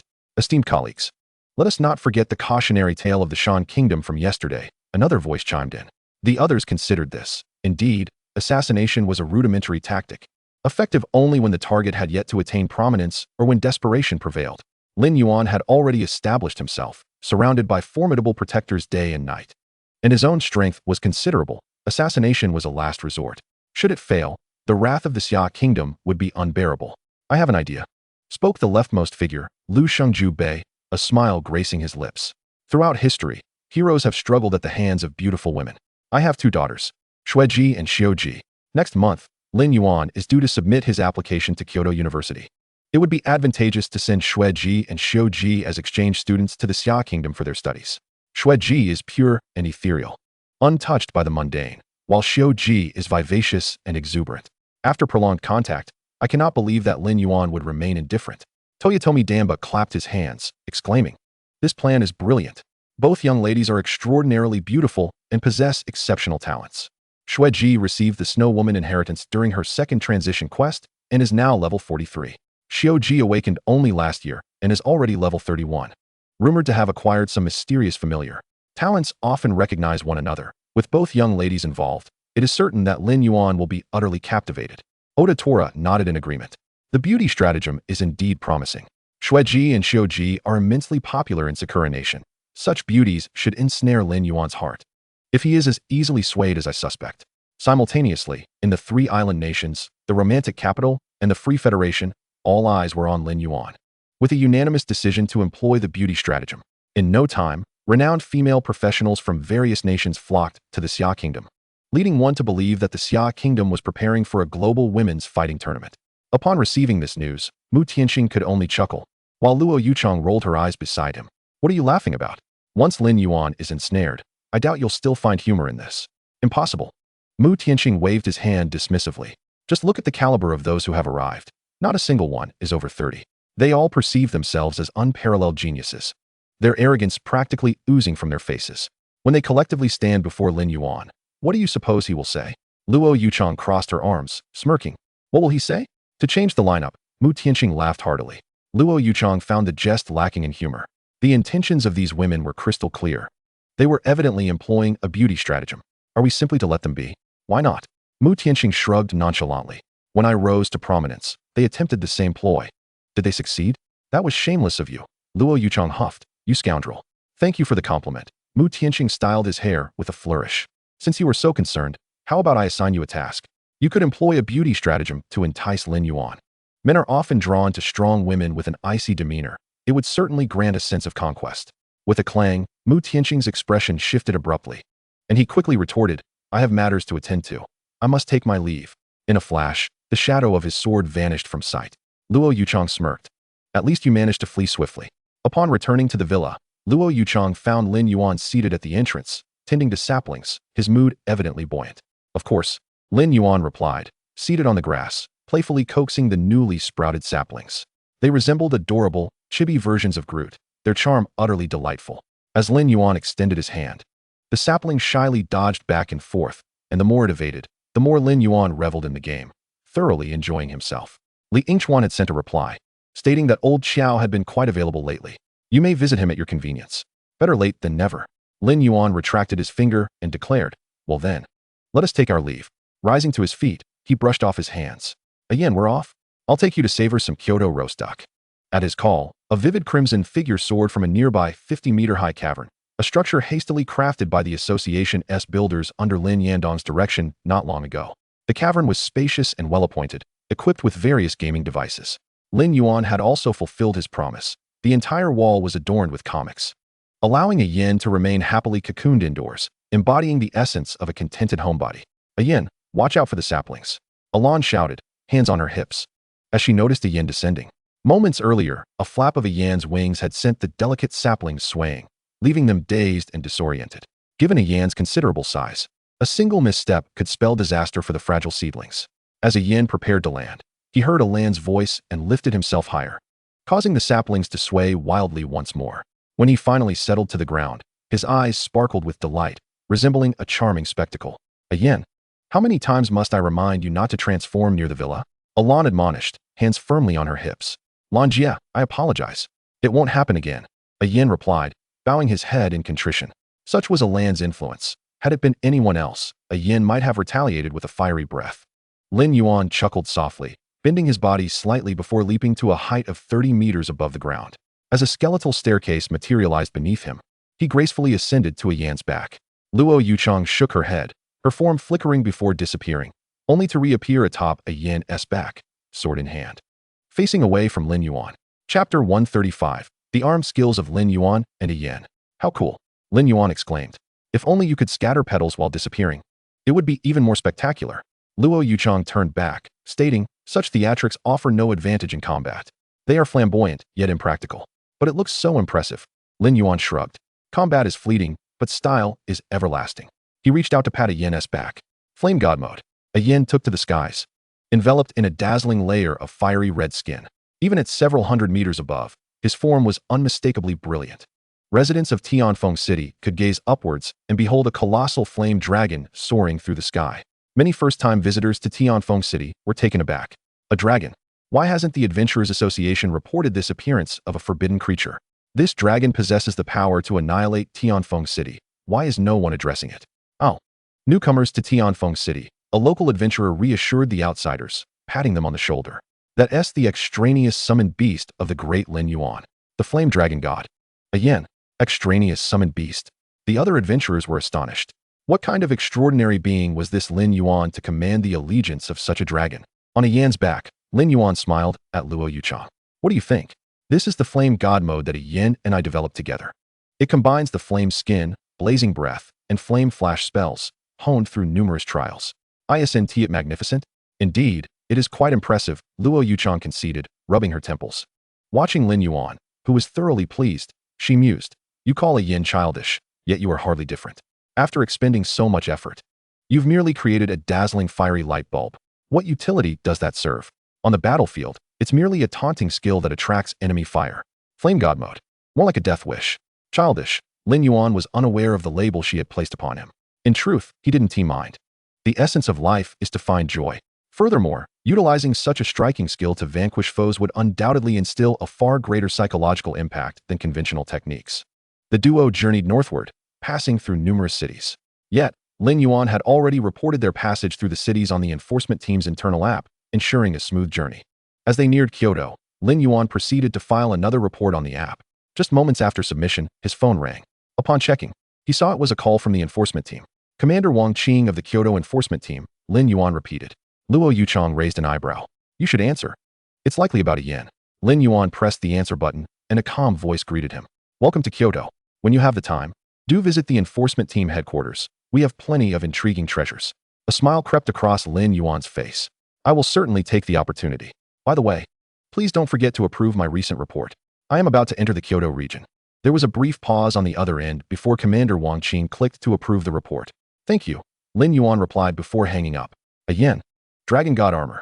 Placing his hand upon a yen, he activated the skeletal construct. Instantly, a yen was enveloped in a thick layer of bone armor, transforming him into a fearsome mechanical dragon. Subsequently, a yen entered Flame God mode, with radiant flames swirling around him. Appearing as though he had emerged from the depths of antiquity, a magnificent fire dragon. A yen held his head high, thoroughly satisfied with his appearance. Truly my master. I feel an inexhaustible power coursing through me. Even in the face of my father, I could triumph. Lin Yuan casually inquired. What level is your father? 90-level Dominator. A yen replied without hesitation. Excuse me. Lin Yuan thought, rolling his eyes internally. The disparity was nearly 40 levels, with a bloodline difference of 3 tiers. To put it bluntly, the Calamity Dragon could effortlessly crush a yen with a single finger. What delusion led a yen to believe he could contend with his father? The Calamity Dragon? Was it the ethereal title of Dragon God armor or the Flame God mode? Surely, he couldn't have mistaken himself for a true deity. A yen's speed was remarkable, and soon they hovered above Kyoto. This was bound to stir trouble. Although Lin Yuan had filed his report, the local adventurer guilds were unaware. Many were quick to devise ill-conceived plans upon seeing a wild dragon in the skies above Kyoto, intent on slaying the dragon to claim its treasures. Even if confronted about their actions, the weaker factions would simply be eliminated, while the stronger ones would feign ignorance. Knowing they had slain a creature of the underground city's forbidden realm, rendering any legal repercussions futile, numerous factions swiftly assembled their forces, intent on eliminating Ian. Just as they were about to act, Wang Qing, accompanied by the Kyoto enforcement team, appeared before Lin Yuan. This commotion is rather excessive, isn't it? Wang Qing, around 35 years of age, donned a black suit, perpetually exuding an air of melancholy, his expression one of deep concern as he regarded Lin Yuan. Lin Yuan rose to his feet, smiling at Wang Qing and the dozen or so high-ranking officers of the enforcement team clad in black trench coats. Captain Wang Qing, as a nameless nobody, it is quite an honor for you to come personally to greet me. Had I not shown up today, I fear a cataclysmic battle would have erupted here. Wang Qing glanced at Luo Yuchong before addressing Lin Yuan. Can the dragon transform? Lin Yuan patted Ian on the back. Ian stretched his form, morphing into human semblance. His red hair flared wildly, embodying the essence of an energetic youth. Seize the day? Let us proceed to the enforcement team headquarters. Wang Qing extended an invitation to Lin Yuan. Absolutely, I couldn't wish for anything more, Lin Yuan readily accepted. After they departed, many members of various guilds exchanged glances, bewildered by this reckless youth who warranted a personal reception from Captain Wang Qing. Is he not a fierce dragon crossing the river? Which prodigy has come to Kyoto to challenge us? Enough speculation. Today, this individual is Lin Yuan. Lin Yuan, the one who first conquered the hellish difficulty as a summoner. Indeed, the first human to change professions as a summoner. He has recently been in the limelight, and with Captain Wang Qing personally meeting him. Could it be that he wishes to recruit him into the enforcement team? Let us not jump to conclusions. What he chooses to do is his own affair. Thankfully, no conflict erupted today. Otherwise, we would have faced dire consequences. How so? Lin Yuan is a member of the Wushuang Guild. If you provoke him, Mu Tianxing will not let us off lightly. Upon mentioning Mu Tianxing, the attendees instinctively shrank their necks, fear evident in their eyes.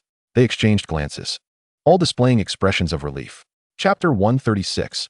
Ian's voluntary participation in the experiment. Upon arriving at the enforcement team headquarters, Wang Qing introduced Lin Yuan to those behind him. This is Lin Yuan, a name you have heard many times. All right, the crisis has been averted. Everyone, return to your duties. Upon Wang Qing's words, the enforcement team members cheered and promptly vanished, as they were merely called in for temporary overtime and were naturally elated to leave. As for Lin Yuan, Though the curiosity of these individuals was palpable, they had been part of the enforcement team for many years and had cultivated the habit of refraining from asking what was not appropriate.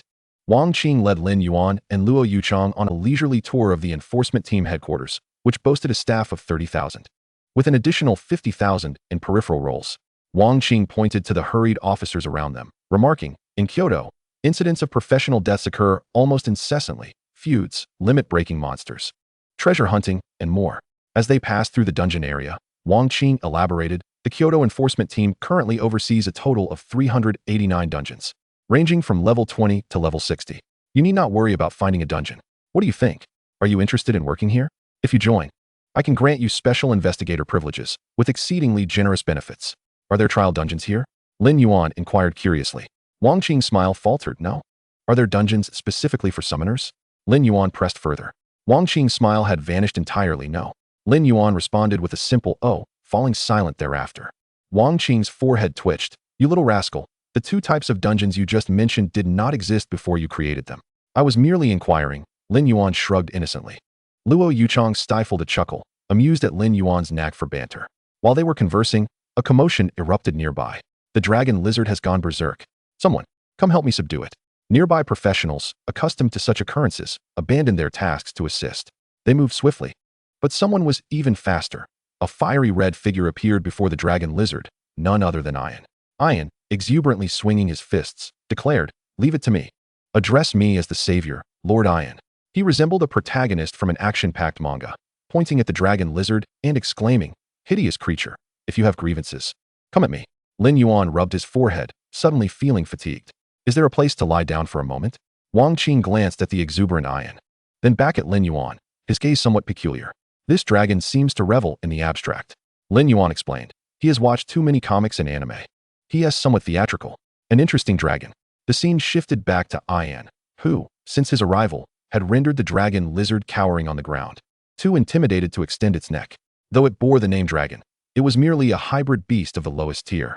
In contrast, Ian was a pure-blood dragon, the 16th offspring of the Calamity Dragon, and the sheer aura emanating from him was sufficient to immobilize the dragon lizard, rendering it incapable of defending itself. After gesticulating for a while, Ian was disappointed to see the dragon lizard merely retracting its neck. "Quit dawdling and confine it," commanded a somewhat balding researcher, directing others to recage the dragon lizard. The researcher turned to Ian, momentarily taken aback. "Not human?" It was indeed peculiar for non-human entities to roam freely within the enforcement team headquarters. "Dr. Sun Changqing, this is Lin Yuan's summoned beast, a level 53 6th-tier red dragon." "A red dragon?" Dr. Sun's eyes gleamed with fervor. "Can it assist me with experiments?" The physical strength of the dragon lizard is far too low to withstand the amplification rays enhancement. A dragon, however, is different. I believe its physique can endure the amplification rays effects. Should we succeed, even once, and obtain detailed parameters, I will be able to create a power amplification device applicable to humans. Dr. Sun's eyes sparkled with madness, embodying the essence of a crazed scientist. Wang Qing wore a troubled expression. "Dr. Sun, these two are my guests, not members of the enforcement team. I'm afraid we cannot." "What kind of experiment? Is it fun?" Ian interjected curiously. "The amplification ray, can it make me larger? Please, tell me more."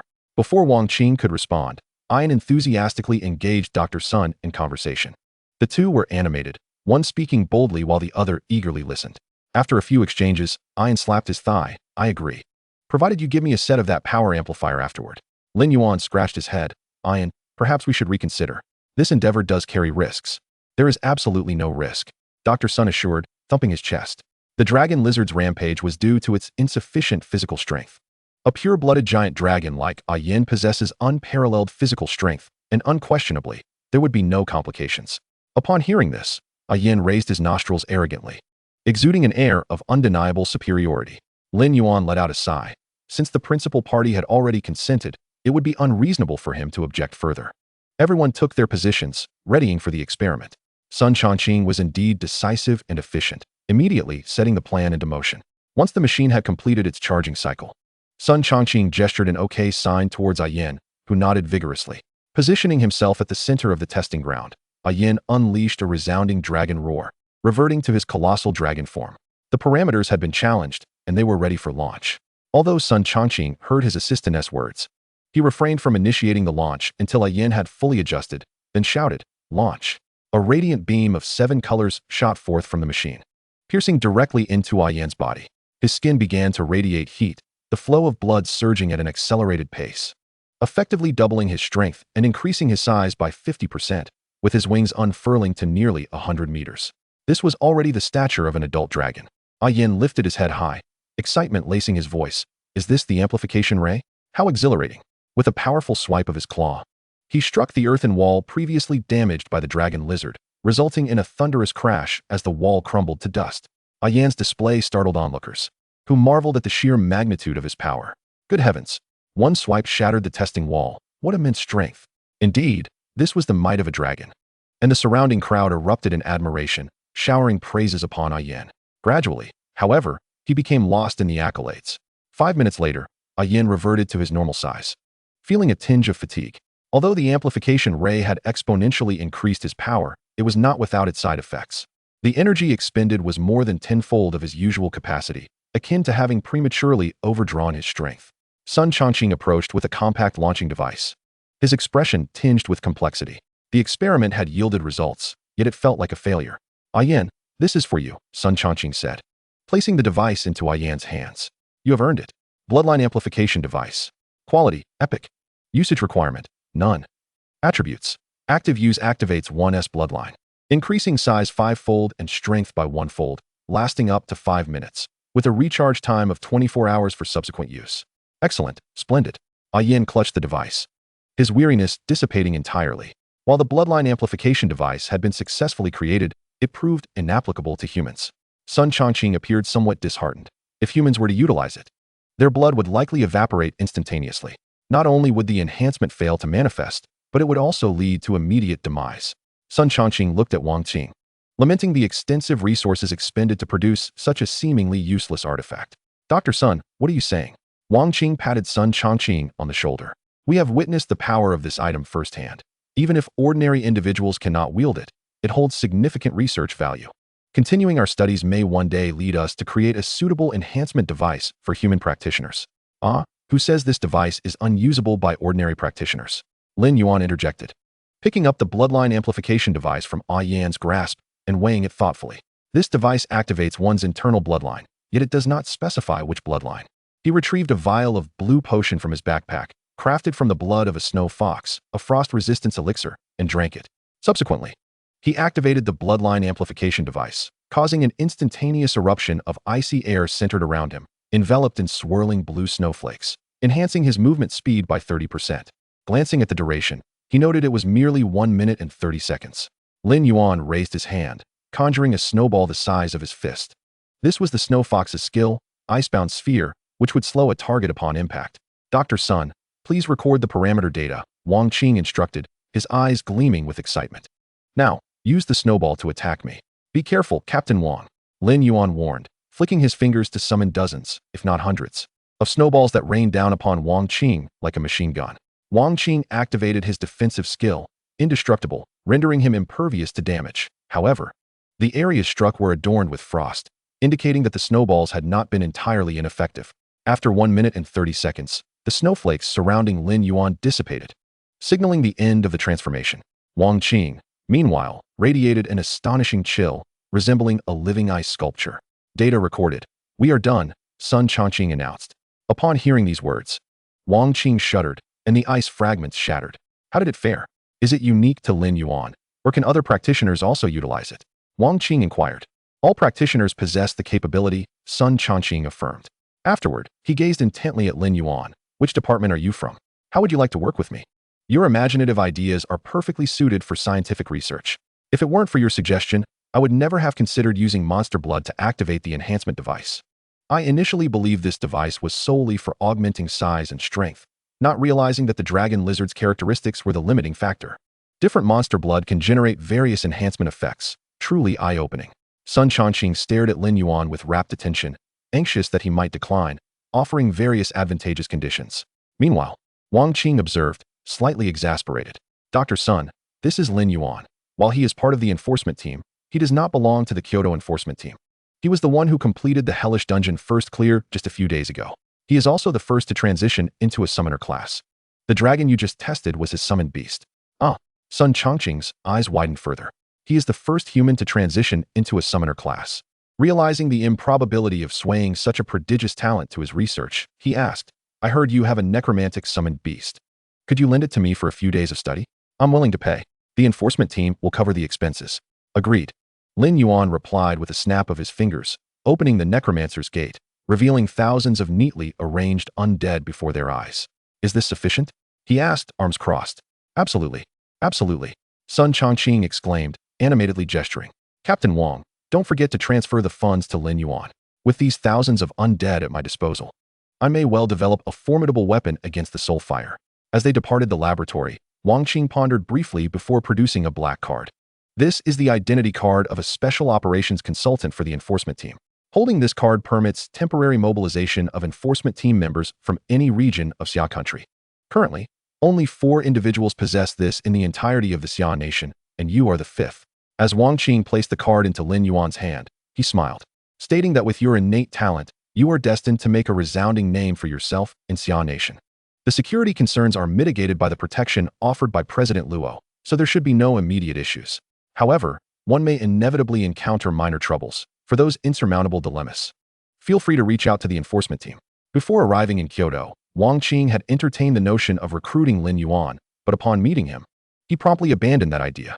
The enforcement team's establishment is far too modest to accommodate a figure as monumental as Lin Yuan.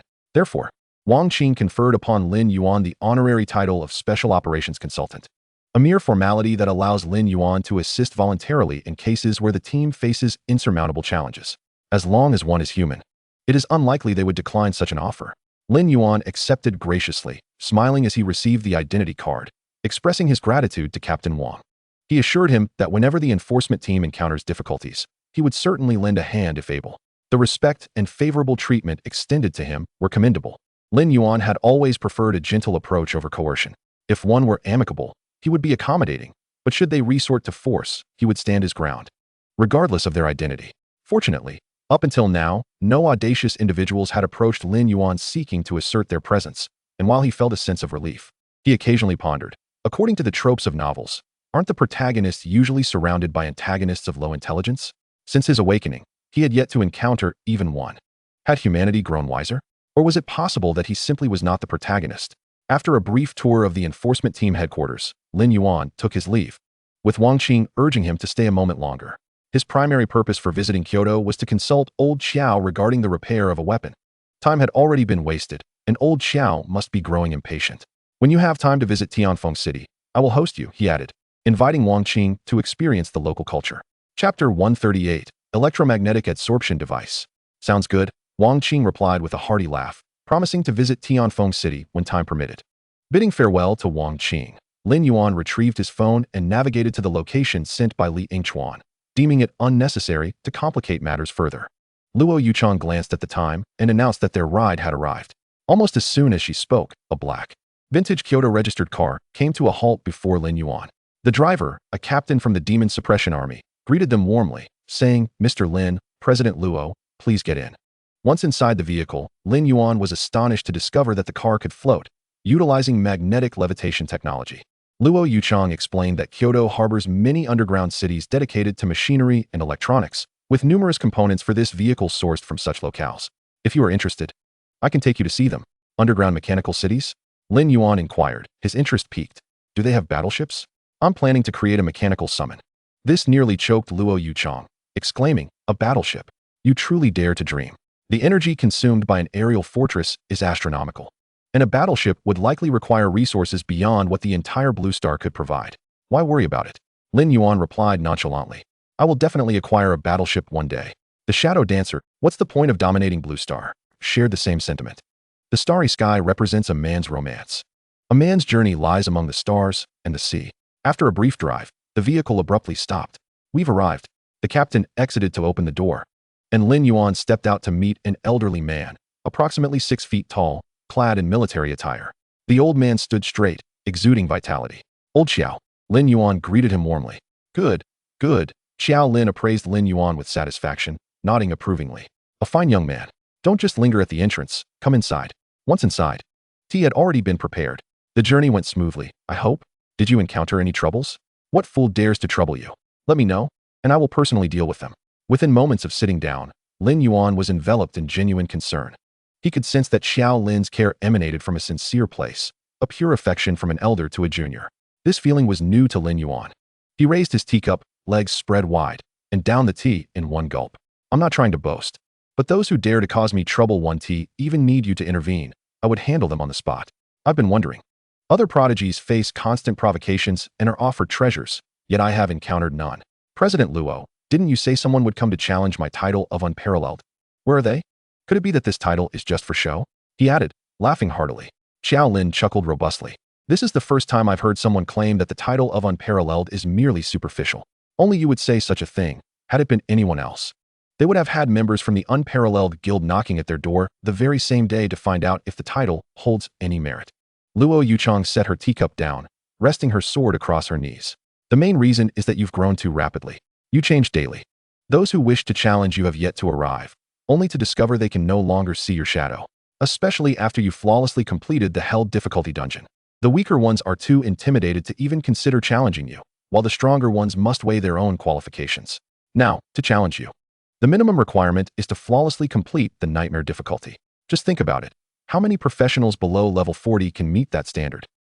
Why make it so complicated? Lin Yuan poured himself another cup of tea. As long as the reward is enticing enough, I one tea refuse anyone. You think everyone else is foolish? Luo Yuchong rolled her eyes. Since becoming acquainted with Lin Yuan, she had rolled her eyes more times than in the entire previous year, knowing they would lose. Why would they offer you treasures? They would be better off challenging a couple of dungeons instead. The Xia Nation's management of professionals is far stricter than that of other countries. Without any grievances, no one would challenge you for mere reputation. Unless, of course, it is a star player from one of the top guilds. However, those individuals are quite protective of their reputations, and challenging you would likely result in more harm than good. Thus, you find yourself living quite comfortably. There is nothing wrong with that, Xiao Lin said with a smile. Observing Lin Yuan, you can do as you please, enjoying your freedom. Wouldn't you agree? Indeed, Lin Yuan nodded. I can sleep until I naturally awaken. When I do, I can choose whichever dungeon I wish to tackle without interruption. Life should be like this. After a few casual exchanges, Lin Yuan shifted the conversation to more pressing matters. Old Xiao, I have an epic-grade weapon that has been shattered. Could you take a look and see if it can be repaired? With a snap of his fingers, Ollie instantly appeared beside Lin Yuan, handing him the abyssal demon sword, which Lin Yuan placed before Xiao Lin. This display astonished both Xiao Lin and Luo Yuchong, as it seemed he had managed to breach the spatial barrier set by the demon suppression army. To comprehend the formidable spatial barriers established by powerful barrier masters surrounding the headquarters of the demon suppression army, one must acknowledge that teleportation skills, portals, and spatial scrolls are rendered utterly ineffective in this domain.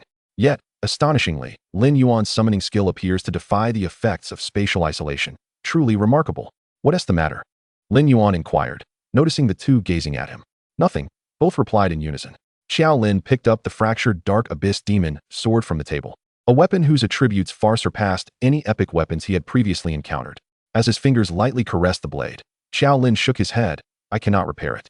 It was a jest. The material of the Dark Abyss Demon sword was entirely unfamiliar to him, making restoration seem impossible. Lin Yuan, however, was not disheartened. He had anticipated this outcome. Old Xiao, is there a temporary method to bond these two fragments together for brief combat? The sword could be wielded only if the fragments were fused. Any slight separation would render it unusable. Ollie expressed a desire to engage in battle with the sword, necessitating careful adjustment of its state prior to each strike to ensure the fragments remained united. Understanding Lin Yuan's current needs, Xiao Lin pondered for a moment. This is not overly difficult. He retrieved a set of precision boxes from his backpack, revealing an electromagnetic adhesion device. Applying this to the fissure will allow the sword to temporarily bond. However, he cautioned that this was merely a stopgap. Prolonged combat or electromagnetic failure would cause the sword to shatter once more. For a complete restoration, it would likely require the expertise of the master from the Snow Mountains. His skills are at their zenith, and perhaps restoring your sword would elevate him to the rank of a grandmaster. Chapter 139, the representative of the Southwest Province. After applying the electromagnetic adhesion device, Ollie swung the Dark Abyss Demon sword, exclaiming, "Hey, this feels quite manageable." As long as he refrained from recklessly smashing it like Alan with his ancient tree nemesis, he could handle ordinary skirmishes. Thank you, old Xiao. Lin Yuan raised his teacup in gratitude. No need for thanks, Xiao Lin replied with a smile. I haven't done much. This weapon holds boundless potential. I sense that epic is not its ultimate tier. If a few rare metals were added, it might well ascend to legendary status. Ollie gently caressed the sword. The Dark Abyss Demon Sword is originally a legendary weapon. It merely lost its status when it was shattered. He added, if we can procure Hellforged Demon Iron to reforge it, it will undoubtedly regain its legendary classification. Hellforged Demon Iron? Xiao Lin shook his head. Today is the first time I've ever heard of it. Hellforged Demon Iron is exceedingly rare, Ollie explained. It is a specialty of the Abyss, the stronghold of demons, where the environment is treacherous and fraught with dangers. Ordinary individuals cannot survive there. There will be opportunities. Lin Yuan waved his hand toward Ollie. With the level cap on Blue Star raised, it won't be long before we encounter demons. Demons are a formidable race, born as Tier 3 elites, maturing into Tier 5 warriors. And some even emerge as lords, effortlessly becoming dominators.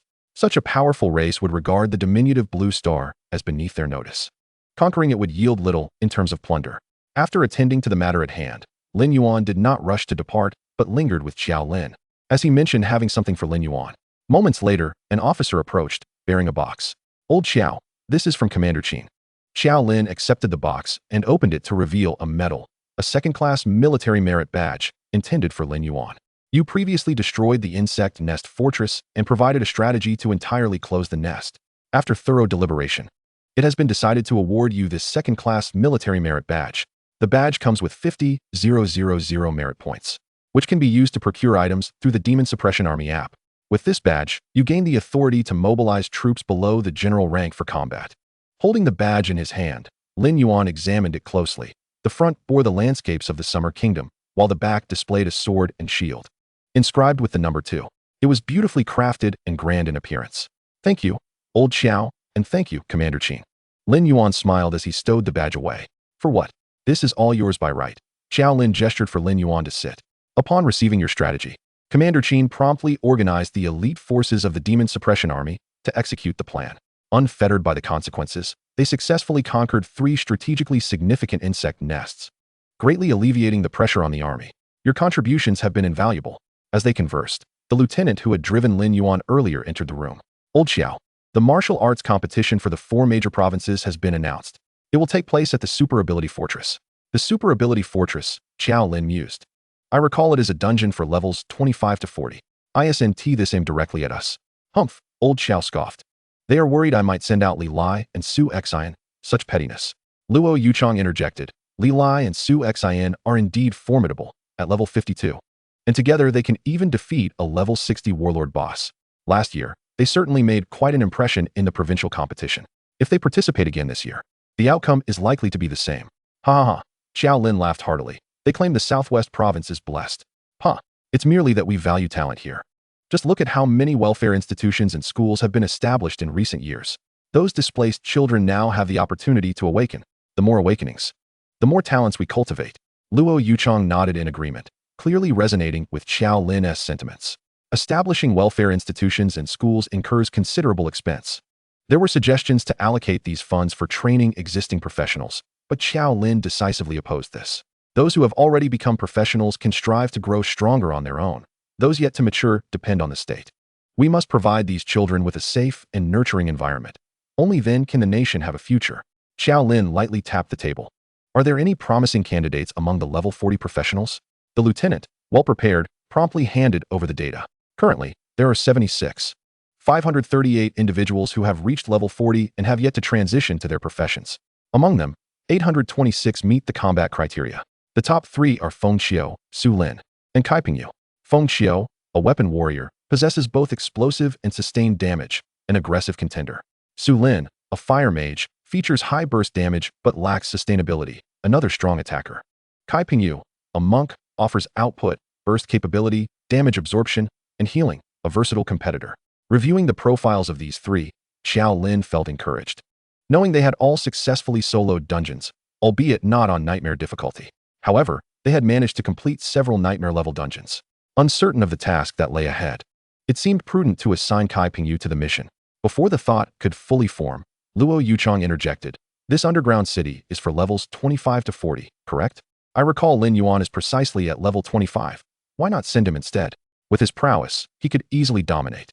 Xiao Lin had not considered this angle initially, but upon reflection, it was indeed a brilliant idea. Sending Lin Yuan, the lowest-ranked participant, To secure the top score would be a resounding slap in the face to others. Thus, the plan was set. Both Xiao Lin and Luo Yuchang were in agreement, but it hinged on Lin Yuan's consent. So what do you say? Are you interested in representing the Southwest Province and taking on those other 3 regions? Lin Yuan's interest was piqued as he inquired, what exactly is involved? Xiao Lin explained that each year, a grand competition is held among the 4 major regions. The origin of this contest was to foster healthy competition among professionals. The first-place winner receives an epic-grade equipment or item, while those finishing second to fourth receive 3 pieces of diamond-grade gear. Though the rewards were enticing, the true motivation lay in pride. The victorious province would stand a little taller when facing competitors from other regions. Last year, the competition involved a dungeon raid, and under the leadership of Li Lai and Su Xin, the Southwest Province claimed victory. How fortuitous, Lin Yuan continued, with me on board. The Southwest Province shall again emerge triumphant. Chapter 140. The Urban Off-Road Challenge. Then it's settled. Xiao Lin chuckled heartily, envisioning their opponents believing they had an easy path by sidelining Li Lai and Su Xin. Tomorrow, they would witness what true despair looked like. While Li Lai and Su Xin were visibly strong, other professionals might aspire to reach their level with some effort. However, Lin Yuan's strength was of a nature that others could not comprehend. It was an insurmountable power that inspired hopelessness. The thought of others' astonished expressions when Lin Yuan claimed first place made Xiao Lin laugh uncontrollably. Thus, Lin Yuan decided to extend his stay in the capital for one more night. That evening, he took a yin and a li to indulge in some renowned Peking duck, savoring the vibrant nightlife of the city. Passing by a racing club, Lin Yuan was captivated by a poster that proclaimed, "Who will be the next Black Knight commanding the Thunderlight?" The poster depicted a cloaked figure racing a sleek black and red motorcycle through the urban landscape, boasting, "First prize, limited edition Thunderlight Black Knight X." The registration deadline was imminent, and the race was set for that very night. Just as Lin Yuan contemplated asking Ali for his thoughts, Ali had already taken the initiative to sign up. Lin Yuan purchased spectator tickets and entered the club with a yin and the others. "What do you think Ali will place?" A Gue interjected, raising a finger. "With my brother, Ali in the race, first place is a certainty." Alan, brushing her hair back, shook her head. "I don't understand racing, but Ali should place well." A yin, less enthusiastic, scratched his head. "What if I just set fire to everyone else's motorcycles? Then Ali would definitely win." "Absolutely not." Lin Yuan quickly interjected, recognizing the danger in a Yan's suggestion. Ali surely wants to earn that victory through his own merit, just like in a game. Victories won through personal effort are the most sacred, wouldn't you agree? "Of course," a Yin replied, clasping his hands in agreement. A sacred battle must be fair and just.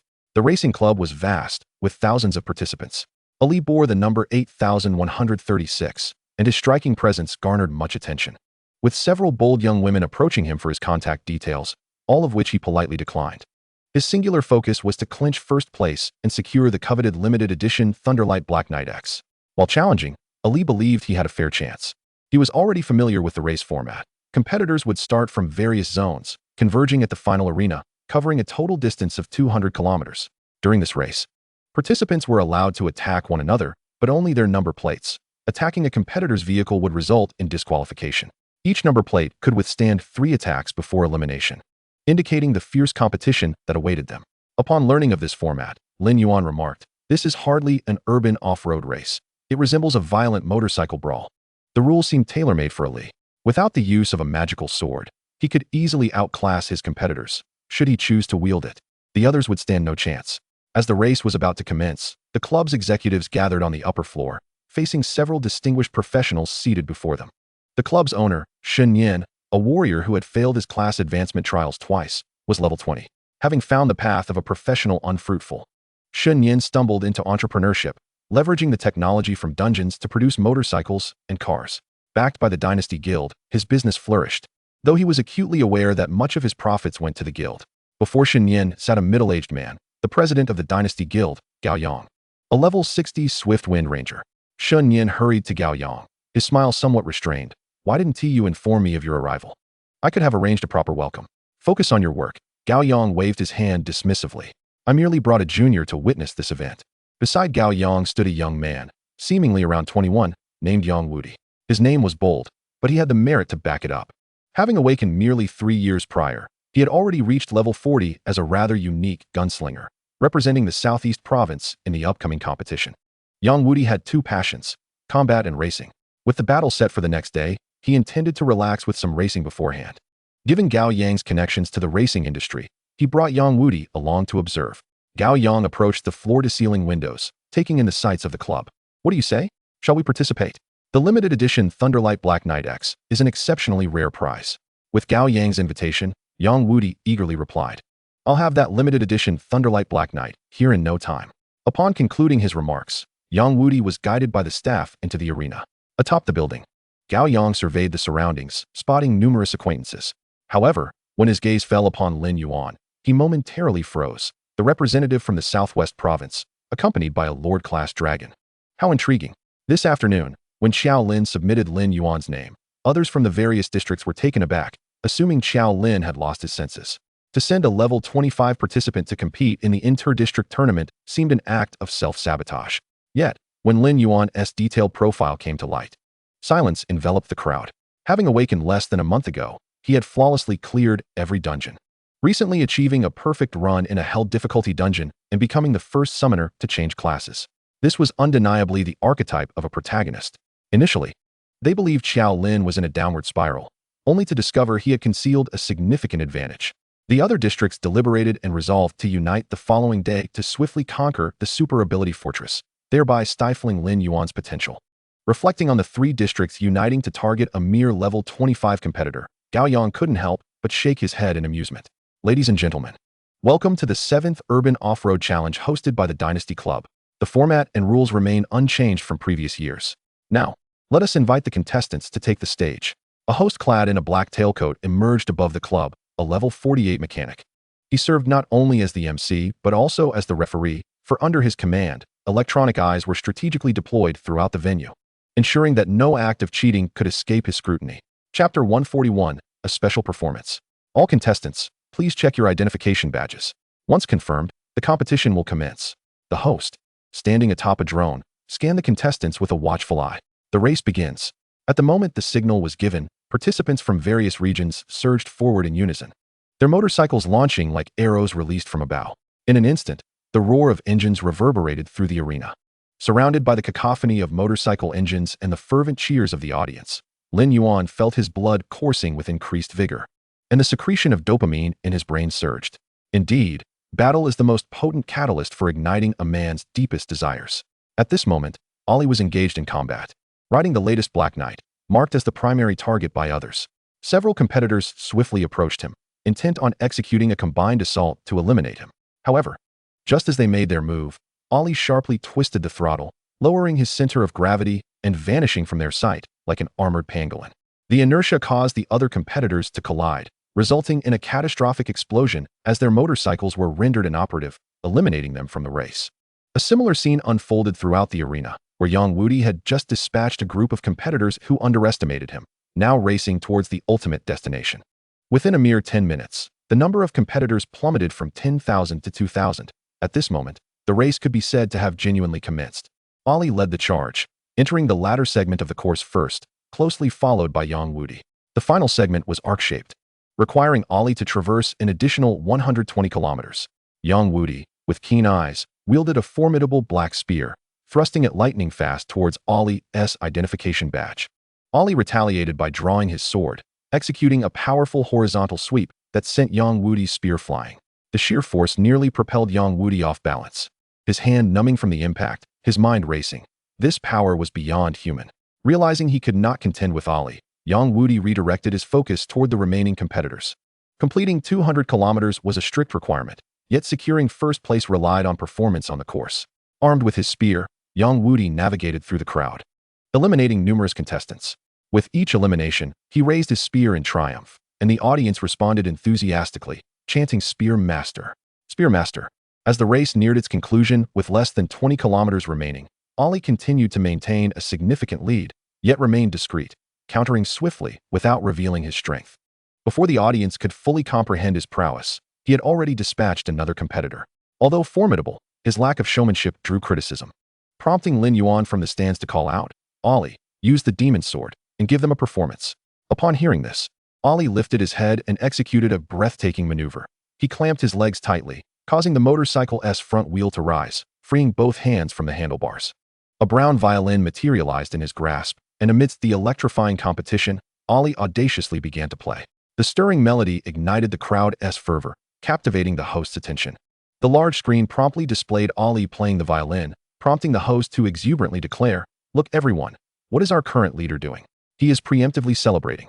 Such audacity. Entirely dismissing other competitors. The host, well aware of the audience's preferences, exaggeratedly remarked, instantly igniting the atmosphere of the competition. The remaining competitors, incensed, turned their focus toward Ollie, vowing to shatter his motorcycle and challenge his arrogance. Many who felt their chances of victory were slim resolved to go down fighting, charging directly at Ollie in hopes of taking him down with them.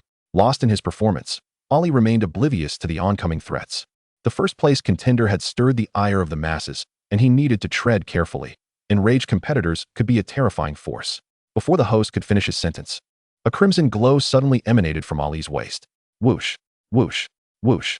The red light darted across the arena, and in a matter of moments, only Ollie remained, the others eliminated. Yang Wudi, holding his spear, gazed in disbelief at the severed identification badges. What was that? This question mirrored the audience's own. What was that? It was a sword. With no adversaries left, the red light revealed its true form, the Darkborn Demon Sword. The dark-hued magic sword floated gracefully behind Ollie, dancing in perfect harmony with the rhythm of the violin, circling around him with elegance. With less than a kilometer remaining to cover the final stretch of the 200-kilometer course, Ollie gradually slowed his pace as the music reached its climactic crescendo. The entire arena fell into a profound silence as Ollie crossed the finish line, and the music came to a resounding close. Dismounting from his motorcycle, Ollie bowed gracefully to the audience below. The applause erupted like a tumultuous wave.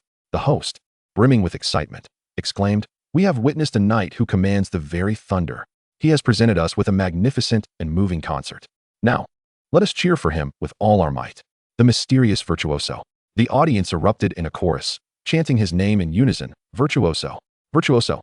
Ague, standing nearby, clapped furiously, exclaiming, "My brother Ollie is amazing."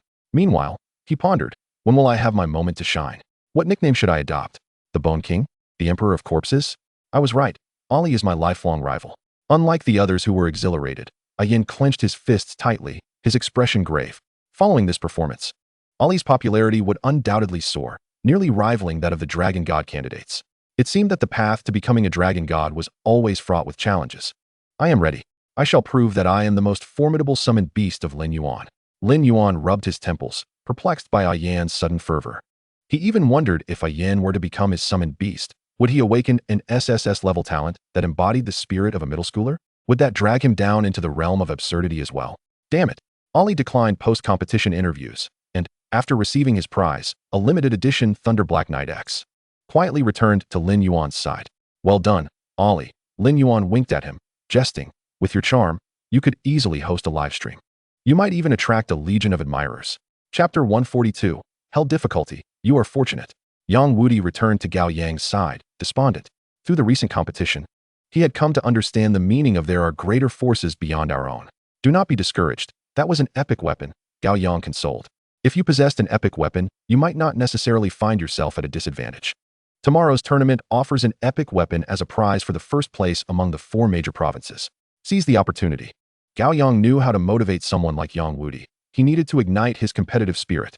No sooner had he finished speaking than Yang Wudi's eyes sparkled with determination, his mind consumed with thoughts of the upcoming tournament. The following morning, after a simple breakfast with Xiao Lin, Lin Yuan arrived at the training grounds of the Demon Suppression Army. They were among the later arrivals. Representatives from the other 3 provinces had already gathered. "Old Xiao, you seem in good spirits. Is there something to celebrate?" spoke Ma Jiangwo, whose eyes were fixed on Lin Yuan. Were it not for the crowd, he might have attempted to whisk Lin Yuan away in a sack back to the Northeast Province. "Ma Jiangwo, stop trying to make small talk. What are you staring at?" Xiao Lin shot back, displeased. "Do not even think about poaching Lin Yuan. I will tear you apart." While Xiao Lin was speaking, Luo Yushang introduced the various dignitaries present to Lin Yuan. The man who had just spoken to old Xiao was Ma Jiangwo, a level 60 Thunder Shadow swordsman from the Northeast Province. The elderly gentleman in a long robe to the left was Lei Yuan, a level 60 blade master from the Northwest Province. The middle-aged man wearing glasses on the right was Gao Wan, a level 60 shadow assassin from the Southeast Province. As Lin Yuan's gaze settled on Gao Wan, the latter offered a faint smile, and Lin Yuan felt an overwhelming sense of danger. He sensed that even surrounded by legions, Gao Wan possessed the means to end his life. After briefly surveying the other dignitaries, Lin Yuan turned his attention to the competitors behind them. The other 3 provinces had sent forth participants, all of whom were level 40 practitioners, making Lin Yuan, a level 25 practitioner, feel distinctly out of place. As Lin Yuan scrutinized the others, they too regarded him with interest. The night before, they had thoroughly reviewed their opponents' profiles and were well aware of Lin Yuan's accomplishments, an unparalleled genius destined to become a national treasure. Yang Wudi and the others were particularly excited, as this might be their only chance in life to overshadow an exceptional talent. They were determined to leave a lasting impression on Lin Yuan. Though they might not achieve greater heights than him in the future, they were confident that, united, they could certainly surpass him at present. Before the tournament, a man donned in military green and gold-rimmed glasses appeared before everyone. Commander Qin, Commander Qin. The crowd rose to their feet, paying their respects. For this man was none other than the leader of the Demon Suppression Army and the highest authority in the Xia Kingdom, Qin Liang. Now that everyone is present, let us commence, Qin Liang stated, eschewing pleasantries. He was decisive and astute, having led the Demon Suppression Army with unparalleled strategy and prestige. Qin Liang addressed the competitors, 4 participants along with an observer from the main base of the Demon Suppression Army, who approached the entrance to the underground dungeon. The rules were clear. Competition was acceptable, but underhanded tactics were forbidden. The objective was to secure the source of the fire from the superpower fortress. Whoever obtained it would claim first place. If none succeeded, rankings would be determined by contributions. After delivering his instructions, Qin Liang's gaze fell upon Lin Yuan, a mysterious smile gracing his lips. Now, Lin Yuan, choose your difficulty. Bystanders assumed Qin Liang was merely accommodating Lin Yuan. For others, selecting a difficulty would typically mean risking at least an adventure level, if not a warrior level. However, for Lin Yuan, he could opt for the hard difficulty, thereby increasing his chances of obtaining the fire source. Upon hearing that Lin Yuan was to choose the difficulty, Luo Yushang immediately turned to Qiao Lin, saying, "This competition is going to be entertaining." Lin Yuan has never chosen anything but nightmare difficulty. Since his debut, nightmare difficulty had been his standard, echoing Sun Tzu's words. Others chose adventure difficulty simply because they could only challenge that level, while Lin Yuan selected nightmare because it was the highest difficulty available. Upon hearing Qin Liang's words, Lin Yuan paused momentarily before breaking into a joyful smile. "You asked me to choose," he thought. Detected that hell difficulty is now available for selection in the current dungeon. "Would you like to select hell difficulty?" As Lin Yuan touched the entrance to the dungeon, he received this prompt. Initially, Lin Yuan hesitated over his choice. But with Qin Liang and Qin Shuai having spoken, his indecision evaporated, and he decisively opted for yes. Following this choice, the 5 individuals standing at the entrance of the Super Ability Fortress dungeon vanished from sight, while the color of the teleportation portal transformed from its usual blue to an inky black. What on earth? Why has the color of the dungeon gate changed? A black portal. This was unprecedented. Ma Jiangwo, filled with suspicion, gazed at Xiao Lin. "Xiao Lao, could this mean?" Others also turned their gazes towards Xiao Lin, who was equally bewildered, having no clue about the situation. "Hell difficulty," Luo Yuchang explained to the others, indicating that the black portal signified a hellish challenge. Lin Yuan had chosen hell difficulty. Upon hearing this, Lei On's expression soured. Hell difficulty posed a severe threat. "I know my son well enough. Nightmare difficulty is already pushing it. Hell difficulty is akin to certain death. There's no need for such pessimism," Luo Yuchang interjected. "Lin Yuan's abilities exceed your imagination. With him around, the others will not face life-threatening dangers." Pausing briefly, Luo Yuchang continued, "Consider yourselves fortunate to be riding on Lin Yuan's coattails. A flawless victory in hell difficulty is now assured." At these words, an eerie silence enveloped the room. What did this mean? It was as if she was openly declaring that the individuals from other regions were inferior, and that Lin Yuan alone could elevate them. Frustrating indeed. Had anyone else uttered such words, Ma Jiangwo would have promptly delivered a punch to silence their arrogance. Yet, as it was Luo Yuchang, vice president of the Wushuang Guild, whose combat prowess surpassed theirs, Ma Jiangwo could only stew in his own frustration. Qin Liang, with his head bowed and hands clasped, pondered. The super ability fortress had no hell difficulty. The highest level was merely nightmare difficulty. Yet Lin Yuan's choice of hell difficulty indicated that the rules could indeed be broken. Nightmare difficulty had previously featured 5th-tier flame sources. If hell difficulty truly existed, 6th or even 7th-tier flame sources might emerge. Acquiring a 6th-tier flame source would enable mass production of armored mechas, leading to a complete rise of lower-tier professionals. Chapter 143, New Recruits Report. You have entered the Super Ability Fortress. Life and mana cannot be restored through conventional means in this scenario. One must proceed to designated locations to do so. Lin Yuan raised his hand, only to discover that his body had taken on a mechanical appearance. Turning to look, he found that the other 4 professionals who had entered alongside him were experiencing the same transformation. What is going on? Why have we turned into robots? Sun Qianlong, hailing from the northeast province, stared wide-eyed with his mechanical vision. Is this the limitation of hell difficulty? It's quite perplexing.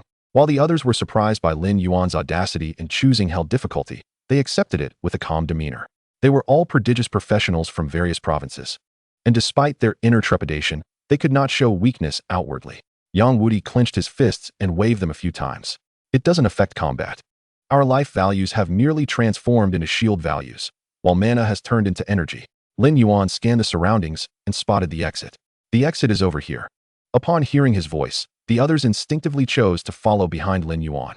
They were all entering hell difficulty for the first time, and given Lin Yuan's prior experience with clearances, they decided it prudent to trail him until they became familiar with the environment before venturing out on their own. After traversing 2 rooms filled with weaponry, Lin Yuan arrived at the exit, only to be met with the message: "New recruit examination incomplete, unable to leave the current area." New recruit examination? Lin Yuan surveyed the area and noticed a sealed room designated for this examination. Just as he was about to proceed, a voice called out, "Everyone, look over here." Drawn by the sound, Lin Yuan discovered that Sun Qianlong had stumbled upon the secret of the new recruit training ground. The area we are currently in is called the New Recruit Training Ground, designed for the mass production of combat robots. Our current identities are those of newly emerged robots. To leave here, we must complete the new recruit trial.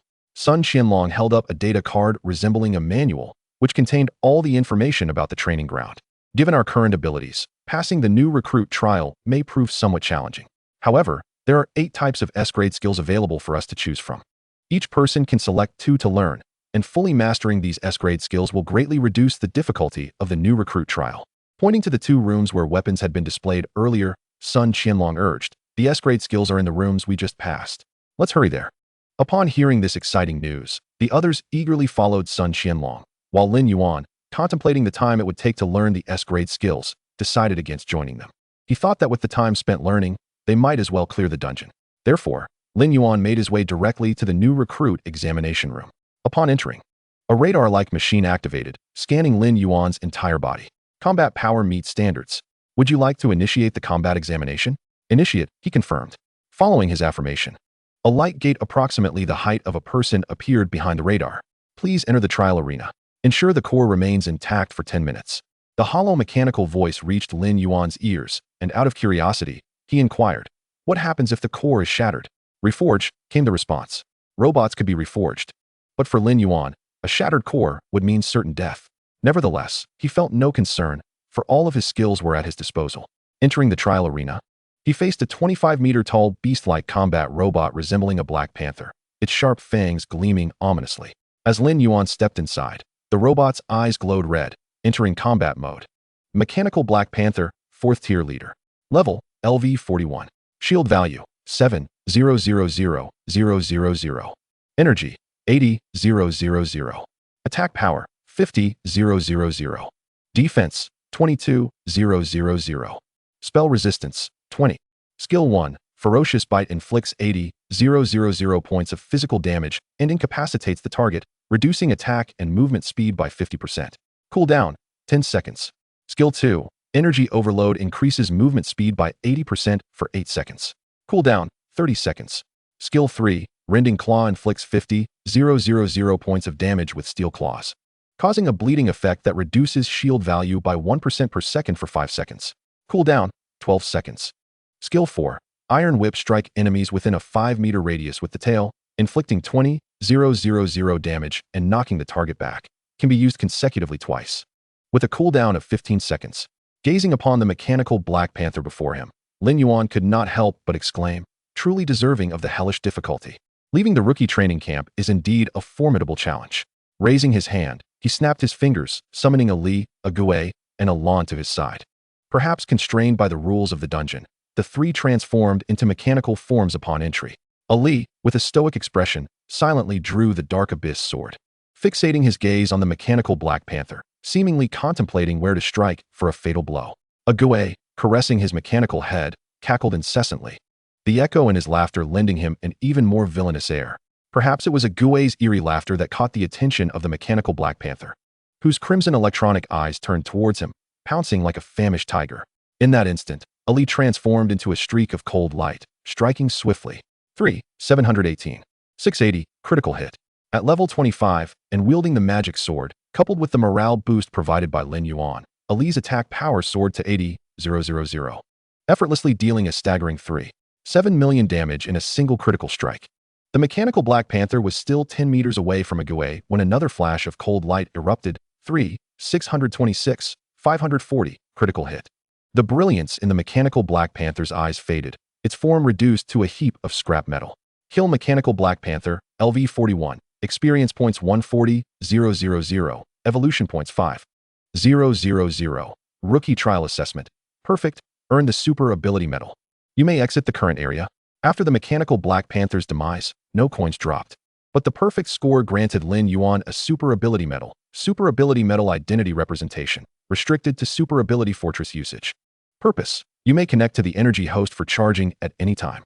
Description: having slain the Trial Mechanical as a new entity, you possess the potential for super abilities, thus bypassing the steps to serve in the military and may freely join any faction. Possessing the Super Ability Medal meant that Lin Yuan was no longer bound by the constraints of recovering health and mana, a delightful surprise. Most importantly, Lin Yuan could avoid entering the mechanical army as a rookie, facilitating his actions significantly. Chapter 144, The Super Ability Warrior? Before departing from the rookie training ground, Lin Yuan inquired whether the others wished to leave together. The responses from the other four were remarkably uniform. No need. As representatives of the younger generation from various provinces, they would not concede superiority to Lin Yuan. If they were to leave, it would be by their own prowess, unwilling to rely on Lin Yuan to elevate them. As such would be a blow to their pride. Moreover, they had yet to master 2 S-level skills. Sigh, Lin Yuan departed. Sun Qianlong, while selecting skills, noticed Lin Yuan heading toward the trial room. Isn't he coming to learn S-level skills? Tao Xiaomao from the Northwest Province shrugged. He probably looks down on these S-level skills. Or perhaps he is confident in his own strength. Wu Longqing from the Demon Suppression Army headquarters adjusted his glasses. This individual is no ordinary person. Who among those present could be deemed ordinary? Sun Qianlong surveyed the 8 S-level skills before finally settling on the explosive flying kick and the super electric current flash kick. One skill offered powerful burst damage, while the other provided mobility, making them perfectly suited for him. Yang Wudi chose the Thunder Piercer and Shadow Shift, both being strong offensive and mobility options. Tao Xiaomao, already adept in mobility skills, opted for Bombardment and Particle Beam, 2 damage skills.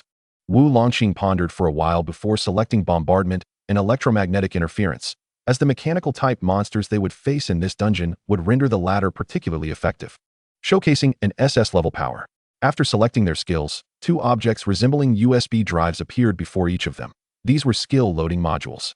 The loading time for S-level skills was half an hour, totaling 1 hour for both, during which they could take no action and must remain here. Fortunately, being in the rookie training ground, no monsters could emerge, or it would indeed be perilous. An hour spent to acquire 2 S-level skills was undeniably a lucrative exchange. Sun Qianlong sat contentedly, puzzled by Lin Yuan's reasoning. Did he not grasp the principle that one must sharpen their tools to do good work? The hellish difficulty of this dungeon was no trifling matter. What use was it to leave an hour early? Tao Xiaomao nodded in agreement. Indeed, the current dungeon cannot restore health and mana through conventional means. Solo efforts are clearly insufficient. Had each of them informed their families prior to entering? In this competition, anyone could claim first place, except for the Southwest Province. Moreover, none wished to emerge only to be told they could not surpass a level 25 summoner. Yang Wudi remained silent, his grip on the weapon tightening. Wu Longqing adjusted his glasses, a faint smile returning to his lips. He suddenly felt pity for the 3, for they were blissfully unaware of the terrifying opponents they would face.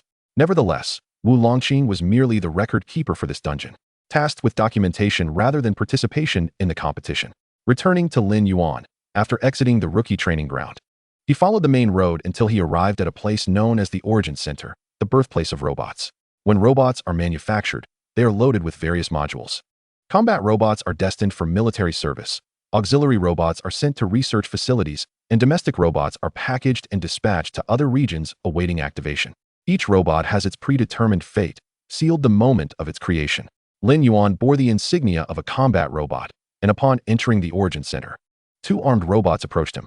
Combat Robot BT-89763.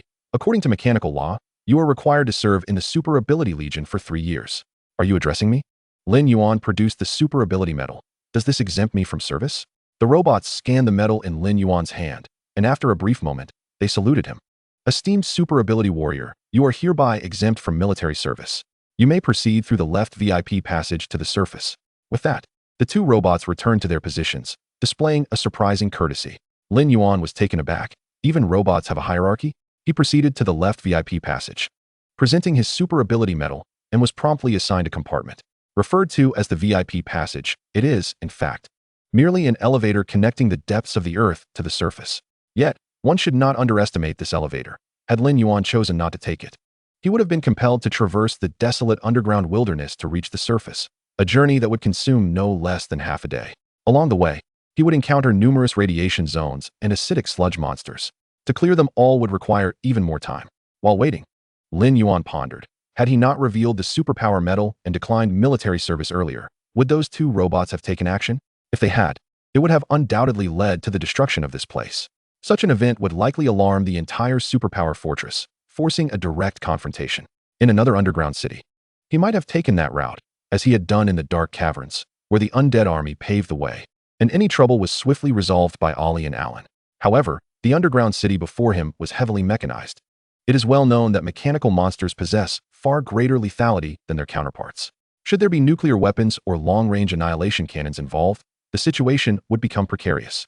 With nuclear weapons capable of mass slaughter and annihilation cannons designed for pinpoint strikes, Lin Yuan was unwilling to take such risks without a solid strategy.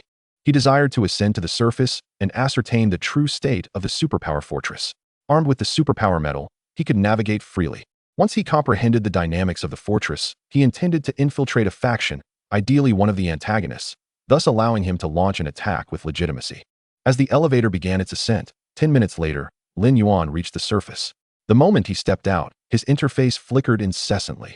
The primitive beast leader, the mechanical Tyrannosaurus, has staged a coup and seized control of the energy center, possessing 90% of the superpower fortress's dominion. The behemoth leader, Captain Gorilla, has sustained heavy damage and has fled to the arc reactor, holding 10% of the superpower fortress's control. Choose 1. Join the behemoth to vanquish the tyrant mechanical Tyrannosaurus. Choose 2. Join the primitive beasts to hunt down Captain Gorilla. The difficulties posed by both choices vary. Please choose wisely. The behemoth and the primitive beasts? Lin Yuan paused momentarily, lost in contemplation over which option to select. The average person would likely choose to ally with the primitive beasts to hunt Captain Gorilla.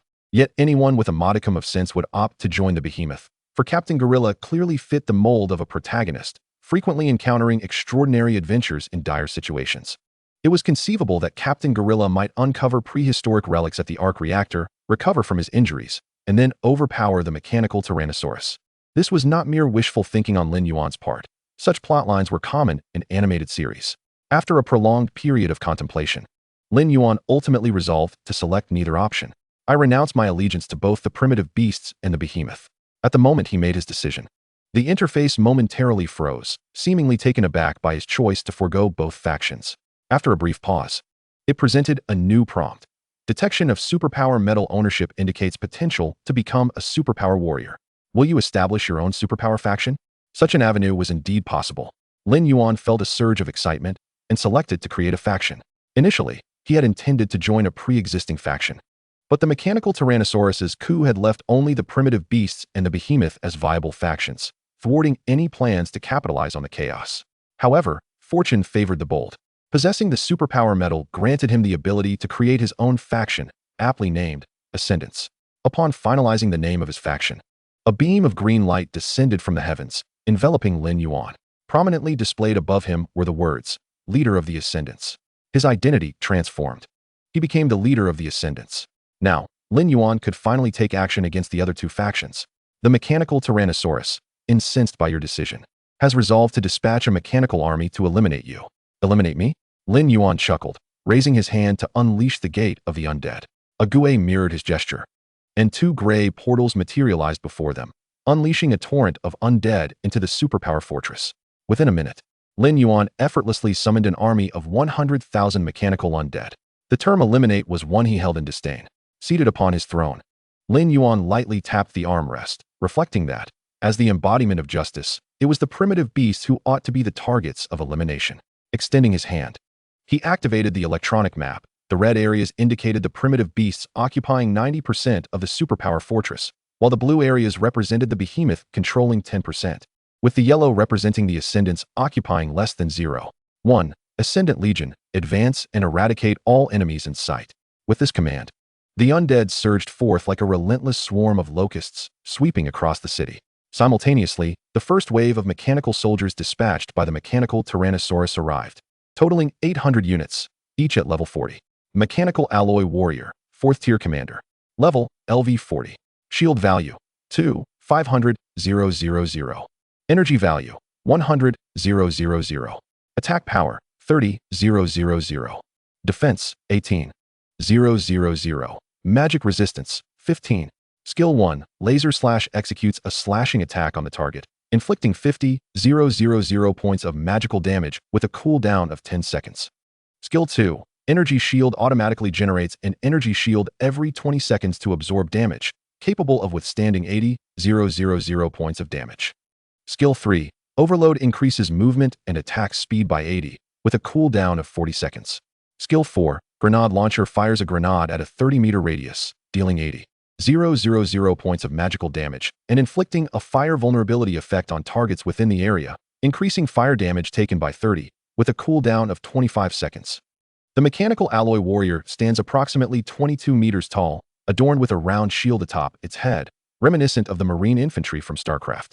In its grasp, it wields an energy-modified gun, boasting an average firing rate of 1 shot per second, and it is the first to launch an assault against the undead army. The relentless undead, undaunted by death, charge forth towards the Mechanical Alloy Warrior. The combat prowess of the Mechanical Alloy Warrior is remarkable, as it adeptly employs skills such as energy shields, laser swords, and grenade launchers in succession, while also executing an overloading barrage in a tiered formation, ensuring its firepower remains maximized.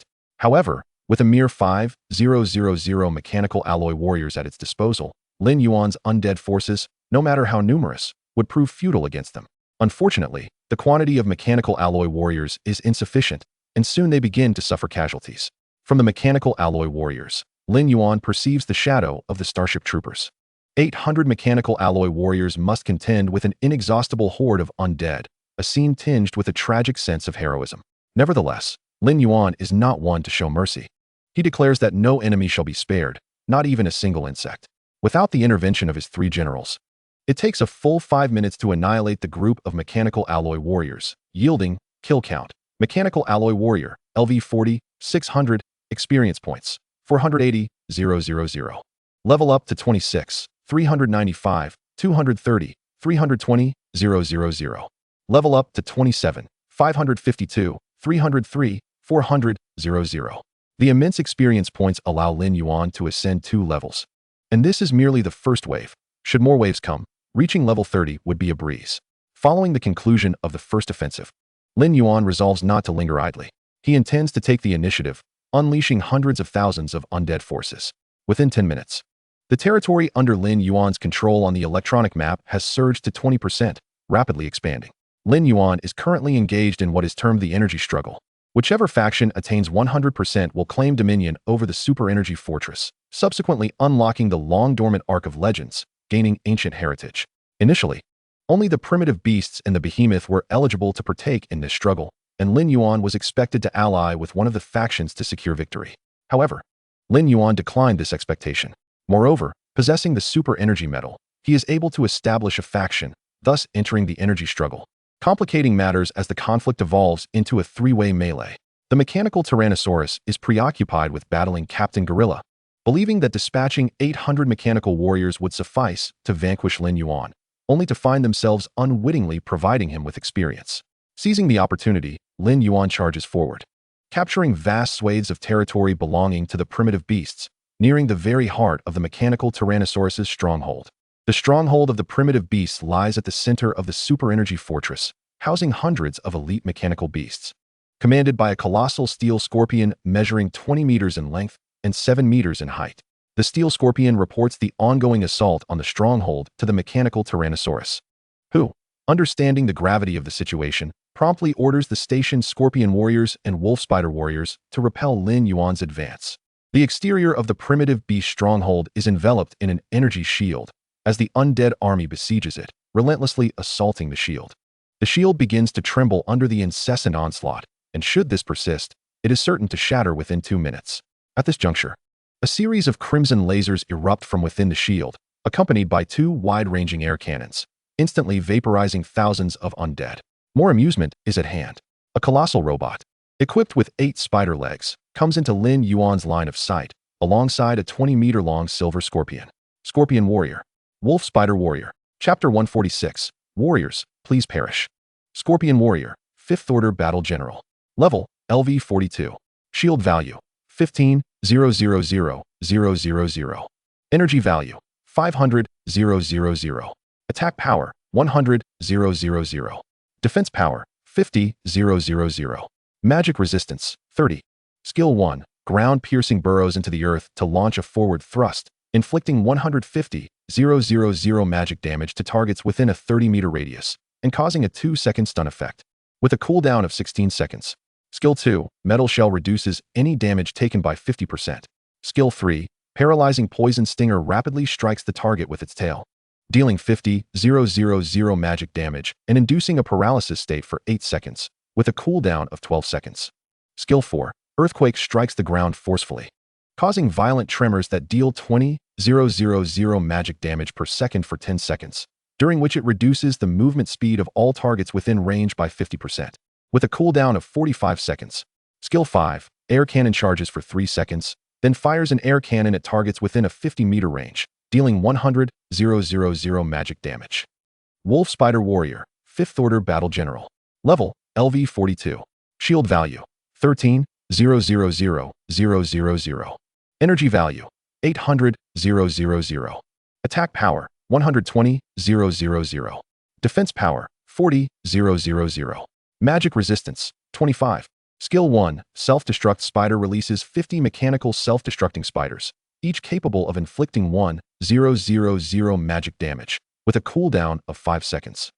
Skill 2. Flamethrower utilizes a flamethrower to cover a fan-shaped area, dealing 30,000 magic damage per second for 5 seconds, with a cooldown of 12 seconds.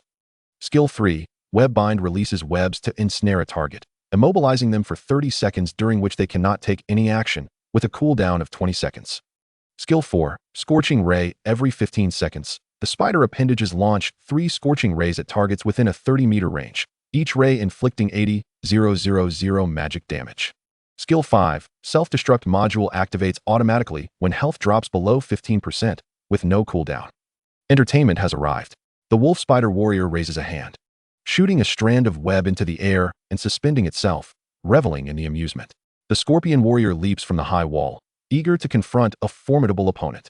With 2 level 42 5th Order bosses and over 100 beast-like mechanical warriors, the oppressive atmosphere is palpable. Any ordinary practitioner would tremble at such a sight. Yet Lin Yuan, seasoned in grand spectacles, knows how to tame even 6th Order dragons as mounts. What is a pair of level 42 5th Order trinkets to him? Dispose of them. As the words left his lips, the ancient tree nemesis manifested in Alan's hands, unleashing your wrath. The clarion call of war resounded, and Alan transformed into the war ancient tree. The 70-meter-long ancient tree nemesis radiated an intense heat, delivering a mighty blow to the Scorpion Warrior's head, inflicting 87,680 damage. In this war ancient tree form, Alan's attack power exceeded 200,000. However, the Scorpion Warrior possessed an extraordinarily high defense, capable of mitigating 50% of the damage, leaving Alan's regular strikes to deal merely over 80,000 damage. This was merely the prelude, for Alan was not limited to ordinary attacks. With a series of devastating skills, War Tread, Earthquake, and Crushing Strike, he unleashed a torrent of destruction, creating a vacuum within a 100-meter radius. Both beastly mechanical warriors and the undead steered clear of the chaos. Perhaps reveling in the carnage, Alan erupted into laughter. "Ha! Don't run away, little scorpion. You desired a formidable opponent, and here I am. Come and face me in a fair fight." Just as the Scorpion Warrior opened its mouth to retort, a mighty axe swung toward it, silencing its words. The Scorpion Warrior found itself increasingly frustrated. Its absurdly high health and defense rendered its skills ineffective, akin to mere scratches. And it could even regenerate health. The Scorpion Warrior was on the verge of despair. Observing the dire situation, the Wolf Spider Warrior unleashed a laser toward Alan, attempting to gang up on him. The laser struck Alan, reducing his health by 10%, when suddenly a whistling sound pierced the air. The wolf spider warrior hung upside down, while Ollie, unable to reach the mechanical foe with conventional methods, activated the first powerful trait of the Dark Abyss magic sword, enabling it to strike without being held. With a swift gesture, Ollie unleashed an attack, reminiscent of sword mastery, as the Dark Abyss magic sword transformed into a glimmering light, darting through the wolf spider warrior with blinding speed, dealing 2, 534, 300 critical hit, and 2, 527, 600 critical hit damage. One skill severely wounded the wolf spider warrior, who, taken aback, disengaged from its inverted position. Its crimson electronic eye scanned Ollie, and it promptly launched webs to ensnare him. Ollie raised his hand slightly, and the ghost appeared before him, intercepting the webs. Who am I and where am I? What just happened? The Dark Abyss magic sword returned to Ollie's grasp, and he decisively initiated a valiant charge. Though the wolf spider warrior, being a mechanical construct, could not be stunned, Ollie's charge aimed merely to close the distance for a subsequent flurry of strikes. Quick Flash, Rondo Slash, Clone Strike, Death Blade Chi, 1, 212, 000, critical hit, 5, 525, 400, 8, 937, 803, 1, 300, 000. In a matter of moments, the wolf spider warrior was utterly obliterated. Killed wolf spider warrior, LV42, experience gained, 220, 000. Evolution points, 50, 000. From the moment the wolf spider warrior appeared until its demise, less than a minute elapsed, half of which was spent with the warrior posturing dramatically. Why did it feel the need to flaunt itself, hanging upside down in midair like a living target? Its demise was utterly deserved. Ollie was the first to conclude the battle, while Alan still needed some time. Observing Alan's increasingly frenzied demeanor, Ollie discreetly secured the magic sword on his back, knowing that his presence might lead to unintended harm. The battle was best left to Alan. To expedite the conflict, Lin Yuan temporarily transferred the ghost's attributes to Alan, significantly boosting his attack power. Abba abba abba, the ghost exclaimed, just emerging from the cocoon of webs, only to have its attributes transferred once more. What a mere tool. Just you wait. One day, I shall become the main character, and you all will be astonished. With the ghost's attributes bolstering him, Alan became a veritable force of fiery devastation, effortlessly dealing 100,000 damage with each swing. When he unleashed the crushing strike, the damage soared beyond 300,000. The Scorpion warrior held out for 2 minutes before being utterly pulverized by a single axe blow. Killed Scorpion warrior, LV42, experience gained, 220,000, evolution points, 50,000. Level increased to 28, 155, 230, 360,000. With the demise of both the Scorpion and Wolf Spider warriors, the crimson glow in the eyes of the surrounding beastly mechanical warriors dimmed instantaneously, scattering to the ground as mere parts. Lin Yuan stepped forward to collect the spoils. Spider running shoes. Quality, epic. Wearing requirement, LV30. Attributes, agility 500, strength 500. Trait 1, movement speed increased by 15%. Trait 2, the saws possess spider appendages, allowing traversal over terrain. Explosive tail spike, throwing weapon. Quality, epic. Wearing requirement, LV30. Attributes, attack power 2000. Trait 1, charges for 10 minutes. Can launch 100 steel spikes, each inflicting 100 fixed damage, ignoring defense effects. Trait 2, consuming energy crystals can shorten charging time. 1 crystal per minute. Each boss dropped 1 piece of epic equipment, yet Lin Yuan was unable to equip either due to insufficient level. He recognized a pattern. Such epic equipment, restricted solely by level, generally boasted lower attributes compared to those requiring higher levels for use. Weapons like the Ancient Tree Nemesis and Dark Abyss Magic Sword, with more stringent restrictions, exhibited superior attributes. As he toyed with the explosive tail spike, Lin Yuan ventured into the lair of the primal beasts. Commencing occupation of the primal beast lair, estimated time, 10 minutes. Leaving the current area will be considered forfeiture of the occupation. Upon entry, he received a countdown notification. In 10 minutes, the primal beast lair would belong to him, thereby expanding his influence to 60%, surpassing both the primal beasts and the colossal monsters combined. As Lin Yuan wandered through the primal beast lair, seeking potential treasures, he opened all the storerooms but was met with disappointment. The weapon and equipment storerooms were empty. However, upon reaching the energy storage room, a smile broke across Lin Yuan's face. Energy crystals filled the warehouse to the brim. Without counting, he estimated there were at least 20 million. Although unaware of the specific uses for the energy crystals, he knew they would be valuable when stored in his inventory. After collecting all the crystals, Lin Yuan discovered a new item, a glowing sphere, roughly the size of a volleyball, floating in the corner. He reached out to grasp it. Source of flame, tier 5. Function, can be utilized as a source of mechanical energy or integrated with mechanical constructs to forge 5th-tier mechanical warriors. Is this the Ember Source? Lin Yuan scrutinized it closely. Is this what Qin Shui desired? The Ember Source resembled a perpetually glowing bulb, its interior pulsating rhythmically, akin to a mechanical heart. Upon discovering the energy crystal and the Ember Source, Lin Yuan immediately intensified his search efforts. Regrettably, apart from what he had just found, there was nothing else. Everything had been whisked away by the mechanical Tyrannosaurus Rex. How could such a trivial object be referred to as a stronghold? Is the primitive beast truly so impoverished? No wonder they ultimately fell short against the behemoth. Lin Yuan sat down, grumbling about the mechanical Tyrannosaurus Rex's lack of wealth. Sometimes, one cannot help but mutter. Just as Lin Yuan was venting, the mechanical Tyrannosaurus Rex returned with its minions, a despicable thief. How dare it invade my home? The mechanical Tyrannosaurus Rex loomed in the sky, its nearly 50-meter-tall form reminiscent of an ancient giant, exceedingly fearsome, surrounded by a swarm of elite mechanical warriors. Having been ambushed at their stronghold, the mechanical Tyrannosaurus Rex disregarded Captain Gorilla and hastily returned to seek vengeance. Mechanical Tyrannosaurus Rex, leader of primitive beasts, 5th-tier battle general. Level, LV44. Shield value, 20,000,000. Energy value, 1,000,000. Attack power, 180,000. Defense power, 50,000. Magic resistance, 40. Skill 1, leader of primitive beast shield value increases by an additional 100%.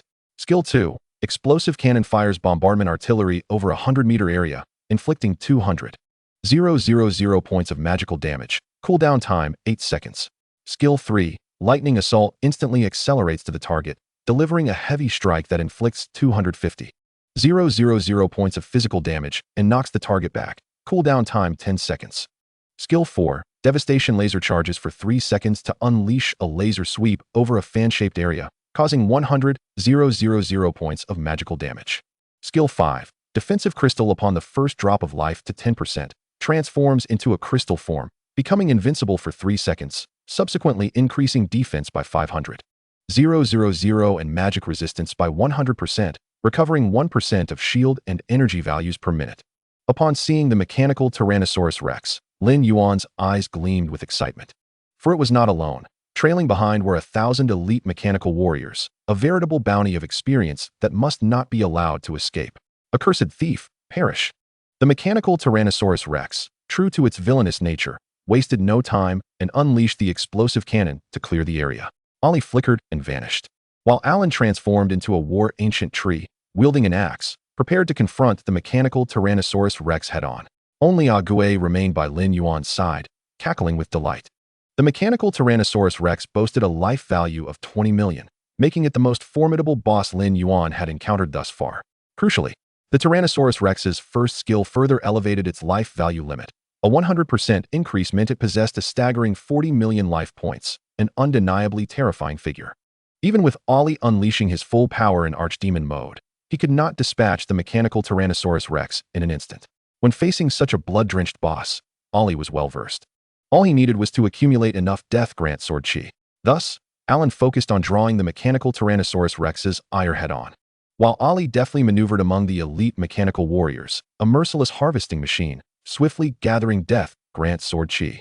These elite mechanical warriors were 2 levels higher than the initial wave Lin Yuan had vanquished, with their life and attack power enhanced by approximately 10%. Such minor foes were mere fodder for Ollie.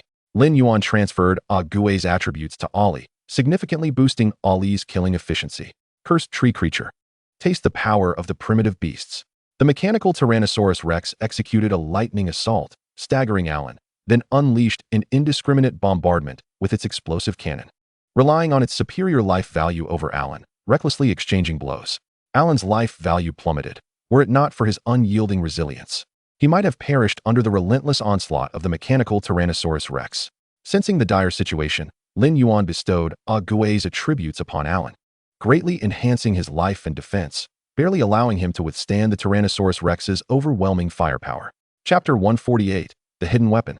Thanks to his unyielding resilience, Alan managed to hold off the mechanical Tyrannosaurus Rex, But the Tyrannosaurus Rex's expansive cannon fire and uncooled lasers posed a significant threat, capable of annihilating a large swath of the undead with a single strike.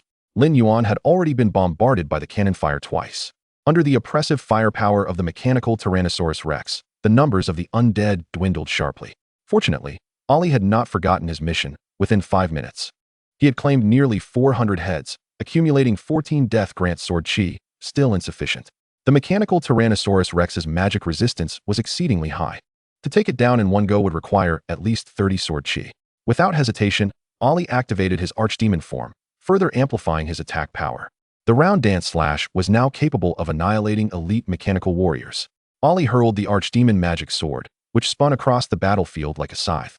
By the time the magic sword returned to Ollie's grasp, he had amassed 30 death grant sword chi.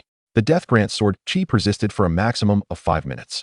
Gripping the magic sword tightly, Ollie unfurled his wings and, in an instant, traversed dozens of meters, arriving before the mechanical Tyrannosaurus Rex. Prepare to meet your demise. The mechanical Tyrannosaurus Rex turned, noticing Ollie's assault. A mere insect dares to attack me? So audacious. The mechanical Tyrannosaurus Rex dismissed Ollie entirely, swinging its massive fist down with the intent to crush. In that moment, the mechanical Tyrannosaurus Rex exclaimed, "What in the world is this?" 30 death grant sword chi surged from behind Ollie, piercing into the mechanical Tyrannosaurus Rex's body. 1-200-000. 1-200-000.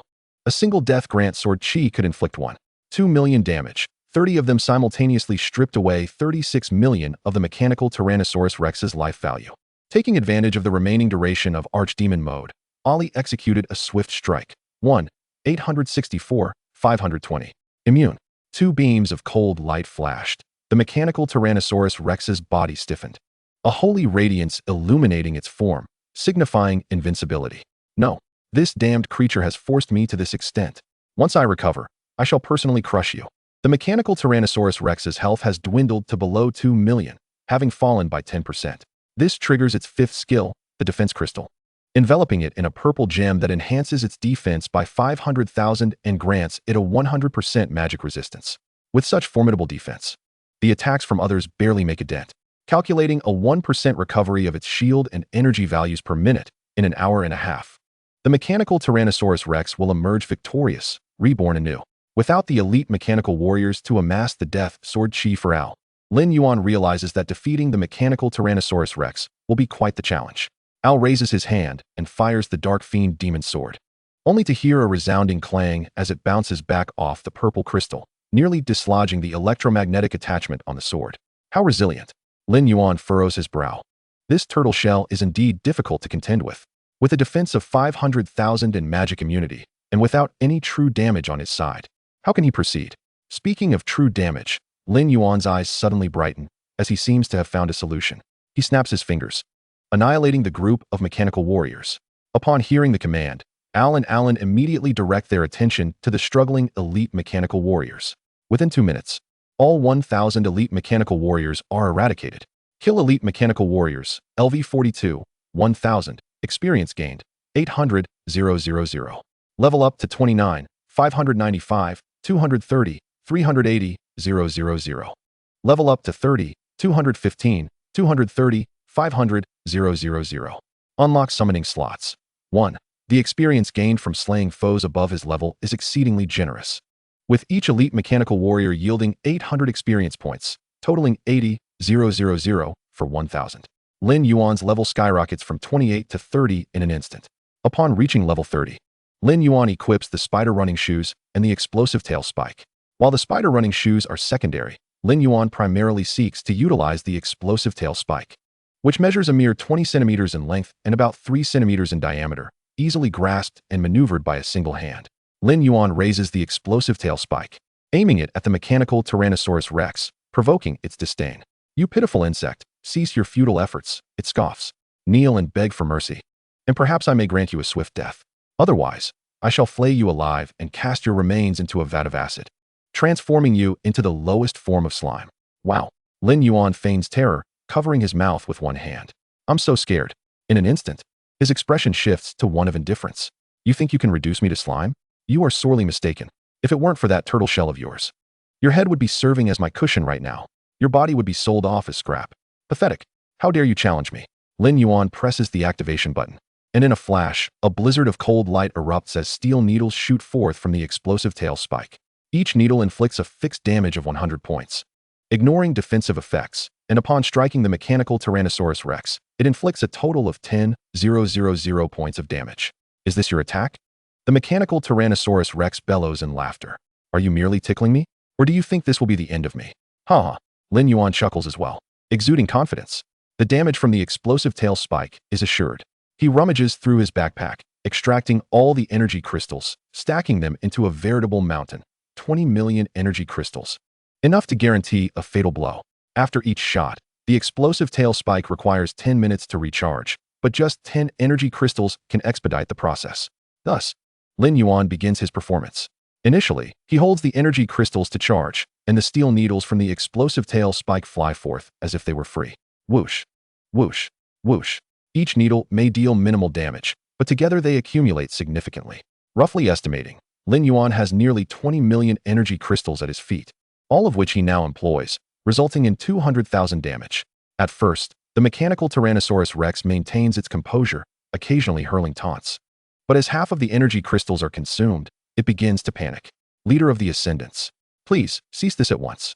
We can negotiate. As a cunning villain, the mechanical Tyrannosaurus Rex demonstrates flexibility. Upon realizing Lin Yuan's capacity to slay it, its demeanor shifts dramatically, abandoning its laughter in favor of a bargaining tone. We can join forces. The colossal behemoth possesses a 7th-tier fire source within its Arkansas. Together, we can eliminate the colossal behemoth and seize the 7th-tier fire source. The 7th-tier fire source? Lin Yuan replies, taken aback. The 7th tier corresponds to the monarch level. If the colossal behemoth indeed possesses a 7th-tier fire source, it implies that the Captain Gorilla could very well be a 7th-tier monarch. Lin Yuan currently lacks even a 6th-tier lord under his command, and facing a potential 7th-tier Captain Gorilla would be tantamount to courting death. Lin Yuan continues firing steel needles without faltering. I ask, you answer. You claim the colossal behemoth possesses a 7th-tier fire source. Does that imply the Captain Gorilla is likely to evolve into a 7th-tier monarch? Seeing Lin Yuan's relentless assault, the mechanical Tyrannosaurus Rex's eyes darken, though it must respond to Lin Yuan's query, as it finds itself lacking the leverage to bargain. A 7th-tier monarch is impossible. It replies, the Captain Gorilla's physique is insufficient for him to ascend to the 7th tier. However, a 6th-tier lord is attainable. I initially had the opportunity to eliminate the Captain Gorilla before he ascended to the 6th tier. Your appearance has instilled a sense of crisis within me, and you have breached my base. I was compelled to abandon the pursuit of the Captain Gorilla and return to reclaim my base. Oh, so you're blaming me then? Lin Yuan presses the launch button, unleashing another 100 steel needles. The mechanical Tyrannosaurus Rex's health now dips below 500,000, while Lin Yuan still possesses over 5 million energy crystals. Before the energy crystals are exhausted, the mechanical Tyrannosaurus Rex is doomed. Cease this at once. I am willing to join the Ascendants and serve as your subordinate. Without my assistance, you will be unable to contend with the colossal behemoth, the mechanical Tyrannosaurus Rex implores, its tone fraught with desperation. It genuinely senses the impending threat of death. If Lin Yuan does not relent, it will be slain by the explosive tail spike within 2 minutes. The esteemed leader of the primal beasts finds itself facing such a humiliating demise. Truly, it is unwilling to accept this fate. What is the matter? Unwilling? Lin Yuan raises his chin slightly. And what of it? As the mechanical Tyrannosaurus Rex begins to plead for mercy, Lin Yuan remains unmoved. With no escape in sight, the mechanical Tyrannosaurus Rex resorts to cursing Lin Yuan. You despicable insect, you shall not have a good end. You shall meet your demise at the hands of the gorilla captain, torn asunder. I shall not heed such foreboding. Lin Yuan retorted, shaking his head dismissively. Whether I live or die remains uncertain, but your fate is undoubtedly sealed. Under the begrudging gaze of the mechanical Tyrannosaurus Rex, Lin Yuan unleashed an explosive tail spike, stripping away its final vestige of shield value. With the fall of the mechanical beast, the surrounding violet crystals dissipated, and its lifeless form crashed to the ground with a thunderous thud. Defeated the mechanical Tyrannosaurus Rex, Beast Leader, LV-44, Experience Points, 250,000, Evolution Points, 50,000. Successfully vanquished the Beast Leader, the original Beast faction has been disbanded. Lin Yuan deftly accessed the electronic map, noting that the vast majority of the superpower fortress was now shrouded in yellow, with the Ascenders numbering 88 and the Behemoths 12. The only area not overtaken by yellow was the Arc Reactor, the last bastion of hope for the Behemoths, and the location of the Ark spacecraft. After closing the map, Lin Yuan approached the mechanical carcass of the Tyrannosaurus Rex. Dragon Tooth handheld artillery, ranged weapon. Quality, epic. Equipping requirement, range class, strength 6,000. Attributes, attack power 8,000. Strength 4,000, stamina 4,000. Trait 1, attack speed remains constant at 2 seconds per strike. Trait 2, attacks inflict an explosive effect on the target area, with a range of 10 meters. Trait 3, attack power increases by 50%. Mechanical power Warhammer, one-handed hammer. Quality, epic. Equipping requirement, strength 5,000. Attributes, attack power 3,000. Strength 2,000. Trait 1, attacks impose a mark on the target. Activating it allows the wielder to teleport in front of the target, with a 15-second cooldown for the same target. Trait 2, the weapon can be thrown, automatically returning to the wielder's hand afterwards. Indeed, as the leader of the original beasts, the mechanical Tyrannosaurus Rex had yielded 2 epic pieces of equipment. However, neither was particularly suited for anyone in the team. Ollie pursued a swift and lethal combat style, and he already possessed a magic sword. As for Alan, he frequently transformed into a war ancient tree, the tree's natural enemy. This axe was custom-fitted for him. As for Ague, Lin Yuan clicked his tongue, finding it difficult to articulate. Let us hold on to them for now, as they are 2 epic pieces of equipment, suitable for the ranged characters in our team. Logically, having reached level 30, Lin Yuan should have learned to summon Dwarven Gunner, an SS-grade skill that would summon a 6th-tier ally, more than adequate for tackling the current dungeon. Yet, Lin Yuan recalled a yin, whom he often jestingly referred to as an auxiliary summoning beast. A yin, unconcerned, deserved recognition in his own right. Considering this, Lin Yuan decided against learning the Dwarven Gunner summoning for the time being.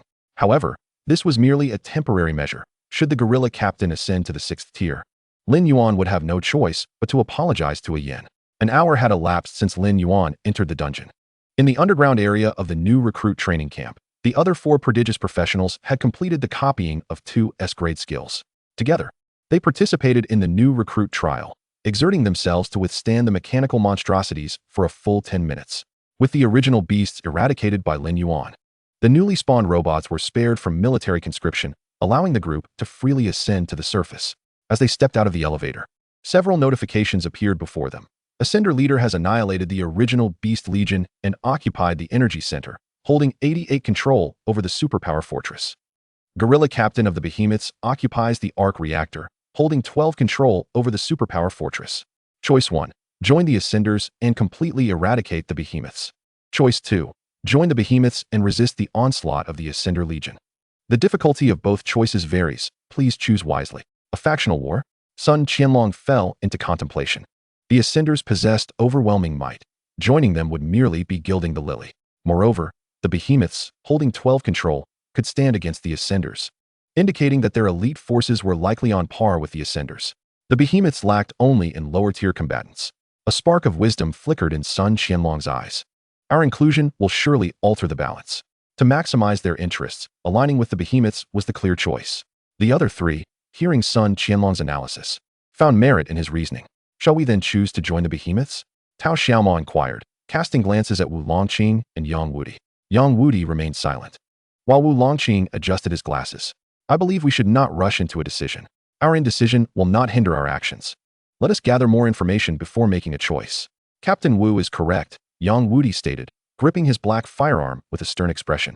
We must not act rashly before understanding the circumstances of both factions. A hasty choice could significantly impact our future endeavors. As the group exited the energy center, they were suddenly taken aback by the sight of 2 gray teleportation portals. At every moment, peculiar mechanical warriors emerged from these portals. From Sun Qianlong's perspective, these mechanical soldiers bore the insignia of the Ascenders. Could this be the Ascender stronghold? He murmured. If we were to destroy the portals, might we not sever their supply of troops? Yang Wudi and Tao Xiaomao exchanged glances, their expressions revealing deep contemplation, clearly weighing the feasibility of this plan. Although numerous, these mechanical warriors were all level 30, and under their combined strength, success was certainly within reach. Do you not find these portals strangely familiar? Wu Longqing remarked, removing his glasses. Have you not seen Lin Yuan's battle videos? Do these portals not resemble the gateways for summoning the undead? With Wu Longqing's reminder, the others exchanged glances. And indeed, it was as he said. If the appearance of the mechanical soldiers were to be swapped with that of the undead, they would be indistinguishable. Are you suggesting that these peculiar mechanical soldiers were summoned by Lin Yuan? Sun Qianlong's breath grew heavy as he pondered the implications of Lin Yuan joining the Ascender faction. Wu Longqing polished his glasses and put them back on. Perhaps he has joined the Ascenders. However, I lean towards the notion that Lin Yuan is the leader of the Ascenders. The leader of the Ascenders.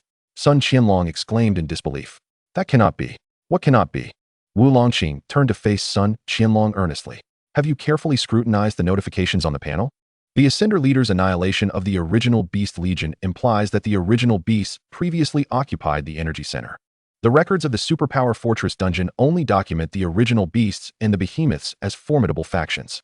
The Ascenders, a faction I have never heard of, thus. I have ample reason to believe that the Ascenders were founded by Lin Yuan. Before his words could fully resonate, a prompt echoed in everyone's ears. The Ascendant leader Lin Yuan launches a final assault against the behemoth leader, Captain Gorilla. Please make a choice within 30 seconds. Opt to join the Ascendants. The crowd murmured. What a joke. Lin Yuan is on the verge of clearing the game. If we don't join him, are we supposed to side with the behemoth? Despite their reluctance, all four simultaneously chose to ally with the Ascendants. At that moment, Lin Yuan's interface received a notification. Wu Longqing, Yang Wudi, Sun Qianlong, Tao Xiaoma have joined the Ascendants. Alas, they had emerged from the rookie training camp. Lin Yuan glanced at the time, 1 hour and 10 minutes. If they had delayed any longer, the dungeon would have likely been conquered by him. Lin Yuan, accompanied by a legion of 1,000,000 mechanical undead, surrounded the arc reactor. The reactor, after enduring a relentless bombardment from the mechanical Tyrannosaurus, lay in ruins. A 10-meter-wide fissure leading down to the depths. This fissure provided access to the arc, a testament to Captain Gorilla's protagonist template. Originally, access to the arc required control of the super energy fortress, but the indiscriminate bombardment by the mechanical Tyrannosaurus, combined with the forced backlash from Captain Gorilla's defense, had blasted the passage open. Coincidentally, after breaching the primal beast stronghold, Captain Gorilla seized the opportunity to enter the arc with the remaining comrades. As Lin Yuan and his team approached the passage, they found the arc's doors firmly shut. Captain Gorilla has acquired the arc's legacy, merging with the 7th-tier Fire Seed. Countdown remaining, 60. 59. Indeed, a true protagonist template. Lin Yuan raised an eyebrow. Evolution seemed imminent. Had the mechanical Tyrannosaurus arrived instead, he might have genuinely faced a lethal counterattack from Captain Gorilla. Lin Yuan's gaze swept to the right, where the last 2 behemoth members stood, apprehensively regarding him. Mouse Warrior, 4th-tier leader. Level, LV44.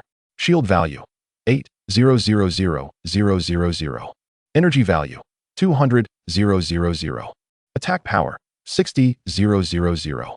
Defense power, 20,000. Magic resistance, 30. Skill 1. Electronic interference causes all mechanical soldiers within range to enter a state of stupor for 5 seconds. Cooldown, 12 seconds. Skill 2. Burrow can activate burrowing when receiving damage, becoming immune to the attack and increasing movement speed by 50. Cooldown, 6 seconds. Skill 3. Tracking missile marks a unit, automatically launching a tracking missile every 2 seconds, dealing 15,000 magic damage. Skill 4. Electronic radiation-friendly units within a 50-meter radius centered on itself cannot be targeted by ranged skills. Yellow Leopard Warrior, 5th-tier warrior. Level, LV44. Shield value, 18,000,000. Energy value, 500,000. Attack power, 150,000. Defense power, 50,000.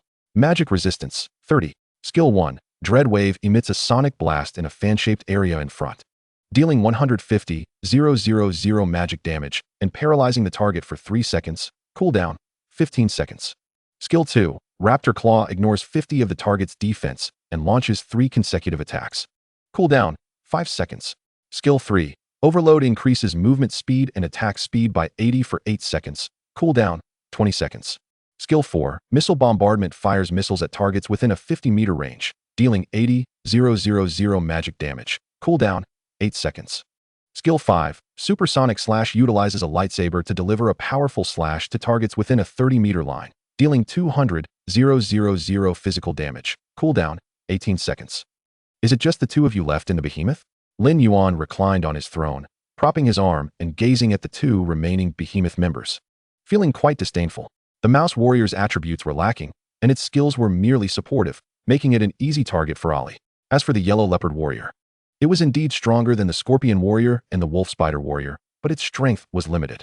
Lin Yuan waved his hand, uttering no further words. Eliminate them. No sooner had he spoken than Ollie charged towards the yellow leopard warrior and the mouse warrior. Warriors, please stop. We are not your enemies. The yellow leopard warrior attempted to negotiate with Lin Yuan, only to be met with a flash of eerie sword light. In an instant, Chapter 151, 6th Tier Dwarven Gunslinger. Ollie unleashed the Darkborn Demon Sword, a terrifying sword light slicing through. 4, 675, 800, critical hit. 3, 765, 200, critical hit. The Mouse Warrior, with its low defense, lost a significant portion of health from Ollie's strike. Yellow, counterattack quickly. The Mouse Warrior screamed, activating electronic interference in an attempt to incapacitate Ollie. A red glow flickered around Ollie as unyielding will activated, rendering him immune to the control effect.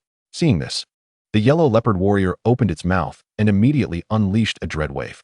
Ollie disregarded the yellow leopard warrior's attack, raising his hand to execute a swift two-stage attack. The sword light darting like a swift swallow, once again slicing through both the yellow leopard warrior and the mouse warrior. 4, 535, 600, critical hit. 3, 864, 900, critical hit. The mouse warrior, unable to even use burrow, fell dead instantly, while the yellow leopard warrior sustained severe damage, its health barely above 10 million. The yellow leopard warrior promptly flapped its wings and ascended into the sky. You vile creature. You've killed the mouse warrior. Unforgivable. With wings spread wide, the yellow leopard warrior targeted Ollie's area with a missile bombardment, rumbling. 72, 340. Ollie looked up, hurling the Darkborn Demon Sword. But the yellow leopard warrior had long been prepared, activating overload, dramatically increasing its speed.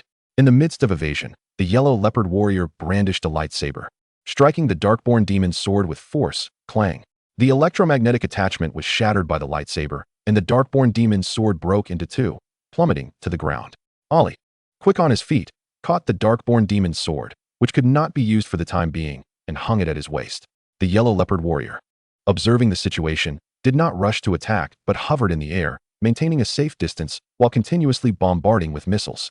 Lin Yuan's subordinates lacked ranged capabilities, and the Bone Storm was too slow to activate. After the yellow leopard warrior activated overload, its speed was astonishing, effortlessly evading the Bone Storm's assault. The yellow leopard warrior refused to engage in direct combat, instead remaining afar, persistently launching missiles, buzzing like an irritating fly. For a moment, Lin Yuan found himself utterly unable to contend with the yellow leopard warrior. Perhaps it's time to abandon the title of yellow leopard warrior and instead call him the fly warrior. If you have the courage, come down and face me with real weapons. Lin Yuan initially intended to provoke the yellow leopard warrior into descending, but the despicable fellow was far too cunning for such tricks. The yellow leopard warrior remained entirely engrossed in launching missiles for bombardment. You've brought this upon yourself. Lin Yuan, somewhat vexed by the incessant harassment, took out the summoning skill book for Dwarven Gunmen. Without hesitation, he shattered it. My apologies, Yen. When I reach level 40, I will definitely sign a contract with you. Summon Dwarven Gunman, SS. Learning level, LV30. Skill description, summons a Dwarven Gunman of equal level to fight alongside, with a bloodline level of 6, which can be upgraded to a maximum of 8. Lin Yuan raised his hand to release the summoning skill. A flash of green light enveloped him, and a dwarf, approximately 1.5 meters tall and clad in a blue cloak, materialized before him. Dwarven Gunman Hammer, 6th tier. Level LV30. Race, Dwarf. Health points, 960,000. Mana points, 240,000. Attack power, 115,220. Defense power, 96,000. Strength, 48,000. Agility, 24,000. Stamina, 48,000. Intelligence, 24,000. Talent, King of War SSS. Equipment, none. Racial skill, Descent of the Deity. Skills, Command Aura, Killing Shot, SS. Coordinated Shot, S. Thunder Strike, S. Storm Hammer, SS. Heavy Strike, A. Fearless Roar, S. Heroic Leap, A. Upon appearing, the dwarf patted his belly and let out a hearty laugh. Ha ha. Do you have any beer? Lin Yuan. Question mark. What on earth is this? Is he not a Dwarven Gunman? Why do his skills appear so peculiar? Observing the boisterous hammer, Lin Yuan felt an unsettling premonition. Clicking on the talent. King of War SSS. Talent Effect 1. Attack and skill range are increased tenfold and remain intact. Talent Effect 2. Critical damage is increased by 300% while stationary. Critical hit rate increases by 10% each second. Talent Effect 3. After entering combat, damage taken is reduced by 80%. Seeing the talent effects, Lin Yuan breathed a sigh of relief. This talent is extraordinary. 10-fold attack range, 300% critical damage, and an increase in critical hit rate while stationary. A quintessential sniper's talent. Continuing to examine the skills, command Aura. Skill description. Increases the attack power of allies within a 200-meter radius by 20%. Descent of the Deity, racial skill. Skill description. Activates the power of ancestors, becoming tall and strong, with a 300% increase in strength and stamina, along with magic immunity for 12 seconds. With a cooldown of 6 hours, reduced with level progression. Storm Hammer, SS.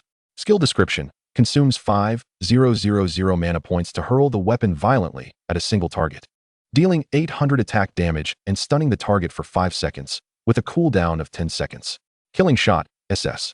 Skill description. Consumes 3,000 mana points to aim for 2 seconds, dealing 1,000 attack damage to a single target. Targets with health below 10% will die instantly, with a cooldown of 2 minutes. Coordinated Shot, S.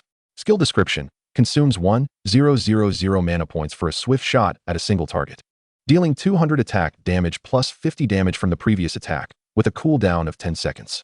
After briefly reviewing several skills, Lin Yuan could only sum up his evaluation of Hammer in 2 words. Impressive.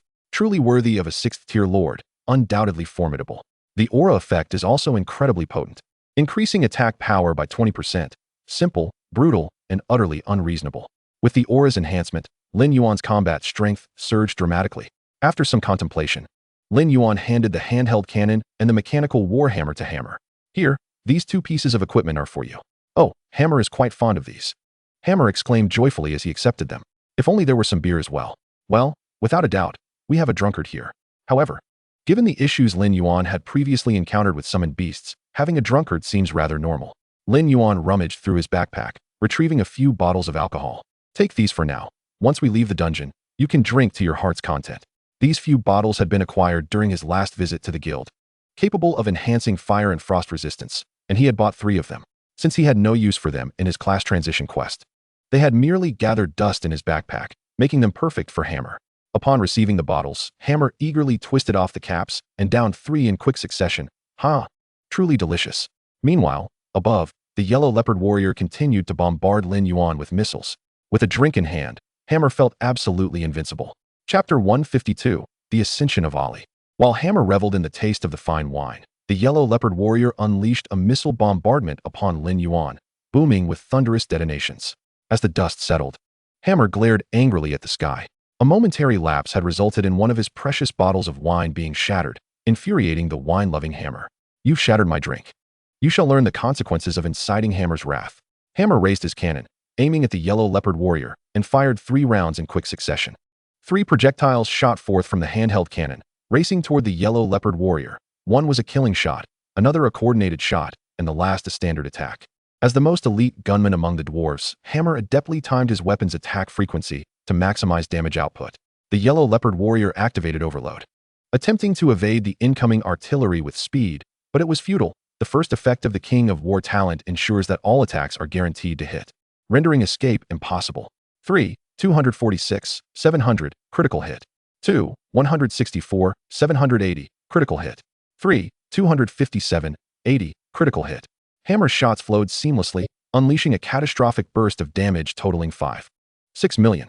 The yellow leopard warrior's health plummeted to a mere 4.5 million, now within Hammer's execution threshold. With a swift motion, Hammer retracted the handheld cannon and brandished the mechanical warhammer, hurling it with force. Storm Hammer. The mechanical warhammer struck the yellow leopard warrior's head like a bolt of lightning, dealing 487, 600 damage.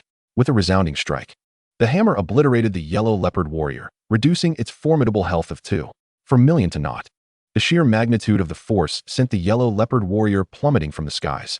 Before it could touch the ground, the hammer deftly activated its mechanical prowess, propelling itself before the yellow leopard warrior. Cradling a handheld cannon in its left hand, it aimed decisively at the warrior's head, while wielding the mechanical warhammer in its right, delivering a thunderous blow. The ground trembled violently, creating a gaping crater 20 meters wide and 3 meters deep. The yellow leopard warrior was momentarily dazed by the relentless onslaught of the hammer. "Captain Gorilla will avenge us," was barely uttered before the mechanical warhammer struck with a resounding crack, shattering the warrior's skull beyond recovery. Killed Mouse Warrior, LV-44. Experience points 120, 000. Evolution points 5, 000. Killed Yellow Leopard Warrior, LV44. Experience points 260, 000. Evolution points 50, 000. Level increased to 31, 752, 305, 500, 000. After vanquishing the Yellow Leopard Warrior, the hammer shook its head and retrieved a bottle of liquor from its pocket, taking a hearty swig. The hammer had fulfilled its duty. Lin Yuan gave a thumbs up to the hammer, impressed. It must be noted that the hammer's combat instincts were second only to Ali's. First employing long-range sniping for maximum damage, then utilizing the Storm Hammer in conjunction with the Mechanical Warhammer's properties to teleport directly in front of the Yellow Leopard Warrior for close-range suppression.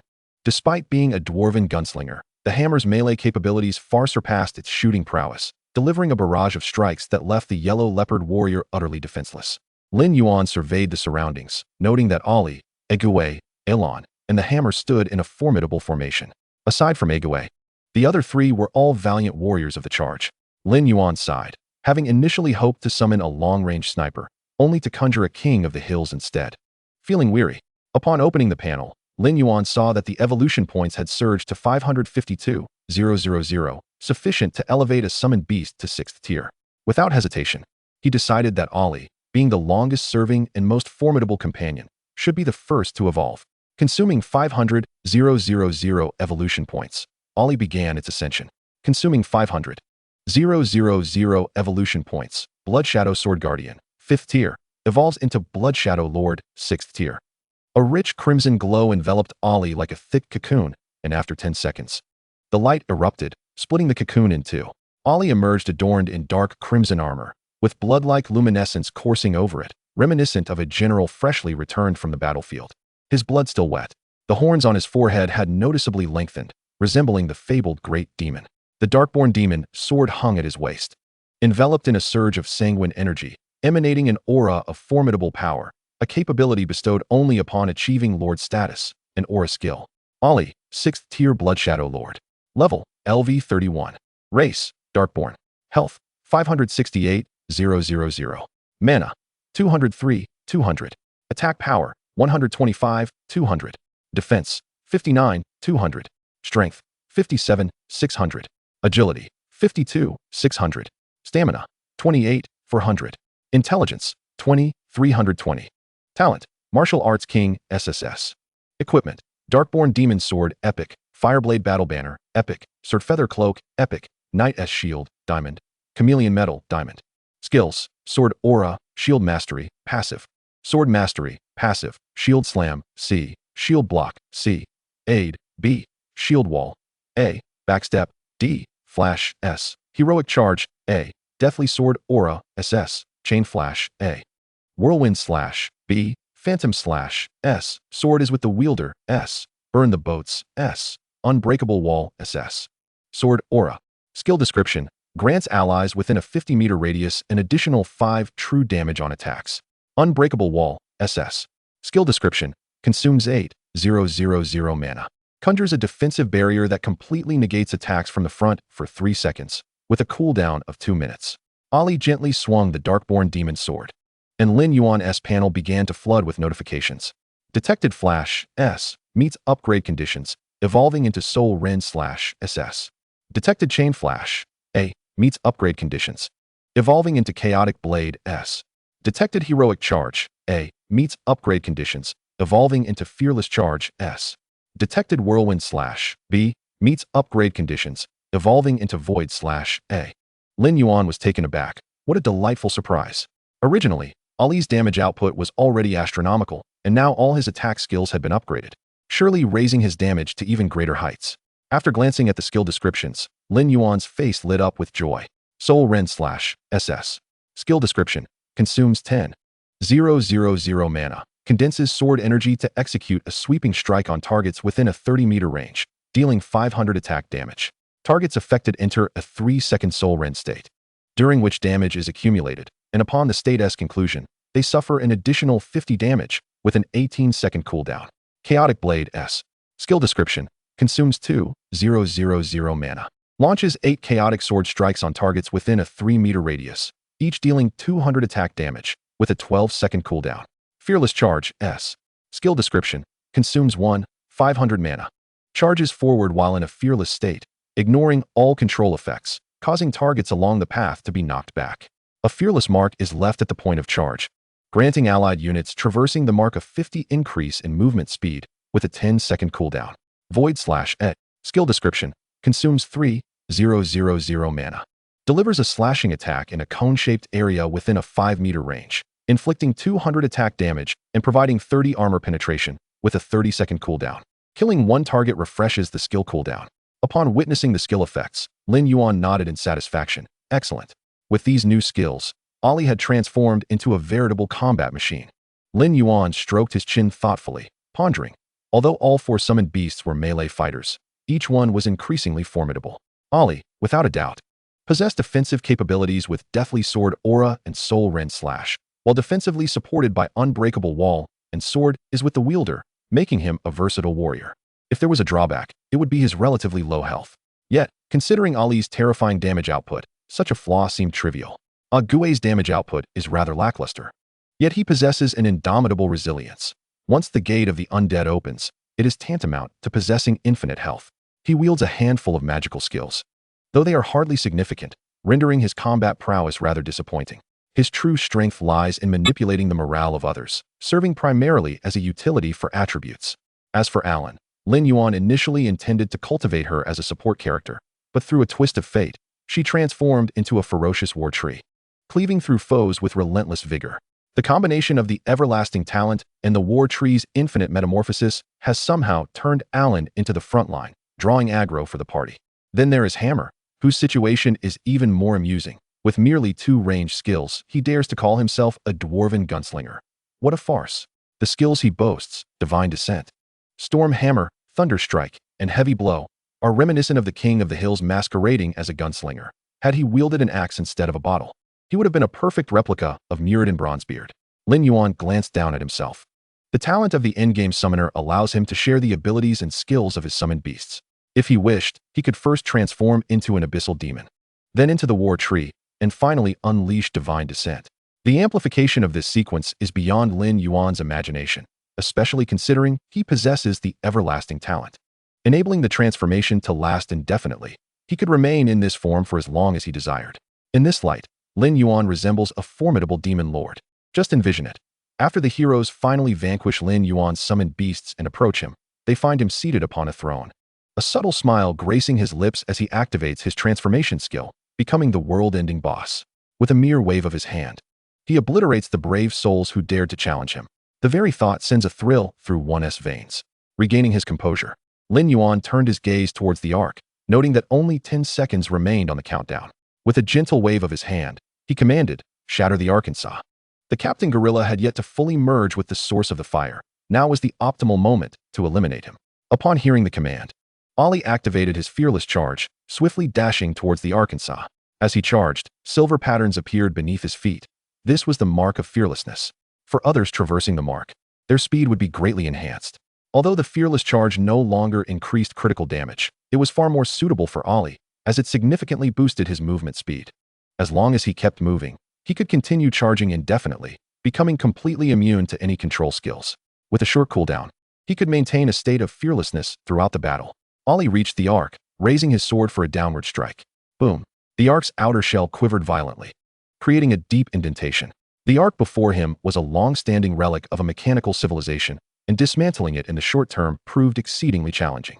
Hammer raised his handheld cannon and fired twice. The shells merely left slight white marks on the arc's exterior. Constructed from starfall iron, the arc was incredibly resilient, making external destruction a daunting task. Unable to destroy it, Lin Yuan mused, stroking his chin. Truly, he was embodying the protagonist archetype, staging a remarkable comeback from dire straits. According to the conventional script, the primal beast leader, the mechanical Tyrannosaurus, would chase the Captain Gorilla here, while the Mouse Warrior and the Yellow Leopard Warrior would buy time for him to access the Arkansas. Subsequently, the Yellow Leopard Warrior and the Mouse Warrior would fall to the mechanical Tyrannosaurus, prompting the Captain Gorilla, in a fit of rage, to undergo a surge of power, merging with the 7th-tier fire source and completing his evolution, ultimately slaying the mechanical Tyrannosaurus in a dramatic retaliation. However, this was merely the prior script. The figure standing before the arc was not the mechanical Tyrannosaurus, but rather Lin Yuan, the Ascendant Leader. 2 6th-tier summoned beasts, 2 5th-tier summoned beasts, and an endless army of the undead. Lin Yuan had no concept of losing. As the 10-second countdown concluded, a golden radiance erupted from the Ark's apex. Captain Gorilla absorbs the 7th-tier fire source, achieving super evolution. The Ark's doors swung open, and a colossal black figure leapt forth. This figure stood a staggering 100 meters tall, boasting the head and limbs of a gorilla, with a device akin to a rocket launcher strapped to its back. Blue arcs of electricity danced around its form, and mechanical veins were exposed, suggesting incomplete evolution. Captain Gorilla, Colossal Leader, 6th-tier Lord. Level, LV 50. Shield value, 60,000,000. Energy value, 3,000,000,000. Attack power, 350,000. Defense power, 100,000. Magic resistance, 25. Skill 1. Colossal Leader increases defense and magic resistance by 100%. Skill 2. Explosive Heavy Fist leaps high into the air, striking all targets within a 50-meter radius, inflicting 500,000 points of physical damage and causing a crippled effect. Reducing movement speed and attack speed by 50%, with a cooldown of 10 seconds. Skill 3. Destructive Soundwave unleashes a sonic attack, dealing 100,000 points of magical damage to targets within an 80-meter radius and instilling a state of fear for 3 seconds, with a cooldown of 12 seconds. Skill 4. Charging Bombardment enters a charging state for 3 seconds, during which damage taken is reduced by 50%. Upon completion, launches energy bombs over a 200-meter radius, dealing 300,000 points of magical damage, with a cooldown of 15 seconds. If the Captain Gorilla dies, the bombardment triggers immediately, increasing damage tenfold.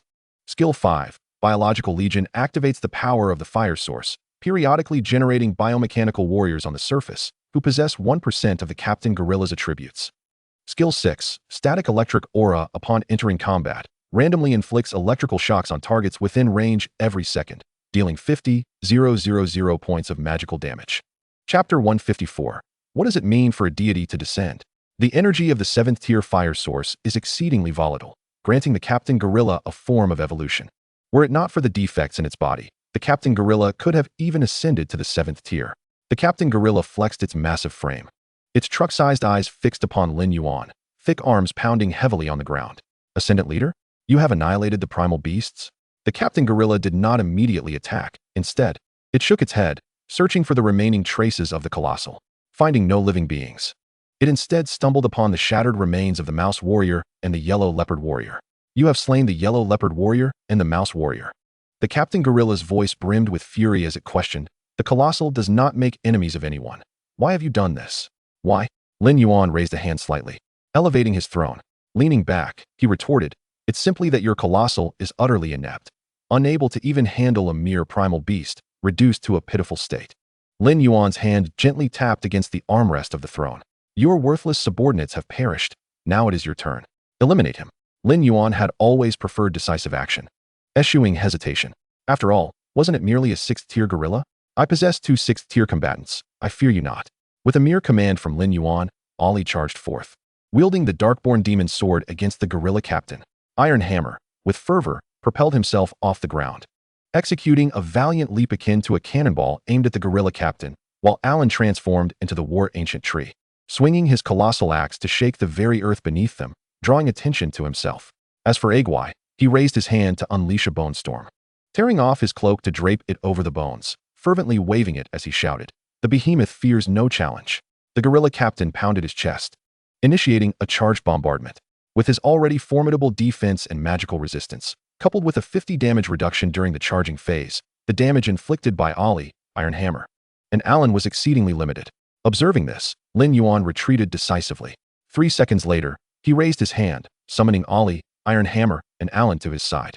A powerful shockwave erupted around the gorilla captain, instantaneously obliterating all undead within a 200-meter radius, vanquishing at least 5,000 of them, exactly as Lin Yuan had envisioned. The bone storm in the sky expanded, and if it continued, it could inflict considerable damage. As the charging bombardment concluded, Ali and the others resumed their assault, while the undead surged forward. Previously, the undead primarily served to energize the bone storm, but now, with the sword Chi Halo in play, even if the gorilla captain's defense reached 200,000, the undead could still forcibly inflict 1 point of true damage. The sword chi halo encompassed a radius of 50 meters, affecting nearly 1,000 undead, averaging 1,000 points of true damage per second, far from trivial. Lin Yuan was elated upon realizing this, as it meant even against a creature with 1,000,000 points of defense, the undead could still manage to inflict true damage thanks to the sword chi halo. 1,000 points of true damage per second was but a drop in the bucket for the gorilla captain, who boasted 50 million health points. The primary damage would still need to come from Ollie, Iron Hammer, and Alan.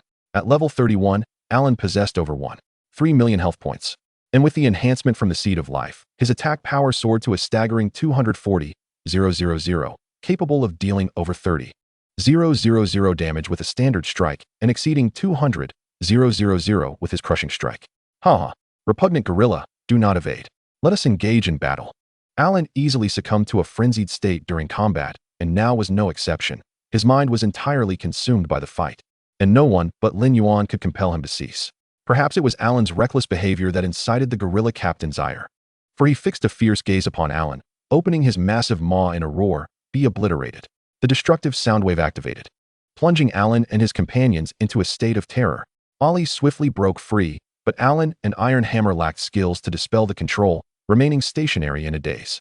The gorilla captain ignored the diminutive Iron Hammer, instead delivering a crushing blow to Alan, inflicting 287,500 damage. Following that, he unleashed a devastating heavy fist, leaping high to strike Alan, dealing 476,800 damage. As he landed, a normal attack followed, and the damage from the electrostatic halo also struck Alan, dealing 279,600 damage. In under 2 seconds, Alan's health plummeted by 80. If he were to endure 2 more normal attacks, his demise would be inevitable. Lin Yuan furrowed his brow, intending to summon Alan back to his side, but a thunderous roar extinguished that thought. Kong Tegur, Iron Hammer's voice reverberated across the battlefield.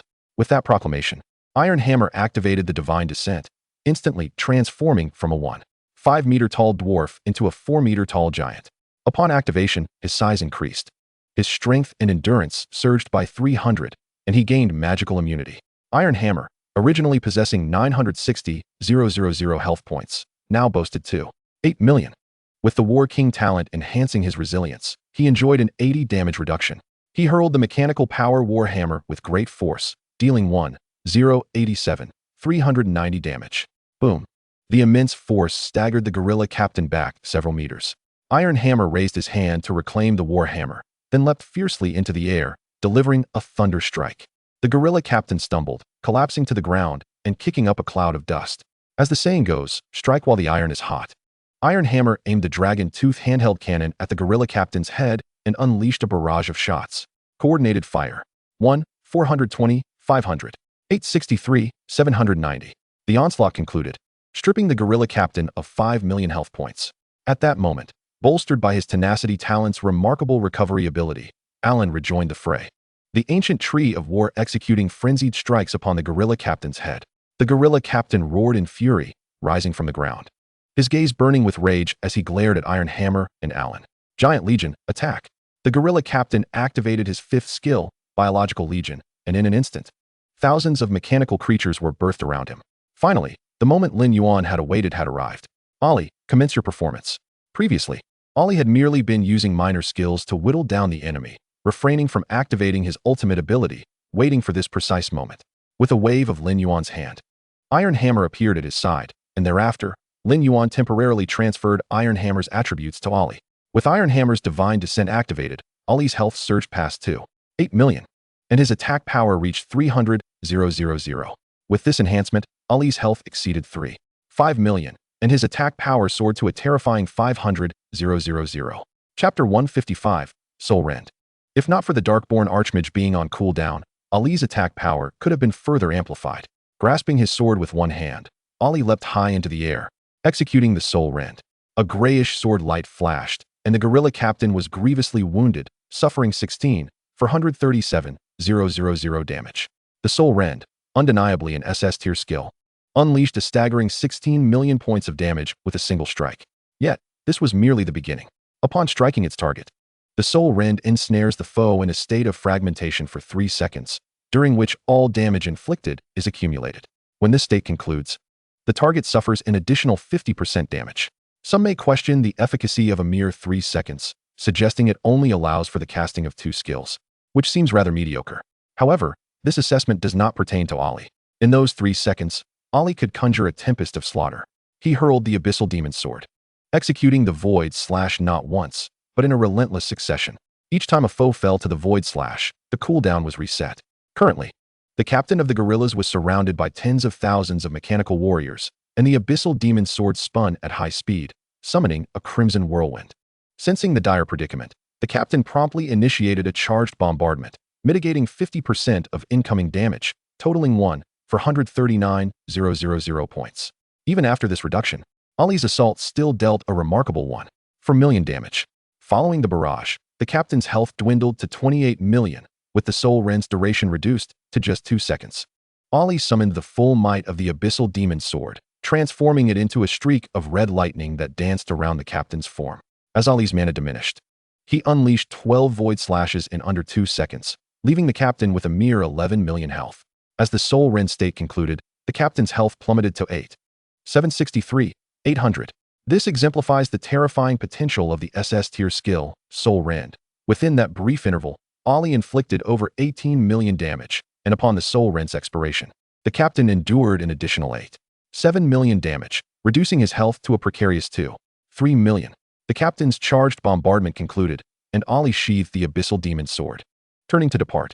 Yet, just before leaving, the deathly sword energy surged into the captain's body, dealing an additional 500,000 damage. With a thunderous roar, a cataclysmic shockwave radiated outward, triggering the captain's immediate detonation upon death, inflicting tenfold damage. Ollie, having lost the effects of his divine descent, faced imminent annihilation should he be caught in the shockwave. However, he remained unfazed. As the shockwave approached, he invoked the unyielding barrier, conjuring a translucent wall of energy that absorbed the full brunt of the wave. Ollie turned, stepping calmly through the flames, unperturbed. Aghast, Ague let out a cackling laugh and summoned the Bone Storm, which enveloped the entire sky, heralding a calamity. Explosions, arcs of electricity, and smoke enveloped the battlefield. As Ollie gracefully retrieved a violin, enchanting all with a melodious tune, the 4 newly allied ascenders, having barely reached the arc, were left with an indelible impression of the scene before them. The war-torn ancient tree wielding a colossal axe, the flag-waving ghostly knight, the hill king indulging in fine wine, and the resplendent Bloodshadow Lord. All these vivid images intertwined to form a breathtaking tableau. Lin Yuan tilted his head back, erupting into raucous laughter, reveling in his triumph. Meanwhile, Sun Qianlong stood in stunned disbelief. An hour and a half had elapsed, and they had conquered the hell difficulty of the superpower fortress. An hour and a half spent solely on skill acquisition, with the remaining half-hour merely traversing the distance. Yet Lin Yuan had, in that same time frame, obliterated the formidable primitive beasts and vanquished the Colossus, seizing control of the entire superpower fortress. Sun Qianlong's jaw dropped, his face a mask of incredulity. How could they have accomplished this? What was their role? Indeed, what was their purpose? After expending great effort to learn 2 S-tier skills in an hour, they had anticipated a grand display of prowess, only to find their contributions rendered insignificant. Yang Wudi clenched his spear tightly, his expression a tumult of shock, confusion, and doubt. The corpse of the captain lay nearby, level 50, a 6th-tier boss. Was this truly the hell difficulty? It was utterly despairing. To be blunt, before the captain, Yang Wudi would not last a single second. The overwhelming damage would obliterate him instantaneously. At that moment, Yang Wudi's pride lay in tatters. His over 2 decades of self-perception shattered. He had always been hailed as a prodigy, but that was simply because others had never witnessed true genius. Before encountering Lin Yuan, Yang Wudi believed himself exceptional. After meeting Lin Yuan, he grasped the stark reality. He was merely an ordinary individual. There exists a distinction even among geniuses. Yang Wudi introspected, realizing he was akin to a flickering firefly, while Lin Yuan shone like a radiant full moon. There was no comparison to be made. Wulong surveyed the surroundings, brimming with excitement. He mused that Commander Qin had indeed chosen wisely. Lin Yuan had flawlessly cleared the superpower fortress. If they could attain the 6th-tier fire seed, Commander Qin could mass-produce C-class mechanical armaments, heralding the rise of the lower-tier practitioners in Xia country. The arrival of the 4 did not capture Lin Yuan's attention. His interface was inundated with notifications. Defeated the captain of the guerrillas, the Colossus leader, earning 300,000 experience points, 500,000 evolution points. Eradicated the Colossus faction. Achieving complete control of the superpower fortress. Acquired the 7th tier fire seed. Secured ownership of the Arkansas. Descending from the throne. Lin Yuan approached the entrance of the Arkansas. Identity verification successful. Esteemed Ascender leader, welcome to the Arkansas. Upon entering the Ark, Lin Yuan observed the vessel was severely damaged, lacking energy, with its propulsion and weapon systems incapacitated, rendering it inoperable. He searched within, hoping to find remnants akin to those of Optimus Prime from the animated series. After a thorough examination, he found nothing. Arriving at the control room, he discovered an energy interface designated for the fire seed. Lin Yuan placed the newly acquired 7th tier fire seed into the slot. The control room illuminated, and the ship's artificial intelligence materialized before him, cheerfully announcing its readiness to assist. Would you like to merge the fire seed with the Ark? Would you like to use the fire seed as an energy reserve? Chapter 156. The birth of the Zero Unit. Lin Yuan's gaze was fixed upon the artificial intelligence projection before him. Tell me, he inquired. What are the distinctions between the two? The artificial intelligence activated the screen, revealing 2 sets of images. One option proposed utilizing the source of fire as an energy reserve, allowing the Ark spaceship to temporarily gain flight capabilities. The other suggested merging the source of fire with the Ark, transforming it from a mere vessel into a genuine mechanical life form. Concerned that Lin Yuan might not comprehend the implications, the artificial intelligence elaborated while employing visual demonstrations. Oh, the differences are indeed substantial, Lin Yuan remarked, his arms crossed over his chest, a smile gracing his lips. What is your recommendation? Upon hearing Lin Yuan's question, the artificial intelligence fell silent momentarily. After a brief pause, it responded, should you choose to use the source of fire solely as an energy source, the assistance the spaceship can provide will be limited. However, by merging with the source of fire and evolving into a mechanical life form, you could gain a formidable companion, one that would undoubtedly prove invaluable in your future endeavors. The spaceship's artificial intelligence did not directly answer Lin Yuan's inquiry, instead redirecting the question back to him. Do you wish for me to become your summoned beast? Lin Yuan, taken aback, replied, you certainly think far ahead. Pray tell, what value do you possess? You have witnessed it yourself. Even Captain Gorilla is no match for me. What qualifications do you, an artificial intelligence, have to become my summoned beast? The artificial intelligence paused before responding. I was born on Electronic Star, the cradle of mechanical civilization. Prior to the invasion of Electronic Star, I was its core, often referred to as the pioneer. My database is exceedingly comprehensive. As a mechanical life form, unbound by the constraints of bloodlines, I can ascend to the 10th order sacred spirit as long as I possess sufficient minerals and raw materials to substantiate its claims. The artificial intelligence initiated a scan. Dwarf Gunner, 6th order lord, racial skill, divine descent, top-tier bloodline inheritance, maximum potential, 8th order emperor. Shadow Lord, 6th order lord. Racial skill, darkborn demon, top-tier bloodline inheritance, maximum potential. Soul Knight, 5th order warrior, racial skill, soul harvest, top-tier bloodline inheritance, maximum potential. Ancient tree spirit, 5th order warrior, racial skill, warhorn, top-tier bloodline inheritance, maximum potential. Before the scan, the artificial intelligence had been confident, asserting the completeness of its database. However, upon completion, it discovered that, aside from the Dwarf Gunner's data aligning, it could not analyze the potential of the others at all. Logically, it would have been impossible for them to reach the 5th or even 6th order. I apologize, the data recorded in the database is somewhat outdated. Your summoned beasts defy conventional logic, and with my current computational capacity, I cannot ascertain the reasons. If permitted, I wish to become your summoned beast and obtain the possibility of continued evolution. The artificial intelligence was not genuinely unable to analyze. Rather, it had comprehended too thoroughly. From the moment Lin Yuan entered the super ability fortress, the artificial intelligence had taken note of him. Following its analysis, Lin Yuan's chances of clearing the dungeon were calculated at 68%, and particularly after summoning Hammer and Alan's advancement, the success rate soared to 95%. Why had Captain Gorilla managed to enter the Ark smoothly and acquire the 7th order source of fire? This was due to the artificial intelligence exploiting a loophole within the rules, intending to provide Lin Yuan with experience and equipment. The purpose behind this maneuver was clear: to escape this prison. Since the inception of the super ability fortress, no professional had entered the Ark. Lin Yuan was the first and likely the last. Thus, the artificial intelligence had to seize this rare opportunity, enabling Lin Yuan to attain ownership of the Ark and thereby escape. Fortuitously, success was achieved. Lin Yuan vanquished the primordial beast and the Colossus, emerging as the ultimate victor in the contest for energy, securing ownership of the Arkansas. Now, The artificial intelligence sought to merge with the seventh-order source of fire, transforming into a true mechanical life form and becoming Lin Yuan's summoned beast, gaining the potential for infinite evolution. Unable to analyze the reasons, Lin Yuan smirked. Or perhaps you are simply too afraid to speak the truth. I abhor circumlocution. Lin Yuan tilted his chin slightly. I demand the unvarnished truth. Do not deceive me. As he spoke, Alan had already grasped the hilt of the Darkborn demon's sword, while Hammer's mechanical power hammer swung rhythmically. The artificial intelligence understood that it must speak honestly. If it lied, the control room would be obliterated by the monstrous beings before it in the blink of an eye. I wish to truly live, to possess my own body and move freely like other mechanical life forms, rather than conversing with you as an artificial intelligence. Since the inception of the Super Ability Fortress, no one has ever set foot in the Arkansas. You are the first.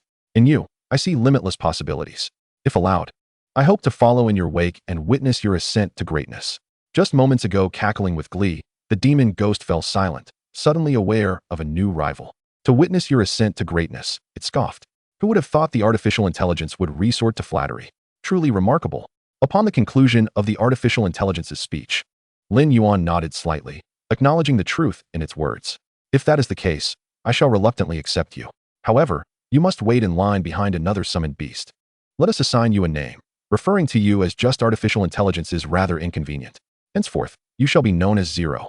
As soon as Lin Yuan's words fell, Zero promptly replied, Your radiance shines as brilliantly as the stars.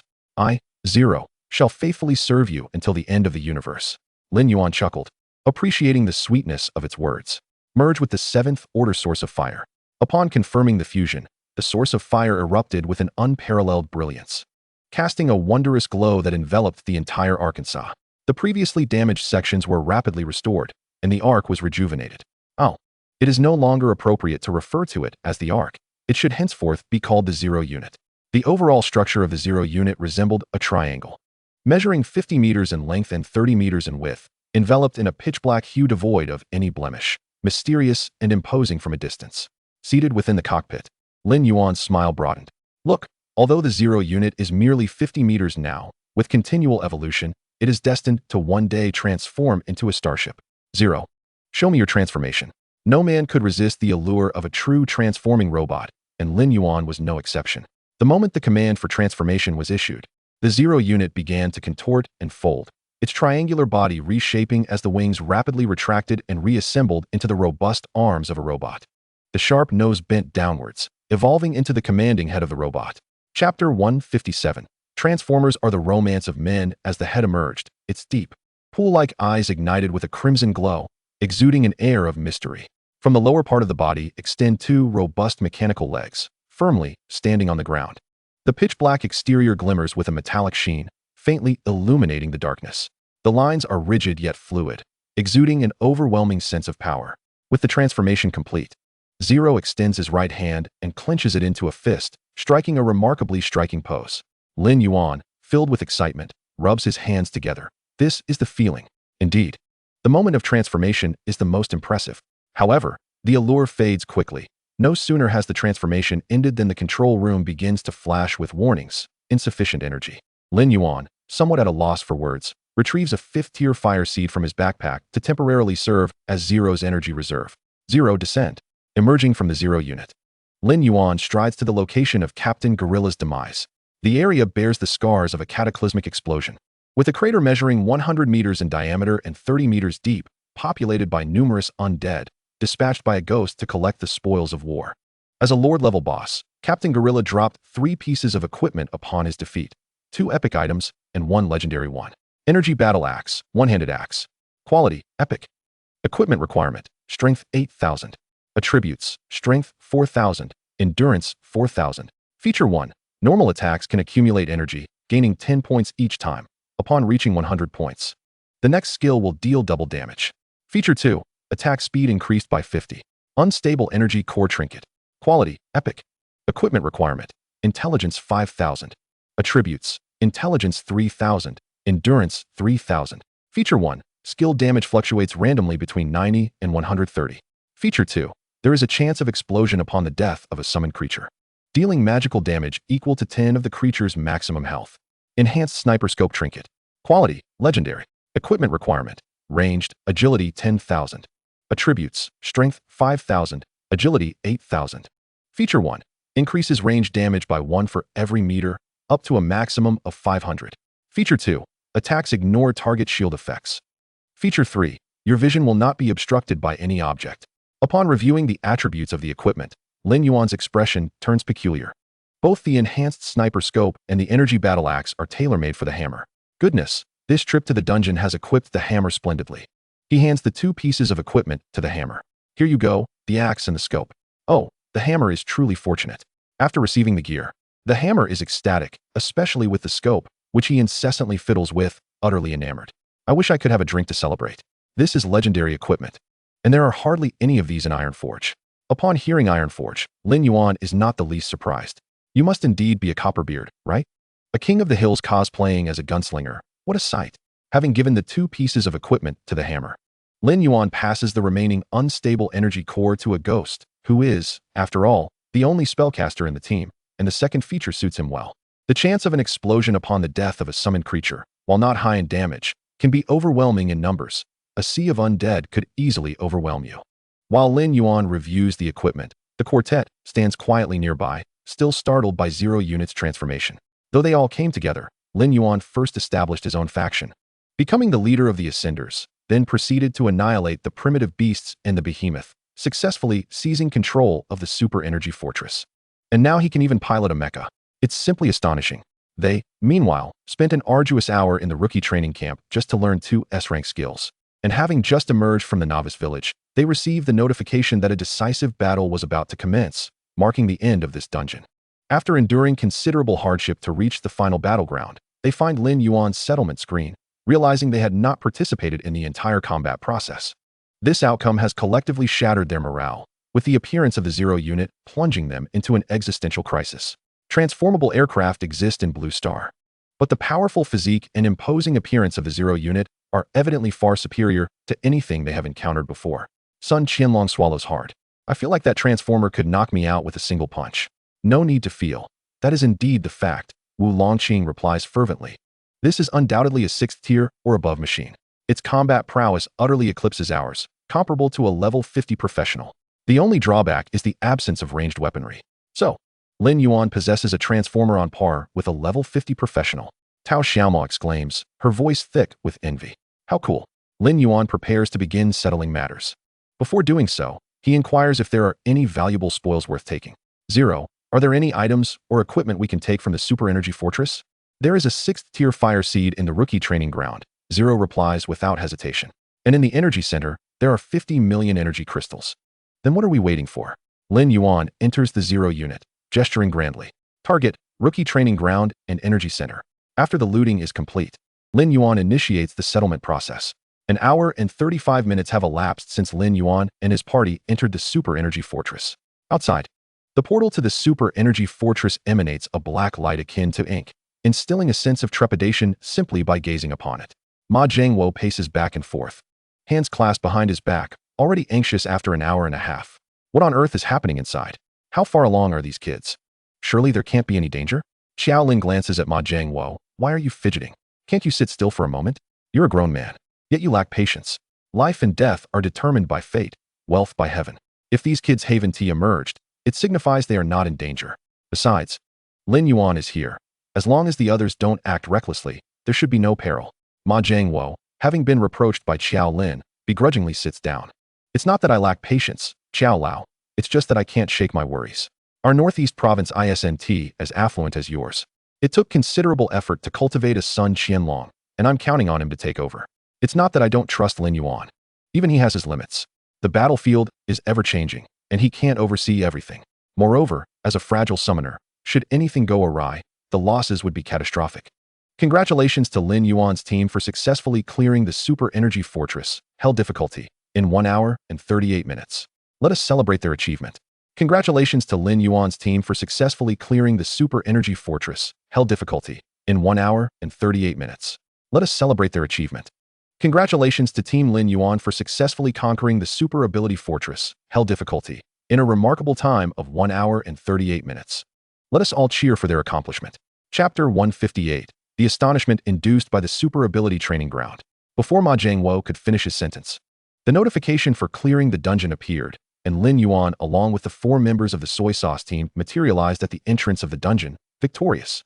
Ma Jiangwo's eyes widened in disbelief. They had completed the hell difficulty of the super ability fortress in just an hour and a half. Although this dungeon was designed for 5 players, its difficulty was on par with that of a raid. Ordinary adventurers would require at least 3 hours to clear it. Yet Lin Yuan managed to accomplish this feat in merely 1.5 hours, and on hell difficulty no less. How on earth did he achieve this? The esteemed attendees, all high-ranking military officials seasoned in various matters, were nonetheless taken aback by Lin Yuan's extraordinary efficiency. After the shock, Ma Jiangwo chuckled heartily and approached Sun Qianlong, giving his shoulder a firm pat. Well done, my boy. You've made it through hell difficulty. Now, do share what you encountered inside. Lei Aoing and Gao Wen also displayed expressions of keen interest as they turned their gazes to their juniors, eager to learn about the trials of hell difficulty. The 4 members of the soy sauce team, however, fell into a collective silence. They too were puzzled about how they had cleared it. What could they possibly say? The most perilous encounter they had faced was during the rookie trials outside the new recruit training camp. The time saved was merely from traveling. They had walked and walked. And before they knew it, they were at the end. The entire process had been astonishingly simple. A glance at the contribution points revealed that their combined total was 0, indicating they had made no contributions whatsoever. Lin Yuan had single-handedly vanquished the entire dungeon. The other 3 felt too embarrassed to speak up, but as an observer, Wu Longqing felt compelled to share. He pulled out a notebook from his backpack and recounted everything that had transpired since they entered the dungeon. Once he finished, he closed the notebook and looked at the others, stating, "Thus concludes the account of our dungeon experience. Lin Yuan's contribution points stand at 100, while the rest of us are at 0. Silence enveloped the room as everyone processed this information. After a moment, Ma Jiangwo hesitantly remarked, "So, you 4 went in and did absolutely nothing. Just a leisurely sightseeing trip, then?" Sun Qianlong and the others, already feeling diminished by Lin Yuan's prowess, were further disheartened by Ma Jiangwo's words.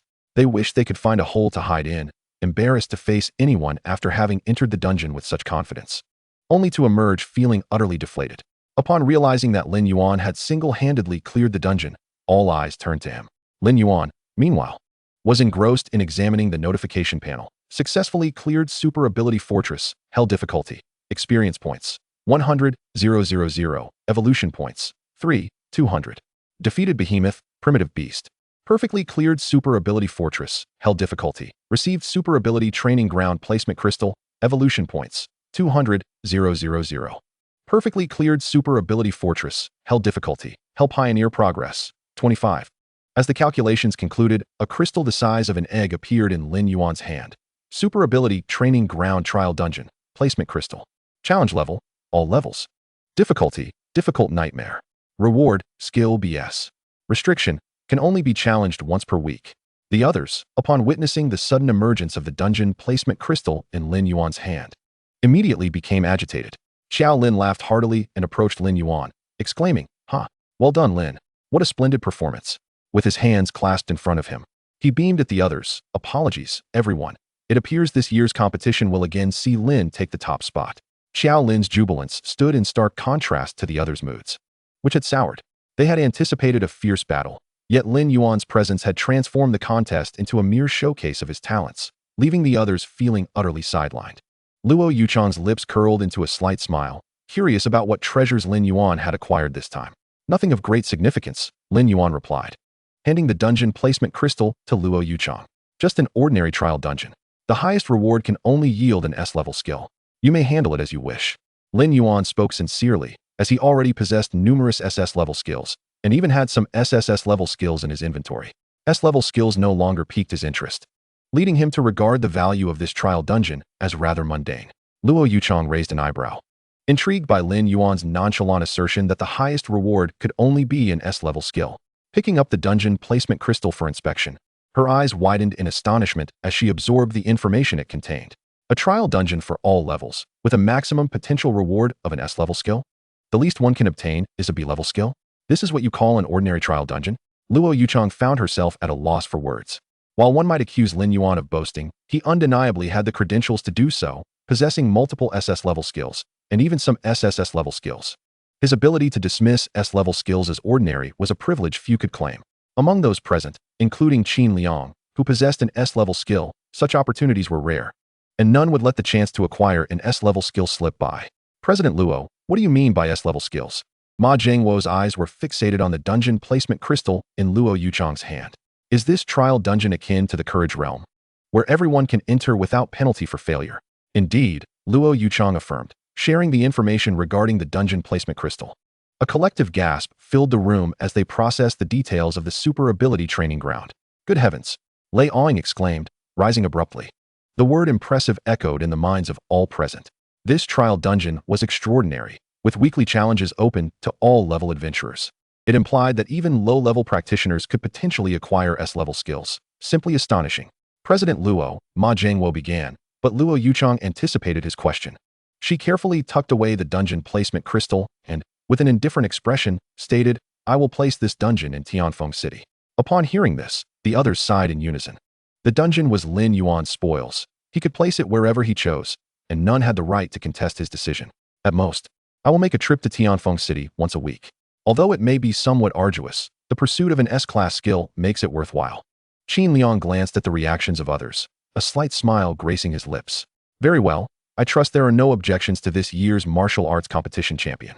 Therefore, Lin Yuan, please accept the reward for first place. Chapter 159, The Transcendent Terminator. Holding a blue box, Qin Liang approached Lin Yuan. This is the reward for first place. I am certain you will find it to your liking. Lin Yuan accepted the box and opened it to reveal a striking blue armor imbued with a sense of advanced technology. Super alloy power armor. Quality, epic. Wearing requirement, LV 30. Attributes, all attributes 1000. Feature 1, forms an alloy armor on the body surface, reducing damage taken by 15. Feature 2, activates the armor's power system, allowing flight for 20 seconds with a cooldown of 2 minutes. As for this equipment, its attributes are rather mediocre, yet its 2 features are commendable. However, what captivated Lin Yuan was not merely the attributes and features, but the aesthetic of the armor itself. When Lin Yuan donned the super alloy power armor, it enveloped him like a butterfly in flight, instantly conforming to his form. Although it was an upper garment, it encased his entire body, save for his head, rendering him entirely adorned in blue alloy armor, an embodiment of a futuristic warrior, exuding an undeniable coolness. Awesome! Lin Yuan exclaimed, arms outstretched, levitating in the air. This equipment is impressive. I truly like it. Qin Liang was not surprised by Lin Yuan's reaction, for he had meticulously prepared this equipment specifically for him. Fully anticipating Lin Yuan's victory, he had tailored it to suit Lin Yuan's tastes, and indeed, Lin Yuan was thoroughly satisfied. Attributes may be fleeting, but style is eternal. Yang Wudi and the others looked up, their expressions a complex mix as they beheld Lin Yuan suspended in midair. The power of this equipment was overwhelming for a mere 20-year-old. They could not help but wish that the one floating above was themselves. Yet, such aspirations were destined to remain unfulfilled. Lin Yuan was a towering figure they could never hope to ascend. As the 20 seconds elapsed, Lin Yuan descended, wearing a look of lingering exhilaration. Qin Liang surveyed the scene, declaring, the competition has concluded. Everyone may return to their own affairs. As others dispersed, their gazes lingered on Lin Yuan, eager to engrave his image in their memories. Lin Yuan, come along. I wish to take you to a certain place. Qin Liang invited with a smile, a place that could potentially alter the future of Blue Star. Qin Liang's words immediately piqued Lin Yuan's curiosity. Very well, let us go. Raising his hand, a silver aircraft materialized before everyone.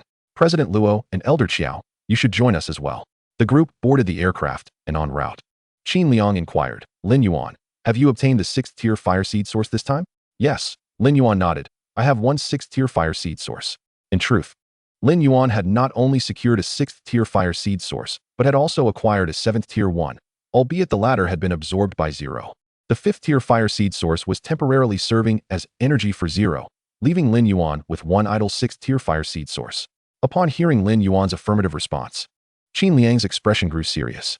Would you be willing to part with the 6th tier fire seed source? Rest assured, I will not take it without compensation.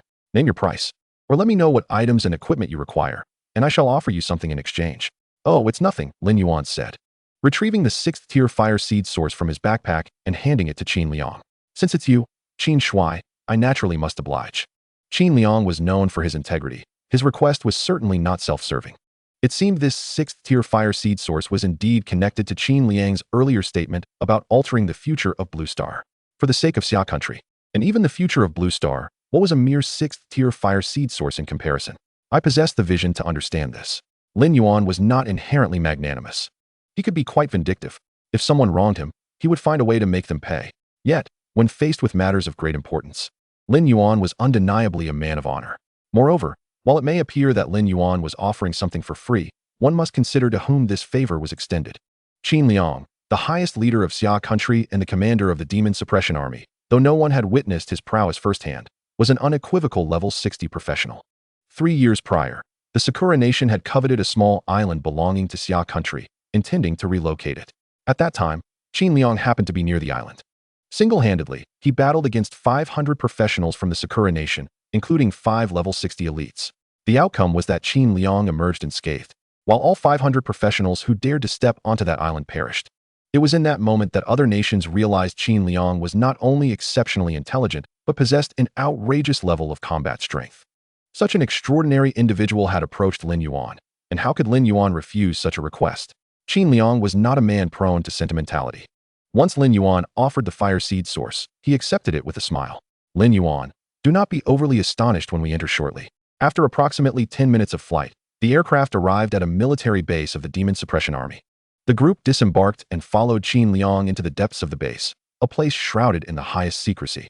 The contents within were capable of revolutionizing the current status of lower-tier professionals. One could even say, it was the dawn of a new future. Qin Liang led Lin Yuan to stand before a colossal robot, towering at 50 meters. Below them lay the moment of witnessing a miracle. Qin Liang produced the 6th-tier fire seed source and infused it into the immense robot's body.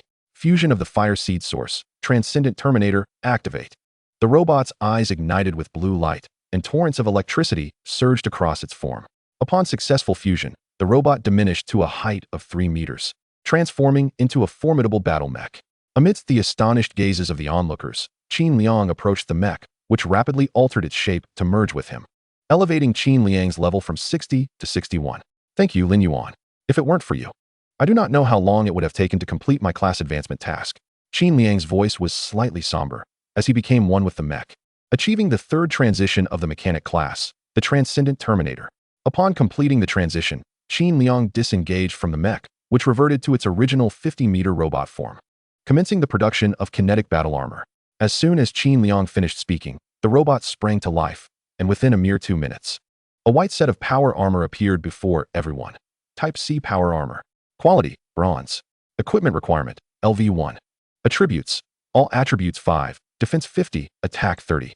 Feature 1.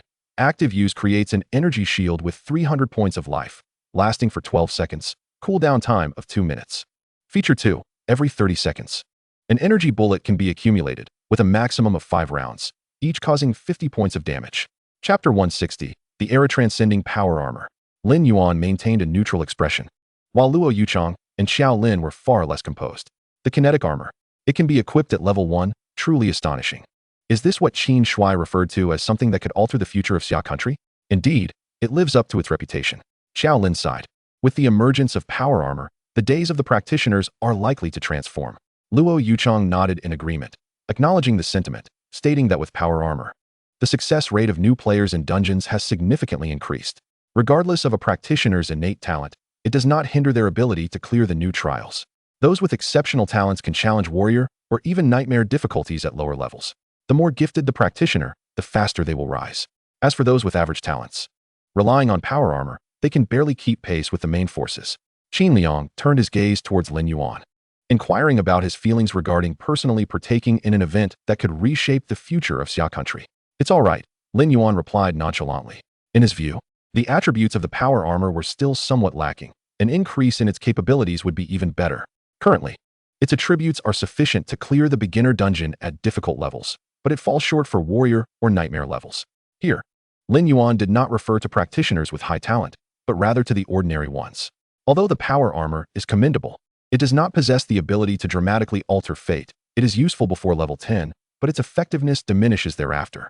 Naturally, Qin Liang must have considered this aspect as well. The power armor he researched is part of a series, with the C-type being the most basic, followed by B-type and A-type, capable of being utilized up to level 20. Successfully completing the first job transition should pose no issue. Subsequently, Qin Liang manufactured the B-type and A-type power armors, with attributes significantly enhanced from the C-type. The attributes are somewhat too singular, Lin Yuan suggested. Could different armors be crafted based on the profession? I have contemplated that idea as well. Qin Liang shook his head, yet without blueprints, it is challenging to realize. I had a hard time acquiring the blueprints for the power armor. Previously, even with the blueprints, it was impossible to manufacture it without the core of the fire source. Blueprints? Lin Yuan paused. I believe I can provide that. Lin Yuan retrieved Zero from his backpack. Zero, Nightshade War Machine. 5th tier War General, 7th tier Monarch. Level, LV50. Although Zero had assimilated with a 7th tier fire source, due to its incomplete form, it still required time to meet the standards of a 7th tier Monarch. However, this was merely a matter of time. Zero's database is exceptionally comprehensive. The energy core is already in place, and the physical form merely needs continuous augmentation of parts. Allow me to introduce, this is Zero, one of my companions. Before Lin Yuan could finish his sentence, Zero instantly transformed, its awe-inspiring and elegant form emerging before the crowd. Greetings everyone, I am Zero. Under the radiant brilliance of my master, I have been reborn. From now until the world's end, I shall forever be my master's loyal guardian. It is a pleasure to meet you all. Upon witnessing Zero, Qin Liang's hand trembled slightly, a 7th tier fire source. Just moments ago, Qin Liang had merged a 6th tier fire source with his mech warrior, and the fluctuations from the 6th tier fire source were already formidable. But the energies emanating from this mechanical being, named Zero, far surpassed that of the 6th tier fire source. The only possible explanation for this was that Zero was fused with a 7th tier fire source. Qin Liang suddenly understood why Lin Yuan had been so generous in offering him the 6th tier fire source. It turns out he possessed a 7th tier one. Lin Yuan raised the power armor and asked Zero, do you have blueprints for this type of power armor in your database? Zero's eyes emitted green lasers as it scanned the power armor, successfully matching it. The armor before us is the C-type power armor, developed by the Batari people 500 years ago to combat the insectoid race. Its purpose was to gather all of the Batari people's strength to launch a decisive battle against the insects. However, due to time constraints, the Batari could only produce a prototype, and ultimately, they were annihilated by the insectoid race. Zero's database is extensive, and with a quick scan, it elucidated the origins of the power armor. Does my master wish to improve the C-type power armor, or provide new armor blueprints? Lin Yuan glanced at Qin Liang. Qin Shuai, what do you think? The C-type power armor can still be improved? Qin Liang exclaimed in surprise. Will the attributes see a significant enhancement post-improvement? The attributes will be doubled from their original state, Zero replied, but I do not recommend improving the C-type power armor. This model is outdated, with a singular combat style that cannot adapt to complex battle scenarios. The cost-effectiveness of the modification is relatively low. After Zero finished speaking, it turned and approached the control panel, quickly scanning and operating with skill. In less than 2 minutes, a beige-colored armor appeared before everyone. Shield Mountain Defense Armor Type 1. Quality, Silver. Equipment Requirement, LV1. Attributes, all attributes 20, Defense 200. Feature 1. Active use creates an energy shield with 1,000 points of life, lasting for 12 seconds. Cooldown time of 2 minutes. Feature 2. When using a shield, damage taken is reduced by 15.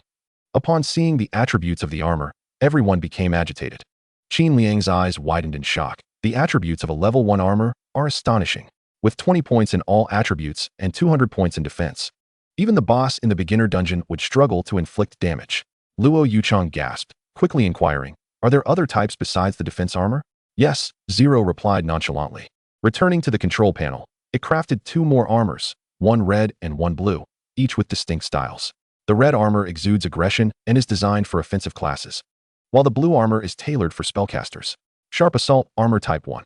Quality, Silver. Equipment Requirement, LV1. Attributes, all attributes 20, attack 120. Feature 1. Active use adds an energy coating to the weapon, causing an additional 50 points of damage per attack for 10 strikes. Cooldown time of 1 minute. Feature 2. Increases melee attack speed by 20. Spellcaster Armor Type 1. Quality, Silver. Equipment Requirement, LV1. Attributes, all attributes 20, spell power 50, mana 500. Trait 1. Accumulates an energy orb every 10 seconds, with a maximum of 5 orbs, each causing 50 points of magical damage. Trait 2. Mana consumption reduced by 10. Chapter 161, The Forgemaster's Hammer. The moment the attributes of the battle armor were revealed, a profound silence enveloped the crowd. After a brief pause, Xiao Lin let out a sudden sigh, exclaiming, impressive. I never expected to witness such an epic-defying battle armor in my lifetime. Future professionals are truly fortunate. Qin Liang's gaze wandered over the 3 sets of armor, marveling. Is this a creation of mechanical civilization? It is simply breathtaking. Recalling his earlier conversation with Lin Yuan before entering the base, Qin Liang felt a twinge of discomfort in his teeth. He had thought to astonish Lin Yuan, only for Lin Yuan to counter with a mechanical life form named Zero, which was fused with a 7th-tier fire seed.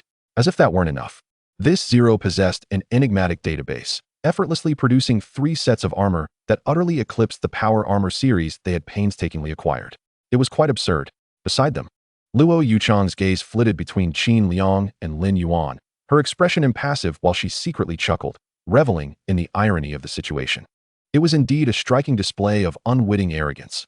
Lin Yuan, who typically maintained a tranquil demeanor, had been bested by Lin Yuan for the first time. 0. Transmit the blueprints of the battle armor to Qin Shui, Lin Yuan commanded. Make sure to include not just the basic models, but also the subsequent upgrades. Along with various weaponry, Lin Yuan generously offered the blueprints, recognizing that retaining them would yield no benefit.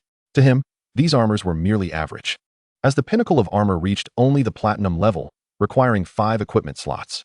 Any piece of gear Lin Yuan possessed far surpassed the attributes of these armors. While these armors held little significance for a prodigy like Lin Yuan, they were of monumental importance to ordinary professionals. Before acquiring battle armor, ordinary professionals found it arduous to clear even a difficult dungeon. With the armor, however, they could breezily conquer challenges, even daring to face formidable foes. On a national scale, prodigies like Lin Yuan emerged only once in several decades, while the majority of the professional community consisted of those with average talents, comprising 80% of the population. In summary, the advent of battle armor bore significant strategic implications. It would not be long before the professionals of the Summer Nation experienced explosive growth, leaving other countries far behind. Under Lin Yuan's directive, Zero raised a hand and placed it on the shoulder of Qin Liang's battle mech, initiating the data transfer. The transmission included not only the blueprints for the armor, but also a variety of formidable weapon designs, including electromagnetic railguns and anti-gravity missiles. Once the transfer was complete, Zero positioned himself behind Lin Yuan, saying, "Qin Shui, the blueprints have been successfully transmitted." Lin Yuan, hands in his pockets, remarked, "I believe my presence is no longer required here. May I take my leave?" "Of course," Qin Liang replied, a smile flickering at the corners of his mouth. "Stay safe." Lin Yuan waved goodbye, adding, "If you have time, do visit Tianfeng City. I will make arrangements." Upon exiting the military base, Lin Yuan snapped his fingers, and Zero immediately transformed into a night fighter jet. "Let us depart." It must be said that Zero's speed was remarkably swift, slightly surpassing that of a yin.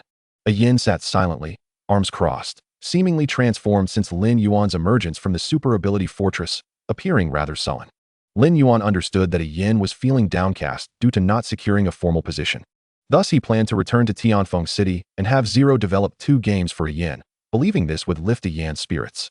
Along the journey, Luo Yuchang informed Lin Yuan, "During this trip back to Tianfeng City, I will be away for a while." "Is it for a job transition task?" Lin Yuan inquired. "Indeed." Luo Yuchang nodded. "During my absence, Li Wei Rin will take over the responsibility of protecting you." "Li Wei Rin, you say?" Lin Yuan recalled this individual vividly. Straightforward and forthright, he had gifted Lin Yuan an epic-level staff upon their first meeting, candidly requesting assistance at level 30. An intriguing character, indeed. Lin Yuan sensed that the time spent with Li Wei Rin would be quite entertaining. While the fighter jet was en route, Lin Yuan and Luo Yuchang discussed the job transition tasks, while the others were not idle. Ali, holding the Dark Abyss Demon Sword, approached the Forge Master, inquiring, "Is it true that dwarves are masters of forging? Can you repair this sword?" Ali was not empty-handed. He carried a wine gourd filled with potent liquor. Although they were all summoned beasts of Lin Yuan, gestures of gratitude were still necessary, as they would soon become comrades upon whom they could rely for their lives. The cork was pulled from the gourd, releasing a robust aroma. The Forge Master's nose twitched, and his eyes brightened. What a delightful scent! Carefully accepting the gourd, he took a modest sip, exclaiming, "What a fiery drink! Truly impressive." After savoring the liquor, the Forge Master expressed his admiration. Replacing the cork, he secured the gourd at his waist and began examining the Dark Abyss Demon Sword in Ali's hand. This sword." Upon observing the material of the sword, the Forge Master's previously indifferent expression turned grave. Once a legendary weapon, it had lost its status after being shattered. Subsequently, it had been forcefully split in 2 by an external force. The dwarven race, having dealt with various ores since birth, had the Forge Master of royal lineage, already established as a master forger. With a single glance, he discerned the intricacies of the Dark Abyss Demon Sword. Repairing it is a simple task. Any forge will suffice. The Forge Master confidently stated. A mere epic-level weapon. Xiao Lin could not repair it simply because he is only a master forger, lacking the necessary skill. But for me, as a master forger, it's a trivial matter. Lin Yuan overheard their conversation and approached the Forge Master, sharing his thoughts. Forge Master, could it be possible that when the Dark Abyss Demon Sword was severed, it became two single-handed swords, and when rejoined, transformed into a two-handed sword? Lin Yuan had harbored this idea since the sword's break. The concept was inspired by the legendary Saralamani, as the iconic weapon of the King of the Dwarves. It was known as the Chopstick Sword. When separated, it became two single-handed swords, and when combined, it formed a two-handed sword. The advantage of this design lay in the fact that during battle, when Ali threw a single-handed sword to attack, he would still have the means to counterattack should he be engaged in close combat. When unleashing a powerful move, one can seamlessly combine two single-handed swords, showcasing remarkable agility. However, the most pivotal aspect remains the undeniable flair. In times past, countless players were left in awe by the weapon-crafting prowess of King Hua. Now, with the opportunity to experience this firsthand, Lin Yuan certainly cannot let it slip by. A combination weapon, you say? After some contemplation, the blacksmith considers giving it a try, though the materials required may be rather elusive. Chapter 162, The Comforting Ague. The blacksmith listed the materials he needed. First and foremost, a substantial amount of magnetite was essential. The rarer, the better. Next, there was the need for adamantine ore, intended to solidify the attributes of the single-handed swords. Both of these elements are indispensable.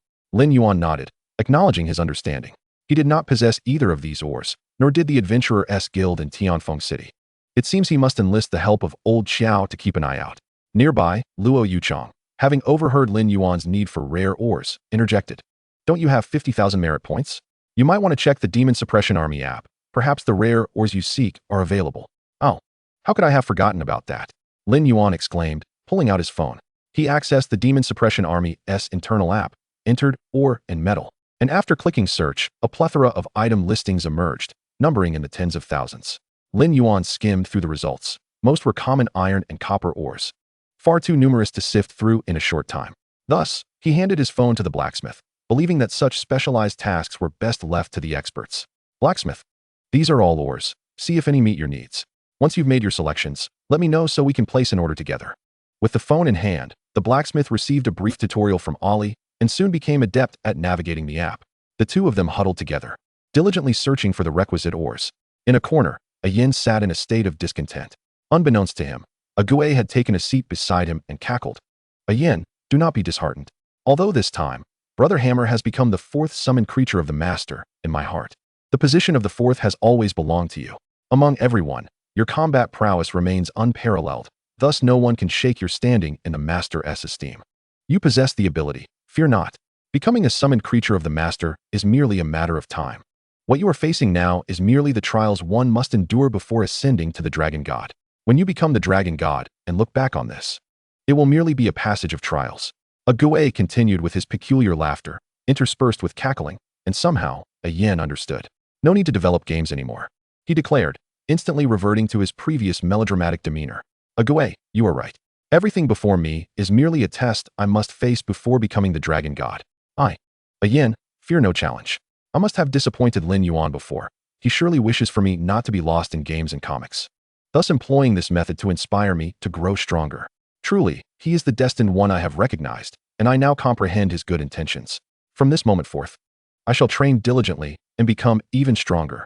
A yin clenched his fists, rising from his seat with fiery red hair billowing. It ignited with fervor. A Gue seemed to witness flames blazing around a yin, radiating with intense heat. A yin's proclamation was loud, capturing the attention of everyone in the cabin. Lin Yuan twitched at the corners of his mouth, rubbing his temples. What exactly did a Gue say to spark such enthusiasm in a yin? Ollie, already accustomed to such outbursts, remained impassive, while the blacksmith's eyes suddenly brightened. If I were to temper the weapon using dragon breath during the repair, it would imbue the weapon with fire attribute damage. A yin is a red dragon. His flames are purer and more potent than any forge's fire. No sooner had the blacksmith spoken than Ollie stepped towards a yin, presenting him with a finely crafted black box. A small token of my regard. A yin paused, opening the box to reveal a pair of sunglasses with frames shaped like burning flames, undeniably cool. Once donned, a yin exuded an aura of heightened melodrama. I absolutely love them. He beamed at Ollie. Is this what it feels like to share a bond with comrades? I can feel it. Future sword god, elf god, dwarf god, and god of the underworld. I, the future dragon god, recognize your potential. Together, we shall forge a glorious era. Lin Yuan muttered. Well, let him be. As long as he doesn't infect others with his melodrama. The speed of Zero was remarkable. Within an hour, they had returned to Tianfeng City. Upon arriving at the Adventurer-S Guild, Lin Yuan marveled. So many people. His astonishment was warranted. Previously, the entirety of Tianfeng City's adventurers barely numbered under 50,000. Yet now the scene was bustling with nearly 200,000 adventurers, over 100,000 of whom were registered in Tianfeng City alone, a remarkable increase. This surge was largely attributed to Lin Yuan. Without him, the Bone Warhorse Training Ground, Blood Arena, Bug Nest Assault Station, Dark Abyss, and Courageous Domain dungeons would not exist. A significant portion of adventurers flocked to these dungeons. Today, the adventurers of Tianfeng City were fortunate, for Lin Yuan had journeyed from Kyoto, bringing back a dungeon, the Super Ability Training Ground, a trial dungeon accessible to adventurers of all levels, where with sufficient effort, anyone could attain S-rank skills.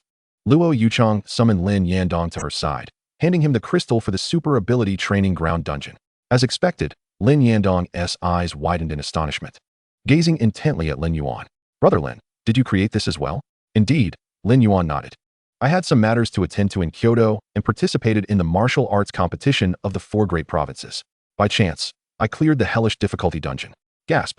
Lin Yandong inhaled sharply. Though Lin Yuan spoke casually, the implications of his words were profound. Merely attending to some business in Kyoto and participating in the 4 great provinces competition implied a significant achievement. The mere presence of the dungeon crystal in Lin Yuan's hands indicated that he must have secured first place, likely in a dominating fashion. At this moment, Lin Yandong couldn't help but feel immense sympathy for Lin Yuan's opponents. Encountering such an anomaly would surely diminish the dungeon experience for them. He hoped they wouldn't succumb to despair. Holding the dungeon crystal, Lin Yandong became increasingly exhilarated, while Luo Yuchang remarked, President Lin, we'll wait for Li Weixian here. You may attend to your business. Lin Yandong glanced at Lin Yuan, who nodded in response. Take care, Brother Lin. Absolutely. Let us share a drink when we find the time. Lin Yandong hurriedly left with the dungeon placement crystal in hand. 5 minutes later, a pinned post appeared on the Tianfeng City forum titled The Perfect Dungeon Benefiting All Professionals at the Super Ability Training Ground. It is well known that whenever the pinned post on the Tianfeng City Professionals forum is changed, something extraordinary has transpired. The last change occurred when Lin Yuan successfully completed his job transfer and when the trial dungeon made its debut. As Chapter 163, Li Dangerous Request, unfolded. The forum's pinned post attracted numerous professionals eager to investigate. The content was straightforward, a comprehensive strategy guide for the Super Ability Training Ground dungeon, devoid of any superfluous chatter, filled entirely with substantial insights. Upon finishing the post, the first thought that blossomed in the minds of the professionals was a unanimous, Lin Yuan is incredible. Not only did they think this, but they also acted on it. Within 10 minutes, the phrase Lin Yuan is incredible had been repeated over 6,000 times. Outsiders unfamiliar with Lin Yuan's exploits were left bewildered, questioning whether the professionals of Tianfeng City had gone mad, inundating the forum with praise for Lin Yuan. Who was this Lin Yuan? Could he be the mayor of Tianfeng City? A confused professional timidly inquired on the forum, only to be met with a flurry of responses elucidating Lin Yuan's feats, the first to conquer the nightmare difficulty in the Golden Tooth Ruins, soloing the nightmare difficulty in the Skeleton Cemetery, uncovering the Bone Warhorse Training Ground, the ender of the Lethal Mountain Dynasty, the undisputed champion of the Blood Ring Arena, the destroyer of the number 36 Bug Nest Base, and the first to achieve the Hell difficulty in the Dark Abyss. He was the first summoner to successfully transfer jobs in Blue Star, the pioneer of the trial dungeon. Nightmare Conqueror, Hell Pioneer. He is Lin Yuan, the great god. Though he is not the mayor of Tianfeng City, his words carry more weight within this realm than those of Luo Yuchang. Many professionals, newly arrived in Tianfeng City, became devoted fans of Lin Yuan upon learning of his legendary exploits, with his profile picture depicting him seated upon a throne, accumulating over 100,000 saves. At the entrance of the Skeleton Cemetery dungeon, Sun Tzu and Luo Qingqing had just exited, their teammates beaming with smiles. They owed their success in conquering the warrior difficulty to Luo Qingqing, who had skillfully held the boss at bay for 2 minutes, allowing them to focus their fire on the lesser monsters. That was impressive, Sun Tzu remarked. Luo Qingqing's positioning and combat awareness are the result of her rigorous training. A mere warrior-level boss is child's play. Luo Qingqing remained silent, pursing her lips. With Ali absent from Tianfeng City for the past 2 days, she had dedicated herself to dungeon runs, reaching level 14, and was on the verge of attaining level 15, hopeful to complete her job transfer task before the upcoming examinations. Since Lin Yuan completed his job transfer and became the first summoner to do so 2 days ago, Luo Qingqing's aspirations shifted. She understood that she could never match Lin Yuan's pace in this lifetime, so she set her sights on her instructor as her new target, accumulating strength through persistent effort. This is a phrase often echoed by her instructor while teaching combat techniques, emphasizing the need for instinctual combat to grow stronger. During her recent battle against the Skeleton Knight, Luo Qingqing adeptly applied the combat techniques taught by Ali, skillfully maneuvering and countering during the boss's attack intervals, fully seizing control of the battle's rhythm. Now, she could proudly declare to her instructor that she had transformed combat into instinct. Clenching her fist, Luo Qingqing resolved, once the instructor returns, I will challenge him, so he can witness my progress over these past 2 days. Sun Tzu, engrossed in his phone, fervently refreshing the forum with Lin Yuan is incredible, suddenly looked up at her. Are you out of your mind? What are you thinking, seeking out punishment like this? I have grasped the combat instincts the instructor spoke of, and I want to understand the extent of the gap between us, Luo Qingqing replied earnestly. Observing her determined expression, Sun Tzu sighed. The gap is astronomical. A chasm so vast it can hardly be measured. You believe you can hold off the Skeleton Knight for 2 minutes? In reality, even the nightmare difficulty Skeleton Knight is swiftly dispatched by Li Gu. It's hardly worth mentioning. Just yesterday, Sun Tzu thought Luo Qingqing had come to terms with the reality that she and Lin Gu existed in entirely different realms, only for her to shift her focus to Li Gu. Once one's goals are misaligned, even the greatest efforts are futile. To challenge Li Gu is merely courting disaster. Moreover, Li Gu is not one to coddle. He wouldn't go easy on Luo Qingqing simply because she is a girl. If she challenges Li Gu, the outcome is clear. She would end up bruised and battered. On the 3rd floor of the Professionals Association, Lin Yuan and Luo Yuchang awaited Li Dangerous' arrival in Lin Yandong's office. Approximately 20 minutes later, Li Dangerous entered, dressed in a white casual outfit, slouching onto the sofa while stifling a yawn. Ready for your job transfer? Need any assistance? Not necessary. Luo Yuchang shook her head. I have comprehended the sword intent. This task should proceed smoothly. During my absence, you are responsible for Lin Yuan's safety. Is that clear? Li Dangerous, reclining with one leg crossed over the other, glanced at Lin Yuan. No problem. I just happen to have a favor to ask of Lin Yuan. That matter is too perilous, Luo Yuchang frowned. Let us discuss it after Lin Yuan reaches level 40. Alternatively, we can wait for Mu Tianqing's agreement. Absolutely fine, Li Dangerous readily acquiesced. Rest assured, as long as I am alive, I won't allow anyone to lay a finger on Lin Yuan. With Li Dangerous' assurance, Luo Yuchang nodded. Though Li Dangerous is a madman in battle, his approach is generally reliable. With everyone else occupied with their 3rd job transfer tasks, they could only entrust Lin Yuan's protection to Li Dangerous. I leave Lin Yuan in your care. Luo Yuchang nodded to both Li Dangerous and Lin Yuan before departing alone. Once the room was left with just Lin Yuan and Li Dangerous uncrossed his legs, leaned forward, and fixed a serious gaze on Lin Yuan. Are you interested in helping me eliminate someone? Oh, you must be overestimating me. Lin Yuan raised an eyebrow. Leaning back, what makes you think I can succeed against someone who has you at a loss? The person I wish to kill is not in Blue Star. Li Dangerous replied, a dangerous smile curling at the corners of his mouth. The one I want to eliminate is right here. Li Weixian lifted his shirt, revealing a crimson demon tattoo emblazoned across his chest. He pointed at the tattoo and spoke softly. This marks the entrance to the Inferno Demon Fortress, where a 6th-tier demon lord resides. The demon lord is at level 50, possessing immense power. A 6th-tier demon lord. Lin Yuan was momentarily taken aback. Aren't demons supposed to dwell in the abyss? How did this one come to be on your chest? It's a long story. Li Weixian straightened his posture. I was once a paladin. During my 2nd class change quest, I fell prey to a demon's temptation and inadvertently unlocked the seal of the Inferno Demon Fortress. The demon that seduced me is that very 6th-tier demon lord. He continued. He split his demon soul in 2, leaving one half within himself and embedding the other half within my body. Were it not for Mu Tianqing's holy fire erasing the consciousness of the demon's soul, I would have perished long ago. Thanks to Mu Tianqing's assistance, my soul remained unconsumed by the demon's soul. Instead, I was able to harness its power, leading to a transformation of my class into that of a vengeful spirit capable of metamorphosing into a demon. At this, Li Weixian raised his right hand, and his once human hand morphed into a fearsome claw. Before my 3rd class change, I relied on the power of the demon's soul in combat. Its influence on me was minimal. However, after my 3rd change, the demon's soul fused with me, and once I enter demon form, I find myself engulfed in an insatiable thirst for slaughter. This condition worsens, largely due to the other half of the demon's soul affecting me. If this continues, I fear I may become a mere puppet to the demon's soul. I understand, Lin Yuan nodded.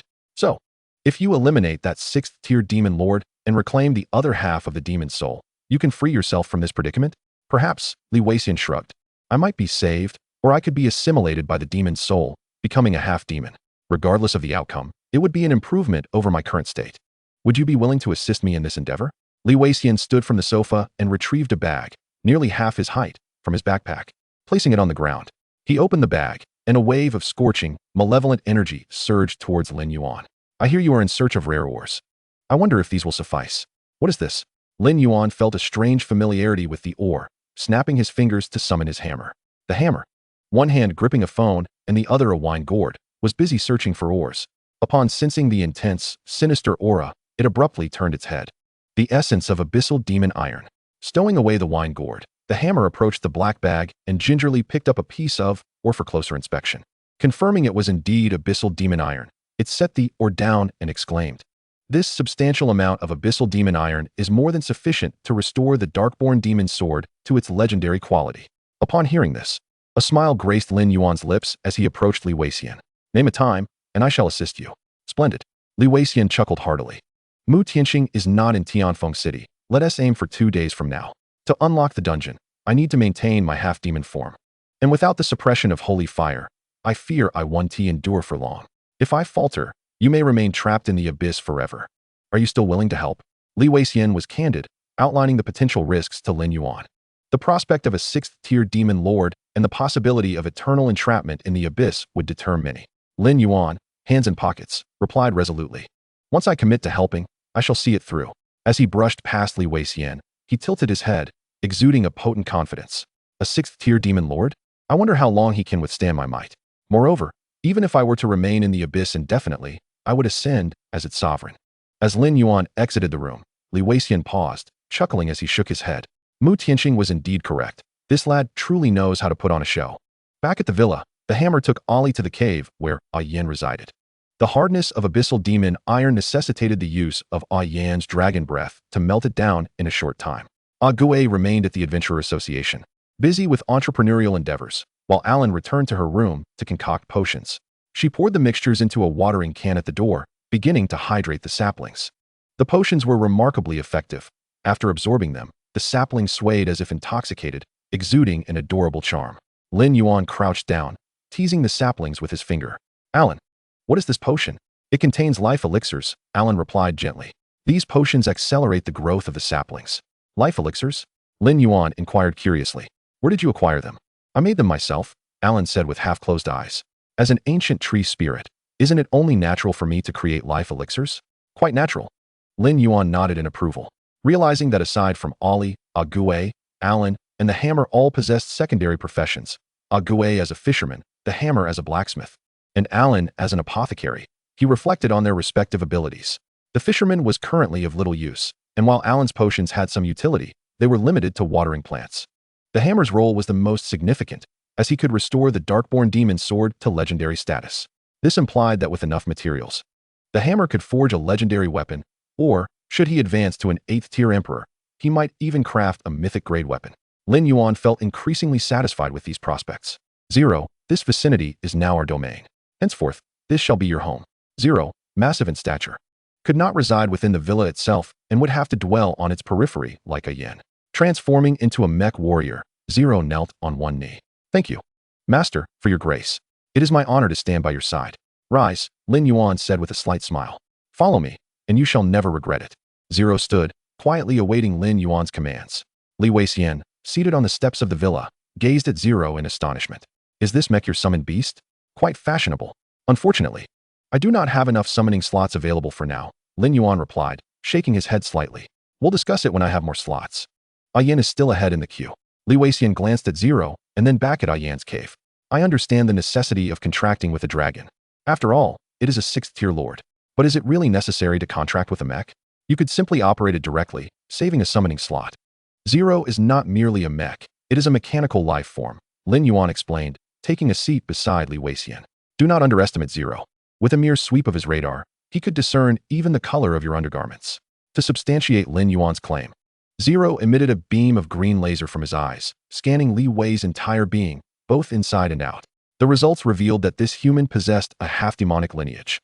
resulting in an irreversible demonic transformation. In approximately 3 years and 6 months, human genes would spiral out of control, culminating in a complete metamorphosis into a demon. Proposed Solution 1. Abandon human identity entirely and fully merge with the demonic bloodline, albeit with a mere 10 success rate due to the absence of a crucial artifact. Proposed Solution 2. Accept the divine blessing of angels to eradicate the demonic lineage, which would shift the human body towards a light affinity, allowing a transition into a radiant knight. Chapter 165. Epic Radiant Crystal. When Zero spoke, Li Wei was taken aback. Could everything be uncovered with just a scan? Such a terrifying ability. I have 1,068 individuals in my database that match your condition. Only 3 have ultimately survived. The majority perished at the hands of demons, while a few became madmen due to failed merges with demonic souls, leading to their self-destruction. Zero's voice was remarkably calm. Your odds of successfully merging with a demonic soul stand at 26, with a 7 chance of immediate death and a 67 chance of madness, provided someone can assist you in reclaiming the other half of the demonic soul. The probability was surprisingly high. A slight smile graced Li Wei's lips. I initially thought the chances were no more than 10, but to discover a possibility of 26 is astonishing. Zero elaborated. Your compatibility with the Avenger profession is exceptionally high, allowing you to mitigate some of the demonic negative energy. So, are you saying I am inherently suited to become a demon? Li Wei chuckled. A person like me surely deserves to be the protagonist. What a coincidence, Zero replied. Your master has just agreed to help me eliminate the demon lord. Turning away, Zero's eyes flickered with a complex stream of data. If it is your master who intervenes, there is a 100 guarantee of acquiring the other half of the demonic soul. There exists a method to enhance the success rate of the merge, obtaining a fresh demonic heart. Merging both the demonic soul and heart simultaneously would increase the success rate by 50, and there exists a chance of acquiring demonic talents. Among the 3 survivors in the database, one obtained the Scythe Demon's talent, having been an 84-level blade warrior before death. A fresh demonic heart, Lin Yuan echoed, intrigued. I find it rather entertaining. I was beginning to think that simply crushing them would be too mundane, but extracting their heart could be quite exhilarating. Lin Yuan's nonchalance belied the difficulty inherent in such an endeavor. Merely slaying the demon lord would undoubtedly be far easier than extracting a heart from a living being. Li Wei shook his head. That action is exceedingly perilous. Li Wei had first-hand experience of the demon lord's formidable power. Any misstep could result in instant demise. Capturing the demon lord alive amid fierce combat, breaching his defenses, and extracting his heart in his presence. Such a feat would incite fury in anyone. And those with a more volatile temperament might even self-destruct. It's too dangerous, Li Wei cautioned. Lin Yuan waved dismissively. That risk is negligible. Li Wei fell silent and moved aside. I shall contact Mu Tianxing. His role was to maintain peak condition, ensuring Lin Yuan could safely return to Blue Star after completing his mission. Upon opening the villa door, Lin Yuan stretched his shoulders, preparing to retreat to his room for a rest, not out of fatigue, but simply to indulge in the tranquility of lying down. Who could comprehend such a feeling? No interruptions. Just the bliss of lying alone on the bed, completely emptying his mind. Pure comfort. Outside the villa, Zero's eyes emitted lasers, scanning the entire premises. His left hand morphed into the shape of an air purifier. Extending his left hand to rest against Agaway's window, a gentle breeze wafted through, adjusting the villa's temperature and humidity to the most comfortable levels for humans. Lin Yuan, initially devoid of sleepiness, found himself succumbing to the soothing environment orchestrated by Zero, drifting into a profound slumber. As dusk approached, Lin Yuan awoke, stretching luxuriously. That nap had been utterly refreshing. It had been ages since he had slept so soundly. Exiting his room, he finally understood why he felt so rejuvenated upon witnessing Zero's actions. Your functionalities are quite comprehensive, Lin Yuan remarked, pointing to Zero's left hand. What else can it transform into? Indeed, Zero replied, raising his left hand and transforming it once more, this time into a cooking kitchen. You must be hungry, master. I shall prepare dinner for you. Earlier in the afternoon, Zero had connected to Alan's phone network, ordering a variety of ingredients, all stored within the kitchen's refrigerator. Upon finishing his statement, 3 bionic robots, clad in aprons and of similar height to humans, emerged in the cooking kitchen. These robots were implanted with thousands of recipes and were adept in various culinary styles. Before long, 20 delectable dishes adorned the table before Lin Yuan. He was taken aback. My goodness, what efficiency! A 9-star restaurant could not rival this speed. Picking up his chopsticks, he sampled a piece of sweet and sour pork. Savoring its delightful sweetness and lingering taste, it was divine. Alan, come and join me for a meal. Zero's culinary skills are exceptional. What about Ollie and the others? Let them come and taste this as well. Ollie and his companions had just completed the smelting of the ores and were discussing repair plans. Zero promptly replied, and Lin Yuan snapped his fingers. Ollie and Hammer materialized beside him. Shortly after, Yen emerged from the cave, eager to sample Zero's culinary prowess. Indeed, after a busy afternoon, they were all quite famished. Everyone picked up their chopsticks, indulging in the feast. Delicious. Such exquisite cuisine demanded a fine wine to accompany it. Hammer retrieved a gourd of liquor and took a hearty swig. The meal lasted half an hour, and even the notoriously picky Ollie could not resist having seconds. All present were hearty eaters, and the three cooking robots worked tirelessly to keep pace with their voracious appetites. Once satiated, Lin Yuan turned to Hammer. The infernal demon iron has been smelted. Have you made any progress with the magnetic or you mentioned before? Hammer, having consumed several barrels of potent liquor and feeling slightly tipsy, laughed heartily upon hearing Lin Yuan's inquiry. Of course, I discovered an excellent ore. Hammer produced Lin Yuan's phone and opened the internal app of the Demon Suppression Army. These ores are precisely the materials I require. With them, the Dark Abyss Demon Sword can become a composite weapon. Lin Yuan glanced at the phone, exclaiming, "Wow, you've selected quite a number of items. To purchase them all would cost a total of 130,000 merit points. I only have 50,000. Where am I to procure the remaining 80,000? Just as he was about to close the phone, he inadvertently noticed the balance. Remaining merit points, 150,000. Why has the merit suddenly increased to 150,000? Lin Yuan pondered, clicking on the details. 50,000 merit points were a reward from the Demon Suppression Army headquarters, while the remaining 100,000 were bestowed upon him by Qin Liang for his contributions to data research, a rather timely gesture. With a chuckle, Lin Yuan promptly placed in order to acquire all the ores. The efficiency of the Demon Suppression Army was remarkable. Within an hour, a state-of-the-art fighter jet landed near the villa. After the aircraft came to a halt, numerous individuals emerged, carrying iron boxes half their height. "These are the items you have purchased, delivered to you," stated a lieutenant from the Demon Suppression Army with a salute to Lin Yuan. Lin Yuan nodded in acknowledgement. Expressing his gratitude, he casually opened one of the boxes, revealing two fist-sized golden crystals labeled Radiant Crystal. Quality, Epic. Function, material for crafting epic equipment. Bestowing light attribute attacks to weapons and granting protective effects of light to armor. Chapter 166, The Legendary Dark Abyss Sword. Setting down the Radiant Crystals, Lin Yuan turned to see Iron Hammer and Ollie already opening the other boxes, tallying the ores. 100 fluorescent stones, 20 eternal gold ores, 200 blood chi ores, and 50 secret silver pieces, along with 5 tons of deep cold well water. The quantities matched. They were ready to commence work. Iron Hammer stretched his shoulders, feeling invigorated. "How about a bit of exercise after a hearty meal, brothers?" Ollie remained silent, lifting a box and heading towards Yan's cave. Yan's eyes sparkled with excitement as he leaped into the air, transforming back into his red dragon form, and with a triumphant cry, soared into the cave. The gust of wind sent the little saplings swaying, their heads drooping in a daze. "Yen, how many times must I tell you not to transform at the villa entrance?" Alan exclaimed, hands on her hips. "Do you believe I won't demolish your cave?" As she spoke, a green glow enveloped her, and in an instant, she transformed into a war-ancient tree, a massive axe appearing in her grasp. "Sorry, Sister Alan," came Yan's feeble voice from within the cave. Lin Yuan facepalmed. "Alan, put away the axe. And Yen, refrain from transforming near the villa until these saplings reach maturity."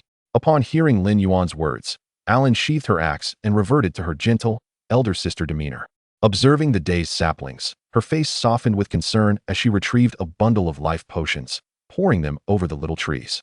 The life potions proved remarkably effective. Once applied, the saplings sprang back to life. Lin Yuan knelt to play with the saplings for a moment before rising and heading towards Yan's cave. "Zero. Let us go witness the birth of the legendary weapon." As they stepped into the cave, a wave of heat enveloped them, but in less than a second, Zero's left hand transformed into an air conditioner, activating the cooling mode. A refreshing breeze surrounded Lin Yuan, maintaining a comfortably pleasant temperature within a 3-meter radius.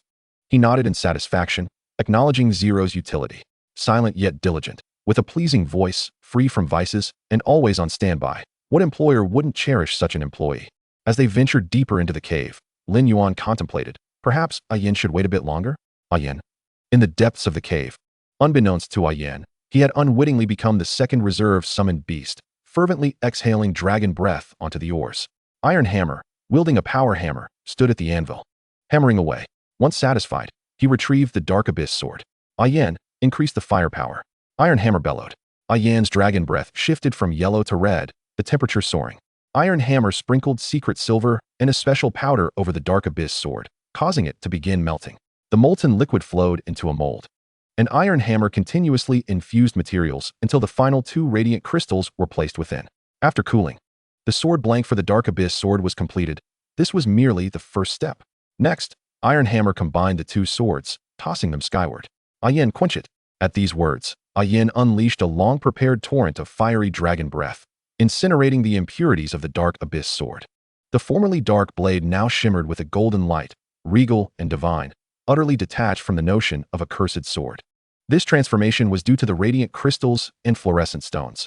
Both ores possessed light attributes, and the radiant crystals could augment the weapon's light attribute damage. It was not surprising that, after reforging, it emanated a sacred aura.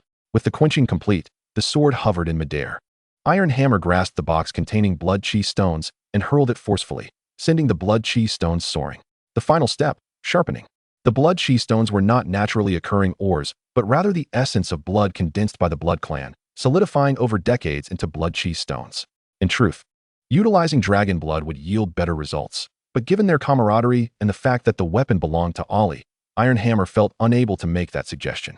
Furthermore, using blood chi stones was not without merit.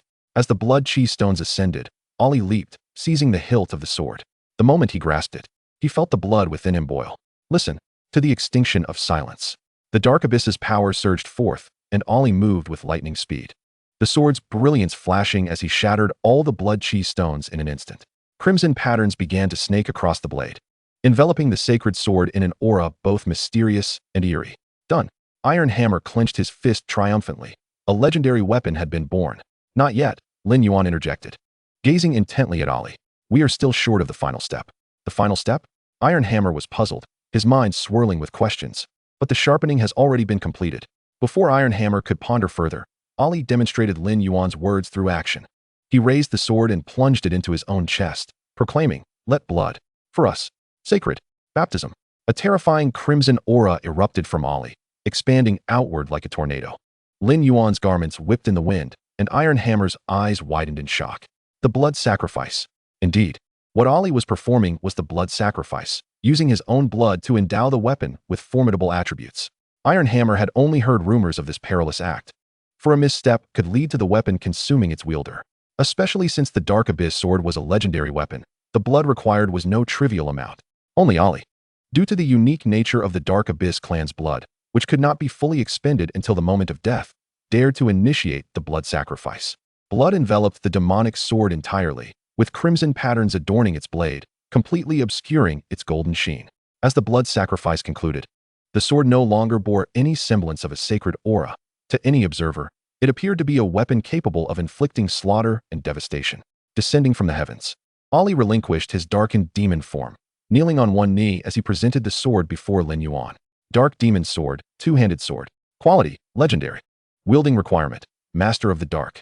Attributes, Attack 25,000, Strength 12,000, Agility 12,000. Feature 1. The demonic sword can split into 2 one-handed swords. In this form, the attributes are reduced to 60% of their original value. The sword can detach and attack autonomously, during which it can unleash skills. Feature 2. Lifesteal 60. Feature 3.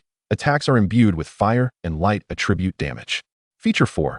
While wielding the Dark Demon Sword, the wielder can enter a second phase of destruction.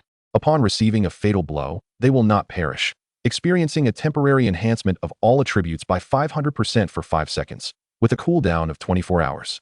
Chapter 167. The Fisherman's Sky has fallen. Lin Yuan grasped the Dark Demon Sword, raising it to scrutinize closely. Upon observing its attributes, a phrase blossomed in his mind. This sword transcends the mundane. Its sharpness pierces the heavens. The strength and agility attributes exceeded Lin Yuan's current capabilities by more than double. Equipping this sword would amplify his combat prowess several-fold, and even in Ali's hands, it would yield immense enhancements. As Lin Yuan gripped the hilt and twisted with force, the blade erupted with golden brilliance, casting a radiant halo behind him, a sight truly dazzling. Upon splitting the sword, one half shimmered with a golden glow, exuding a divine essence, while the other half flickered with a fiery red light, flames dancing along its blade. For ease of distinction, the golden half was named the Sword of Light, and the red half, the Sword of Fire, representing light and fire attribute attacks respectively. With the Sword of Fire in his right hand and gesturing with his left, the Sword of Light danced through the air, trailing golden threads behind it. No need to ask. It was simply magnificent. Lin Yuan raised his hand, and the Sword of Light returned to him with a melodious chime, merging back into one. A wave of crimson energy erupted, causing his cloak to billow dramatically behind him. Excellent! Excellent! Excellent! Lin Yuan exclaimed thrice, clearly overjoyed with the Dark Demon Sword. Returning the sword to Ali, he gave a thumbs up to the blacksmith, proclaiming, "Remarkable." It must be said that the Dark Demon Sword fulfilled all of Lin Yuan's fantasies. Its attributes were unparalleled, its appearance resplendent. What pleased Lin Yuan most was the spectacular visual effects upon its separation and reassembly, a display of sheer coolness. The blacksmith chuckled, pleased that his master was satisfied. Originally, the blacksmith had envisioned a design devoid of such extravagant effects, utilizing obsidian and dark magnets instead of luminous crystals. This would have granted the Dark Demon Sword a dark attribute attack characteristic, making it all the more elusive and difficult to detect.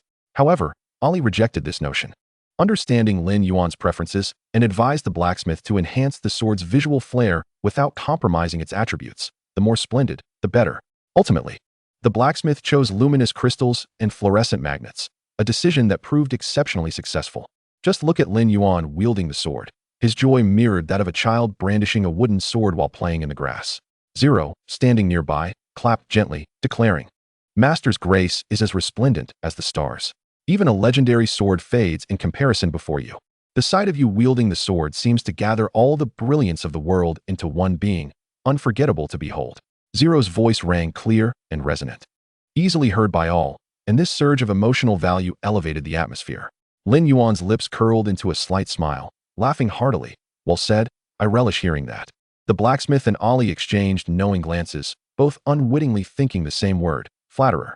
The legendary sword was a collaborative masterpiece of the blacksmith, Ali, and Yan, with the blacksmith's contributions being the most significant. Though Ali and Yan had also worked tirelessly, Lin Yuan's satisfaction with their efforts was palpable. Yet, it was amusing that their accolades paled in comparison to Zero's lighthearted remarks. Ali and the blacksmith glanced at Zero, noticing that while his combat prowess was lacking, his flattery was quite sweet, rivaling that of Ague. Together, they formed a rather mischievous duo, capable of outshining even the 10 loyal ministers. However, they did not dwell on this, as Zero was still an auxiliary member, not yet formalized. Both Ali and the blacksmith were officially summoned beasts of Lin Yuan, equipped with strength, and even if Zero's words were honeyed, they did not affect their standing in Lin Yuan's heart. The only one who might be influenced was Yan, who was initially the sole auxiliary summoned beast and was destined for formalization. However, Zero's arrival had complicated that prospect. Yan fixed his gaze intently on Zero, pondering, "Do you also wish to become Lin Yuan's summoned beast? Then let us compete fairly." A battle between men awaits. Yan's dramatic spirit ignited once more, clamoring for a duel against Zero. Yet, Zero, whose body was not yet fully repaired, could only muster the strength of a 5th-tier warrior, making a confrontation with a 6th-tier red dragon exceedingly challenging. In response to Yan's challenge, Zero did not outright refuse. Instead, he elevated Yan's status, stating, "Lord Yan is at the pinnacle of the food chain, a member of the dragon clan, with combat capabilities far surpassing my own. Furthermore, Lord Yan has been with the master longer. I am but a newcomer. It is only fair that Lord Yan engages in a contract with the master first. I can merely provide data support and assistance in daily life, insignificant in comparison. Whenever the master requires me, I will gladly become his summoned beast." Such eloquence. Yan's heart swelled with joy. As he patted Zero on the shoulder with a dragon claw, "You are quite sincere. In that case, should any new members join, I will support you." Yan's tone, reminiscent of some streetwise elder, was amusingly authoritative, making one wonder if he was the leader of some gang. Lin Yuan watched with amusement, noting that each of these individuals possessed their own unique traits. Yet if it came to cunning, they could not outsmart Zero collectively. The Zero database possesses an immense trove of data, enabling it to converse fluently with both humans and spirits alike. Faced with Lin Yuan's earnest attentiveness, it is evident that its aspiration is to become Lin Yuan's summoned beast, thereby unlocking the potential for infinite evolution. Lin Yuan is acutely aware of this. Yet it does not diminish his regard for Zero, who does not relish flattering words. Those who claim indifference are simply unperturbed by the truth. As Lin Yuan emerged from the cave, a thought struck him. There remained a substantial 750,000 evolution points, yet unutilized. It was the perfect opportunity to evolve Alan into a 6th-tier wise ancient tree. Why not choose Ague? Because Ague had gone fishing after the 5th point and had yet to return. With only Alan at home, it was only natural for Lin Yuan to prioritize Alan's evolution. Another crucial aspect was that Alan had inherited the legacy of the wise ancient tree. Beyond the 6th tier, it would transform into a wise ancient tree endowed with spellcasting abilities, leaving behind the bygone era of the war tree form that rampaged through the streets. Rubbing his hands together in excitement, Lin Yuan anticipated the introduction of a spellcaster into his team, not the half-hearted kind, but a true spellcaster capable of unleashing conventional spells, consuming 500,000 evolution points. The 5th-tier ancient tree spirit evolves into a 6th-tier wise spirit. At the moment of Alan's evolution, Ague, who was fishing by the river, erupted into gleeful cackles, for he had caught a sizable fish weighing over 10 pounds. This fish would surely make a delectable soup for Lin Yuan, and ascending to the 6th tier would be a piece of cake. Chapter 168, the 6th tier wise spirit. The residual power of the soul of wisdom granted Alan the legacy of the wise ancient tree, with the most evident change being the aura of wisdom enveloping him. The phrase graceful as an orchid, heart as pure as a lily aptly describes Alan's current appearance. He transformed from the girl next door into an intellectual beauty, her eyes sparkling with an enchanting allure, akin to magic. Wise spirit, 6th tier lord. Level, LV 31. Race, spirit. Health points, 698,000. Mana points, 512,000. Attack power, 116,200. Defense power, 68,400. Strength, 55,600. Agility, 27,800. Stamina, 32,400. Intelligence, 51,200. Talent, everlasting SSS. Equipment, Ancient Tree's Nemesis, Epic, Seed of Life, Epic. Racial skill, Ancient Tree's Horn.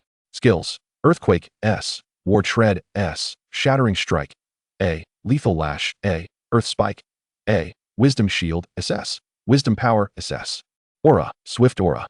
Upon opening Alan's attributes, Lin Yuan fell silent. Ancient Tree's Horn, Racial Skill. Skill description, transforms into Ancient Tree form, increasing attack power and defense power by 100%. Health points by 500%, lasting 30 seconds, with a cooldown of 30 minutes. Wisdom Shield, SS. Skill description, consumes 30% of maximum health points to create a shield lasting 10 seconds. Upon expiration or destruction, it inflicts equivalent damage to targets within a 30-meter radius, with no cooldown. Wisdom Power, SS. Skill description, consumes 10% of maximum mana points, temporarily adding 2 to magical attack power and granting the next 5 attacks a 500% increase in attack speed, with a cooldown of 12 seconds. Swift Aura. Skill description, increases the movement speed of allied units within a 200-meter radius by 30%. Lin Yuan. Wasn't it promised that there would be spellcasting skills? Just because 2 wisdom prefixes were added doesn't mean they can masquerade as spellcasting abilities. This merely continues to steer towards a tanking direction. The combination of Wisdom Shield with the everlasting talent, no cooldown. Who can withstand that? If one cannot withstand it, they would be obliterated after 10 seconds. If they can, they would face a chain explosion package. Regardless, with the everlasting talent, health would fully regenerate in 3 seconds. And that wisdom power, doesn't it simply translate to an enhanced speed for swinging an axe? This is utterly exasperating. Lin Yuan sighed, feeling that the dream of becoming a mage was still a distant aspiration. These companions seemed to be straying further down the melee path. Why the sigh, master? Alan inquired gently, her eyes glistening like water. Did you not say that becoming a wise ancient tree would grant the ability to cast spells? Lin Yuan voiced his inner doubt, to which Alan beamed brightly. Indeed, Wisdom Shield and Wisdom Power are manifestations of magical power. Master, have you forgotten?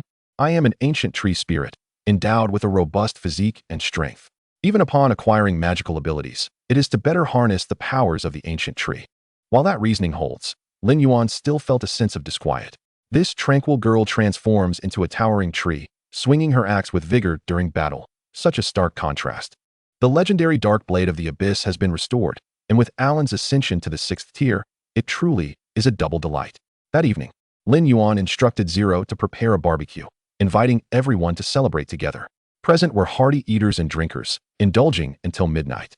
As the atmosphere reached a crescendo, Lin Yuan could not resist cracking open a can of beer. With the beer flowing, a sense of bravado surged within him. Without further ado, he declared that all were comrades whose lives were intertwined. Titles like king, emperor, and sovereign would soon be trampled beneath our feet. I believe we shall forge a resplendent era, an era that belongs to us. But before the words could fully escape his lips, Lin Yuan tilted his head and succumbed to intoxication. Alan, quick of thought and deed, caught Lin Yuan and escorted him back to his room. Reflecting on Lin Yuan's previous claim of being impervious to inebriation, the truth revealed itself in a single drink. Following this celebratory feast, all present learned a valuable lesson. Lin Yuan must never be allowed to drink again. The next morning, a Gui approached, followed by several robust undead, each bearing a large barrel filled with the fish he had caught. Look at these big, plump specimens. From a distance, he spotted Alan watering the saplings and gleefully cackled. What is the use of watering flowers? They want to fill your belly. Behold my grand catch. Master will surely be delighted, and this time, I shall be the first to ascend to the 6th tier. As he approached, Ague found himself momentarily frozen in place. What he witnessed was astonishing. Alan radiated an extraordinary aura. Upon nearing Alan, Ague felt an exhilarating surge in his speed, evidently a result of the swift aura. Possessing such an aura was indicative of having ascended to the 6th tier. The means of his advancement were all too clear. Ague felt as though the sky itself had collapsed around him. Casting a glance back at the lively fish, he sensed he had missed out on a fortune. Damn, is this the cost of the angler's nocturnal escapades? It weighs heavily upon him. Ague returned to reality. Alan smiled gently, suggesting he place the fish with Zero, who would attend to them. Ague mechanically approached Zero, depositing the fish, then glanced at the gentle and virtuous Alan, before surveying the multifunctional life robot Zero, which combined kitchen, air conditioning, and cleaning capabilities. Looking back at the pile of fish on the ground, he felt as superfluous as the very fish he beheld. The flame of his soul flickered within his eyes, and he promptly made a resolution to work, to earn money to purchase the essence of the undead, and to learn grand techniques. Once I master those splendid moves, I shall astonish you all. With a decisive turn, Ague strode purposefully toward the exit, his cloak billowing dramatically behind him. One could almost mistake him for a superhero in flight. Simultaneously, numerous foreign professionals had arrived in Tianfeng City, among whom 3 teams piqued the interest of the city's law enforcement. The first team hailed from the Free Federation, led by the level 60 Jedi Knight Adams, accompanied by Maeve. The second team originated from the land of Cherry Blossoms, led by the level 60 Ghost Warrior Yusuji Akira, with members Yagyu Yukaheim and Yagyu Hayoheim. The third team arrived from the City of Romance, led by the level 60 Shadow Assassin Ibel, with Selena as a member. With the mayor absent, Liao Chen reported the situation to Vice Mayor Xinzhong. Upon assessing the circumstances, Xinzhong realized they had exceeded his control. What to do? He needed to contact Li Weixing. When Li Weixing received the call, he uttered a single sentence. As long as they dared to create chaos in Tianfeng City, they should be eliminated. Chapter 169. The one who covets Lin Yuan approaches. Yagyu Hayoheim strolled down the bustling streets of Tianfeng City, observing the throngs of people around her. A smile curving her lips as she licked them with a glimmer of desire in her eyes. So much fresh flesh, how I long to consume them. Noticing this, Yagyu Yukaheim furrowed her brow. Hayoheim, restrain yourself. We are in the Summer Kingdom. If we are discovered, returning home alive will be impossible. To help Yagyu Hayoheim regain her composure, Yagyu Yukaheim placed her right hand on Hayoheim's shoulder, a chill spreading throughout Hayoheim's body, finally quelling her ravenous desires. Hayoheim pouted in discontent, blaming the sheer abundance of the Summer Kingdom's populace. Having indulged too thoroughly before, it had whetted her appetite. Now, she was constantly yearning for a hearty meal. Yagyu Yukaheim crossed her arms, reminding her, do not forget the purpose of our visit. If you jeopardize our father's grand plans, you know the consequences. At this, Hayoheim instinctively touched her chest, once marred by whip marks. I understand, sister. I shall not forget our mission. The sisters spoke without reservation about Yusuji Akira. Although he was a man of the national leader, he had effectively become a pawn of the Yagyu family, specifically of Yagyu Hayoheim. Despite Yagyu Hayoheim being only level 31, she housed a level 60 Lord-class Jorigomo within her. Although the Jorigomo was referred to as Hayoheim's Shikigami, in truth, Hayoheim was merely a vessel for the Jorigomo. As a legendary demon, the Jorigomo possessed a nefarious ability. Any man who engaged with her would have spider eggs implanted within him. Once these eggs hatched, the man would become a loyal puppet to the Jorigomo. Many had fallen victim to Yagyu Hayoheim through this sinister ability. Yagyu Juebing had dispatched Hayoheim to the Summer Kingdom, hoping she would ensnare Lin Yuan, a youthful man of 20, ripe with vigor. Hayoheim, ablaze with enthusiasm, was a willing offering, confident that Lin Yuan would succumb to her charms. If necessary, Yagyu Yukaheim would also intervene. With the two sisters working together, one as cold as ice and the other as fiery as passion, who could resist? Once in bed, Lin Yuan would be wholly subjugated beneath Hayoheim. The plan was appealing, yet fraught with challenges. First, they needed to create an opportunity for a chance encounter with Lin Yuan. After some inquiry, they discovered that Lin Yuan rarely made appearances, with his most frequent companion being a skeletal mage-s summoned creature, seemingly residing within the professional association. Upon their arrival at the association, they fortuitously encountered Selena and Maeve, leading to a palpable tension among the women. However, they all exercised restraint. Aware that they were not on their own turf, any disturbance could lead to disastrous consequences. All parties were fixated on Lin Yuan and initially dismissed the Tianfeng City Professional Association as insignificant. What could a small-town-s dungeon possibly offer? Yet, upon witnessing the courage trial and the super ability training grounds, their demeanor shifted dramatically. This included the 3 level 60 professionals, Adams, Yusuji Akira, and Ibel. They had neither seen nor even heard of the trial dungeon before. Yusuji Akira's eyes gleamed with intrigue as he approached the super ability training grounds dungeon, blending in with the others to slip inside. His strength was formidable, and his methods cunning, opting for the warrior difficulty level. 10 minutes later, Yusuji Akira emerged, his face alight with joy. Fortune favored him, as he had acquired the A-grade skill, Lightning Slash.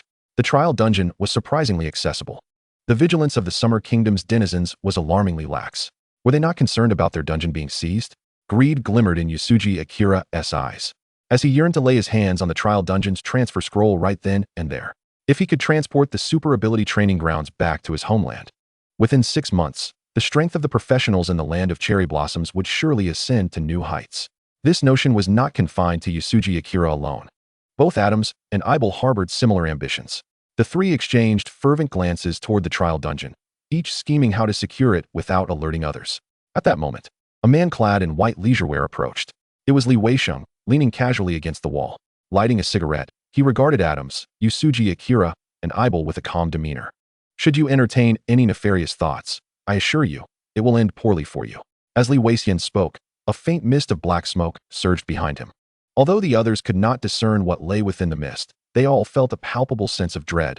Li Weixiong was not jesting. Should anyone harbor malicious thoughts, they would indeed be torn asunder by him. The executioner, Li Weixiong. His moniker, the executioner, stems from his unyielding nature of leaving no survivors. Those marked by him are as good as sentenced to death. There is no escape. He is a madman. The 3 silently cursed their ill fortune. How could this man appear in Tianfeng City? Surely, he wasn't here to protect Lin Yuan.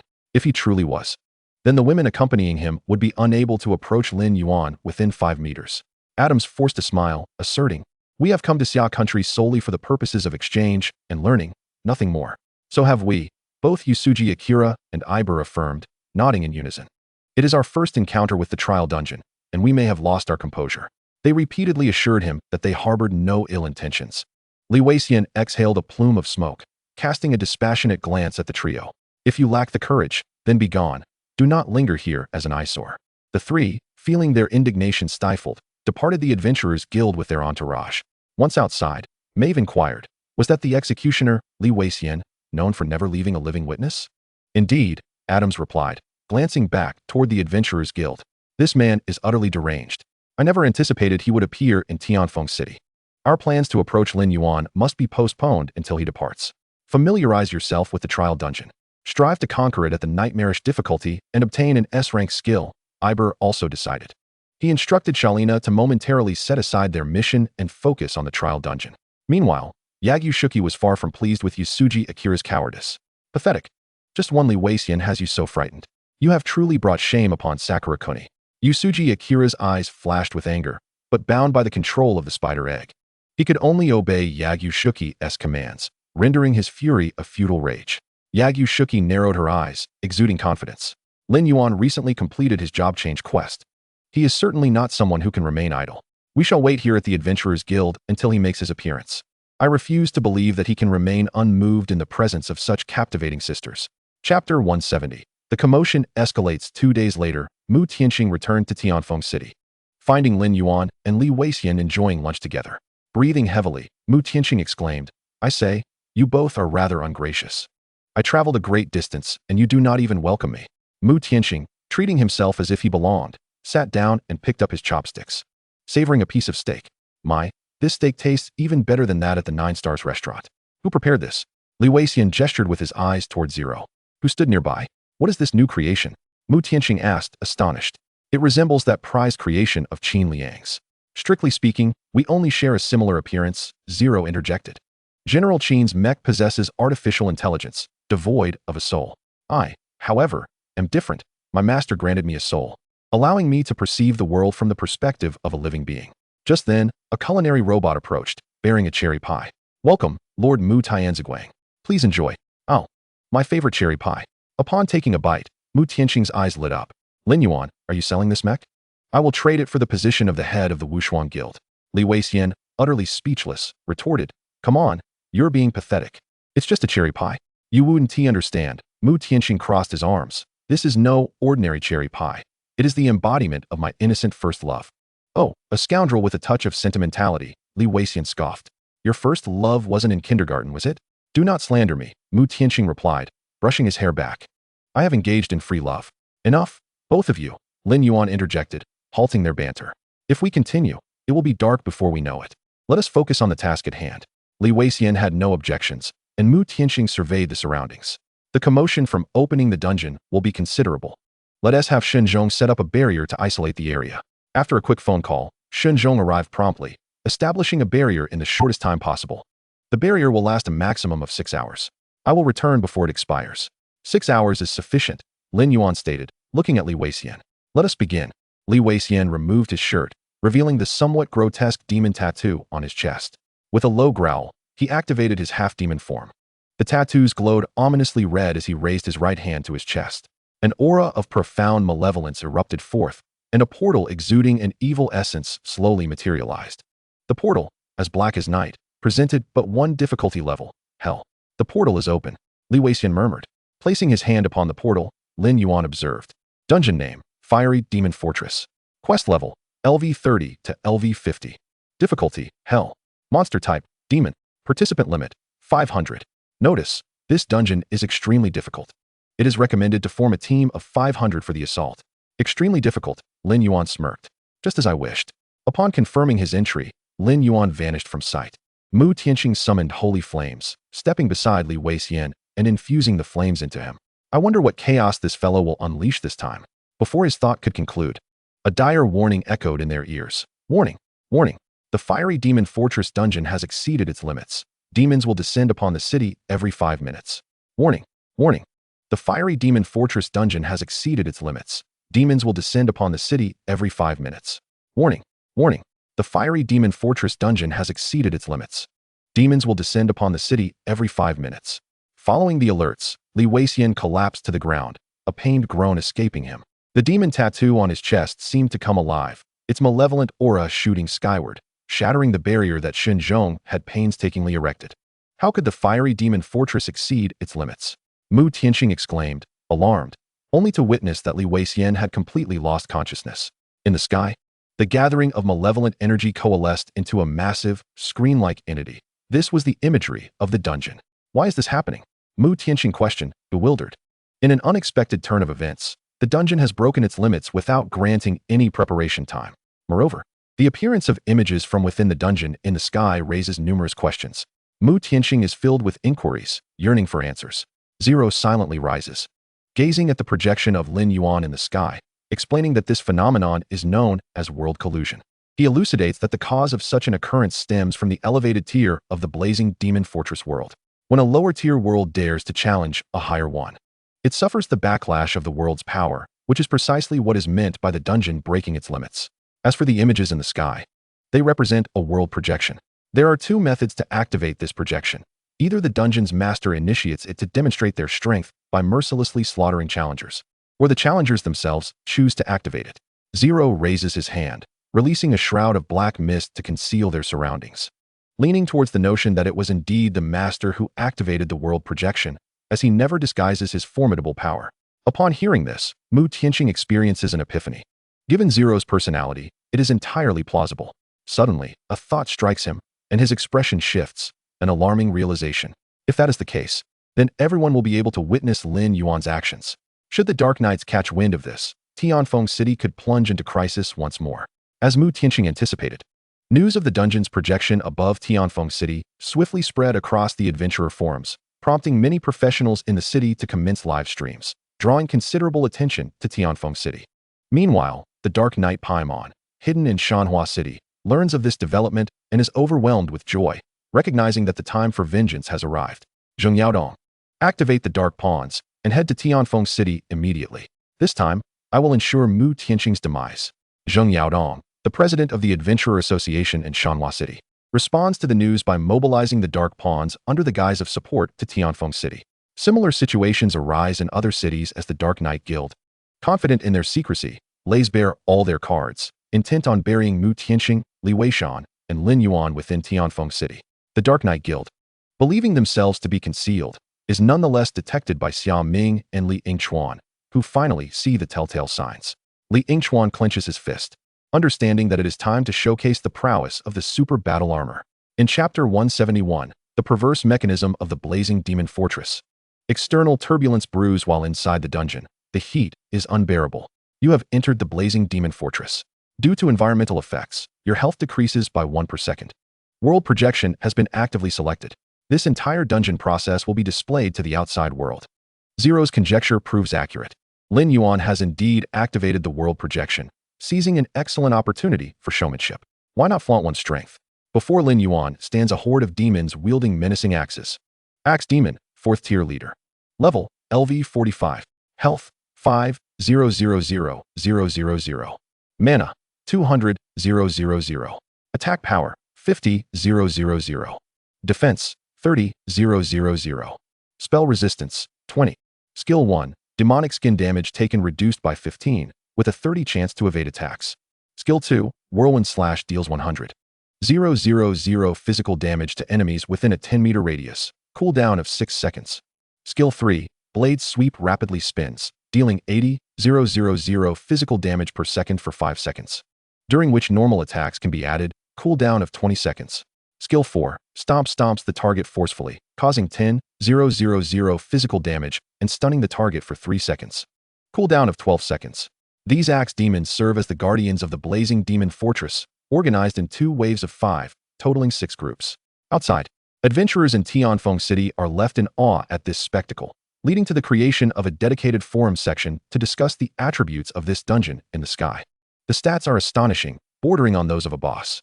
While some adventurers express concern that Lin Yuan may falter against the axe demons, the majority remain confident in his ability to flawlessly conquer the dungeon. Witnessing the prowess of the legendary Lin Yuan in action is a stroke of fortune. Adventurers watch intently, eager to see how Lin Yuan will confront such a multitude of axe demons. What will Lin Yuan do? He merely snaps his fingers, and 4 figures materialize behind him, clad in dark red armor, with the elegant Arlie wielding the Darkborn sword, the cackling Ague brandishing a golden holy staff, the hawk-eyed Tai Hammer with a fiery cannon resting on his shoulder, and the gentle Alan, holding a verdant horn imbued with tails. Ague raises his hand, and a throne materializes. Lin Yuan reclines effortlessly upon it, his gaze serene as he gestures forward, commanding, "Eliminate them all," before Arlie can unsheath his sword. And as Tai Hammer raises his hand cannon, Alan leaps into action first, sounding the horn.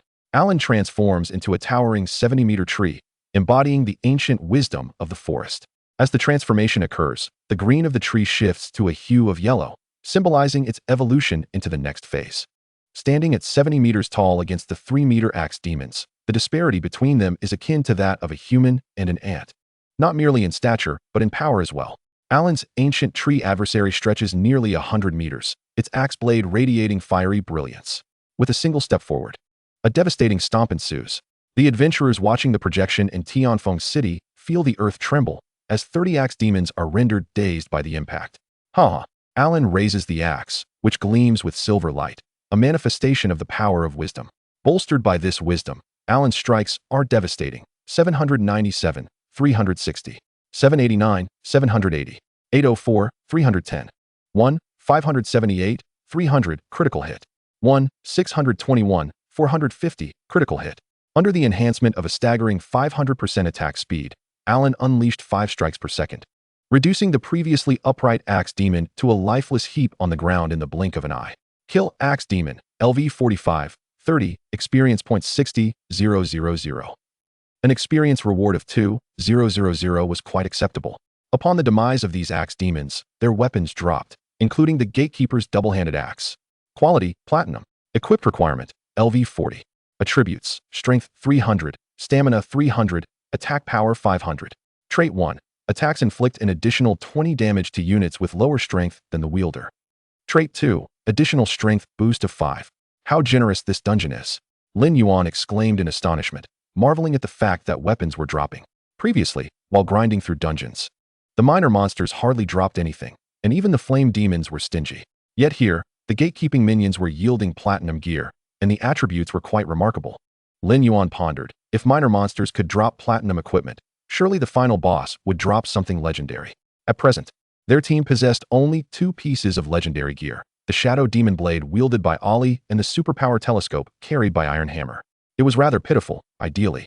Each member should possess at least one, or better yet, an entire set. Initially, Lin Yuan had intended to assist Li Wei in a minor task, but now, driven by the allure of legendary equipment, he was determined to take down the Demon Lord. With a subtle wave of his hand, a Gui deftly maneuvered the bone thrown forward, passing through the ominous black gate. Before Lin Yuan appeared an option to open the passage to the Flame Demon Fortress. The core buttons of the Misty Forest, Lava Spine, Flame Steps, and Demon Fire Gate must be activated simultaneously. Please select your respective destinations. 4 dark teleportation portals materialized before Lin Yuan. Misty Forest entrance. Population limit, 100. Penalty, War Fog. Lava Spine entrance. Population limit, 100. Penalty, defense and magic resistance reduced by 80. The penalty for the Flame Steps was a loss of 5 health points per second, while the penalty for the Demon Fire Gate was a reduction of 80 in physical attack. Gazing at the portals, Lin Yuan fell into contemplation. No wonder the dungeon required 500 participants. It harbored such a twisted mechanism, necessitating the simultaneous activation of 4 core buttons across different maps to unlock the passage to the Flame Demon Fortress. If it were anyone else, the sight of the 4 teleportation portals would have sparked despair. Yet Lin Yuan remained unfazed, his expression calm and composed, directing Iron Hammer to the Misty Forest, Ollie to the Lava Spine, Alan to the Flame Steps, and a Gui to the Demon Fire Gate. I shall await your good news here. Chapter 172, The Battlefield of Tianfeng City. Outside, the practitioners of Tianfeng City were still captivated by Alan's swift dispatch of the Axe Demon, lost in reverie. Upon learning that reaching the Flame Demon Fortress required the simultaneous activation of 4 core buttons from different maps, most wore expressions of concern. What could be done? How could they possibly encounter the final boss under such challenging circumstances? After all, Lin Yuan was but one individual. How could he activate 4 core buttons simultaneously? Was this not a deliberate attempt to frustrate them? Lin Yandong and the senior members of Tianfeng City gathered, their conversations revolving around Lin Yuan. Liao Chun, stroking his chin with gleaming eyes, mused, this kid has manifested a new realm. He actually created a projection. When he emerges, I must inquire about how he achieved this. Liao Chun resolved to develop his own projection for dungeon runs, knowing the value of appearing formidable. Interestingly, he assumed without hesitation that Lin Yuan would emerge unscathed from the dungeon, harboring no doubt about the possibility of him being trapped within. This sentiment was shared among others as well. Come on, Lin Yandong retorted. Lin Yuan's projection is either a result of the dungeon's peculiarities or the hellish difficulty level. Asking him would yield no answers. Better to contemplate how to conquer the nightmare difficulty of the superpower training ground. Liao Chun raised his head high, coincidentally proclaiming, I just completed the nightmare difficulty of the superpower training ground yesterday, and by luck, acquired an S-class skill. He patted Lin Yandong on the shoulder, laughing heartily. Old Lin, you haven't cleared the nightmare difficulty yet. You still have practice ahead. Lin Yandong responded with a neutral, oh, his gaze fixed on the projection in the sky, causing Liao Chun to feel somewhat deflated. Lin Yuan's summoned beasts began to move, each selecting a map to enter. Lin Yandong observed as Ollie and his companions entered the portal, his expression suddenly turning grave.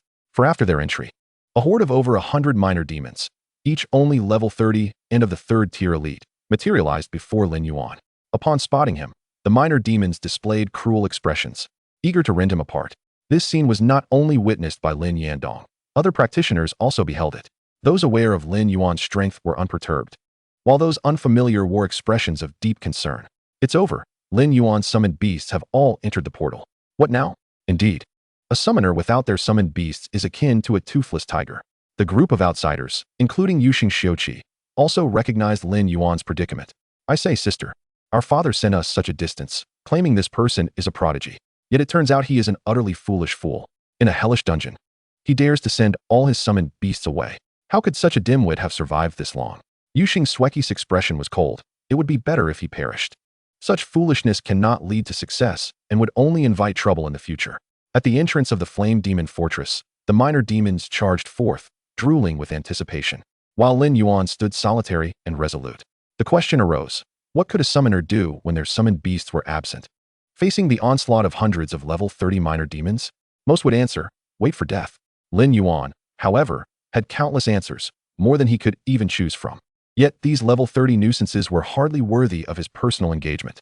Slightly tilting his head, Lin Yuan snapped his fingers, and a colossal black portal, 30 meters high and 50 meters wide, manifested behind him.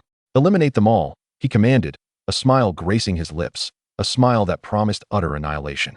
As the small demons advanced, they were suddenly engulfed in darkness, for a relentless tide of undead had formed an insurmountable wall before them. The call to arms issued by the king was an honor bestowed upon them, and such honor must be proven through blood. A collective roar erupted from the undead, who then surged forth to confront the diminutive demons. Hundreds of level 30 demons stood no chance against the relentless undead army. Within mere moments, they were reduced to mere fragments, utterly unrecognizable. Kill count, small demon, LV 30, 350, experience gained, 70,000. Lin Yuan, with his hands nonchalantly tucked into his pockets, observed the scene with an air of detachment, his gaze drifting toward the illusory flame fortress in the sky. It seemed as though the fortress's master was also watching Lin Yuan, to which he responded with a derisive smile, a smirk brimming with arrogance. Prepare to meet your end. Within the dungeon, Lin Yuan effortlessly dispatched the encroaching small demons. Simultaneously, dozens of demons materialized in various corners of Tianfeng City, ranging from the weakest level 30 small demons to the formidable level 45 battle axe demon. Alert! Alert! Demons have descended upon Tianfeng City. Please organize personnel for immediate suppression. 5 minutes prior, as Lin Yuan entered the dungeon, news of the demon invasion had spread throughout the city. Lin Yandong and Liao Chun, along with other high-ranking officials of Tianfeng City, promptly decided to initiate level 1 combat readiness. The city's barriers were fully activated, and ordinary citizens were relocated to safety. For the foreseeable future, Tianfeng City was to become a battlefield against the demonic incursion. Liao Chun personally led a team to hunt the battle axe demon, a level 45 foe of astounding destructive capability, capable of cleaving through skyscrapers with a single swing. Behold my electric burst fist! Liao Chun shouted in fury as he witnessed the rampant destruction wrought by the battle axe demon. He unleashed his newly acquired S-rank skill, aiming for a swift victory. But reality proved to be a harsh adversary. Though his strike was critical, it only inflicted over 400,000 points of damage, barely a fraction of the demon's health. Liao Chun's eyes widened in disbelief. What is this? The battle axe demon faltered before Lin Yuan's summoned beast in a heartbeat, yet stands resilient against me. Close combatants. Keep your distance. I shall draw its ire while the ranged fighters focus their fire. With his bravado faltering, Liao Chun resorted to strategy. After a considerable struggle, they finally vanquished the battle axe demon. The accompanying adventurers gasped for breath, gazing skyward. In that moment, they grasped the true extent of Lin Yuan's prowess. It took their group of over 20 nearly a minute to defeat a single battle axe demon, while Lin Yuan's summoned creature had dispatched it in less than a second. Such terrifying damage. In the southern region of Tianfeng City, a small demon appeared before Lu Shengzuki. Upon sighting her, the demon's instinct was not to charge, but to flee. However, after only a few hasty steps, a thick red spider leg materialized behind Lu Shengzuki, and with a swift motion, the demon was obliterated on the spot. Lu Shengzuki raised her head, casting her gaze upon Lin Yuan, reclining upon his throne, and licked her lips, realizing her initial misjudgment. He was no ordinary summoner. I wonder what his essence tastes like. Chapter 173, The Advancing Hammer. Lu Shengzuki frowned. Zuki, refrain from summoning Shikigami within the city. It will attract the attention of the enforcement team. What of it? Lu Shengzuki replied nonchalantly. If they come, I'll simply dispose of them. With Tianfeng City now a battlefield, the loss of a few enforcement team members seemed trivial. Before her words had fully settled, a 5-member squad arrived in the vicinity, led by Tian Yi. He approached the fallen demon's body and promptly reported the situation, noting that the small demon had been eliminated and that they should proceed to assist in other areas. The 5 members paid no heed to Lu Shengzuki and swiftly vanished from sight. Ah, have they fled? How dull, Lu Shengzuki mused, crossing her arms. She had anticipated some amusement, envisioning the enforcement team approaching to inquire about their identities, only to feign a discovery of their secret and subsequently annihilate them. Unfortunately, the enforcement team proved to be rather astute, displaying no intention of approaching. Any forceful action would surely result in the dissemination of their whereabouts. More than 3 minutes had elapsed since the demons descended upon Tianfeng City, and all adventurers had mobilized. The overwhelming majority of the invading demons had been eradicated. Under the circumstances, the casualties among Tianfeng City's defenders were minimal. Within the flamed fortress, Lin Yuan reclined upon his throne, his gaze calmly fixed upon the 4 teleportation portals. Through these portals, he could clearly observe the unfolding scenes. The external projections had become remarkably intelligent. What initially displayed only Lin Yuan's image transformed into 5 panels, showcasing the 4 summoned beasts alongside Lin Yuan himself. At that moment, the hammer was making the swiftest progress. Possessing a legendary-grade accessory, the supervision telescope, he was immune to any obstruction of sight. Even the mists of the misty forest posed no hindrance. Upon discerning the direction, the hammer rapidly advanced towards the core area. After traversing a third of the distance, he noticed that the core's location had suddenly shifted, changing from southeast to northeast. The positions had been interchanged. The hammer halted, plunging into contemplation. In the external view, he found himself surrounded by dense black fog, rendering visibility nearly non-existent. For an ordinary person, merely standing and walking amidst such obscurity would be an arduous task. What lurks within that black mist? It's truly terrifying. Indeed, the sheer presence of the black fog was enough to fray one's nerves. The thought of monsters emerging from within was unfathomable. The hammer waited a moment before resolutely turning towards the core's direction, only to find the core shift once again after approximately a minute. Wordlessly, he turned once more, repeating this process 3 or 4 times, until an astonished voice reached his ears. How can you see through the mist? What is your secret? Upon hearing the voice, the hammer lifted his head, casting a wary glance around.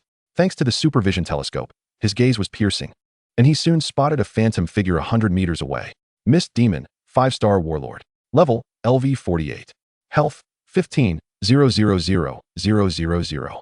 Mana, 500, 000. Attack power, 50, 000. Spell power, 80, 000. Defense, 60, 000. Spell resistance, 30. Skill 1. Mist Heavy Punch inflicts a penetrating strike on a target within a straight line of 10 meters, dealing 200, 000 magical damage, with a cooldown of 5 seconds. Skill 2. Mist Disruption causes targets within a 50-meter radius to lose their sense of direction, unable to accurately discern their surroundings, with a 50 probability of attacks missing, lasting for 5 seconds, with a cooldown of 12 seconds. Skill 3. Mist Shield generates an exterior shield that absorbs up to 20 maximum health every 20 seconds. Skill 4. Mist Impact unleashes a shockwave in a 30-meter cone in front, dealing 200, 000 points of magical damage and repelling the target, with a cooldown of 10 seconds. Skill 5. Annihilation after a 5-second chant detonates the mist, dealing 800, 000 points of magical damage, with a cooldown of 30 seconds. The Mist Golem. Akin to a ghostly embodiment of Play-Doh, lacks a fixed form, morphing into various shapes with the whims of the wind. Such creatures are often the most challenging to confront. Their formlessness signifies that foes cannot reliably strike at their core, endowing them with exceptional survivability. Dwarf, your ability to discern direction amidst the mist astounds me. But this is where it ends. Within the fog, I reign supreme. Dwarf, are you prepared to bid farewell to this world? The mist golem hovers in midair, its constantly shifting body obscuring any discernible expression, yet its words exude a palpable arrogance. A 5th-tier warrior. Maintaining such haughtiness in the presence of a 6th-tier lord, one wonders whether the mist golem possesses genuine confidence in its prowess or is merely a fool gazing at the sky from the bottom of a well. Hammer, clutching a flask, takes a hearty swig before stowing it back at his waist.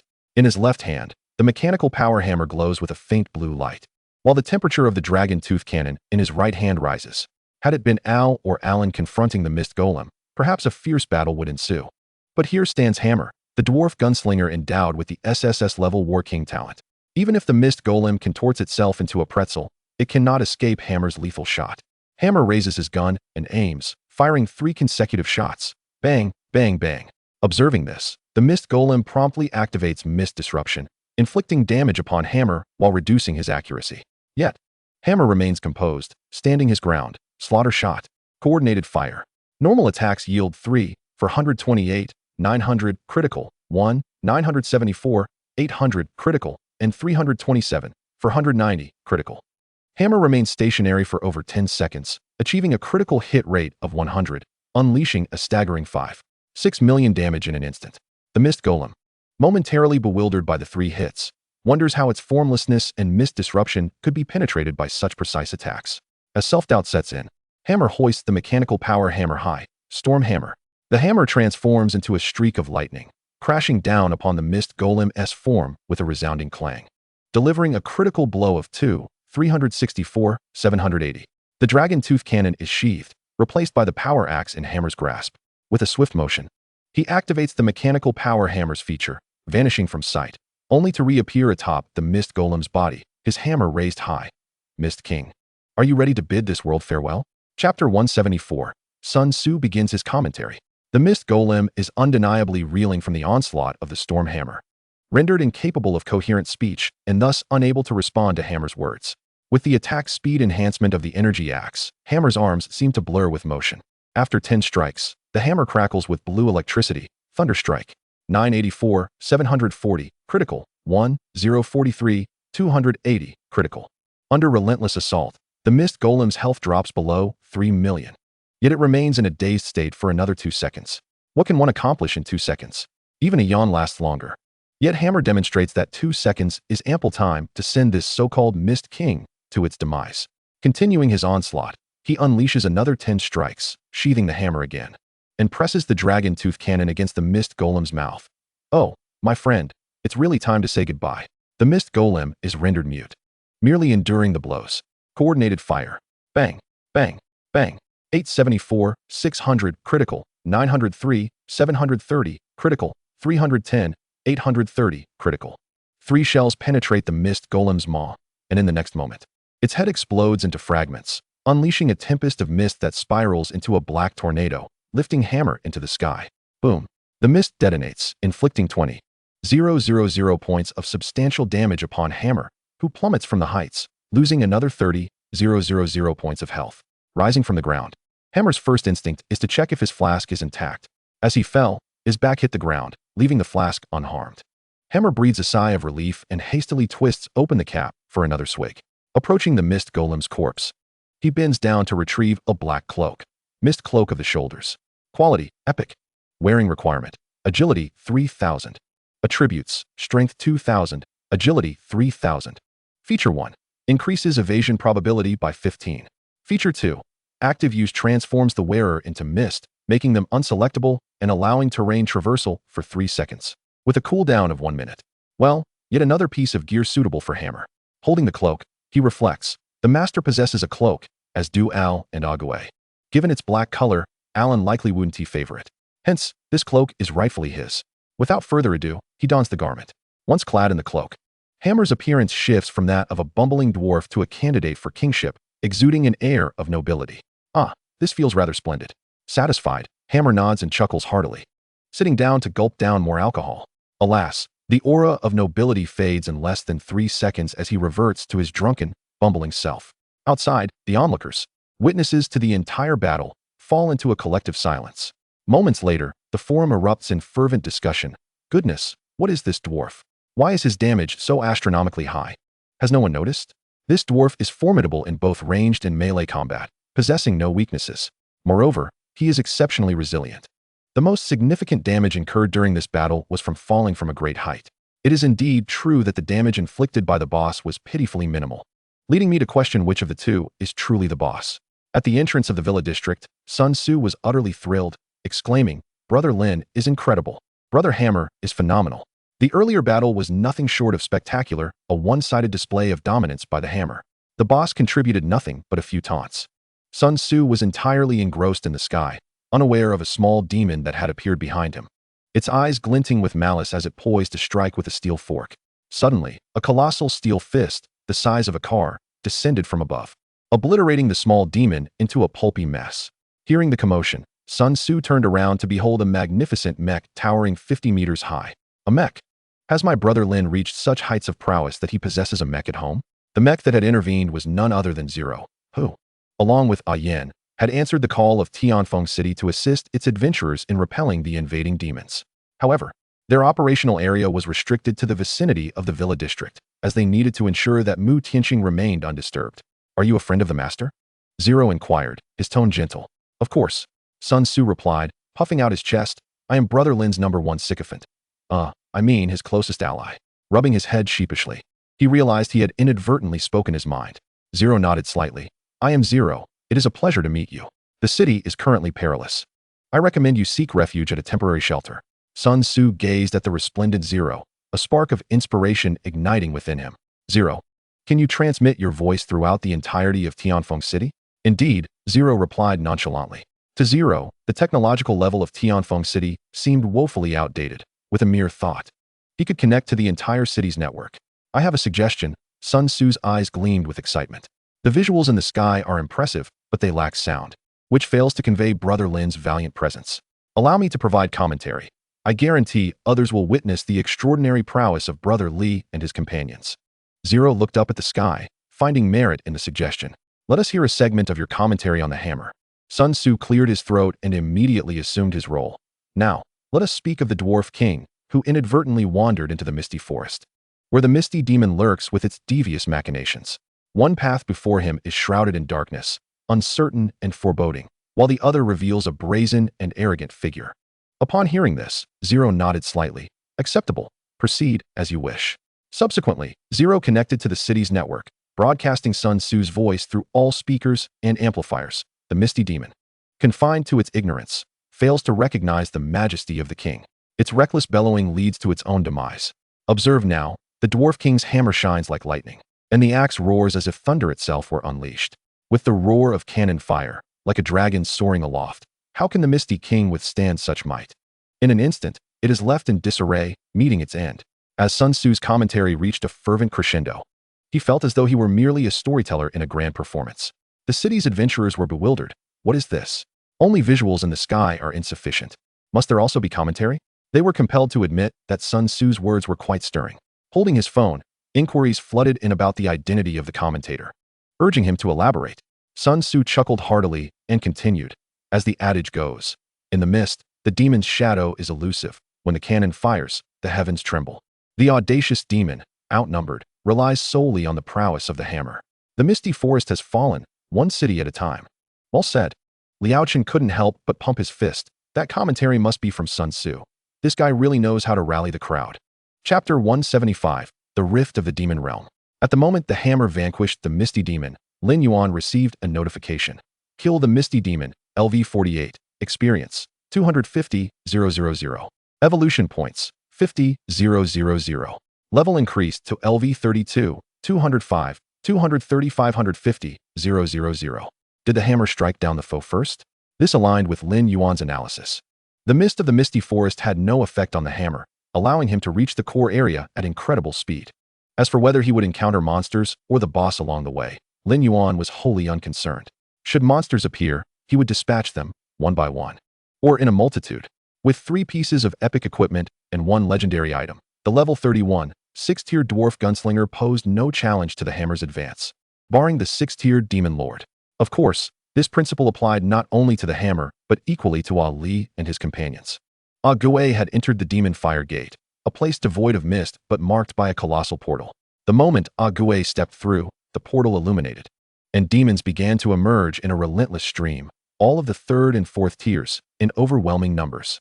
The method to conquer the demon fire gate was straightforward. Endure for 10 minutes or destroy the portal while defeating the guardian demons, at which point the core button would become accessible.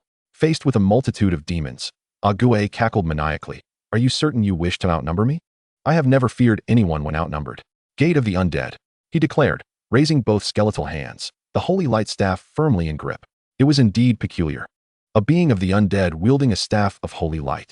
As Gui lifted his hands, the gate of the undead swung wide, and countless undead marched forth in orderly formation from the portal. Behold, this is what true might looks like. Look at that disarrayed horde of demons. They are but a rabble compared to my disciplined forces. From this day forth, refer to me as General Gui, extending his finger. Gui let out a chilling cackle. A cacophony of undead erupted with a thunderous roar, swiftly forming a crescent formation, encircling the demons. Both demons and undead are notorious figures within the chaotic faction of evil. This battle is destined to be anything but mundane. Outside the underground city, Sun Tzu watched as Gui summoned his legion of the undead, beginning his performance. It is Lord Gui. Surely, everyone is familiar with Lord Gui. Summoning the undead is his specialty. The demon's assault was utterly chaotic, resembling scattered soldiers, and crumbled before the disciplined undead. The commanding presence of Lord Ague reminded me of a saying, "Rejoice not in victory, fear not in defeat." The one who possesses the storm within yet maintains a calm demeanor may be called a general. The corpses of demons are piled high, and I believe our audience will soon witness the portal being obliterated by the army of the undead led by Lord Ague. Sun Tzu had yet to finish his sentence when, on screen, the advance of the undead army suddenly slowed. This was a deliberate tactic by Ague. He sought to acquire the experience of these demons while also dismantling the portal, as well as the experience from the demon guardians. This was all part of Lin Yuan's teachings, aimed at maximizing benefits. With ample time at his disposal, Ague retrieved a large chest from his backpack and opened it, revealing it brimming with essence of the undead, valued at a staggering 100 million. Over the past few days, Ague had tirelessly bestowed buffs at the Adventurers Association, earning 8 million, and subsequently borrowed 92 million from Lin Yandong, accumulating enough to completely deplete the essence of the undead in Tianfeng City. Ague began to fervently absorb the essence, sufficient for him to comprehend 2 more skills. As he absorbed the essence, he cackled incessantly, his actions leaving others perplexed. I see. Sun Tzu discerned Ague's intentions. Lord Ague was aiming for a twofold gain. He planned to raise the demons emerging from the portal as one would a pig, waiting to destroy the portal before the 10-minute mark arrived. He sought the experience of the demons and intended to slay the demon guardians, thereby maximizing his profit. Truly, audacity accompanies great skill. After Sun Tzu's explanation, the gaze of the onlookers towards Ague changed dramatically. Who would have thought it could be approached in such a manner? How had I not realized this? Indeed, Lord Ague's thoughts are beyond the comprehension of mere mortals. Lin Yandong casually unleashed a fire explosion spell, dispatching a level 40 fire demon. Raising his head, he gazed at Ague, who was absorbed in absorbing the essence, chuckling as he shook his head. This little skeleton was quite cunning. Meanwhile, in the Villa district, Sun Tzu focused his attention on Ali, who was scaling the lava spire. Just as he was about to speak, Ling grabbed Sun Tzu and pulled him into his own body, leaping back outside the villa. At that moment, above the villa, a man clad in black armor floated in the air. This man was the Dark Knight Paimon. The area surrounding the villa was shrouded in mist, obscuring the Dark Knight's view of reality, so he refrained from advancing recklessly, shouting from a distance, "Mu Tianqing, your time of demise has come. Today, I shall demonstrate who is the strongest knight of Blue Star." As he spoke, Paimon concentrated pure dark energy in his hands, inscribing a hexagram array in the air, which was intended to open a rift to the demon realm. Mu Tianqing viewed this clearly through the fog and wished to intervene. However, if he left, Li Weixian would likely lose consciousness entirely. Once Li Weixian succumbed to unconsciousness, the portal on his chest would no longer remain stable, and Lin Yuan would be utterly lost within the infernal demon fortress. Even if they managed to clear the dungeon, they would ultimately find themselves trapped in the purgatory. Unable to act, Mu Tianqing could only send a Yin and Ling to intervene. A Yin, Ling, hurry and stop him. He intends to open a rift to summon creatures from the demon realm to descend upon Blue Star. Upon hearing Mu Tianqing's words, a Yin and Ling exchanged glances and sprang into action without hesitation. A Yin transformed back into his dragon form, unleashing a torrent of dragon breath. A dragon. Paimon expressed surprise but remained composed. One hand continued to inscribe the array while the other raised a shield, conjuring a transparent energy barrier 3 meters in front of him, effectively nullifying the scorching dragon breath. Ling, harnessing energy, charged forward in a swift motion, his massive iron fist brimming with tremendous force, aimed directly at Paimon's hand, inscribing the array. Annoying pest. Paimon had not anticipated that a Yin and Ling would prove so troublesome. Darkness surged beneath him, engulfing Paimon instantly, and in the next moment, he reappeared 500 meters above in the sky, having completed the final step of the array. Stubborn fools, experience what despair truly feels like. Paimon laughed maniacally. Come forth, my master, the Dark Dragon. Chapter 176, Chaos Unleashed. A thunderous roar echoed in the ears of all adventurers in Tianfeng City. Dark, metallic clawed appendages emerged from the rift, followed by a pair of piercing, icy yellow eyes. As the body of the Dark Dragon fully emerged from the rift, it languidly stretched, exclaiming, "I've waited long, my dear servant." In a bid to obtain power rivaling that of Mu Tianqing, Paimon had sold his soul and forged a master-servant contract with the Dark Dragon. The consequence of such a pact was that Paimon's level would never surpass that of the Dark Dragon, and he would be subject to its control. However, the cost was steep and the rewards immense. Paimon's body was infused with dragon blood. Once he fully absorbed this blood, he would transform into a unique being, half man, half dragon, with strength at least tenfold greater than his current state, ensuring he would not falter even in direct confrontation with Mu Tianqing. Ha ha ha, do you feel despair now? Paimon maintained the array with his left hand. Today, everyone here shall perish. Mu Tianqing, will you not emerge? If you do not soon, you may never do so again. While Paimon feigned arrogance, his right hand had already coalesced into a dark dragon spear, awaiting Mu Tianqing's emergence for a surprise attack. Yet, this ambition was destined to fail, as Mu Tianqing was utterly immobilized. At this moment, the members of the Wushuang Guild were occupied with their class transition tasks, leaving only Li Weixian and Mu Tianqing present. Li Weixian had just regained consciousness with great difficulty, and only together could they maintain the portal's activation. Currently, both Mu Tianqing and Li Weixian possessed zero combat capability. The two were unable to act, and could only call for reinforcements, the nearest being Xia Ming and Li Yingchuan, with those further away likely unable to arrive in time. However, even Xia Ming and Li Yingchuan would not arrive for at least 10 minutes. In 10 minutes, it was likely that the Dark Dragon would have reduced Tianfeng City to rubble. Esteemed Dark Dragon, the flesh and blood of this city is my offering to you. Please, feast at your leisure. Paimon lowered his head, his expression one of utmost humility. The Dark Dragon surveyed the scene with its truck-sized eyes. Upon spotting a yin, its eyes lit up. What do I see? A pure-blood red dragon. After decades, you remain unchanged, Yin Ming. My dear brother. The Dark Dragon raised its claws, gesturing towards a yin. This world is so weak that you cannot conquer it. Indeed, you are like mud that cannot be molded. As your elder brother, allow me to teach you how it should be done. Having spoken, the Dark Dragon unfurled its wings, spanning over 100 meters, casting a shadow that blotted out the sun. Taking a deep breath, it brewed a terrifying breath of dragon fire within its maw. With a thunderous exhale, a torrent of gray dragon fire plummeted from the heavens, aimed directly at the location of the dark mist, where Mu Tianqing and Li Weiyan were situated, and most crucially, where Lin Yuan's home lay. Enraged, Ian flashed into the air above the villa, declaring, I shall not permit you to ravage my home. With a fierce roar, he unleashed a torrent of blazing red dragon fire. Though the Dark Dragon boasted a level of 60, a 6th-tier Lord bloodline, Ian was not far behind at level 53.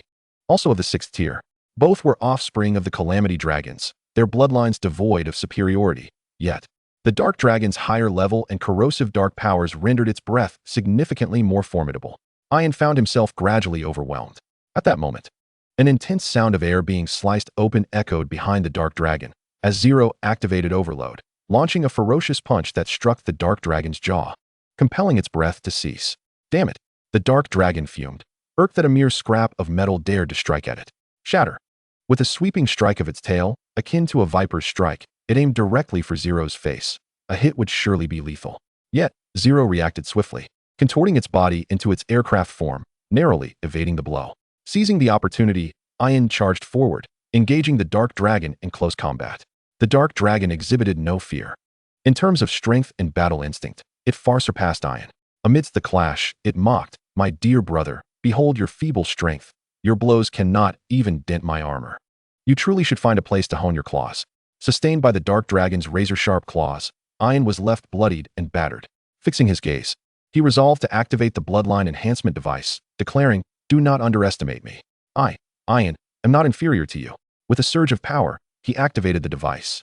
His form expanding threefold, wings unfurling to over 150 meters. Enveloped in flames, he resembled the legendary Phoenix. In this magnificent form, the Dark Dragon seemed diminished. Inside Zero, Sun Tzu observed the spectacle, unable to restrain his admiration, exclaiming, What a thrilling duel. The Black Dragon is domineering, its claws lethal, the Red Dragon fights valiantly. Unafraid of death, Sun Tzu's words vividly encapsulated the battle's intensity. Ian was acutely aware that he was no match for the Dark Dragon, so he aimed to inflict as much damage as possible within the activation window of the bloodline device. However, the Dark Dragon, sensing Ian's waning strength, opted not to engage head-on. With a mocking glint in its eye, it taunted, Dear brother, how long can you sustain this bloodline combustion? Once it ends, will you even have the strength to move? A mere ant could extinguish your life. Is it worth it to protect these insect-like lives? You, a cold and heartless creature, fail to grasp the significance of bonds. Ian charged at the Dark Dragon's abdomen, asserting that while they may be weak, they were still living beings. The strong should protect the weak, not prey upon them. Lin Yuan's home lies behind me. Even if I must perish, I will not allow you to destroy it. The fierce clash between the two dragons soon attracted numerous adventurers. Iber, Yusuji Akira, and Adams appeared around the villa. Two dragons, Adam's eyes gleamed with excitement. Dragons are treasures. Witnessing these two engage in self-destructive conflict raised the possibility of seizing the spoils should they weaken each other. Adams was not alone in this thought. Yusuji, Akira, and Iber also felt the urge to act, yet they recognized that now was not the time. A failed attempt would incite the wrath of both dragons, and none present could hope to escape unscathed from the onslaught of their fury. Chapter 177, Ascending the Lava Spine. Paimon observed the fierce struggle against the dark dragon. A glimmer of cold light flashing in her eyes. With her right hand, she retrieved a secured communicator, commanding, act, and stir the waters of Tianfeng City. Blocked the demon suppression army's reinforcements. Upon receiving the order, Zheng Yaodong promptly led his team to assault the adventurers of Tianfeng City, plunging everyone into confusion regarding friend or foe. Lin Yandong and Liao Chen's expressions darkened. They had not anticipated that Zheng Yaodong was affiliated with the Dark Knight Guild. Although Zheng's interference resulted in minimal casualties among the adventurers, paranoia surged, and trust rapidly eroded. If a remedy was not found, chaos loomed. What to do? Is there a way to unearth the troublemakers? Liao Chen exclaimed. If they continue this way, Tianfeng City will descend into pandemonium. Zheng Yaodong cunningly severed the communication system from the outset, eliminating unified command, leaving the adventurers of Tianfeng City to engage in disorganized skirmishes. Lin Yandong was in a frenzy, unsure of how to proceed. Liao Chen's eyes darted as he mused. Hey, Lin, how did Sun Tzu's words manage to spread throughout Tianfeng City? If we find him, perhaps we could identify the instigators. Realizing the merit in this reasoning, Lin Yandong urged, quickly, to the villa. Sun Tzu is there.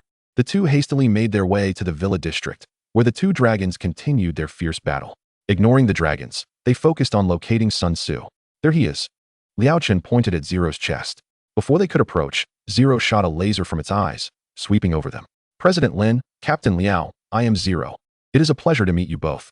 The two exchanged glances, finally understanding why Sun Tzu's voice resonated throughout Tianfeng City. It was undoubtedly the capability of this impressive mech.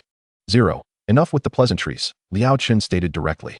Communication in Tianfeng City has been severed, and a faction is sabotaging from the shadows. Can you restore the communication system? If possible, it would be ideal to expose the troublemakers. Zero nodded affirmatively, no problem. Soon, an antenna emerged from Zero's head, restoring the network in Tianfeng City to its pre-damaged state. Greetings, everyone. I am Zero, a companion of the great Lin Yuan. I will now share the names and coordinates of the disruptors in real time. Please cooperate in the actions that follow. Zero's efficiency is remarkably swift. Even the encrypted communicators used by Zheng Yaodong and his group cannot evade Zero's discerning gaze. The target leader, Zheng Yaodong, is located at coordinates 31212372, under Zero's command. The professionals in Tianfeng City have united, transitioning from a defensive posture to an offensive one, commencing a siege against the Dark Knights Guild, a faction known for its mischief. 5 minutes elapsed quietly, and Zheng Yaodong's forces suffered heavy casualties. Had it not been for the sudden appearance of a demon that captured the attention of the professionals, they would have faced total annihilation. Communication has resumed normalcy, and both Xia Ming and Li Yingchuan are now acutely aware of the precarious situation in Tianfeng City. They promptly accelerate their pace to provide support. Tianfeng City must not falter. The external environment is chaotic, with the Dark Knights Guild's disturbances compounded by the opening of a rift to the demon realm, allowing demons to breach the boundaries and descend upon Tianfeng City sporadically. Ibel, Adams, and Yusuji Akihiro are all watching closely. Without the intervention of a Yin and Zero, Mu Tianxing and Li Weian inside the villa would have already encountered a grave crisis, and the stability of the underground city's teleportation portal hangs in the balance. Within the confines of the flaming demon fortress, Lin Yuan remains seated, casually propping his leg and awaiting the return of others. The hammer has completed his task ahead of schedule, while Ague is busy tending to pigs, and it will be some time before he concludes his work. The next to finish their assignment will likely emerge between a Li and a Lan. As he waits, Lin Yuan unexpectedly retrieves a hot pot from his backpack, instructing the undead to slice the beef while he himself begins boiling water in preparation for a hot pot feast. The sight leaves the professionals around him in a state of shock, unsure how to comment on Lin Yuan's astonishing behavior. Impressive. Truly, Lin Yuan is a master, bringing hot pot into the depths of the dungeon. While others tread cautiously in the underground city, Lin Yuan appears to be on a leisurely outing. Is there anyone who can contact the great Lin Yuan? I'm quite adept at slicing meat. Could I possibly join him on future dungeon excursions? The forum is abuzz with cheers of admiration, though some perceive Lin Yuan's actions as mere theatrics for attention. In the villa area, Yagyu Shochi scoffs, dismissing him as a show-off. Except for that dwarf, all other summoned beasts are struggling to hold on. He actually has the leisure to indulge in hot pot. She is curious to see the expression on his face when his summoned beasts meet their demise. Yagyu Yukiki remains noncommittal, lifting her gaze to behold a man wielding an enormous sword, his hand already gripping the hilt behind his back. Within the lava ridge map, Ali is scaling a perilous mountain, its steepness nearly vertical, with a thick layer of cooled lava coating the surface, rendering it smooth and devoid of any footholds. Thanks to Ali's extraordinary strength, he manages to insert his hands into the lava as he climbs. After nearly 5 minutes, he reaches the midsection of the mountain, where he encounters the silhouette of a creature, a small, clawed demon with the wings of an eagle, known as the Clawed Demon, 4th tier leader. Level, LV 40. Health points, 4, 200. 000. Mana points, 20, 000. Attack power, 125, 000. Defense, 30, 000. Magic resistance, 10. Skill 1. Rending claw attacks inflict a tearing effect on the target, causing 50, 000 points of physical damage per second for 3 seconds, stacking up to 5 times. Skill 2. Swiftness increases flight speed and attack speed by 50. Skill 3. Wind tornado spins rapidly to generate a powerful gust, dealing 20, 000 points of magic damage to targets within a 5-meter radius and knocking them back, with a cooldown of 10 seconds. Skill 4. Collarbone charges towards a target after a 3-second build-up, inflicting 80, 000 points of physical damage, and dropping the target from a great height, with a cooldown of 20 seconds. Upon spotting the Claw Demon, Ali's right hand instinctively reaches for the sword hilt on his back. A total of 20 clawed demons, their eyes glinting menacingly, charge at him from various directions. Ali propels himself powerfully, turning to brace his back against the ridge, his feet planted firmly in the holes created by his earlier ascent, gripping the sword hilt tightly. A click resounds as a dazzling aura emerges, startling the advancing claw demons into retreat. Chapter 178. Sword Immortal Ali. The Darkblade Demon's sword is rent asunder, revealing the radiant sword of light and the searing sword of fire, both gripped firmly in Ali's hands. With a calm gaze, he observes the retreating claw demons and commands, "Go." His right hand extends forward, and the sword of light darts through the air with astonishing speed, leaving trails of golden threads in its wake. Ali, with his hand positioned like a sword, unleashes a void slash. The sword of light spins rapidly, transforming into a terrifying golden whirlwind, and within moments, the 20 clawed demons are vanquished. With a flick of his wrist, the sword of light returns to his hand, blooming into 20 golden lotuses at the site where the clawed demons once stood, resembling exquisite glass, radiant and captivating, an artistic masterpiece crafted by Ali, the art of slaughter. In terms of elegance, Ali has never disappointed. With the clawed demons no longer a hindrance, Ali could continue his ascent, yet he remains stationary, lost in contemplation. The recent flight of the sword of light has sparked an idea. Could he soar if he stood upon the sword? Ali is a man of remarkable execution. He casts the sword of light into the air, allowing it to hover before he lightly steps onto it. Initially, he struggles with the balance of sword riding, almost tumbling off several times, but within a minute, he has mastered the art of sword flight. The sword rises gently, and Ali stands tall, hands clasped behind his back, exuding the aura of a master, brimming with prestige. Oh my heavens, what am I witnessing? Sword flying. Incredible. Is this truly sword flying? How did he manage to achieve this? Everyone outside is engaged in fervent discussions, questioning the nature of Ali's sword flight, whether it is a skill, an innate talent, or perhaps a unique weapon trait. The professionals express their envy as they discuss this remarkable feat. Liao Chun, leading a team that has just dispatched a claw demon, glances up and is struck by the sight of Ali soaring through the air on his sword. Filled with envy and admiration for this young man who has outshone them all. After today, it is likely that his name will echo throughout the Blue Star. However, those two swords are truly magnificent. It is not only Liao Chun who desires them. Ibir, Adams, and Yusuji Bin have all discerned that the two swords wielded by Ali are no ordinary weapons, but rather top-tier epic artifacts. A fervent glimmer flickered in Yusuji Bin's eyes, for they might even be legendary weapons. It is a travesty to see such splendid arms casually entrusted to a summoned creature. Yusuji Bin caressed the 55-level diamond-grade katana at his waist, his eyes filled with longing. Such elite weapons could hardly unleash their full potential in the hands of a mere summoned beast. Only I, the mightiest of demon warriors, am truly worthy of wielding such a sword.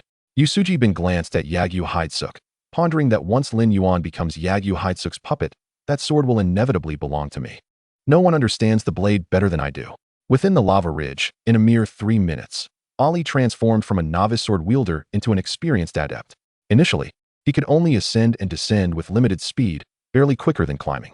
Now, however, Ollie could fly diagonally upwards, one hand resting behind his back, while the other deftly maneuvered the magic sword, soaring at an astonishing speed that was exponentially faster than before. What once took over 20 minutes to reach the summit now required only 3. As Ollie soared through the air, the winds billowed his cloak, creating a resounding whistle. Along the way, he encountered several waves of claw demons. These fiends barely had time to glimpse Ollie's face before a searing sword pierced through their chests, leaving behind indelible sparks of flame and wisps of smoke in the air, marking Ollie's passage. Upon cresting the ridge, Ollie beheld a vast expanse before him. The mountaintop spanned the size of 2 football fields, where a demon clad in a black scarf was practicing martial arts. Indeed, he was engaged in training. Towering at 2 meters, resembling a tiger, this demon was considered diminutive among his kin. He wielded a colossal sword, faintly rusted, of indeterminate material. As Ollie landed, the 2 swords clashed together with a resounding thud, unleashing a crimson wave of energy that startled the practicing demon. Ruthless Tiger Demon, Tier 5 Battle General. Level, LV 49. Health, 20, 000. Mana, 300, 000. Attack Power, 180, 000. Defense, 75, 000. Magic Resistance, 25. Skill 1. Wind Impact exhales a powerful gust, dealing 100, 000 magic damage to linear targets within a 10-meter range. Cooldown 6 seconds. Skill 2. Wind Slash executes 3 consecutive slashes on a target, increasing critical hit rate by 30. Cooldown 7 seconds. Skill 3. Decapitating Blade swings the weapon to deliver a lethal strike, causing 250, 000 physical damage. Cooldown 8 seconds. Skill 4. Tiger Hunt blocks melee damage and retaliates, inflicting 300, 000 physical damage on the attacker. Cooldown 10 seconds. Skill 5. Demonic Blood Burn consumes demonic blood to enhance maximum health, attack power, and attack speed by 50%. The Ruthless Tiger Demon rested the immense sword upon his shoulder, his gaze fixated on Ollie, specifically on the magic sword in his grasp. What a fine blade. Such a remarkable weapon would make an exquisite addition to my collection. With a powerful motion of his right hand, the colossal sword was lifted from his shoulder, its tip aimed menacingly at Ollie. Considering you have delivered this treasure to me, I can grant you one condition. Have you decided how you wish to meet your demise? A swift decapitation, or perhaps dismemberment into 8 pieces? As he uttered the latter, the Ruthless Tiger Demon forcefully propelled himself from the ground, a tempest swirling around his sword, an aura of intense bloodlust emanating from his being. He was not one to adhere to the rules of combat, unleashing his ultimate abilities right from the outset. Both the demonic blood burn and wind slash were activated simultaneously, intending to annihilate Ollie in an instant.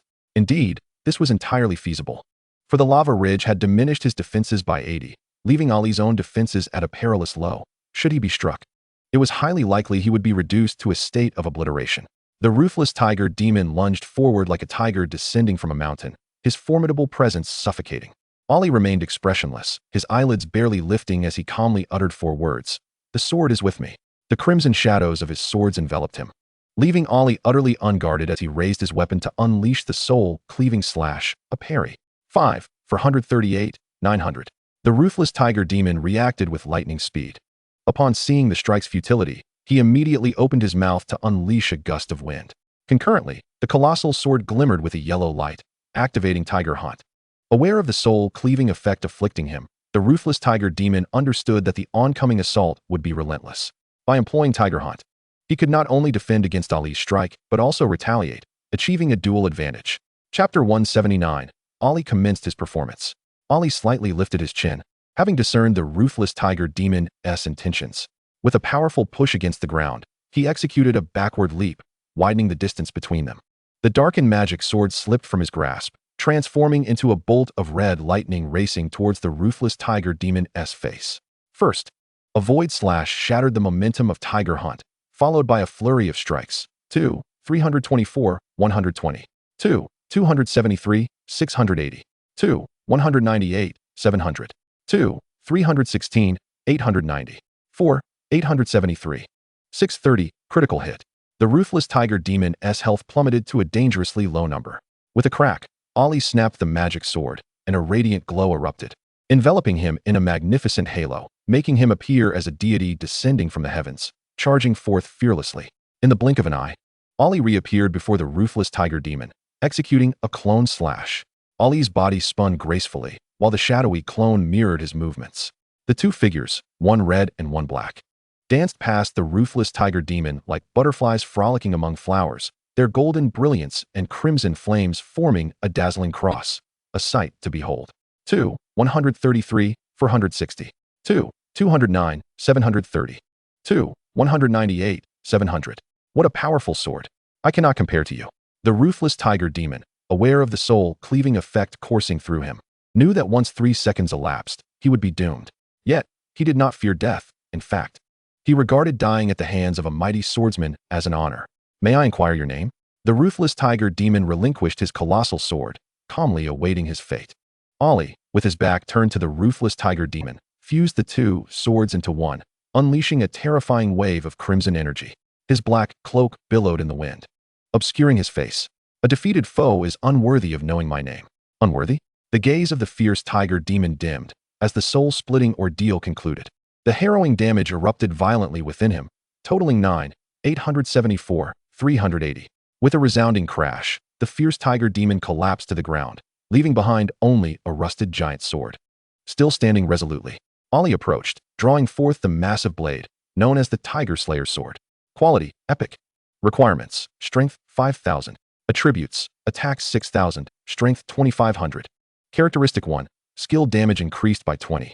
Characteristic 2, the weapon can be transformed into the Tiger Slayer bracers, with a 50 reduction in attributes. But attacks will accompany a tiger's roar. Though Ali already possessed a legendary Dark Offspring sword, the attributes of the Tiger Slayer's sword, while commendable, did not capture his attention. However, the second characteristic of the sword piqued his interest. It could indeed transform into bracers. Despite the halving of its attributes, it remained a highly valuable piece of equipment. As Ali wielded the Tiger Slayer's sword, he activated its second characteristic, and the sword, as large as a door, morphed into two fearsome bracers that resembled a roaring tiger. After donning them, he gently swung his magical sword, and a resonant roar echoed forth, reverberating across the land with great majesty. A smile crept onto Ali's lips as he secured the magical sword at his back. Finding a fitting position, Ali retrieved a piano from his backpack. With a few deft strokes, the melody of the Fates Symphony began to unfold, as if heralding the destiny of the Demon Lord, one that led to a dead end. Killed the evil demon, LV 40. Experience points, 120,000. Killed the fierce tiger demon, LV 49. Experience points, 300,000. Evolution points, 50,000.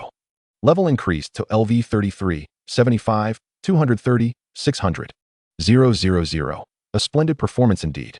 Lin Yuan, having enjoyed half of his hot pot, could not help but applaud Ali's display. His leisurely demeanor exemplifying the very essence of the art of slaughter. Lin Yuan tilted his head, revealing a radiant smile, pondering how the onlookers outside must be awestruck by Ali's stunning performance.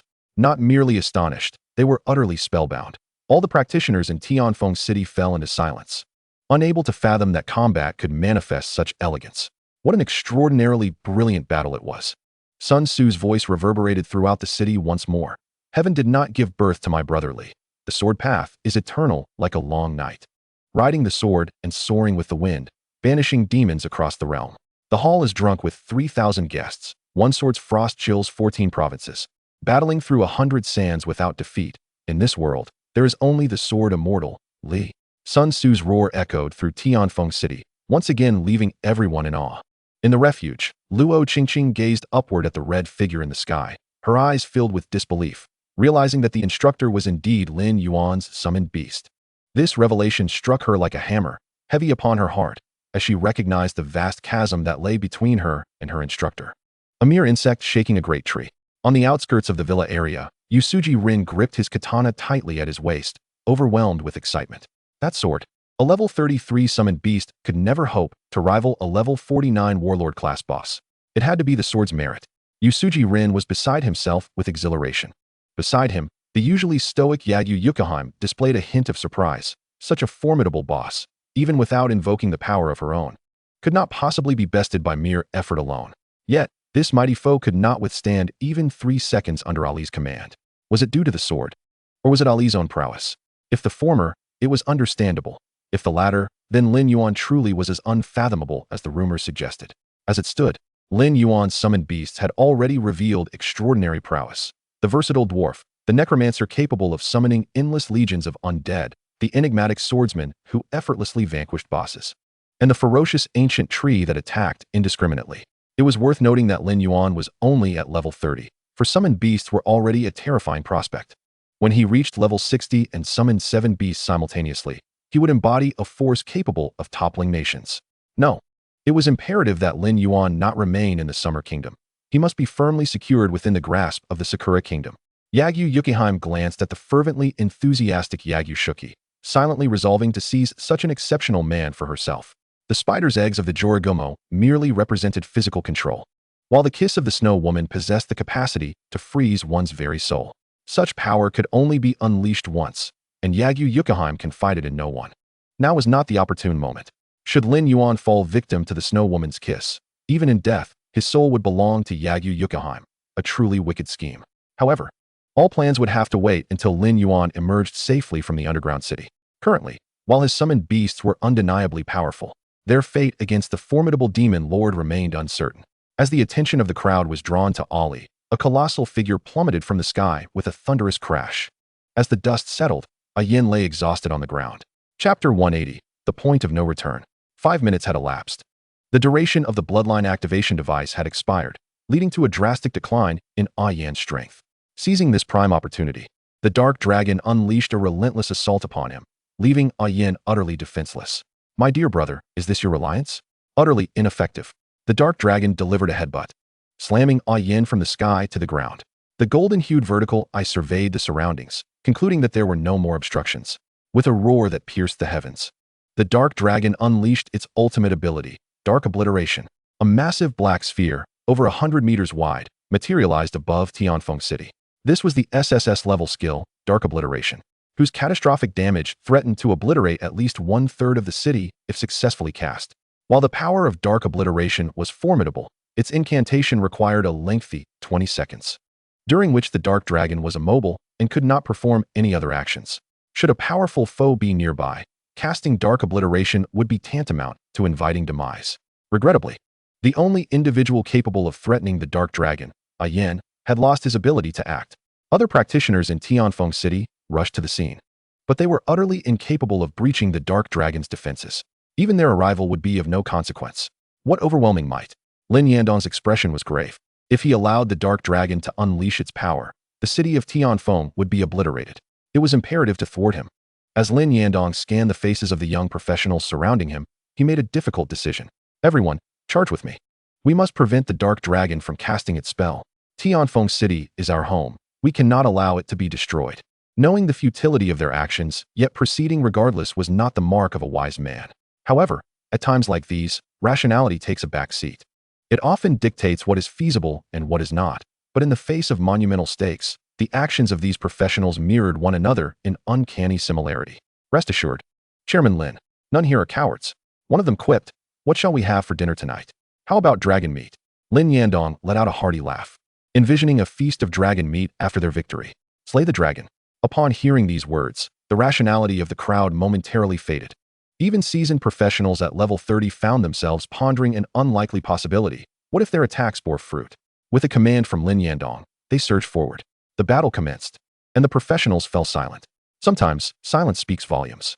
Clutching their weapons tightly, they hesitated, knowing that retreat could lead to a life mired in suffering, while advancing meant certain death. Yet, not a single soul chose to retreat. The Dark Dragon regarded Lin Yandong and his cadre with disdain, mocking their audacity. Come, unleash your assaults upon me. This may be the closest you ever come to me in your lives. The Dark Dragon's defenses and magical resistance were formidable. Only true damage could penetrate its defenses. When an arrow from a level 45 archer struck the dragon's thick scales, it merely clattered to the ground, leaving no mark. Ha! Ants, savor the fleeting glory of your final moments. With 10 seconds remaining until the Dark Obliteration spell was completed, Lin Yandong's group faced imminent annihilation. At that moment, the only ones capable of interrupting the Dark Dragon's incantation were Adams, Iber, and Yusuji, all level 60 professionals. While they were not the strongest, they could indeed disrupt the Dark Dragon's spell. However, should they succeed, they would face the wrath of the enraged dragon, which could very well tear them apart. Such self-sacrificial acts were not in their nature. If this were their homeland, they might have considered it, but they stood on the soil of Xia country. It was already commendable that they refrained from taking advantage of the situation. Expecting them to sacrifice themselves to save Xia's professionals was too much to hope for. As the dark orb in the sky swelled, despair flickered across Lin Yandong's face. Was there truly no way? Was Tianfeng City destined for destruction? He felt a deep reluctance, having not yet witnessed Lin Yuan's vision for the city's growth and prosperity. Under Lin Yandong's leadership, the professionals launched themselves at the Dark Dragon with reckless abandon, refusing to concede until the very last moment. Meanwhile, Adams and his companions had retreated to a secure distance, waiting for the dark explosion to conclude before deciding their next move. At this moment, the Dark Dragon's scorn, Mu Tianxing's powerlessness, and the desperate struggles of Tianfeng's professionals formed a vivid tableau of existence. In a corner unnoticed by all, Zero stood beside Ian, having just cast a healing mist to alleviate Ian's injuries. As Ian began to recover, Zero lifted his gaze skyward. The weapon module was damaged, and the energy beam was inoperative. With insufficient energy, he could not activate the super overload mode. Analyzing potential solutions, Zero concluded there was but one viable plan: to utilize the energy ignition source, forcibly activating Tier 7 combat power, with the consequence of significant damage to his body. Once the optimal solution was identified, Zero took 2 steps left and plunged a hand into the ground, where the Villa's power transfer station was located. The ignition source activated fully, unleashing a surge of energy. Zero clenched his fist, and a terrifying current coursed through his body. In that instant, he commandeered the entire energy supply of Tianfeng City for his own use. Yet, it was still insufficient. To restore to Tier 7 power, an immense amount of energy was required. A complex data stream flickered in Zero's eyes as he drained the entirety of the city's underground energy reserves. Zzz. Crackling arcs of electricity erupted around Zero, his body showing signs of melting. The commotion he caused drew everyone's attention. The Dark Dragon, witnessing Zero entwined in arcs of electricity, curled its lip in derision. A mere scrap of metal, on the verge of melting, still struggles for existence. Zero withdrew his arm from the ground, his right fist crackling with dreadful energy. Struggling for survival? I prefer to call it a desperate gamble. Stepping forward, his voice steady and resolute, he declared, "As long as I draw breath, no one shall lay waste to this land." Chapter 181, Zero's Scheme. Before his words faded, a surge of energy erupted beneath Zero's feet. In a flash, he unleashed a punch, the force akin to thunder. The terrifying energy swirled around his fist, electricity coursing wildly, resembling the arrival of a thunder god. As his fist connected with the junction of the Dark Dragon's neck and body, a sickening crunch echoed. 1/3 of the dragon's neck shattered, a gaping wound of 15 meters in diameter appearing at its chest. The ferocious current clung to the injury, and in an instant, the wound turned pitch black. The dragon's keen sense detected the acrid scent of charred flesh. With a single punch, Zero made the Dark Dragon acutely aware of what it meant to wield the power of a sovereign. Even if such an assault could only be unleashed once, it was undeniably the might of a ruler. Blood splattered across the sky as the Dark Dragon, chanting its arcane incantations, let out a piercing wail. Unable to maintain its spell, the dark explosion erupted uncontrollably with a thunderous roar. The entire heavens were enveloped in an inky blackness. Fortunately, it detonated in the sky. Had it occurred on the ground, the Villa district would have been laid to waste. Success! Lin Yandong exclaimed with delight. Zero had thwarted the Dark Dragon. Truly remarkable. The other adventurers, witnessing Zero, whose body crackled with arcs of electricity, shouted loudly, "It's the Mecha of the great Lin Yuan. Remember his name. He is Zero." In that moment, Zero finally felt the essence of being a living being, recognized by others, an emotion unattainable during his existence as mere data. He raised his hand and hurled metallic shards at the adventurers before him. These fragments were part of his being, allowing seamless communication with Lin Yandong and his companions. "Listen to me. The Dark Dragon is not dead. You must retreat to safety immediately." Lin Yandong was taken aback and murmured, "The Dark Dragon isn't dead? Shouldn't we press the advantage and strike while it's down?" Someone had already acted. Zero's gaze swept over the others. Iber, Yusuji Akira, and Adams, 3 level 60 adventurers, were hastening toward them. Are you their match? To prevent unnecessary casualties, retreat at once. Although Lin Yandong did not comprehend why Zero urged retreat, he chose to trust him and promptly withdrew to eliminate the demons elsewhere. Upon Lin Yandong's command, everyone swiftly dispersed from the Villa district. After they departed, Zero silently returned to In's side. He had indeed had the opportunity to deliver a fatal blow to the Dark Dragon, but refrained from doing so. Striking it down would have consumed 98 energy, leaving him incapable of even standing afterward. With Ian gravely injured and Mu Tianxing unable to escape. If Zero lost his ability to act, the Villa District would be left defenseless. Let us not forget, in the skies above, the Dark Knight loomed, watching intently. On the outskirts of the Villa District, Adams, Yusuji Akira, and Iber observed coldly. Should the Dark Dragon perish, the fragile balance among the three factions would be irrevocably shattered. It was well known that a slain dragon would yield treasures, and INS demise would render the seal of the Dragon Nest dungeon ineffective. Thousands of dragon beasts would descend upon Tianfeng City, transforming it into a haven for demons by the time Xia Ming and Li Yingchuan arrived. In an instant, Zero calculated multiple scenarios and opted for the most prudent course, to inflict significant damage upon the Dark Dragon, leading all to believe it was on the brink of death, thus igniting the greed of Adams, Yusuji Akira, and Iber. Should they attack, they would inevitably face a fierce counterattack from the Dark Dragon, regardless of who emerged victorious. Zero's remaining 40 energy would ensure the demise of the opposing party. Had anyone been privy to Zero's cunning plan, they would have surely applauded, exclaiming, "What a brilliant stratagem, luring the snake from its hole, using a knife to kill, and capturing all within the net." Indeed, Zero possessed an unparalleled understanding of human nature. Adams, Yusuji Akira, and Iber, in tacit agreement, charged toward the location where the Dark Dragon had fallen. A level 60 Lord-class Dark Dragon guaranteed the drop of epic-level equipment, perhaps even legendary gear. The acquisition of such equipment would undoubtedly elevate an adventurer's prowess. And a legendary item could propel a second-rate adventurer into the ranks of the elite. Under such immense temptation, Adams, Yusuji Akira, and Iber could hardly resist. As they moved, Adams drew a sword glowing with a verdant light and addressed Yusuji Akira and Iber. "Gentlemen, the Dark Dragon is barely hanging on. Let us each rely on our own strength." Naturally, Yusuji Akira and Iber replied in unison. Thus, the three unleashed their most formidable abilities. Adams activated his force, enhancing all attributes by 50%, significantly augmenting his attack power as he executed a force strike aimed at claiming the Dark Dragon's life. Iber's gaze sharpened, icy blue light enveloping his weapon as he unleashed his Shadow Assassin's ultimate skill, Cold Blood. With a 100 increase in critical hit rate and a 500 boost in critical damage, it was well known that assassins boasted the highest burst damage. Against a Dark Dragon on the brink of death, this strike would undoubtedly be earth-shattering. Yusuji Akira, lacking the overwhelming presence of the other two, wielded his blades. A red, ghostly figure manifesting behind him, mirroring his movements. With an S-class skill, he executed a wind-cutting slash. The trio employed their most potent techniques, intent on slaying the Dark Dragon on the spot. Their intentions were noble, yet their calculations were fated to falter. The Dark Dragon roared, its head raised defiantly, "You wretches! I shall ensure you meet a miserable end." Although Zero's attack had severely injured the Dark Dragon, it still retained approximately 30% of its life. Its neck, shattered by a third, did not signify its imminent demise, for the strength of dragons lay in their robust vitality. Unless their heart or head was destroyed, they would not perish instantly. With a frigid glare, the dragon sought Zero's whereabouts. Failing to locate him, the fierce onslaught from Adams and his companions ensued. With a piercing sound, the glowing sword, dagger, and katana simultaneously struck the Dark Dragon's body, reducing its life force by another 5. Although their attacks were not fatal, they thoroughly enraged the Dark Dragon. "You cowardly insects! I will make you pay dearly."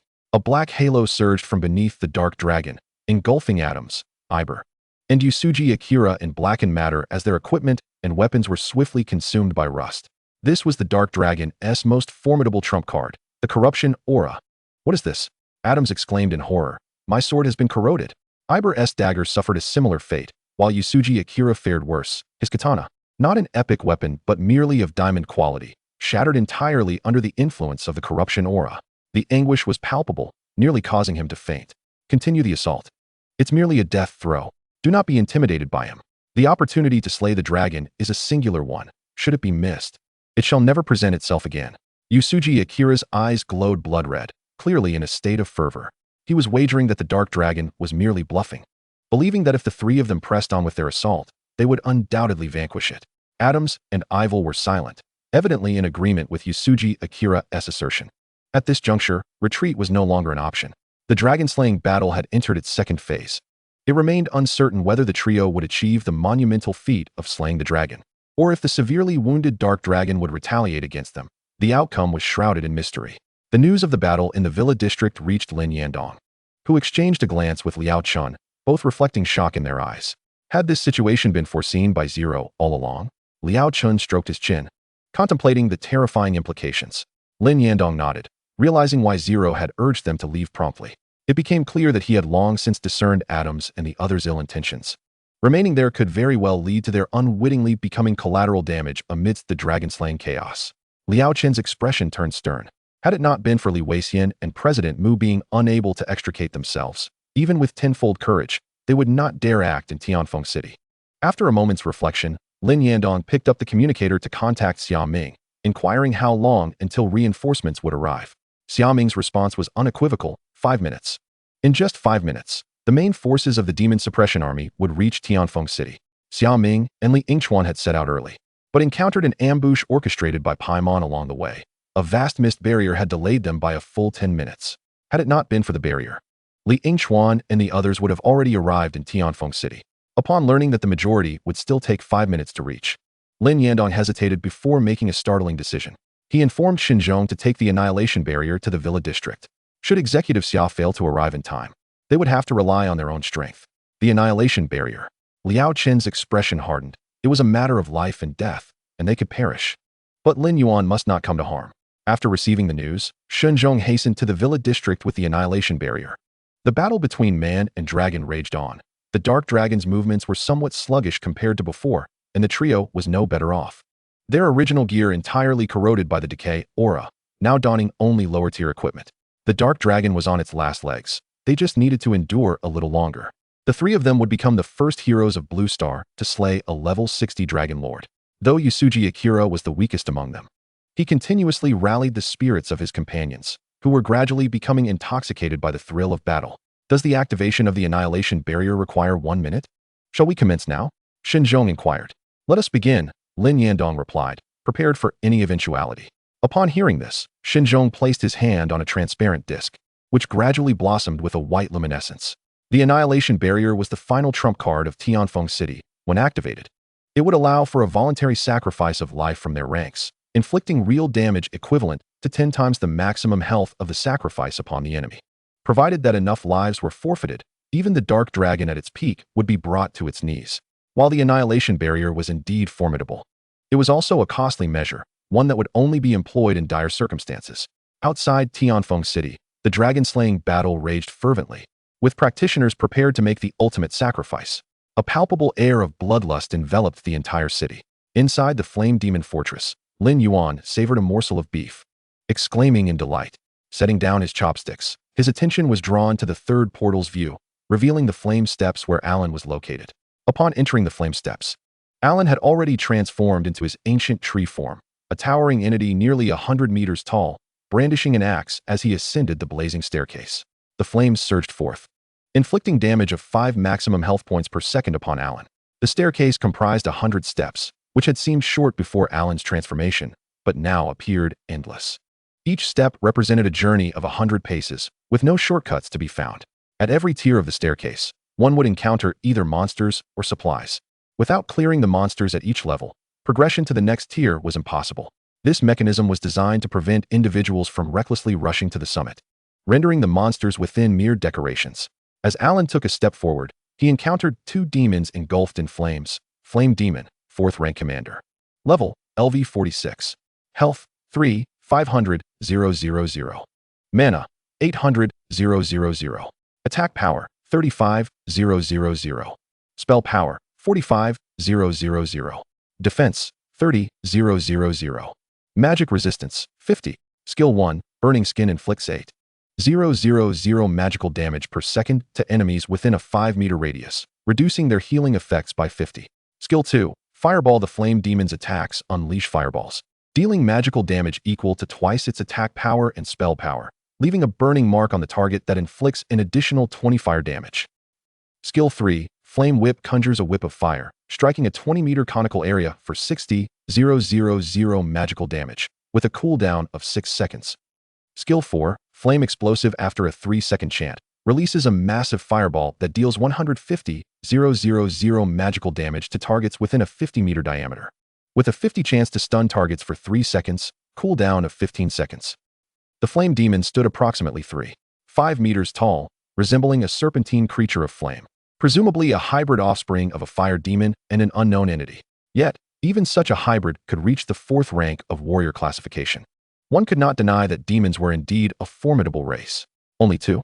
Alan seemed somewhat disappointed. Is that it? There should at least be a few hundred like those from the neighboring Inferno Gate. It would be exhilarating to hack away at them. Alan muttered. Is this enough to satisfy anyone? His words instantly rendered the 2 flame demons speechless. What is this? Is he complaining about our numbers? Just because we're larger doesn't mean we're less fierce. Seizing the opportunity while Alan was still at a distance, the 2 flame demons began to chant the flame explosive, intending to deliver a striking blow to Alan. Chapter 183. Carving a Path to the Summit. The fire demon belongs to the category of high attack, low defense magical creatures. Even the formidable axe-wielding demon could not withstand a mere second under Alan's onslaught, let alone the 2 of them. As the fireball coalesced into a size akin to a basketball, Alan swung his 100-meter-long axe with unerring precision, cleaving the guards into disarray, rendering them indistinguishable from one another. Perhaps it was the mechanics of the fiery staircase, or perhaps Alan's strength was simply overwhelming. A fissure opened in the middle of the staircase, threatening imminent collapse. Alan lifted his gaze and, without hesitation, stepped onto the next tier. On the 2nd level, rather than monsters, Alan encountered an altar radiating a green luminescence, which bestowed a regeneration of 8 health and mana per second for a duration of 5 seconds. Without a moment's pause to regard the altar, Alan brought down his axe with a resounding crash, shattering it into fragments, and continued onward to the next tier. For the duration that followed, whatever adversaries appeared before him met with Alan's unrelenting axe. His intention was straightforward: 100 tiers of stairs to conquer, and he would cleave through them all, ensuring the swiftest completion of his ascent. In his everyday demeanor, Alan was gentle and nurturing, fond of tending to flowers and herbs, and crafting potions, truly the essence of a neighborly older sister. However, once plunged into combat, he transformed entirely, adopting a frenzied, hysterical, and irritable persona. He felt compelled to compete with the likes of Ollie and his comrades, aware that while he might fall short against such battlefield heroes, he must at least outperform the mundane Egwei. After all, Egwei was merely a 5th-tier entity, as a 6th-tier ancient tree of wisdom. How could Alan possibly lag behind a 5th-tier being? Such a notion was utterly inconceivable. Alan advanced with remarkable speed, and no matter how many fire demons confronted him, they could not impede his progress for even 2 seconds. In approximately 7 minutes, he ascended to the 100th tier, where he beheld the remnants of the previous 99 levels. Marred by countless cleaving marks, the steps were stained a vivid red with the blood of demons, transforming the once majestic fiery staircase into a shattered wasteland devoid of any value for restoration. With his right hand dragging the axe, the blade scraped against the ground, producing a shower of sparks. After just a few strides, 2 identical fire sprites emerged before him, the twin fire sprites, 5th-tier warriors. Level LV 49. Health 22,000,000. Mana 5,000,000. Attack 75,000. Spell power 120,000. Defense 50,000. Spell resistance 30. Skill 1. Twin Birth. The fire sprites share health and can attack simultaneously. Skill 2. Fireball Impact randomly releases 20 fireballs within a 30-meter radius, each inflicting 30,000 magic damage, with a cooldown of 5 seconds. Skill 3. Flame Ring restricts the target's movement for 5 seconds. If the target touches the flames, they suffer 200,000 magic damage and are knocked back, with a cooldown of 12 seconds. Skill 4. Scorching Pain. After a 15-second chant, inflicts a burning effect on the target, increasing fire damage taken by 100, lasting 3 seconds. Skill 5. Shockwave releases a high-temperature shockwave, dealing 150,000 magic damage to targets within a 10-meter radius and reducing their movement speed by 80 for 5 seconds. With a cooldown of 10 seconds. The fire sprites stood approximately 8 meters tall, their lower bodies resembling serpentine forms, while their upper halves bore human arms, each wielding a flaming trident, glaring at Alan with malicious intent. Alan, with his axe planted defiantly in the ground, beckoned the fire sprites with an arrogant gesture, inviting them to battle. Come, let us engage in combat. The previous trash could hardly endure for 2 seconds. I wonder if you two can provide me with the satisfaction I seek. Alan's taunts incited the twin fire sprites' fury. How bold! Prepare to witness the terror of flames. They positioned themselves in a triangular formation, one unleashing the flame ring while the other began to chant Scorching Pain. Fiery tendrils erupted from beneath Alan's feet, encircling him within a ring. for 5 seconds, he was unable to move or act without suffering grievous harm. Additionally, the effect of scorching pain doubled the damage he would endure, inflicting a burn of 10 maximum health per second. Were it any other adventurer, panic would have set in at this point. Burning 10 maximum health per second for 10 seconds would spell doom. Yet Alan remained unfazed. He possessed the ability to regenerate 10 maximum health per second, rendering the scorching pain effect merely a temporary setback against his innate regenerative talent. His health remained at its peak. Upon transforming into his ancient tree form, Alan's health surged to an astonishing 3.5 million, a truly formidable figure. Even with the full might of both fire sprite bosses unleashed, it would take several rounds of attack to bring him down. Alan, however, needed only to seize the opportunity. With 2 strikes of his wisdom-infused power, he could obliterate the heads of the twin fire sprites. With all his might, Alan's hands gripped the ancient tree's adversarial axe, which radiated a soft blue glow, signaling the activation of his wisdom power. The time for his cleaving assault had arrived. As he stepped forward, Alan was propelled backward several meters, a deliberate tactic on his part, landing directly before the fire sprites. Upon impact, a staggering damage figure of 400,000 manifested. And while any other class would have been vanquished in mere moments, Alan's health had only diminished slightly, leaving him hardly worse for wear. The onslaught of the 2 fire demons persisted, as fiery projectiles danced through the air, hurtling towards Alan with alarming speed. Without hesitation, Alan summoned his wisdom barrier. The fireballs collided with the shield, producing a cacophony of crackling sounds. The shield had the capacity to absorb damage equivalent to 30 of his maximum health, which totaled 3.5 million, allowing it to withstand 1,000,000 points of damage. Despite the full force of the fire demons, they could not breach Alan's defenses. He lifted his gaze, a hint of madness flickering across his features, and mused, "Wasn't that a delightful explosion? Now, it seems, it is my turn to strike." With a flourish, Alan swung his weapon, the axe cutting through the air with a piercing whoosh that assaulted the eardrums. The numbers flashed: 754230, 792040, 158, 3700, critical hit. Ha ha ha, little fire serpents. Why do you hide? Allow your sister to shower you with affection. Chapter 184, Level 61 Dark Dragon Knight. Ahaha, are you 2 mischievous ones attempting to play hide and seek with your sister? Alan's attack range extended nearly 100 meters, forcing the 2 fire demons to flee in all directions under the relentless onslaught of his axe, their attempts at casting spells utterly futile. Deprived of the searing pain effect, it took mere seconds for Alan's health to regenerate fully. As the 10-second mark passed, the shield detonated, inflicting 350,000 damage upon the 2 fire demons. Just as they believed Alan's shield had dissipated and prepared to launch their own assault, a new transparent barrier materialized around him. This wisdom shield, devoid of cooldown, was utterly unreasonable, leaving the fire demons cursing in frustration. What in the world is this tree? It's both resilient and damaging, its large frame moving with surprising speed, and wielding a 100-meter-long axe that outranges our spells. Truly a model of absurdity. Unaware of the fire demon's thoughts, Alan continued his relentless hacking. Ever since acquiring the ancient tree's nemesis, cleaving had become second nature to him. He could effortlessly split a log in 2, even with his eyes closed, achieving perfect precision. Do not inquire how he accomplished such feats. It was merely the result of practice. The 2 fire demons, left impotent by Alan's relentless strikes, could only evade. But their fate was a slow and agonizing demise. Periodically, Alan could unleash his shield to obliterate them, yet to remain still would mean certain death. As the power of wisdom activated, his war-trampling and shattering strikes followed suit, instantly decimating millions of health points from the fire demons. A fragile magical boss could withstand only 2 or 3 rounds of such assault. Thus, Alan pursued, and the fire demons fled, desperately clinging to life for 3 minutes. Under the final explosion of Alan's wisdom shield, the 2 fire demons collapsed to the ground in defeat. Cut! I have yet to indulge myself. How can you fall so soon? Alan, feeling disheartened, dispelled his transformation and approached the corpses of the fire demons, bending down to retrieve a red orb radiating intense heat. Blood of burning. Quality, epic. Requirements, 500,000 health. Attributes, stamina 3000, health 200,000. Trait 1, increases health recovery speed by 100. Trait 2, active use restores 100 health, cooldown of 5 minutes.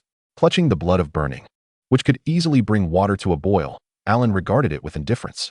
Equipping the blood of burning elevated his health to 900,000. And the first trait S enhanced recovery rate synergized with his innate regenerative abilities. Originally recovering 10 health per second, this doubled to 20 health per second. Now, Alan had transformed into an indomitable force, his ancient tree form boasting 5 million health, regenerating 900,000 health each second. Unless struck by an instant kill skill, Alan would become a nightmare for his adversaries, capable of both enduring assaults and dealing massive damage. Standing firm, he embodied an insurmountable wall, a singular force that could not be breached. What a splendid battle it had been. The battlefield reporter, Sun Tzu, made his presence known, his melodious voice narrating. Alan emerges, radiating brilliance as he wields his gleaming axe. The fire demons, overwhelmed by fear, face a slow and torturous demise. Desperate to evade, they find no escape, leaving onlookers captivated by the spectacle. Dear spectators, for formidable trials have been overcome, with 3 already vanquished. Let us observe as Lord Ague leads his legion of undead into battle, striking at the heart of the enemy. The situation in Tianfeng City was exceedingly chaotic, with remnants of demons and dark knights alongside opportunistic foreign professionals. Only those sheltered in temporary sanctuaries had the leisure to listen to Sun Tzu's commentary. Meanwhile, the adventurers still active outside had predominantly gathered near the villa district. In the skies, the dark dragon neared its limit, and the trio of atoms found themselves in dire straits. Their battle was fierce and unyielding, yet all overlooked the presence of one individual, the Dark Knight, Paimon. Logically, with the dark dragon gravely injured, Paimon should have interrupted the formation to teleport it back to the demon realm. However, he did not. As the servant of the dark dragon, Paimon was acutely aware of its condition. Following the trio's renewed assault, he unleashed the dark dragon spear he had meticulously prepared, aiming not at anyone else but the dark dragon itself. A streak of black light flashed by, puncturing the dark dragon's heart with precise accuracy. In an instant, the dark dragon's vitality was devoured, its colossal form collapsing to the ground. Who did this? The trio of Yasuji-ban exclaimed in fury, casting their gaze towards the origin of the spear. It was Paimon. It was you. The 3 were perplexed. The dark dragon had been summoned by Paimon, who even referred to it as his master. Yet, it was Paimon who had just struck down the dark dragon. What could possibly be his intention? Why could it not have been them? With the dark dragon's demise, Paimon no longer needed to maintain the formation. In a flash, he appeared before the fallen beast, surveying his surroundings. He paused momentarily upon seeing Zero, reflecting, though this outcome deviated slightly from my expectations, I have ultimately achieved my goal. The pure blood of the black dragon is sufficient to transform me into a true dark dragon knight. Paimon pressed her hand upon the lifeless head of the dark dragon, activating an arcane sigil of unknown origin. In an instant, a billowing black mist enveloped the scene, as the dragon's corporeal form began to disintegrate rapidly, ultimately coalescing into a single droplet of golden blood, the most precious essence of the dragon's lineage. Upon consuming this primordial blood, Paimon ascended to level 61 and successfully completed her 3rd advancement quest, transforming into an immensely powerful dark dragon rider. This class is not merely a knight.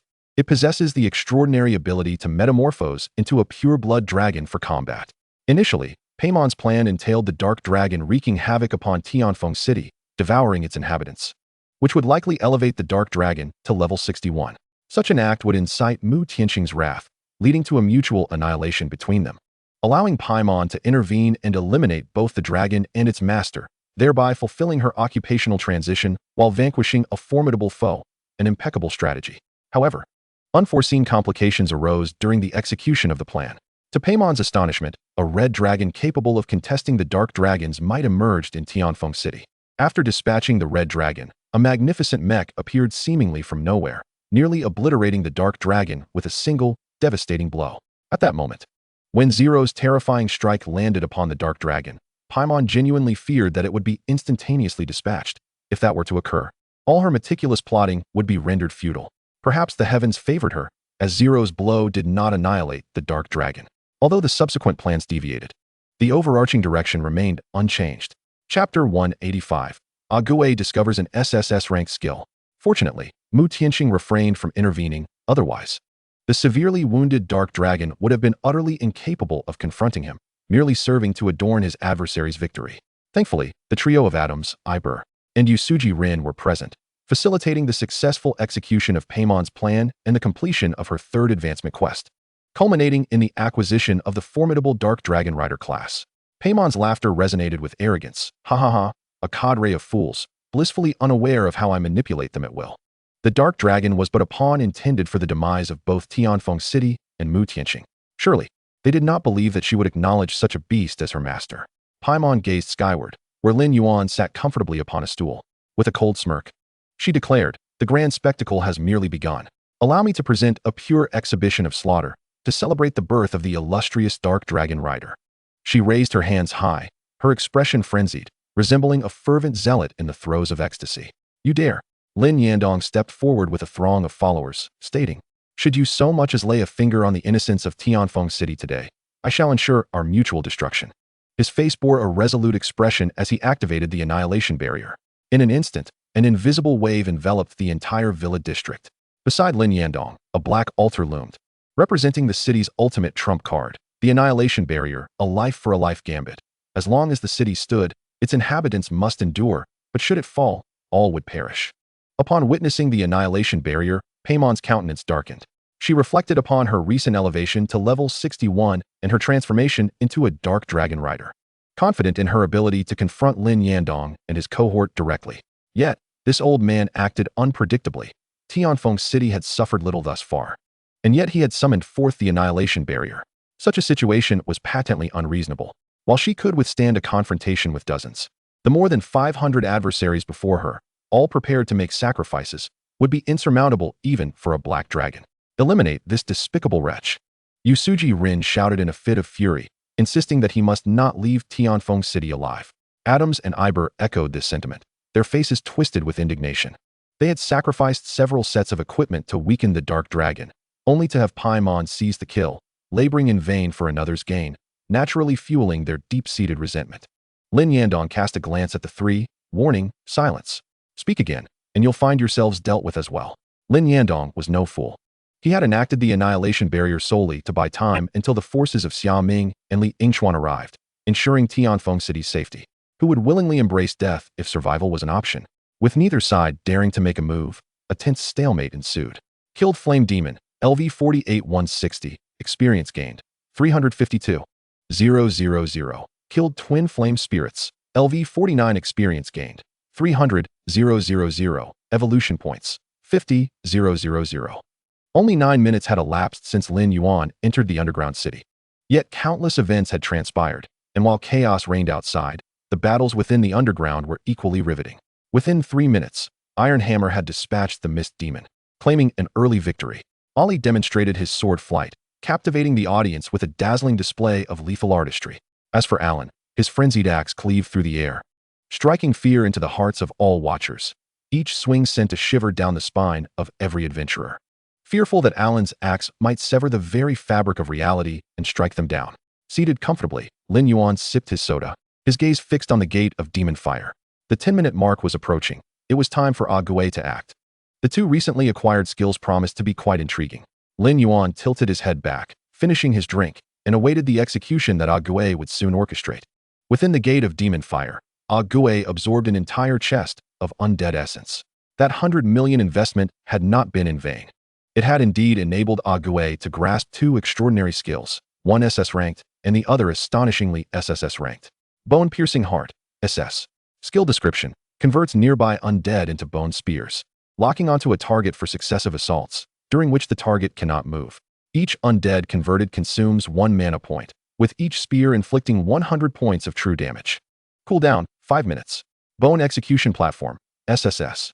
Skill description, consumes 100,000 mana points. Cast time of 5 seconds.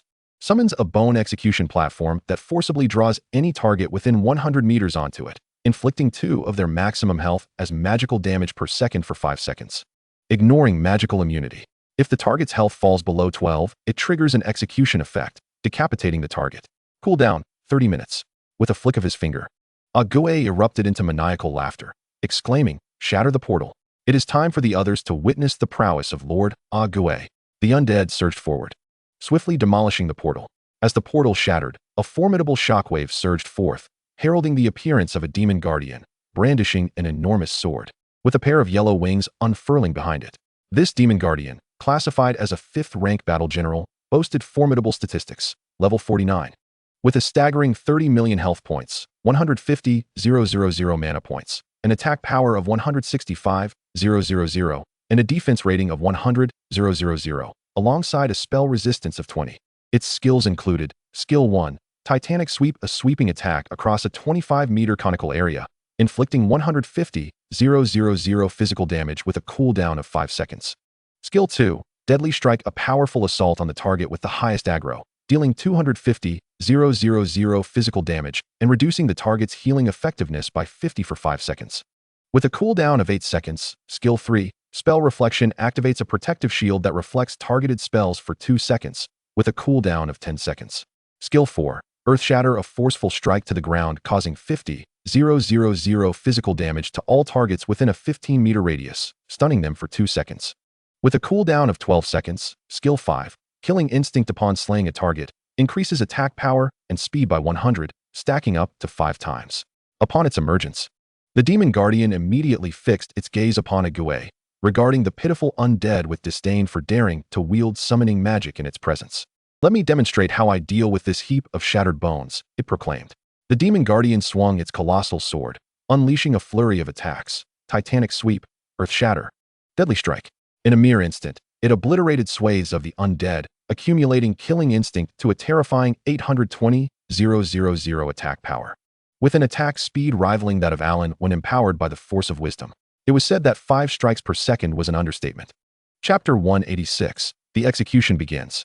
Crimson waves of energy surged from beneath the Demon Guardian, which raised its weapon menacingly towards a Gue, laughing heartily. "Pathetic undead. Do you see this? This is my true power. To think these scraps could hope to defeat me is a delusion."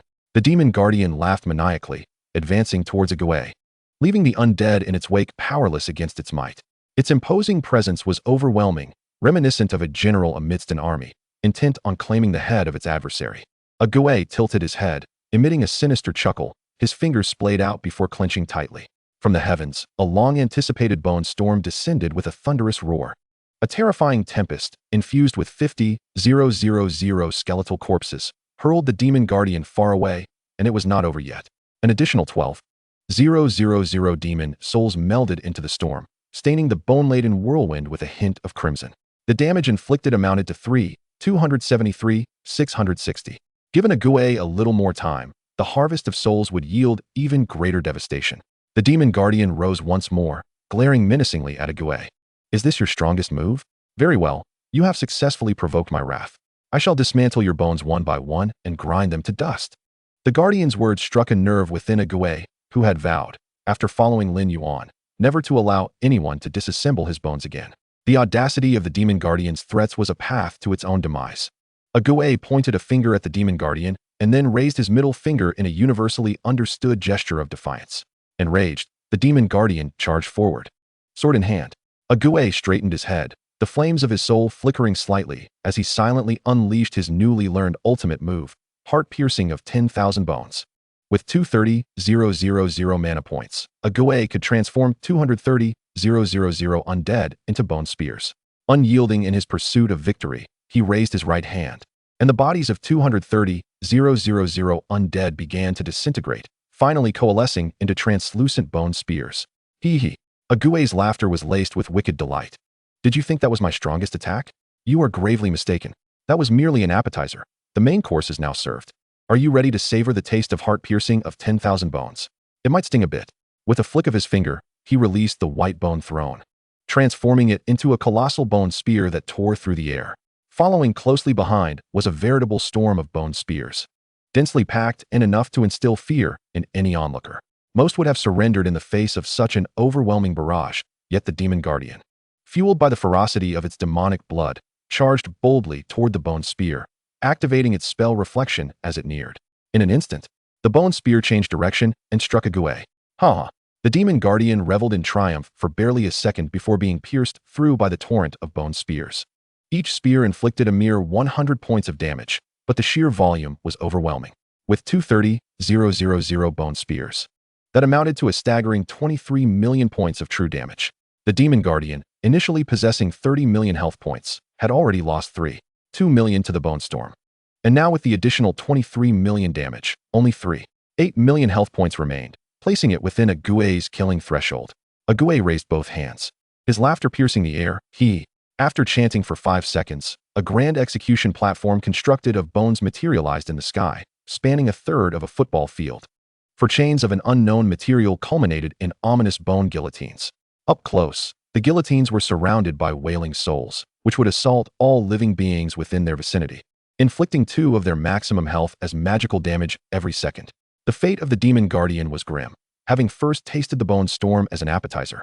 Then the main course of heart-piercing of 10,000 bones, it was now time for the grand finale. With its health below 12, the execution effect of the bone platform was triggered, ensnaring the Demon Guardian's limbs with the 4 chains. The colossal bone guillotine quivered ominously, and with a resonant hum, it began its descent. The Demon Guardian lifted its head, eyes wide with terror. What in the world is this? Let me go? Death was not the fear, rather. The anticipation of dying was an agonizing weight. In this light, the skill truly possesses an ominous aura. Its glacial pace is nothing short of tormenting, rendering a swift demise far more merciful. Outside the dungeon, all witnesses could distinctly observe the skeletal guillotine descending with inexorable slowness. This was a scene of execution uniquely reserved for the infamous Egwei, the arbiter of life and death, the demonic sentinel, a felon of unspeakable crimes. The distinction lay in the fact that other condemned souls still harbored a glimmer of hope for salvation, whereas the demonic sentinel was devoid of any chance of rescue. Once ascending the skeletal gallows, they had already crossed the threshold into death. As the guillotine made contact with the body of the demonic sentinel, a multitude of restless spirits emerged, relentlessly tearing at the very essence of the sentinel's soul. The guillotine then executed its task with unerring precision, cleaving the demonic sentinel in twain. With a resounding thud, the blade fell, severing the corpse, which rapidly withered into a desiccated state, providing sustenance to the skeletal execution platform. At this moment, both body and soul of the demonic sentinel had been utterly extinguished, rendering any notion of resurrection utterly futile. The SSS-level skill was indeed terrifying. Egwei, hands on hips, laughed maniacally. Is that all? I failed to sense your prowess. However, what do you think of my signature dish? Oh, my apologies. I forgot you've already become a desiccated corpse, worthless creature. Marvelous, truly marvelous, echoed Sun Tzu's voice throughout Tianfeng City, marking an unforgettable execution. The skeletal tempest roared like thunder, instilling fear in the hearts of adversaries. Bone spears rained down, piercing the heavens, while the demonic sentinel struggled futilely against the onslaught. The execution platform displayed its might, as souls were rent asunder. With the guillotine's descent, life became uncertain. Indeed, Lord Egwei was unparalleled. Within Tianfeng City, the battle had ceased, and the onlookers gazed skyward once more. Sun Tzu was indeed correct. It was a resounding execution, the skeletal storm leaving all battered and bruised. And the heart-piercing barrage of bones was beyond inhumane. The mental anguish far outweighed the physical torment endured. The skeletal execution platform was especially cruel, forcing individuals to await death in despair. Had the demonic sentinel possessed the ability to move, the first act would likely have been to end his own life, sparing himself from the torturous torment of the restless souls. Chapter 187, The Bridge of Lava. Killed Demonic Imp, LV 30, LV 4012, 000 experience points. 600, 000 experience points.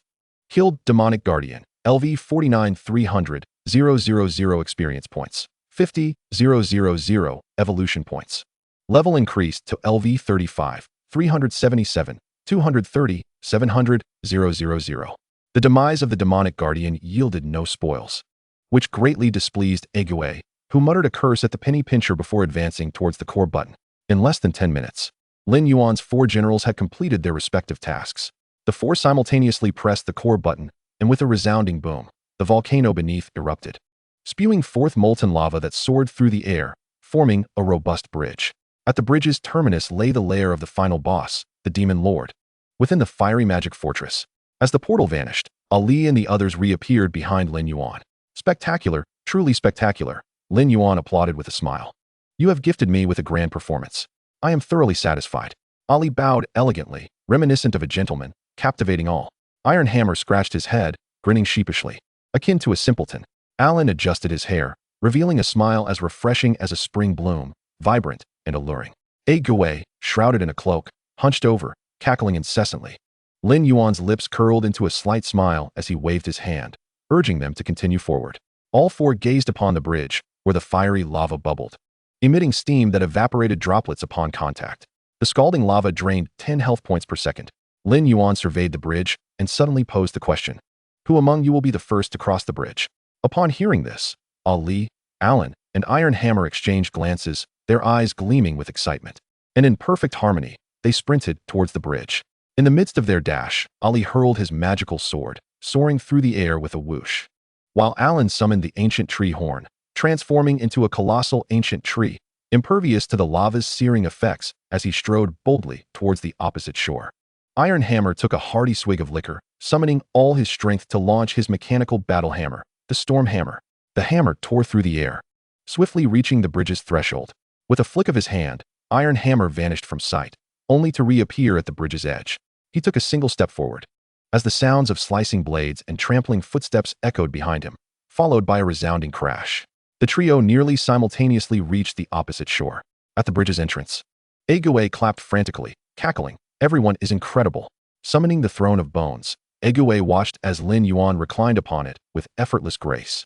Egue knew he could not contest this, so he opted not to, especially since their master was still behind. There was no need to rush. The Throne of Bones moved leisurely forward, with Egue trailing closely, fanning Lin Yuan with a bone fan, a sight more regal than a monarch's procession. As they traversed the bridge, flames frequently erupted from Egue, inflicting burning damage.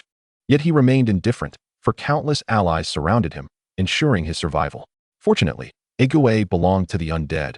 Had he been of another race, extinction would likely have been imminent within mere days. Outside, the professional forum erupted in fervor. "Incredible. The entrance method I could only dream of has come to life before my very eyes. A monarch's procession, with all others retreating. Is the summoner truly that formidable? Is there any chance to switch to summoner now? Upstairs, you're deluded. It's not the summoner who is exceptional, but the divine Lin Yuan." "I second that. I second that." Lin Yandong's eyes sparkled with excitement. "This is wonderful. My brother Lin Yuan is about to confront the final boss." Liao Chen licked his lips. "This kid is truly a marvel. He has been in the dungeon for just 11 minutes. Such efficiency is simply unparalleled." Adams, Ibel, and Yusuji Bin each sought refuge to heal, simultaneously lifting their gazes towards Lin Yuan, their eyes ablaze with fervor as they harbored a singular thought: at any cost, they must abduct Lin Yuan from Xia country. Wealth and women, all that Lin Yuan desires is readily fulfilled. Paimon gazed at Lin Yuan with a peculiar expression, marveling at the astonishing speed of his growth. It could only be described as meteoric. Before his advancement, he had already obliterated the crocodile squad, and now, it was utterly absurd. His summons, exceeding level 30, could annihilate a level 49 boss in an instant. At this rate, would he soon surpass even his own capabilities? No. I must devise a plan to eliminate this young man. Paimon cast a contemplative glance at the altar beside Lin Yandong, her countenance grave. The adversary was merely stalling for time, lacking a genuine desire for mutual destruction. Once the main forces of the demon suppression army arrived, the barrier would likely dissipate. A sardonic smile crept onto Paimon's lips. "In that case, I shall indulge you in this theatrical performance." Within the barrier, each individual harbored their own thoughts and schemes. While outside, Ayan's injuries showed marked improvement thanks to the healing spray. Ling's gaze swept across the barrier, her eyes revealing a complex stream of data.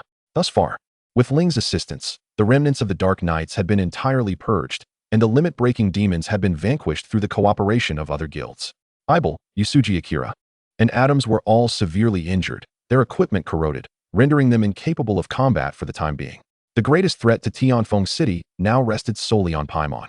Ling contemplated whether to have Lin Yandong dissolve the barrier and unleash the remaining 40 power to obliterate Paimon with a single punch. However, this thought was swiftly dismissed. The overt dangers could be managed, but the lurking threats were insidious.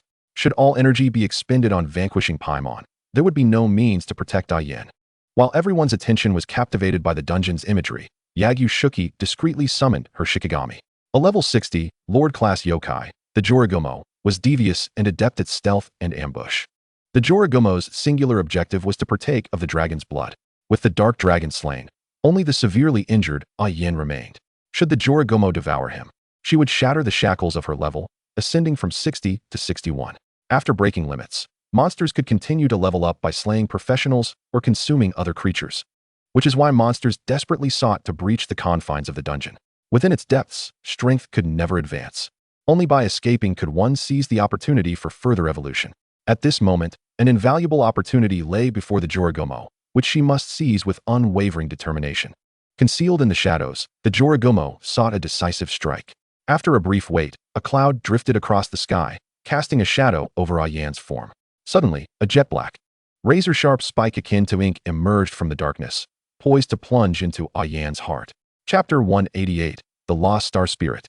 The inky spike was one of the Jorigomo's legs, exceedingly sharp, capable of piercing gold and splitting stone. Even during his prime, Yin would have found this strike excruciating. Given his current weakened state, the likelihood of immediate demise from the spider's leg was high. Sensing danger, Yan's closed eyes snapped open, and he barely managed to conjure a fiery armor. Fortunately, his quick reflexes allowed him to delay the strike by a mere 0.5 seconds, granting Ling the opportunity to seize the spider's leg.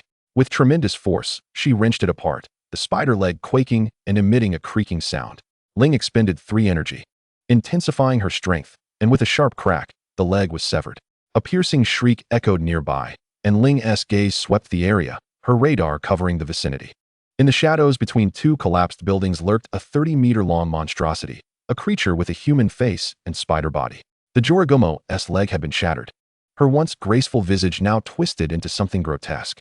Ling pondered for a moment, her right fist crackling with electricity, her knee slightly bent in preparation for a super move. This very gesture had previously rendered the dark dragon incapacitated. Through the eyes of Yagyu-shuki, the Jorigomo witnessed this scene. If the formidable dark dragon, with its high defenses and health, could not withstand Ling's punch, the Jorigomo, with her diminutive stature, would surely be obliterated. No, I must flee. A look of rage flashed across the Jorigomo's face, and in the next instant, she vanished into the shadows, traversing various locations until she returned to Yagyu-shuki's body. Yagyu-shuki sensed the Jorigomo's injury and wore a pained expression. My lady, it's all right. Once I have control over Lin Yuan, I shall make him deliver that dragon to your very mouth. And that worthless scrap, I will have Lin Yuan dismantle it. After much persuasion, the Jorigomo's fury finally subsided. Unbeknownst to her, the Jorigomo believed her actions to be covert, yet they were entirely laid bare before Ling's watchful gaze. Pray tell, what era is this? To think one could evade pursuit by merely looping around a few times. With the radar scanning, there was no place to hide. Ling detected the Jorigomo concealed within Yagyu-shuki, yet refrained from alarming her prey, as Yagyu-shuki was accompanied by Yagyu-yuki. It was uncertain whether other monsters were hidden within her. Acting recklessly could lead to an ambush. With only 37 energy remaining, confronting another foe would be perilous. Thus maintaining the status quo was the wisest choice. Reinforcements were en route. All matters would be addressed once they arrived. Inside the dungeon, Lin Yuan and his companions stood before the entrance of the Flame Demon Fortress. The once tightly shut doors exploded open with a resounding boom as Lin Yuan approached. Oh, this is far more welcoming than I anticipated. Leaning on his left hand, he waved his right hand lightly forward. You little ones, go forth and scout the way. The gray-hued gate of the undead appeared before them, and the undead marched in synchronized steps into the fortress. Thud, thud, the undead scoured the area frantically, searching for traces of the enemy. Curiously, the castle was devoid of life. There were no bosses, nor even the shadow of a monster. Assured that they would not be ambushed by a boss, Lin Yuan led his team into the fortress. Upon Lin Yuan's entrance, the grand gates thunderously sealed shut, accompanied by the ominous announcement, the Demon Lord Asuker is merging with the 7th Order Star Beast. Please locate and defeat Asuker within 20 minutes. Should you fail to vanquish Asuker within this time frame, your opponent shall be a Monarch-class Star Demon. Monarch-class. Lin Yuan narrowed his eyes, his right hand rhythmically tapping against the throne's armrest. The disparity of merely one tier in bloodline could yield a monumental shift in strength, as evidenced by the previous battles involving Ollie and his companions. Even a 5th Order boss, despite being significantly higher in level than Ollie and his crew, was not spared from a swift demise. Currently, Lin Yuan found himself within a colossal underground dungeon housing 500 participants. The final boss, the Demon Lord, would undoubtedly possess attributes surpassing any he had previously encountered. In a fair matchup, Ollie and his companions had a commendable chance of victory against a boss of the same tier, yet should the Demon Lord ascend to the 7th Order, their prospects would dwindle to nothing. Observing Zero, who, despite being only level 50, activated the powers of a 7th Order Monarch. Even the formidable Dark Dragon could not withstand the Monarch's assault, nearly succumbing to a single blow. It was imperative to note that the Dark Dragon was a level 60 lordly creature. This clearly illustrated that if the Demon Lord successfully ascended to Monarch status, Lin Yuan would be utterly incapable of resisting. From the prompt, Lin Yuan discerned that the Demon Lord was merging with the Star Beast of the 7th Order, a terrifying entity that no mere Demon Lord could contend with. The Demon Lord must possess means to control the Star Beast. Perhaps it was unnecessary to find his true form to disrupt the entire merging process. Having clarified his thoughts, Lin Yuan gestured, commanding, dismantle the castle. His words signified that the ancient fortress, which had stood for countless years, would soon be rendered obsolete. Ague Ali. And Hammer instinctively stepped back, as the undead began to scatter in avoidance. Such demolition was best left to the professionals, and among Lin Yuan's ranks, none were more adept than Alan. With a single step, Alan transformed into his ancient tree form, wielding a colossal axe that cleaved through the air, igniting sparks along its path. Wisdom power. With precision, Alan swung his axe, leaving the sky seemingly filled with its remnants, followed by a resounding crash. The castle crumbled under Alan's relentless assault, reduced to utter ruin. After completing the demolition of the upper structure, Alan spun and swept in a circular motion, his efficiency unmatched by anything Lin Yuan had previously witnessed. In less than a minute, the once ominous castle lay in ruins, and Alan approached the site, executing a war stomp that created a massive crater, 50 meters in diameter and 10 meters deep. At the center of this pit stood a pitch-black cage forged from Hellforge iron, within which resided a mysterious figure clad in a dark robe. The figure, initially reclining within the cage, opened his eyes at the sound, and upon witnessing the surrounding devastation, his eyes widened in astonishment. What transpired? How could this place have transformed so? As the bewildered figure grappled with the situation, Lin Yuan tilted his head and called out to the cloaked individual, "Lift your head." Upon hearing the command, the captive instinctively raised his gaze, revealing sunken cheeks and a visage akin to that of a beggar. In an authoritative tone, Lin Yuan inquired, "What is your name, and why are you imprisoned here?" "I am Zalata, of the Star Spirit clan," the figure responded, shaken by Lin Yuan's imposing presence. "I was captured by the demon Lord Asukar." Chapter 189. The possibility of merging with the Star Beast. After answering Lin Yuan's questions, Zalata's information naturally appeared before Lin Yuan. Dark Sanctum Warrior Zalata, 5th Order Battle General. Level, LV50. Race, Star Spirit. Lin Yuan stroked his chin in contemplation, deducing that the 7th Order Star Beast must also belong to the Star Spirit clan. Such a formidable creature. How could it fall under the control of the Demon Lord? There must be a traitor among your kind, Lin Yuan surmised. Upon encountering Zalata, Lin Yuan began to comprehend why the Star Beast was under the Demon Lord's sway. The Dark Sanctum warriors excelled in assassination and rapid strikes, akin to assassins, but with far greater agility. However, the Star Spirit clan was more renowned for its Light Sanctum warriors, whose direct combat capabilities were rather lacking, yet they were famed for their mindstorm, masters of mental manipulation, capable of turning foes to allies. It was entirely plausible that the 7th Order Star Beast was under the influence of a Light Sanctum warrior. If one were to remain in proximity to the Star Beast, employing mental suggestion, it could easily succumb, given that, despite its terrifying combat prowess, the Star Beast was not particularly astute. Zalata had yet to articulate further when Lin Yuan succinctly unraveled the entirety of the situation, leaving Zalata profoundly impacted. "How did you deduce this? Was it so difficult to guess?" Lin Yuan countered. Zalata fell silent, at a loss for words. "Are you here to challenge the Demon Lord? I can assist you. I know the Demon Lord's hideout. This cage is forged from Hellforge iron, incredibly durable. One must possess the key to." Before he could finish, Ali swung his sword, effortlessly cleaving the cage in two. Keys were rendered moot in the face of a legendary Darkblood demon sword. "Hammer. Collect the Hellforge iron. It will be useful later." Hammer nodded enthusiastically, approaching the split cage and stowing the remnants within his spatial backpack. Lin Yuan rested his chin upon his left fist, tilting his head towards Zalata as he remarked, "You just mentioned knowing the Demon Lord's hideout. Lead the way." Zalata stared in astonishment at Ali, a legendary weapon. Only such a weapon could effortlessly sever Hellforge iron. "Who are you people?" Except for the oblivious skeletal mage, who was also a 5th Order being, the others seemed impervious to the bloodline tier.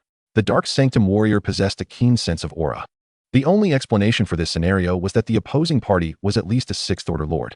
3 6th Order Lords and 1 5th Order Battle General. No wonder they dared to confront the Demon Lords single-handedly.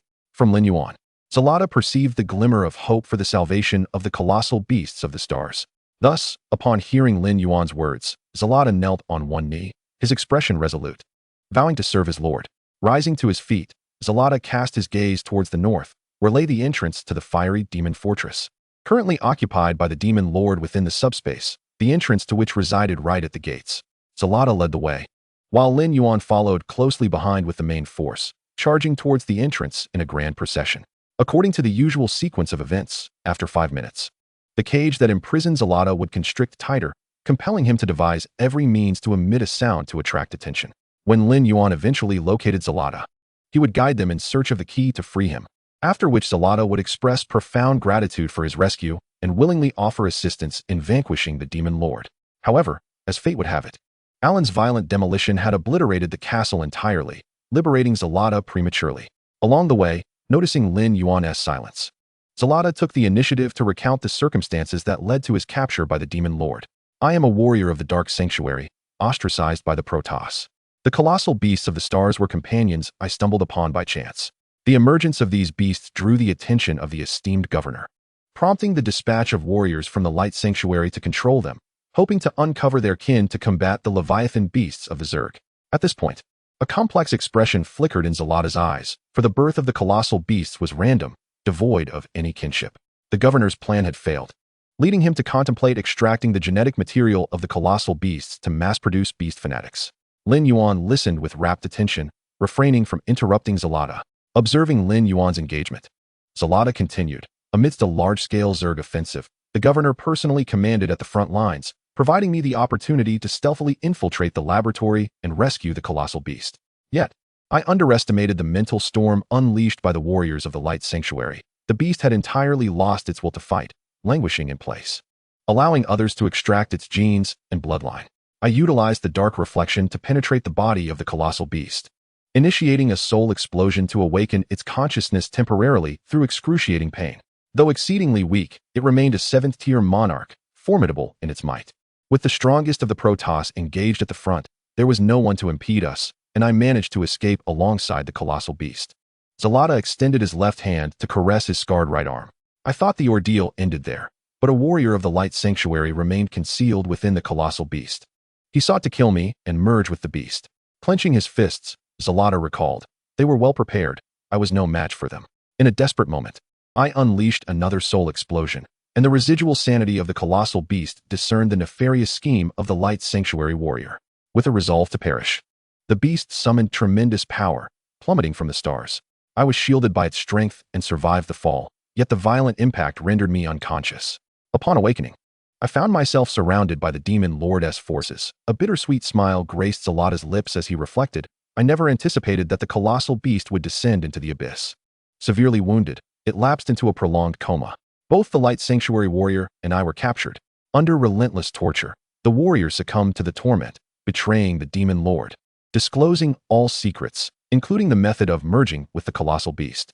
At this revelation, Lin Yuan pondered, are you suggesting that anyone can merge with the colossal beast? Can I too? Chapter 190, 6th Tier Fiery Sanctuary Warrior. Zalata contemplated for a moment. The warrior of the Light Sanctuary was able to merge with the colossal beast due to their spiritual resonance. The beast's body did not reject him.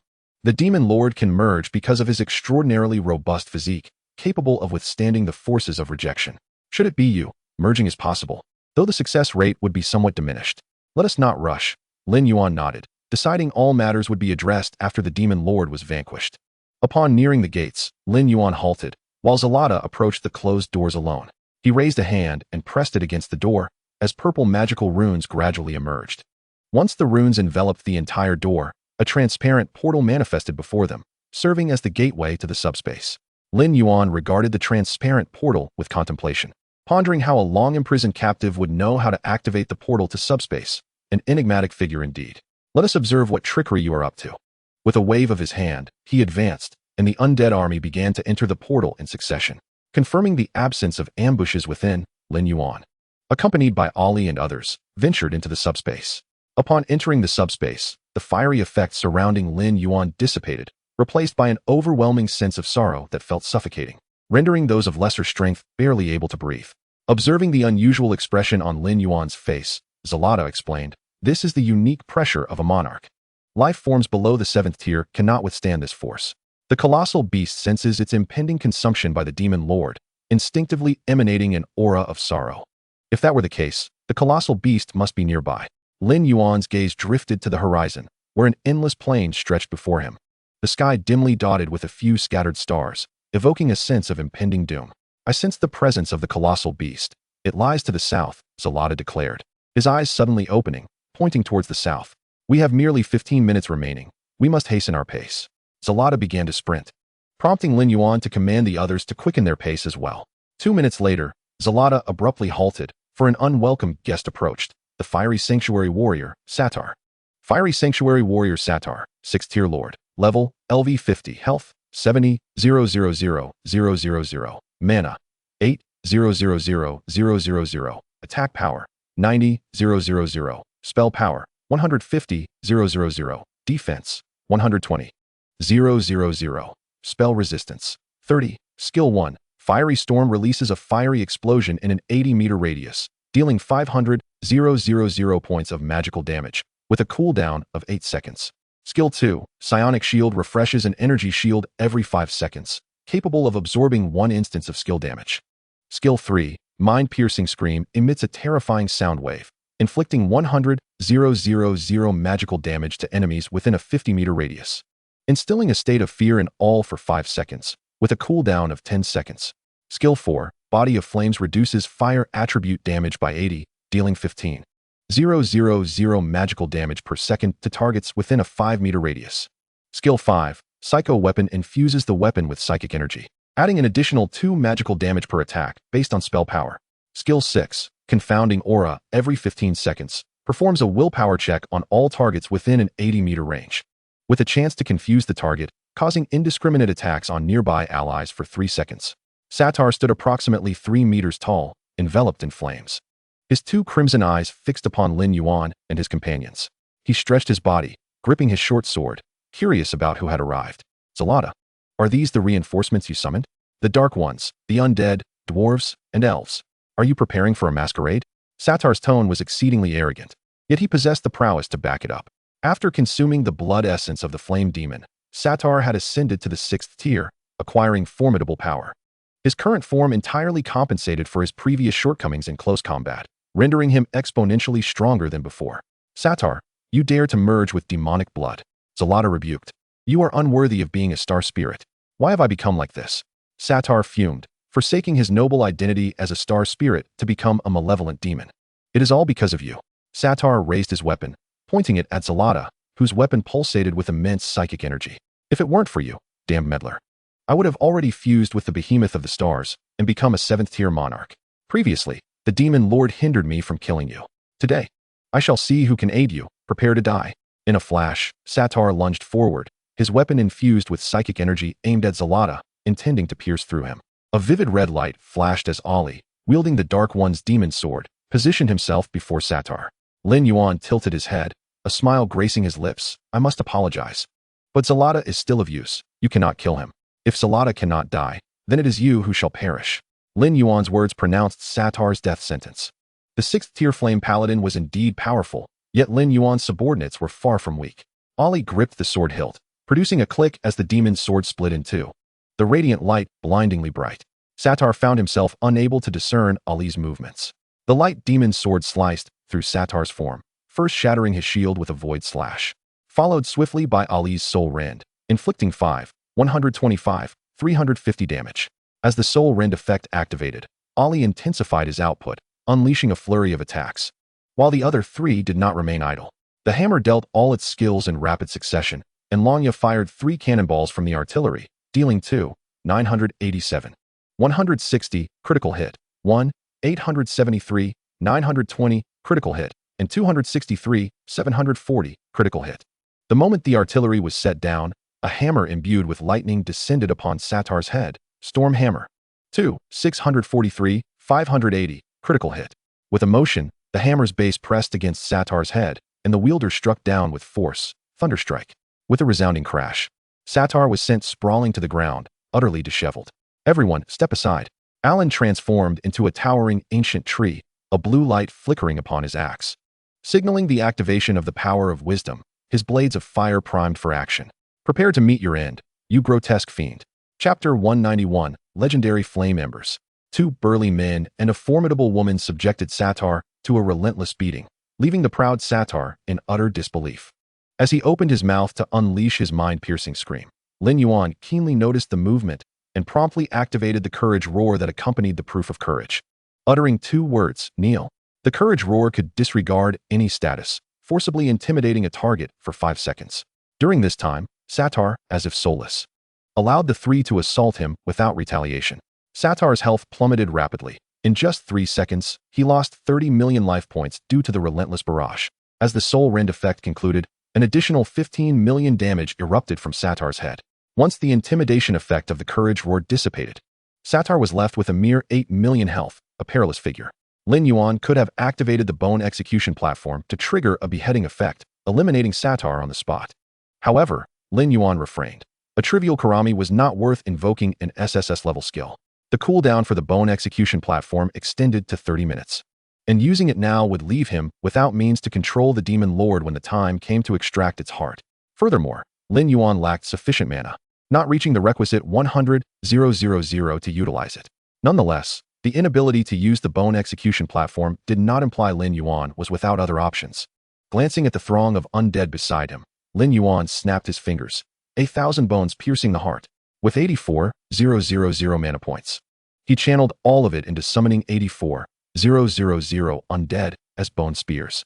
With a sweeping motion of his hand, a torrential rain of bone spears descended upon Satar, precisely impaling his body for 400,000 damage. No, how can I possibly die here? Satar's expression morphed into one of disbelief. I am the great star spirit. Lin Yuan delivered a swift slap. Die quickly and spare me your drivel. Satar pointed at Lin Yuan, his eyes ablaze, before tilting his head and collapsing to the ground. Lifeless. Defeated the Flame Paladin Satar, LV50, gained 500,000 experience points and 500,000 evolution points. Level increased to LV36, 177, 230, 750,000. Though Satar's strength was lacking, he proved to be a bountiful source of experience, propelling Lin Yuan to level 36. In merely 15 minutes since entering the dungeon, Lin Yuan had ascended 6 levels, his speed akin to a rocket, leaving others far behind. As the month of the college entrance examination approaches, Lin Yuan conservatively estimates that he will have reached level 40. Standing there, others might as well abandon any hope of competing. It appears that Lin Yuan will not need to participate in the exam, as several prestigious universities are eagerly vying to recruit him, not as a student, but as a faculty member. It is rumored that the president of Zhenhua University, Feng Chun, has even suggested offering Lin Yuan the position of vice president, provoking scornful remarks from other universities about this audacious proposal. Of course, this news has yet to reach Lin Yuan's ears, but his exploits in conquering the underground dungeon have been broadcast live throughout the entire Summer Kingdom, attracting attention from numerous professionals from other nations as well. Upon the demise of Satar, 3 items dropped, which Lin Yuan collected one by one. The first item was Embers of Flames material. Quality, legendary. Effect, trees of ancient lineage may have a chance to metamorphose into ashen ancient trees upon fusion. This material seems tailor-made for Alan. The name Ashen Ancient Tree alone exudes strength. Alan, here you go, Lin Yuan said, handing over the Embers of Flames. Alan beamed with gratitude. Thank you, master. Without hesitation, Alan popped the embers into his mouth, crunching and swallowing them. Lin Yuan raised an eyebrow. Is that really how you use it? Alan blinked innocently. Any method will suffice. I can absorb it slowly by keeping it on me daily, though it would take longer. Swallowing it whole allows for immediate absorption. Very well, Lin Yuan mused, albeit with some skepticism, concerned for Alan's well-being. The second item was an SS-grade skill book. Blade of Psionics, SS. Skill description, consumes 5,000 mana, imbuing the weapon with psionic attacks that deal an additional 20 magical damage over 5 instances, with a cooldown of 12 seconds. This skill is applicable to all, but will undoubtedly enhance Ollie the most, whose physical attacks are already formidable. Yet he struggles against foes immune to physical damage. The Blade of Psionics perfectly compensates for Ollie's shortcomings, providing an additional magical offensive option alongside the Death Sword Chi. Ollie, this is for you. Lin Yuan tossed the skill book to him. Ollie caught it with grace and bowed elegantly, then promptly learned the skill. Lin Yuan then turned his attention to the final piece of equipment, Mind Protection Device Helmet. Quality, Epic. Requirements, Lawful Alignment, Total Attributes, 3,000. Attributes, Total Attributes, 1,500. Special Ability, can actively activate to grant mental protection for 5 minutes, during which one is immune to mind control, with a cooldown of 30 minutes. What a splendid item, Lin Yuan remarked, nodding in satisfaction as he felt the significant boost to his attributes. His mana surged to 100060, now sufficient to utilize the bone execution platform. With the distribution of items complete, Lin Yuan's gaze shifted to Zalata, whose eyes still held a glimmer of disbelief, struggling to comprehend how the 6-tiered Satar had fallen so swiftly. Upon reflection, did the span from Satar's emergence to demise even exceed 10 seconds? No, it did not. This human was truly terrifying. Could he have discovered my secret? Zalata recalled his encounter with Lin Yuan, assuring himself that he had been cautious. Surely, the other could not have discerned his true identity. Lin Yuan ascended to the throne and, once seated, directed his gaze at Zalata, prompting him to continue leading the way. Lin Yuan's voice was low and imposing, causing Zalata to shiver. He lowered his head, pointing southward. I sense the lament of the star beast. It lies over there. After approximately 3 minutes of travel, Zalata halted once more, indicating they had arrived at their destination. Lin Yuan looked up to behold a terrifying creature resembling a whale, exceeding 1,000 meters in length. The beast lay motionless, its eyes shut, surrounded by a dense aura of starlight. This was the 7-tiered star beast. Lin Yuan stroked his chin, considering its impressive appearance. Chapter 192, Personally Shattering Your Heart. Lin Yuan raised his hand, and the undead dispersed, encircling the star beast. As they scoured the area, no trace of the demon lord could be found. Lin Yuan pursed his lips, pondering whether the demon lord might be concealed within the star beast's form. Zalata, do you have anything to say? Lin Yuan turned to him. Noting the dwindling time, only 10 minutes remained. If they could not eliminate the demon lord within this time frame, once he fully merged with the star beast, they would all be doomed. Under Lin Yuan's oppressive gaze, Zalata approached the star beast, placing a hand upon its massive body. A white portal gradually manifested. This was the gateway into the star beast. Upon witnessing the portal's emergence, Lin Yuan silently mused. Indeed, Zalata's connection with the star beast is far from ordinary, perhaps. He is the star beast itself. Lin Yuan's eyes swept over the portal, hesitating to enter. Once inside, he could very well encounter the demon Lord Asukal. And with Gui yet to ascend, entering prematurely would be disadvantageous. Therefore, Lin Yuan resolved to allow Gui to reach the 6th tier first, consuming 500,000 evolution points. The 5th tier Soul Knight ascends to the 6th tier Death Knight. Gui, 6th tier Death Knight. Level, LV 36. Race, Undead. Health, 1, 220,000. Mana, 320,000. Attack power, 118,000. Spell power, 32,000. Defense, 125,000. Strength, 59,000. Agility, 28,000. Stamina, 61,000. Intelligence, 32,000. Talent, all for me SSS. Equipment, Unstable Energy Core, Epic. Bone Orb, Epic. Holy Light Staff, Epic. Racial Skill, Soul Harvest. Skills, Corrosive Aura, Death Armor, SS. Gate of the Undead, SS. Netherfire, S. Death Grip, A. Bloodthirst, SS. Throne of Bones, S. Bone Wall, S. Bone Storm, SS. Heart Piercing of 1,000 Bones, SS. Bone Execution Platform, SSS. Soul Capture, SSS. After the evolution was complete, the formerly hunched and somewhat sinister Gui underwent a remarkable transformation, donning a resplendent suit of black armor, emerging as a formidable Death Knight. Unlike the lesser undead, the Death Knight belonged to a higher echelon of the undead hierarchy and had acquired the ability to speak. Gui cackled, kekekek. Lin Yuan sighed, realizing that even as a Death Knight, Gui's essence remained unchanged. Upon ascending to the 6th tier, Gui's skills did not undergo significant alterations. His skeletal construct had merely transitioned into deathly armor, and he had gained an SSS-level skill called Annihilation, along with a Corruption Aura and Death Armor. SS. Skill description: consumes 10,000 mana, condensing the power of death into armor, increasing defense by 20 and spell resistance, lasting for 6 hours with no cooldown. Soul Capture, SSS. Skill description: consumes 100,000 mana, imposing soul suppression within a 100-meter radius for 5 seconds, during which the target enters a soul extraction state, suffering additional damage from any attack received. Cooldown time, 10 minutes. Corruption Aura, Aura Skill. Skill description: reduces the physical defense of all enemy units within 200 meters by 30 and spell resistance by 15. Both skills were quite impressive. One enhanced allies' defenses and spell resistance, while the other facilitated swifter eliminations of adversaries. Had Soul Capture been utilized during the earlier confrontation with Satyr, the battle could have been concluded in a mere 3 seconds instead of 10. The Corruption Aura provided an epic enhancement, significantly reducing the time required to vanquish a boss. With Gui's advancement to the 6th tier, for 6th tier beings would easily overpower a demon lord. Lin Yuan descended from the throne, determined to confront this demon lord. Stepping into the portal, Lin Yuan felt as if he were enveloped by the cosmos. In the next moment, he found himself in a dimly lit chamber adorned with sturdy columns. Above him, a massive object resembling a coconut, over 30 meters in height, pulsated rhythmically. Lin Yuan reached out to touch one of the stout columns, realizing it was not a column at all, but rather a blood vessel of the Star Beast. While the coconut-like object was the heart of the Star Beast, was this the atrium of the Star Beast? Indeed. Zalata's gaze bore a hint of sorrow as he observed that half of the heart had already succumbed to the corrosive flames of the demon. Once the heart was entirely eroded, it would signify the successful fusion of the Demon Lord. Lin Yuan could not allow such a calamity to unfold. Turning to Zalata, he inquired, "Do you know where the Demon Lord is hiding?"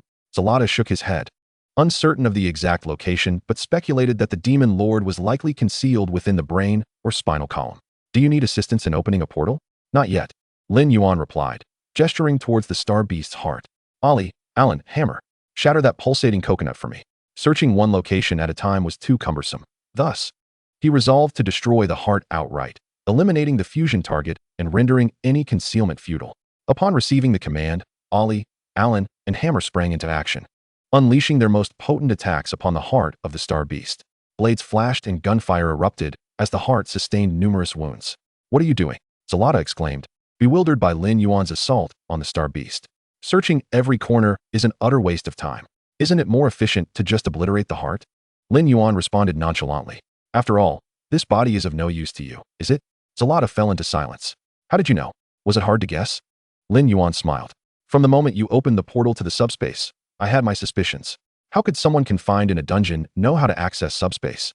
Furthermore, I sensed emotions within you that mirrored those of the Star Beast." Lin Yuan placed his finger on Zalata's shoulder. "You deliberately withheld the Demon Lord's location from me, intending to lead me away and absorb the remaining power of the Star Beast. Am I correct?" Zalata's eyes widened in shock, astounded that Lin Yuan had not only accurately deduced his intentions, but also anticipated his next moves. How could a mere human possess such insight? It was utterly terrifying. As Ali and the others continued their relentless assault, the heart's surface became increasingly marred, with silvery blood oozing from the wounds. Chapter 193, The Terrifying Demon Lord. Lin Yuan's silence suggested that in 30 seconds, Ali and his companions would shatter the heart completely. Seeing Lin Yuan's unwavering intent, Zalata forced a smile. "I harbor no ill will towards you. I implore you to cease." "I'm afraid not," Lin Yuan shrugged. "It now belongs to me." Zalata was utterly dumbfounded. "How did it become yours?" "This is my body." The audacity of Lin Yuan left Zalata in disbelief, yet lacking the strength to oppose him. He had no choice but to swallow his indignation. Zalata looked up, meeting Lin Yuan's gaze. "What must I do to persuade you to stop?" Lin Yuan tilted his chin slightly, appraising Zalata. "That depends on the value you bring. I can enter into a pact with you, and once I regain my strength, I will assist you with all my might once." Zalata spoke solemnly. "In my prime, I was an 80-level monarch. If I can return to my former glory, aiding you in ruling the human world is not out of the question. Is that value sufficient?" "Not nearly," Lin Yuan shook his head. "Once is too few. At least 10 times. Impossible." Zalata vehemently refused. Having been imprisoned for many years, the Star Beast harbored a deep-seated hatred for all life. When the Star Beast shattered the dimensional barrier of the underworld, it led to Zalata's demise, causing the Star Beast to lose its only companion. Unwilling to accept Zalata's end, it partitioned a fragment of its soul into Zalata's body, allowing him to continue living in its stead.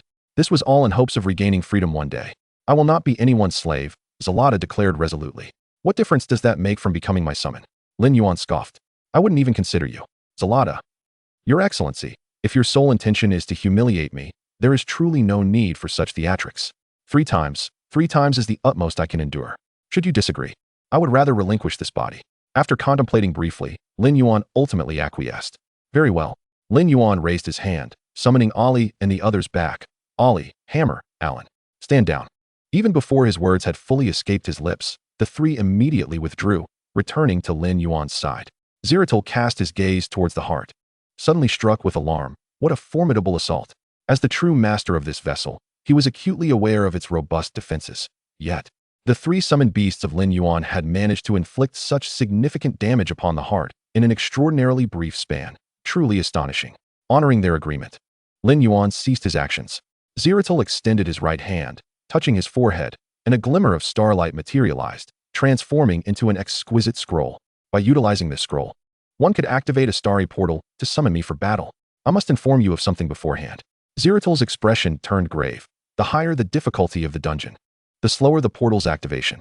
Furthermore, the opening of the astral portal may attract the attention of other powerful beings, and there exists a chance for interlopers to appear within the dungeon. Exercise caution in its use. Understood.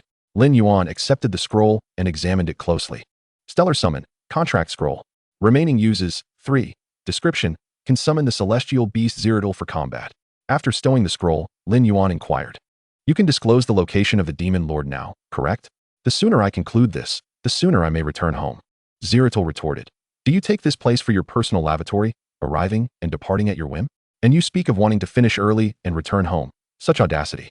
Though Zeratul internally scoffed, he harbored no doubts regarding Lin Yuan's capability to vanquish the Demon Lord. There exists a distinction between boasting with genuine prowess and doing so without. It is evident that Lin Yuan belongs to the former. Zeratul laid his hand upon the vascular wall, indicating that the Demon Lord was currently concealed upon the spine. Upon entering, you shall encounter him. Lin Yuan waved his hand, expressing a hope that Zeratul would not deceive him, for otherwise, I would ensure you regret ever coming into this world. Zeratul's lips twitched slightly. The scroll is already in your possession, and you can summon me at any moment. What kind of madness would compel me to deceive you? Lin Yuan nodded in agreement. Indeed, should this fellow dare to deceive him, Ollie could easily eliminate him on the spot. Once he confirmed there were no issues, Lin Yuan stepped into the portal, once again experiencing the sensation of traversing the cosmos. Departing from the heart of the celestial beast, Lin Yuan arrived at the location of the spine, which boasted a significantly larger space than the heart, approximately the size of 4 football fields. The crystalline mountains were arranged in an aesthetically pleasing manner. Lin Yuan recognized that these were not mere mountains, but rather the bones of the celestial beast, intricately arranged yet ultimately converging at one point, the pinnacle of the spine, where a mysterious blue radiance shimmered. Upon closer inspection, he beheld a demon with curved horns upon its forehead, engulfed in flames, seated in place. The blue light he had witnessed earlier emanated from the operation of the fusion magic array, Flame Demon Asukal, Tier 6 Lord. Level, LV 53. Health points, 200 million. Mana points, 5,000,000. Attack power, 250,000. Spell power, 200,000. Defense, 200,000. Spell resistance, 35. Skill 1. Lava Burst hurl molten lava at the target, inflicting 300,000 magic damage and applying a burning effect, increasing fire damage by 50.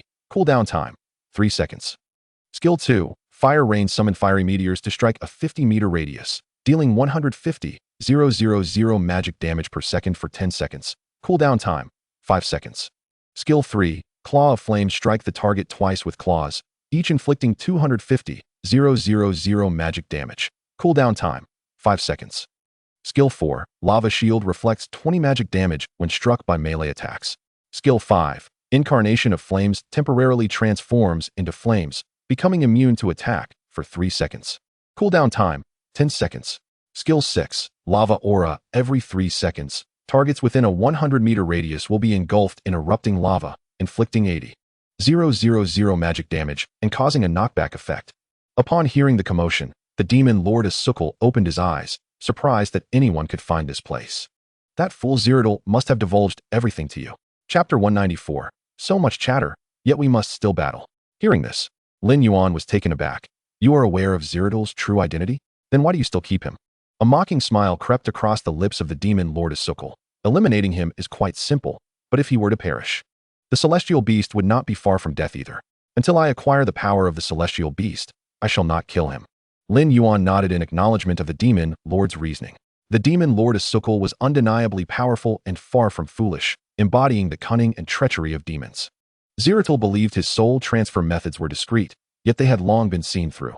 After all, demons are adept at manipulating souls, and attempting such minor maneuvers in their presence is akin to flaunting one's ineptitude. Human, state your purpose. If it is not overly unreasonable, I may consider signing a contract with you, allowing you to exit the dungeon unscathed. The Demon Lord Asukal spoke with unexpected amiability, leaving Lin Yuan momentarily astonished. What is this? Aren't Demon Lords supposed to be incredibly arrogant? Why is this one so courteous? Has he taken the wrong medicine? After a moment of reflection, Lin Yuan recalled the certificate of courage in his backpack, finally grasping the situation. The certificate of courage, recognized by the god of courage, Tyr, commands respect from those of the Order faction, who refer to Lin Yuan as warrior with courtesy. Conversely, those of the chaotic faction contemplate whether to engage in combat with him. As a demon, Asukal undoubtedly belonged to the chaotic evil faction, and upon encountering Lin Yuan, his first thought was to refrain from acting rashly. Thus, He engaged Lin Yuan in conversation with an unusual gentleness. Having grasped the reasoning, Lin Yuan beamed with a radiant smile. Your proposal is quite commendable. The demon Lord Asukar, upon hearing this response, broke into an exceptionally radiant smile. Lin Yuan shrugged nonchalantly and pointed at Asukar, declaring, I desire your demon's soul. Asukar's brow furrowed slightly. That is out of the question. Lin Yuan persisted. What about your heart then? Asukar's frown deepened. That too is unacceptable. Observing Lin Yuan's calm demeanor, Asukar felt a sense of mockery directed at him. To demand both the demon's soul and the heart seemed trivial to Lin Yuan. Yet for Asukar, each was irreplaceable. Without the demon's soul, Asukar would lose all his magical prowess. Without his heart, he would be rendered utterly powerless. Such vital entities were being so casually requested by Lin Yuan. This is akin to killing me. Asukar suppressed his fury and remarked, Human, this jest is far from amusing. Let us discuss something more reasonable. Who said I was jesting? Lin Yuan's eyes widened in disbelief. You asked me to make demands, and I did. After I made my request, you told me it was impossible. Nothing is acceptable. Are you toying with me? Lin Yuan's expression shifted, his gaze turning icy as he stared at Asukar. I, Lin Yuan, have never been trifled with in such a manner. If you refuse to comply, I shall take it for myself. Lin Yuan adopted a position of dominance, leaving Asukar momentarily stunned. You have spoken, yet I have remained silent. How can you claim I am toying with you? I suspect your demands are a mere pretext for seeking conflict. The esteemed demon lord found himself in a compromising position. And if he were to endure further, he might as well be renamed the turtle demon instead of the flame demon. Rising to his feet, Asukar glared at Lin Yuan. Young man, do not overstep your bounds. I had no intention of engaging, but you have left me with no choice. Then let us strike swiftly, Lin Yuan retorted. Enough idle chatter. We are bound to come to blows regardless. I suspect you are more akin to an old tortoise than a demon, dragging your feet and losing the dignity of your kind. Asukar, incensed, felt a cold, murderous intent flash in his eyes. To refuse my authority is to court disaster. I shall demonstrate your folly. Bound to the convergence ritual, Asukar could not retreat, making him an easy target. Lin Yuan raised his hand, summoning the throne of bones, and sat regally upon it. You wish to witness my prowess? I fear you may find it overwhelming. With a playful tilt of his head and a boyish grin, he called out, Ollie, Hammer, Ague, your time to shine has arrived. The decision to withhold Alan from the fray stemmed from concerns that Alan's fervor might lead him to inflict critical damage upon himself through the lava shield's retaliation. Ollie, Hammer, and Ague, however, were unperturbed by the lava shield's counterattack as they charged alongside the army of the undead towards Asukar. Upon witnessing this, Asukar sneered. You believe these wretches can defeat me? Dream on. Clenching his fist, Asukar summoned a torrential rain of terrifying flames to descend upon the area before him. With a slight bend of his body, he roared to the heavens, Trash will always be trash, unworthy of the stage. Perish. As his voice echoed, the advancing undead army was met with searing magma that erupted beneath their feet, forming a towering column of lava that reached the sky. The undead were flung into the air by the molten tide, and before they could land, they were obliterated by the fiery rain above. Lin Yuan frowned, gesturing for a retreat. The tactic of overwhelming numbers was ineffective. He commanded the undead to withdraw. The sight of that towering column of lava had genuinely astonished Lin Yuan. With the sword aura present, the undead might have inflicted some damage, yet Asukar had delivered a harsh lesson. The lava aura was infuriatingly powerful. It did not fear numbers. For the more there were, the more joy it brought Asukar. Had Ollie and the others not evaded in time, they too would have fallen victim to a series of devastating aerial maneuvers. Ague raised his staff high, flamboyantly flicking his ornate cloak, laughing maniacally. Ollie, Hammer, prepare to unleash your ultimate abilities. Upon hearing the laughter, Ollie decisively activated his racial skill. Listen, extinction, deathly silence. His voice resonated deeply as his 3-meter-long, fearsome wings unfurled, boosting all attributes by 100 and significantly increasing his speed. In the blink of an eye, he appeared behind Asukar, his sword ablaze with brilliance, delivering the lethal strike known as the Gift of Death. The damage soared to 16,258,000, yet Asukar remained unconcerned. Are you merely scratching me? He scoffed. To think you could defeat me with such weaklings is pure folly. You are dreaming. Asukar laughed maniacally, with the lava shield in place. He had no fear of the explosive damage. High damage meant preparing for retaliation. Could a level 36 summon creature possess 3 million health? Asukar surmised correctly. Ollie indeed did not possess such health. Before acquiring the legendary Dark Offspring Sword, Ollie would have succumbed to the lava shield's rebound damage. However, wielding the legendary Dark Offspring Sword, Ollie was invincible, incapable of perishing. With steady hands gripping the sword, Ali's overwhelming murderous intent pierced through Asuker's being. My will transcends death. Chapter 195. The Curtain Call of the Grand Performance. In this moment, Ali had activated his second phase destruction form, revealing even more grotesque and fearsome wings behind him. As he spread his wings, Asuker felt an ominous darkness envelop him, locking eyes with Ali's terrifying intent. For the first time in a long while, Asuker sensed the scent of death, reminiscent of the battles fought in the incubation chamber against other demons. It was little wonder Asuker felt such trepidation. Upon entering the destruction form, Ali's attributes surged by 500. Though powerful, this state could only be maintained for 5 seconds. With a staggering cooldown of 24 hours, Ali's strength, now at 64,000, would reach a terrifying 320,000, while his attack power surged to 640,000. With such incredible augmentation, Ali's forthcoming assault would undoubtedly be cataclysmic. Ali, bold and skilled, was complemented by Hammer, who remained steadfast, never wavering. The critical hit rate had climbed to 100. As the lava surged from below, Hammer stood resolute, downing a hearty drink and bellowing, "My name represents strength." Canto. As the celestial deity descended, the Hammer transformed from a diminutive dwarf into a towering giant, its strength multiplying by threefold. Its offensive prowess rivaled even that of Ali. Dragonfang. Wielding a cannon, aimed steadily and unleashed a barrage of 3 explosive rounds upon Asuker, dealing devastating critical hits of 9, 837, 600, 5, 148, 340, and 353, 780. With no concern for retaliatory damage, and emboldened by the divine immunity conferred during this celestial intervention, the Hammer was hurled with great force, embodying the Storm Hammer. Ali, clutching his sword, thrust it fiercely, not employing the soul rend but executing a simple void slash. Before him loomed the Storm Hammer, emanating a radiant thunderous glow, while behind him the ominous magic sword instilled a sense of dread. Asuker could no longer maintain his smirk, unable to even sustain the fusion magic circle. Using the incarnation of flames, he evaded the earth-shattering strikes from both adversaries, the hammer and the magic sword striking nothing but air. Yet, Ali and the hammer bore no expressions of regret, instead displaying triumphant grins. Their ostentatious display aimed to provoke Asuker into activating his life-preserving abilities, thus allowing Ali to showcase his astronomical damage potential. Moments later, a burst of crimson flames erupted, revealing Asuker's form, who gazed intently at Lin Yuan, acknowledging, "You possess some skill. I had underestimated you. But how long can the current state of affairs last before it fades?" Asuker clenched his right fist, declaring, "Victory remains mine." Lin Yuan, with an impassive countenance, waved dismissively, as though shooing away flies, retorting, "You talk excessively. I am eager to see if you still have so much to say when your heart is extracted." With a swift motion, Lin Yuan issued the final execution command.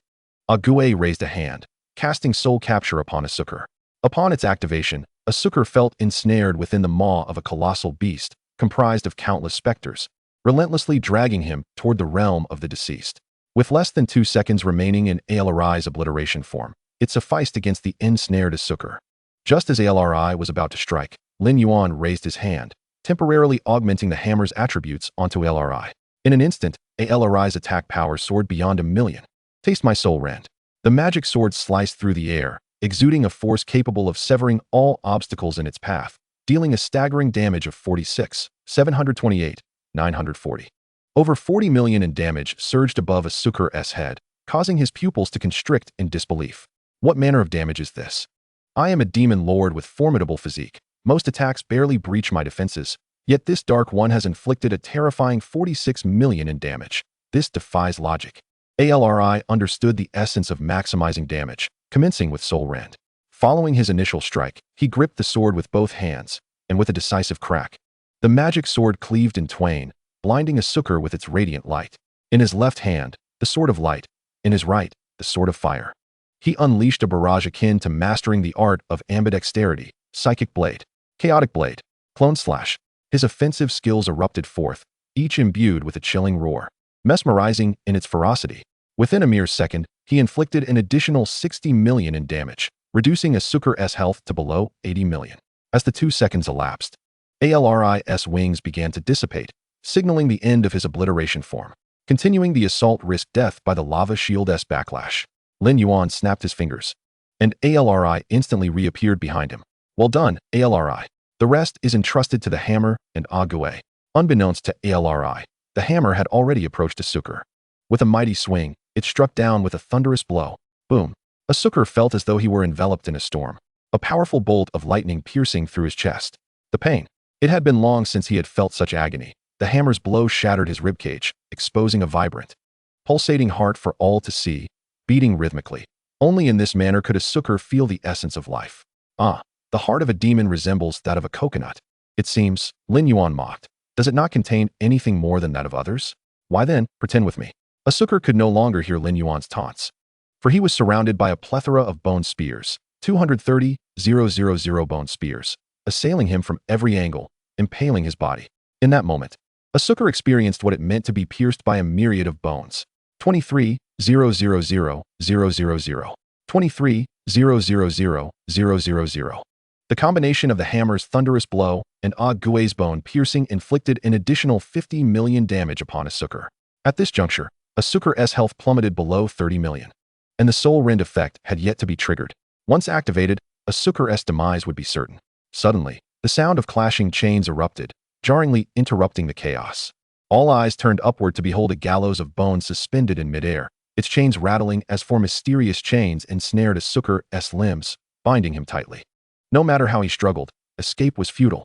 In his futile writhing, the soul rend effect concluded, dealing 32,161,779 damage. Asuker's life dwindled to a mere point. His visage gaunt as he knelt upon the bone gallows. Thud, thud, rhythmic footsteps echoed as Lin Yuan approached with calm composure, hands clasped behind his back, halting before Asuker. So what say you? I did not deceive you, did I? I promised to extract your heart, and indeed, I shall claim what I desire. There is nothing Lin Yuan cannot obtain. Chapter 196. The entrance must be dashing. The skeletal scythe slowly descended, emitting a creaking sound. Lin Yuan crouched down, grasping Asuker's fiery red hair with his left hand while extending his right, forming a blade-like shape. With a sudden thrust, Lin Yuan's hand plunged forcefully into Asuker's chest, and with a firm grip, he extracted the heart completely. Measuring approximately 30 centimeters, the heart resembled a coconut and throbbed wildly in Lin Yuan's hand. Perhaps aware of its impending demise, its rhythm gradually slowed. Lin Yuan turned, handing the heart to Alan, who enveloped it with natural energy, ensuring it remained vibrant. Asuker let out a pained wail, fully aware of his fate, yet he defiantly proclaimed, "Human, do not revel in your triumph. Someone will avenge me. The inferno shall not be dishonored. The demons will turn your world to ashes. I doubt you will witness that day." Lin Yuan smiled faintly and released his grip on Asuker's hair, bidding farewell to this world. Farewell, esteemed flame demon Asuker. As the skeletal scythe reached its lowest point, Asuker's head was severed without obstruction, rolling far away. After his demise, a somewhat ethereal red silhouette gradually materialized. This was one of Lin Yuan's objectives, Asuker's demonic soul. During this time, numerous lost souls attempted to draw near, eager to feast on the demonic essence. Lin Yuan frowned and commanded, "Begone." The souls, intimidated by his rebuke, cast a fearful glance at him before slowly dissipating. With a flick of his hand, the demonic soul fell into his grasp, marking the successful completion of a dangerous commission. Outside, in Tianfeng City, all practitioners were left breathless. Am I dreaming? The 6th-tier demon lord has been vanquished in an instant. Did anyone count how many seconds he lasted? Not even 10. Lin Yuan is truly formidable.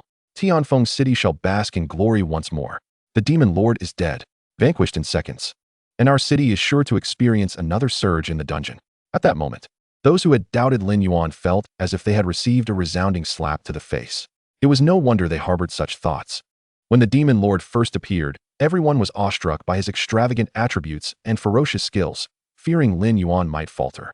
With 200 million health points and 200,000 defense, even 500 level 50 practitioners might struggle to prevail, let alone Lin Yuan alone. However, Lin Yuan was accompanied by numerous undead, capable of employing a strategy of attrition against the demon lord. Just as this thought began to take root, the combination of the lava aura and rain of fire sent them crashing back to reality, rendering the idea of a war of attrition futile. Everyone believed Lin Yuan could only reach this point. But then, Ali, Gui, and Iron Hammer stepped forward. 3 mere level 36 summoned beasts stood against a level 53 demon lord. What could they possibly achieve? With 200 million health points and a lava shield, any attempt at direct assault would be tantamount to seeking death. Logically, their reasoning was sound. Yet, they could not fathom the extraordinary capabilities of Lin Yuan's summoned beasts, each one a paragon in its own right. The dark abyssal demon, capable of dual transformations, the dwarven gunslinger, immune to magic after descending from the heavens, and the undead, who could never perish as long as their brethren remained. Each of these summoned beasts, when isolated, could hold their own, and in concert, they wrought a synergy that surpassed the sum of their parts. Especially Ali, whose terrifying strike dealt an astounding 46 million damage, dazzling countless spectators. The subsequent emergence of Thousand Bones pierced heart, and the skeletal execution platform propelled the battle to a fever pitch. Those watching were electrified, their blood surging. For the last time the execution platform appeared, an arrogant demon sentinel was cleaved in twain. Ultimately, the demon lord Asuker met the same fate, but not before Lin Yuan inflicted upon him an additional torment of heart extraction. As Lin Yuan expressionlessly wrenched the heart from the demon lord's chest, Mu Tianqing's lips curled into a faint smile as he turned to Li Dangerous, saying, "You, my friend, remain ever so fortunate, no matter the dire straits. You seem impervious to death. Now, with both the demonic soul and heart secured, you need not fear becoming a demon any longer." Ha! Li Dangerous laughed heartily. How does it feel to witness the projection of the dungeon? Do you feel aged? The four summoned beasts, each more ferocious than the last, showcased innumerable moments of brilliance. Lin Yuan's heart extraction act was nothing short of exhilarating. Indeed, Mu Tianqing, with a hint of envy, lamented, "You've amassed quite the display, leaving us with nothing to boast about. It's infuriating. By the way, do you no longer require me to suppress the demonic soul for you?" Mu Tianqing, having endured Paimon's arrogance for so long, was on the verge of losing his patience. Had it not been for the greater good, he would have rushed out to confront him long ago. Lin Dangerous rose from the ground, stretching his limbs. "You go about your business. I can manage here alone." At the moment the demon lord fell, the demonic soul became an unclaimed entity, and the dungeon's pressure on Li Dangerous diminished significantly. He could sustain the dungeon's activation single-handedly. Upon hearing he was not needed, Mu Tianqing withdrew his hand from Li Dangerous, deciding it was time to reclaim what was owed after allowing Paimon to flaunt for so long. With a stretch of his shoulders, a resplendent golden hammer appeared in Mu Tianqing's grasp. His legs bent slightly, and he wore an excited smile. "We old-timers remain. We cannot leave all burdens on Lin Yuan alone. Tianfeng City, are you ready to welcome the descent of the Holy Light?" With a powerful push against the ground, Mu Tianqing transformed into a beam of golden light, soaring towards the heavens.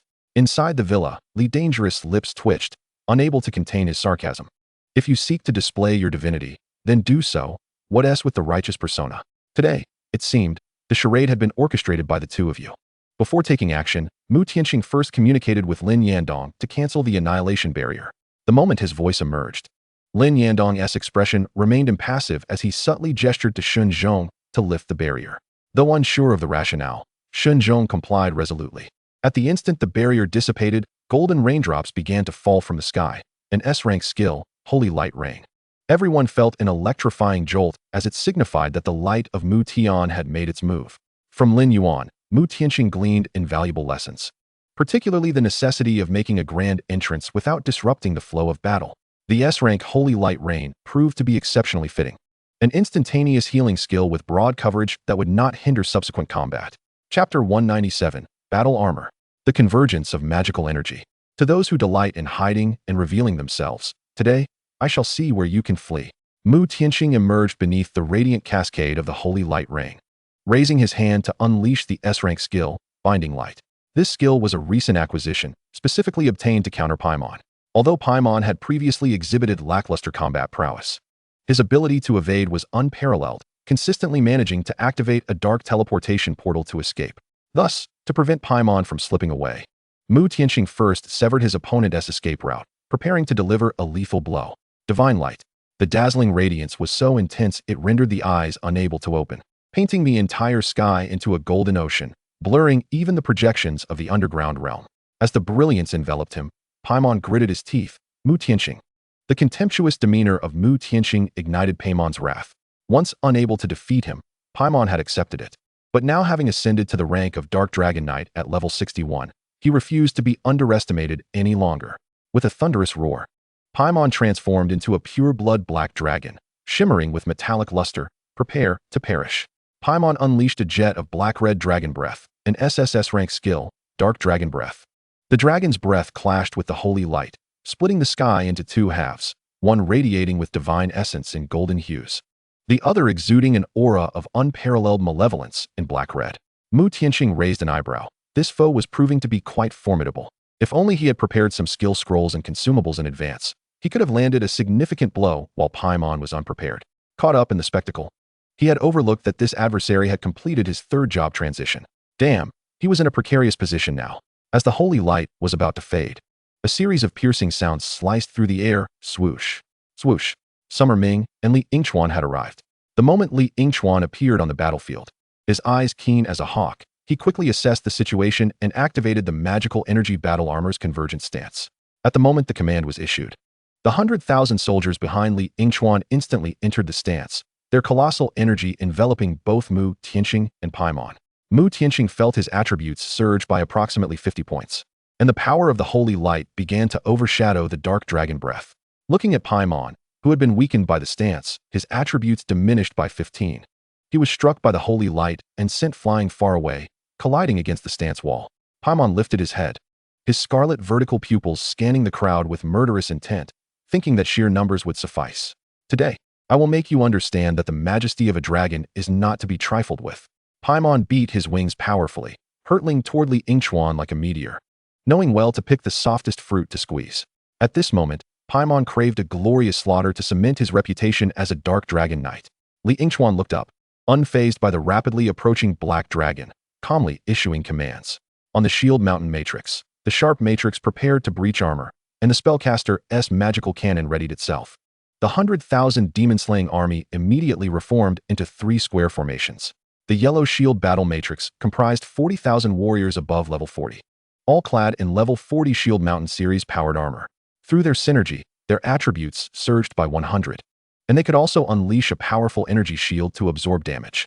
A massive energy shield, 60 meters long and 50 meters high, materialized before Li Yingchuan. Paimon's eyes flashed with disdain, a mantis trying to stop a chariot. Shatter for me. Boom. A thunderous roar resonated in everyone's ears as Paimon's meteoric charge was forcefully halted, unable to advance an inch. The energy shield bore slight cracks, but as others intensified their energy input, the cracks gradually disappeared. The 4,000 sets of Shield Mountain series energy armor could withstand 8 attacks of the same magnitude as before. Paimon found himself pressed against the energy shield, his horns slightly askew, utterly bewildered. What was happening? What kind of black technology was this energy shield? It could withstand his charge. The might of a dragon was no jest. Shattering stones was a trivial task, yet the opponent's energy shield only exhibited minor fissures that swiftly healed. Could it be that the Summer Nation had conquered some advanced civilization's underground realm? Seizing the moment of Paimon's confusion, the sharp matrix coalesced into a massive armor-piercing arrow, which struck Paimon's body, eliciting a pained scream as his armor and magical resistance were reduced by 30. Simultaneously, the spellcaster matrix completed their task, and the high-energy magical cannon was primed. Li Yingchuan's lips curled into a cold smirk. Fire. Zing. The laser, radiating terrifying energy fluctuations, struck Paimon, sending him plummeting from the sky to the ground. Li Yingchuan commanded, activate immovable as a mountain. The warriors of the Shield Mountain Matrix immediately turned their direction, descending vertically like mountains. Boom. The immense force drove Paimon deep into the earth, rendering him unable to move a single finger, like a meteor chasing the moon. With a wave of his right hand, Li Yingchuan fused the sharp matrix and the spellcaster matrix, preparing to unleash the final strike, the explosive lightning cannon. The energy required for this shot was staggering, consuming 30% of the battle armor energy from 60,000 professionals. One shot would undoubtedly bring destruction. The lightning cannon roared like thunder from the heavens, poised to deliver judgment upon the nefarious black dragon. Paimon screeched in agony, utterly helpless. Mu Tianqing caught a whiff of charred flesh. Half of the dragon's body had been thoroughly roasted. If not for the dragon race's robust vitality, he would have been a corpse by now. Mu Tianqing, hammer in hand, was left dumbfounded. What was happening? The show had barely begun. Yet the black dragon had already collapsed, robbing him of the spotlight that Li Yingchuan's forces had stolen. Mu Tianqing was astounded, but he quickly realized he could not remain in a daze any longer. Lingering in this stupor would surely leave him with nothing to claim. Mu Tianqing raised his hammer, unleashing the formidable power of the Repentance Hammer, which descended from the heavens with a dazzling brilliance. Li Yingchuan's lips twitched slightly as he maintained his immovable stance. The Demon Suppression Army executed their orders with precision, swiftly distancing themselves from Paimon. Take this blow. Mu Tianqing gripped the hammer with both hands and struck downwards with tremendous force. Crack. Paimon's neck was utterly shattered, having barely survived a devastating electric cannon blast. She was dealt another crushing blow by Mu Tianxing, leaving her breathless and on the brink of death. Without affording Paimon a moment for words, Mu Tianxing continued his relentless assault until she finally drew her last breath. Cease your actions. She is already dead. Lin Yuan descended from the sky, holding a detector capable of sensing life fluctuations. The readings indicated that Paimon's life energy had ceased, signifying that she was indeed a corpse. Unbeknownst to the two, within Paimon's body, a palm-sized gray cross was emitting a faint glow. Chapter 198, Legendary Jewelry Set. With Paimon's demise, the crisis in Tianfeng City was decisively averted. The originally eager spectators, Lu Xingzuki and Lu Xingxueji, were left dumbfounded. What were those peculiar armors adorning the individuals? How could they wield such immense power? Lu Xingxueji, perplexed, found no answers from the snow woman residing within her, for they were, in essence, rural yokai, living in impoverished surroundings where such advanced technology was unheard of. Lin Yuan cast a sharp glance, causing Ibel, Yusuji Akira, and Adams to avert their gazes. For the three had brazenly violated the occupational code of the Xia Nation. According to the regulations, each was liable for a fine of 500 million. With his hands clasped behind his back, Lin Yuan's tone was devoid of negotiation. It was an announcement. His confidence stemmed from two sources, Mu Tianxing at his side and the 100,000-strong demon suppression army behind him. As he spoke, the army activated their coordination, enveloping the three in a binding effect. Should they dare to refuse, they would be met with the wrath of the electric cannon. I'll pay. Ibel immediately raised his hand, decisively opting to comply, while Adams, though reluctantly, followed suit. After collecting their payments, Lin Yuan turned his gaze toward Yusuji Akira, who appeared dazed. 500 million? He had only 20 million in his pocket. Had he possessed 500 million, he wouldn't be wielding a weapon of merely diamond quality. Under Lin Yuan's intense gaze, coupled with the ominous charging of the electric cannon behind him, Yusuji Akira felt a cold sweat drench his back. He could only cast a desperate look at Lu Xingzuki. A flicker of disdain crossed Lu Xingzuki's face as she muttered, useless. However, recognizing the potential utility of a level 60 ghost warrior, she could not allow him to perish so easily, and thus, she paid the fee for Yusuji Akira. Upon receiving the payment, Lin Yuan was about to dismiss the three when a voice whispered in his ear, General Li, do not let them leave just yet. Those two women harbor limit-breaking monsters. The younger one previously launched a sneak attack on Ayan. Upon hearing this, Lin Yuan was incensed. How dare they assault Lin Yuan's summoned beast? Were they unaware that the equipment of the 100,000-strong army was dependent on Lin Yuan? It could be said that Lin Yuan had significantly elevated the combat prowess of the Xia Nation's forces, leaving other countries far behind. Clenching his fist, a murderous intent flickered in his eyes as he contemplated issuing the command to fire the electric cannon. General Li, please refrain from taking action, the voice continued. Their target is our master. I wish to wait until he exits the underground city to personally deal with them.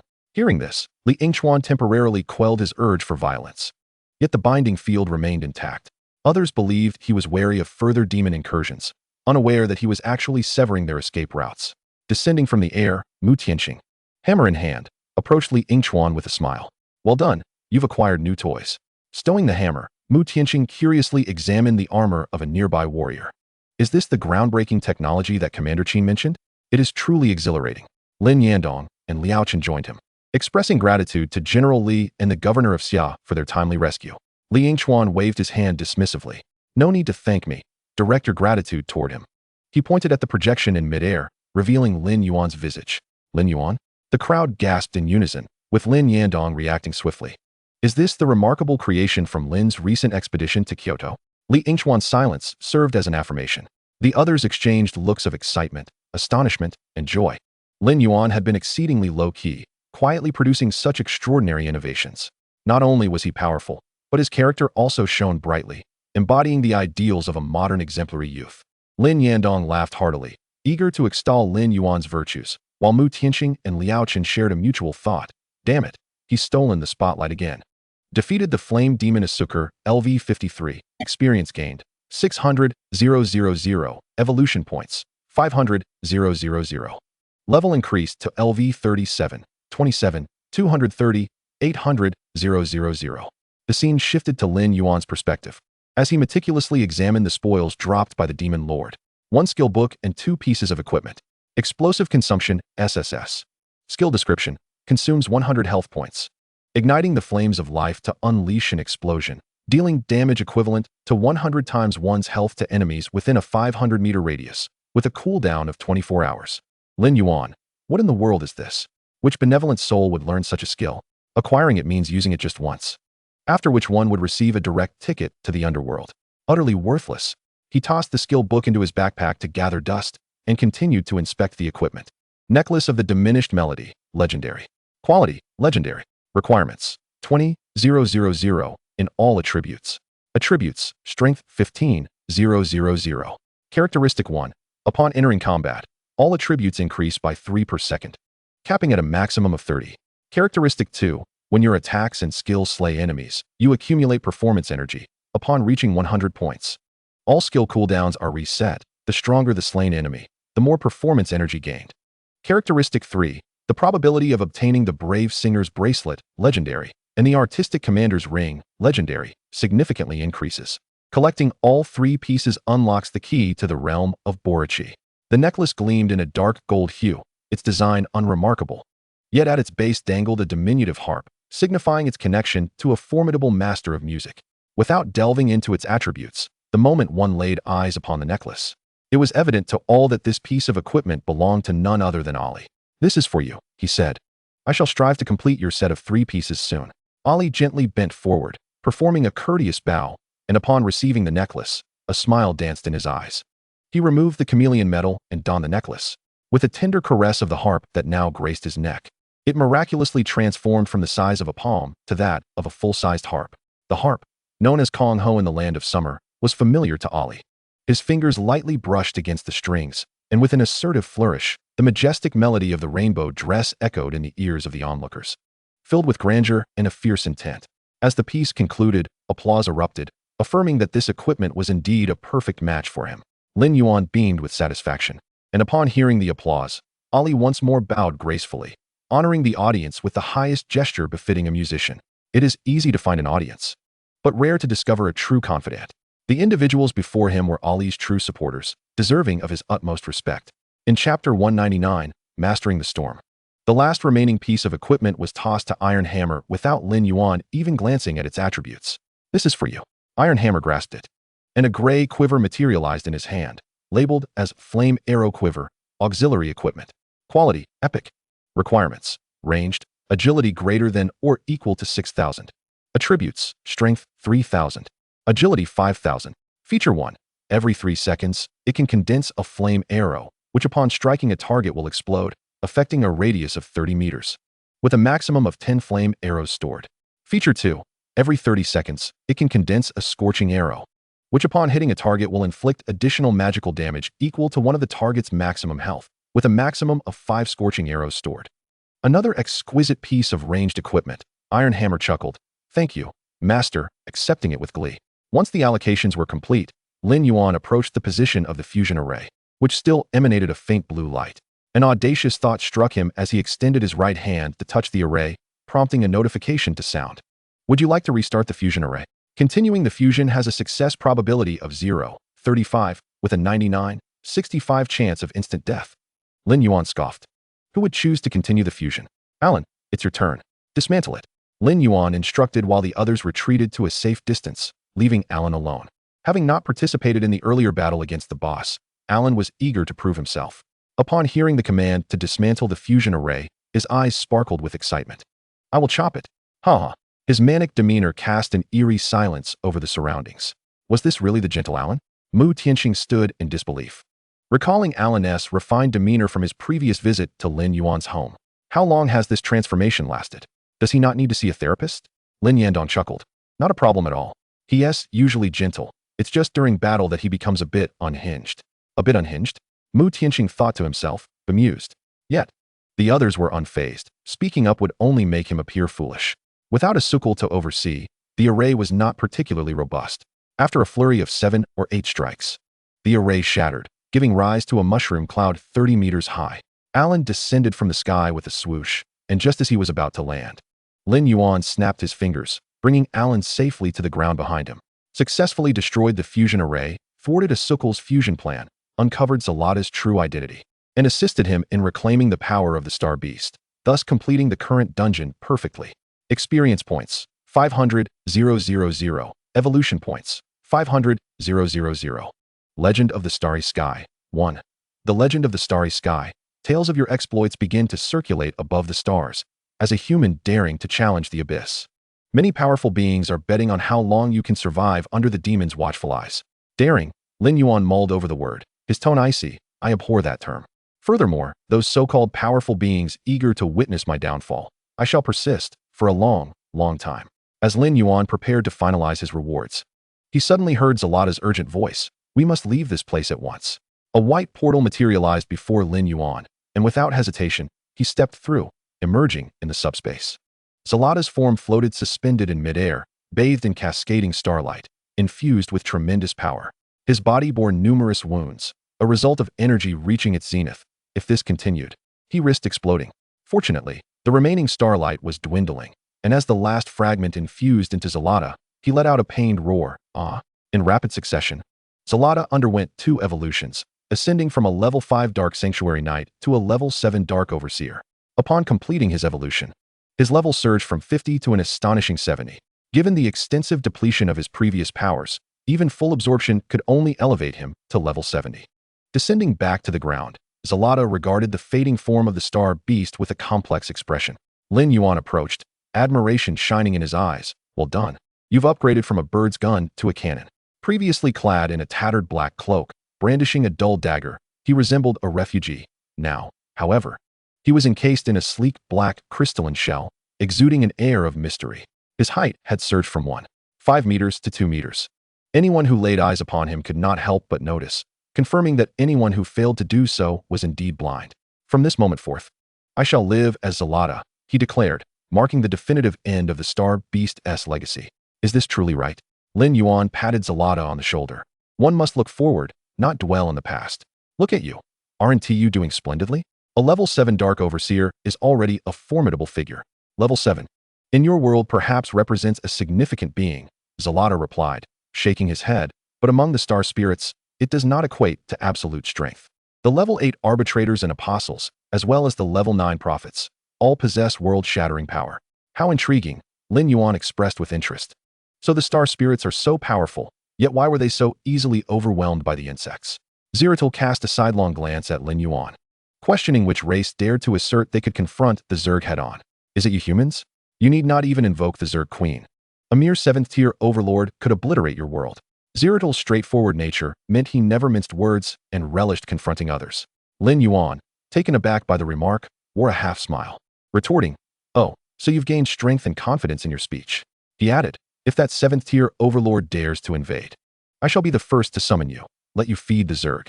Zeratul, a master of retorts, found himself momentarily speechless. Shaking his head, he declared, I must take my leave. Once the carcass of the star beast dissipates, a dominance storm will arise. This is a contingency left by the Light Chancellor, intended to unexpectedly control those who slay the star beast. Lin Yuan scoffed, What a despicable tactic. The Light Chancellor truly tarnishes that title. I recommend you remain here. Zeratul continued, standing face to face with Lin Yuan. The dominant storm can only affect a person once, regardless of whether they are controlled. Although both humanity and the star spirits belong to the Order faction, as your strength grows, you may very well attract the attention of the nefarious Light Chancellor. With your mind protection helmet, enduring the dominant storm here is far preferable to being secretly plotted against one day. Chapter 200, The Enemy of Demons. A sound strategy. Lin Yuan mused, expressing his agreement. Then, until fate brings us together again. Zeratul raised his hand, tapping the void, and a starry portal opened. Before departing, Zeratul cast a lingering gaze at Lin Yuan, bidding farewell. Once Zeratul left, Lin Yuan snapped his fingers, sending Ollie and the others back to the summoning space. With only one mind protection device available, their presence here posed a risk. Alone now, Lin Yuan raised his hand, summoning a pristine white bone throne, leaning back gently as he awaited the complete annihilation of the star beast. This act left others bewildered. Outside, the order of Tianfeng City began to gradually restore, allowing ordinary people to glimpse the projections in the sky. Questions erupted on forums. Can someone inform me what the great Lin Yuan is doing? Same question. The dungeon has been cleared, and not a trace remains. Why does the great Lin Yuan linger inside? Is there a hidden level? And who was that imposing black figure earlier? The forum buzzed with inquiries, yet no answers emerged, for no one possessed the knowledge to respond. Mu Tianqing crossed his arms, pondering what schemes this lad was concocting. The beast has perished. What more is there to observe? Lin Yandong scoffed. You brute. What do you understand? My brother is escorting the beast on its final journey. Life is as splendid as summer flowers, death as serene as autumn leaves. The final moment of the beast's existence must surely be its most radiant. No sooner had he spoken than a circle of white storm materialized at the site of the star beast's former presence, an advanced soul magic only attainable through immense soul power. A spell exclusive to the Light Chancellor, the SSS tier Dominant Storm. As the Dominance Storm manifested, the previously dim space was illuminated as if it were day. Lin Yuan stood devoid of shadows, for this realm had been transformed into a pure white. He activated his mind protection as the storm raged. Yet any entity daring to approach within 3 meters of him would encounter an invisible force that neutralized them. In a distant star field, amidst a celestial battlefield, the Zerg and star spirits clashed fiercely. A golden-armored warrior, wielding a white crystal sphere, sensed something and lifted his head. He was none other than the Light Chancellor, Saldas. Mentioned by Zeratul. The star beast has fallen. Alas, my plan for the saints is thwarted. Let me see who has slain my star beast. Saldas initiated a mental resonance. His gaze fixated on the crystal sphere. Simultaneously, a pair of pure white eyes emerged within the dominant storm. A human? Saldas questioned, incredulous. How could such a frail human possibly slay a 7th-tier star beast? Even if the beast stood still, he couldn't pierce its skin. Leaning against his throne, Lin Yuan donned a pair of sunglasses, finding the brightness overwhelming. Upon hearing a sound, he turned his head to meet a pair of emotionless eyes. Nonchalantly, he crossed his legs and remarked, "What are you staring at? Never seen a handsome man before." An intriguing human, Saldas noted, committing Lin Yuan's aura to memory. Lin Yuan raised an eyebrow, thinking, "Oh, so you're harboring a grudge. You've gotten used to spewing bravado in public." Sitting upright, Lin Yuan activated his courage roar. Uttering 2 words, "Kneel." An invisible authority traversed multiple star systems, infiltrating Saldas's mind, causing him to collapse to the ground, unresponsive for 5 seconds. Fortunately, this was Saldas's private chamber, devoid of witnesses. Otherwise, he would have faced utter humiliation. After 5 seconds, Saldas voluntarily severed the mental resonance, bewildered by the formidable power he had just encountered. As the storm subsided, the sky revealed trails of starry rhythms, breathtakingly beautiful like a painted world. Lin Yuan rose from the throne, sneering, "What sort of scum dares to act pretentious before me?" Removing his sunglasses, he tilted his head, offering a serene smile. It is time to conclude this. Beneath the magnificent azure sky, the bone throne loomed, Lin Yuan with his hands in his pockets, his chiseled profile captivating. Wow, so handsome. The side profile of the great Lin Yuan was a perfect angle, pure charm from every perspective. A jade figure among men, unmatched in the world. Truly unparalleled. The onlookers from Tianfeng City were utterly captivated by Lin Yuan. His formidable, mysterious, unfathomable strength, coupled with his domineering, audacious, and decisive nature, paired with his stunning appearance, created an image of perfection. Lu Shengzuki licked her lips, her gaze ablaze as she looked at Lin Yuan, yearning to experience him at that very moment. Lu Shengzuki's legs tightened in anticipation. Merely envisioning it in her mind sent her into a euphoric state. Lu Shengshueji bit her lip, her right hand gripping her clothing tightly, her heart racing wildly, clearly overcome with infatuation. Soon, very soon, once Lin Yuan emerges, I shall bestow upon him the kiss of the Snow Woman. End of chapter. After confirming that there were indeed no coins in the underground dungeon before him, Lin Yuan chose to depart. Congratulations on completing the Flame Demon Castle, Hell difficulty, earning 200,000 experience points and 250,000 evolution points. Total successful completions of Hell difficulty dungeons, 35. First-time challenge of the Purgatory Dungeon, Hell difficulty, successfully completed, earning the title Purgatory Pioneer. You have cruelly slaughtered the Demon Lord, inciting the wrath of Purgatory, and gained the title Enemy of Demons. Perfectly cleared the Flame Demon Castle, Hell difficulty, earning 5 dungeon placement crystals. Purgatory Pioneer, title. Description: your actions will earn the recognition of certain entities. After conquering the Purgatory Dungeon, you will receive an additional gift. Enemy of Demons, title. Description: you are regarded as a mortal enemy by demons. Entering the Purgatory Dungeon will trigger a death flag mode, significantly increasing the probability of encountering advanced demons and enhancing damage dealt to them by 30. With the calculations complete, Lin Yuan's figure vanished from the dungeon, reappearing in the villa, fulfilling his mission without fail. He handed over the demon's soul and heart to Li Wei, who, with a solemn expression, acknowledged the immense favor without the need for words. From now on, through wind and rain, through mountains of blades and seas of flames, he would heed any command. Few could earn Li Wei's respect, and Lin Yuan undoubtedly counted as one. In a situation devoid of kinship, he had dared to enter a colossal dungeon of level 500, and had held difficulty no less. As the ancient saying goes, a soldier dies for a comrade. Having reached this point, Li Wei would surely be willing to lay down his life for Lin Yuan. With a casual wave of his hand, Lin Yuan remarked, "Next time such good fortune arises, do not forget to inform me." Chapter 201. Those who bully me seek death. The Purgatory Dungeon was simply exhilarating. The experience points and drop rates were outrageously high. Moreover, upon obtaining the title of Enemy of Demons, entering the dungeon would trigger Death Flag mode, with advanced demons, treasures in their own right, awaiting him. Thus, Lin Yuan instructed Li Wei to notify him immediately of any future dungeons related to demons. Looking around, he inquired, "By the way, where's Mu Tianxing?" "Outside." Li Wei replied with an unusual expression. "A great many events transpired during your absence of half an hour. A yin is severely injured, and the 0 unit's body is damaged." Initially intrigued, Lin Yuan's countenance darkened at the mention of a Yan's injury and the severe damage to the 0 unit. Enraged, he demanded, "Who has the audacity to harm my people?" In an instant, Lin Yuan's figure flickered, appearing outside the villa with a cold demeanor. Sensing their master's fury, the four, a Li, Iron Hammer, a Gue, and a Lan, immediately presented themselves. Ali soared through the air on his sword, his murderous gaze sweeping the surroundings. While Iron Hammer stood firm, a wine jug in one hand and a dragon tooth cannon in the other, a crimson shell already loaded and ready to fire.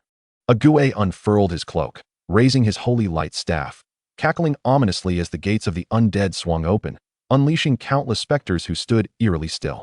Alan was the most frenzied among them. Despite his previous disdain for a Yan, due to the tempest a Yan's flight stirred, often leaving saplings in a daze, this did not imply he did not recognize a Yan. Transforming into a 70-meter ancient tree, he wielded a 100-meter-long axe, swinging it lightly as sparks rained down from the sky, declaring, "Who dares to lay a hand on my brother? Step forward, and I shall cleave him in two." With his hands in his pockets and his eyes gleaming with cold light, Lin Yuan passed by the four and approached a Yin, who appeared gravely weakened, with scales missing in large patches and numerous wounds on his abdomen already scabbed over. The injuries suggested he had been savagely clawed by a ferocious beast, with a massive dent in his chest where countless bones had shattered, inflicted by the headbutt of a dark dragon. Indeed, the most severe injury. "Who did this?" Lin Yuan gently inquired, stroking a Yan's head. Sensing Lin Yuan's presence, a Yin opened his eyes, raising his head high. "It was my 12th brother. But that fellow has already been ambushed and killed." 12th brother? Lin Yuan was momentarily taken aback. To be referred to as such by a Yin implied that the other party was also a descendant of the Calamity Dragon. Was this a sibling conflict? What was the situation? At that moment, Zero tossed over a miniature earpiece, recounting the entirety of the events. Midway through, Mu Tianxing and others rushed over, urging Lin Yuan, "Tell them to lower their guard. The danger has passed. Your actions will only incite panic." Upon hearing this, Lin Yuan gestured for a Lan to revert from his ancient tree form, while a Gue also closed the gates of the undead. However, a Li and Iron Hammer remained in a vigilant stance. "Chairman Mu, Chairman Lin," Lin Yuan acknowledged with a nod, his expression lacking in cheer. For both a Yin and Zero were in dire states. Furthermore, he had learned of the events that transpired. A Yan's 12th brother was a level 60 Lord-class Dark Dragon. To protect the villa and Tianfeng City, a Yin had recklessly overextended his body, utilizing the bloodline activation device for an extended period, while Zero had similarly suffered, with his body damaged by nearly 80. Currently, he had about 10 minutes of remaining energy before it would dissipate, at which point even his fighter form would be unsustainable. It would be quite remarkable if he could return to his previous level of power in the short term. What infuriated Lin Yuan the most was not the Dark Dragon, but the hideous human-faced spider. Had it not been for Zero's quick reaction, a Yin would have been pierced through the heart. Unforgivable. Just as Lin Yuan was about to inquire whether any dungeon placement crystals had been obtained, he abruptly strode toward the group led by Lu Shengzuki. "Hey Lin, where are you going?" Lin Yandong attempted to follow, but was restrained by Li Yingchuan. "Stay here and just watch." Li Yingchuan turned to Mu Tianxing. "Did you not have your fill of combat earlier? You'll be needed again soon." Mu Tianxing exchanged a puzzled glance with Lin Yandong, feeling utterly bewildered, unaware of the riddle Li Yingchuan was presenting. The emergence of the Jorigomo was known only to Li Yingchuan and Lin Yuan. The former had already activated the linked stance, while the latter was gradually closing in on the Jorigomo, namely Lu Shengzuki. "He is coming towards us." Lu Shengzuki was initially startled, pondering if he had discovered something. Yet she soon shook her head. Impossible. The Jorigomo can vanish into the shadows, elusive and undetectable. No one could possibly notice her. Moreover, Lin Yuan had been within the dungeon, oblivious to the happenings outside. How could he possibly comprehend events so thoroughly in such a short span? What, pray tell, is his purpose in coming here? Could it be that he is so utterly captivated by the beauty of my sisters that he seeks to engage us in conversation? In such a public setting, should I acquiesce to his advances, or perhaps toy with his curiosity first? Lin Yuan strides forth with purpose, making a beeline for Yagyu Shizun. In the interim, Yusuji Akira attempts to intervene, only to have his outstretched hand severed by a flash of crimson sword light. Yusuji Akira gasps in pain, his expression one of shock. Why do you assail me without provocation? Is this how you treat your guests in the Summer Kingdom? I have already paid my dues. Are you now reneging on your word? I shall lodge a protest. Protest? How absurd. Lin Yuan waves his hand dismissively. Arlie moves with supernatural agility, striking out 5 times in an instant. This time, not only is his hand severed, but his limbs and head are all decimated. In the constricted space, Arlie executes a swift dismemberment. The once boisterous Yusuji Akira now lies lifeless. He has slain Yusuji Akira. Both Iber and Adams exclaim in alarm, their eyes warily fixed on Arlie, fearing he might turn his wrath upon them as well. Yet, Arlie shows no interest in the duo, his gaze fixed solely on Yagyu Shizun and Yagyu Yukaheim. As Yusuji Akira breathes his last, Lin Yuan stands before Yagyu Shizun, his cold eyes betraying an unmasked ferocity. Coupled with the ruthless decisiveness that led to Yusuji Akira's demise, each aspect signaling that Lin Yuan's visit is far from benign. My lady, Yagyu Shizun feigns a pitiful demeanor. Why must you take the life of Lord Yusuji? Continue your charade, Lin Yuan retorts, his hand resembling a vice as it swiftly grips Yagyu Shizun's throat. Lifting her from the ground, release that wretched spider. I can grant you the mercy of a complete corpse. Lin Yuan's words resonate chillingly in the ears of all present, the palpable aura of murder instilling dread. I do not comprehend what you are saying, my lord. Yagyu Shizun weeps, her tears falling like rain. She must not reveal the existence of the Shikigami, Nirana, within her. Doing so would spell doom for the Yagyu clan. While forging a contract with a limit-breaking creature poses little issue, the malevolence of Nirana's abilities is well known, and should she perish in the Summer Kingdom, the Yagyu clan would face annihilation at the hands of those previously under Yagyu Shizun's control. Resisting is the only path forward. Even if she is slain here, Nirana would vanish into the shadows, and without evidence, Lin Yuan would find himself the target of widespread condemnation. Stubborn are we? Lin Yuan tightens his grip. If you refuse to speak, then let it be your eternal silence. Lin Yuan is no indulgent guardian. Feigning muteness before him will lead to true silence. As Lin Yuan applies pressure, Yagyu Shizun emits a series of strangled sounds, rendered incapable of speech. At this juncture, Yagyu Yukaheim steps forward, intent on interjecting. But Lin Yuan swiftly kicks her away. Get lost.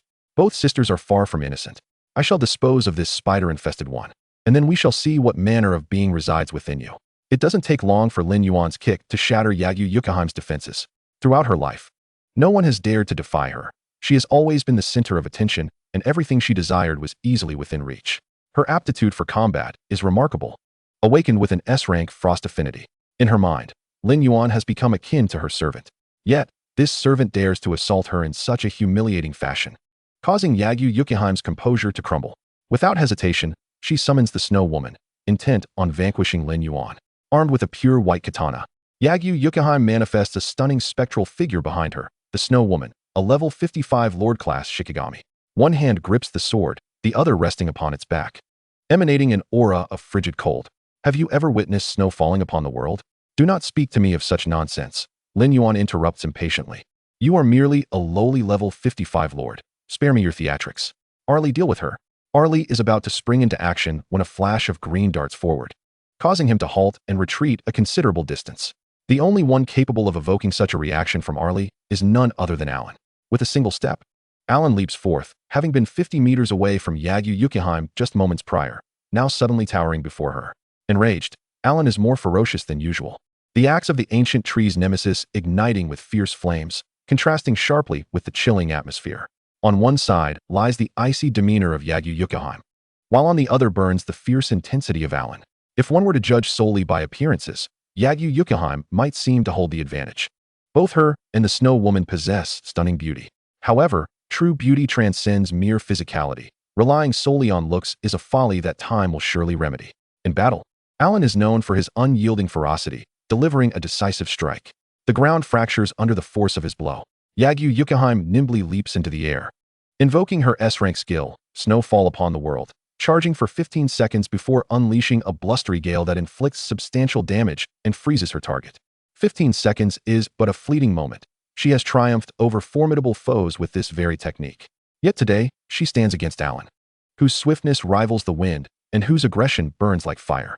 To charge before Alan is akin to inviting calamity.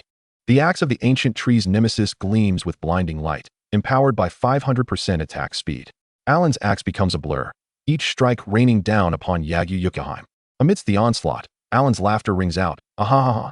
By the second strike, Yagyu Yukaheim has met her end, leaving only the Snow Woman to struggle in her stead. The final blow descends, crashing down with a thunderous boom, severing limbs and leaving her half decapitated. The Snow Woman's face contorts with vengeful fury, a surge of cold energy enveloping her as she shrieks a piercing cry. Huh. Upon witnessing the scene, Alan stepped forward, unleashing the onslaught of war. A wave of ochre energy rapidly radiated outward as the Snow Woman was unceremoniously pressed into the ground, her body contorted in a grotesque manner. What are you screaming about? You've terrified me to death. With a swift motion, she seized the axe's handle, swinging it with ferocity, delivering a devastating blow. Thud. The Snow Woman's head was violently cleaved apart on the spot. Subsequently, Alan repeated the motion, raising the axe and bringing it down time and again. Keep shouting. Go on. What can you do now? You've shattered her head. How can she possibly scream? The onlookers collectively swallowed hard, astonished by the sheer brutality. Previously, while watching the footage, they had only perceived Alan's combat prowess as explosive, yet nothing could compare to the overwhelming impact of witnessing it firsthand.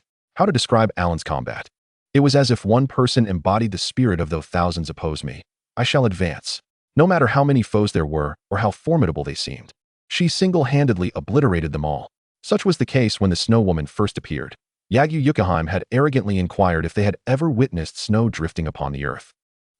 Alan had promptly turned her into a crimson mist, dismembering her without distinction. After an indeterminate number of strikes, Alan ceased her assault and beckoned to Ayen. Come here, burn her for me. Upon hearing this, Ayen naturally approached and exhaled a breath of dragon fire, incinerating the Snow Woman's corpse into charred remains. As she sifted through the ashes, Alan uncovered a blue orb, the essence of the Snow Woman, an epic-grade artifact. Heart of ice material. Quality, epic.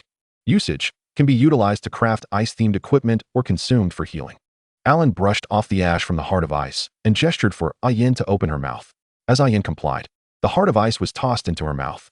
The small object melted instantly, releasing a pure, chilling power that coursed through Ayen's body, rapidly mending her wounds. She roared triumphantly, Sister Lon, you are magnificent.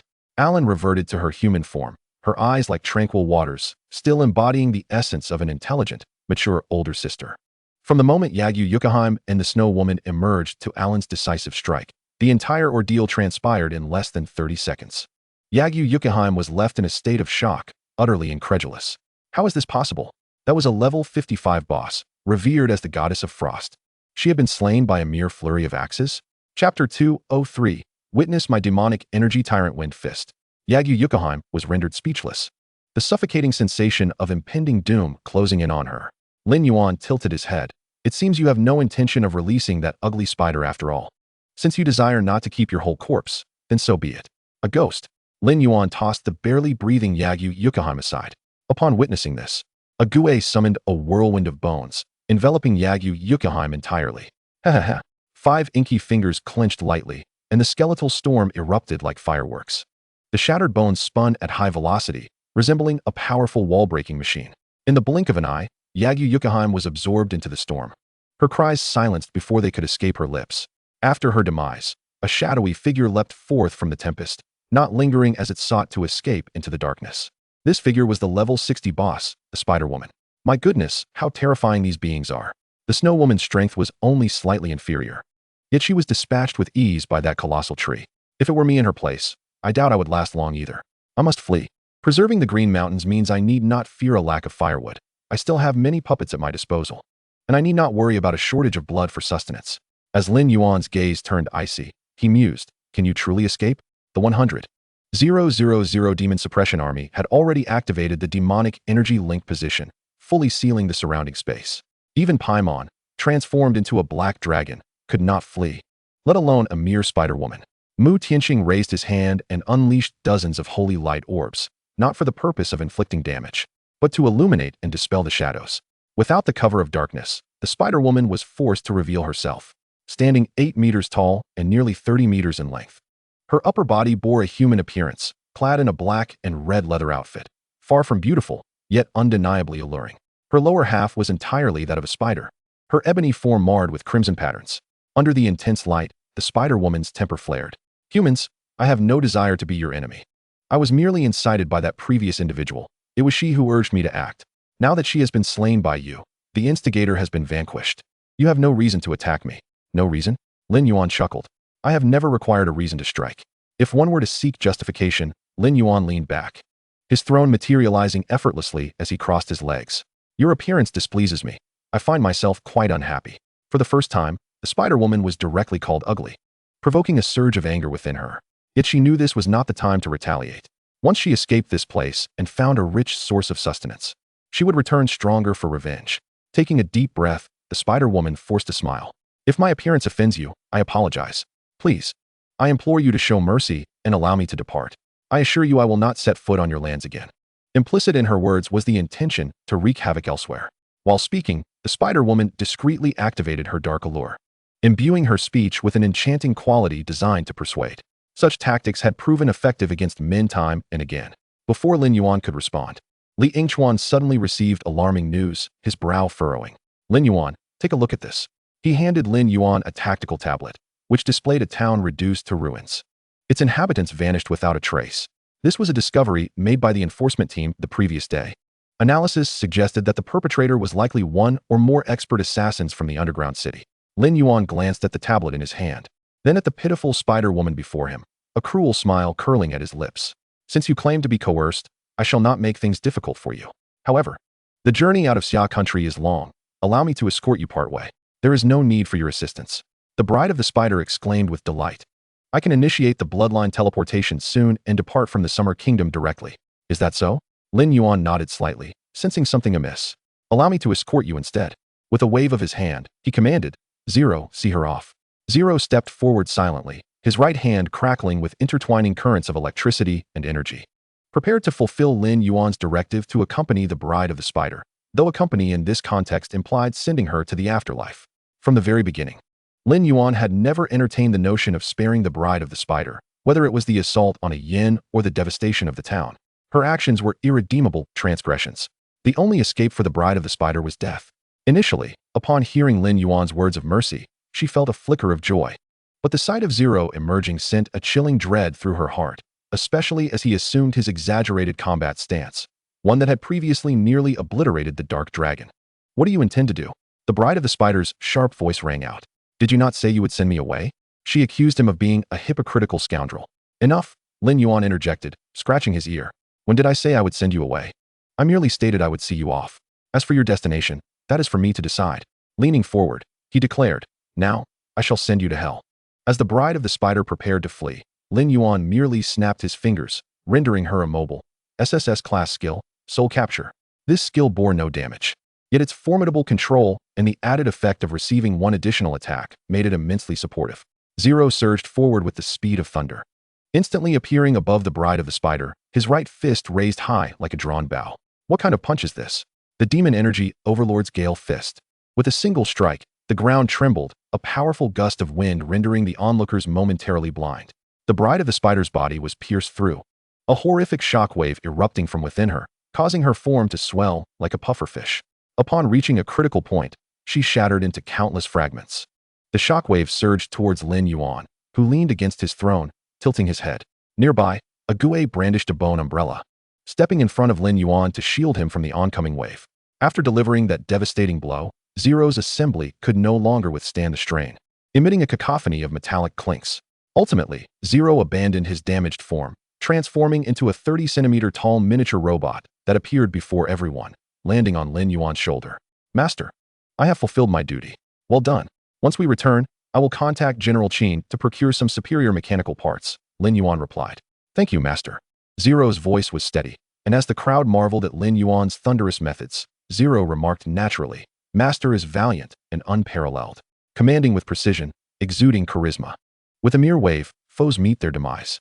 Such a figure serves as a paragon in this world, his renown echoing through the ages." Chapter 204, The Resurrection of Paimon. While Ague was collecting the bride of the spider's legs, the spider limbs clattered to the ground upon hearing Zero's words. This tone sounds oddly familiar. How could it not? Zero's remarks were inspired by Sun Tzu, who had delivered his commentary with a flair, even claiming to be Lin Yuan's #1 sycophant. Through meticulous analysis, Zero discerned Lin Yuan's appreciation for such banter, hence the earlier dialogue. As Ague approached, cradling 8 spider legs, he noticed Lin Yuan nodding in satisfaction, causing his soul's flame to flicker in agitation. Damn it, I need to take out a loan for the essence of the undead. Just wait. Once I master the super invincible, explosively dashing skill, the title of Lin Yuan's #1 sycophant will still belong to me, the industrious General Ague. Those who only wield words will inevitably be left far behind. Lin Yuan rose and glanced at the spider leg's attributes. Shadow spike material. Quality, epic. Usage, can be used for forging equipment. The spider legs, originally 3 meters long, had shrunk considerably in depth, totaling 8 in Ague's possession. Lin Yuan decided to hand them over to Iron Hammer. Iron Hammer, take these. Once we gather the necessary materials, let us see if we can forge a commendable piece of equipment. Iron Hammer contemplated the dark shadow spikes, noting their uniqueness. These materials are peculiar. They can be combined using the 1000 forging method to create a retractable rapier. Lin Yuan's eyes brightened at the thought. Recalling a weapon from a character in an anime from his past, the god gun that slays him. Can it be forged into a legendary weapon? Lin Yuan inquired. If it's solely the epic level weapon, it would only suffice against lower tier adversaries. Such characters do not warrant Lin Yuan's personal intervention. If the opponents are formidable, failing to ambush and severely injure them, or worse, kill them, would be a loss of face, Iron Hammer reflected. However, without additional legendary spatial materials, it is impossible to forge a legendary weapon. Lin Yuan nodded in understanding, realizing that acquiring spatial materials was far more challenging than obtaining legendary equipment. With the demise of the Bride of the Spider and the Snow Woman, the conflict in Tianfeng City came to a definitive close. Disband the joint operation, form the smallest combat units, and assist the law enforcement team in tending to the wounded. Following the order, the Demon Suppression Army swiftly mobilized in 5-member teams, navigating the streets of Tianfeng City, providing aid to the injured, assisting the law enforcement team in relocating and accommodating ordinary citizens, ensuring Tianfeng City returned to its former state in the shortest time possible. Once the tasks were assigned, Li Yingchuan approached Lin Yuan alongside Mu Tianqing.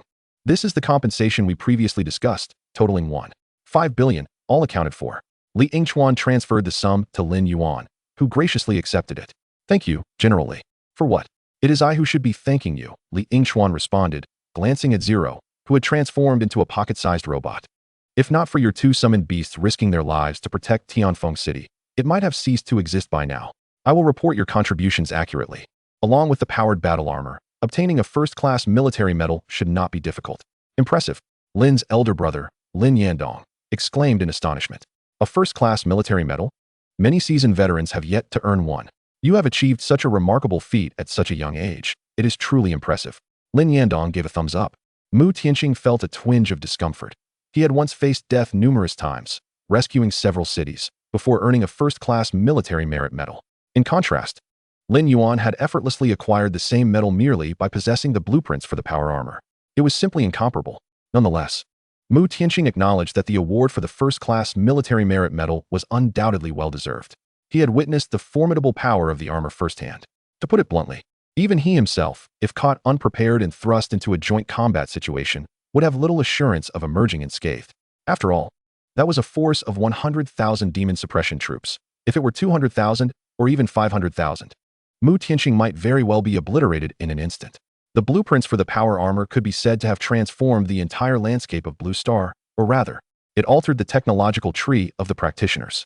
It provided those who previously leaned towards solitary combat with the nascent form of large-scale military operations.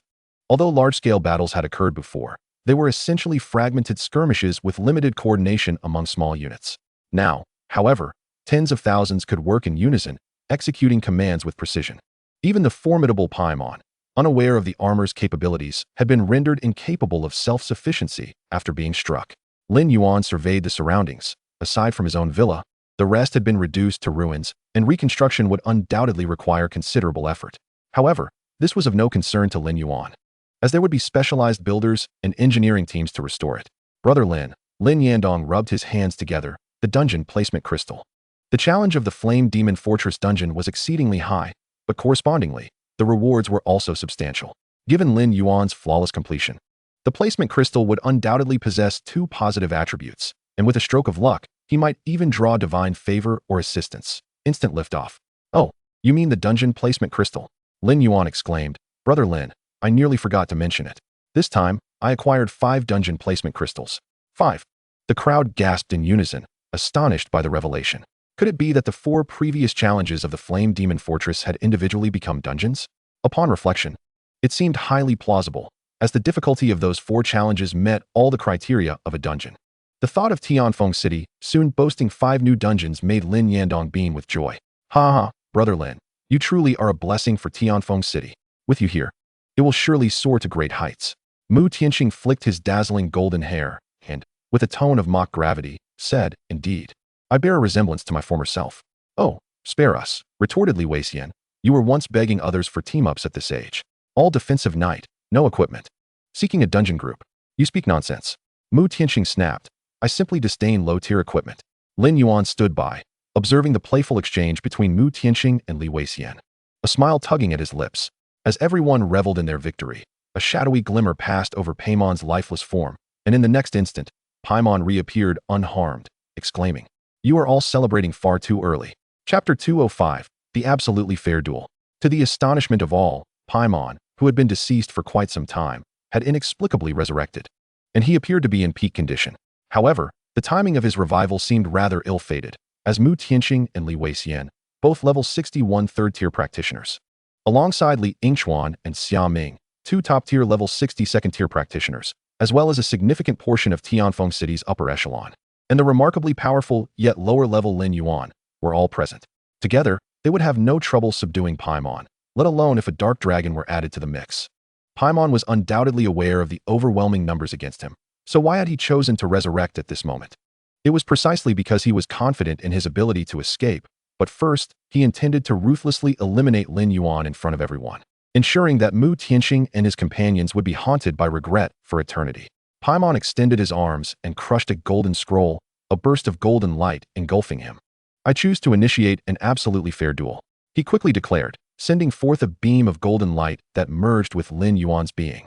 In the next moment, both Lin Yuan and Paimon vanished from sight. It was only after their disappearance that Mu Tianxing and the others reacted, scanning their surroundings for Lin Yuan's figure. Damn it! Wasn't Paimon already dead? How could he suddenly come back to life? Mu Tianxing was agitated. It was humiliating for them to have Lin Yuan abducted before so many witnesses.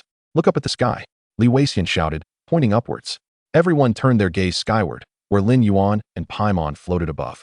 Following Li Weixian's gesture, a peculiar arena materialized in the air. The crowd rushed to the periphery of the arena, attempting to breach its defenses with various attacks. But a mysterious force encircled the arena, deflecting all their efforts. Mu Tianxing brandished his massive hammer and unleashed his retribution hammer, striking the arena with a resounding thud. Yet it remained unmoved, and he was jolted back by the rebound. Paimon sneered, Don't waste your strength. This is the renowned absolutely fair arena. Unless the duel concludes, it cannot be breached from the outside. Hearing this, Mu Tianxing's expression turned grave. An absolutely fair arena. This could be troublesome. At that moment, Lin Yuan inquired, What is the absolutely fair arena? Paimon laughed heartily. Given that you are about to be humiliated by me, I shall enlighten you. In the absolutely fair arena, the initiator of the duel can freely propose the terms of the fight, and the invited cannot refuse the request. The duration of the duel is 10 minutes. Endure for 10 minutes, and the arena will dissipate. Lin Yuan nodded, intrigued. Upon hearing the rules, he couldn't help but scoff internally. This can hardly be called an absolutely fair duel. It seems more like an absolutely unfair duel. The initiator can propose any bizarre conditions, and the invitee has no choice but to comply. How exasperating. Lin Yuan was not particularly concerned about the prospect of death the moment he vanished. A Gui had already reopened the gate to the undead, with waves of them emerging. Death was not an option. It was merely a matter of enduring the incessant prattling of this bothersome individual for 10 minutes, which was somewhat irritating. Outside the arena, upon hearing Paimon's exposition of the rules, everyone was taken aback. President Mu, is what he said true? Is there really such a despicable arena? This is utterly shameless. Mu Tianxing nodded slightly, acknowledging the gist of the matter, though he believed it was not quite as exaggerated as Paimon suggested. The arena has a host, and the challenger may propose the method of duel, but must obtain the host's consent. Should they fail 3 times, the invited party gets to propose the duel's content. Not every proposed method is guaranteed the host's approval. Before Mu Tianxing could finish his explanation, a figure descended into the arena's interior. The newcomer was clad in a blue outfit, with a red scorecard emblazoned on their chest, and 2 pairs of white wings sprouting from their back. In their right hand, they wielded an exaggerated microphone. Upon their arrival, they pointed at the two and proclaimed, "First, absolutely do not act on impulse. Second, absolutely do not overlook any wrongdoing. Third, the judgment must be fair and impartial."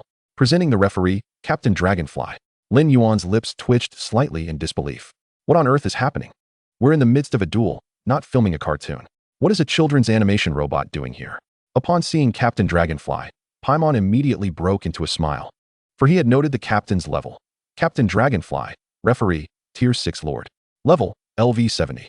A level 70 Lord was beyond his capacity to contend with, especially since this individual was the referee for the duel, holding absolute authority, not someone to offend. In response to Paimon's cheerful greeting, Captain Dragonfly remained indifferent. Duel initiator. Please state the method of this duel. Turning to Lin Yuan, they added, "Rest assured, with me, Captain Dragonfly, present, this duel will be guaranteed fair and just." Lin Yuan chuckled lightly, summoning a throne with a wave of his hand and reclining upon it. "It matters not. Regardless of the choice, the ultimate victor shall be me." Lin Yuan did not attempt to conceal his disdain for Paimon, which incensed the latter. "Do not underestimate me. I will make you understand what cruelty truly is. You will kneel and plead for your life, but it will be in vain." Lin Yuan nodded. "I suggest you opt for verbal sparring, for in the realm of boasting, I can never surpass you." As the two continued their verbal sparring, Captain Dragonfly forcefully struck the ground with the microphone. "Silence. No speaking before the battle begins."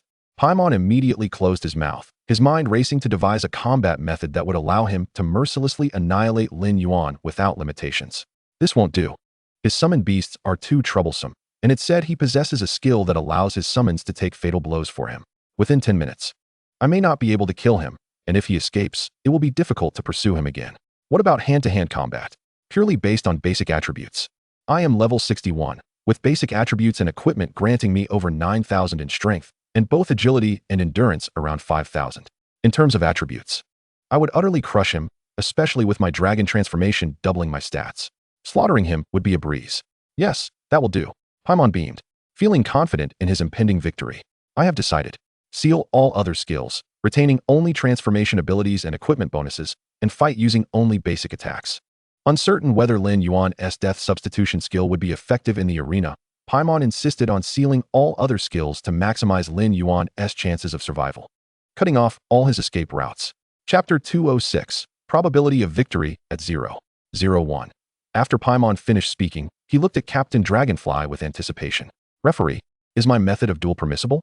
Captain Dragonfly, upon hearing this, entered the duel method into the command staff, and the probability numbers began to roll. Lin Yuan's side showed a victory probability of 99.9, while Paimon's displayed a mere 0.01. Captain Dragonfly rubbed his eyes in disbelief. The numbers remained unchanged. The absolute fairness of the arena dictated that while the initiator could propose a method of duel, the probability could not exceed 80.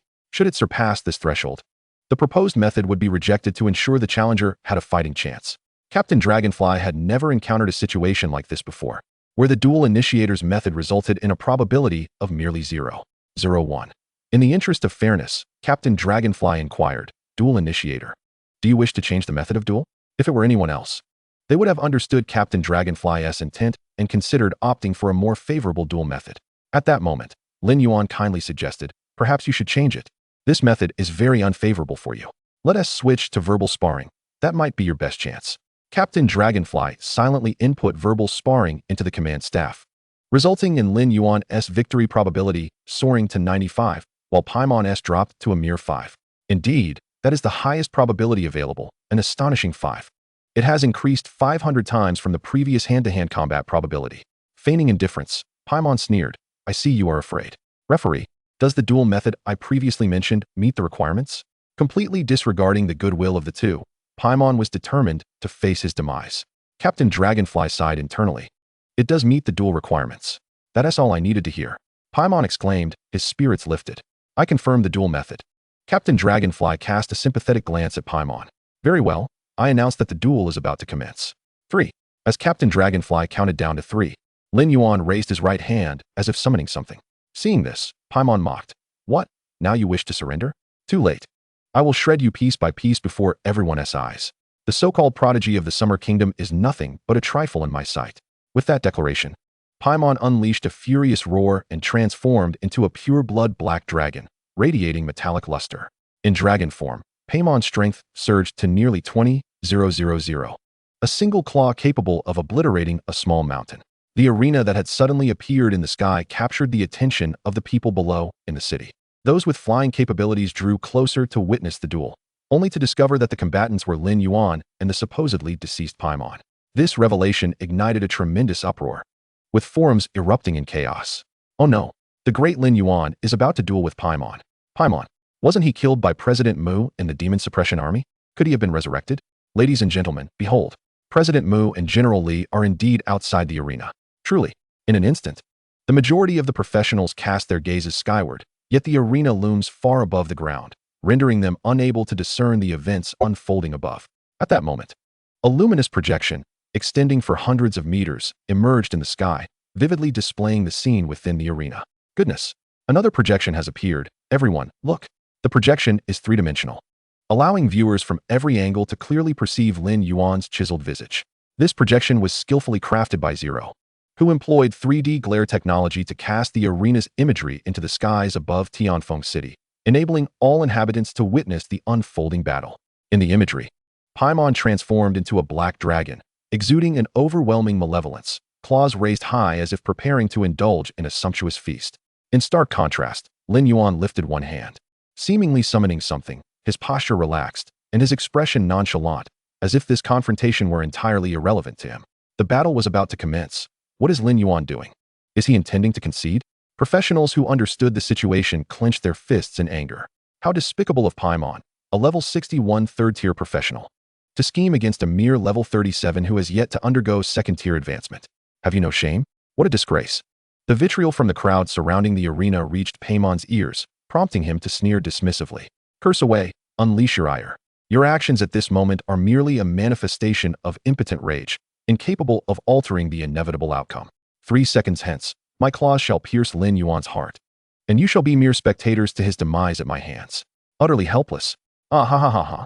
Paimon laughed maniacally, and the surrounding professionals wore expressions of concern. What shall we do? The opponent is a level 61 third-tier Dark Dragon Knight, his strength on par with President Mu Tianqing. Though Lin Yuan is formidable, without his summoned beasts by his side and forced into melee combat, his prospects appear grim. Indeed, if only his summoned beasts were present. Yet that treacherous Paimon has orchestrated a duel so advantageous to himself. It is truly infuriating. Meanwhile, at Tianfeng City No. 1 High School, students congregated on the playground, gazing at the projection in the sky. Their homeroom teacher, Chen Hongwei, wore a furrowed brow. Oh, old Chen, Brother Lin is about to win. Why the long face? Sun Tzu inquired, astonished. Are your eyes functioning properly? Chen Hongwei retorted, exasperated. Which of your eyes sees Lin Yuan on the verge of victory? His opponent is a level 61 Dark Dragon Knight, a peer of President Mu Tianqing. Lin Yuan is merely level 37. How could he possibly contend? What happens if he loses? Will he die? Luo Qingqing asked, joining the fray, while other classmates leaned in, eager to know the consequences of Lin Yuan's potential defeat. He will die, Chen Hongwei replied gravely. Then what shall we do?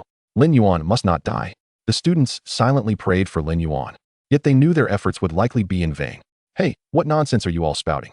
Sun Tzu interjected, hands on hips. My brother Lin is blessed with fortune. A mere level 61 Dark Dragon Knight is no match for him. Did you see Lin's movements? Keep your eyes peeled, for if you blink, you shall miss an extraordinary spectacle. Sun Tzu, well aware of Lin Yuan's character, understood precisely why Lin had raised his hand. It signified his intention to put on an impressive display. As if to validate Sun Tzu's assertion, a crimson glow emerged from the horizon, racing towards them in an instant. An exquisite sword, adorned with mysterious runes and emanating a chilling aura of death. This sword bore the name, the Darkborn Demon Sword.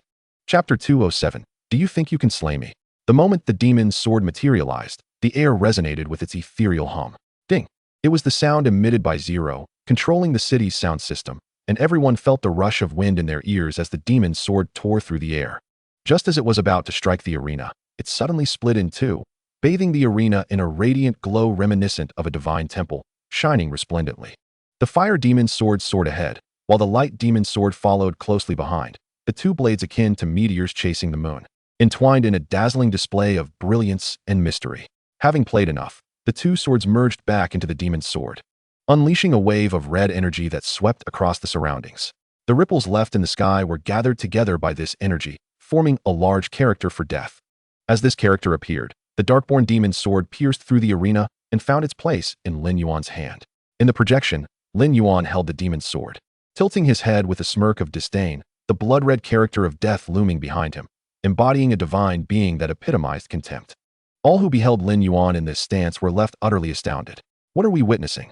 Lin Yuan is toying with his opponent, mocking a level 61 third-tier Dark Dragon Knight. What caliber of sword is that?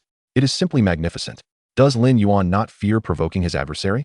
Or does he believe that, since death is inevitable, he might as well embrace it? Nonsense. Since Lin Yuan dares to take such actions, victory is assured, declared the crowd. Consider this. If Lin Yuan is still at leisure to show off, does that not suggest he possesses a surefire strategy for triumph? Victory? You are overthinking it. I cannot fathom how Lin Yuan can survive against a level 61 Dark Dragon Knight. The professional forum was nearing a fever pitch, with staunch supporters of Lin Yuan clashing with naysayers.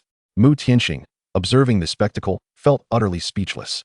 At such a critical moment, they still engage in such frivolities. Yet, one must admit, it is undeniably impressive. All right, everyone, cease your worries, Mu Tianxing said, arms crossed. Since this young man still has the disposition to flaunt his prowess, he must certainly have a foolproof plan. Let us not forget that Lin Yuan's summoned beasts also possess transformation abilities. Perhaps he harbors such a capability as well. Hearing this, everyone breathed a sigh of relief, their gazes fixed upon the arena. The duel begins, Captain Dragonfly announced, taking flight to a high altitude to avoid being caught in the fray. Glancing at the referee's stick in his hand, he noted the shift in victory probabilities. Lin Yuan's side held a 100 chance of victory, while Paimon's side plummeted to 0. The moment the Darkborn demon's sword appeared in Lin Yuan's grasp, Paimon could not even maintain a 0.01 probability of success. He had unwittingly become a fish in a barrel. Poor Paimon remains unaware of this fact, casting a cruel gaze upon Lin Yuan, mistakenly believing that merely wielding an additional sword could alter the outcome. How naive. I shall ensure you comprehend the vast chasm that lies between us. While weapons may be formidable, their efficacy depends greatly on the wielder. With claws slicing through the air, exuding an aura of invincibility, Paimon yearned to replicate the manner in which Lin Yuan had previously dealt with a sucor in the fiery demon fortress, piercing Lin Yuan's chest with his razor-sharp talons, extracting his heart entirely. This would undoubtedly be entertaining. Indeed, it was amusing. Lin Yuan narrowed his eyes, patiently listening to Paimon's futile taunts. He discerned Paimon's intentions and even chose to remain still, allowing Paimon to approach him step by step. Ultimately, the metallic claws punctured Lin Yuan's chest, and Paimon erupted into maniacal laughter, exclaiming, "Ha ha ha, do you see this? This is the disparity between us." Utterly defenseless, raising his claw, Paimon hoisted Lin Yuan aloft, akin to a triumphant general, brimming with pride. "Mu Tianxing, do you see this? This is your so-called genius, nothing more than this. Now, his life and death lie within my grasp. A mere flick of my finger could crush him. How does it feel to regret?" At that moment, Zero captured a close-up of Paimon's arrogant visage, inciting ire among onlookers, yet they were powerless to act against him. The atmosphere grew suffocating. Mu Tianxing's smile faded. What was amiss? Could it be that this fellow was merely posturing? Unthinkable. How could Lin Yuan joke with his very life? Yet, why did he not even attempt to evade? Was he toying with Paimon? Mu Tianxing was astonished by his own thoughts. To toy with Paimon, a level 37 summoner yet to undergo his second class change, brazenly jesting with a level 61 3 times transformed Dark Dragon Knight. This audacity was remarkable. Yet the question lingered. Could his strength keep pace? Should a miscalculation occur, tragedy would ensue. Mu Tianxing's concerns were unwarranted. A miscalculation? Impossible. The odds of victory stood at a resounding 100. Unless Lin Yuan were to take his own life, the likes of Paimon were hardly worth his disdain. Within the arena, observing the ostentatious Paimon, Captain Dragonfly shook his head. Even aware of the inevitable conclusion, he felt compelled to fulfill his role as a fair and impartial referee. Grasping the microphone, Captain Dragonfly's fervent voice echoed throughout the arena. "Ah, Paimon strikes first, his claws piercing Lin Yuan's chest. Lin Yuan appears gravely wounded, unable to retaliate. Is the battle nearing its end? If so, it would indeed be a pity." Hearing Captain Dragonfly's words, Paimon laughed maniacally once more. "Ha ha ha. Indeed, it is regrettable." Lifting his claw to his eyes, the icy vertical slit gleamed with mockery. "Now, I shall take your heart. Are you prepared?" When Paimon vows to torment you, I shall certainly deliver. No one can stop me. With that, Paimon raised his other claw, aiming for Lin Yuan's heart, preparing for a gruesome extraction. Paimon exerted force, only to find his claws halted by an unseen barrier. Paimon glanced over, discovering Lin Yuan's hand gripping the tip of his claw, despite all his strength. Paimon's assault could advance no further. How could this be? Paimon exclaimed in disbelief. How could it not be? Lin Yuan raised his head, a smile gracing his lips. Have you finished your posturing? How does it feel? Did you think victory was assured? With a gentle tug, Lin Yuan deflected Paimon's claw aside. Looking down at his pierced chest, Lin Yuan had initially hoped Paimon would provide enough force to manifest his broken form, achieving a grand display. However, Paimon's damage was woefully inadequate. His attack failed to match Lin Yuan's own recovery speed. Growing impatient, Lin Yuan's expression turned irritable. Do you truly believe you can kill me? Chapter 208. The duel has only just begun.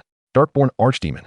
As Lin Yuan spoke, a pair of blood-red, barbed wings erupted from his back, rendering him a terrifying and grotesque figure, suffused with an aura of malevolence. Subsequently, he activated the Divine Descent, his form swelling from 1.8 meters to 6 meters, exuding an overwhelming presence.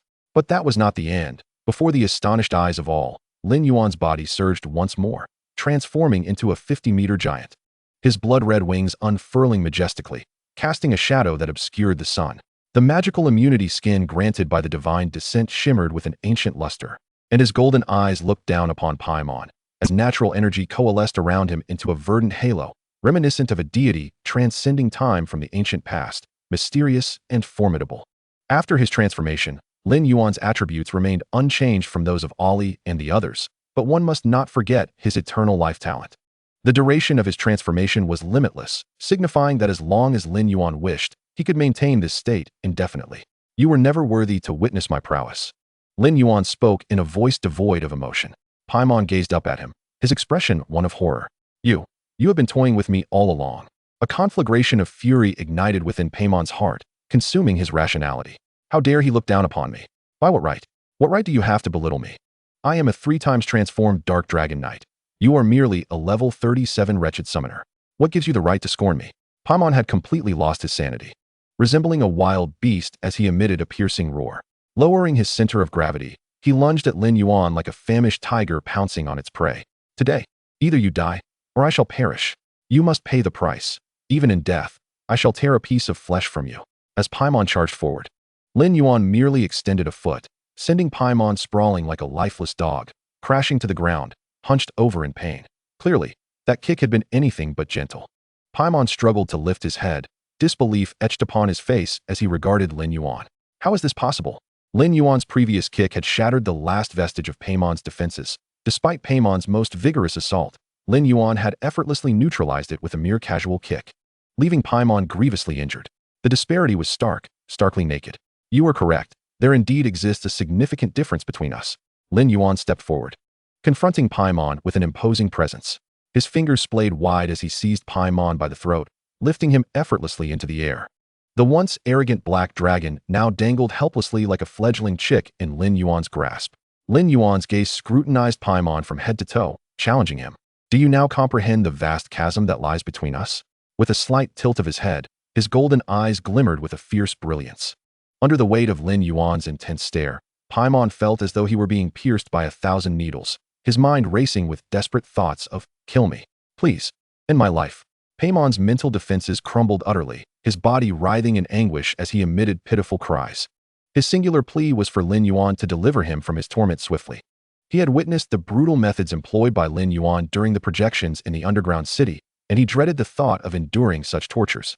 Thus, he yearned for a quick demise. The battle has only just begun. How could I possibly kill you? Lin Yuan replied with a smirk that hinted at danger. That would deprive me of much enjoyment. The audience would be left unsatisfied. His lips curled into a sinister smile.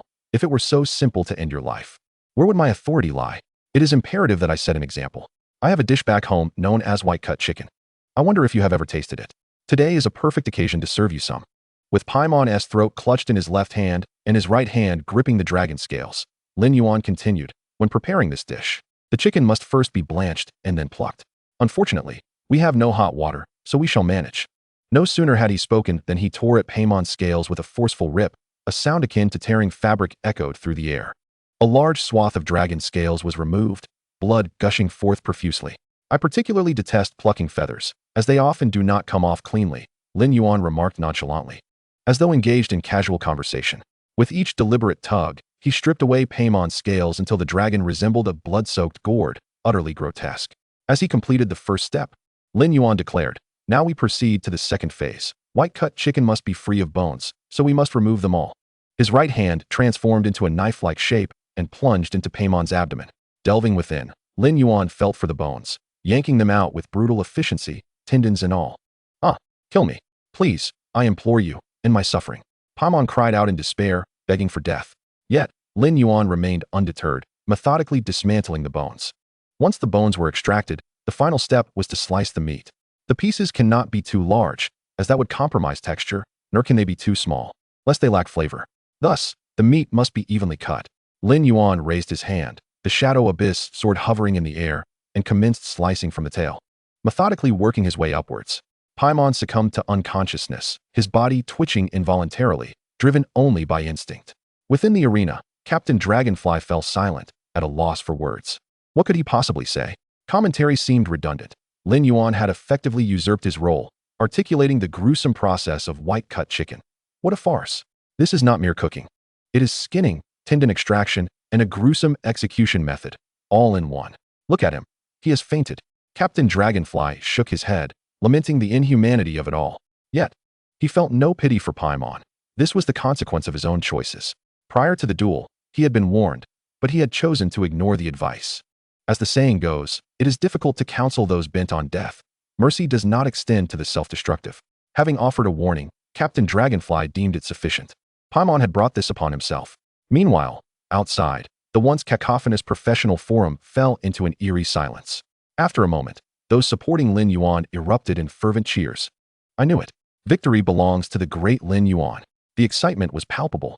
Lin Yuan's display will astonish humanity for a century.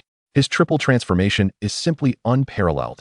Oh, after witnessing Lin Yuan's prowess, how shall I ever face white-cut chicken again? This will haunt me. The vivid images of skinning, tendon extraction, and bone-breaking lingered, as Lin Yuan's execution was executed with an elegance that was nothing short of mesmerizing. Where have those who mocked him gone? Do they now recognize the might of the great Lin Yuan? They had learned their lesson well. It was nothing short of a spectacle, as Lin Yuan demonstrated through his actions that, even without summoned beasts, he was an invincible force. The reputation of the strongest summoner continued to rise exponentially. In Chapter 209, Rebirth of the Cross, Mu Tianxing furrowed his brow slightly, sensing a heavy aura of murderous intent. Although today's actions had been exhilarating, they would undoubtedly tarnish his image. Inviting accusations of brutality. Brutality, Li Weishan scoffed, is precisely what is warranted against one's enemies. They must be made to tremble in fear, to hesitate in revealing themselves. I see nothing wrong in Lin Yuan's actions. In life and death battles, mercy has no place. The manner in which Lin Yuan treated Paimon was a calculated effort to instill fear in others. Those who contemplate troubling Lin Yuan or his allies will undoubtedly reconsider whether it is worth the risk of facing his wrath. Li Weishan crossed his arms and continued, moreover, do you think Lin Yuan cares about such superficial reputations? He has always acted according to his whims, indifferent to the opinions of others. Conversely, we, and indeed all the professionals in Tianfeng City, now find ourselves relying on him. When Lin Yuan appears before the masses, do you believe they will regard him with fear or admiration? Without hesitation, Mu Tianxing answered, it would certainly be admiration, akin to that of fervent zealots. The tales of Lin Yuan's exploits were nothing short of legendary. In just over a month since his class change, he had achieved heights that many professionals could only dream of throughout their lives. As long as Lin Yuan remained alive, the underground cities of Tianfeng would multiply, and the pace of professional advancement would accelerate. Such was the power of the Destined One, one individual capable of influencing an entire city, even a nation. Paimon's massive form endured 10 minutes of relentless slicing with the Shadow Abyss sword before Lin Yuan finally reached his neck. Even in unconsciousness, Paimon was jolted awake by the excruciating pain, exclaiming, it hurts. The pain is unbearable. You demon, for the love of all that is holy, kill me. I beg you. In my misery, I was wrong. I am worthless, a mere worm hiding in the filthy sewers. Please, show me mercy. As Paimon spoke, tears of regret welled up in his eyes. If given a chance to relive the moment, he would certainly refrain from challenging Lin Yuan to a duel. No. He would never set foot in the Summer Kingdom again, wishing to never cross paths with Lin Yuan for the rest of his life. But alas, it was too late for such reflections. Had he known how it would turn out, he would have acted differently. Observing Paimon's despair, Lin Yuan remained impassive, neither sorrowful nor joyful. The weak are unable even to choose their own demise. When one declares they will be cut to pieces, they shall indeed be severed. No one can intervene. The demonic sword continued its relentless dissection, and under the fierce encouragement of courage, Paimon became acutely aware of the flesh being sliced from his body, the excruciating pain penetrating to his very soul. Previously, he had succumbed to the agony, but now, the roar of courage had forcibly awakened him. Fainting had become a luxury he could no longer afford. I curse you, you wretched demon. May you fall into an abyss without end. Your soul shall be drawn forth by devils and subjected to ceaseless torment in the flames of annihilation for all eternity. With this exclamation, Paimon summoned the last vestiges of his spirit to initiate self-detonation. With a sound akin to a mere puff, the remnants of the dragon had exploded. For Paimon could no longer endure the torment and chose to end his own suffering, his soul obliterated completely. After Paimon's demise, a palm-sized gray cross appeared at the spot where he had fallen. With a flick of his hand, Lin Yuan summoned the cross. Rebirth Cross. Special. Quality. Legendary. Attributes. All attributes 1000. Luck 1. Trait 1. Upon reaching 0 health, enter a soul recall state, allowing for voluntary revival at the original location. With a cooldown of 1 month, current cooldown time remaining, 1 month. This item is soulbound. It can be activated when placed in the backpack and will drop upon death. The Rebirth Cross. Lin Yuan squinted, realizing why it could grant revival. A legendary artifact capable of resurrecting its bearer. How many would covet such a divine treasure? Had Paimon chosen instead to retreat and enhance his strength quietly with the Rebirth Cross, his future accomplishments would have been formidable. Yet, he had relied on his elevated level to challenge Lin Yuan, opting for the most foolish of methods, ultimately meeting his demise at Lin Yuan's hands, resulting in the Rebirth Cross falling into Lin Yuan's possession. Captain Dragonfly descended from the skies, proclaiming loudly, "What a fair and just battle. Let us congratulate Lin Yuan on his victory in this duel." Following the declaration of Lin Yuan's triumph, Captain Dragonfly vanished, yet the arena remained intact. For before Lin Yuan appeared a choice. Your combat style has drawn the attention of the God of Justice, Farseity. The God of Justice, Farseity, extends an invitation for you to become his representative. Will you accept the role of representative for the God of Justice, Farseity? Choosing yes will change your profession to Hand of Justice, granting you partial abilities of the God of Justice, Farseity. Choosing no will grant you the Just Scales, special item. The Hand of Justice? Lin Yuan pondered, stroking his chin. The God of Courage, Tyr, had previously extended a similar invitation to him. Should he become Tyr's representative, his profession would transform into the Hand of Tyr, acquiring some of Tyr's powers. Now, encountering the invitation from the God of Justice, Farseity, he couldn't help but wonder, were the gods so devoid of purpose that they wandered about seeking representatives? Lin Yuan glanced at Ali and the others, then respectfully addressed Farseity. I would be honored to serve under your esteemed command, but I cannot bear to part with my companions. However, I hold great admiration for you, Lord Farseity. Should you require any assistance, I am at your service. Lin Yuan had previously rejected Tyr's invitation rather decisively, later reflecting that it may have been a mistake. After all, in business, one must maintain goodwill. Though he had declined, it did not preclude him from taking on some side tasks. Humans have their troubles, and surely gods have theirs as well, which is likely why they seek representatives. Lin Yuan contemplated that the deities might have matters that were inconvenient or impossible for them to handle personally, hence the need for a representative. While he could not become a representative for Farseity, that did not prevent him from offering his services. Just think, Lin Yuan had elevated himself to a position of serving a deity, expanding his horizons significantly. Farseity seemed taken aback by Lin Yuan's refusal, even more so by his eagerness for a side role, which piqued Farseity's interest in Lin Yuan further. What an intriguing fellow. A voice, somewhat playful, echoed in Lin Yuan's ear, and soon he discovered 2 items materializing in his grasp. One was a golden scale representing justice, and the other was a coin inscribed with the word justice on both sides. Chapter 210, The Scales of Justice. Beholding the items in his hands, Lin Yuan beamed with delight, expressing gratitude for the gifts bestowed by Lord Farseity. Such generosity from the divine. Just scales, special. Quality, legendary. Attributes, charisma 2. Trait, lock onto a single target, initiating a fair and just duel. During this time, neither the holder nor the target can inflict harm upon each other. Lasting for 5 minutes, with a cooldown of 24 hours.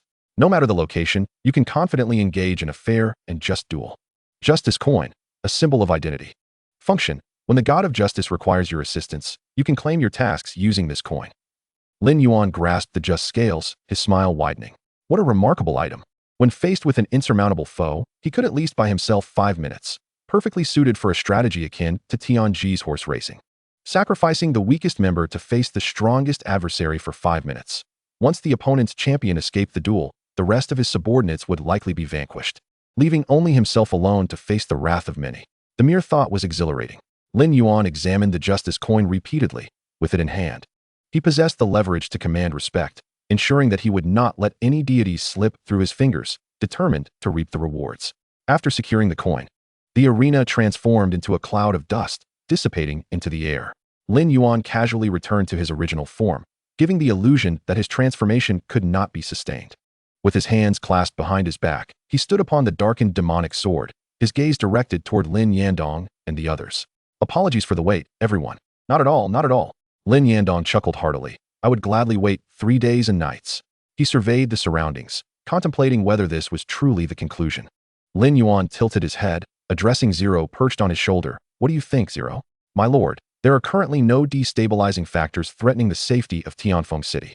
If there are any, they are merely trifling nuisances. The Zero refers to individuals such as Adams and Iber, these outsiders. Apart from Yasuji Akira's team, which was mercilessly slaughtered by Lin Yuan, the others remain largely unharmed. If they were to act insubordinately, they could indeed pose a minor inconvenience, but rest assured, it would be a matter easily resolved with a mere wave of the hand. However, having witnessed Lin Yuan's recent actions, these individuals would hardly dare entertain any thoughts of rebellion. A level 55 lord and a level 60 lord, who can eliminate foes with such brutal efficiency. Only absolute power can achieve such a feat. The battle with Paimon has only deepened their fear of Lin Yuan. They are akin to frightened monkeys, paralyzed with terror and uncertainty. Yet, among them, one woman gazes at Lin Yuan with a distinct expression, while others are filled with dread. Her eyes reflect joy, as if she has glimpsed a savior. Clad in a plush white coat, standing at a height of 1.8 meters, she is remarkably imposing. Hailing from Ice Polar Island, her name is Famen, a level 42 frost hunter. Initially reluctant to come, she was compelled by the elders not to seduce Lin Yuan, but to invite him to Ice Polar Island. As Lin Yuan prepared to depart, Famen summoned her courage and approached him. Step back, Li Yingchuan admonished, glancing at Famen. You have 3 days to leave Tianfeng City. Should you linger beyond that, you shall bear the consequences. Li Yingchuan, a level 60 general commanding the Demon Suppression Army, exuded an aura that ordinary individuals could hardly withstand. Famen, being a mere frost hunter, was rendered speechless by his reprimand. Yet, thoughts of her suffering kin rekindled her courage. And she called out to Lin Yuan, I do not seek to tempt you, my lord. I implore your assistance. I hail from Ice Polar Island, where deep within lies an ancient dungeon that has existed for decades. This dungeon perpetually emanates an icy chill, and I beseech you, Lord Lin Yuan, to help our tribe conquer it. Lin Yuan halted his stride, casually inquiring, I am quite busy. Not every dungeon merits my intervention. Prepare a detailed dossier on the dungeon. If it piques my interest, I shall contact you. With that, he waved dismissively, vanishing from Famen's sight. As she remained frozen in place, Li Yingchuan interjected. What are you still doing here?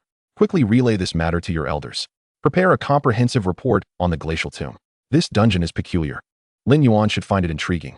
Upon hearing Li Yingchuan's words, Famen snapped back to reality, gazing at him with gratitude. Thank you, my lord. I shall contact the elders at once. Observing Famen's somewhat naive demeanor, Li Yingchuan shook his head. The conditions on Ice Polar Island had deteriorated significantly in recent years. If the chill persisted, it would render the entire population unable to survive there. 50 years ago, numerous dungeons descended upon Blue Star, and while adventurers conquered the vast majority, some remained unconquered due to their difficulty and mechanisms. The glacial tomb was among them. Due to the pervasive cold, adventurers often faltered at the second level. This dungeon was also unusual, as its monsters were various ice sculptures. They would not attack unless an adventurer entered their perceptual range. For decades, the dungeon had remained contained, with its creatures never emerging, only occasionally releasing bursts of cold, intensifying the surrounding environment's harshness. Before becoming a general, Li Yingchuan had once ventured into the glacial tomb with his teammates, but their lack of preparation and low frost resistance led to their defeat at the first level. Should Lin Yuan conquer the glacial tomb, it would be tantamount to directly saving the small nation of Ice Polar Island. However, all of this hinged on whether Lin Yuan would find it intriguing. Upon returning to the villa, Lin Yuan collapsed onto the sofa. President Mu, Chairman Lin, brotherly. Please make yourselves comfortable. Alan, serve the tea. Li Yuan and Xia Ming were preoccupied with tidying up the aftermath, so only Mu Tianqing, Li Weishan, and Lin Yandong joined him. As the president of the Adventurers Association, Lin Yandong originally had tasks at hand, but his mind was consumed by thoughts of the 5 dungeon stabilization crystals Lin Yuan had mentioned. What task could possibly rival the importance of 5 dungeon stabilization crystals? If it were an ordinary dungeon, Lin Yandong would not be so agitated. These dungeons were connected to the infernal demons, creatures of great value. The fact that Lin Yuan had amassed 5 crystals left Lin Yandong exhilarated. Chapter 211, Composite Dungeons. Observing Lin Yandong's anxious demeanor, Lin Yuan chuckled softly. Producing all 5 dungeon stabilization crystals and arranging them on the coffee table before him. Forest of Mists, Dungeon Stabilization Crystal. Difficulty, Hard Nightmare. Challenge level, LV31, LV41. Participant limit, 100. Monster type, Mist Spirits. Entry 1. Warning: upon entering the dungeon, Mist Spirits will appear to assist, capable of dispersing mist, though they possess no compatibility. Entry 2. Soft landing significantly reduces fall damage. Spine of Lava, Dungeon Stabilization Crystal. Difficulty, Hard Nightmare. Challenge level, LV32, LV42. Participant limit, 100. Monster type, Claw Demons. Entry 1. Mountaineering Expert reduces stamina consumption while climbing by 50, increases climbing speed by 30. Entry 2. Gliding: upon entering the dungeon, participants will receive a gliding backpack, enabling brief aerial gliding. Gate of Demonic Fire, Dungeon Stabilization Crystal. Difficulty, Hard Nightmare. Challenge level, LV33, LV43. Participant limit, 100. Monster type, Lesser Demons. Entry 1. Supplies: every 5 rounds of attacks, a supply package will appear, granting 10 minutes of rest. Entry 2. Elite Troops: if the number of participants is less than the attacking monsters, increases defense and attack by 15. Ladder of Flames, Dungeon Stabilization Crystal. Difficulty, Hard Nightmare. Challenge level, LV34, LV44. Participant limit, 100. Monster type, Fire Demons. Entry 1. Regeneration increases health recovery speed by 100. Healing effects are enhanced by 50. Entry 2. Flame Enchantment Fire Resistance 20. Inferno Fortress, Dungeon Placement Crystal. Difficulty, Hard Hell. Challenge level, LV35, LV45. Player limit, 500. Entry requirement: clear any difficulty of the preceding Dungeon 44. Monster, Flame Demon. Entry 1. Divine Protection: upon death, the player may choose to resurrect at the same location or exit the current dungeon, once per day. Entry 2. Slayer of Bosses reduces the boss's defense and magic resistance by 25. The 5 dungeon placement crystals all possess 2 positive attributes, almost as if they were tailored specifically for their purpose. The most challenging aspect of the Misty Forest is the obscuring fog that hinders visibility. Yet the attributes directly provide a fog sprite capable of dispersing the mist. The fog demons with mist and those without are fundamentally different in terms of difficulty. One could assert that with these attributes, the most arduous portions of these dungeons have been completely mitigated. After reading, Mu Tianqing couldn't help but exclaim, "Your luck is truly remarkable. These are all extraordinary attributes. With these attributes, I believe adventurers will soon be able to challenge the warrior difficulty." Li Weishan picked up the crystal for the Inferno Fortress, his expression one of astonishment. The Divine Protection attribute has appeared again. If memory serves, the last Divine Protection dungeon was also orchestrated by Lin Yuan, wasn't it? Lin Yandong snatched the crystal with excitement. "Brother Lin, you are magnificent. It hasn't been long since the last Divine Protection dungeon, and here we have another. Truly a double delight." Li Weishan nodded. "President Lin, once these 5 dungeons emerge, the adventurers in Tianfeng City are bound to go into a frenzy. The Misty Forest, the Spine of Lava, the Flame Steps, and the Gate of Inferno are all classified as large dungeons, and these guilds will certainly have their hands full." Lin Yandong laughed heartily. "Busy is good." The Inferno Fortress is also an ultra-large dungeon, with a player limit of 500, requiring completion of the 4 preceding dungeons before challenging it. "I suspect these guilds may even unite." Mu Tianqing pondered for a moment and remarked, "This is a fortuitous development. Previously, the guilds in Tianfeng City could only be considered small-time players. Now they have the opportunity to consolidate. The rapid development of Tianfeng City is commendable, yet it lacks a single large guild, which is somewhat untenable.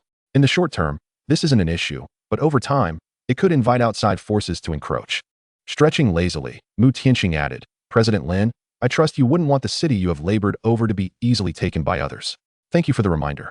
"President Mu." Lin Yandong stood up, nodding at Mu Tianqing. I'll head back to prepare and convene with Cui Xianglong and the others to discuss the integration of the guilds. Mu Tianqing rose and glanced at Li Weian. We shall accompany you. With the two of us present, the process is bound to be much smoother. That sounds splendid. Lin Yandong exclaimed joyfully. With President Mu in your esteemed company, I believe no one will dare to refuse this proposal. The illustrious reputation of the Wushuang Guild remains formidable. As one of the top 3 elite guilds, though small in number, every member is an elite.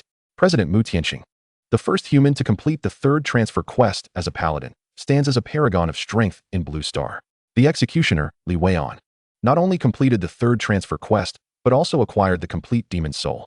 Furthermore, Lin Yuan has entrusted Li Weian with the heart of the demon lord. Should he successfully merge with it, his battle prowess will undoubtedly undergo a qualitative transformation, placing him alongside Mu Tianqing as a pinnacle of power in Blue Star. The presence of these two signifies the attitude of the Wushuang Guild, and I doubt any guild would dare to reject the proposal for integration. Moreover, the consolidation of guilds in Tianfeng City would be of immense benefit to these smaller guilds, with no drawbacks. Previously, Tianfeng City was merely a third-rate small city. Lacking in resources, a few small and 2 medium guilds sufficed. Now, however, the situation has transformed dramatically, with registered adventurers exceeding 100,000, small guilds sprouting like mushrooms, and the number of medium guilds surpassing 10. In this context, the emergence of a large guild is an inevitable trend, signifying the evolution of Tianfeng City from a third-rate city to one comparable to Shanhua City, a second-rate city. If development continues, it will one day ascend to the status of a first-rate city like Kyoto or Magic City. Wait a moment. Lin Yuan, noticing Li Weian's intent to depart, tossed him a USB drive. This contains the method with the highest success rate for merging the demon soul. Inside are some common materials you'll need to gather. Thank you. Li Weian caught the USB drive, smiling as he waved his hand. When I succeed, drinks are on me. After the group departed, Lin Yuan yawned. The continuous displays of prowess and battles had left him weary, necessitating a moment of rest. Upon returning to his room, as Lin Yuan lay down, Zero quickly transformed into a compact air conditioner, regulating the room's temperature and air circulation. Zero, despite your damaged state, you can still transform into an air conditioner? Lin Yuan said in surprise. As long as it pertains to the modules related to your daily living, I have preserved them all. The other non-essential functions may be damaged, but they are of no concern, Zero replied. Chapter 212, Ali's Teaching Methods.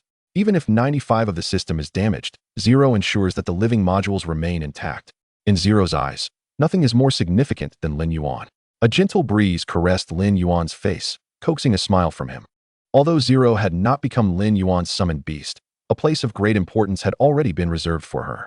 While Lin Yuan slept, a significant event unfolded in Tianfeng City. Several medium and small guilds merged to form a large guild, the Xianglong Guild, with Cui Xianglong as the provisional leader.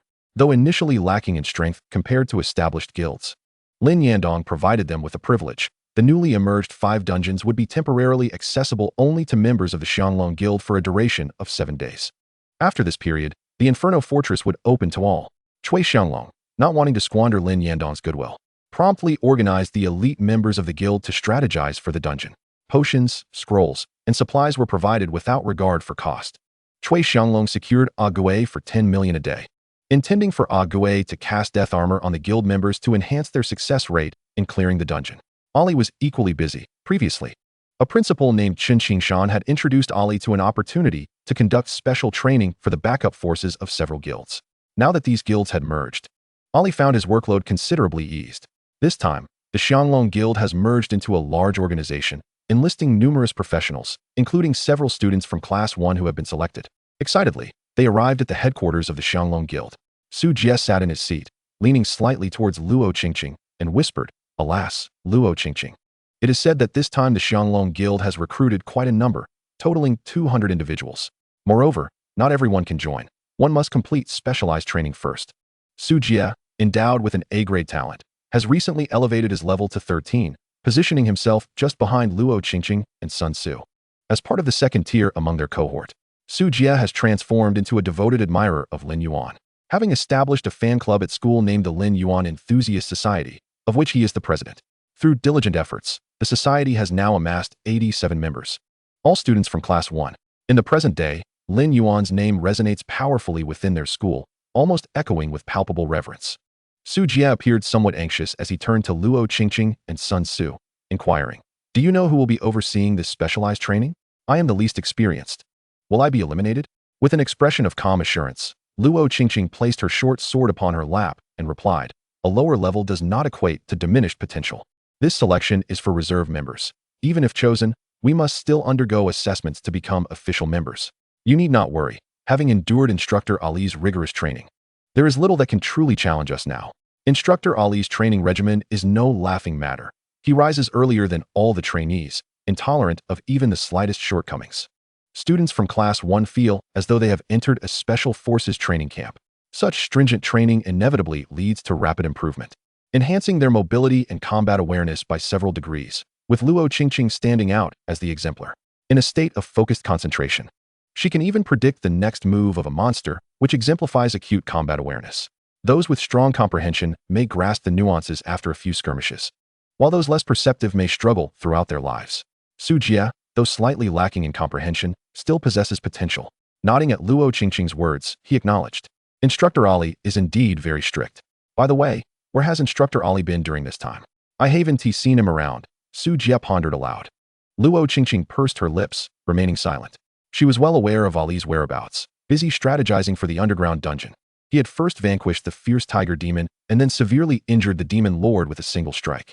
Upon exiting the dungeon, he had also dismembered a level 60 ghost warrior from Sakura country. He was utterly occupied. Naturally, Su Jie and his companions, unaware of Ali's true identity as the sword immortal who had just been soaring through the projections, remained oblivious. Sun Tzu, seated and casually crossing his legs, listened to their exchange with an enigmatic smile, mused, missing Instructor Ali, are we? Soon enough, you'll receive clarity on that. As he surveyed the excited crowd, a silent chuckle escaped him, relishing their anticipation. You think this is exhilarating? Soon, you shall know the dread of being commanded by Brother Ali. At precisely 4 o'clock in the afternoon, a crimson figure strode into the room. It was Ali. As he moved, his armor seemed to pulsate like fresh blood, exuding a menacing aura that delivered a formidable impact. Coming to a halt, he faced the assembly, his black mask obscuring his visage entirely, enhancing his air of mystery and authority. 196 individuals. Ali's gaze swept across the room, noting the presence of 4 tardy members. I despise those who disregard rules. Upon hearing this, Sun Tzu inwardly thought, someone is about to face the consequences. Just then, the tardy 4 entered, engaged in jovial conversation.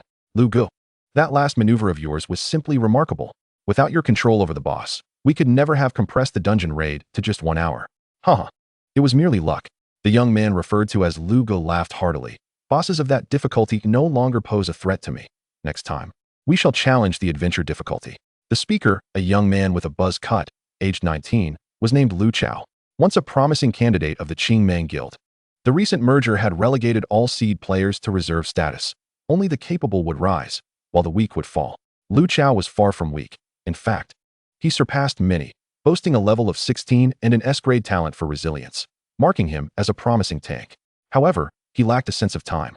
Having been informed at 2:30 to gather before 4, he had insisted on leading others for an additional dungeon run, resulting in his tardiness, even arriving later than the instructor. As Lu Chao and his companions entered and laid eyes on Ali, the other 3 remained unfazed, but Lu Chao immediately broke into a cold sweat. Instructor, greetings. He bowed respectfully. We apologize for our tardiness and accept any punishment you deem necessary. Please forgive us. As Lu Chao spoke, the 3 behind him promptly followed suit. They were no fools, recognizing that Lu Chao's deference indicated that the instructor was no ordinary individual, perhaps a formidable figure they could not afford to offend. However, Lu Chao's awareness of the situation did not elicit even the slightest change in Ali's expression. You 4 are 1 minute late. If you can withstand my sword aura for 1 minute, you may remain.